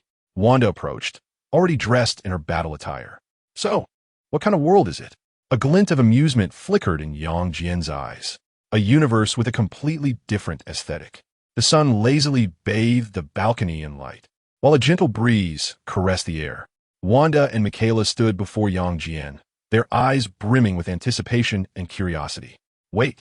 Michaela suddenly raised her hand. Don't rush. Wanda tilted her head, her red hair swaying slightly. What else do we need to do? Yang Jian turned his gaze toward Michaela, uncertain of what she was about to say. She stepped closer, her eyes sparkling. I want to know how you traversed. Did you just dive into a black hole like in the movies? She made an exaggerated explosion gesture. Wouldn't that tear you apart? Yang Jian couldn't help but laugh. Of course not. He waved his hand, and a golden energy ripple materialized in the air, gently undulating like water. Traversing parallel universes is not merely a simple spatial leap. It requires precise control of energy, he elucidated. The crude method of a black hole is suited only for those brutish souls who lack understanding of the technique. Wanda, pondering, reached out.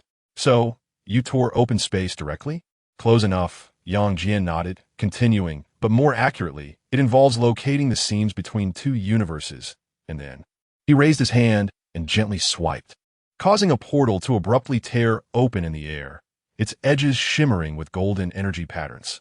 Beyond the portal, the interior was not shrouded in darkness, but rather illuminated by countless flowing lights and shadows, reminiscent of myriad galaxies cascading within. This was a different kind of portal, effortlessly conjured by Jian.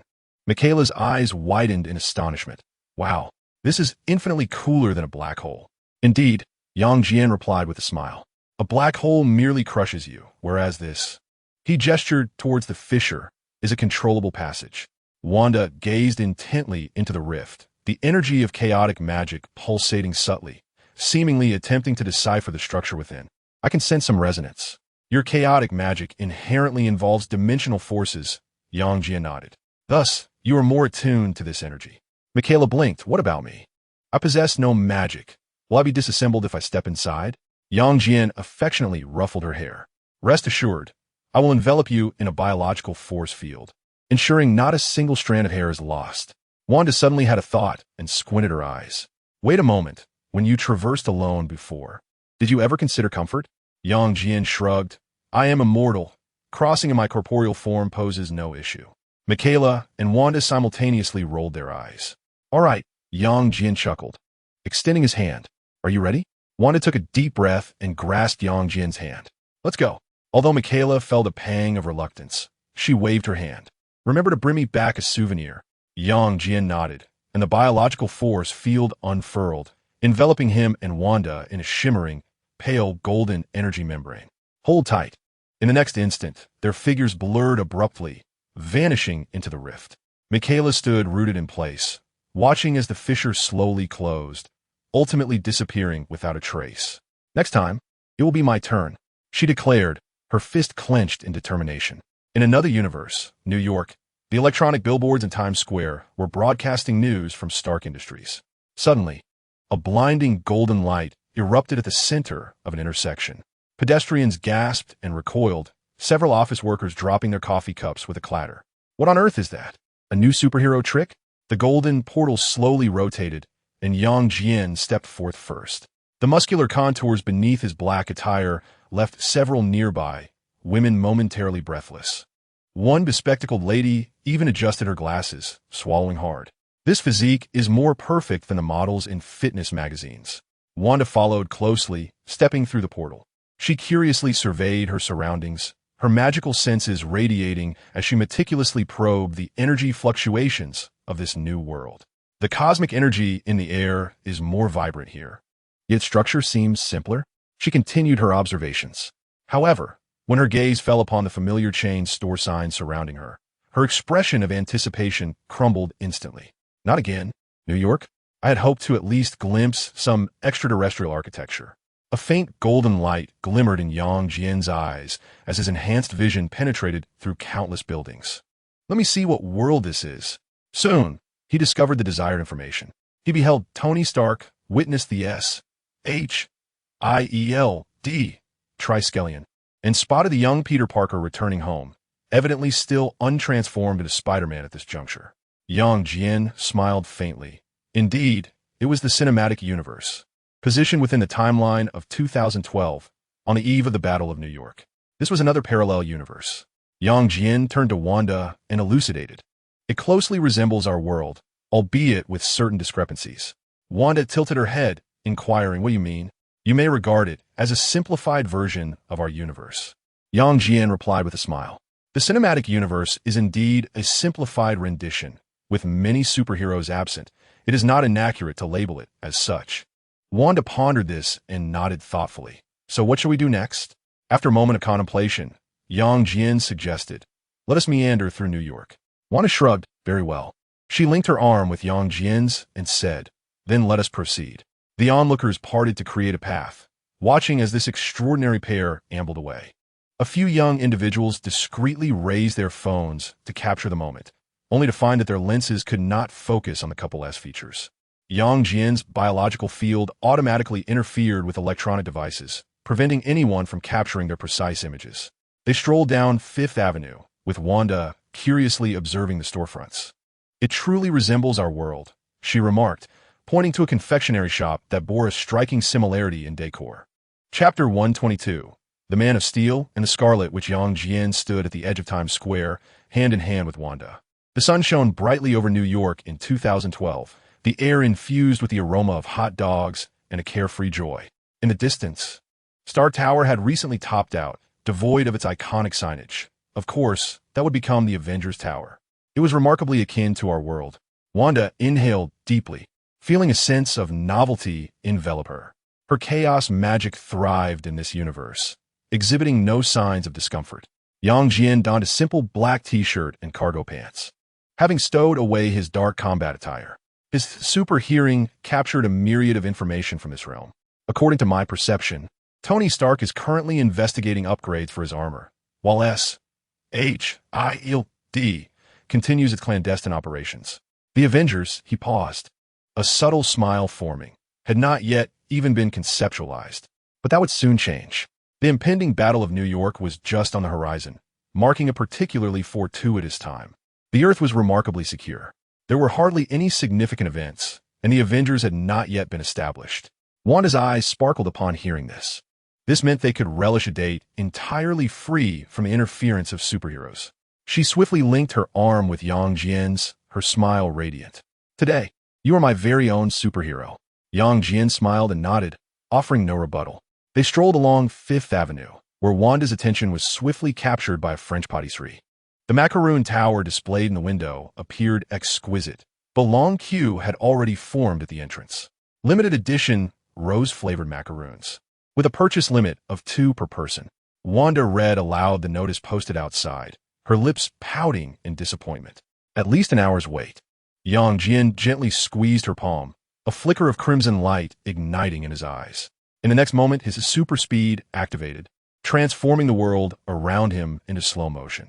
He effortlessly navigated through the frozen crowd, snatching 2 boxes of macaroons amidst the bewildered expressions of the staff, and instantly returned to Wanda's side.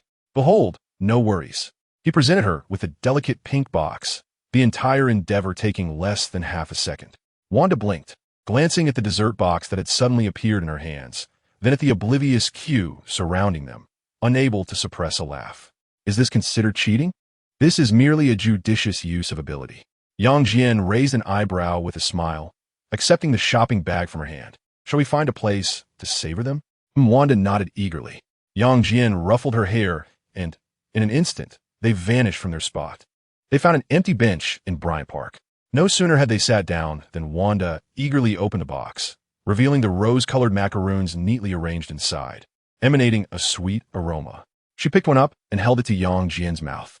"The first bite is for you." Jian opened his mouth to receive it, the crisp shell crumbling on his tongue. With his super taste, he could even discern that the rose essence originated from Bulgaria. The sugar content was precisely calculated to 713, and he could even taste the method of flour milling. This was a unique ability of Kryptonians, one he could not control. "A gram too much frosting," he commented in a flat tone. "Picky." Wanda shot him a glance, took a bite herself, and squinted her eyes in bliss. "It is simply perfect." Sunlight filtered through the trees, casting a glow upon Wanda's face, and Jian's supervision allowed him to see the fine sugar dust clinging to her eyelashes. The blood coursing through the capillaries in her cheeks lent her skin a healthy pink hue. He reached out to gently wipe away the crumbs at the corner of her mouth, his actions tender. "What's wrong? Young?" Wanda felt a bit uneasy under his focused gaze. "Just looking at you." Jian replied honestly, "The light from this angle suits you beautifully." Wanda's face flushed deeper, casting him a sidelong glance as she continued to eat the macaroon, unable to conceal the smile tugging at her lips. Jian remained silent. This moment was just fine. After finishing the sweet treat, they ambled along the park's pathways. Soon, they passed a street performer, and Wanda was captivated by the sound of his violin. The musician played a hauntingly beautiful piece in a gypsy style, the melody resonating with deep emotion. It is a Romanian folk song. Wanda softly remarked, her gaze suddenly distant, as if reminiscing about her childhood in Sokovia. Jian retrieved a $100 bill from his pocket and placed it into the musician's violin case. The artist promptly bowed in gratitude. After a moment of contemplation, Jian activated his extraordinary speed once more. He delicately touched the strings, altering their molecular structure.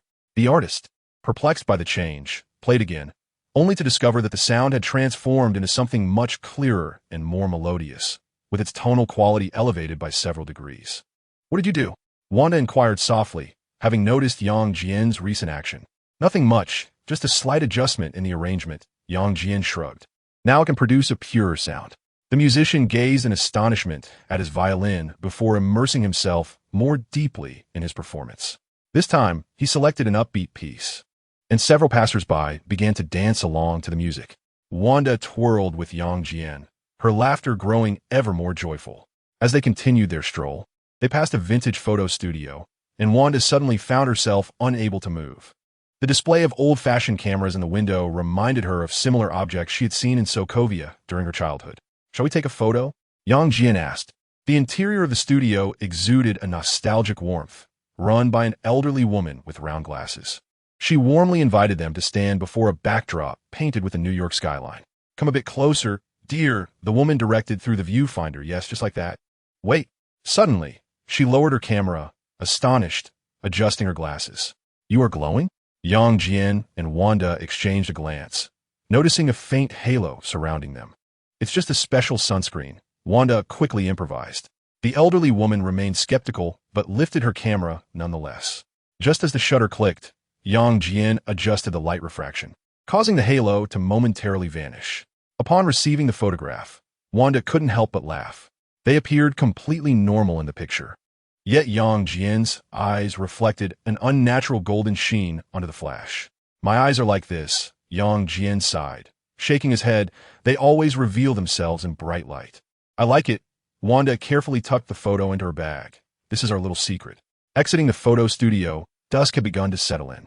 They turned into a secluded alley, intending to take a shortcut to the riverside to watch the sunset.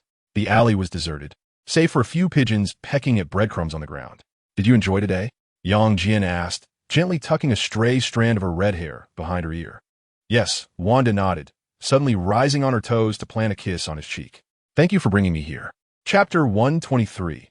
The Unconventional Rubik's Cube. Jian smiled as he wrapped his arm around her waist, his biofield gently activating. Two individuals gently ascended from the ground, swaying softly a few inches above the earth, as if engaged in a silent dance. Wanda's eyes widened in astonishment, followed by a warm embrace around his neck. "What if someone sees us?" she whispered, yet her demeanor revealed no intention of descending. "My super hearing encompasses the entire planet." Jian's lips brushed against her earlobe. The nearest witness was 2 streets away, preoccupied with an argument with his Pomeranian. Wanda chuckled softly, only to be silenced by Jian's kiss. In the tranquil alley at dusk, suspended a few inches above the ground, they shared a sweet kiss. Jian could taste the lingering sweetness on her lips, hear the rapid heartbeat resonating within her chest, and feel her fingers weaving through his hair. Wanda smiled, linking her arm with his. "Shall we go watch the sunset?" They arrived at the East River, where the setting sun painted the water in golden hues. In the distance, the newly completed Stark Tower reflected a warm glow. Wanda leaned against the railing as Jian embraced her from behind. "Which universe shall we visit next?" he inquired, resting his chin lightly atop her head. Wanda pondered. "Is there a universe filled entirely with desserts?" "Theoretically, it exists, though the sugar levels might be excessive." "Then let us go there." Wanda turned to face him, her eyes brimming with Jian's reflection. "After all, I can metabolize the excess calories, right, Mr. Superman?" Jian nodded with a smile, leaning down to kiss her once more. In that New York twilight, untouched by superheroes and cosmic crises, they were merely 2 ordinary lovers relishing their date, albeit one who could hear the flutter of butterflies from half a city away, and another who could change the color of streetlights with his mood. Midnight, above the S.H.I.E.L.D. secret base, the thrum of rotors shattered the night's tranquility. A black helicopter descended like an iron hawk, stirring up dust on the helipad. Agents on the ground gathered, clad in standard black tactical gear. Maria Hill stood at the forefront, her earpiece pressed against her cheek, golden hair whipping in the gale. Her gaze was fixed on the descending helicopter, her right hand clutching a tablet. As the helicopter landed and the cabin door slid open, Nick Fury adjusted the hem of his trench coat. He stepped out, his singular eye scanning the assembled agents, striding purposefully toward the base entrance. "What's the situation?" Fury's voice bore a note of urgency, eager to ascertain the circumstances. Hill swiftly matched the director's pace, the tablet's display flickering with data. The Tesseract began exhibiting anomalous energy fluctuations an hour ago, currently reaching alert levels. Her report was succinct and precise. Energy readings continue to rise, and the fluctuation patterns do not match any prior records. They traversed several security doors, their strides unwavering. "What is the status of personnel and material evacuation?" Fury pressed the elevator button, and the metallic door slid open silently. Hill followed him into the lift, her fingers gliding swiftly across the touchscreen. Non-essential personnel had evacuated to level 80, while the core research team continued their efforts to stabilize the Tesseract. As the elevator ascended, she adjusted her stance. The transfer of critical equipment was 65 complete, yet some heavy instruments remained. "I do not wish to hear excuses, Hill," Fury interjected. "I require a timeline." Upon reaching the second floor, the metallic doors opened. Hill pressed her lips together. "Complete evacuation will take 37 minutes if we adhere to standard procedures." Fury strode out of the elevator, traversing the bustling command center. Technicians were urgently shutting down workstations. Documents were being hastily packed into crates. A young agent nearly collided with the director, but froze in place upon recognizing him. "Continue your work, Agent," Fury commanded without looking back. Soon, they approached the final security door leading to the laboratory, and Hill could no longer contain herself. "Director, I do not understand," she murmured, her voice barely above a whisper. "Given the circumstances, why must we adhere to standard procedures for the transfer of all materials? The energy readings of the Tesseract have already—" Fury abruptly halted, turning to face his subordinate.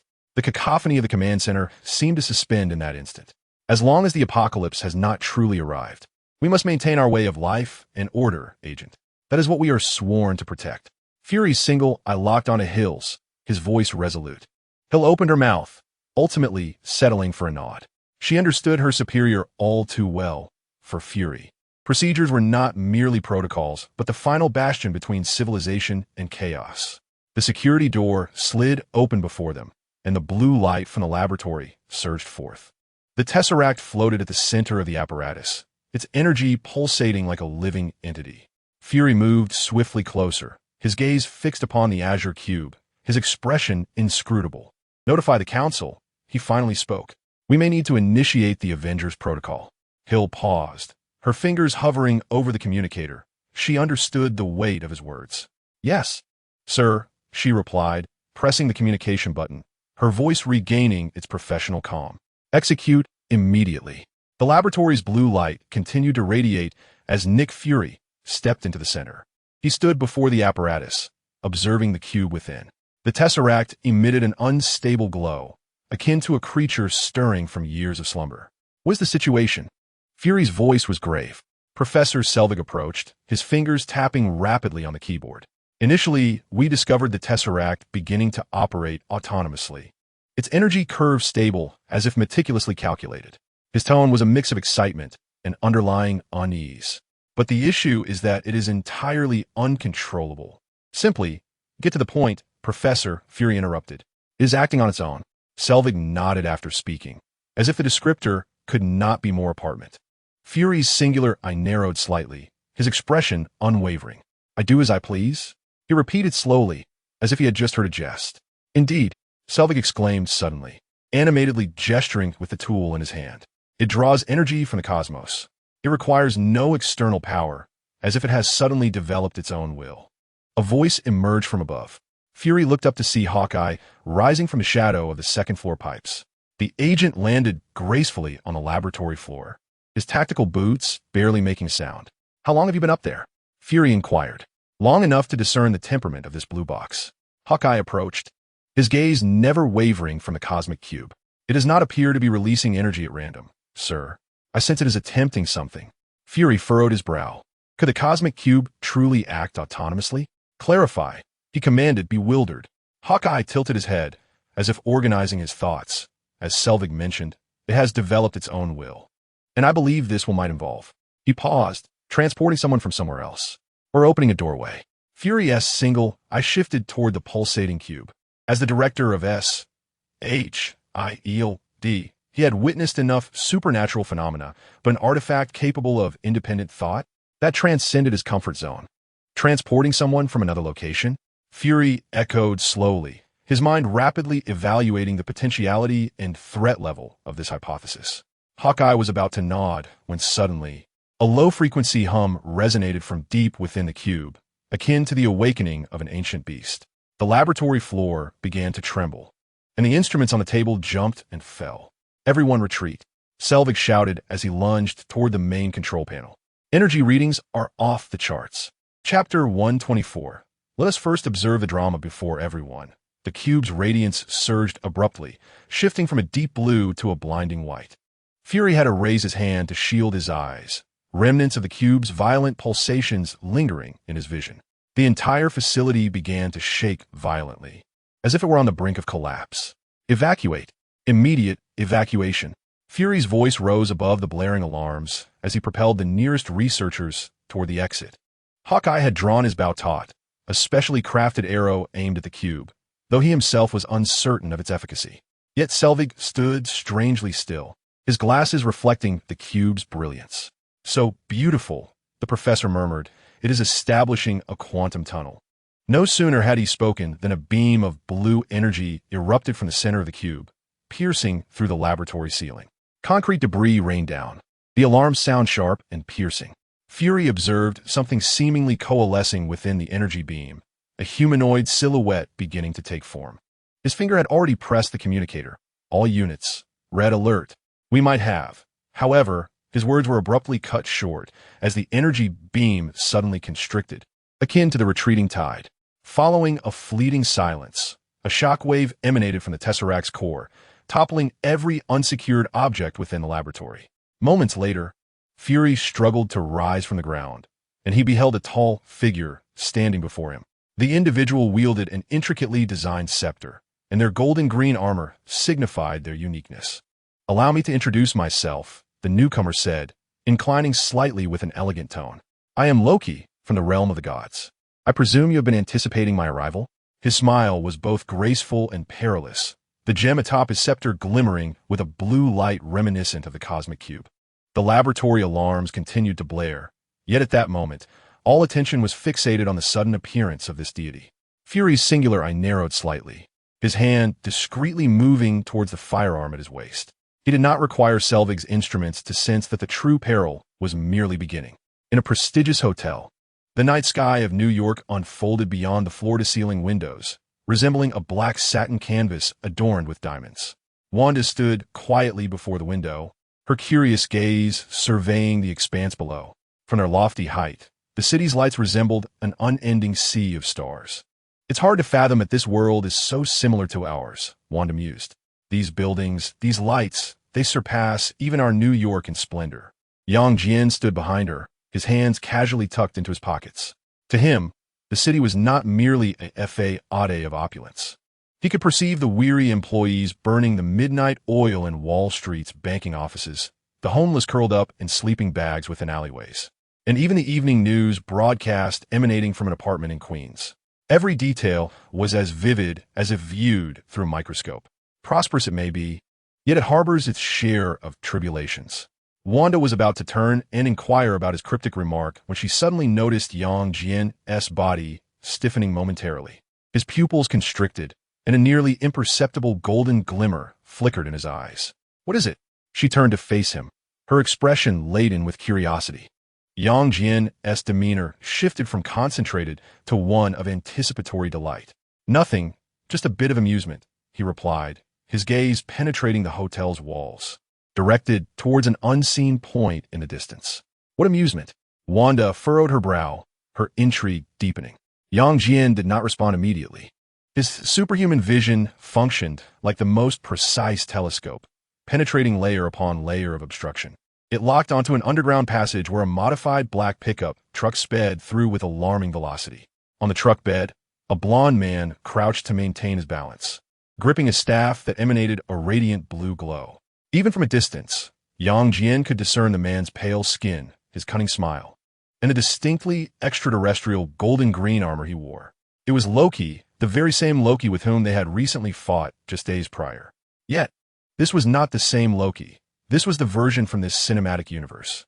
Inside the driver's seat, Agent Barton, also known as Hawkeye, maintained an impassive expression while controlling the steering wheel, though a hint of unnatural red light flickered within his pupils.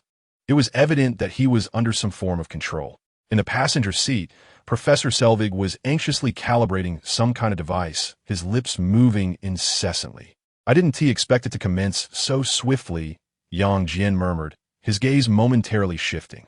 Approximately 200 meters behind the pickup, another modified vehicle pursued closely. Maria Hill, at the wheel, wore a grave expression, eager to catch up.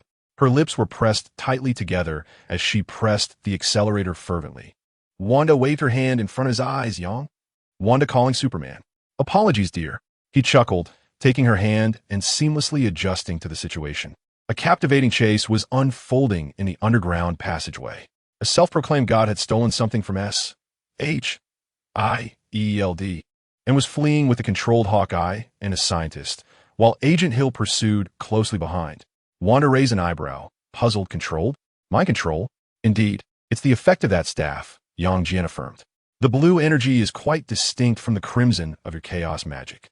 Outside, an exceptionally bright blue light suddenly erupted from the ground in the distance, visible even across several blocks. Moments later, a faint tremor reached the upper floors of the hotel, causing glasses on the minibar to clink softly, producing a crisp sound. Jian understood that the energy disturbance from the Tesseract had commenced. It seemed the S.H.I.E.L.D. headquarters had collapsed. Wanda's red lips parted slightly. "What is that?" "The disturbance of the Tesseract. Nothing to worry about." Jian continued to observe the unfolding drama with his enhanced vision. He witnessed Loki blast through the isolation wall of the underground passage with his staff, and the pickup plunged deeper into the tunnel system. "For what you say, it appears S.H.I.E.L.D. will be working overtime tonight." Wanda suddenly laughed, wrapping her arms around Jian. "Shall we join the fray?" Jian feigned contemplation. "No, we shall not. Tonight, we are mere spectators." He gestured to the bathrobes they wore. "Besides, I wager Nick Fury's cotton candy machine won't be sending us an invitation." Just as he spoke, another flash of blue light appeared in the distance, accompanied by a faint sound of an explosion. In the far sky, several S.H.I.E.L.D. helicopters began to converge on the scene. Wanda shook her head in resignation. "So, shall we wait for them to finish before we go? Or should we head over now to tidy up the aftermath?" Jian admired her movements as she donned her coat, each gesture unfolding before his eyes with the grace of slow motion. Wanda remained oblivious to the underlying circumstances. After all, in their world, S.H.I.E.L.D. was Jian's private domain. Thus, her desire to assist seemed entirely reasonable. "No, let us finish this episode of Law and Order," he indicated towards the television screen displaying the ongoing series. S.H.I.E.L.D. can handle this matter for now. We shall let the incident simmer for a while." Wanda nodded thoughtfully, then tossed him a cushion, remarking, "You are increasingly resembling a jester." Jian did not dispute this, effortlessly catching the cushion while diverting part of his attention to continue monitoring the underground pursuit. He witnessed Loki suddenly pivot, directing his scepter backward, unleashing an energy beam that struck the hood of Hill's vehicle. Hill's car spiraled out of control, ultimately overturning against the tunnel wall. The situation was still manageable. He carried the cushion to the sofa and sat down. Although Hill had just flipped her vehicle, she remained unscathed. However, if no one intervened, that trickster god would escape with the Tesseract. Wanda had already settled beside him, diligently peeling a piece of fruit for Jian. "So, must we kiss before saving the world, Mr. Superman?" Jian smiled, wrapping his arm around her waist and planting a gentle kiss on her lips. On this brightly lit night in New York, within a hotel room high above the streets, Two visitors from another universe were poised to conduct the most ancient of human experiments, a subject of universal intrigue. Chapter 125. Comic characters 2 days later. Sunlight filtered through the streets of New York. Wanda sat on a park bench across from Stark Tower. She turned her gaze towards the iconic skyscraper, then cast a puzzled look at Jian beside her. After awakening, Jian had brought her here without revealing the purpose of their visit. Young. She finally could not contain herself. What are we doing here?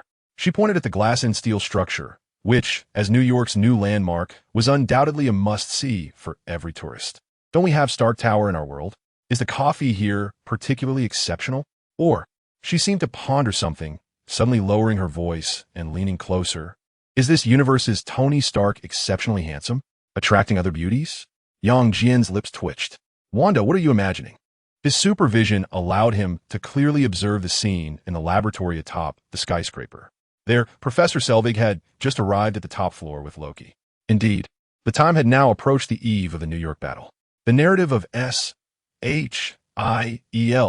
DS flying aircraft carrier had passed, and Loki was about to choose the highest point in all of New York to announce his dominion. Meanwhile, S.H.I.E.L. Trust me, Wanda, Jian sipped his coffee. This Tony is not so different from our world, perhaps just 10% more narcissistic. Wanda curled her legs up onto the chair, resting her chin on her knees. Why is that? What is so special about this place? Jian tilted his head, pondering for a moment. I believe it is because this is where the narrative unfolds. He finally stated, his tone lighthearted. Wanda was taken aback, blinking in surprise. What did you say? Narrative. Jian reiterated. As he spoke, he traced an invisible rectangle in the air with his finger to illustrate. Much like pivotal scenes in comics or iconic shots in films, certain events in this universe are destined to transpire in specific locations, and Stark Tower is one of them. Wanda's expression resembled someone suddenly handed a manual written in an alien language. She reached out to touch Jian's forehead. Yang, had you been sunbathing too much? Do Kryptonians get sunstroke? Jian paused, then chuckled as he grasped her hand. I'm serious. The way this universe operates is rather unique. Significant events unfold like a stage play at predetermined locations. He gestured towards the tower with a shrug. And here is the stage for the upcoming major scenes. Wanda squinted, beginning to contemplate the magnitude of this revelation. Yang, are you suggesting that you can foresee the future? No, not foresee. Jian considered how to clarify. It's more akin to having read the script. Script, Wanda repeated dryly. A metaphorical expression. Jian shrugged. Just as you know that Romeo and Juliet are destined to meet on the balcony, or that Sherlock Holmes will always return to 221B, Baker Street. Wanda's expression suddenly shifted to one of shock as she straightened up abruptly. Wait, are you saying we are living in some sort of story? Nearby, an elderly man feeding pigeons cast a curious glance in their direction. Jian glanced at him, but dismissed the presence of this charming old man who fancied playing cameo roles. Besides, he was no match for him. Returning to the topic, Jian lowered his voice and leaned closer to Wanda. In this universe, to some extent, yes. Noticing Wanda's increasingly confused expression, he rephrased, Wanda, imagine you are a comic book character, and I know the plot trajectory for the upcoming issues. Wanda remained silent for a long time. So long that Jian began to contemplate whether he should use his super speed to fetch some snacks. Finally, she took a deep breath and looked at Jian with a serious expression. So, is that why you always seem to know where trouble will arise? Exactly. Jian snapped his fingers. So, we're sitting here waiting for the protagonists to make their entrance. Jian nodded. As per the narrative development, there would indeed be quite an exciting performance today. Wanda gazed at Stark Tower, her eyes now infused with a newfound awe. It felt strange, as if she were aware of being a marionette. Jian held her hand. Don't think of it that way. Knowing the stage doesn't mean you can't improvise. He blinked and continued. Strictly speaking, we do not occupy a role within this universe. Rather, we are akin to special guests. Next to him, the character revealed information about the fourth wall to the world. Jian suddenly felt a tinge of mischief. The elderly man with white hair slowly supported his hunched body, casting a faint smile toward Jian, who was gazing at him, before he took measured steps toward the street. Jian nodded slightly, choosing not to speak. At that moment, an ice cream truck rolled by, its cheerful music wafting through the air. Wanda stared at it for a few seconds, inspiration striking her suddenly as she eagerly inquired, "Can I alter the plot? For instance, by painting Stark Tower pink right now?" Jian chuckled heartily. "In theory, yes, but that might just send Tony into a cardiac episode." He glanced at Wanda, his expression turning mischievous. "Besides, the ensuing plot is rather significant, entwining the fates of half the planet." Wanda raised an eyebrow, sighing in resignation. The pressure is immense. She ceased her contemplations and gently leaned against Jian's shoulder, softly asking, "So, how long must we wait?" "Oracle?" Jian did not respond immediately, as his extraordinary vision captured an intriguing scene. At the pinnacle of Stark Tower, Tony Stark held a glass of red wine, the arc reactor embedded in his chest emanating a faint blue glow, precisely the target Loki had set his sights upon. "Human, you shall pay for your arrogance." Loki gracefully twirled his scepter, the sharp tip hovering above Tony's chest. "Now, welcome your new master." The scepter descended with a crisp chime. Nothing happened. Loki's perfectly composed visage began to stiffen. He blinked, once more directing the scepter at Tony's chest. Chime. Still, no reaction. Tony shrugged, pausing for a moment before speaking. "Oh, trickster god, are you playing whack-a-mole? Would you like me to purchase you a toy hammer?" The moment the words escaped Tony's lips, Loki's nostrils flared in disbelief. He could not fathom it. He was the god of mischief. Why would this insufferable human mention a hammer? He attempted again, this time with greater force, the scepter clashing against the arc reactor. Yet nothing ensued. "This is impossible." Loki's voice brimmed with incredulity. "My scepter has controlled Hawkeye, has commanded Selvig, has dominated the finest agents of S.H.I.E.L.D. Tony shrugged again, confidence radiating from him. "Have you heard of Earth technology?" He tapped his chest, a smirk curling his lips. "My new armor is still in the testing phase, and it seems to be quite effective." Loki's face contorted like a noble portrait crumpled in disbelief, his elegant features twisting into an expression of incredulity. His knuckles turned white from gripping the scepter tightly. "How dare you? How dare I use science to combat magic?" Tony interjected, his gaze continuously scanning the surroundings in search of an opportunity. "Welcome to the 21st century. Ice Cream Prince. The inhabitants of this era are no longer swayed by such trivialities." Upon hearing this, Loki's eyes ignited with genuine fury. "Ice Cream Prince. This mere mortal dares to call him that." He swiftly seized Tony by the throat, lifting the arrogant earthling off the ground. Tony's face reddened rapidly as he futilely attempted to pry Loki's iron grip from his neck. "If I cannot control you, then I shall deal with you myself." Loki's voice was low and menacing. Chapter 126. Bambi. He dragged Tony towards the floor-to-ceiling window, while in his other hand, the scepter emitted a beam of blue light. In an instant, the entire bulletproof glass shattered into fragments, and the howling winds from the heights rushed in, tousling Loki's dark hair. Pedestrians on the street had already noticed the commotion on the top floor. Some began to point and whisper. Wanda looked up just in time to see Loki raise Tony before the shattered window. "Young." Wanda quickly glanced at Jian beside her. Jian smiled calmly, having already perceived the unfolding drama above. Tony had equipped himself with a mental defense device, which had incited Loki's wrath. "Wanda, a mental defense device? He intends to throw Tony." Before Wanda could finish her thought, Loki had released his grip. Tony plummeted like a marionette with severed strings from the highest floor. His limbs flailed in the air, and the street below erupted in screams. Some covered their eyes, others raised their phones to capture the moment, while many stood frozen, helplessly watching Tony descend towards the ground. Wanda observed the scene, chaos magic beginning to coalesce in her palms, but upon seeing Jian's composed demeanor, she lowered her hands. "You know, sometimes I truly cannot discern whether you are mad or a genius." Jian withdrew his gaze and turned to her. "Why not both?" The howling winds, at several hundred meters above ground, sounded like the mocking laughter of death. Tony Stark spread his limbs, hurtling towards Manhattan's main thoroughfare at nearly 200 kilometers per hour. His shirt was whipped by the gusts, and his tie flailed wildly. "Sir, impact with the ground is expected in 32 seconds. Jarvis's voice reported calmly through the earpiece. "Would you like me to play some music?" Tony's eyes darted, locking on several potential escape routes, all flashing glaringly as impractical. "Spare me your dark humor, Jarvis," he continued, his words nearly drowned out by the wind. "Mark 7 assembly. It has completed launch, sir." Jarvis's statement was abruptly interrupted by a deafening explosion. The glass curtain wall of Stark Tower suddenly shattered, a golden-red meteor streaking across the sky. It was the Mark 7 armor, soaring through the air in a perfect parabola toward the falling Tony. Wanda on the ground held her breath. In her view, the metallic creation seemed almost alive, beginning to disassemble in mid-flight. The chest plate detached, the arm guards unfurled, and the leg armor rotated to adjust its angle. All components meticulously calibrated to optimize the flight posture.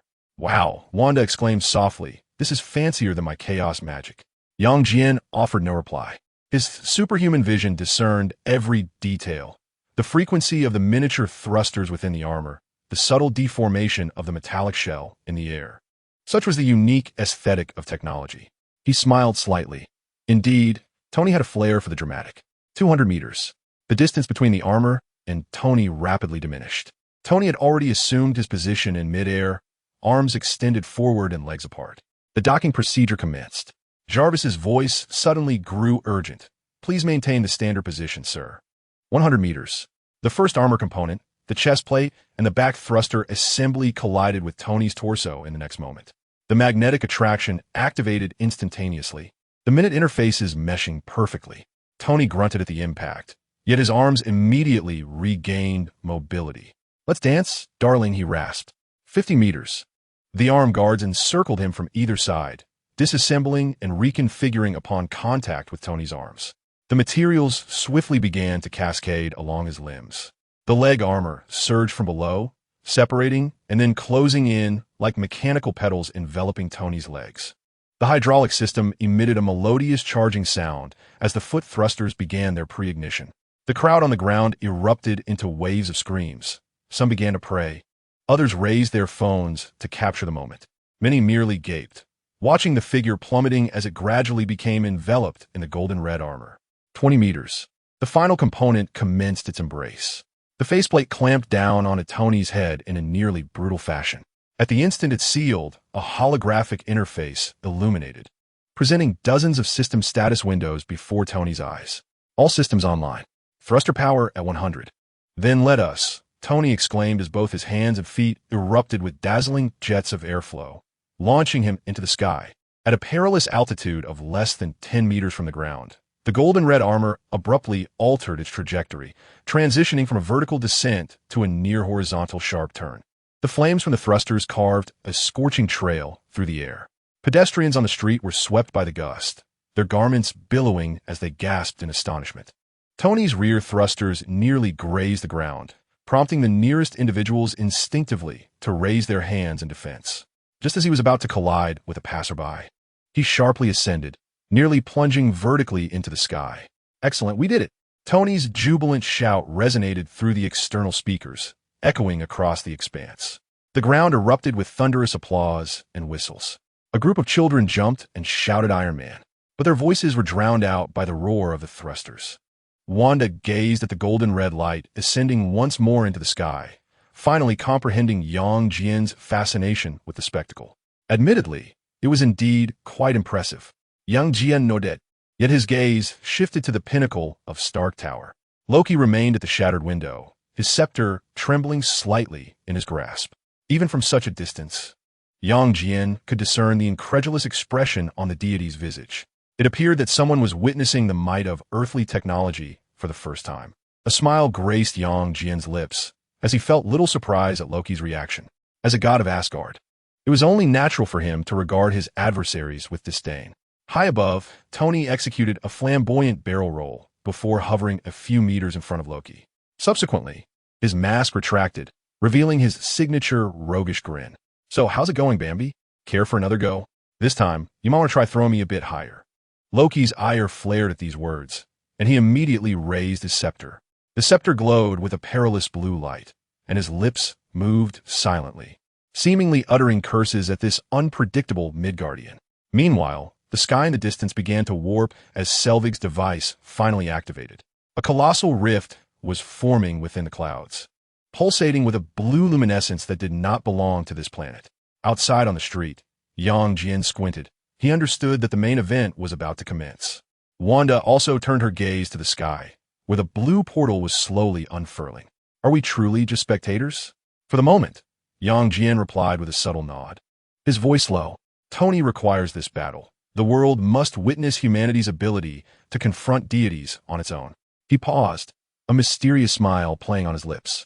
However, once the Chitauri arrive, we might consider acquiring a few treasures. Chapter 127. The King of Gods. Unlike the leisurely demeanor of Jian and Wanda, New York, more precisely, Manhattan, had descended into chaos. The sky above Manhattan had torn asunder. Initially, the rift appeared as a slender blue line, akin to someone haphazardly marking the azure canvas with a fluorescent pen. Yet in an instant, it expanded into a massive wormhole with a diameter exceeding 100 meters, its edges shimmering with stable energy ripples. From the ground, it resembled a frigid eye glaring down from the heavens. Sir, a significant energy fluctuation has been detected. Jarvis's voice resonated in Tony's ear. The readings are entirely consistent with the Tesseract. Hovering in midair, Tony's brow furrowed beneath his mask. I knew that Loki wouldn't keep quiet for long. He altered his course, the thrusters emitting a dazzling flame. Deploy all weapon systems. It's time to throw a party. Above, the interior of the wormhole suddenly erupted with countless dark specks, akin to a hive of killer bees swarming forth. These black dots rapidly expanded, revealing their true forms. Hundreds of Chitauri soldiers mounted upon flying vehicles descended from the sky. Their skin bore a ghastly shade of ashen gray, while their mechanical augmentations reacted with eerie precision. More terrifying were the leviathans that prowled the air, their colossal forms reminiscent of prehistoric whales, capable of obliterating structures with a mere opening of their armored underbellies. Well, this is truly the apocalypse, Tony declared dryly. The first wave of Chitauri soldiers swooped downward, unleashing indiscriminate fire from their energy weapons. The glass F.A.A. of Stark Tower shattered under the bombardment, sending shards cascading onto the streets like rain. A double-decker sightseeing bus was directly struck, twisting into a mangled wreck amidst the blaze. Everyone, seek cover. Do not look up. Tony bellowed through external speakers, raising his arms as repulsor beams shot forth, illuminating the chaos. In an instant, two Chitauri crafts erupted in fiery explosions, yet more swiftly filled the void left behind. The pandemonium was not confined to the skies. The tumult on the ground had already spread. Successful bankers abandoned their briefcases in frantic haste, while tourists screamed, desperately searching for their loved ones. A traffic officer futilely waved his arms to direct the chaos until an out-of-control taxi hurled him aside. In a nearby square, a massive electronic billboard had switched to emergency broadcast mode. The mayor's pale visage urged citizens to remain calm before the signal abruptly cut off, as the screen had been shattered by a Chitauri vessel. Jarvis, connect me to S.H.I.E.L.D, Tony commanded, dodging an energy blast with a swift maneuver. Miniature missiles launched from his shoulder armor, obliterating several Chitauri soldiers in a fiery explosion. Tell Fury he owes me a colossal favor.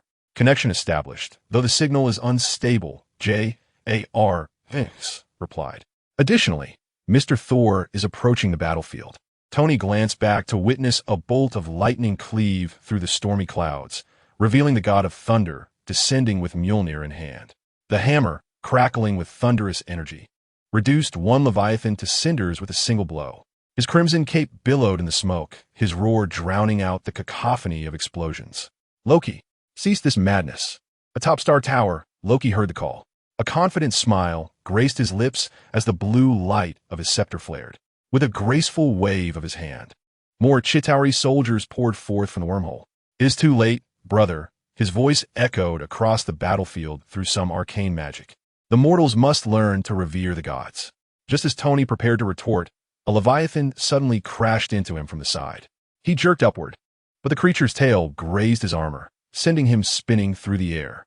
I need a raise, he cursed, stabilizing himself as his shoulder armor unfurled, releasing a volley of micro-missiles that penetrated the mechanical seams of the beast before detonating. On a certain rooftop, Wanda and Jian stood in a relatively safe position, silently observing the sudden outbreak of interstellar warfare.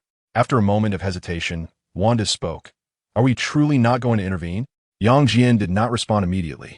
His superhuman vision swept across the battlefield, He witnessed a mother shielding her child as they sought refuge in the subway station. An elderly police officer using his body to shield the wounded from flying shards of glass, and Tony's armor, though marred in several places, still tracing a resolute line of defense in the sky. He also saw other superheroes bravely battling against the chaos. This was their calling. Yet, we must also attend to another matter, he murmured softly. What matter? Wanda asked, taken aback. Instead of answering, Jian vanished with her. Atop Stark Tower, Loki spread his arms wide, his scepter raised high. He gazed down upon the chaos engulfing New York City, a satisfied smile gracing his face. The Chitauri forces wreaked havoc in the skies, while humanity scurried like ants in panic. This was precisely the spectacle he desired. What a splendid opening, he mused. Loki Odinson, master of the 9 realms, felt akin to the confident version of himself from days past. Suddenly, a female voice interrupted Loki's grand proclamations from behind. His perfect visage froze in an instant. Whirling around, scepter raised, he found 2 Midgardians had inexplicably entered his private domain. The man, clad in black, possessed a physique even more impressive than his brother Thor's, while the woman, with fiery red hair, stifled a laugh behind her hand. Foolish Midgardians. Loki's scepter pointed at them, his voice trembling with rage. Do you not bow before your king? He felt a deep sense of insult as they continued their conversation, entirely disregarding his presence.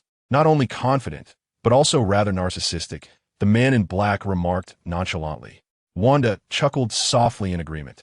At least this universe's version of him still wears that ridiculous horn helmet. Loki's eye twitched in irritation. He was a prince of Asgard, destined to rule the 9 realms. How dare these contemptible mortals? He was enraged. The gem atop his scepter glowed with a dangerous blue light. Mortal, your attitude displeases me. The man in black, Jian, finally met his gaze, an expression reminiscent of Odin's scrutiny of Jotunheim, captives flashing in Loki's mind. Before he could react, Jian appeared before him, close enough to count the lashes on his eyelashes. The God King, is it? Jian raised his hand. A resounding slap echoed, sending Loki's head snapping to the side. Stunned, he stood there, his cheek ablaze with pain. It had been years since he had left the icy confines of Jotunheim, and no one had dared. Immortal indeed? Jian delivered another sharp slap. Loki staggered backward, his opulent golden-green armor clashing against the railing. His mind was a blank, and he nearly lost grip of his scepter. This was inconceivable. How could a being from Midgard possess such speed? Moreover, the force emanating from that palm was heavier than Thor's hammer. Enough! I am the god of mischief, Loki bellowed, thrusting his scepter towards Jian's chest. Jian effortlessly seized the scepter, as if snatching a toy from a child. Loki, is it? Smack! Chapter 128. What if I refuse? This slap sent Loki spinning in place, his horned helmet flying far away, his dark hair disheveled across his face. Dazed, he braced himself against the wall, a trickle of blood seeping from the corner of his mouth. This is the blood of a god. At least, that is what he believed. The god of mischief, you say? Jian ambled forward, delivering another slap. Smack! This time, Loki knelt upon the ground, his scepter clattering beside him. His worldview was collapsing. This Midgardian punished him as an adult would a disobedient child. That effortless demeanor was far more shattering than sheer violence. Wait. Loki raised a trembling hand, disbelief filling his eyes. What on earth are you? Wanda approached, retrieving the mind scepter and twirling it like a conductor's baton. Oh, so now you wish to inquire? Weren't you quite arrogant just moments ago? Jian grasped Loki by the collar, lifting him up until their noses nearly touched. I've heard you call yourself the god of stories. Were you planning to rule the earth? Loki's Adam's apple bobbed, gazing into those golden eyes up close. He experienced true terror for the first time. The golden glimmered deep within those pupils seemed to harbor a terrifying energy. I can explain. Loki managed to force a strained smile, yet his fingers stealthily inched towards the dagger concealed in his boot. Smack! An explanation, you say? Jian's palm descended as promised. Loki was hurled like a rag doll, crashing against the sign of Stark Tower. He collapsed to the ground, his meticulously groomed black hair a tangled mess, his left eye swollen shut. In that moment, he bore no trace of divine dignity, resembling a bookish scholar cornered by thugs in an alley. Stop! Loki shielded his face with his arm, his voice tinged with a sob he was unaware of. What do you truly want? Jian bent down to pick up the fallen horn helmet, weighing it in his hand. The craftsmanship is quite commendable. Then he turned to Wanda. Have you secured the gem? Wanda waved the mind scepter, the yellow gem at its tip, radiating an enticing glow. Easily done. Loki glanced at the scepter, then at Jian, suddenly coming to a realization. You are after the Infinity Stones. Struggling to rise, he endeavored to maintain the last vestiges of his dignity. Are you aware of the consequences of provoking Thanos? Jian raised an eyebrow. Thanos, is it? As yet another slap loomed, Loki crouched down, screaming while clutching his head. No, please don't hit me. I surrender. I concede. Wanda could not help but chuckle. Honestly, I find myself somewhat sympathetic towards him. Jian lowered his hand, gazing at the trembling Loki, shaking his head. With such a level of incompetence, you aspire to conquer Earth? Surely, the threshold for deities in Asgard is rather low. At that moment, the Avengers' battle intensified, but without Loki's command, the flying vessels floundered like headless flies, while a few Leviathan beasts were subdued by the united efforts of the Avengers. Loki stared blankly as his meticulously orchestrated invasion plan crumbled to dust. Glancing back at the two seemingly uninvited harbingers of chaos, he suddenly felt that being an ordinary sorcerer was quite appealing. What now? Wanda inquired curiously. Should we hand him over to S.H.I.E.L.D? Jian pondered for a moment before revealing a smile that sent chills down Loki's spine. I have a far better idea. He seized Loki by the collar, lifting him as one might a rebellious cat. I hear you and Thor are brothers? Loki nodded cautiously. Excellent. Jian's smile widened as he continued. Family disputes ought to be resolved within the family. With that, he effortlessly flung Loki towards the direction of Thor, sending the Asgardian prince soaring through the air like a projectile, screaming as he flew toward Midtown Manhattan. Wanda watched the diminishing black dot in the distance, hesitating momentarily. Will he die? Fear not. He's a god. He won't perish. Jian reassured her, wrapping an arm around her waist. He might just break a few bones. Soon after, a muffled thud echoed from afar, followed by Thor's astonished exclamation, Loki? Jian paid little heed to Loki's fate. The once proud god of stories had a long journey ahead before he could claim mastery over time. Moreover, he was acutely aware that today, in New York, they were not alone. The future Avengers, alongside the emerging Loki and Lady Loki, were also present. Perhaps even more, considering Earth is the center of the universe. Who knows how many eyes are surreptitiously observing from unseen realms? Wanda shook her head, utilizing her chaos magic to extract the Mind Stone from the scepter. The yellow light pulsated in her palm, illuminating both her and Jian's faces. One acquired, she smiled, satisfied with the gem in her hand, then turned to Jian. Now, where's the other one? Jian chuckled softly, his gaze drifting past her shoulder to a floating blue cube suspended in midair. That is the other one. Wanda followed his line of sight, her brow furrowing slightly. That one? It appeared more akin to a cube, or perhaps a Rubik's Cube. Indeed, Jian nodded, hands comfortably nestled in his pockets, exuding an air of leisure. This object is referred to as the Cosmic Cube, which essentially embodies the space gem. Merely crushing it will suffice. Wanda's eyes illuminated with understanding, her crimson lips curving into a smile. I see. She took a step towards the Cosmic Cube, her hands enveloped in red energy, poised to seize the treasure. Just as she lifted her foot, the ground of the rooftop trembled violently. Mortals, these artifacts must be returned to Asgard for judgment. Thor's voice thundered, prompting Wanda to retract her step as she and Jian simultaneously turned.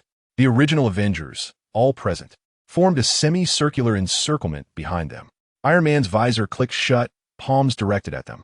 Captain America gripped his shield tightly, muscles taut. Black Widow clutched an alien weapon acquired from unknown origins. Hawkeye had his arrow knocked and aimed, while the Hulk loomed fiercely at the rear.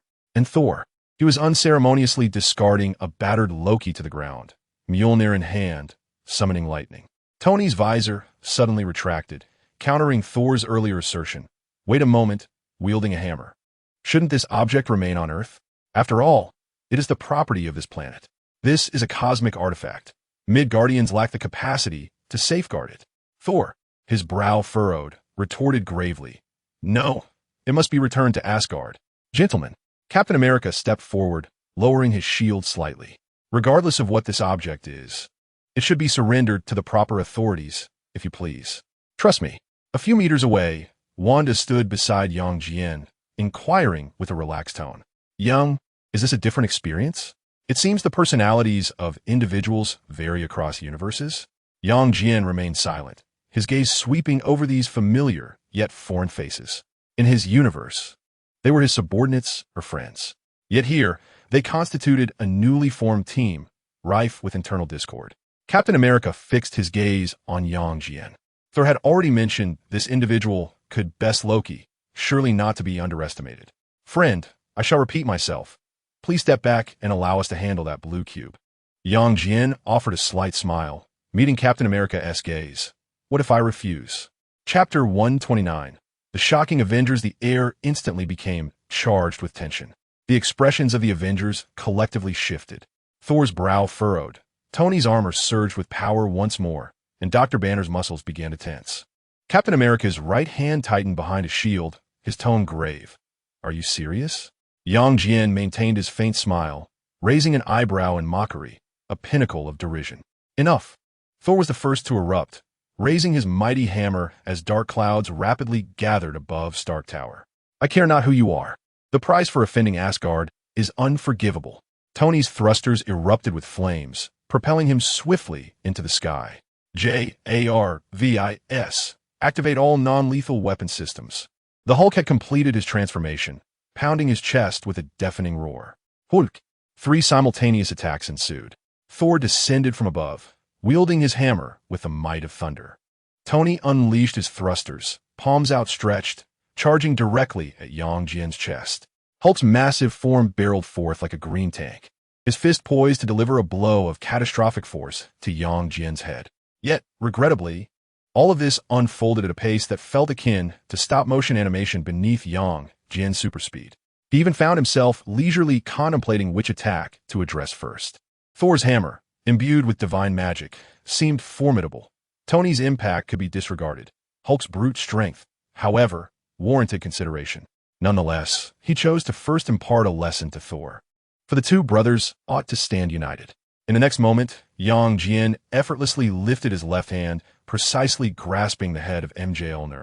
The hammer said to be wielded only by the worthy, which in his grip resembled a mere toy, unmoving. Simultaneously, his right hand opened to securely catch Hulk's punch, potent enough to topple the Leviathan beast. Tony's full force thrust collided with his chest, yet failed to push him back even a single step, the gold and crimson armor groaning under the strain. What?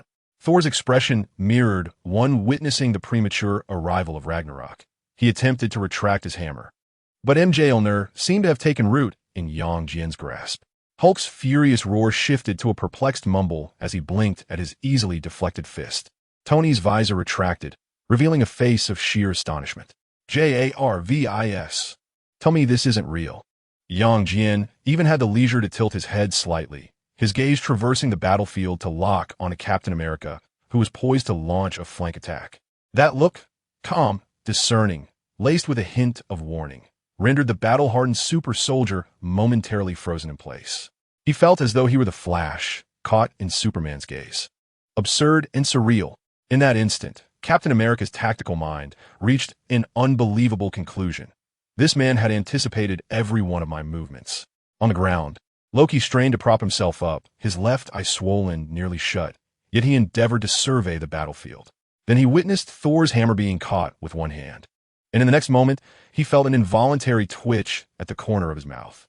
This was perhaps the most ludicrous and terrifying spectacle he had encountered in over 1,000 years. You, Yang Jian finally spoke, his voice calm and unperturbed. Is this all you can do? With a gentle push, he sent Thor, hammer and all, hurtling backwards, shattering a row of walls. With a slight exertion of his right hand, Hulk's enormous frame was tossed across the rooftop like a rag doll. As for Tony, Yang Jian merely exhaled, his breath of icy coldness swiftly enveloping the armored suit, encasing the thrusters in frost. The Black Widow's weapon clattered to the ground, while Hawkeye's bow hung limply. For the first time, Captain America's shield appeared utterly powerless. Wanda, employing her chaotic magic, toyed with the Mind Stone, and upon witnessing the scene, casually inquired, "Need assistance, dear?" "No need," Yang Jian responded, striding towards the Tesseract's device, as if they were merely warming up. His demeanor was so relaxed, It was as if he were merely retrieving a toy. However, just as he took a step, a deafening roar erupted from behind him. Hulk smash! The colossal figure of the Hulk surged forth like an uncontrollable gorilla, furiously charging with fists that carried immense power, aimed squarely at Yang Jian's face. Yang Jian did not flinch. He merely smiled slightly and murmured, "It seems I must teach you a lesson." Through his superhuman dynamic vision, the Hulk's movements appeared as sluggish as a snail's crawl. He patiently awaited the moment when the Hulk was mere centimeters away, before finally making his move. Bang! Bang! Bang! Bang! Bang! Yang Jian's fist struck with precision, each blow landing on the Hulk's joints, muscle groups, and nerve nodes. The Hulk's massive form was pushed back by this seemingly effortless technique, deprived of any chance to retaliate. With a final blow, Yang Jian delivered a resounding slap to the Hulk's face. Crack! The Hulk was sent hurtling through the air, crashing into the concrete rooftop with a thud, his eyes rolling back as he lost consciousness. A profound silence enveloped the scene. They found this more absurd than Loki's reign over Earth. Just an hour earlier, they had been hailed as the strongest superhero team on the planet, and now they were met with such a stark reality. Was it truly necessary for the humiliation to come so swiftly? Thor, now's your chance, Tony shouted. Gritting his teeth, Thor raised his hammer once more, channeling the power of thunder as he bellowed and charged at Yang Jian. Mortal, you desecrate divine might. Yang Jian tilted his head, somewhat perplexed. This time, he couldn't even be bothered to evade. He simply raised one hand and precisely grasped the incoming Mjolnir. What? Thor's pupils constricted in disbelief. Yang Jian smirked, yanking the hammer towards him with immense force. Come here. Thor was yanked off his feet, his body uncontrollably hurtling towards Yang Jian. Seizing the moment, Yang Jian delivered a palm strike to his chest. Boom! Thor flew backward like a cannonball, crashing into the wall of the building, embedding himself within it, the hammer slipping from his grasp and landing in Yang Jian's hand.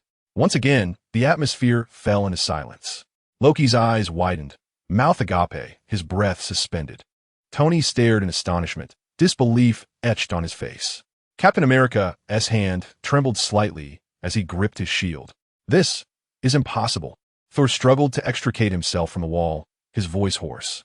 Yang Jian casually twirled the mighty Mjolnir in his grasp, weighing it with a nonchalant tone. There's nothing different about it. It's far too light. He then raised the hammer, pointing it towards the heavens. Thunder rumbled. In an instant, dark clouds churned and lightning converged, a thick bolt descending from the sky, entwining around Yang Jian. His raven hair lifted slightly in the electric currents, and his eyes gleamed with a golden light, resembling a true deity descending upon the earth. Everyone was left in a state of astonishment. Who wants to try? Yang Jian asked with a smile. The Avengers collectively took a step back, shaking their heads frantically. Yang Jian chuckled, then declared, "Then I shall give it to you." With a casual flick, he hurled the hammer imbued with the power of thunder directly at Loki. Boom! The lightning struck Loki with precision, sending him into a frenzy of convulsions, his hair standing on end, smoke billowing from his mouth, until he finally collapsed, charred and lifeless. Brother! Thor exclaimed in shock. Yang Jian shrugged and turned towards the Tesseract, his tone relaxed. Now, shall we be undisturbed? Wanda stifled a laugh beside him, saying, Yang, you truly are mischievous. Not too bad, he replied as he continued his approach to the Tesseract. Chapter 130. Bewildered Tony, just as his fingers were about to touch the cube, a radiant beam of multicolored light suddenly descended from the heavens, enveloping the entire rooftop of Stark Tower. Everyone was blinded by the intense brightness, except for Yang Jian, whose supervision allowed him to see clearly. A golden-armored, one-eyed elder was gazing at them through some spatial conduit. Father, Thor gasped. Odin's ethereal form regarded Yang Jian, the eternal spear faintly glowing. Yang Jian met his gaze with calmness, a flicker of golden light flashing in his eyes. Two invisible forces clashed in the air. This standoff lasted less than a second before Odin's apparition dissipated, the rainbow bridge's light fading, leaving behind a lingering phrase in the air. Midgardians, such a being exists. You possess the essence of a sun god. A profound silence fell upon the rooftop. The Avengers stood or knelt, their faces etched with shock and confusion. Loki curled in a corner, experiencing true fear for the first time, not of Odin, but of this Midgardian who could repel the Allfather. Jian nonchalantly shattered the outer shell of the Tesseract, extracting the brilliant blue gem within. The space stone shimmered in his palm, radiant alongside the Mind Stone Wanda held. Two in hand, he murmured, then turned to the stunned Avengers. "Thank you for your cooperation." Wanda glanced between the Avengers and Jian, smiling as she intertwined her arm with his. "Can we leave now?" "Let's go," Jian replied with a faint smile, gently waving his hand. A rift in space opened behind them, and with one last look at the unfamiliar Avengers, he stepped into it with Wanda. Before the fissure sealed, he left his final words. "Just a reminder, Thanos is coming to collect the stones. Good luck." Then they vanished, leaving behind the shattered shell of the Tesseract in a room full of superheroes questioning their existence. After Jian and Wanda departed, amidst the ruins of Stark Tower's rooftop, behind a broken column, a middle-aged man clad in nanotech armor, his hair slightly graying, cautiously peeked out. His eyes widened in astonishment, his mouth slightly agape, as if he had just witnessed the most absurd spectacle of the universe. Holy crap, it was Tony Stark, or rather, Tony from the future. He murmured under his breath, disbelief saturating his tone. The Ant-Man, Scott, perched on his shoulder, mirrored his astonishment, mechanically turning his head, his voice trembling. "Tony, I must not be hallucinating, right?" Tony slowly shook his head, his gaze fixated on the spot where Jian had vanished. "Absolutely not. Is that guy Superman?" Scott swallowed hard. Tony inhaled deeply, his tone laden with complexity. "Perhaps, otherwise, how do you explain it?" Just then, Captain America's deep and serious voice crackled through their earpieces. "Tony, what's the situation?" Tony fell silent for 2 seconds before responding slowly. "Captain, you would never guess what I just witnessed." "What did you see?" The captain's voice brimmed with curiosity. Tony took a deep breath, articulating each word. "I saw Hulk being swatted away with a single slap." On the communication channel, Captain America was evidently taken aback. If he stood before Tony, Tony was certain there would be 3 enormous question marks hovering above his head. After a few seconds, the captain inhaled deeply, his tone grave. "Tony, this joke is not amusing." Tony rolled his eyes. Old eyes pop. "I'm not joking. Just ask Scott." Scott immediately chimed in. "Captain, what Tony says is true. That guy not only knocked Hulk out with a single slap, but also caught Thor's hammer with one hand. He even summoned lightning." The communication channel fell silent once more. Steve even questioned whether it was April Fool's Day. This reality was simply unbelievable. After a few moments, the captain's voice finally broke the silence, his tone solemn. "Then, what about the stones?" Tony's expression instantly froze. He slowly turned to the location where the Tesseract had once been. Now merely shards of broken blue shell remained. "He took them," Tony murmured, his voice heavy with defeat and shock. On the communication channel, Captain America remained silent for a long time, ultimately leaving behind a weighty sigh. "We are in deep trouble." Slowly rising to his feet, Tony surveyed the devastated rooftop and the sight of Thor embedded in the wall, the unconscious Hulk, the charred Loki, and a group of Avengers questioning their existence. He rubbed his temples, murmuring softly, "No, Captain, what we may be facing is not merely trouble, but a monster." In Greenwich Village, New York, at 177 Black Street, atop the Sanctum Sanctorum, an atmosphere of silence prevailed, imbued with the scent of sandalwood. The spirit of Dr. Banner hovered in the air, while the formidable figure of the Hulk stood nearby, eyes shut, seemingly ensnared in slumber. Opposite him stood the Ancient One, her yellow robes gently swaying in the breeze. Her demeanor was serene, as though the tumult of the world could not disturb her tranquility. Banner's spirit fluttered restlessly, gesturing fervently. "Ancient One, you must believe me. In the future, we have been defeated by Thanos, and half of all life has vanished. We need the Time Stone. If we gather all the stones, we can reverse everything. We will return in a minute." The Ancient One tilted her head slightly, her tone as calm as still waters. "I have already told you, you have arrived 5 years too early. Strange has yet to become the Sorcerer Supreme. The responsibility of safeguarding the Time Stone still lies with me." Banner, despite being in a spectral state, raked his fingers through his hair. "But time is of the essence. We need to save them. Is that so?" Suddenly, her words trailed off. Her pupils constricted slightly as her gaze drifted into the distance, fixated on Manhattan. Banner paused, perplexed. "Ancient One, What is it? She did not respond, her expression betraying a flicker of concern. Thunder rumbled in the distance, yet Banner's spirit remained oblivious. The Ancient One's brow furrowed slightly, as if she had perceived a sound beyond the realm of ordinary perception. Moments later, she slowly returned her attention to Banner, her eyes deep and complex. Perhaps a change is upon us. Banner, bewildered, asked, what change? Her voice grew somber and grave. There is now someone who is stronger than Thanos. Banner's spirit jolted. What? Stronger than Thanos? The Ancient One's gaze once again pierced the distance, as if transcending space itself. He is in the process of collecting the Infinity Stones. Panic seized Banner. Someone stronger than Thanos, gathering the Infinity Stones. What were they to do? Where is he?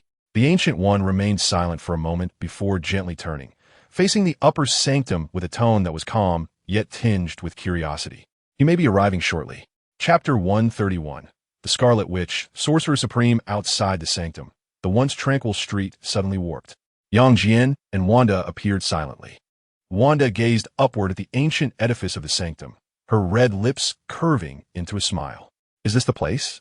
Jian, hands tucked in his pockets, appeared relaxed. Yes, the time stone is right here. He stepped forward, and the door of the sanctum opened silently before him, as if it had been anticipating his arrival. Atop the sanctum, Banner's spirit remained suspended in the air, staring blankly at the direction of the door. The Ancient One stood still, her demeanor composed, the eye of Agamotto faintly glowing at her chest. Her voice resonated, calm and profound. Welcome, traveler from another realm. In the Sanctum Sanctorum of New York. Within the Grand Hall, Jian and Wanda ascended to the rooftop. The Ancient One's demeanor was serene, her gaze tranquil as water. It seemed to pierce through the very fabric of time and space. Jian stood before her, the black garb he wore gradually fading, while Wanda stood beside him. Her curiosity piqued as she surveyed her surroundings. This was all new to her, given that her only prior visit had been to Kamartaj, the spirit of Dr. Banner lingered nearby, wide-eyed and astonished at the unfolding scene. The man who could shatter Thor's hammer with his bare hands now stood before the Sorcerer Supreme. Do you know me? Jian raised an eyebrow, deliberately posing the question.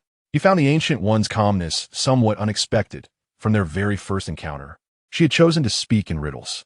A faint smile graced the corners of her lips. No, but I can perceive the ripples of time. Your existence is indeed extraordinary. Her gaze swept over the two Infinity Stones in Jian's possession, the Mind Stone and the Space Stone, before shifting to Wanda. You are collecting them, she stated, her tone devoid of inquiry. Jian nodded, being forthright. Indeed, sorceress, I require the Time Stone for a while. Banner's spirit jolted, unable to restrain himself from interjecting. Wait. You cannot. The Ancient One raised her hand, and with a gentle wave, an invisible force propelled Banner's spirit back into the Hulk's body. The Hulk's eyes shot open, but before he could unleash a roar, the Ancient One raised her hand once more, conjuring a golden magical circle that firmly bound him in place. Silence, Dr. Banner, she stated coolly. This conversation does not require unwelcome interruptions. Banner struggled briefly, realizing he was trapped and could only let out a growl of frustration, glaring at Jian and Wanda. Jian observed the Ancient One's magic with keen interest, remarking, a commendable binding spell. The Ancient One did not respond to his compliment, instead fixing her gaze upon him. What do you intend to do with the Infinity Stones? Jian shrugged, merely to safeguard them for the time being. It is preferable to allowing Thanos to gather them. The Ancient One's eyes flickered slightly. You are familiar with Thanos? More than you might imagine. Jian replied with a smile. So, hand over the stones, and I assure you they will not be misused.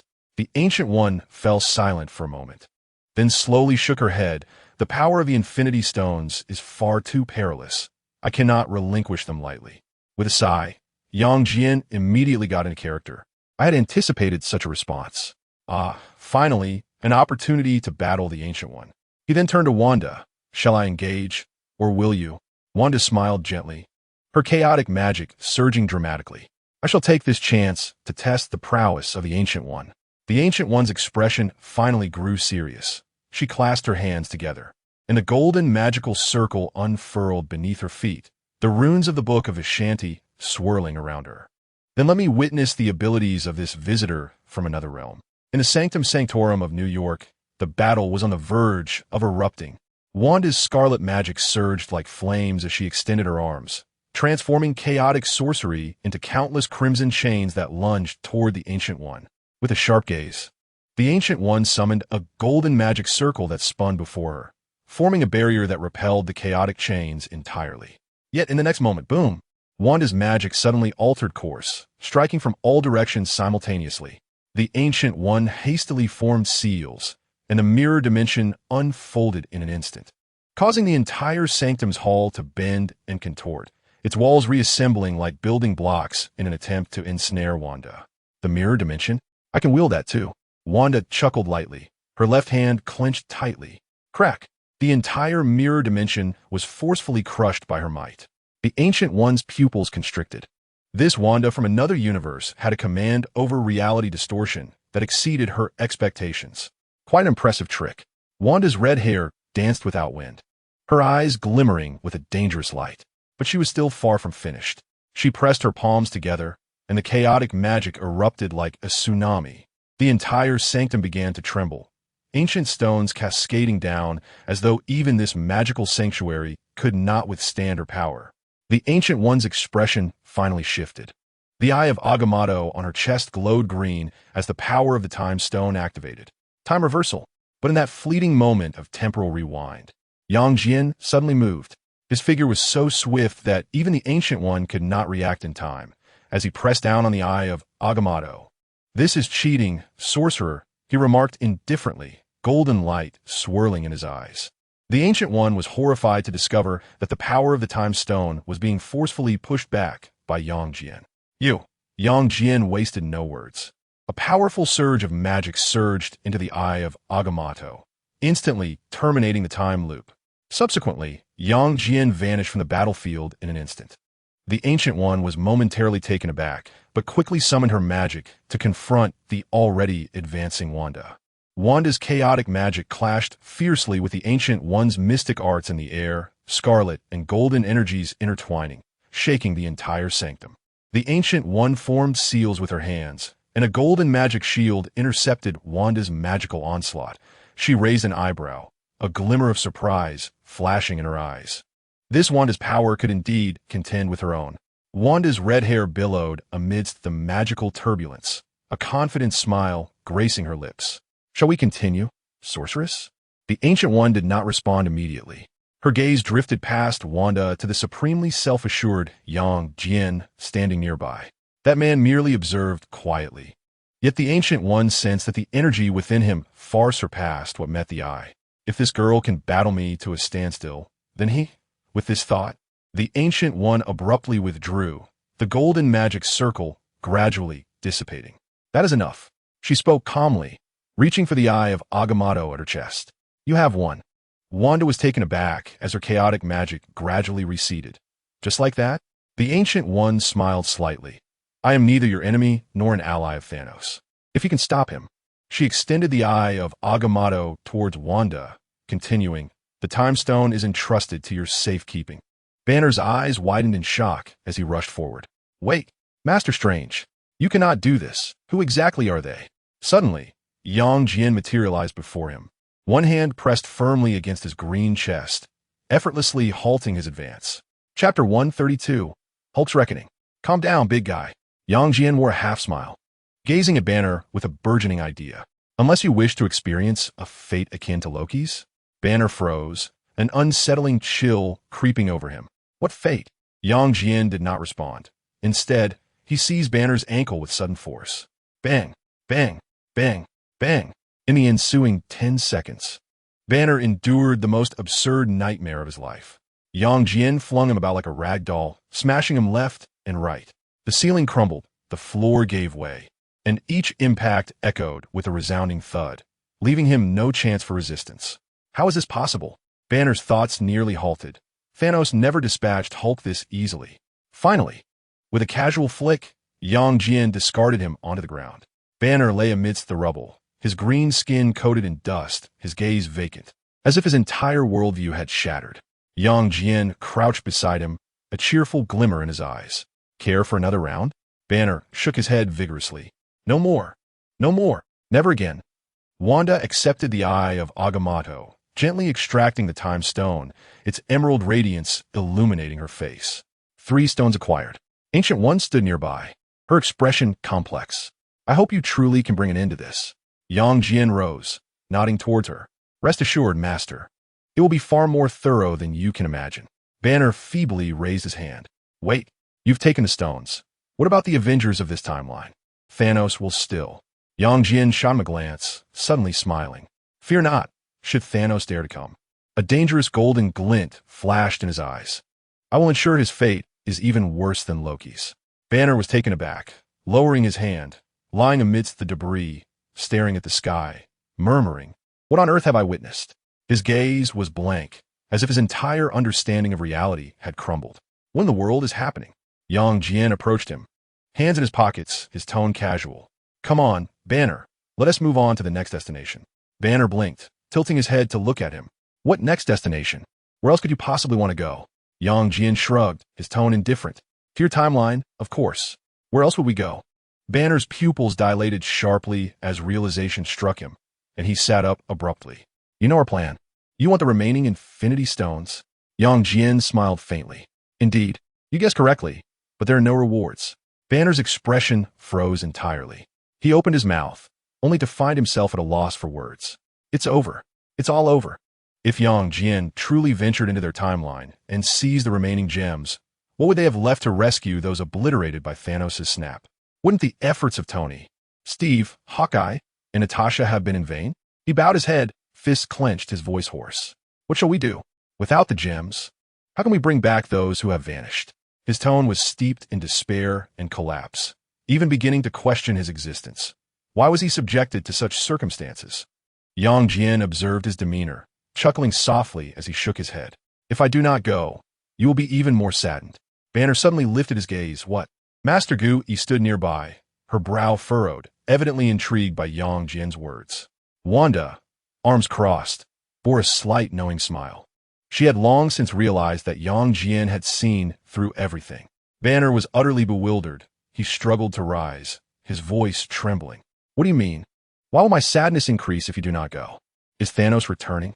Jian regarded him, his eyes suddenly deepening. If I do not go, he will come. Moreover, Natasha and Tony will also make sacrifices. Boom! This revelation detonated within Banner's mind like a bomb. His expression shifted from shock to disbelief, then to profound fear and anguish. Is this true? His voice barely escaped through clenched teeth. Jian did not answer directly, but offered a meaningful smile. Whether it is true or not, you shall know when you return. Banner fell silent, bowing his head, his fists once more creaking with tension. Ultimately, he inhaled deeply, raising his head with newfound resolve. All right, I shall trust you this once. But if you deceive me, Jian interrupted him, his tone casual yet unwavering. Rest assured, you cannot defeat me. And furthermore, I have no interest in deceit. Jian shrugged, his tone resolute. He paused, directing his gaze towards Banner, continuing, You should promptly inform the Avengers who accompanied you to this timeline about the situation, urging them to return directly. Banner was taken aback, then offered a wry smile. You certainly know our plan. Yet soon, he self-deprecatingly shook his head. After all, this individual possessed the strength to crush Thor's hammer with a single hand. What was so strange about him being aware of their objectives and strategies? Perhaps, with his presence, victory could indeed be within reach. A flicker of hope ignited within Banner. Jian observed the contemplative expression on his face, smiling as he urged, Speak quickly. Do not waste too much time. Banner nodded, inhaled deeply, and activated his communicator. Tony, Steve, circumstances have changed. On the other end, Tony's voice immediately resonated, urgent in tone. Banner, what has transpired on your end? You would not believe what we just witnessed. The voice of Captain America followed closely, steady yet tinged with gravity. Banner, are you all right? Banner fell silent for a moment before responding in a low tone. Let us discuss it later. The plan has failed. On the other end of the communicator, both Tony and Captain America lapsed into silence. A few seconds later, Tony's voice broke the stillness, laced with a hint of reluctance. Well, it seems we've made this journey in vain. Captain America sighed. Let us head back. The communication ceased. Banner lifted his gaze to Jian, his expression complex. yet ultimately revealing a touch of gratitude. "Thank you, let us go." Jian nodded and turned his attention to the quietly standing Master Gu Yi. "Thank you, Master. I shall come for tea next time." Gu Yi, with hands gathered in her sleeves, offered a gentle smile and replied in a calm tone, "Certainly, you are always welcome." Jian acknowledged her with a hum and then glanced at Wanda beside him. Wanda tilted her head and winked at Jian. "Ready?" she inquired. "Yes." Jian replied with a slight nod. Wanda smiled softly, grasping his hand as the crimson, chaotic energy began to envelop the two of them. Banner watched them, his heart awash with mixed emotions. He hoped this choice would prove to be the right one. Master Gu Yi stood by, watching them depart, murmuring softly to herself. The trajectory of time has been irrevocably altered. Chapter 133.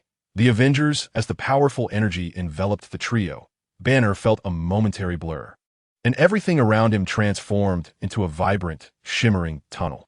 This sensation was entirely different from his previous experiences traversing the quantum realm. Gone was the discomfort of being torn and squeezed. Instead, it felt as though he was smoothly drifting through warm waters. He turned his head to see Wanda holding Jian's hands, the scarlet energy cocooning them within a stable energy bubble. Jian, with his eyes closed, appeared to be perceiving something profound. "We are guiding the direction of the quantum tunnel." Wanda seemed to sense Banner's confusion and explained softly.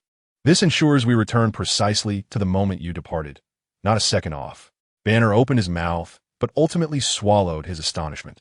He had grown numb to the extraordinary. However, his curiosity compelled him to inquire about what they had done that had so astonished Master Gu Yi. The two exchanged glances, and Wanda chuckled lightly. "Well, that begins with Loki." At the Avengers' headquarters in the Quantum Tunnel Laboratory, the countdown on the console ticked down accurately. 00000000000. At the moment the numbers reached 0, the colossal quantum tunnel platform erupted with a dazzling brilliance. The energy core whirred to life, its humming resonating throughout the entire laboratory. Unlike their previous departure, this time, 5 robust beams of energy illuminated the platform from 5 distinct directions, akin to bridges connecting the far reaches of time and space. The radiance flickered as energy particles swiftly coalesced into tangible form. At the center of the platform, the figures of Tony Stark and Steve, alongside Ant-Man, emerged first, with Tony grasping that familiar silver briefcase. Yet it contained nothing. Steve, on the other hand, clutched a container filled with additional Pym particles. Soon after, War Machine Rhodey and Nebula also returned successfully, although Rhodey's fatigue was unmistakable beneath his helmet. On the opposite side, Thor and Rocket Raccoon appeared, Thor holding a peculiar metallic vessel containing the ether, extracted from Jane Foster, the Reality Stone. A look of relief washed over his face. However, as all eyes prepared to welcome the remaining members, the atmosphere abruptly froze. Everyone in the laboratory was drawn to 2 other returning groups on the platform, their faces etched with confusion. One group consisted solely of Hawkeye Clint, who knelt there alone, drenched, as if he had just been pulled from icy waters. His head bowed, shoulders trembling violently, an overwhelming sorrow and despair enveloped him, forming an impenetrable barrier from those around him. In his hand, he gripped a stone radiating an eerie orange glow, the Soul Stone. At the other end of the platform, as the last beam of light faded, 3 figures emerged, deepening everyone's bewilderment. Bruce Banner stood there, dazed, seemingly yet to fully regain his senses after the temporal journey. Behind him were 2 strangers, a man in casual black attire with a tall, imposing stature, surveying the surroundings with an indifferent gaze, and a woman with fiery red hair, breathtakingly beautiful, wearing a faint smile of curiosity as she examined the futuristic laboratory. Shock rippled through the crowd, for this woman was none other than the familiar Scarlet Witch. "Wanda." "Banner?" Tony was the first to react, his eyes narrowing at the 2 strangers, his nanotech armor swiftly enveloping his arm as he warily inquired, "Who are they? Why have they returned with you?" Wanda had vanished due to Thanos' snap, making her presence here seemingly impossible. Almost simultaneously, Steve noticed Clint's distress, his heart sinking as an ominous premonition enveloped him. He approached slowly, his voice laced with a barely perceptible tremor. "Clint, where's Natasha?" At the mention of Natasha's name, Clint's body stiffened. He slowly lifted his head, his once keen eyes now bloodshot, streaked with tears, and his face etched with unspeakable anguish. He parted his lips, yet from his throat emerged only a hoarse, fragmented whisper. There was no need for him to utter another word. In that instant, every soul present comprehended the dreadful truth they most wished to deny. Tony's armored arm retracted in an instant, his complexion turning ashen, his body swaying perilously, nearly losing its balance. The Stormbreaker axe in Thor's grasp clattered to the ground, his expression a mix of bewilderment and anguish. The laboratory fell into a profound silence, shattered only by Clint's suppressed, heart-wrenching sobs. They had succeeded. They had reclaimed all the Infinity Stones, yet they had irrevocably lost a family member, a comrade, a dear friend. A primal roar shattered the stillness. Bruce Banner, the cultured doctor who had tirelessly endeavored to tame the beast within, now bore eyes aflame with fury, unable to contain the depths of his grief and rage. He was not the Hulk, yet in this moment his wrath and sorrow eclipsed that of the Hulk. Like a frenzied bull, he charged at the nearby apparatus, violently overturning a massive control console. The resounding crash of metal against the floor echoed, sparks flying in every direction. Bruce! Steve rushed forward to embrace him. Why? Why her? Bruce struggled, tears mingling with sweat as they cascaded down his visage. It should have been me. It was meant to be me. Why? His anguish resonated with each individual present. For Natasha, she was not merely a comrade. She was the melody that soothed his restless soul, transforming him from Hulk back into Banner. Now, the keeper of that lullaby had departed for eternity. The entire team found themselves engulfed by an overwhelming tide of sorrow and helplessness. They possessed the power to reverse the cosmos, yet could not reclaim a lost life. This was undoubtedly the greatest irony.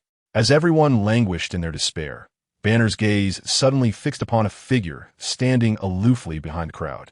Jian. Beside him stood a girl with crimson hair and indifferent eyes, Wanda. In an instant, memories flooded Banner's mind. Wanda recounting their experiences in another dimension. The man effortlessly catching Thor's hammer, sending Hulk flying with a mere slap, and repelling the spectral form of Odin as if it were child's play. He recalled Wanda's effortless battle against the Ancient One. A mad, implausible thought cleaved through the shroud of sorrow enveloping his heart. Banner broke free from Steve's grasp, staggering toward Jian, a flicker of desperate hope igniting within his eyes. Banner? What are you doing? Tony inquired, brow furrowed. Ignoring him, Banner fixed his gaze intently on Jian, his voice trembling and hoarse. You have a way, don't you? Chapter 134. I am not negotiating with you. All the Avengers present were taken aback, their faces reflecting confusion as they gazed at Banner and the unfamiliar man. He could save Natasha. Banner suddenly turned, shouting at the top of his lungs, like a drowning man clutching at a final straw. You have no idea how powerful he is. He began to incoherently recount his experiences in that parallel universe. Another version of me, the Hulk, was knocked unconscious with a single blow. He caught Thor's hammer with one hand and summoned lightning even more potent than Thor's. He crushed the Tesseract and took the Space Stone right before another version of us. Even Odin was powerless against him. The Ancient One said he could easily deal with Thanos. Each of Banner's words detonated like a bomb in the hearts of the Avengers. They stared incredulously at Jian, attempting to discern the extraordinary qualities described by Banner in this seemingly ordinary man. Yet, Jian merely stood there, expressionless, as if the cataclysmic figure spoken of by Banner was not he. After saying all this, Banner could no longer hold himself up, his legs buckling as he knelt heavily before Jian. Please. This premier scientist, at that moment, cast aside all dignity and pride, pleading like a helpless child. Please, save her. I will grant any request you have if you can bring her back. Anything. In the laboratory, the air seemed to solidify. Jian finally reacted, lowering his gaze to the nearly shattered man at his feet, his expression devoid of any emotion. Beside him, Wanda merely watched the scene with keen interest, as if savoring an intriguing theatrical performance. After a long pause, Jian spoke slowly, his voice resonating clearly in every ear. Reviving her is quite simple. Those words made every Avenger's heart leap into their throats. Banner shot his head up, a spark of ecstatic hope igniting in his eyes. However, Jian's subsequent words poured over him like a bucket of icy water, chilling him to the core. But, Dr. Banner, I'm not a benevolent figure. A faint smile played at the corners of Yang Jian's mouth. You are quite right. Any request can be made. He paused, his gaze sweeping over each Avenger present: Steve, Tony, Thor, Clint, Ant-Man, Nebula, before returning to Banner. My terms are quite simple. From this day forth, the Avengers shall heed my command. When I require your assistance, you must unconditionally obey my orders. Though I may never need you, perhaps one day, should I be in a good mood, I might seek you out. Swear your allegiance to me. As his words echoed in the room, a profound silence enveloped the laboratory. The expressions on the Avengers' faces shifted from shock to disbelief, finally culminating in fury. What? Tony was the first to react, stepping forward as the nano armor instantly enveloped his entire body. You shall not prevail. The Avengers belong to no one, he declared resolutely. We do not barter with lives, nor will we trade our freedom and will. Steve echoed solemnly, his gaze unwavering as he tightened his grip on his shield. Arrogant mortal! Thor seethed with rage, glaring at Yang Jian as if he were not confronting a mere man, but a blasphemer before the divine. How dare you demand our submission? Do you think yourself a ruler of the 9 realms? The furious god of thunder took a step forward, extending his right hand in a gesture to summon his mighty hammer. The enchanted weapon responded to its master-esque call, emitting a low hum, poised to soar into Thor's grasp. Yet, Yang Jian merely cast a dismissive glance at him, not even acknowledging the formidable artifact. Observing Thor's outstretched hand, a hint of scorn graced his lips as he spoke in an unperturbed tone. That trick will not work on me. No sooner had he spoken than an extraordinary scene unfolded. The hammer, destined to fly toward its master, suddenly halted mere inches from Thor's palm, defying all laws of physics. It hung there in the air, motionless. Thor's expression froze, disbelief etched across his face. He felt the unbreakable bond between himself and the hammer. Sensed its yearning to return to his hand, yet it remained immobile, no matter how he summoned his divine power or willed it to come forth. That once loyal weapon now felt as if it were ensnared by an invisible hand, unable to advance even a fraction. Biotic field, kid, Yang Jian remarked with a faint smile. The laboratory fell into a suffocating silence once more, everyone staring in astonishment at the absurd yet terrifying spectacle. Yang Jian had not even lifted a finger. With a mere utterance, he had stripped the god of thunder of control over his own weapon. This transcended their comprehension of power. What force was this? Banners knelt on the ground, staring blankly at the scene before him. He knew Yang Jian was formidable, but witnessing this moment made him realize that what he observed might only be the tip of the iceberg. Yang Jian withdrew his gaze, disregarding the petrified Thor, and turned back to Banner and the rest of the Avengers, whose expressions were a complex tapestry of emotions. His smile remained placid, as if he had merely accomplished a trivial task. Now, what will you decide? His voice resonated clearly in the hushed laboratory. Will you exchange your freedom for the return of your loved ones, or will you cling to your absurd principles, holding her lifeless body while regretting it for eternity? The air in the laboratory had become frozen, as if the words of Yang Jian, seemingly plain yet imbued with unparalleled authority, had cast a chilling spell. Thor's face flushed crimson as he summoned every ounce of his divine power, desperately striving to reclaim control of Mjolnir. Yet, the hammer remained steadfast, as if welded in place, utterly unmoving. The fire of anger in his eyes was gradually supplanted by a profound sense of helplessness and dread. Tony Stark's expression fluctuated between darkness and light. As a premier scientist and engineer, the unfolding events shattered his understanding. This was neither magic nor any technology he could comprehend. It was a pure, irrational force that transcended all rules. We cannot acquiesce to him. Steve's voice shattered the silence, his tone resolute. The will of the Avengers must never be subjugated by anyone. What about Natasha? Banner suddenly turned, his eyes aflame as they fixated on Steve. Captain, are we to stand idly by while she sacrifices herself in vain? Will we merely guard these crumbling stones and convince ourselves we did our best? This is not a transaction, Bruce. Steve replied, anguish etched upon his face. If we yield, we will betray everything Natasha sacrificed for. Enough. Tony interjected abruptly, his voice hoarse and weary, his countenance haggard. He gazed at the kneeling Banner, the anguished Clint, and the unwavering Steve. Slowly, he approached Yang Jian, halting a few paces away. All right, big guy.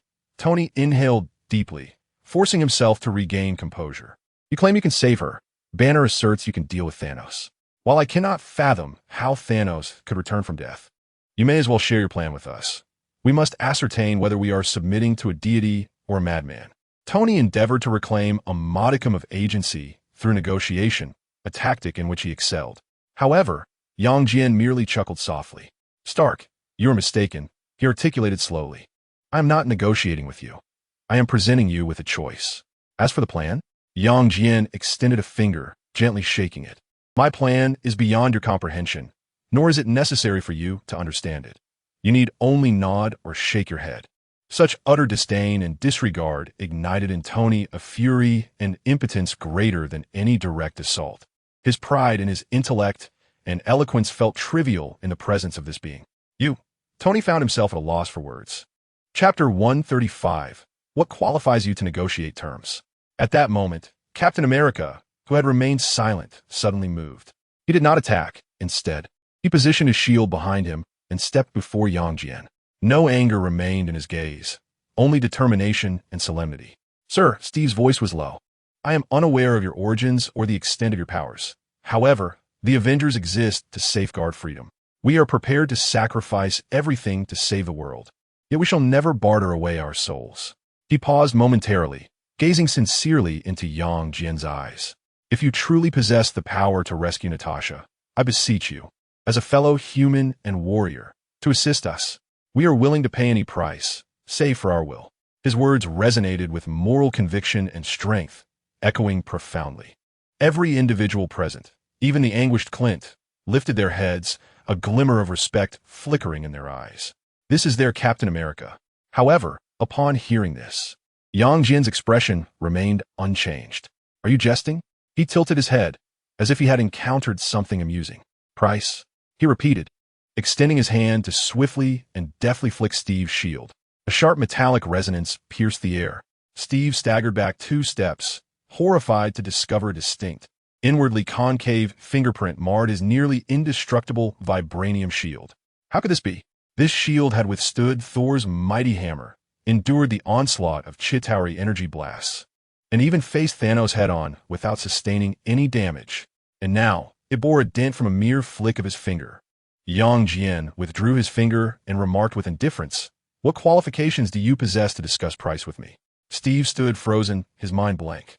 The physical prowess and the seemingly unassailable shield he held in such high regard appeared as fragile as paper before this man. Despair once again engulfed everyone. Their resistance, principles, and pride became nothing more than a farce in the presence of this individual. I agree. A hoarse voice broke the silence. It was Clint Barton. He slowly rose to his feet, placing the soul stone on the ground, and approached Jian step by step. He did not kneel, but stood before him, his gaze hollow, as if his soul had departed. As long as you can bring her back, my life, my loyalty, are yours. He spoke slowly, devoid of emotion. Only silence surrounding him. Clint's decision was akin to the first domino falling. Banner lifted his head, looking at Jian, and nodded earnestly. I also agree. Thor gazed at the hammer of the god of thunder, suspended in midair, then back at Jian.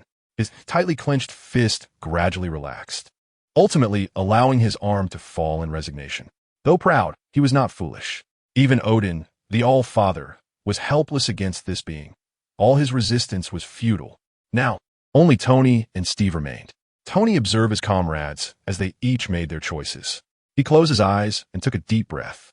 When he opened them again, only resolution remained in his gaze. Friday, he murmured, record the following agreement. From this day forth, the Avengers shall heed the summons of Mr. Jian. This accord holds the highest authority. Sir, are you certain? Friday's voice bore a hint of hesitation. Execute. Tony's tone brooked no dissent. All eyes eventually turned to Steve. The embodiment of America, the personification of freedom, was now grappling with one of the most arduous decisions of his life. His lips were pressed tightly together, and the muscles of his face twitched in silent turmoil. After some time, he slowly shut his eyes. When he reopened them, he spoke not a word. Instead, he silently unfastened the shield from his back and placed it upon the ground. This gesture spoke volumes. He relinquished his resistance. Jian watched the scene unfold, a trace of satisfaction finally gracing his features. Well done. He approached the soul stone and bent to retrieve it. The orange gem radiated a warm glow in his palm. Soul sacrifice, a life for a life. This is one of the universe's oldest rules. As Yang Jian toyed with the gem, he remarked, the soul stone has absorbed Natasha's essence, serving as the key to unlock its power. From a regulatory standpoint, her soul has become one with this stone.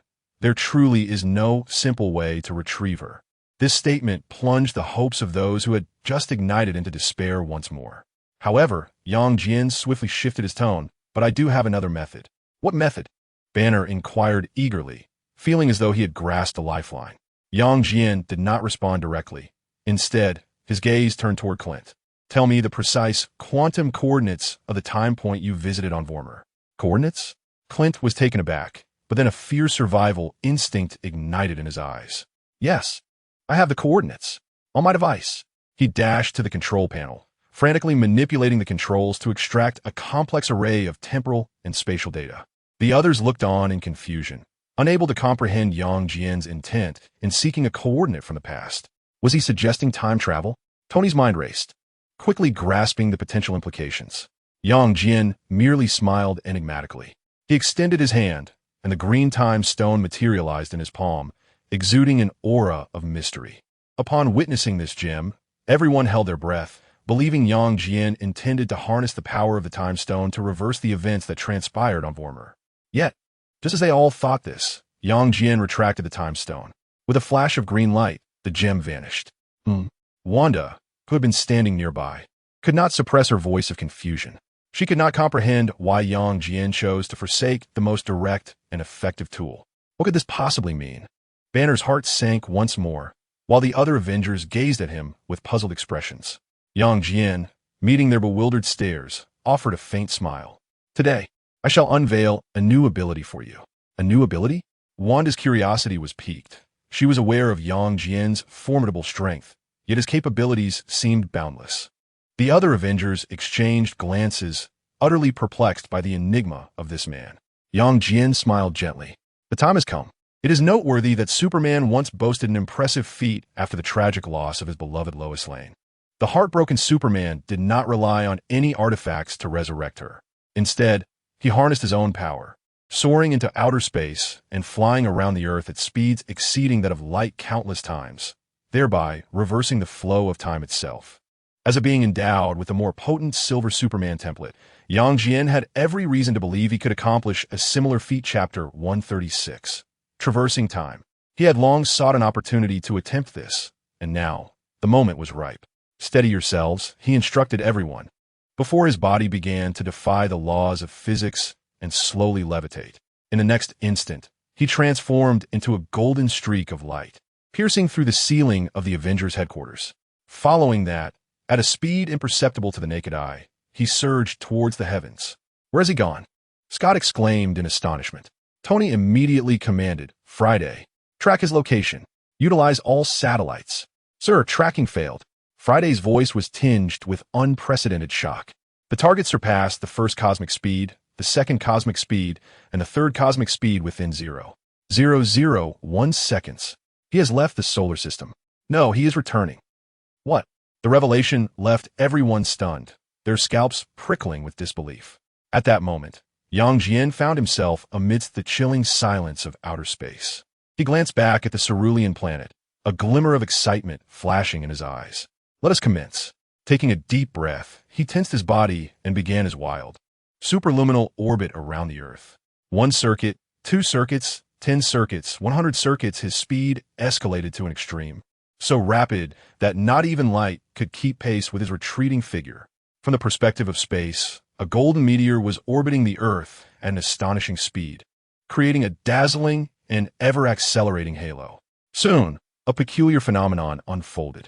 In his field of vision, the surrounding stars began to distort, elongate, and transform into flowing beams of light. Below him, the Earth, the blue planet, began to lose its orderly rotation and revolution, and then it started to visibly reverse its course. Within the confines of the Avengers' headquarters laboratory, an increasingly bizarre phenomenon was unfolding. The date and time displayed on the console began to chaotically rewind. 2023, 2022, 2020.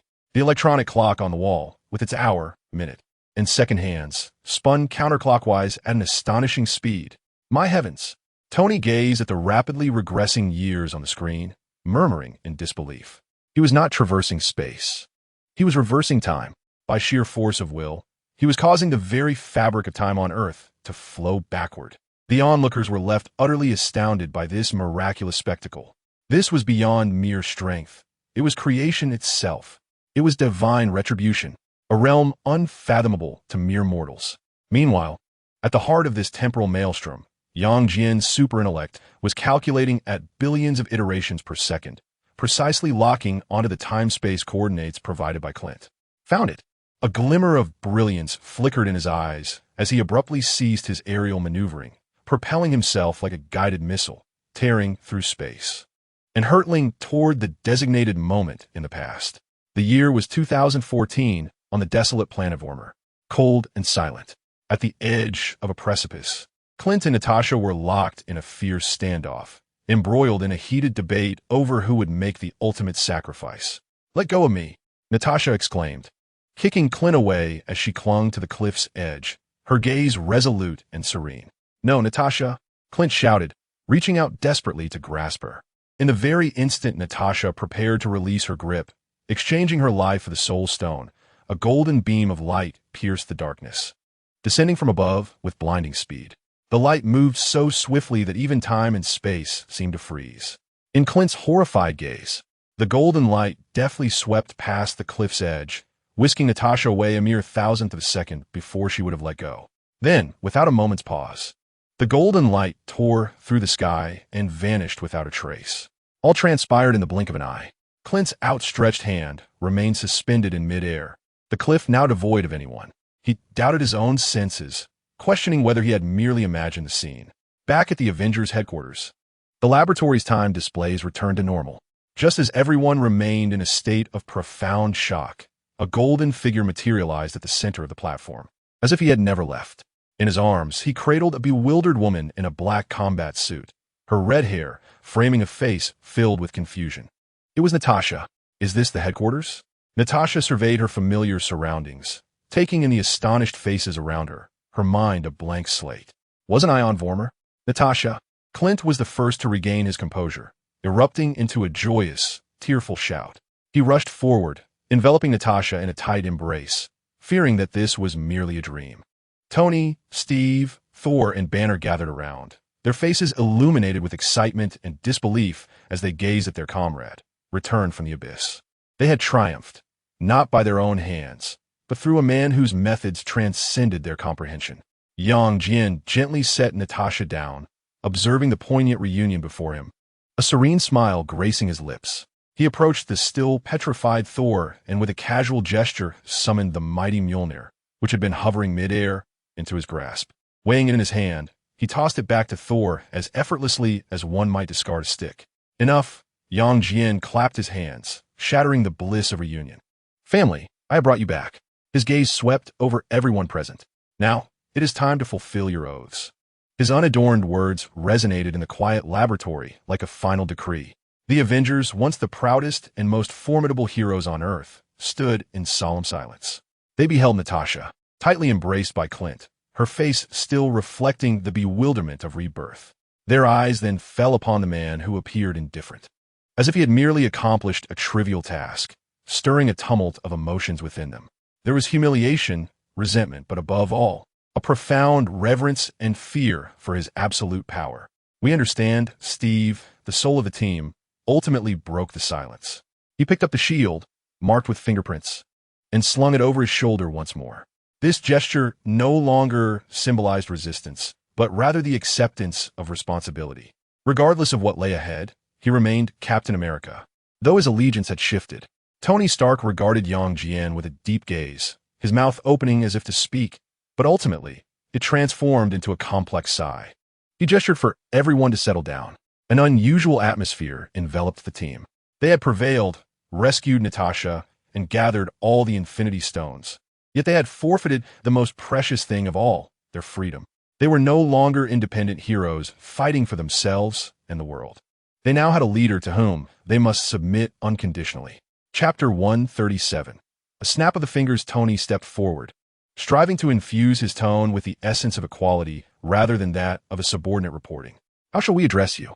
he inquired, the question pivotal as it would define their future dynamics. "Leader? Commander?" This query piqued the interest of the other Avengers, who leaned in to hear the response. Young Jian, finding amusement in the question, tilted his head in contemplation before responding in a casual tone. "Let us go with boss then."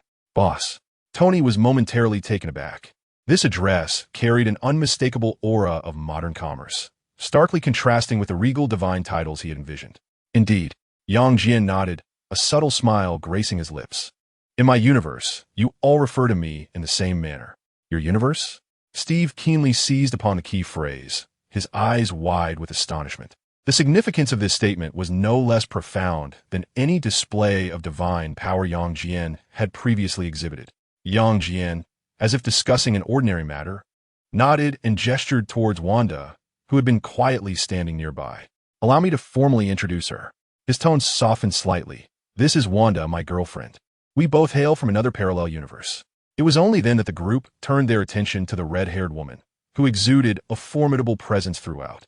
They were well acquainted with Wanda, yet the concept of a parallel universe, which had previously existed solely in theoretical physics and science fiction, now materialized before them in the form of two individuals. "So that is how it is," Banner murmured, seemingly grasping why Yang Jian possessed such extensive knowledge, and why the Ancient One referred to him as a traveler from another realm. The Avengers exchanged glances, and, eventually, they all nodded slowly, accepting this astonishing, yet seemingly the only rational explanation. They realized that what they faced was not of this world at all. "Well then, boss."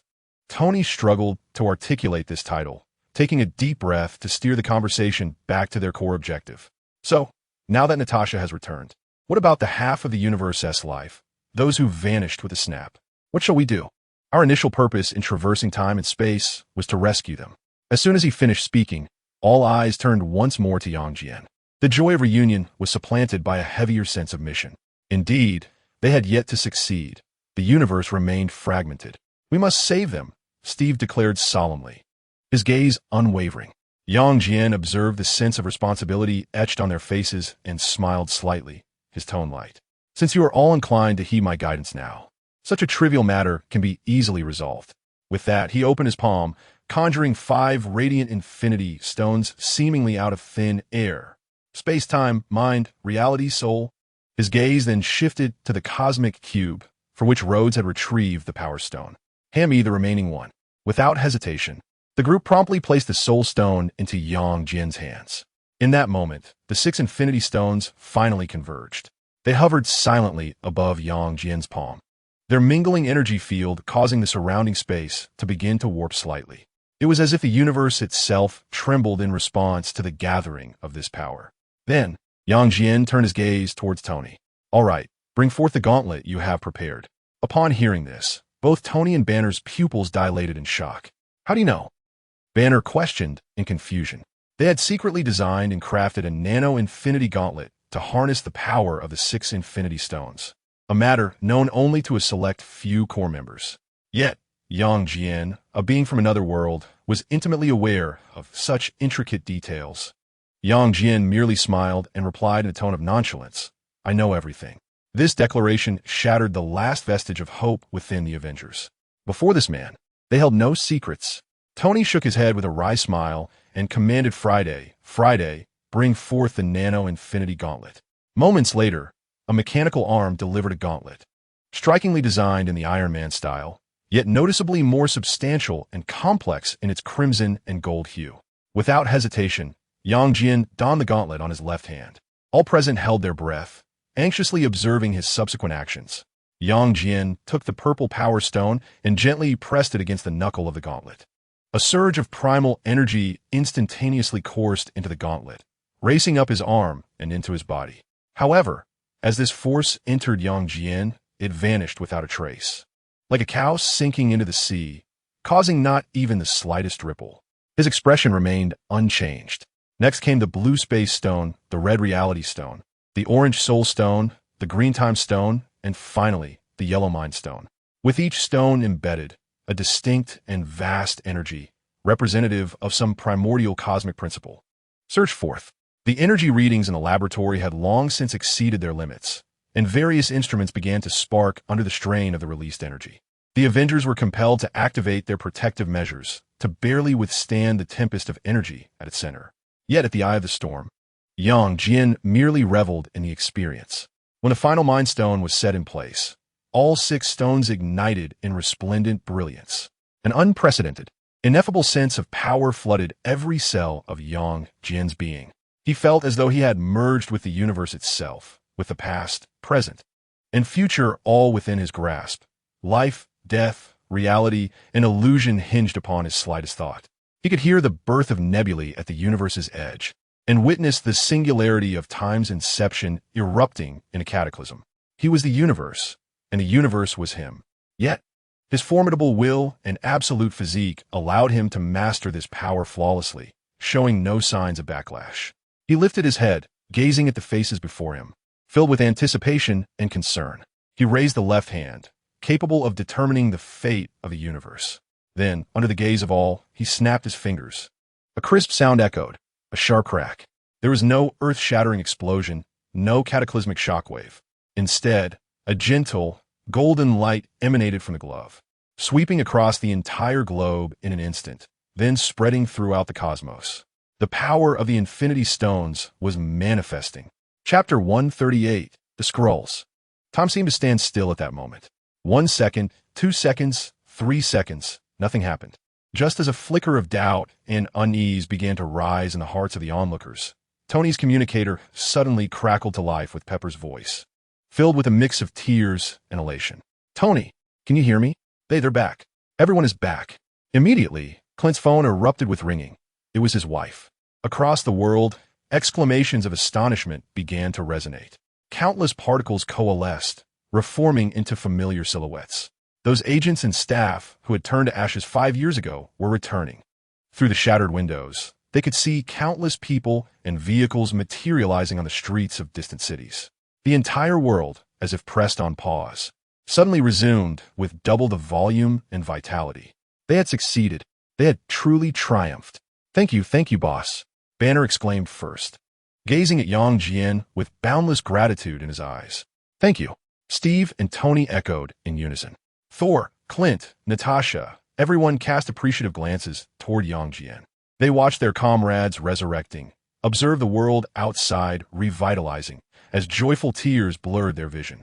Yet, Jian calmly removed the glove, as if he had merely completed a trivial task. "All right, don't rejoice too soon," he suddenly interjected, shattering the jubilant atmosphere. "Now, there's a small dilemma that needs addressing." Dilemma? The crowd was taken aback, pulled from their ecstasy. Hadn't Thanos' army already been dealt with? What other trouble could there be? Just as their confusion lingered, Jian's figure abruptly vanished from sight. In the next moment, he had appeared behind Nebula. Before anyone could react, Jian extended his right hand, gripping Nebula's neck with one hand and lifting her off the ground. "Hey, what are you doing?" Rhodey exclaimed first. He had fought alongside Nebula in the past timeline. "She's one of us." Nebula, caught by the throat, was equally astonished and bewildered, struggling to utter why. She could not comprehend why this incredibly powerful man would suddenly turn against her.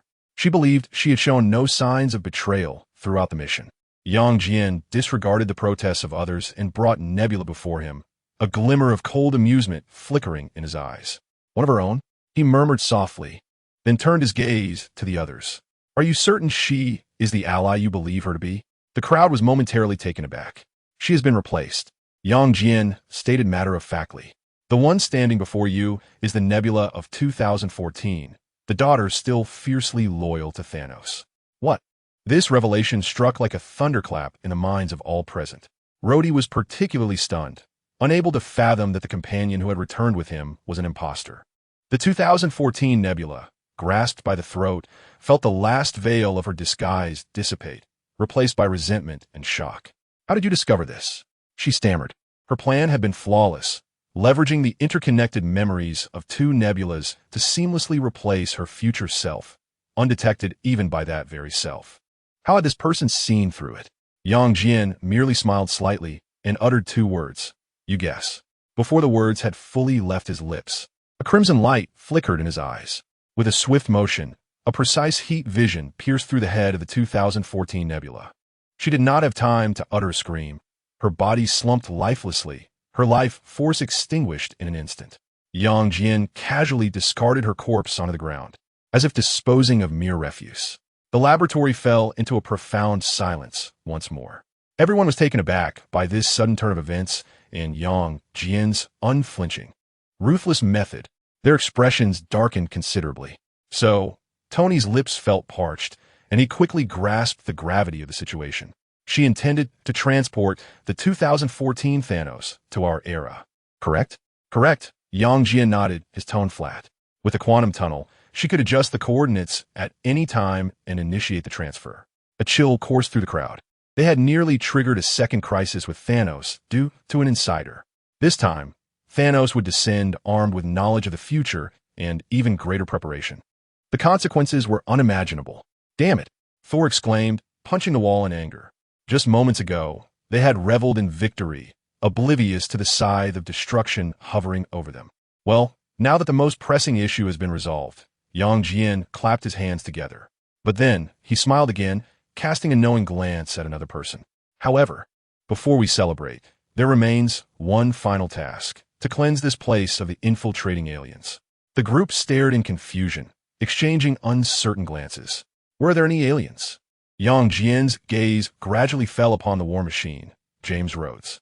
Rhodes felt a chill run down his spine under the scrutiny and instinctively took a step back.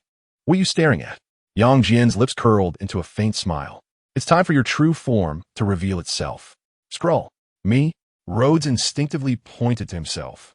Confusion and absurdity etched across his face, even finding the situation somewhat amusing. Boss, you must be mistaken. I am James Rhodes, Colonel of the United States Air Force. Tony's closest friend. Indeed, Tony Stark stepped forward, positioning himself protectively in front of Rhodes. This marked his first direct challenge to Jian's decision. Boss, this is undoubtedly a misunderstanding. Rhodey is someone I have known for decades. I know everything about him, and he cannot possibly be an alien. Steve, Banner, Natasha, and the others exchanged bewildered glances, their faces rife with disbelief. They had fought alongside Rhodes for many years, and this accusation seemed utterly ludicrous, impossible to accept. This was the first time since their oath of loyalty that they wavered in their faith in the boss's orders. Jian observed their confusion and simply shook his head in resignation.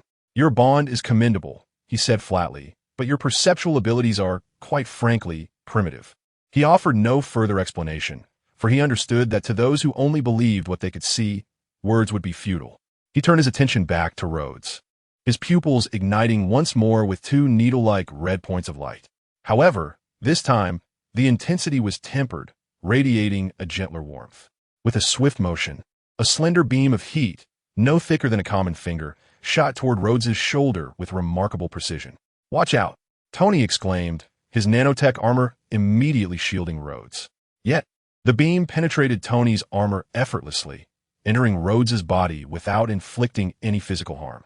Rhodes merely felt a tingling sensation in his shoulder, a strange warmth rapidly spreading throughout his being.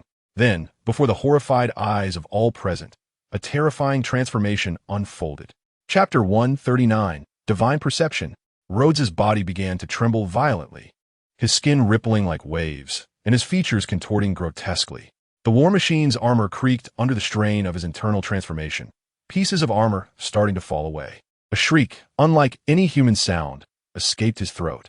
In mere seconds, his skin shifted from a healthy black to a strange, wrinkled green. His ears elongated and sharpened, while deep crevices appeared along his jawline, marking him as anything but human. With a resounding crash, the chest plate of the war machine could no longer bear the strain and fell heavily to the ground. What emerged was an alien, entirely naked, with skin of a vivid green hue and a pair of pointed ears. A Skrull. This cannot be. Tony's body swayed as he gazed at this being, both familiar yet foreign, and glanced at the scattered remnants of the war machine's armor on the ground, his mind a void. His dearest friend, the one with whom he had grown up, enlisted, and faced life and death, James Rhodes, was in fact an alien in disguise? How long had he been deceived? A year? 2? Or perhaps even longer? This realization chilled Tony to the core and shattered him more than any previous crisis ever had. Steve, Natasha, Clint, and Banner were all rendered speechless, paralyzed by the surreal sight before them.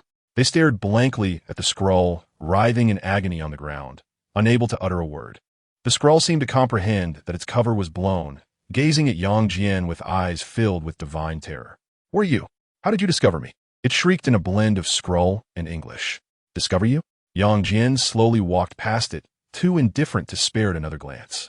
It was as simple as finding a worm that had infiltrated a grain bin. He approached Tony, equally stunned, and spoke in a calm tone. "Do not be so disheartened. Stark, your feelings are genuine. It is merely the object of your affection that is mistaken. The real James Rhodes is still alive." "What?" Tony's head snapped up, his eyes ablaze with intensity.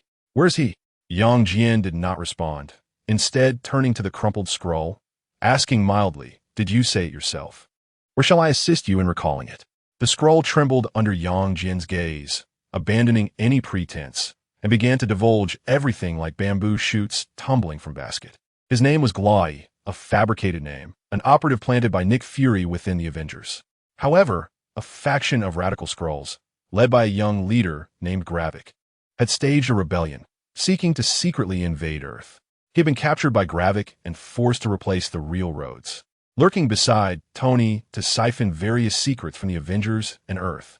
The genuine Rhodes, meanwhile, was imprisoned in a clandestine base within an abandoned nuclear power plant in Russia, alongside other replaced Earth dignitaries, serving as a living repository for memories and physical traits. Upon hearing all this, the Avengers felt a chill run down their spines. An immense conspiracy, invisible to them, had already taken root on Earth. They, the so-called guardians of the planet, were utterly oblivious to it. Had it not been for Jian's revelation today, they might have continued to regard this spy as their closest ally. A secret invasion, Tony murmured to himself, recalling some of Fury's previous suspicious behaviors. Everything was now interconnected. "Has Fury been replaced as well?" Steve inquired immediately. For the most part, Jian nodded, adding, "However, you need not be overly concerned. That Fury, though a guise of Talos, harbors no malice towards Earth.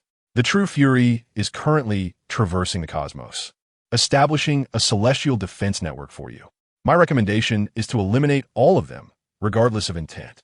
The influx of information overwhelmed the Avengers, their minds struggling to comprehend. Jian found amusement in the expressions of shock and trepidation that adorned their faces. If they could replace Rhodes, Steve's voice was laden with gravity, the severity of the situation dawning upon him. Then they could replace anyone, Congress members, generals from the Pentagon, leaders of nations. A chill swept through all present. This was an enemy that could not be vanquished by force, for one could not discern who was foe and who was friend. The entire civilization of Earth teetered on the brink of silent subversion. Despair once again cloaked these heroes, who had only recently reveled in their victory. Instinctively, they turned their gazes to the one man who could provide them solace. Jian observed their expressions of shock and fear with an air of amusement. A species that could not even traverse planets had orchestrated such a grand scheme. He shook his head, his tone casual. Without awaiting a response, he gradually closed his eyes. The assembled crowd, perplexed by his actions, could only watch him anxiously. At that moment, within Jian's perception, his consciousness expanded infinitely, transcending light and thought. His supersensory abilities no longer confined to mere hearing or sight, but rather a primal, direct awareness of material forms. If one were to conceptualize it, it resembled thermal imaging. He was perceiving the heat signatures of Skrulls on Earth. This ability had been conjured during a period of idle contemplation. The entire globe transformed before him into a transparent orb. He could see the molten lava flowing in the Earth's core, observe microorganisms swimming in the depths of the Mariana Trench, and discern the unique biological characteristics of every living entity. The structure of the Skrulls, their cellular disguises, under Jian's godlike perception, appeared as luminous fireflies in the night, clear, distinct, and utterly exposed. In Washington, London, Moscow, and Tokyo, each Skrull lurking within human society, whether masquerading as politicians, businessmen, soldiers, or ordinary civilians, was meticulously marked by Jian's awareness scan. The entire process took less than 2 seconds. Jian slowly opened his eyes. "I have found them," he whispered. "Found what?" Banner asked cautiously. "All of them. Yang Jian replied succinctly. He gazed at the bewildered expressions of the Avengers and chuckled. If we knew from the very beginning who the villain was while watching a movie, wouldn't it diminish the enjoyment? Nevertheless, since this was a matter of cleansing, it was best done thoroughly. With that, he slowly raised his right hand and casually snapped his fingers. However, this time it was not the snap of the Infinity Gauntlet. In the instant his fingers clicked, the world underwent a synchronized, astonishing transformation. Chapter 140. Proud Tony. All the colossal billboards in Times Square, the busiest intersection in Shibuya, Tokyo, and the electronic screens in Piccadilly Circus, London, billions of smartphones, millions of computers and televisions worldwide. At that moment, regardless of the content being displayed, every screen instantaneously turned a blinding white. Soon after, a list began to appear in unison on all screens, presented in the official languages of every nation. The list contained clear names and corresponding photographs. Members of the U.S. Senate, high-ranking NATO officials, financial tycoons from Wall Street, and even renowned news anchors. Beneath each name and photo, in bold, blood-red font, was inscribed a single term: Skrulls. At that moment, the entire world fell into a profound silence. This was swiftly followed by an unprecedented wave of chaos and panic. Amidst the ruins of the Avengers headquarters, Tony Stark stared at the seemingly endless scroll of names on his mobile screen. He understood. Yang Jian had not personally apprehended any enemies. He had merely, in a divine manner, exposed all darkness to the light in one fell swoop. He had delivered the verdict to the entire world. With a flick of his hand, Yang Jian seemed to dismiss the act as trivial. He turned his gaze to the Avengers, who were now utterly stunned into silence. I have marked all the pests for you. The rest, a playful smile graced his lips, is your responsibility. Prove to me that you are worthy of the name Avengers. Was he assigning them a task? Reducing a global invasion of monumental proportions to a mere test of their capabilities? No one knew how to respond. Yang Jian paid no heed to their shock. His attention shifted to Steve, Natasha, and Clint. Your mission remains unchanged, he stated. The world is now hunting aliens, and that base in Siberia will soon be exposed. You must rescue Rhodes and all the imprisoned hostages before anyone else does. Go. Yes, boss. The trio immediately acknowledged. Yang Jian then turned to Tony Stark. Tony snapped back to reality, his voice somewhat dry. What is it? Come with me, Yang Jian instructed. Regarding the future of this universe and the equipment you possess, I have a far superior upgrade proposal. Your technology is woefully antiquated. With that, Yang Jian turned away from the crowd and strode deep into the recesses of the laboratory. Wanda, with a smile, nodded to the others before clutching the Infinity Gauntlet and following in Yang Jian's footsteps. The laboratory was left in the aftermath of the tumultuous events of the past hour, leaving the Avengers grappling with a rapidly collapsing worldview.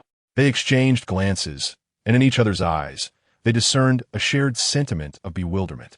Once guardians of Earth and the last hope for humanity, they now felt as though they had become mere interns under the command of a more advanced civilization. Steve was the first to regain his composure, patting the still-dazed Clint and Natasha. All right, team, we have a mission, he declared, his voice regaining its usual steadiness and resolve. Let us mobilize. Yes, Captain. Natasha and Clint immediately steeled their expressions, their gazes sharpening. Regardless of what the future held or who their superior was, they were first and foremost warriors. Executing orders was their solemn duty.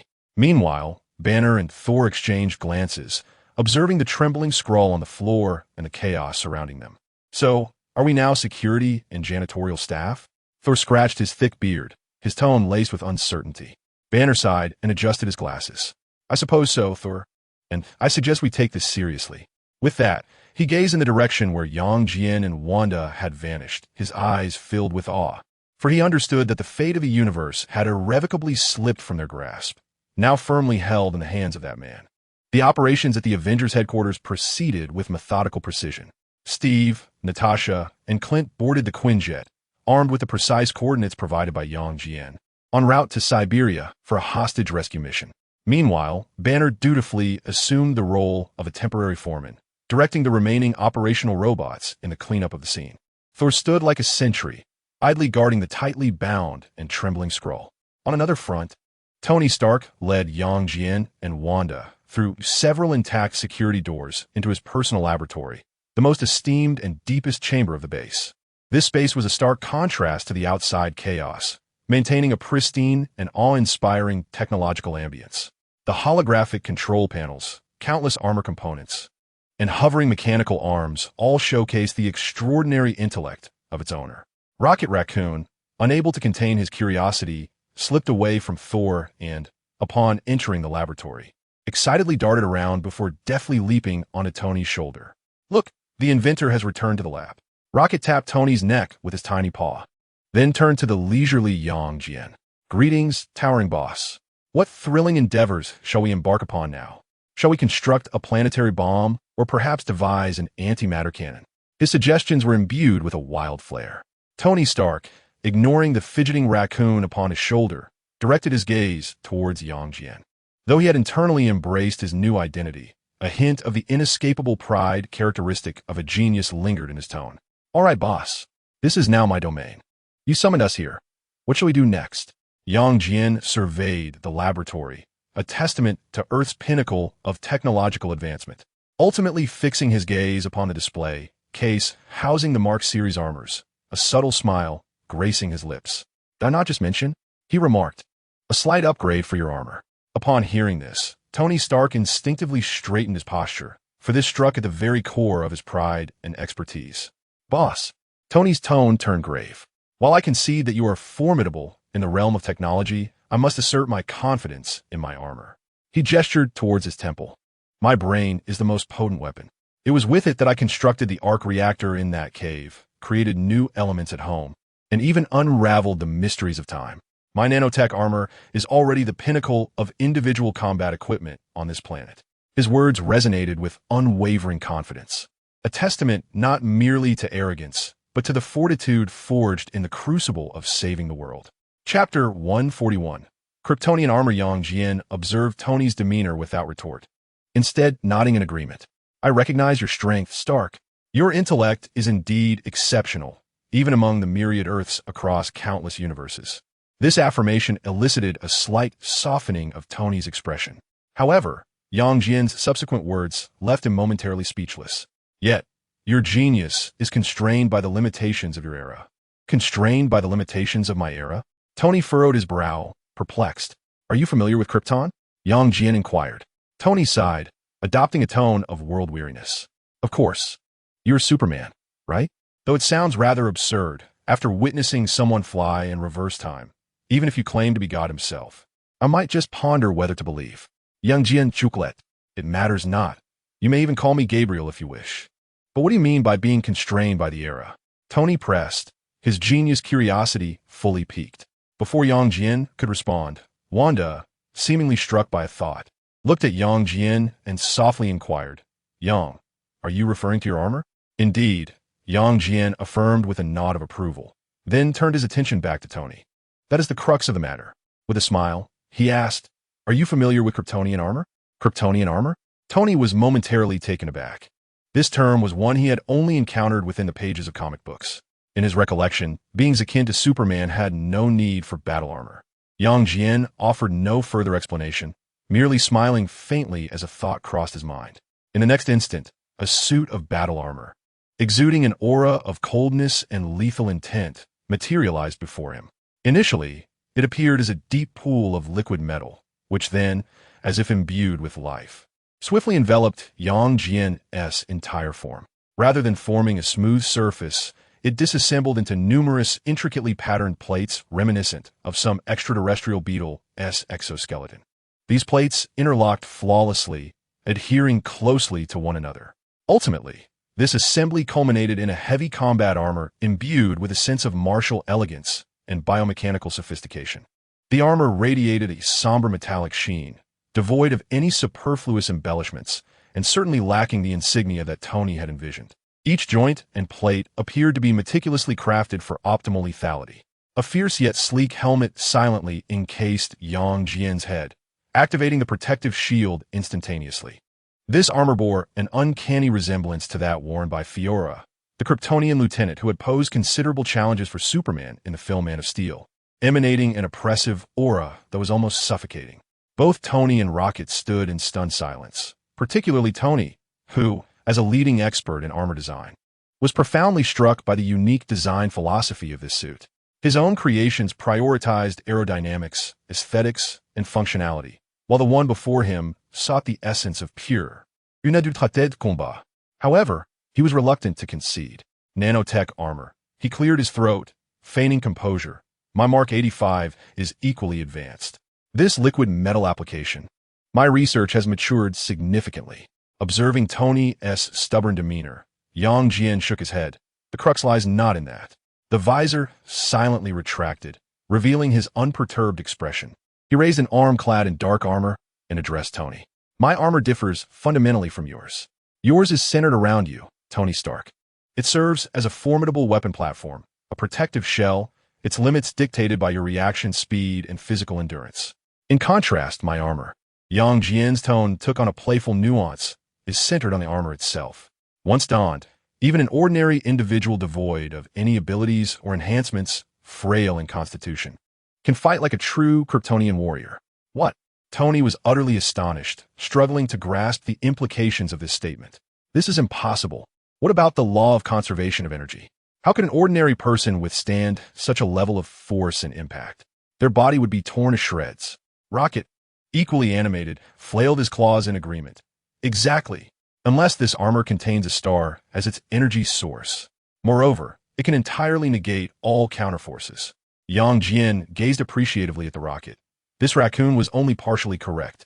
He extended his finger and gently tapped on his chest plate.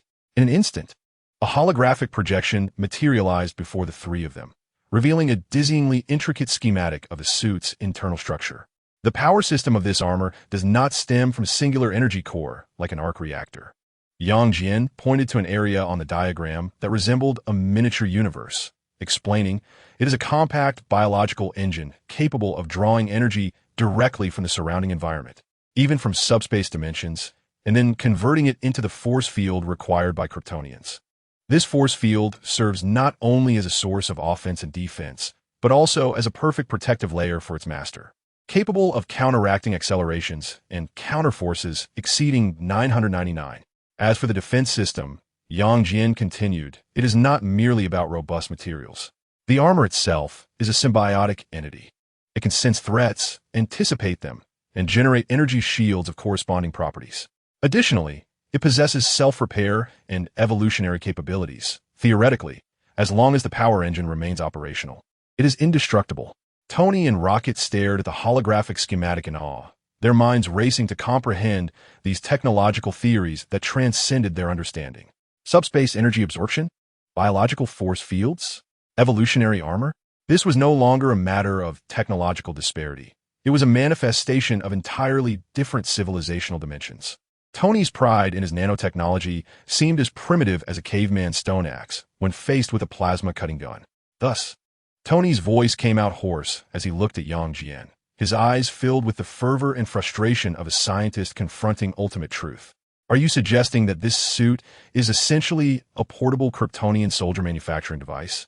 You can interpret it that way. Yang Jian nodded, retracting the holographic projection.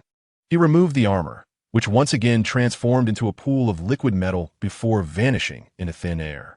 He approached Tony, who remained in shock, and patted him on the shoulder. Now, Stark. Yang Jian's lips curled into a subtle smile. Do you still feel confident about your 10 toys? Chapter 142, The Intelligent Mind. Tony Stark stood motionless. His brain, hailed as the strongest on Earth, now resembled a supercomputer overwhelmed by incompatible code, plunged into unprecedented chaos in a state of malfunction. 10 toys. He murmured the phrase repeatedly, his gaze filled with a complex whirlwind of emotions. Not long ago, he donned these toys, soaring through the skies, battling deities, and saving the world.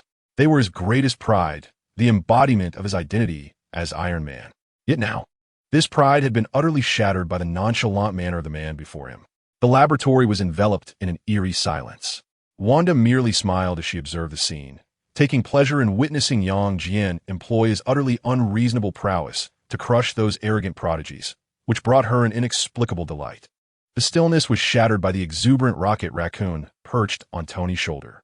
In his tiny eyes, there sparkled not shock or defeat, but an unrestrained fervor for ultimate technology. My goodness, Rocket hopped excitedly on Tony's shoulder, his paws gesticulating wildly. Subspace energy absorption, biotic force fields, symbiotic evolution. Hey, boss, show me that schematics of your armor again. Just one glance. No, make it 10. What is its energy conversion rate? What algorithm is used for the force field stabilization protocol? How on earth does that confounded biological engine solidify the ethereal subspace energy into a physical force field? He unleashed a barrage of questions, each more technically demanding than the last, like a machine gun. He cared not for pride or dignity. His sole focus was on the technology itself. Rocket's words acted as a key, instantly unlocking the door of scientific inquiry within Tony's mind. Indeed, what use is pride? Can dignity forge a stronger suit of armor? No, but technology can. The expression in Tony Stark's eyes shifted. The sense of defeat rapidly faded, replaced by a fervent thirst for knowledge akin to Rocket's. This was the essence of Tony Stark. He took a deep breath, finally relinquishing the pride he had clung to for decades, and adopting a tone reminiscent of a student. Addressed young Jian. Boss, can you teach me? These words were spoken with difficulty, yet unwavering conviction. Tell me the principles behind it. Tony's gaze was fixed intently on Yang Jian. I need to understand it. I must understand it. Yang Jian regarded the two tech enthusiasts before him. Their enthusiasm akin to that of the invigorated, and a satisfied smile graced his face. He sought not a cadre of mere obedient subordinates, but a group of individuals capable of continuous evolution, tools to be utilized at his discretion. And Tony Stark was undoubtedly among the most valuable of those tools. Very well, Yang Jian nodded. He did not project the intricate schematic that could have driven any Earth scientist to the brink of madness. For he understood that providing direct answers would only constrict the imagination of this genius before him. He raised his hand, and a golden light coalesced at his fingertips. Subsequently, a three-dimensional model, composed solely of pure energy and perpetually rotating, adorned with arcane runes and complex formulas, materialized at the center of the laboratory. This model represented the core energy conversion formula of the Kryptonian biological engine. I will not give you the answers, Stark, Yang Jian stated calmly. I will only provide you with the fundamental rules. This is akin to my revealing to you the number 112. How you choose to employ it, whether to calculate the quantity of apples or to theorize the singularity of the Big Bang, is entirely your prerogative. He gestured towards the energy model suspended in the air. This model represents one of the cornerstones of Kryptonian technology, the principle of dimensional energy resonance. It elucidates how to resonate with higher dimensional space and extract nearly limitless energy from it. At this moment, Yang Jian turned to Tony and posed a question. Based on this principle, if it were you, how would you design your next generation of armor? Instantly, Tony and Rocket's gazes were drawn to the energy model, as if nothing else existed in their sight. Tony's holographic interface sprang to life. Cascading streams of data began refreshing in a waterfall-like fashion. His hands danced in the air, striving to decipher and comprehend the energy formula that transcended the existing framework of physics. This contradicts the second law of thermodynamics.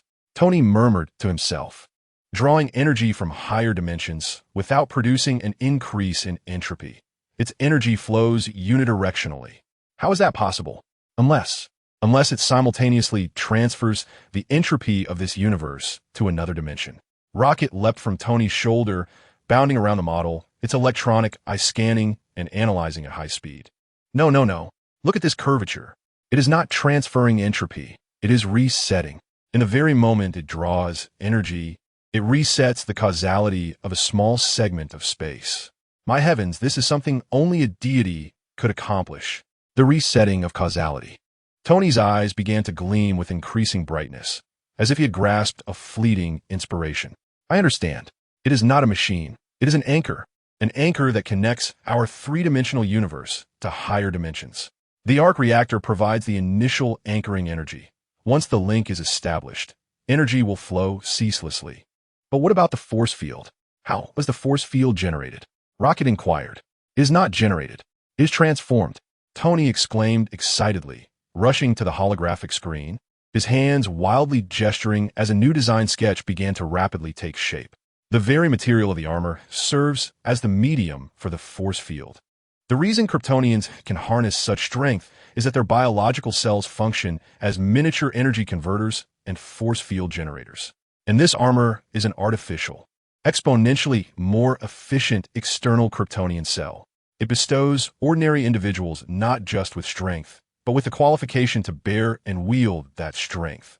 Under the faintest hint provided by Jian, Tony Stark and Rocket Raccoon, two brilliant minds from disparate corners of the universe, unleashed a staggering creativity that surpassed the sum of its parts. They argued, debated, inspired each other, and simultaneously overturned one another's ideas. A wholly new design concept birthed at an unprecedented pace amidst the collision of their thoughts. Tony summoned the design blueprint of Mark 85 and, without hesitation, eliminated over 90% of its structure. He retained the iconic silhouette and color scheme of Iron Man. Yet everything within was undergoing a complete transformation. In the new design blueprint, the core was no longer the massive arc reactor. Instead, it was replaced by a compact and exquisitely intricate resonant anchor point, grounded in the energy model proposed by Jian. The arc reactor was relegated to a secondary system, solely tasked with providing initial startup energy. The internal structure of the armor was no longer comprised of traditional mechanical drives and electronic circuits, but had evolved into a configuration reminiscent of human meridians and neural networks, filled with biologically aesthetic energy conduits. Friday aptly named this new armor Transcendence. Tony's voice quivered slightly, a manifestation of immense excitement. He was acutely aware that he was crafting an unprecedented marvel, one capable of propelling Earth's civilization across a technological chasm spanning millennia, even tens of thousands of years. Jian and Wanda observed quietly, watching Tony and Rocket, who were engrossed in their work with fervent zeal. Wanda could not help but chuckle softly. It seems you have opened an extraordinary door for them. I merely handed them the key, Jian replied flatly. How wide they can push it open depends on their own capabilities. He gazed at the nascent form of the Transcendence armor on the screen, nodding in satisfaction. Though still rough and riddled with flaws, it was commendable for a novice. Having said this, he chose not to intrude upon the two tech enthusiasts who were utterly absorbed in their own world, and with Wanda, he turned and slowly exited the laboratory. For Jian, his teaching had reached its conclusion. For Tony Stark, however, a true era leading to the pinnacle of cosmic technology was just beginning. He was no longer content to be merely Earth's Iron Man Chapter 143. The Transcendence armor a few days later, the entire world descended into a peculiar and low-grade chaos. The list of scrolls released by Jian acted like a political earthquake reverberating globally, with repercussions far exceeding anyone's imagination. Governments around the world strenuously denied the claims, asserting that it was mere nonsense, a hacker's cruel prank, while simultaneously engaging in frenzied internal purges and clandestine arrests based on the list. The chain of trust was fracturing inch by inch across the globe. No one knew if the colleague, superior, or even family member sitting across from them was still the same person they once knew. Meanwhile, the Avengers played a subtle yet resolute role amidst this global turmoil. They ceased to issue any public statements, instead opting to efficiently and silently deal with those scrolls attempting to resist or escape. Armed with the answers provided by Jian, their actions were precise and lethal. Any form of disguise proved utterly meaningless. On another front, the Siberian journey of Steve, Natasha, and Clint was progressing exceptionally smoothly. Within the confines of an abandoned military base, an enormous dormant facility was uncovered. They successfully rescued Rod, who lay in a state of low-temperature slumber. Alongside the genuine Colonel James, Rod, and numerous other significant figures from various nations who had been replaced. Upon awakening, the true Rod was engulfed in fury upon learning that his closest friend, Tony Stark, had been in constant company with an extraterrestrial spy. His wrath was so intense that it could have cleaved vast fields of cotton without the need for a whip. At the center of this global tempest stood the Avengers' headquarters, where Tony Stark's personal laboratory resembled the eye of the storm, eerily calm amid chaos. Here, a technological revolution was underway, one that could alter the very fabric of the universe. No, the energy resonance frequency remains unstable. Tony's bloodshot eyes fixated on a stream of disintegrating data on the holographic screen as he anxiously ruffled his already disheveled hair. Our understanding of dimensional energy is still too superficial. It's like a wild stallion. We cannot rein it in, then let us not use reins. Rocket Raccoon perched on the control panel, a lollipop clutched between his teeth, mumbled defiantly. Why control it? We should guide it. Provide it with a channel and let it flow freely. Look at this rune structure. It signifies not restraint, but direction. Are you suggesting we establish an energy buffer zone? A preliminary reservoir? Tony's eyes sparkled with realization. Allow the harvested higher-dimensional energy to stabilize in the reservoir before channeling it into the main engine? My goodness, why didn't I think of that? Because your mind is cluttered with the constraints of terrestrial physics. Stark. Rocket proudly shook his head. Over the past few days, these two geniuses had been nearly sleepless, utterly immersed in the analysis and reverse engineering of Kryptonian technology. Their animated disputes and ecstatic exclamations upon solving technical challenges became the sole backdrop of the laboratory. Meanwhile, Jian, like a true overseer, occasionally made rounds, spending most of his time with Wanda exploring Earth, savoring culinary delights, and relishing their rare moments together. He never interfered with Tony and Rocket's research nor answered their inquiries, opting instead to guide their thought processes with seemingly casual, insightful questions whenever they found themselves at an impasse. Each suggestion instilled in Tony and Rocket a profound sense of clarity. Today marked the day they would put their theories into practice. The prototype of the advanced armor was poised for its inaugural fitting test. At the heart of the laboratory, a colossal mechanical arm held aloft a brand new suit of armor. Its design retained Tony Stark's iconic red and gold hues, with lines more fluid and powerful than any previous iteration. Yet all are aware that beneath its resplendent exterior lies a heart that is distinctly different from the one before, a heart from another civilization. "Are you ready, Tony?" came Banner's voice over the intercom as he and Thor monitored the external energy fluctuations. "Of course," Tony replied, taking a deep breath. A blend of tension and uncontainable excitement etched upon his face. Rather than opting for remote control, he chose to don this groundbreaking creation personally. Commenced the donning procedure.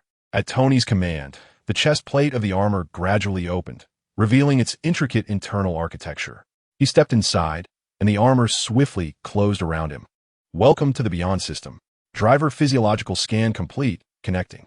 Resonance anchor point activated. Dimensional energy link established. Force field generation stable." A series of cold electronic alerts resonated in Tony's ears. In the next moment, he experienced an unprecedented sensation.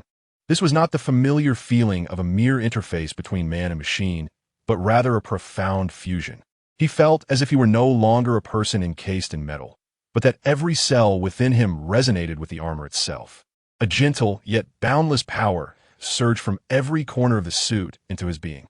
Rather than feeling encumbered, it elevated his mental and physical states to unprecedented heights. "How does it feel?" Rocket inquired nervously. Tony offered no reply. He simply raised his hand slowly and then gently pushed forward. With a hum, a visibly faint golden energy barrier unfurled instantly before him. "Good heavens!" Banner exclaimed, his voice trembling as he beheld the energy readings on the monitor spike dramatically. The mere act of raising his hand unleashed energy surpassing the full output of Mark 85. Moreuve, I detect nova clash whatsoever. Tony's bodily data, heart rate, blood pressure, remained utterly unchanged. Tony himself was astonished. He could feel that the push he had just executed required less than 1,000th of his strength. He concentrated, gathering energy in the palm of his hand. A highly compressed orb of energy, reminiscent of a miniature sun, began to coalesce slowly. "Boss, you ought to come see this." Rocket babbled excitedly. "I think Stark is on the verge of losing control." At some point, Jian and Wanda had appeared at the laboratory door. "Let him play," Jian remarked, his tone remaining flat. "He will not truly relent until he experiences the difference for himself." With the boss's permission granted, Tony's courage swelled. He deactivated the laboratory's gravity system and, adorned in the Beyond armor, began to float gently. Friday, open the skylight. The laboratory's dome blossomed like a steel lotus, revealing the azure sky beyond. Whoosh! A stream of crimson and gold surged skyward, instantly breaking the sound barrier and leaving behind a ring of white sonic clouds. Chapter 144, Secrets of the Universe. How swift! Natasha and Clint, having just disembarked from the Quinjet, couldn't help but exclaim at the sight. Yet, this is not the pinnacle of speed. Jian's voice suddenly resonated behind them. He gazed skyward and remarked nonchalantly, He is merely piloting a spacecraft through the lens of human thought. Such a waste. In the sky, Tony was relishing the exhilarating sensations bestowed upon him by the advanced armor. He endeavored to execute a myriad of astonishing maneuvers.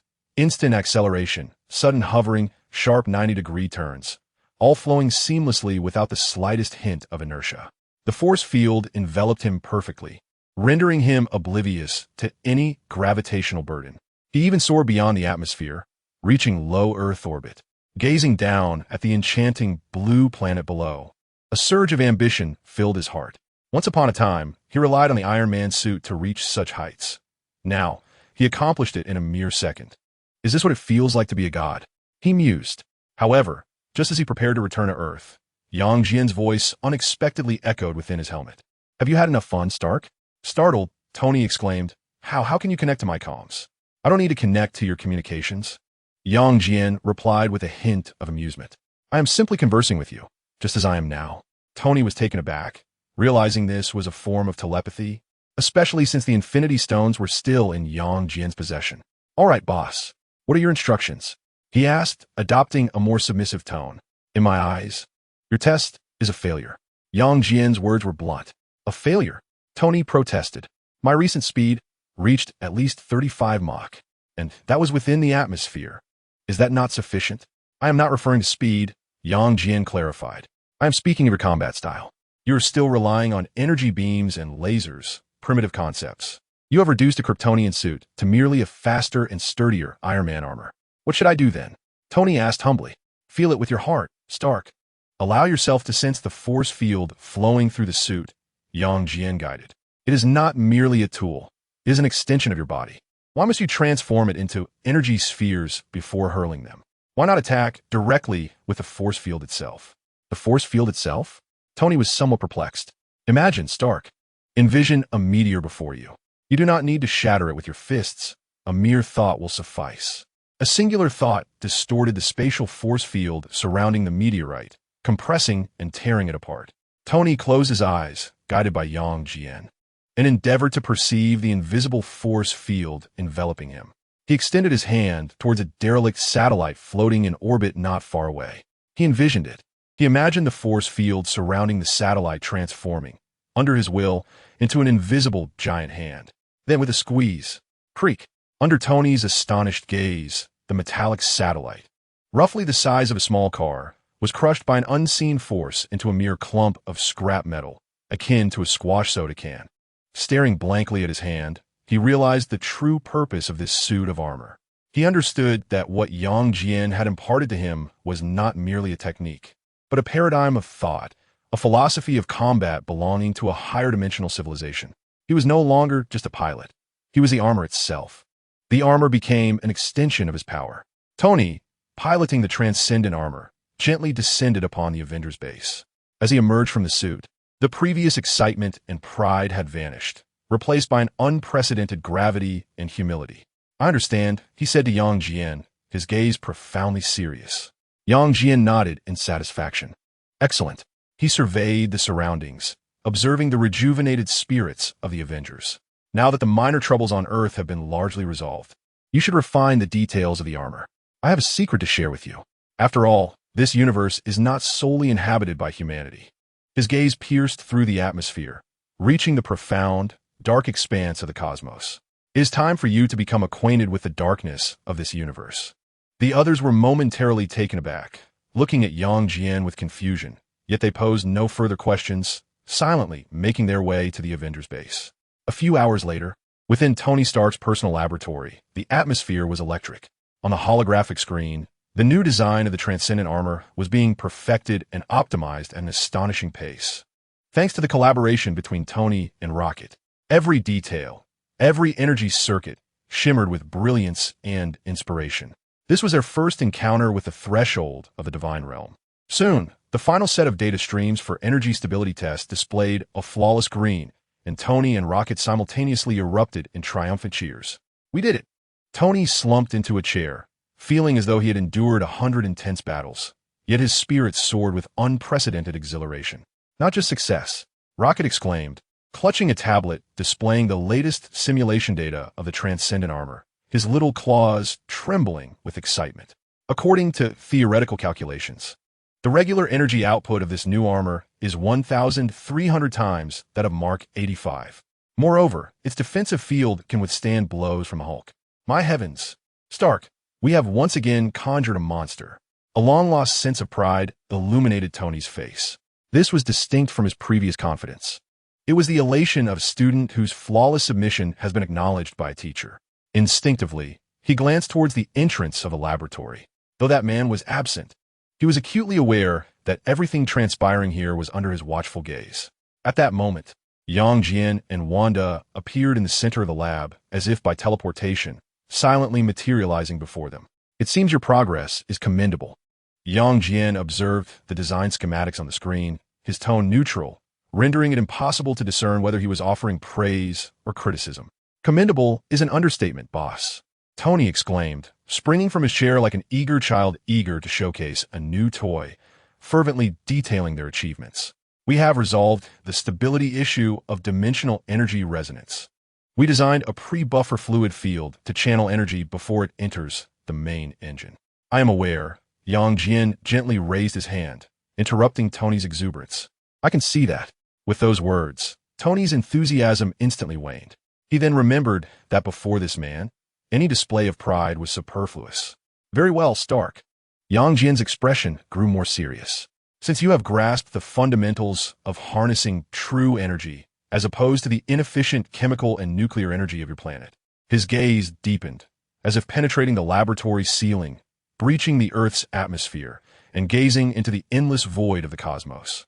It is time to discuss your fragile tin toys and those who truly lurk in the depths of the universe, waiting to witness the unfolding drama. Chapter 145, The Celestial Assembly, The True Threat? Tony paused, a frown etching his brow. Are you referring to Thanos? Although he's been dealt with. We all know that the universe harbors many overlords and civilizations akin to him. No. Jian shook his head, a hint of disdain gracing his features. Thanos? That purple potato obsessed with population control? In my eyes, he barely qualifies as a competent interstellar warlord. His so-called fleet and army are, in my view, no different from the pirates of Earth, merely operating on a larger scale. This assessment drew gasps from all present. The cosmic overlord who collected 6 infinity stones and erased half of the universe's life with a snap of his fingers was regarded as merely a pirate in his eyes? Then what do you consider the true threat? Tony's voice grew dry, a premonition stirring within him that he was about to hear something that would upend his entire worldview. Jian did not answer directly.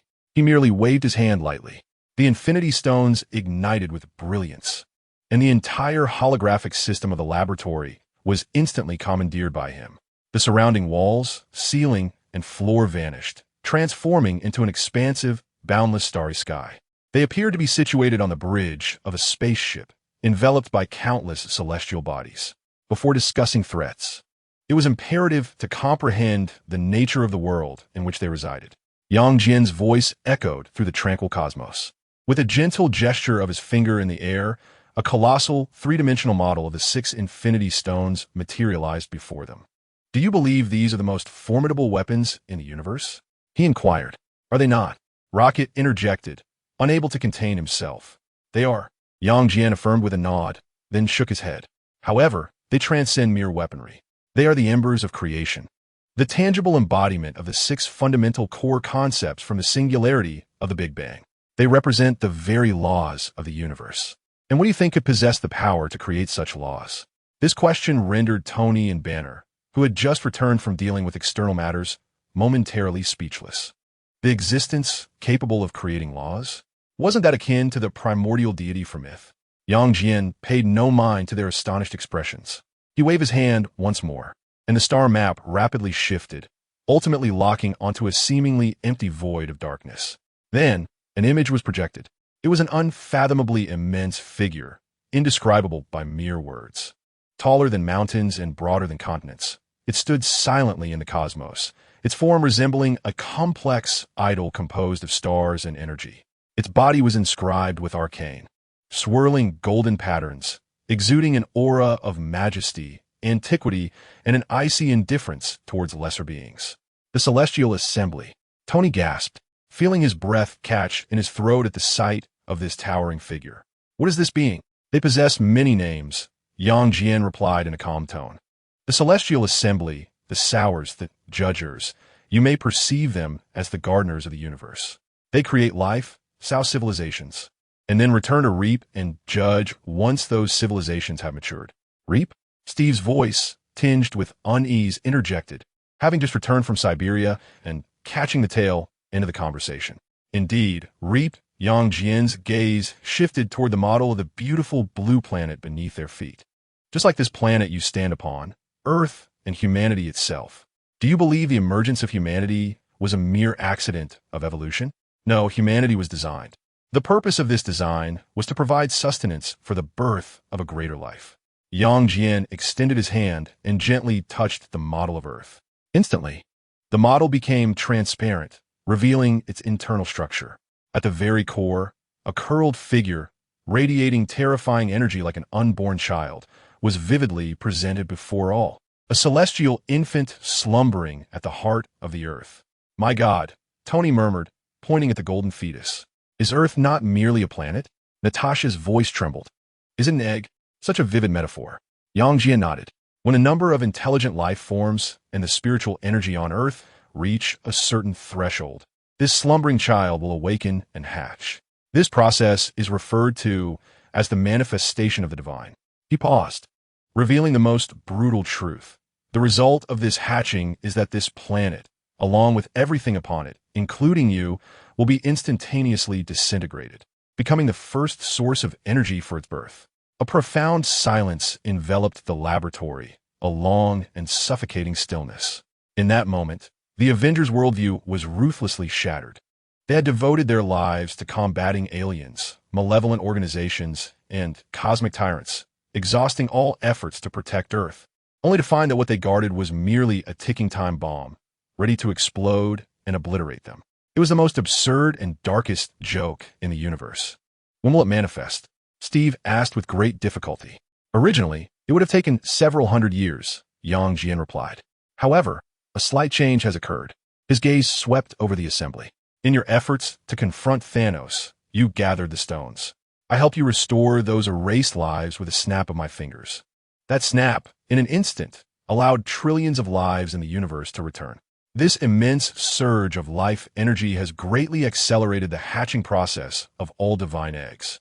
A smile crept across Jian's lips. "Congratulations, your heroic acts in saving the world have advanced your doomsday by at least a century.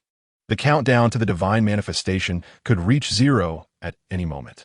He regarded the pallid faces before him and slowly added, "This is but one of the trifling troubles I mentioned." Turning away, he disregarded the now petrified Avengers. He looked again at Tony and Rocket. "Now you should comprehend why I refer to your armors as toys.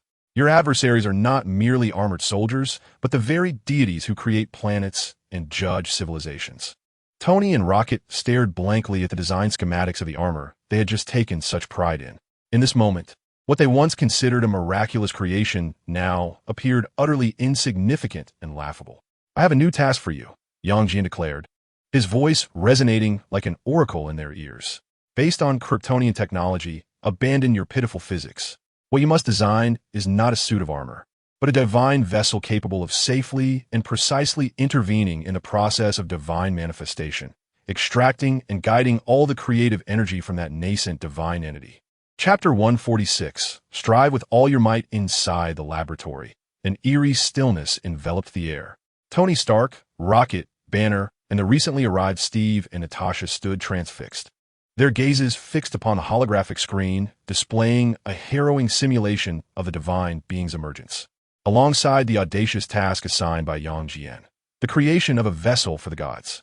The adversaries they had battled throughout their lives now appeared diminutive and ludicrous in this moment. The home they had safeguarded for a lifetime revealed itself to be a mere egg, poised to hatch and obliterate them entirely. The profound revelation that upended their very existence bore a weight far heavier and more despairing than any physical assault. Dr. Banner, the ever-rational scientist, found his thoughts utterly frozen in this moment of existential dread, muttering incoherently, unable to articulate a single complete thought. Thor, the god of thunder from Asgard, was equally engulfed in silence. He had always believed Asgard to be the protector of the Nine Realms, with his father Odin as one of the mightiest deities in the cosmos. Yet, in the face of the celestial beings capable of creating planets and judging civilizations, it seemed that the millennia of glory associated with Asgard might indeed be, as Jian suggested, fundamentally akin to the pirate kingdoms of Earth. Ultimately, it was Tony Stark who first emerged from the clutches of this devastating truth, no longer clouded by confusion and fear. His eyes now shone with a fierce determination born of desperation. He approached Jian, inhaling deeply, and spoke with an unprecedented gravity. "We understand, boss. We will create what you need." His gaze swept over the nascent design schematics of the advanced battle armor displayed on the screen, his resolve solidifying. "We will develop superior armor. We will construct the vessel you speak of. We shall accomplish the task." His declaration was no longer a plea for survival or a bargain for reprieve, but a vow from a genius who had glimpsed an insurmountable summit, a challenge to transcend his own limits. Steve stepped forward as well, locking eyes with Jian, and solemnly declared, "Boss, we will exert every effort to protect this world, regardless of who the enemy may be." Even in the face of such harsh truths, his conviction as Captain America remained unshaken. However, Dr. Banner could not accept the mission with the same simplicity. His scientific instincts compelled him to delve into the motivations behind it all. Adjusting his glasses, he voiced the question that lingered in the minds of all present but remained unspoken. Why? Why do they act in such a manner? Confusion and a tremor filled his voice. To sow life on a planet only to ultimately annihilate it, transforming it into sustenance for the birth of another life? What is the meaning of all this? The significance of life and civilization? Could it merely be to serve as sustenance for a higher existence? This question lingers in the hearts of all. Indeed, why? If every struggle, every emotion of love and hatred, every advancement of civilization ultimately serves only to fuel the slumbering god, then what meaning remains in their endeavors? All eyes turned upward, casting curious and perplexed gazes toward the solitary figure capable of providing an answer. They yearned to hear from him a reason that might alleviate their despair. Jian regarded them, seemingly having anticipated such an inquiry. Instead of offering a direct response, he deftly manipulated the holographic projection once more. This time, the screen unveiled not a specific celestial deity, nor the internal structure of Earth, but a grand tableau depicting the birth and demise of the universe. "Your understanding of the cosmos remains profoundly superficial." Jian's voice resonated calmly. "You believe the universe emerged from a cataclysmic explosion 8 billion years ago, destined to succumb to the law of entropy, ultimately returning to a cold, silent void. Is that not so?" Banner and Tony instinctively nodded, acknowledging this as the model currently accessible to their scientific understanding. "That model is both correct and incorrect," Jian elaborated. "It merely delineates one possibility of the universe, a potentiality of natural demise. Yet, like organic life itself, the universe too resists death in its own manner." He gestured toward the expanding cosmic model on the screen, where galaxies drifted further apart. Entropy and heat death signify the universe's aging and affliction. Without intervention, the universe would indeed fade into oblivion. However, the existence of the celestial deities constitutes the evolutionary immune system of the cosmos. An immune system? The audience was taken aback. "Precisely," Jian clarified. "The emergence of each celestial deity is not a mere act of incubation. When a nascent god arises from the remnants of a planet, the immense creative energy it releases instantaneously spawns countless vibrant new galaxies. It is akin to the heart of the universe, each beat infusing this aging cosmos with renewed blood and energy. They sacrifice the fleeting civilization of a single planet to procure the potential of trillions of worlds and the possible birth of new civilizations on a cosmic scale. They are not reaping, but metabolizing, utilizing a planet on the brink of gestation to give rise to myriad new galaxies, thereby combating the law of entropy and extending the universe's lifespan by billions of years." This explanation ensnared the audience in silence. They comprehended that the actions of the celestial deities were devoid of notions of good or evil, right or wrong. It represented a practice transcending mortal moralities, a grand cycle intrinsic to the cosmos itself for the sake of its perpetuation. From the perspective of Earth and humanity, they are merciless destroyers. Yet, when viewed through the lens of the cosmos, they emerge as the solitary guardians of all that endures. Thus, Steve's voice bore a certain hoarseness. All our endeavors, our struggles, seem utterly futile. Are our sacrifices made for a grander purpose? No, Jian shook his head. Meaning is something we bestow upon ourselves. He gazed at the assembly. The celestial group has their own path, one that aims to sustain the universe's existence. However, that is not my journey. In my realm, there exists no notion of a higher purpose. I only know the individuals I wish to protect and the world I long to witness. It ought not to be consumed as mere fuel for a fire. He pointed at the golden fetus nestled deep within the Earth's core. The celestial group regards it as cosmic fuel. Yet in my view, Jian's lips curled into a faint smile. It is merely a prime fruit, conveniently growing in my backyard, awaiting my harvest. They create energy for the universe's survival, while I consume energy for my own empowerment. None of us is nobler than the other. Yet at least in the matter of preserving Earth, our objectives are momentarily aligned. This declaration roused the Avengers present from their cosmic nihilism. Indeed, what concern is the universe's survival to them? They are Earthlings, they are Avengers. Their mission is to safeguard the land beneath their feet and the people upon it, regardless of who the adversary may be or how grand their intentions. The eyes of Tony, Steve, and Thor rekindled with fierce determination. They were no longer lost or despairing. They had acquired a new, audacious goal: to rescue their planet from the hands of a creator deity. Jian observed the renewed vigor in their expressions and nodded in satisfaction. He recognized that his purpose had been fulfilled. Turning, he took Wanda's hand. "It is done. I have said all that needs to be said." He walked towards the laboratory's exit, his voice resonating flatly in the ears of the onlookers. "Forge ahead, Avengers. Your time is short. I shall return at any moment. I hope that when we meet again, you will surprise me." With that, he and Wanda vanished from sight, like a phantom that had never existed. Within the laboratory remained a group of guardians of Earth, their beliefs shattered, yet imbued with an unprecedented weighty mission. Tony Stark turned to behold the still rough prototype of the transcendent armor and contemplated the audacious concept. In his eyes burned the fire of challenge. "Friday," he spoke with unwavering resolve. "Refill my coffee, the largest cup. Then secure the laboratory. From this moment forth, no one shall disturb us." Chapter 146, Homecoming. The rift in space slowly closed behind them, utterly severing the tumult and causality of that universe. The Avengers of that realm would continue their mission, ever mindful of Jian's task. No one relishes having an old Wong in their home, let alone one that spans 200 miles. This time, they harnessed the teleportation capabilities of the Infinity Stones.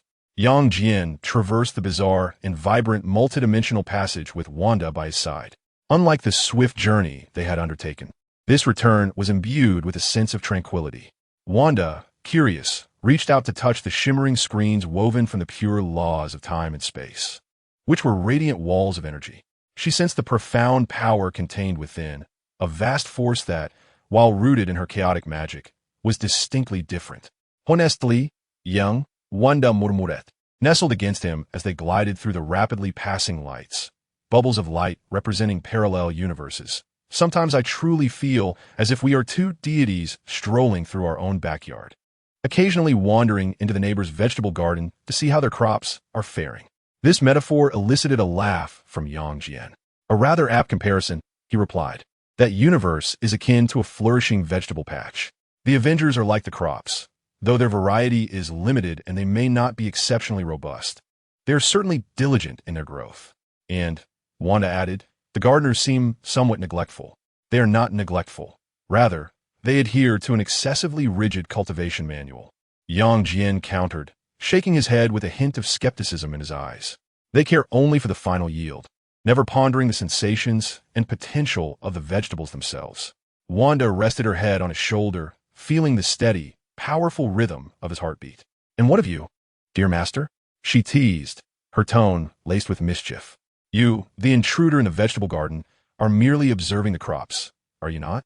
I saw you bury a far more intriguing seed beneath the richest soil, Earth, before your departure."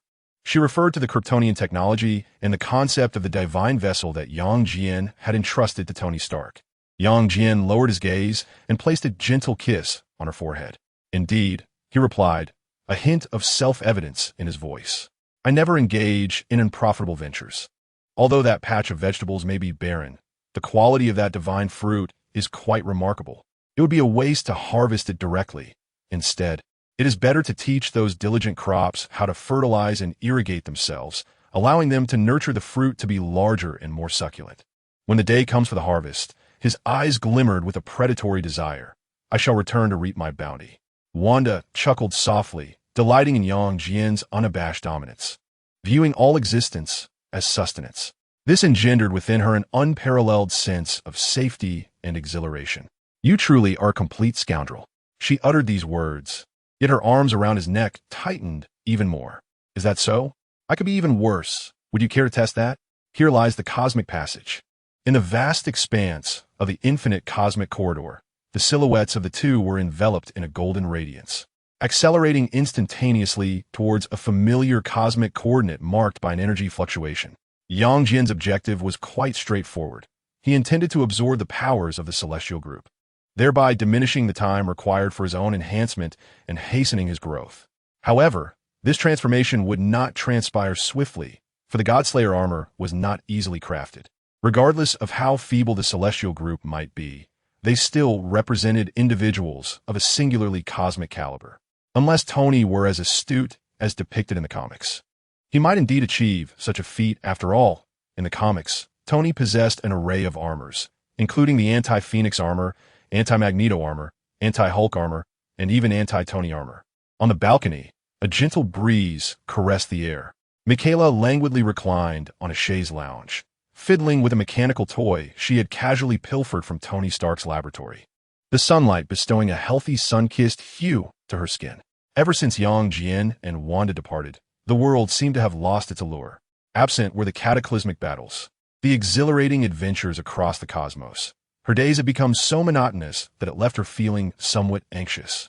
Zhao Hailuan frequently visited the company, scarcely spending time at home. Alone, she found herself utterly bored, filling her days solely with play. Suddenly, the space before her rippled as though disturbed by a stone cast into water, generating a circle of golden waves. Michaela's eyes sparkled with excitement, and she abruptly sat up from her lounge, discarding the mechanical toy. At the center of the ripples, a tear in space gradually unfurled. Yang Jian, hand in hand with Wanda, stepped forth with an air of composure, as if he had merely been on a brief excursion, just returning from the corner market. Wow, you're finally back. Michaela darted forward, enveloping Wanda and Yang Jian in a warm embrace, before unabashedly scrutinizing Yang Jian. So, how was it? Was the other universe enjoyable? Did you bring back any intriguing souvenirs for me? She blinked her wide eyes in anticipation. Observing her exuberance, Yang Jian wore a somewhat resigned smile. I had something, he shrugged, but unfortunately, upon our return, I discovered it was broken. What? Michaela paused, then chuckled lightly. Broken? How could that be? Did you bring something fragile? No. With your abilities, even a glass cup would not shatter during a cosmic voyage, would it?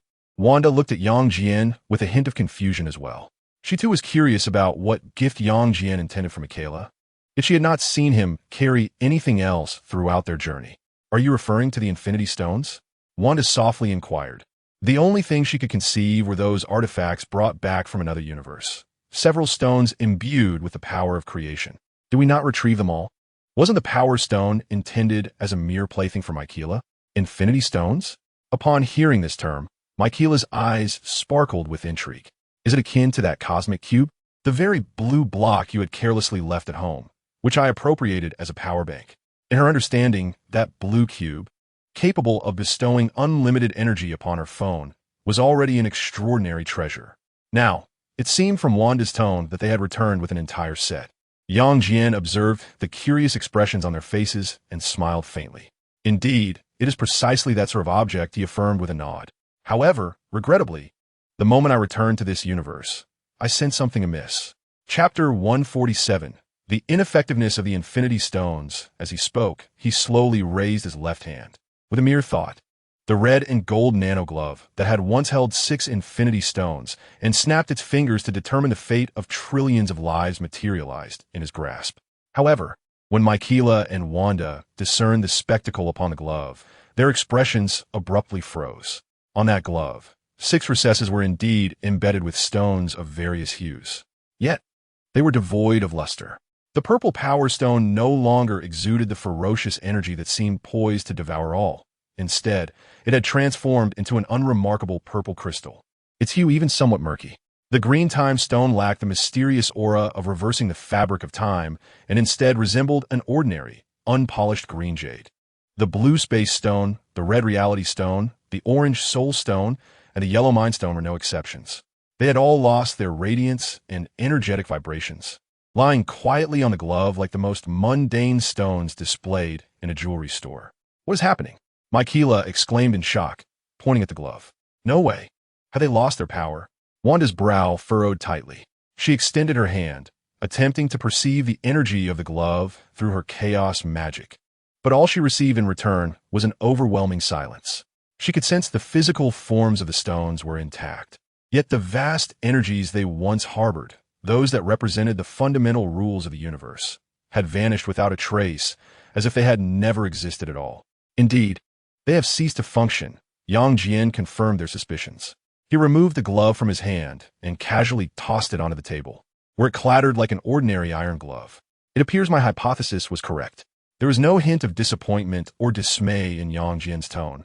Rather, there was a sense of clarity and intrigue akin to a scientist who has just uncovered a new principle. Infinite gems, akin to tools within a specific gaming server, possess formidable powers, yet their utility is confined solely to that particular realm. Once they transcend the boundaries of their origin universe, they devolve into mere strings of meaningless code. He gazed at the 6 dim stones and arrived at a final conclusion. They could only wield their power within their native universe. Any transgression across the cosmic threshold would render them utterly ineffective. This revelation plunged Wanda and Michaela into silence. Wanda had witnessed firsthand the almost omnipotent might these gems exhibited in another universe, reversing time, altering reality, teleporting across space, and manipulating souls, powers capable of driving any deity to madness. Yet now, this formidable force had evaporated entirely due to a mere return home. How lamentable it was. Michaela stared at the power gem that she could have possessed, now reduced to an ordinary amethyst, murmuring softly. Wanda's thoughts delved even deeper. She turned to Jian and inquired, "What about everything you accomplished in that universe? The snap that saved half of existence, was it not?" She worried that the gem's ineffectiveness might also nullify the effects of that fateful snap. "Fear not." Jian discerned her apprehension and smiled as he explained. "The effects are permanent. The snap's impact constituted an irreversible alteration at the level of that universe's laws. The gems merely served as the keys to facilitate this modification. Once the door was opened and the lock altered, the material of the key itself became inconsequential."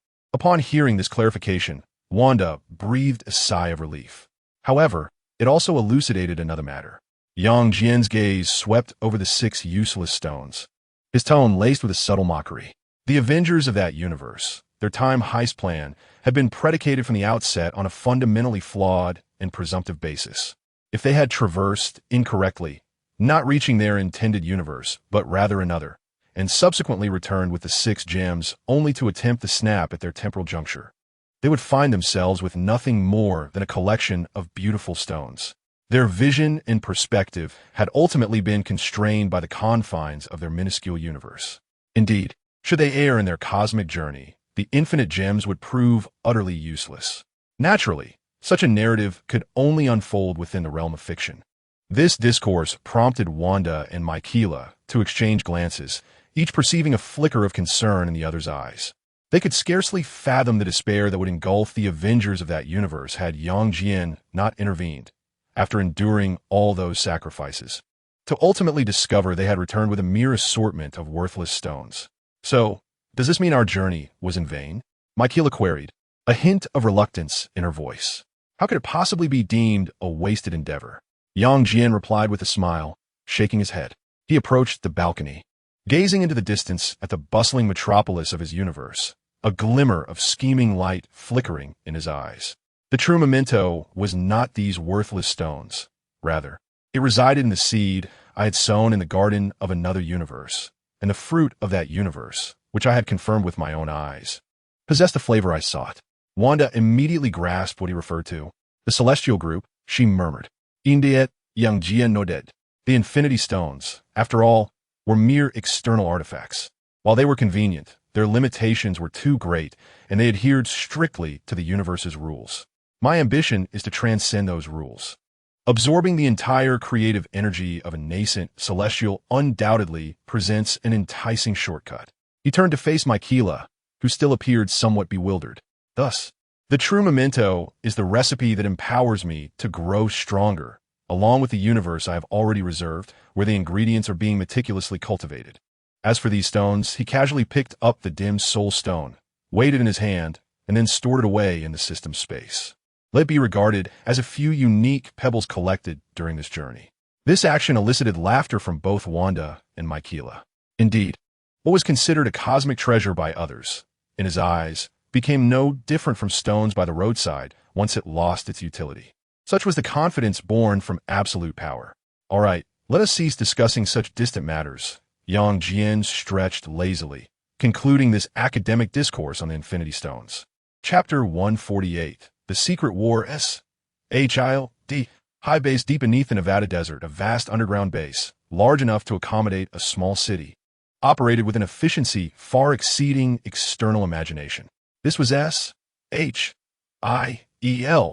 clandestine division, the Hive. Following the demise of the old S.H.I.E.L.D. and the elimination of Nick Fury's adversaries under his leadership, the entire organization, under Coulson's guidance, had sworn absolute allegiance to their new master, Yang Jian. Moreover, this base had been transformed into a fortress integrating military, research, and residential functions with the assistance of Tony Stark and the Autobots from another world, the most formidable stronghold on Earth. At this moment, within the largest central hangar of the base, the air was filled with the sounds of metal clashing, the hum of energy, and conversations between human agents and colossal mechanical life forms.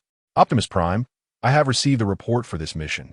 Agent Coulson looked up at the towering figure of the red and blue robot, a genuine smile gracing his face. Well done. You managed to uproot the Hydra remnants hidden deep within the Alps in under 10 minutes.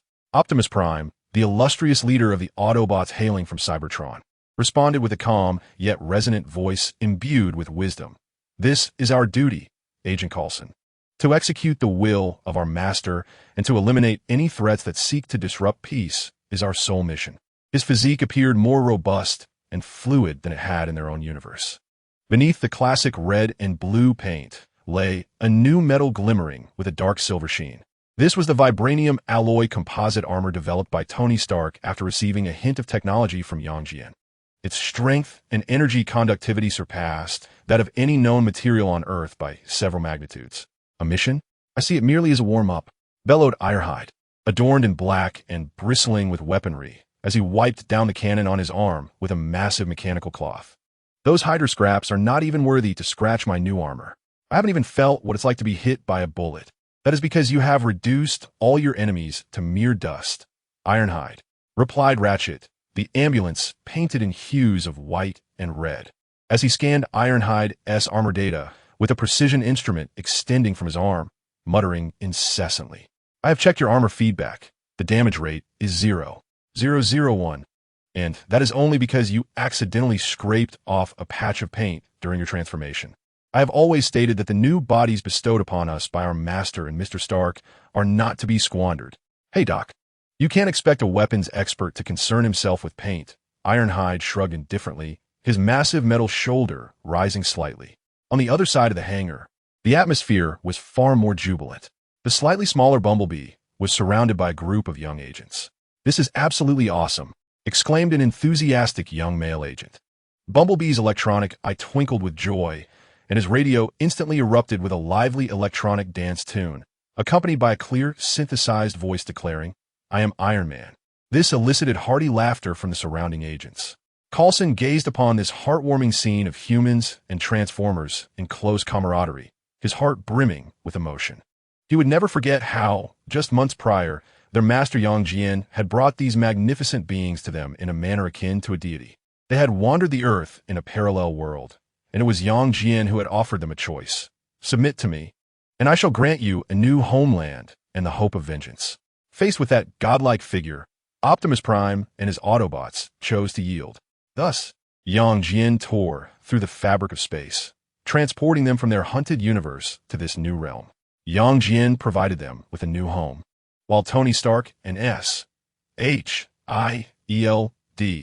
harnessed the abundant resources and cutting-edge technology of this world to forge for them entirely new and more powerful forms.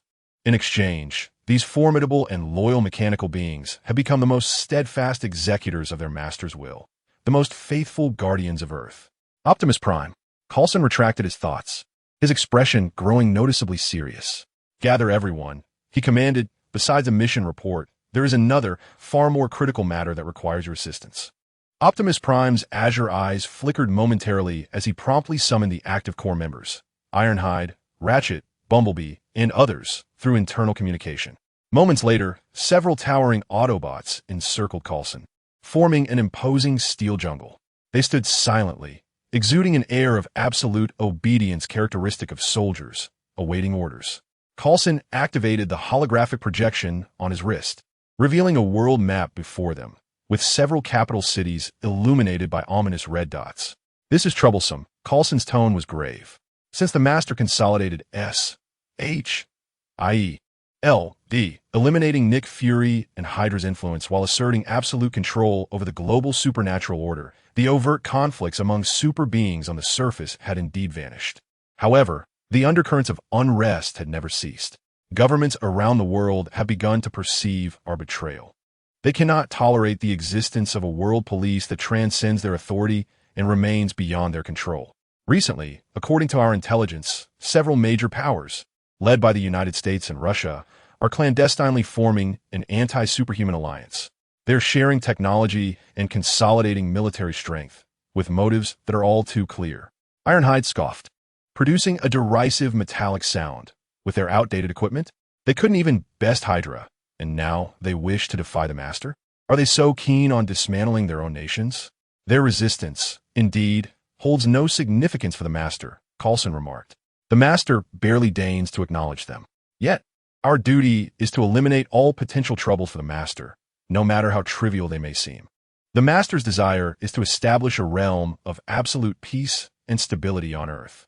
He does not wish to intervene personally due to the foolish actions of these minor players, which could incite unnecessary turmoil.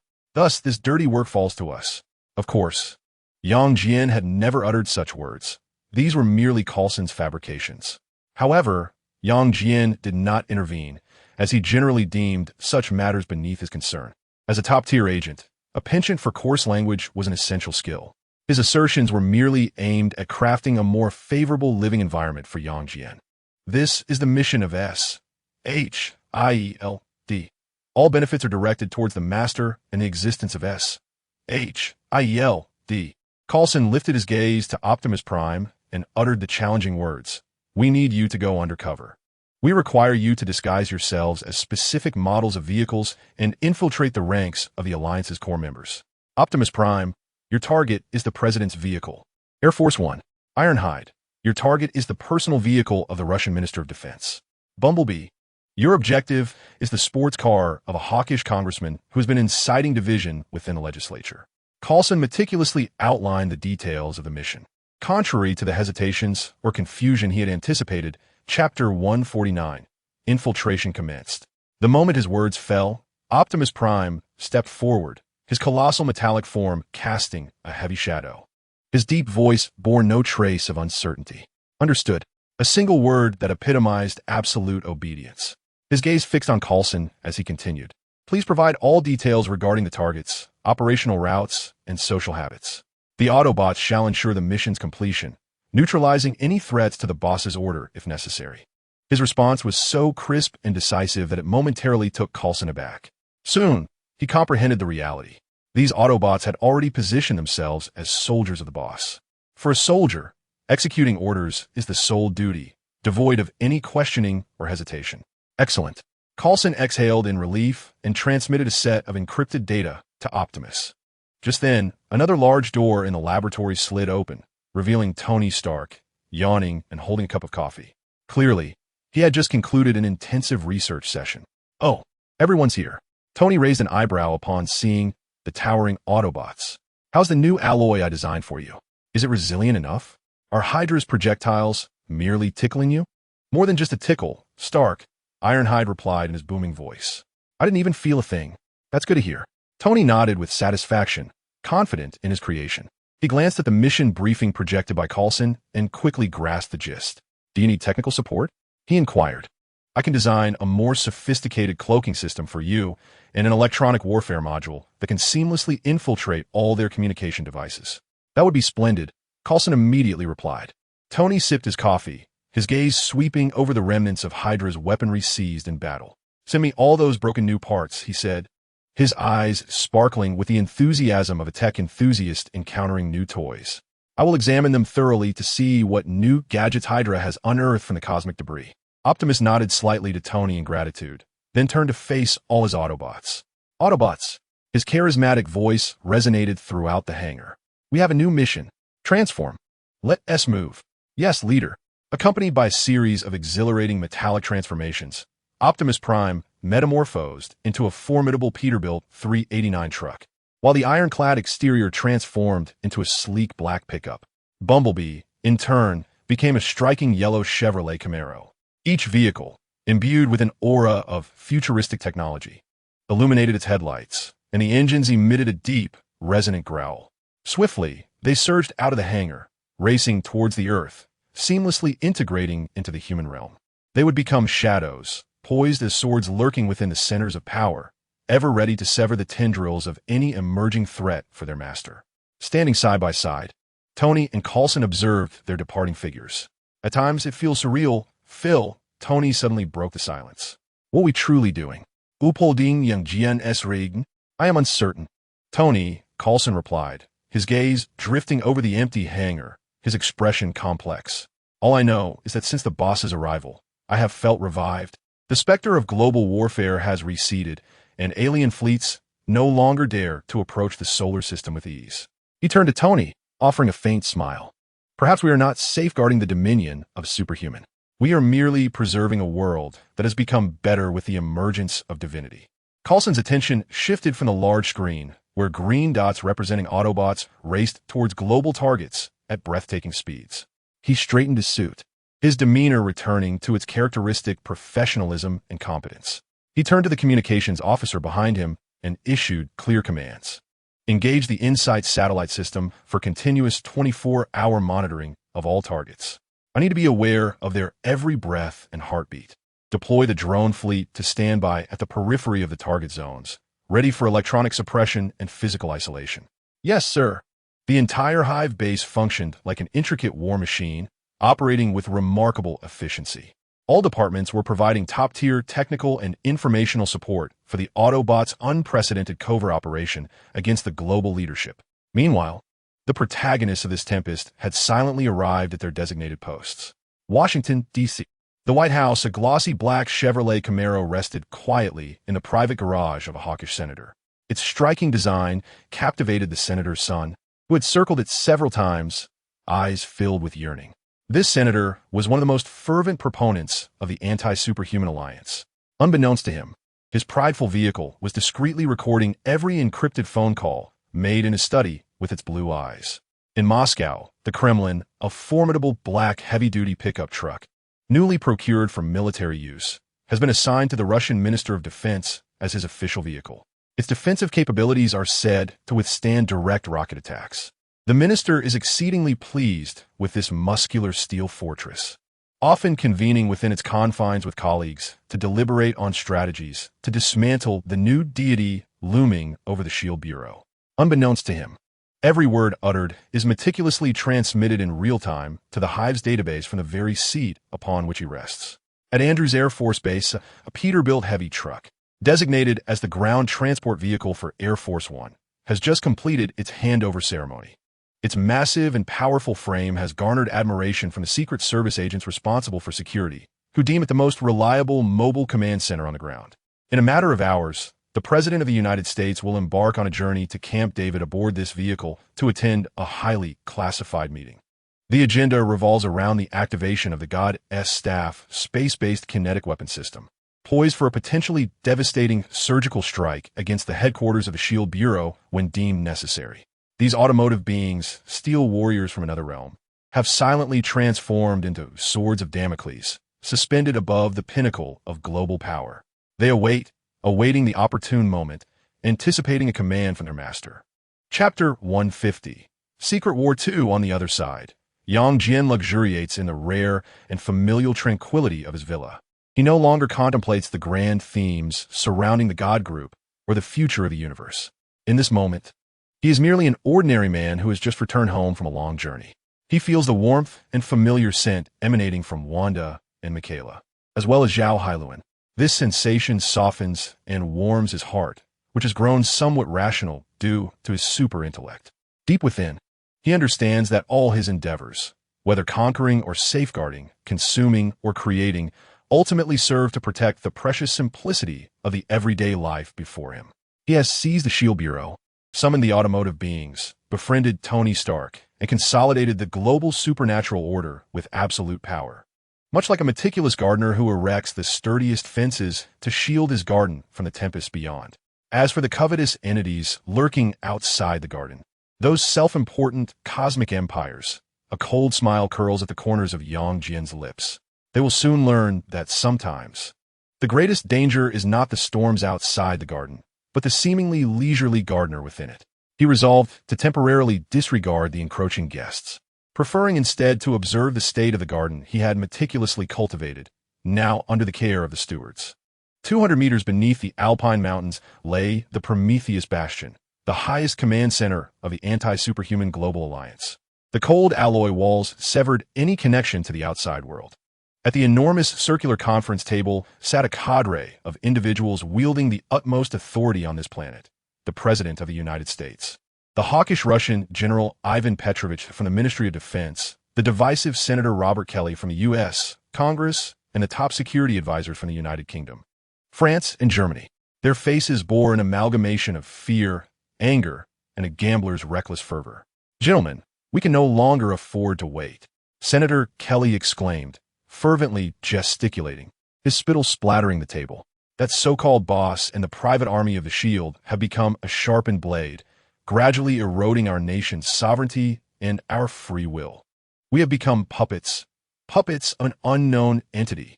His words resonated with everyone present. They were the unquestioned rulers of their respective nations, accustomed to wielding control over all. Yet since the emergence of Yang Jian, the fall of the old S.H.I.E.L.D., and the mysterious disappearance of Nick Fury, rumored to be harvesting cotton, an immense, intangible shadow had enveloped them. Every military maneuver they undertook was foreseen by the opponent, their most confidential intelligence networks rendered transparent before the all-seeing artificial intelligence. Their mightiest weapons appeared as fragile as toys against the shape-shifting, extraterrestrial steel giants. This sense of impotence, this dread of the unknown, instilled in them an unprecedented feeling of disgust and humiliation. "Damn Nick Fury. He better harvest a few more pounds of cotton," Kelly muttered. "Senator Kelly, please maintain your composure." The President of the United States intoned, his voice hoarse and heavy. "We are all acutely aware of the gravity of the situation.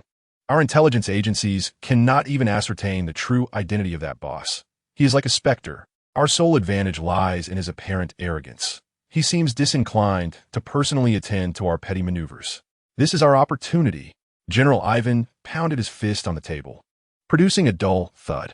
"We cannot defeat him, but we can obliterate what he desires. He wishes for a peaceful and stable earth to serve as his garden. Let us incinerate that garden entirely." He rose, his eyes glinting with the icy light of the Siberian tundra. "The Prometheus fire plan is our only escape. We shall deploy the God S staff system, concealed beneath the Greenland ice sheet, along with the ocean God S Wrath subsonic weapon stationed in the depths of the Pacific, to simultaneously trigger supervolcanic eruptions, tectonic fractures, and colossal tsunamis across the globe. We do not need to vanquish him. We merely need to demonstrate our unwavering resolve to meet him in mutual destruction. By wagering the very existence of human civilization, we seek to attain parity in negotiations with him." This exceedingly mad scheme sent a palpable wave of urgency through everyone present, their eyes glimmering with a morbid fervor. They had been driven to the precipice by an overwhelming sense of helplessness, choosing annihilation over a destiny of subjugation. I concur. I second this. For the sake of liberty. Days later, at the Central Command Center of the S.H.I.E.L.D. base, Agent Coulson wore a furrowed brow. His arms crossed tightly as he fixed his gaze upon the colossal holographic projection before him. The atmosphere within the command center was oppressively tense. Hundreds of elite S.H.I.E.L.D. agents busily occupied their respective posts, their silence punctuated solely by the tapping of keyboards and the hum of flowing data echoing through the vast hall. On the holographic map before Coulson, dozens of luminous points around the globe pulsated with the highest level of red alert. Each point represented a pivotal political or military leader on Earth. Meanwhile, the main screen displayed several real-time surveillance feeds. Some images emanated from the interior of a luxurious sedan, where a silver-haired American senator was engaged in encrypted communication within his study. Others were captured from the reflection in the rearview mirror of a heavily armored vehicle, revealing the composed visage of the Russian Minister of Defense. Still more footage streamed from a ventilation duct within the White House's underground bunker, where a microscopic optical probe focused on a clandestine, high-level multinational video conference. They were preparing to act. Agent Hill approached Coulson, her voice barely above a whisper. According to intelligence intercepted from the internal network of the president's vehicle, the Prometheus fire plan had passed its final vote. In 10 minutes, they would launch a global, indiscriminate saturation strike targeting civilian districts in major cities worldwide. Coulson's fists clenched tightly without his conscious intent. He could not fathom the madness of these individuals.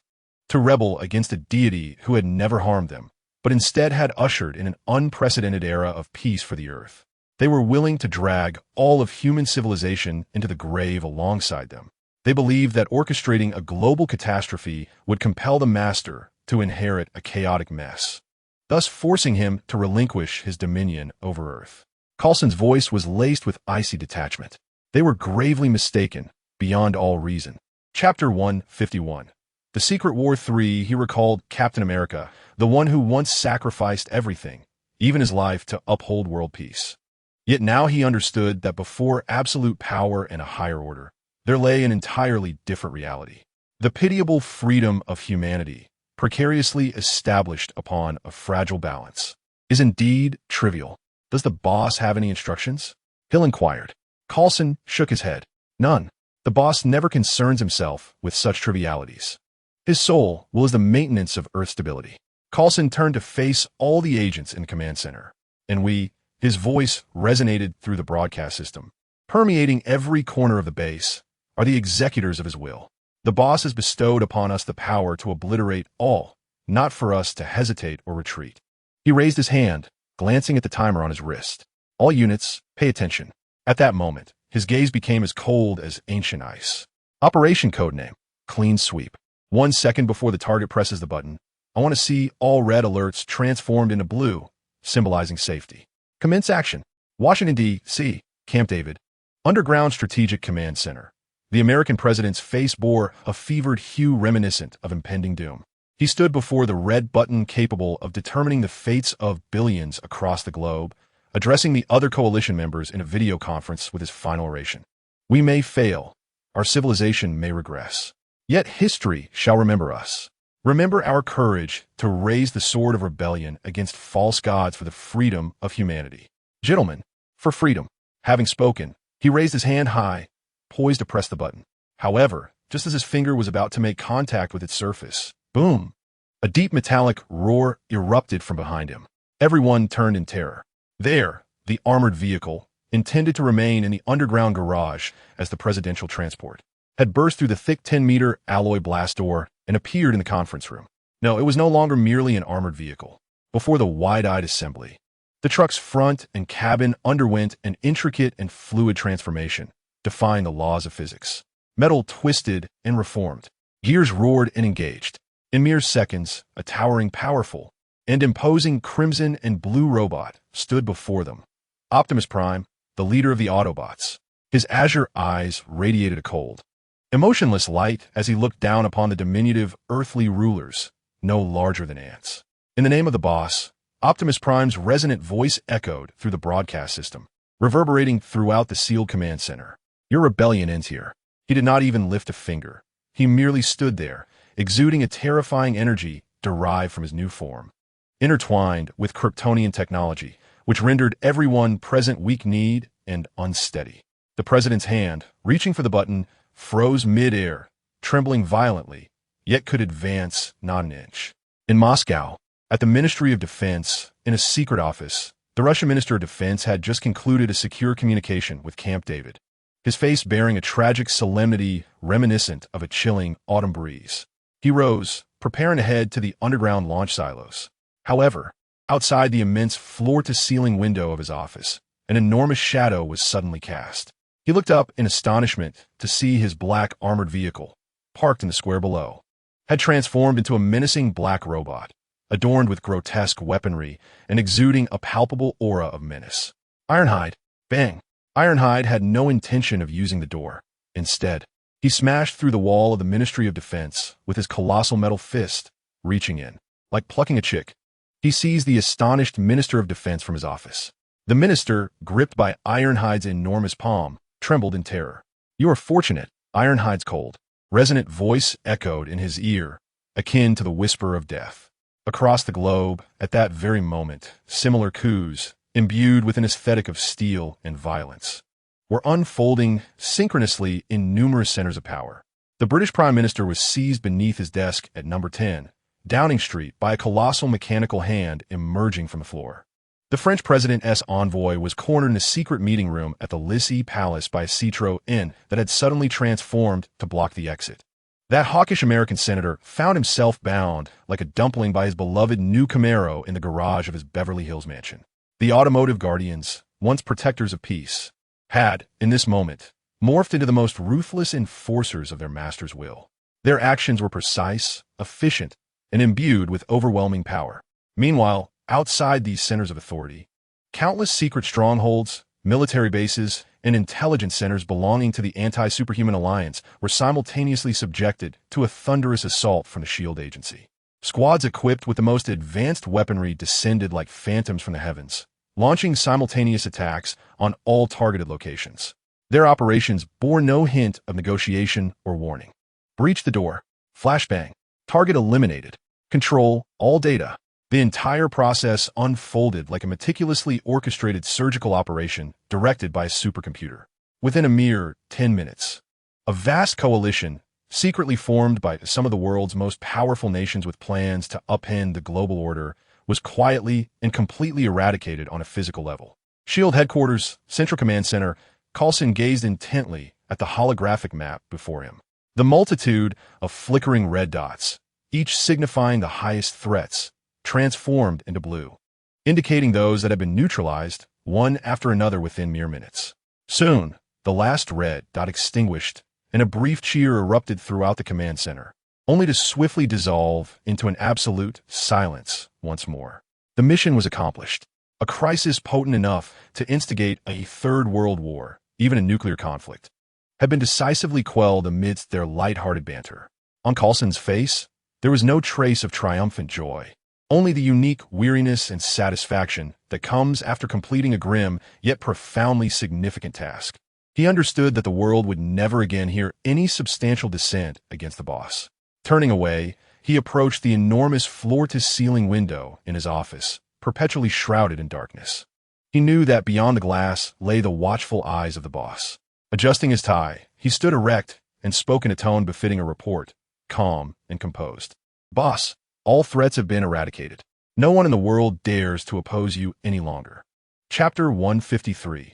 The solar whipped the warm sunlight streamed through the vast floor-to-ceiling window, casting a pristine halo upon the floor. Outside, the azure sky met the ocean. This was Jian's abode, an absolute sanctuary detached from the mundane world. In the living room, with his superhuman vision, Jian observed everything transpiring within the S.H.I.E.L.D. headquarters command center with clarity. After witnessing the events unfold, a satisfied smile graced his face. He was content. The automated weeding system he had devised operated flawlessly. Coulson's loyalty and the efficiency of the Autobots, combined with Tony Stark's intellect and cooperation, ensured that each component functioned with precision and efficacy along the trajectory he had predetermined. He need not issue any specific commands. All he required was to establish a paramount objective of maintaining absolute peace on Earth. Those under his command would instinctively employ the most iron-fisted measures to eradicate any potential threats to that peace. This sensation resembled crafting a flawless piece of code and then observing it execute autonomously, optimizing the world into the form he cherished most. This was the peace he desired, one devoid of surprises, free of resistance, an absolute order entirely within his grasp. Months later, Long Island Villa on the terrace loungers, Wanda, Michaela, and S.H.I.E.L.D, three stunningly diverse beauties, were leisurely savoring the rare afternoon tranquility. Michaela, clad in a sizzling bikini, was applying sunscreen to her long legs while humming a recently popular tune. S.H.I.E.L.D donned a pair of sunglasses, holding in her hand a transparent tablet that displayed various biological data in real time. While basking in the sunlight, she was simultaneously processing the latest research reports from biological laboratories around the globe. Wanda, on the other hand, did nothing but recline quietly on her lounge chair, allowing the sun to gently caress her fair skin. At the very center of the terrace lay young Jian, who did not indulge in relaxation like the others, but instead entered a peculiar state akin to meditation or slumber. He was a superhuman, a being that thrived on stellar radiation, a living organism embodying photosynthesis. For him, sunlight was not merely warmth. It was sustenance, strength, and the very essence of existence. If one were to observe his body through a microscopic lens at that moment, they would discover that each of his cells resembled a miniature solar furnace, fervently absorbing the cascading photons of sunlight in a manner that transcended the current scientific understanding of Earth. These cells decomposed and transformed the light into the purest form of energy, a biological force that drove his godlike physique. The air around him subtly distorted due to the immense energy he exuded, reminiscent of the warped space on a summer afternoon. This was his daily existence. After establishing an unassailable order of peace for the world, he entrusted all management duties to Coulson, Tony, and Optimus Prime, while he returned to the primal pursuit of evolution. Honestly, Hyloin, Michaela said, having applied her sunscreen, her boredom prompting her to nudge S.H.I.E.L.D's lounge chair with her foot. Has there been any change in the data on your tablet? It seems he has maintained that posture for the entire morning. S.H.I.E.L.D adjusted her sunglasses and glanced at the flat line on the tablet that appeared as if drawn with a ruler, offering a resigned smile. No change whatsoever, Michaela. Her tone brimmed with awe and obsession. His body resembles a perfect and insatiable energy black hole. Any detection device known to us fails to capture the limits of his energy absorption. The energy he draws from sunlight each second, if converted into electrical power, would suffice to supply all of North America for an entire year. According to my model's calculations, S.H.I.E.L.D's voice lowered further. This absorption seems boundless. Wanda opened her eyes, the only one present capable of vaguely sensing Yang Jian's state on an energetic level. She understood better than anyone what his current tranquility signified. In her perception, it felt as though Yang Jian was nurturing a star that continuously expanded and compressed within him. That dormant power was so immense that it made even her, the Scarlet Witch, feel a profound sense of insignificance deep within her soul. He is growing stronger, Wanda murmured softly, as the critical moment approached. Her words hung in the air. At that instant, Yang Jian, lying in the center, slowly opened his eyes. It was as if two miniature suns ignited deep within his pupils. The temperature on the terrace seemed to surge in that very moment. He gradually sat up, stretching languidly, as a series of crisp cracks echoed from his bones. With a long exhale, he released a breath that shimmered with a faint golden aura under the sunlight. Have you basked enough in the sun? Wanda inquired with a smile. Indeed, Yang Jian nodded, a look of contentment gracing his features. I feel fully satisfied. After a period of consistent nourishment, his body had finally attained a new state of saturation at the genetic level. He could sense that his strength, speed, and senses had all undergone a qualitative leap. No longer was he the superhuman who needed to deliberately control his power. Now, strength had become an intrinsic part of his being, an instinct woven into his existence. And how do you feel now? Michaela ventured closer, her curiosity piqued. Can you punch through the moon now? Yang Jian chuckled at her innocent expression. The moon? He shook his head, finding it too diminutive. Without further elaboration, he rose slowly and walked to the edge of the terrace, gazing out at the distant horizon where the sea met the sky. "Would you like to see what I can do now?" he suddenly asked. The eyes of the three girls brightened instantly, and they gathered around him, their faces alight with anticipation. Jian closed his eyes and began to narrate. In the South Pacific, 1,200 kilometers southeast of the Fiji Islands, an underwater volcano is erupting. The magma has breached the crust, forming a new island. In 5 minutes, the tsunami triggered by the eruption will reach Tuvalu. In Antarctica, emperor penguins are undertaking their annual migration, and one little penguin that has fallen behind is being pursued by S.H.I.E.L.D. In low Earth orbit, the prototype of Tony Stark's new armor has just completed its 8th unmanned supersonic cruise test. Due to a minor miscalculation, its left thruster is overheating and is plummeting towards the ground. What? Michaela and Zhao Hailuan were left bewildered by the last statement. Wanda immediately stood up, ready to intercept the iron mass descending from the sky.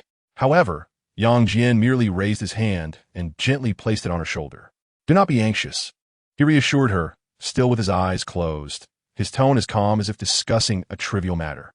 "Look, chapter 153. Would you like to see?" He uttered a single word.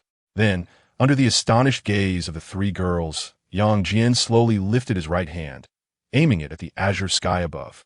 Nothing happened. There were neither energy beams, nor shock waves, nor even the faintest sound. Yet, the tablet in Zhao Hailuan's hand suddenly emitted a piercing alarm. "Warning! An unknown gravitational wave detected. Source: Tony Stark. Warning! Abnormal changes detected in spatial curvature. Calculation impossible. Model collapse." Just 1 second before the tablet succumbed to a complete blackout, Wanda's pupils twisted in an instant. For she witnessed an invisible thread extending from Jian's hand. Indeed, it was a thread, composed of pure will and biophotonic fields. This thread defied the distance of space and the passage of time, instantaneously traversing tens of thousands of kilometers through the skies, precisely ensnaring the armored figure plummeting at high velocity, ablaze with roaring flames. Then, with a mere casual flick of his hand, Jian gestured to the side. In the sky, that meteor which was destined to obliterate the villa in mere seconds, defied all laws of inertia and gravity, altering its trajectory as if by magic, and was cast into the depths of the Pacific Ocean thousands of kilometers away, without even a splash of water to mark its passage. Having accomplished this, Jian slowly lowered his hand. The entire process was quiet and elegant, imbued with an overwhelming sense of power. Michaela and Zhao Hailuan stood utterly transfixed, their mouths agape, their minds a blank slate. Wanda gazed at Jian, her crimson eyes swirling with admiration and reverence. She understood that Jian had evolved once more.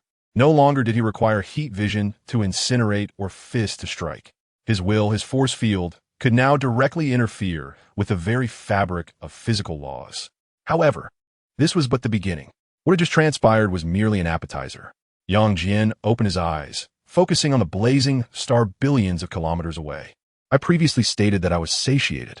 A hint of a smile graced his face, one that made even Wanda's heart flutter. "Now, I wish to savor the main course." He slowly raised his right hand, this time not aimed at the heavens, but at the true sun. "Watch closely," he murmured. "Observe as I take the sun for a stroll." Before his words had fully settled, an indescribable golden force erupted from within him. This force transformed into a solar spear that spanned the entire solar system, arriving at the sun's surface at a velocity surpassing light and causality. Then, under the stupefied gaze of the three girls, the solar spear, akin to an invisible hand, gently yet irresistibly penetrated the sun's corona, which reached temperatures of millions of degrees. And then, with a gentle tug outward, in the next instant, an utterly magnificent, profoundly sacred, yet terrifying spectacle unfolded in the skies above Earth. A golden whip, composed of pure solar plasma, extending an astonishing 150 million kilometers, was forcefully drawn from the very essence of the sun by Jian. One end of this elongated whip was tethered to the blazing sun, while the other end was effortlessly grasped by Jian himself. In that moment, he resembled a primordial deity from ancient myth, wielding the spear of the sun.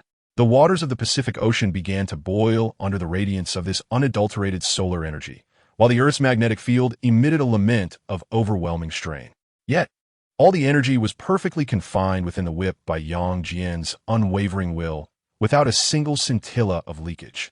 Holding this solar whip that bridged heaven and earth, he felt the raw, cataclysmic power coursing through it, a satisfied expression gracing his visage. Every cell within him reveled in this extravagant feast. This was a silver Superman. This was the absolute power he had long sought. He turned to the three women beside him, who were utterly paralyzed by fear, and bestowed upon them a gentle smile. Then he released his grip. The magnificent solar whip, no longer restrained, transformed into a dazzling cascade of golden light, showering the earth before dissipating into the void. The sky returned to tranquility, as if that miraculous scene had never transpired. Yang Jian approached the three girls, still petrified, and, as if nothing had occurred, reached out to tousle their hair. The hand that had just gripped the sun now moved with utmost tenderness, as if fearful of disturbing them. The terrace lay in profound silence, with only the relentless sea breeze whispering and carrying the distant sound of waves crashing against the rocks. Yet, this natural symphony felt utterly trivial and surreal in that moment. Michaela, Wanda, and Zhao Helen, women accustomed to extraordinary phenomena, found their minds collectively ensnared in the deepest state of shock. Their lips parted slightly, eyes vacant, staring blankly at Yang Jian, as if gazing upon an entity that had just emerged from a two-dimensional plane, defying their existing sensory perceptions. The solar whip. Michaela's throat constricted as she uttered the phrase. Her body trembled slightly, not from fear, but as a primal physiological response to witnessing a miracle far beyond her comprehension. Zhao Helen instinctively wrapped her arms around herself, feeling a chill. As a leading scientist, her worldview had been repeatedly shattered in the brief span of those few minutes that afternoon. First, altering the trajectory of the battle armor out of thin air can be tenuously explained by an unimaginable super-strong force field. However, subsequently pulling the sun's plasma into a whip that spans a distance of 150 million kilometers? What is this? It defies the laws of science. It is neither magic nor myth. Even the most fantastical of myths could not conceive such an absurd yet grand spectacle. Wanda gazed at Yang Jian, and for the first time, a hint of bewilderment flickered in her eyes. She had always believed herself to be one of the few who comprehended the extent of Yang Jian's powers. She knew he was formidable, so much so that he could disregard the infinity stones, treating divine beings as mere fodder. Yet today, she realized how mistaken she had been. What she understood was perhaps merely the tip of the iceberg. Beneath the tranquil surface of the sea lurked a mountain vast enough to uphold the entire world, a terrifying iceberg beyond measure. Yang Jian observed the three of them, lost in their thoughts, and couldn't help but chuckle. He recognized that his recent display had likely overwhelmed them. "All right, time to snap back to reality," he said, gently flicking each of their foreheads. The trio jolted back to awareness, their bodies shivering slightly as their eyes regained focus. Chapter 154, Wandering Earth. Wanda's voice was somewhat hoarse. "You merely indulged in a little post-meal exercise." Yang Jian's tone was casual. This nonchalant demeanor evoked an inexplicable sense of powerlessness in them, even more so than the miraculous scene they had just witnessed. Noticing their lingering astonishment, Yang Jian smiled faintly. He thought perhaps he could provide them with a more tangible experience to help them fully acclimatize to their current level of power. Suddenly, he spoke, adopting a casual tone. "Would you like to see the real Wandering Earth?" Wandering Earth? The three girls were momentarily taken aback. They comprehended each word, yet together they formed a perplexing phrase. Michaela and Zhao Hailuan immediately recalled a science fiction film Yang Jian had mentioned. "A movie?" Michaela instinctively asked. "Isn't that from another universe? If you wish to see it, you might not be able to." Wanda was quicker to react, reading an unusual significance in Yang Jian's gaze. Her heart inexplicably began to race. "Yang, you're not referring to a film, are you?" Yang Jian did not respond, only offering them a mysterious smile. Before they could pose further questions, a gentle yet irresistible golden force field emanated from Yang Jian, enveloping the three of them, along with the entire terrace beneath their feet and the entire mansion in a soft embrace. "What is this?" Zhao Hailuan was astonished to discover that the air surrounding her had transformed into a warm, tangible amber. She felt herself cradled by an unseen force, devoid of any discomfort, instead enveloped in an unprecedented sense of security. In the next moment, the ground beneath them trembled slightly. Then the entire world before their eyes began to ascend. Upward, upward, and yet higher. The azure expanse of the Pacific Ocean receded rapidly, the outline of the coastline becoming increasingly distinct, only to blur again with a rise in altitude. They effortlessly pierced through a sea of white clouds, as if traversing a delicate layer of cotton. "Are we flying?" Michaela exclaimed, her voice a mix of exhilaration and disbelief. She clutched the lounge chair beside her tightly, watching the rapidly diminishing blue planet beneath them, her heart racing as if it might leap from her throat. In mere breaths, they had reached low Earth orbit. From this vantage point, Earth appeared as a colossal gemstone suspended in the black night sky, breathtakingly beautiful. The moon circled around it like a loyal sentinel, reflecting the sun's brilliance. "It's so beautiful." Zhao Hailuan removed her sunglasses, staring in awe at the sight she had only witnessed through telescopes and space documentaries, her eyes brimming with fascination. However, Wanda's face bore no trace of admiration. Instead, her expression deepened with shock. Her chaotic magical senses alerted her that Yang Jian's biofield had not ceased its expansion after taking them away from Earth. It continued to surge outward at a velocity surpassing light, beyond imagination. It swept past the moon, traversed the crimson deserts of Mars, soared over the colossal storm eye of Jupiter, and glided through the magnificent rings of Saturn, Uranus, Neptune, and finally, it pierced through the icy comets of the Kuiper Belt and Oort cloud. It was as if a vast, transparent golden bubble enveloped the entire solar system, encapsulating all 9 planets along with the sun, the source of all energy. In that moment, Wanda's thoughts came to a complete halt. She finally comprehended the true meaning behind Yang Jian's notion of wandering Earth. He was not merely taking Earth on a journey. He intended to escort the entire solar system on a leisurely stroll through the cosmos. "Young," Wanda's voice trembled uncontrollably. Yang Jian turned, offering her a reassuring smile. "Do not fear," he whispered gently. "Hold on tight." No sooner had he spoken than the entire solar system, enveloped in the golden force field, including them, suddenly moved. There was no violent acceleration, no terrifying shockwave. Everything transpired with an astonishing smoothness. In their perception, Earth continued to rotate steadily, and the moon maintained its orbit around the planet. The 8 planets continue their orderly dance around the sun, which has similarly been whisked away. Everything unfolds just as it did on Earth, yet within their line of sight. The vast expanse of the Milky Way begins to retreat at a velocity that defies all notions of time and space. Countless stars elongate before them, transforming into vibrant streaks of radiant light. "My heavens! My heavens! My heavens!" Michaela is rendered speechless, repeating the words in a futile attempt to articulate the overwhelming shock that has overloaded her mind. Zhao Hailuan collapses to the ground, desperately trying to comprehend the phenomena before her through the lens of her lifelong study of physics. Yet, all her formulas and laws dissolve into a collection of absurd scribbles in this moment. What magnitude of energy is required to propel a planet? What about a star? How much power is necessary to move an entire galaxy, encompassing stars, planets, satellites, and billions of asteroids and comets? Moreover, how does one maintain the intricate gravitational balance and orbital paths of all celestial bodies during such terrifying superluminal motion, preventing them from veering off course, colliding, and ultimately disintegrating? What kind of terrifying computational power is necessary? What exquisite finesse in energy manipulation? What unfathomable strength? She cannot fathom it.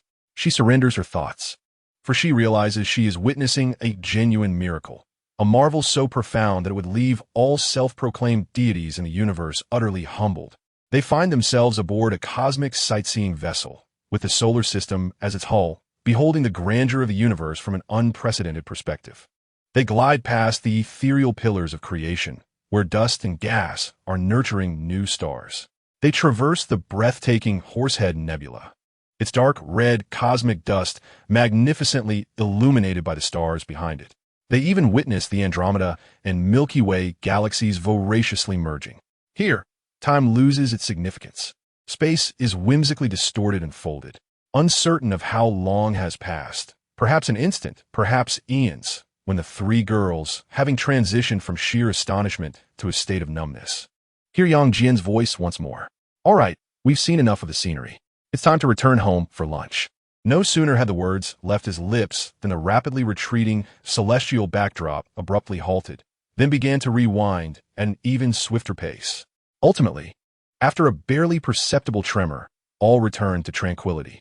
The familiar Orion arm of the Milky Way reappeared in its rightful place. The entire solar system was flawlessly restored to its original position within the cosmic coordinates by Yang Jian, not a light year more, nor a micron less. The golden force field gradually contracted, retaining only the small portion enveloping the luxurious mansion. Then, it gently descended back to the cliff, returning to the terrace filled with sunlight and sea breeze.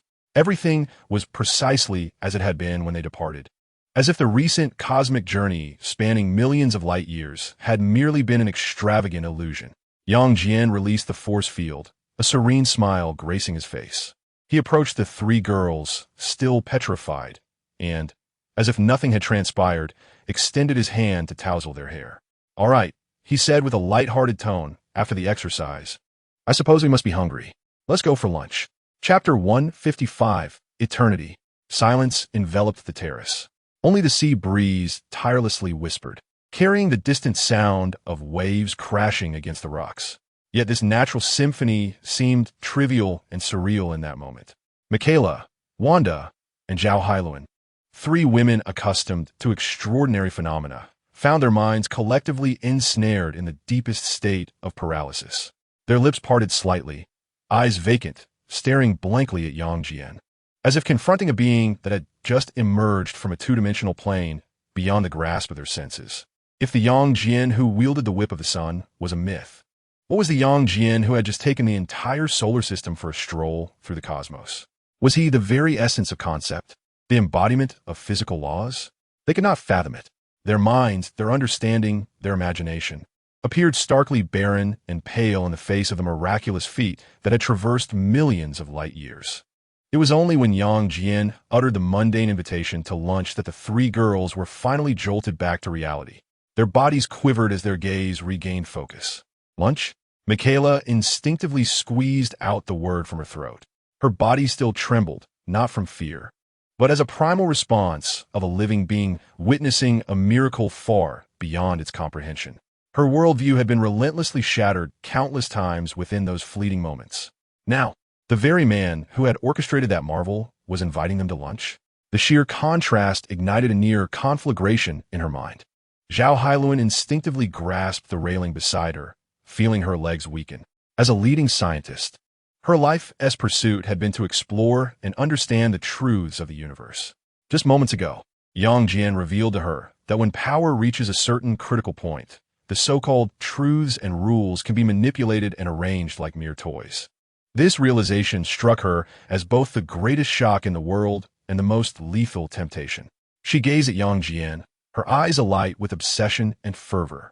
Wanda, however, looked at Yang Jian with a hint of bewilderment. She had always believed herself to be among the most knowledgeable regarding Yang Jian's powers. Yet today, she discovered the fallacy of her assumption. What she understood was perhaps merely the tip of the iceberg, while beneath the tranquil surface of the sea lurked an immeasurable, terrifying mass of ice. What's wrong? Yang Jian chuckled at the dazed expressions of the three. It's just a stroll in my backyard. It shouldn't be this alarming, right? His words left them at a loss for how to respond. To regard the entire solar system as one's backyard, such a self-evident tone was even more striking than the divine power he had just displayed. Observing their still unsettled faces, Yang Jian shook his head in resignation. He realized that his post-meal exercise might have indeed surpassed conventional boundaries. Just as he contemplated saying something to ease the atmosphere, his smile faltered slightly. At that moment, not only he, but Wanda too sensed something unusual simultaneously. The entire world seemed to come alive in that instant. The wind continued to blow, yet Wanda felt a rhythm in its caress, akin to breathing. The waves relentlessly crashed, but S.H.I.E.L.D perceived a heartbeat-like pulse within the sound of the surf. The sunlight still shone down, but they could see that every beam held a reflection of a magnificent starry sky. They felt as if they were no longer standing on a terrace, but upon an immense, ancient organism. This organism was named the multiverse. Wanda grasped Yang Jian's arm tightly, her voice laced with uncertainty. What is this? A new acquaintance is curious about my recent stroll, Yang Jian replied with a calm demeanor. He sensed a grand, vast, ancient yet neutral consciousness observing him. This awareness bore no hostility or malice, only a pure curiosity and scrutiny towards the newly emerged variable. Stay inside the house and do not come out. Yang Jian gently ushered the three girls towards the villa's living room, an invisible golden biofield instantly expanding around them. It formed an insurmountable barrier, enveloping the entire mansion. Then he closed his eyes.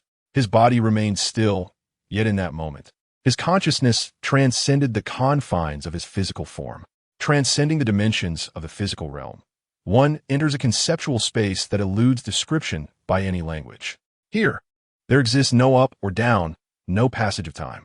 Only a silhouette of a humanoid figure composed of countless stars. This silhouette embodies the entirety of the multiverse. Its flesh is made of nebulae, its skeleton of galaxies, and its eyes are two supernovae, ever in the cycle of birth and destruction. It is the very incarnation of the multiverse itself, one of the five deities of Marvel, eternity. Yang Jian's consciousness materialized before eternity, assuming a human form that radiated a faint golden light. He appeared minuscule, akin to a speck of dust facing an infinite ocean. Yet he stood upright, calm and composed, gazing steadily into the magnificent presence that represented the universe. You have displaced a part of me. A neutral voice, devoid of emotion, resonated directly within Yang Jian's consciousness. The sound seemed to echo the harmony of countless stars. Indeed, Yang Jian replied candidly. I took it for a spin. The scenery was splendid. Why? Eternity inquired, its tone devoid of reproach, infused solely with pure curiosity. As the embodiment of the multiverse, it had encountered countless powerful beings and deities. Yet, it was the first time it met someone like Yang Jian, who treated an entire star system as a mere toy, moving about freely within it. Because I wish to see to what extent I can go, Yang Jian responded, equally sincere. I also desire to discover the boundaries of this universe. You have touched upon the rules, outsider, eternity's voice continued. You displaced a spatial-temporal coordinate system that ought to have remained fixed, achieving a movement surpassing the speed of light, and then perfectly restored it. This action has created a minute yet genuine temporal space loop within me. You are akin to a masterful surgeon, excising an organ from my being, taking it for a brief excursion, and then seamlessly stitching it back without leaving a trace of a scar. A hint of admiration flickered across eternity's starry visage. Your power does not belong here, yet your actions have not inflicted any harm upon my well-being. This is intriguing. Yang Jian regarded the cosmic embodiment before him with a smile. I cherish this universe, he declared. I have family and friends here. I harbor no intention of causing it harm, let alone destroying it. I am merely exploring it while simultaneously discovering myself. You are an intriguing variable, eternity remarked. Your power is sufficient to influence my fundamental settings. According to convention, I should regard you as a virus and either expel or assimilate you. Yet your actions are imbued with a profound respect for order. You have perfectly restored everything. Eternity fell silent for a moment, its eyes, composed of supernovae, seemingly engaged in countless simulations and calculations. At last, that resounding voice reverberated once more. I sense your intentions were devoid of malice. Your existence, though an extraordinary anomaly, may indeed usher in intriguing transformations for my somewhat monotonous form. I shall not intrude upon you, outsider. You may remain here, exploring all that piques your curiosity. However, the eternal voice bore a hint of jest. Next time you contemplate taking one of my organs for a leisurely stroll, I hope you will offer a prior notice. Upon this declaration, the colossal figure composed of countless stars began to gradually dissipate within this conceptual space. Yang Jian's consciousness returned to his corporeal form. He slowly opened his eyes, and the world before him had returned to normalcy. The breeze resumed its gentle caress.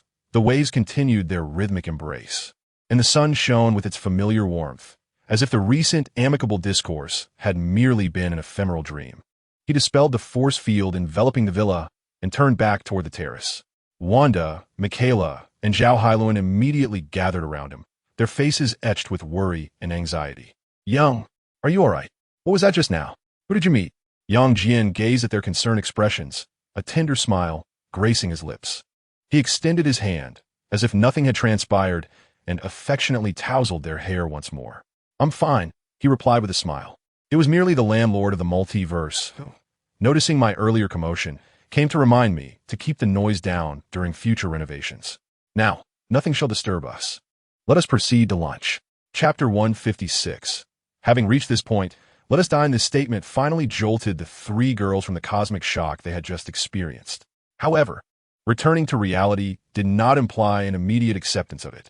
Michaela, Wanda, and Jian's movements appeared somewhat rigid at this moment. Their minds resembled precision instruments that had just endured a powerful electric shock.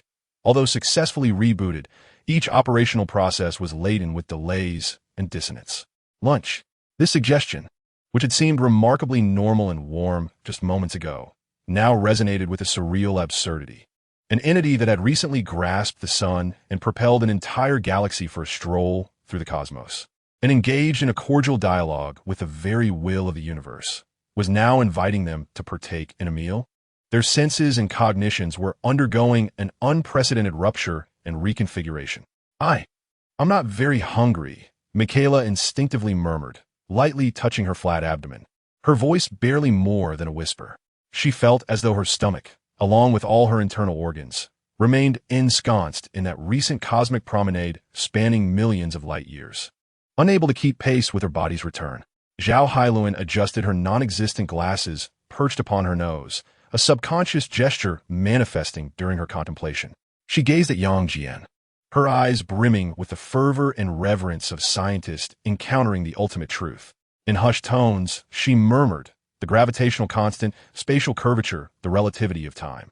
All physical models necessitate redefinition. No, they ought to be utterly overturned.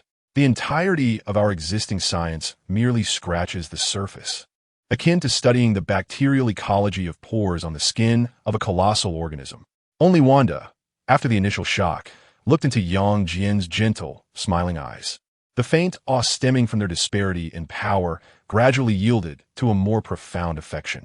She understood, regardless of how formidable Jian became, whether he could grasp the sun or propel galaxies, he would forever be the man who shared breakfast with them, accompanied them to the cinema, and enveloped them in his warm embrace when they felt cold. His strength was not to distance himself from them, but rather to safeguard them more effectively. With this realization, Wanda's heart found tranquility. She took the initiative to grasp Jian's hand, her face illuminated by a radiant smile. All right, she softly said. I happen to be hungry too. Hilo and Michaela, let's head inside. I suspect Origin has prepared lunch by now. Wanda's words acted as a signal, liberating Michaela and Jian from their respective maelstrom of thought. Indeed, why contemplate so much? This man is theirs, and that suffices. Oh, yes, lunch. Michaela immediately regained her lively demeanor. Goodness, I was so tense earlier. Now I feel as if I might starve. Origin, do we have my favorite steak today? Jian chuckled helplessly, setting aside her untimely curiosity, gently linking her arm with Jian's. The four of them entered the villa's dining room, adorned with a modern minimalist aesthetic. Upon the long dining table, a sumptuous lunch awaited them, featuring tender, juicy steaks accompanied by exquisite black truffle sauce, and pan-seared Hokkaido scallops imbued with the essence of the ocean. Caviar adorned with gold leaf, alongside various delicately crafted dishes whose names eluded them. This scene, rich with the warmth of human existence, starkly contrasted with the divine revelation they had just experienced, as if everything prior had been but an unreal dream. As the four took their seats and began to savor their meal, an initially subtle silence enveloped the atmosphere. Michaela and Jian, while wielding their knives and forks, remained somewhat cautious, instinctively glancing at Jian's expressions, fearful that the sound of their utensils cutting through steak might disrupt this dining deity. Observing their reticent demeanor, Jian couldn't help but chuckle. He sliced a medium-rare steak with his dining knife and savored it with great delight. S.H.I.E.L.D's culinary skills have truly advanced, he remarked with a tone of pure enjoyment. The fibers of the beef were perfectly locked in moisture, The crispness of the pastry and the aroma of butter were impeccably balanced. Aren't you going to try some? It will be cold if you wait any longer. His down-to-earth demeanor, reminiscent of a gourmet, finally allowed Michaela and S.H.I.E.L.D to cast aside the last vestiges of awe and distance. Indeed, no matter how powerful one is, the necessity of sustenance remains. Even the Invincible must relish the taste of steak. He was still himself. Wow, this is truly delicious, Michaela exclaimed dramatically after taking a bite, instantly regaining her vivacious spirit. Jian, have you secretly attended the Le Cordon Bleu in France for further training? Report, Miss Michaela. My culinary program library was personally optimized and upgraded by the boss yesterday. Jian's electronic voice responded respectfully from above. The atmosphere in the restaurant was finally restored to its previous warmth and ease. They began, as usual, to share the delicacies on each other's plates, discussing the latest fashion magazines and bemoaning the peculiar inventions of Tony Stark. Jian merely smiled as he observed them, listening to their laughter. He spoke seldom, but his gaze remained tenderly fixed on each of them. He relished this moment. This was all that he cherished. However, just as the conviviality of the lunch reached its zenith, Jian's hand, poised to cut the steak, paused slightly. His smile remained, yet his eyes turned cold in an instant. Wanda immediately sensed the shift in his demeanor. "What's wrong, Yang?" she asked softly, setting down her knife and fork. Jian did not respond. He merely lifted his gaze toward the floor-to-ceiling window that could transform into a holographic screen. "Jian," he said calmly, "bring in the real-time imagery of the royal fleet of the S.H.I.E.L.D. Empire." The mention of the S.H.I.E.L.D. Empire startled both Michaela and S.H.I.E.L.D. Yet, Jian's execution was impeccable.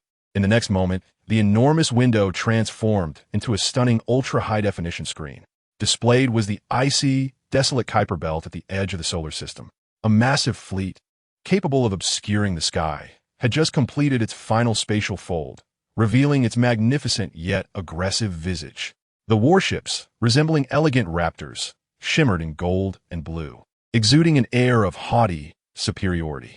At the forefront of the fleet, a flagship resembling a queen's chariot projected a holographic image, forming the noble and imposing figure of the Empress of the S.H.I.E.L.D. Empire, Lilandra. Wow, these spaceships are truly beautiful. Michaela's first reaction was to admire the aesthetic design of the vessels. However, the expressions of Wanda and S.H.I.E.L.D. instantly grew solemn. They could sense the unmasked hostility and judgment emanating from the fleet. Chapter 157, The Empire of S.H.I.E.L.D. Immediately, a voice of formidable authority resonated within the minds of the three women, unmediated by any device. It was a mental broadcast so potent that it enveloped the entire solar system. The native beings of this star system listened intently. The lofty voice of Lilandra was imbued with an undeniable sense of judgment. "I am Lilandra Naramani, the Empress of the S.H.I.E.L.D. Empire. I come on behalf of the Supreme Council of the Galaxy and the most ancient order in the cosmos. Not long ago, my empire detected an energy wave emanating from your primitive star system, one capable of destabilizing the very fabric of reality. This force poses the gravest threat to the cosmic order we safeguard. According to the Supreme Code of Reality Stabilization of the S.H.I.E.L.D. Empire, any unauthorized activation of the fundamental rules of the universe must be eradicated." Her voice paused, seemingly allowing these primitives a moment to grasp the magnitude of her words and the fear they inspired. "Now, I grant you a final opportunity. Surrender the source of that energy wave immediately and present your entire civilization's technological lineage and star maps. Bow before the rule of the S.H.I.E.L.D. Empire and become the most humble vassal race of the Empire. Otherwise, my royal guard and I shall, in the name of universal order, completely obliterate you and your entire solar system from the physical realm." This declaration of arrogance and disdain reverberated in the minds of the three girls for an extended time. The excitement on Michaela's face had long since vanished, replaced by a flush of indignation. S.H.I.E.L.D.'s eyes were filled with gravity and concern. Wanda glanced at Jian, awaiting his response. However, to their astonishment, Jian remained leisurely cutting a piece of steak on his plate. He did not even glance at the formidable fleet on the screen or the exalted Empress of S.H.I.E.L.D. It was as if the cataclysmic proclamation that could make any planetary civilization tremble was less significant to him than the temperature of the steak on his plate. This indifference was more impactful than any furious retort. He cut a perfect piece of steak, savored it thoughtfully, and then wiped his mouth with a napkin before slowly raising his head. He looked at the imposing empress on the screen, a smile gracing his face. Origin, he murmured softly. Yes, boss. He contemplated for a moment before speaking casually. Tell that feather-browed queen outside that we apologize, but we are currently enjoying our lunch. If she doesn't mind, she may queue outside the solar system. It will take approximately 2 hours. Certainly, if she cannot wait. Jian's smile grew increasingly mischievous. Alternatively, they could choose to leave immediately. Very well, my lord, S.H.I.E.L.D responded swiftly. The message was transmitted via superluminal quantum communication to the flagship of the Kuiper Belt, the Imperial flagship Starblade. On the bridge, Queen Lilandra awaited the response from the primitive civilization with an air of arrogance.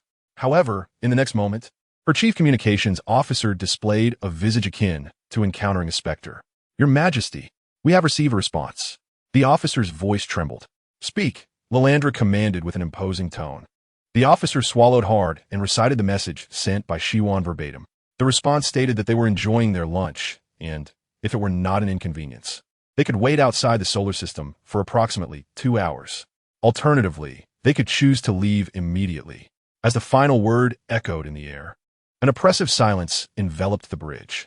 All the officers of the S.H.I.E.L.D believed they were experiencing auditory hallucinations. A crack appeared on the regal, icy visage of Queen Lilandra, her eyes widening slowly. What did they say? Jian, unperturbed by the external reactions, merely smiled at the 3 girls who were still in a daze. Well, I've swatted the fly. It should remain quiet for a while. Let's continue our meal. He picked up his knife and fork, seemingly intent on quietly savoring his lunch. However, his composure was shattered by a roar that reverberated across the solar system. You seek death.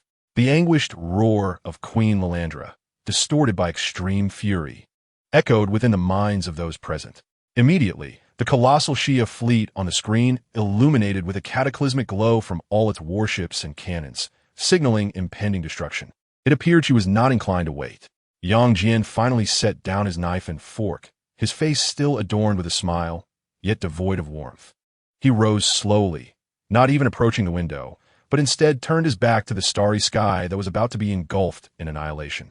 He raised his right hand and casually snapped his fingers. The sharp sound resonated, a mere ordinary snap, yet the biological force field began to activate. The Kuiper Belt, the S.H.I.E.L.D Imperial Fleet. Every energy cannon was charged to its utmost capacity. Fire! Queen Lilandra issued her frenzied command. However, at the very moment her order was given, an unforgettable scene unfolded before all S.H.I.E.L.D. All their weapon systems, crafted from the Empire's most advanced technology, capable of tearing through the fabric of space, suddenly fell silent at the moment of imminent launch. In the presence of the horrified gaze of all the S.H.I.E.L.D soldiers, everything aboard their warships, from the main cannons piercing the hull to the energy rifles clutched in the hands of the soldiers, began to disassemble in an extraordinary manner simultaneously. Screws fell away, armor crumbled, and energy conduits ruptured. Within mere seconds, the entire royal fleet of the S.H.I.E.L.D Empire, all its weaponry, was reduced to a mere heap of scattered components within the warships. They were instantaneously disarmed. What was happening? Lilandra gazed in terror at the miniature pulse cannon, now reduced to fragments on the armrest of her throne, her mind blank. Yet, this was merely the beginning of a nightmare. The disassembled metal parts did not cease. As if summoned by an invisible force, they began to soar from within the warships, converging towards the center of the fleet. Hundreds of millions of tons of metal flowed through space like a living stream, merging, reshaping, and transforming. In the stupefied eyes of the S.H.I.E.L.D, an enormous statue began to take form with remarkable speed. It was a colossal representation of a male human figure bearing a smile, with one hand on its hip and the other raised towards the S.H.I.E.L.D Empire, displaying a middle finger. This statue, forged from the very weapons they once took pride in, hovered silently before their flagship, as if articulating a profound truth. Your power, to me, is nothing more than a heap of scrap metal to be molded at will. Having accomplished this, the intangible will seemed unsatisfied. It acted like an invisible hand, grasping the entire fleet of the S.H.I.E.L.D Empire. Then, akin to discarding a ball of refuse, it hurled the massive fleet back in the direction from whence they came. The entire fleet spun through space in a comical fashion, vanishing into the depths of the cosmos. In a villa's dining room, Jian slowly lowered his right hand. He returned to the table, picking up the knife and fork he had set aside. He glanced at the three girls beside him. Well, now, truly nothing could disturb us. He sliced a piece of steak and placed it into his mouth. Hurry and eat. The steak is getting cold. Chapter 158. Little mischief 1 month later, at the headquarters of S.H.I.E.L.D. in the strategic conference room. The atmosphere around the enormous circular table was somewhat fractured. If there exists a place in the world where a serious super agent, a cynical billionaire, and a centenarian steeped in traditional values could coexist, in a setting where a mind teeters between sanity and madness, a fourth wall breaker convenes a meeting with unruffled composure, and this could only be here. Coulson occupies the head of the table, adorned with his signature gentle smile. Yet, those familiar with him understand that ever since he was entrusted with the monumental responsibility of leading the most formidable superhuman organization on the planet, the smile conceals a power potent enough to deprive heads of state in the West of their slumber. To his left sits Tony Stark, forcibly extracted from his laboratory. The genius billionaire, in a state of ennui, scans the ceiling of the conference room with his high-tech glasses. Contemplating whether he could rearrange the structure of a titanium screw, he observes, utilizing a mere whisper of the technology hinted at by Jian, and subsequently enhance its hardness several hundredfold. For him, this pursuit eclipses the mundanity of attending meetings. Beside Tony, Steve Rogers maintains a posture as rigid as a spear. Clad in a well-tailored vintage suit, his golden hair meticulously styled, he refrains from glancing at anyone. Instead, he scrutinizes the central table's projection emblem, which glows with an azure light. Internally, he scoffs at the current use penchant for ostentation. It is merely a logo, yet it is presented in a manner reminiscent of nightclub neon lights, lacking in solemnity. In his day, military insignias were boldly painted on walls. Now that was true artistry. Natasha and Clint occupy the opposite side, embodying the quintessential agent's demeanor, their faces devoid of superfluous expressions. They engage in a friendly exchange through encrypted mental wave communicators. Clint, your last mission report mentioned you shot through 19 targets with a single arrow, the last being precisely at the brow of a Hydra Squad leader. Is that dark humor a touch too evident? Natasha inquires. What do you mean by dark humor, Natasha? That exemplifies precise calculation and unparalleled skill. Unlike certain individuals, who merely rely on brute force to twist a neck into a pretzel. At least it's better than someone nearly igniting the entire base due to a wayward shot. That was an accident. Do you understand what an accident is? Standing behind Coulson is Hill, resembling the most dependable aide, ensuring that every aspect of the meeting transpires flawlessly while selectively ignoring the two elite agents engaged in a telepathic quarrel. At the far end of the conference table is a figure clad in a red and black bodysuit, masked, attempting to wield two Desert Eagle pistols as chopsticks to grasp the final strawberry donut on his plate. Hey, don't move, you sugary little imp. Coated in icing and nefarious red jam. I see you. If you attempt to flee, I shall turn your rotund form into a sieve. Deadpool is engrossed in a fierce battle with his breakfast. Wait, Coulson's smile remained gentle, yet his tone carried an unmistakable command. If you dare to use my sidearm as a utensil again, I shall instruct the logistics department to replace your Mexican burritos for the next 3 months with tasteless nutritional paste. No, Deadpool let out a piercing shriek, the pistol clattering onto the table. He immediately collapsed onto the table like a wronged child, grabbing a donut and stuffing it into the mouth of his mask, mumbling incoherently. Coulson, you cannot treat me this way. Do you have any idea the psychological trauma that nutritional paste would inflict on my handsome face, which resembles that of Truck's victim? Moreover, I have already informed the author. This chapter's mundane scenes should feature me more prominently, rather than allowing you lot in outdated uniforms to engage in this tedious meeting. What do readers wish to see? Love, death, Mexican burritos. Before he could finish, Natasha precisely jabbed him in the lower back with a modified stun baton. He convulsed and collapsed onto the table, smoke wafting from his mouth, a blend of donut and charred meat wafting through the air. All right, it's quiet now, Natasha stated, retracting the baton with an elegant motion. Coulson, you may proceed. Coulson nodded at her with a smile, seemingly accustomed to such scenes.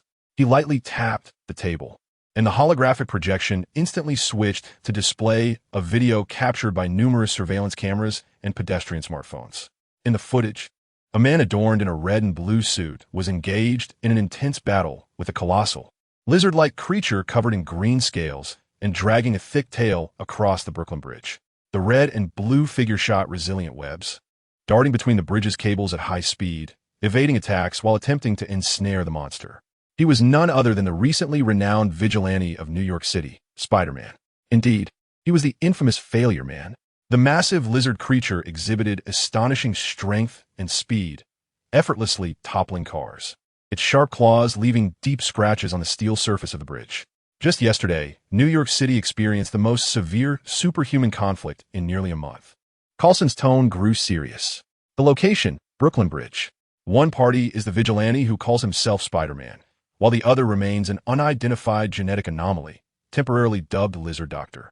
This confrontation resulted in a 6-hour paralysis of traffic in both directions on the Brooklyn Bridge, with estimated economic losses exceeding $90 million, and 32 civilians injured due to panic. More importantly, Coulson paused for emphasis. 11 Mexican burrito stand were affected. At this, Deadpool shot up from the table, his eyes beneath the mask ablaze with fury.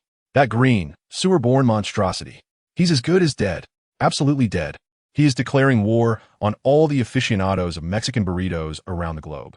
This is heresy. I shall fashion him into a pair of lizard skin boots, and with his tail, create a belt. Wait, silence. At last, Tony spoke, lowering his scanning glasses with a hint of impatience.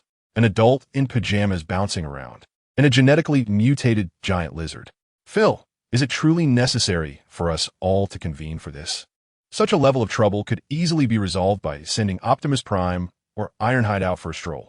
He thought to himself, with this time, I could have iterated 3 versions of the armor. There are still so many assignments from young Jian.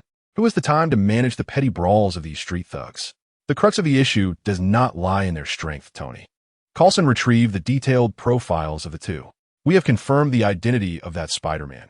Peter Parker, a freelance photographer for the Daily Bugle, an adult with a legitimate profession. Based on our psychological profile, he is excessively responsible and hopelessly kind-hearted. He is there to thwart that Dr. Lizard. Chapter 159, Spider-Man. Deadpool interjected upon hearing the name. Oh. The Toby version of Peter Parker. I know him.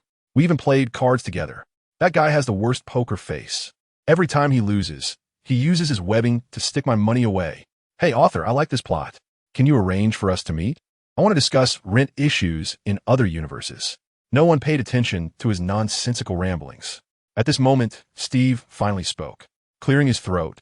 He said with a serious tone, an adult, failing to contribute by working and paying taxes, prancing about the city in such tight and indecent attire. I truly cannot comprehend what is commendable about this. In our era, such behavior was typically only seen in circuses and as part of the paid attractions. He gazed at Spider-Man's classic red and blue costume in the video, his expression tinged with a disdainful aesthetic from the 1940s. Then, his gaze shifted to Dr. Lizard. As for the latter, it is even more absurd. A once respected scientist, neglecting to contribute to the nation and society in the laboratory, instead obsessing over impractical genetic modifications, ultimately transforming himself into a slimy, tailed swamp monster.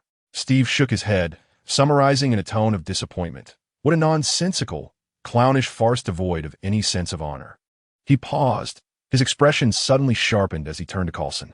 However, I must admit, that lizard possesses considerable strength. Moreover, I am exceedingly averse to any uncontrollable force roaming the streets of New York, defecating like feral dogs. Though his words contained no foul language, they effectively reprimanded everyone present. Tony scoffed, thinking to himself that this antiquated fellow knew nothing of modern art. Natasha and Clint exchanged glances, each detecting a hint of amusement in the other's eyes. The captain was indeed correct. Hill took over the conversation, pulling up a genetic analysis report on the holographic screen. We collected residual lizard tissue from the battle site. The analysis indicated that this genetic mutation is highly unstable, yet possesses immense potential.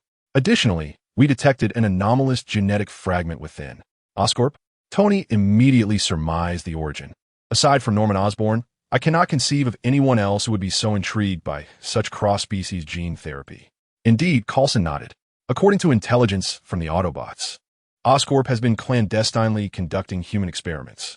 This lizard doctor is likely one of their test subjects. So what now? Deadpool, having recovered from his sorrow, began restlessly tapping a march on the table with his fingers. What is our plan? Are we going to gang up on that well-meaning photographer or storm a biotech company? Can we hurry? I have a reservation for a 50 Shades Cinderella massage that I'm going to be late for. Neither, Coulson replied, a gentle smile reappearing on his face. He looked at those present, who were theoretically the strongest on Earth, but practically the most challenging to manage. The boss's directive is to maintain absolute peace on Earth. And this so-called peace is not merely the absence of war. Coulson's tone took on a weighty significance. More importantly, it is the absence of unforeseen events. Such uncontrollable superhumans engaging in street brawls are the very occurrences the boss wishes to avoid. Jian protested. I didn't do anything. Don't say that. Thus, he paused, revealing the true purpose of this meeting. We need to leverage this incident to convey a clear message to all hidden superhumans around the world. We want everyone to understand one crucial fact. On this planet, if you desire power, you may have it. If you wish to be a hero, you are welcome. However, Coulson's gaze turned icy at that moment. You must play this game by our rules. The climax arrived unexpectedly for all, just as Coulson finished speaking, without issuing any specific commands. The lights in the conference room suddenly dimmed. The massive holographic projection instantly switched to real-time surveillance footage from the top floor of the Oscorp building in New York.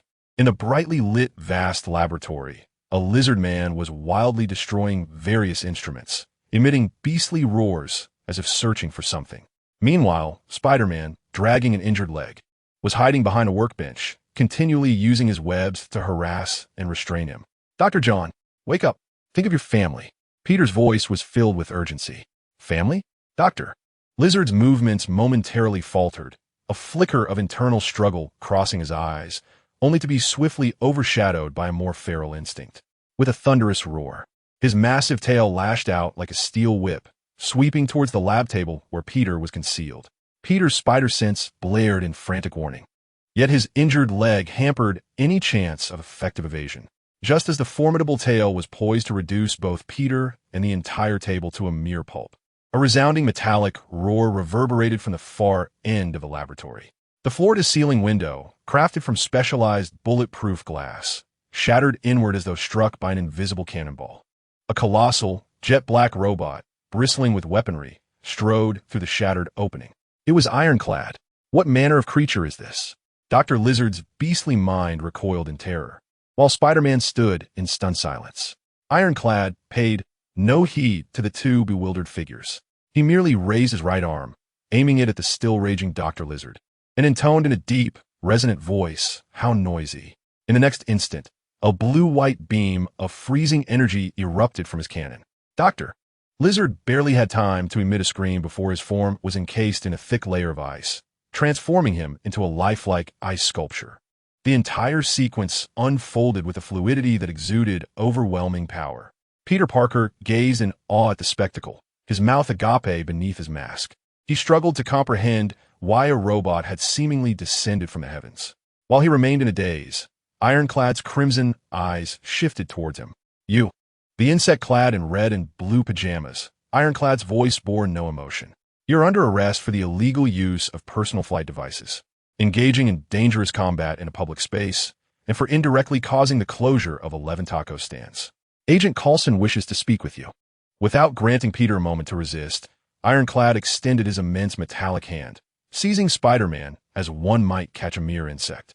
He then leapt through the gaping hole he had created, vanishing into the nocturnal embrace of New York City. Chapter 160. Intergalactic Operation in the S.H.I.E.L.D. Conference Room. A vast holographic screen broadcasted the unfolding events in New York. Following Ironclad's official arrest proclamation, Deadpool's exaggerated laughter resonated throughout the chamber. Ha ha ha. Indirectly caused the closure of 17 taco stands. Oh my goodness. Ironclad is a genius. I adore him. Coulson, can I request that he be my partner? We would undoubtedly become the most formidable duo of verbal sparring in the universe. Tony Stark couldn't suppress a chuckle, shaking his head as he remarked, rough but effective. I like it. Steve nodded with satisfaction and remarked in a tone befitting one who has traversed the path before. Excellent. Chaos should be brought to an end by a more formidable order. This young man, Parker, requires a thorough and systematic education in the essence of discipline. Coulson smiled as he deactivated the holographic projection. Rising from his seat, he addressed all present. Ladies and gentlemen, welcome to the New World. His voice stirred ripples in the hearts of everyone in the conference room. The New World, a realm safeguarded by absolute power and governed by order. Tony Stark leaned back in his chair, his fingers drumming upon the table.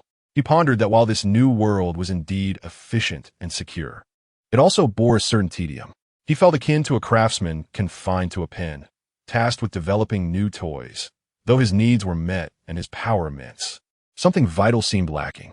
The thrill of teetering on the edge of chaos, employing his wit and courage to save the world, was absent. He glanced at Coulson, noting how Phil had become increasingly reminiscent of a stern, humorless steward since assuming the role of director, one wielding the authority to determine the fates of all. Steve straightened his posture, a look of contentment gracing his features. He held great admiration for this decisive approach. Though Spider-Man's intentions were noble, his actions lacked discipline and required proper guidance. In his view, the new world was progressing towards the ideal he envisioned, a society imbued with discipline and a sense of honor. He cast a glance at the red and black figure still attempting to shake donut crumbs from his mask and inwardly sighed. Aside from certain uncontrollable distractions, all was well. Deadpool finally extricated himself from the dual joys of donut sorrow and metallic jibes. He keenly sensed the atmosphere signaling the conclusion of the meeting and promptly raised his hand, exclaiming, Me, Coulson, I have a question. The final question. Coulson's smile remained warm, and he gestured invitingly to Deadpool. Speak, Wade. The giant lizard frozen into a popsicle. What do you intend to do with it? Deadpool inquired eagerly, rubbing his hands together. Will it be turned into lizard jerky? Or, sent to my lab for some interspecies-friendly exchanges? As he spoke, he animatedly gestured with his gloved hands, mimicking pixelated actions. Your lab? You mean the one cluttered with burrito wrappers and outdated adult magazines in your basement? Natasha quipped incisively. Wade, I advise you to abandon those unsavory thoughts. Otherwise, I would not hesitate to allow your body to once again experience the warmth of a high-voltage current. Hey, do not casually tarnish the reputation of a free mercenary. Deadpool retorted instantaneously. That is called art collection. Moreover, I was engaged in a comparative study of multiversal cultures. You rigid-minded agents would never comprehend this, would you, author? Hurry, weave a monologue for me, lamenting the injustice I have endured. However, this time, Coulson did not permit Natasha to continue reprimanding Deadpool. The smile on his face took on a rather profound quality. Wade, that is an excellent question, he remarked, leaving everyone present, including Deadpool himself, momentarily stunned. Coulson actually praised Deadpool? Could it be that the sun is rising from the west? Ignoring the astonishment of the gathering, Coulson gently tapped the table. The vast holographic projection illuminated once more. Yet this time, the imagery that materialized was not the streets of New York, but rather a scene brimming with oppression. It was an immense and colossal arena. Surrounding the arena, green flames blazed, casting the entire space in a hellish glow. Countless alien beings, each more grotesque than the last, filled the stands, emitting deafening roars and cheers. Within a colossal cell of the arena, a man with flowing golden hair and a formidable physique was shackled to the cold wall by energy restraints crackling with electricity. It was none other than Thor. The last time he visited Earth, Thor had a brief encounter with the Avengers. Yet in this moment, he was devoid of his mighty hammer and the pride of a divine prince. His resplendent Asgardian armor had long since vanished, replaced by tattered gladiatorial garb, his body marred with wounds, and his eyes filled with defiance and fury. Thor! Steve could not suppress his exclamation, wondering how he ended up in such a place. It seems our Asgardian friend has encountered some misadventures in his recent interstellar travels, Natasha remarked. She recalled vividly that since the last incident involving the annihilation of the bug swarm, Thor had returned to Asgard with Loki, claiming he needed to attend to family matters. Little did she know their next meeting would reveal him in such a dire state. Where is this? Tony furrowed his brow, immediately analyzing the environmental data displayed. Sakaar, Coulson replied in a flat tone, a renowned gladiatorial planet in the cosmos. Its ruler is an ancient cosmic elder who calls himself the Grandmaster, a collector fond of acquiring champions. According to the intercepted interstellar intelligence, Hill added. Thor was captured by a mysterious force while traversing an unknown wormhole and subsequently sold to Sakaar. It appears he has become the Grandmaster's latest acquisition. Huh. Steve couldn't help but emit a scornful chuckle. I've always said that these so-called gods are merely individuals who, due to their longevity and strength, have become utterly arrogant. Observe his current appearance. Does he not resemble a golden retriever confined within a cage? He has truly tarnished the dignity of the term divine. His words were laced with such acerbity that even Tony could not suppress an eye roll. Your antiquated tongue is more venomous than my laser cannon. Very well, very well. Suddenly, Deadpool erupted with enthusiasm, leaping onto the table and gesticulating wildly as he exclaimed, Alien gladiatorial arenas, muscular behemoths, gory violence. Oh my heavens, this is the very embodiment of my dream vacation. Coulson, when do we depart? My burrito can hardly wait to be drenched in extraterrestrial blood. Coulson gazed at Thor on the screen, his smile deepening. He gradually rose, surveying the varied expressions of excitement flickering in the eyes of the assembled misfits. He recognized that the oppressive monotony of their routine had left these warriors, accustomed to thrill and combat, feeling weary. Now an opportunity to unleash their true natures had arrived. The boss's mandate is to establish an absolute order of peace and stability, a framework that extends beyond Earth itself. Coulson's voice took on a serious tone. Any individual possessing formidable power beyond our control poses a potential destabilizing factor, be they our wayward friends or those self-important cosmic collectors. Thus, he spread his arms wide. I hereby announce the commencement of S.H.I.E.L.D's inaugural interstellar order rectification operation. However, he pivoted his discourse. Before we embark on wreaking havoc, we require a guide, one sufficiently agile, inconspicuous, and suited for reconnaissance and infiltration amidst such chaos. Coulson's gaze finally settled on a segment featuring Spider-Man. Tony, Wade, Steve. What is it? Is there a bounty? Speak. The trio's responses were distinctly varied. You three are to venture to New York, Coulson stated with a smile. Recruit our enthusiastic, friendly neighbor. Ensure he understands that to swing through New York, one must first learn our rules. Chapter 161. Recruiting Spider-Man New York. Queens, as night descended and the city lights began to glimmer, Peter Parker, also known as Spider-Man, was contentedly concluding his vigilante duties for the evening. He had just successfully liberated a woman's wallet from a group of robbers, ensnaring the unfortunate culprits in webbing like dumplings suspended from a lamppost, awaiting the arrival of the police. Ah, yet another peaceful day. Peter hummed a tune as he perched on the rooftop of a tenement, preparing to change out of his suit and return home to indulge in his beloved cherry pie. As a man in his 20s, he had long since acclimated to the duality of his existence as both an ordinary photographer and a superhero. Although he occasionally fretted over his inability to pay rent, overall, he was quite content. However, just as he was about to remove his mask, a voice that sent chills down his spine suddenly echoed from behind him without warning. Hey, little Peter, long time no see.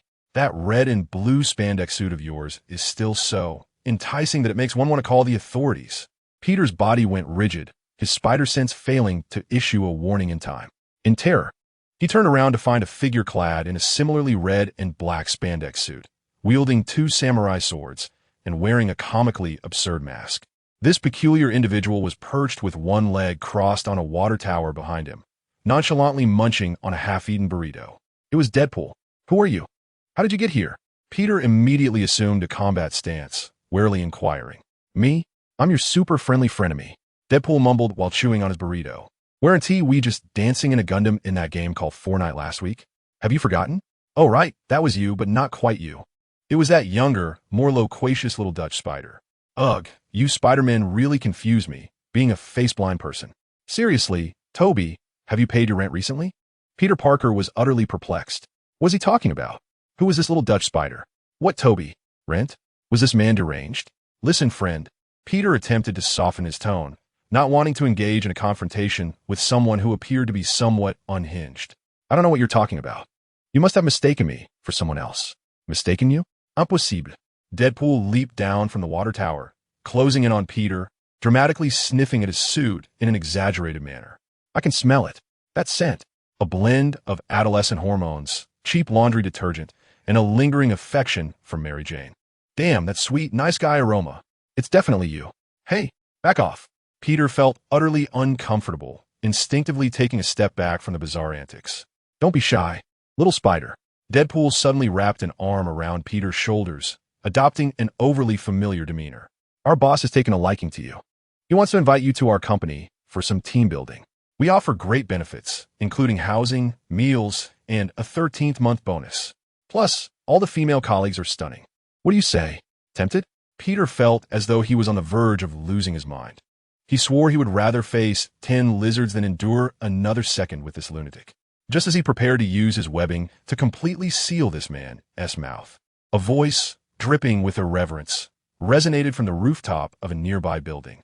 There stood Tony Stark, clad in an exquisitely tailored suit, casually holding a glass of whiskey.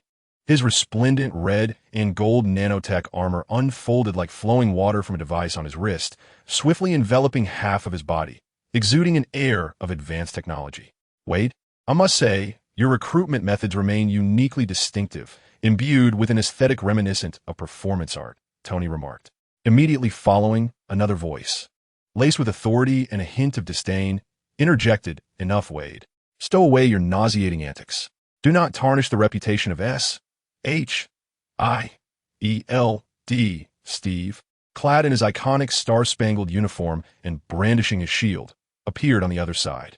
His gaze bore the contempt one might reserve for a vagrant who inadvertently wandered into an upscale gala. Peter Parker was utterly flabbergasted. Iron Man? Captain America? These two legendary superheroes who only existed in the news were standing alongside this lunatic. Oh, look who is here! Deadpool exclaimed, releasing Peter and dramatically spreading his arms. One is a walking tin can, and the other is a popsicle whose thoughts are still stuck in the age of dinosaurs. How about we form a trio? We can call ourselves the Red, White, and Blue Male Power Trio. Let us audition for America's Got Talent, and we'll surely become a sensation. Wait, I warn you once more. Steve's voice was frigid. If you utter another word, I assure you, you will deeply regret possessing your healing ability. Deadpool immediately mimed zipping his lips.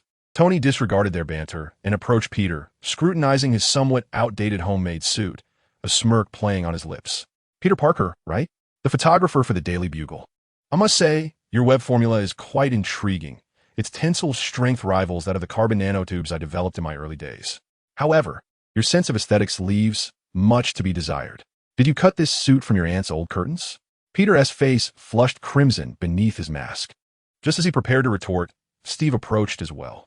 He looked down at Peter, his expression stern as he stated, "Young man, possessing power is a responsibility, not an excuse to indulge in nighttime role-playing. While your intentions may be noble, your actions are chaotic and disorderly, only adding more unpredictability to this city already rife with troubles. We do not favor unpredictability." Peter felt utterly humiliated by the combined admonishments of these two formidable figures. He felt akin to a wayward student summoned for a parent-teacher conference. So, Peter stammered, "What exactly do you want?" "Quite simple." Tony snapped his fingers. A sleek black Quinjet silently hovered above them. "Our boss is offering you a new job." Tony flashed a smile, filled with temptation. "A position that allows you to fully unleash your talents without the looming anxiety of next month's rent awaits you. We are destined for an incredibly distant locale, where we will establish a grand arena. However, we find ourselves in need of a nimble spy, one adept at swinging through the heights. What say you, Mr. Parker?" Steve's gaze sharpened. "Will you continue as a mere friendly neighbor battling trivial foes on the streets? Or will you join us and become a true hero, experiencing the authentic world?" Peter Parker gazed upon Iron Man, Captain America, and the eccentric figure making exaggerated expressions nearby.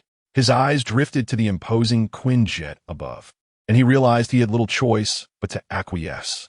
More importantly, deep within him, the heart of a hero throbbed uncontrollably at the prospect of discovering the genuine world. Chapter 162, Departure Across the Galaxy. S.H.I.E.L.D Base, underground training facility, the expansive training arena, constructed from a blend of vibranium and special alloys, was capable of withstanding the direct impact of a nuclear explosion. At this moment, the center of the arena showcased a true spectacle of violent beauty. "Oh!" Baudet unleashed his enormous fists upon a specially designed sandbag, measuring over 10 meters in diameter. This sandbag was filled with a uniquely processed, compressed substance. With a furious roar, Hulk summoned all his strength for a final punch. The super sandbag, engineered to endure immense impacts, emitted a mournful cry under the force of his blow. Before it erupted in a thunderous explosion, countless fragments scattered in all directions. Hulk's eyes, now bloodshot, surveyed the destruction he had wrought, and instead of satisfaction, he felt an even deeper sense of emptiness and agitation. Too weak, all so weak. Since parting ways with Banner, he had gained unprecedented freedom. Yet he had also lost his soul restraint. He yearned for battle, for the thrill of confronting true titans. Yet here, in this base, nothing could satiate his desire. Of course, save for Jian. His boss was a veritable beast. Every time Hulk attempted to show off, he would first call Jian to stand, only to then inform others of their mediocrity. Such treatment left Hulk bewildered, as he felt an odd dissonance with Jian and everyone else. It was as if he towered above them all. At that moment, the doors of the training facility slowly swung open. Tony, Steve, Natasha, Clint, Deadpool, and a somewhat apprehensive Spider-Man clad in a red and blue suit entered. Upon seeing them, Hulk's eyes ignited with excitement. He recognized the armored figure and the shield-wielding little man. A fight! The Hulk roared as he charged towards them, causing the entire training ground to tremble beneath his colossal footsteps. Oh dear! The behemoth appeared to be in a foul mood. Deadpool immediately ducked behind Steve. Peter Parker was so frightened that he nearly clung to the ceiling with his webbing. However, Tony remained composed, calmly addressing the Hulk. Looking for a fight? We can take you to a place filled with countless monsters, larger and stronger than you. You can smash to your heart's content. The Hulk's advance abruptly halted. His fury-laden mind struggled to process Tony's words. Smash to my heart's content? He asked in a deep, rumbling voice. Yes, Tony replied, a mischievous grin spreading across his face. Smash until you're satisfied. A sinister smile crept across the Hulk's face as he pounded his chest, emitting a roar that echoed throughout the base. Hulk, let us go. The pinnacle of S.H.I.E.L.D's aerial combat capabilities was the Avengers Interstellar Assault Ship, an advanced vessel retrofitted by Tony and the Transformers. Endowed with faster-than-light travel, its design drew inspiration from a confined spacecraft in outer space. Soon, the battleship glided out of the base's concealed exit, soaring towards the atmosphere. On the bridge, the most formidable team in Earth's history had assembled. Iron Man, Captain America, Black Widow, Hawkeye, Spider-Man, Deadpool, and the Hulk. They gazed out the viewport at the vast, enigmatic, and perilous sea of stars. Each face bore a distinct expression. Tony was scrutinizing the ship's data. Steve polished his shield. Natasha and Clint calibrated their weapons. Peter nervously acquainted himself with his newly gifted high-tech suit from Tony, and the Hulk excitedly thumped the floor.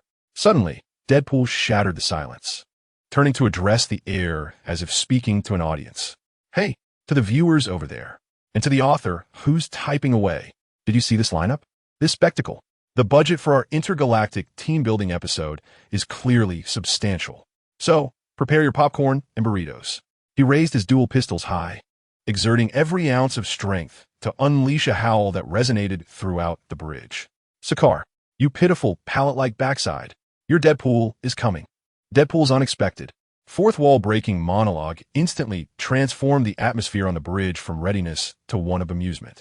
Peter Parker, the newcomer to the team, sat anxiously in his seat, attempting to decipher how to operate the new suit generously sponsored by Tony Stark and brimming with advanced technology. Upon hearing Deadpool's words, he instinctively glanced around, searching for the so-called audience and author, only to be met with the ship's cold metallic walls. In his mind, he silently affixed an exceedingly perilous "Stay away" label to the figure clad in a red and black bodysuit. Tony Stark, meanwhile, rubbed his temples, feeling as though his migraines had worsened ever since the volatile Wade had joined their ranks. Into the communicator, he wearily uttered, "Jarvis. Temporarily disable Wade's microphone privileges on account of him contaminating the public communication channel." "At your command, sir," came Jarvis's emotionless response. "Hey, you can't treat me like this."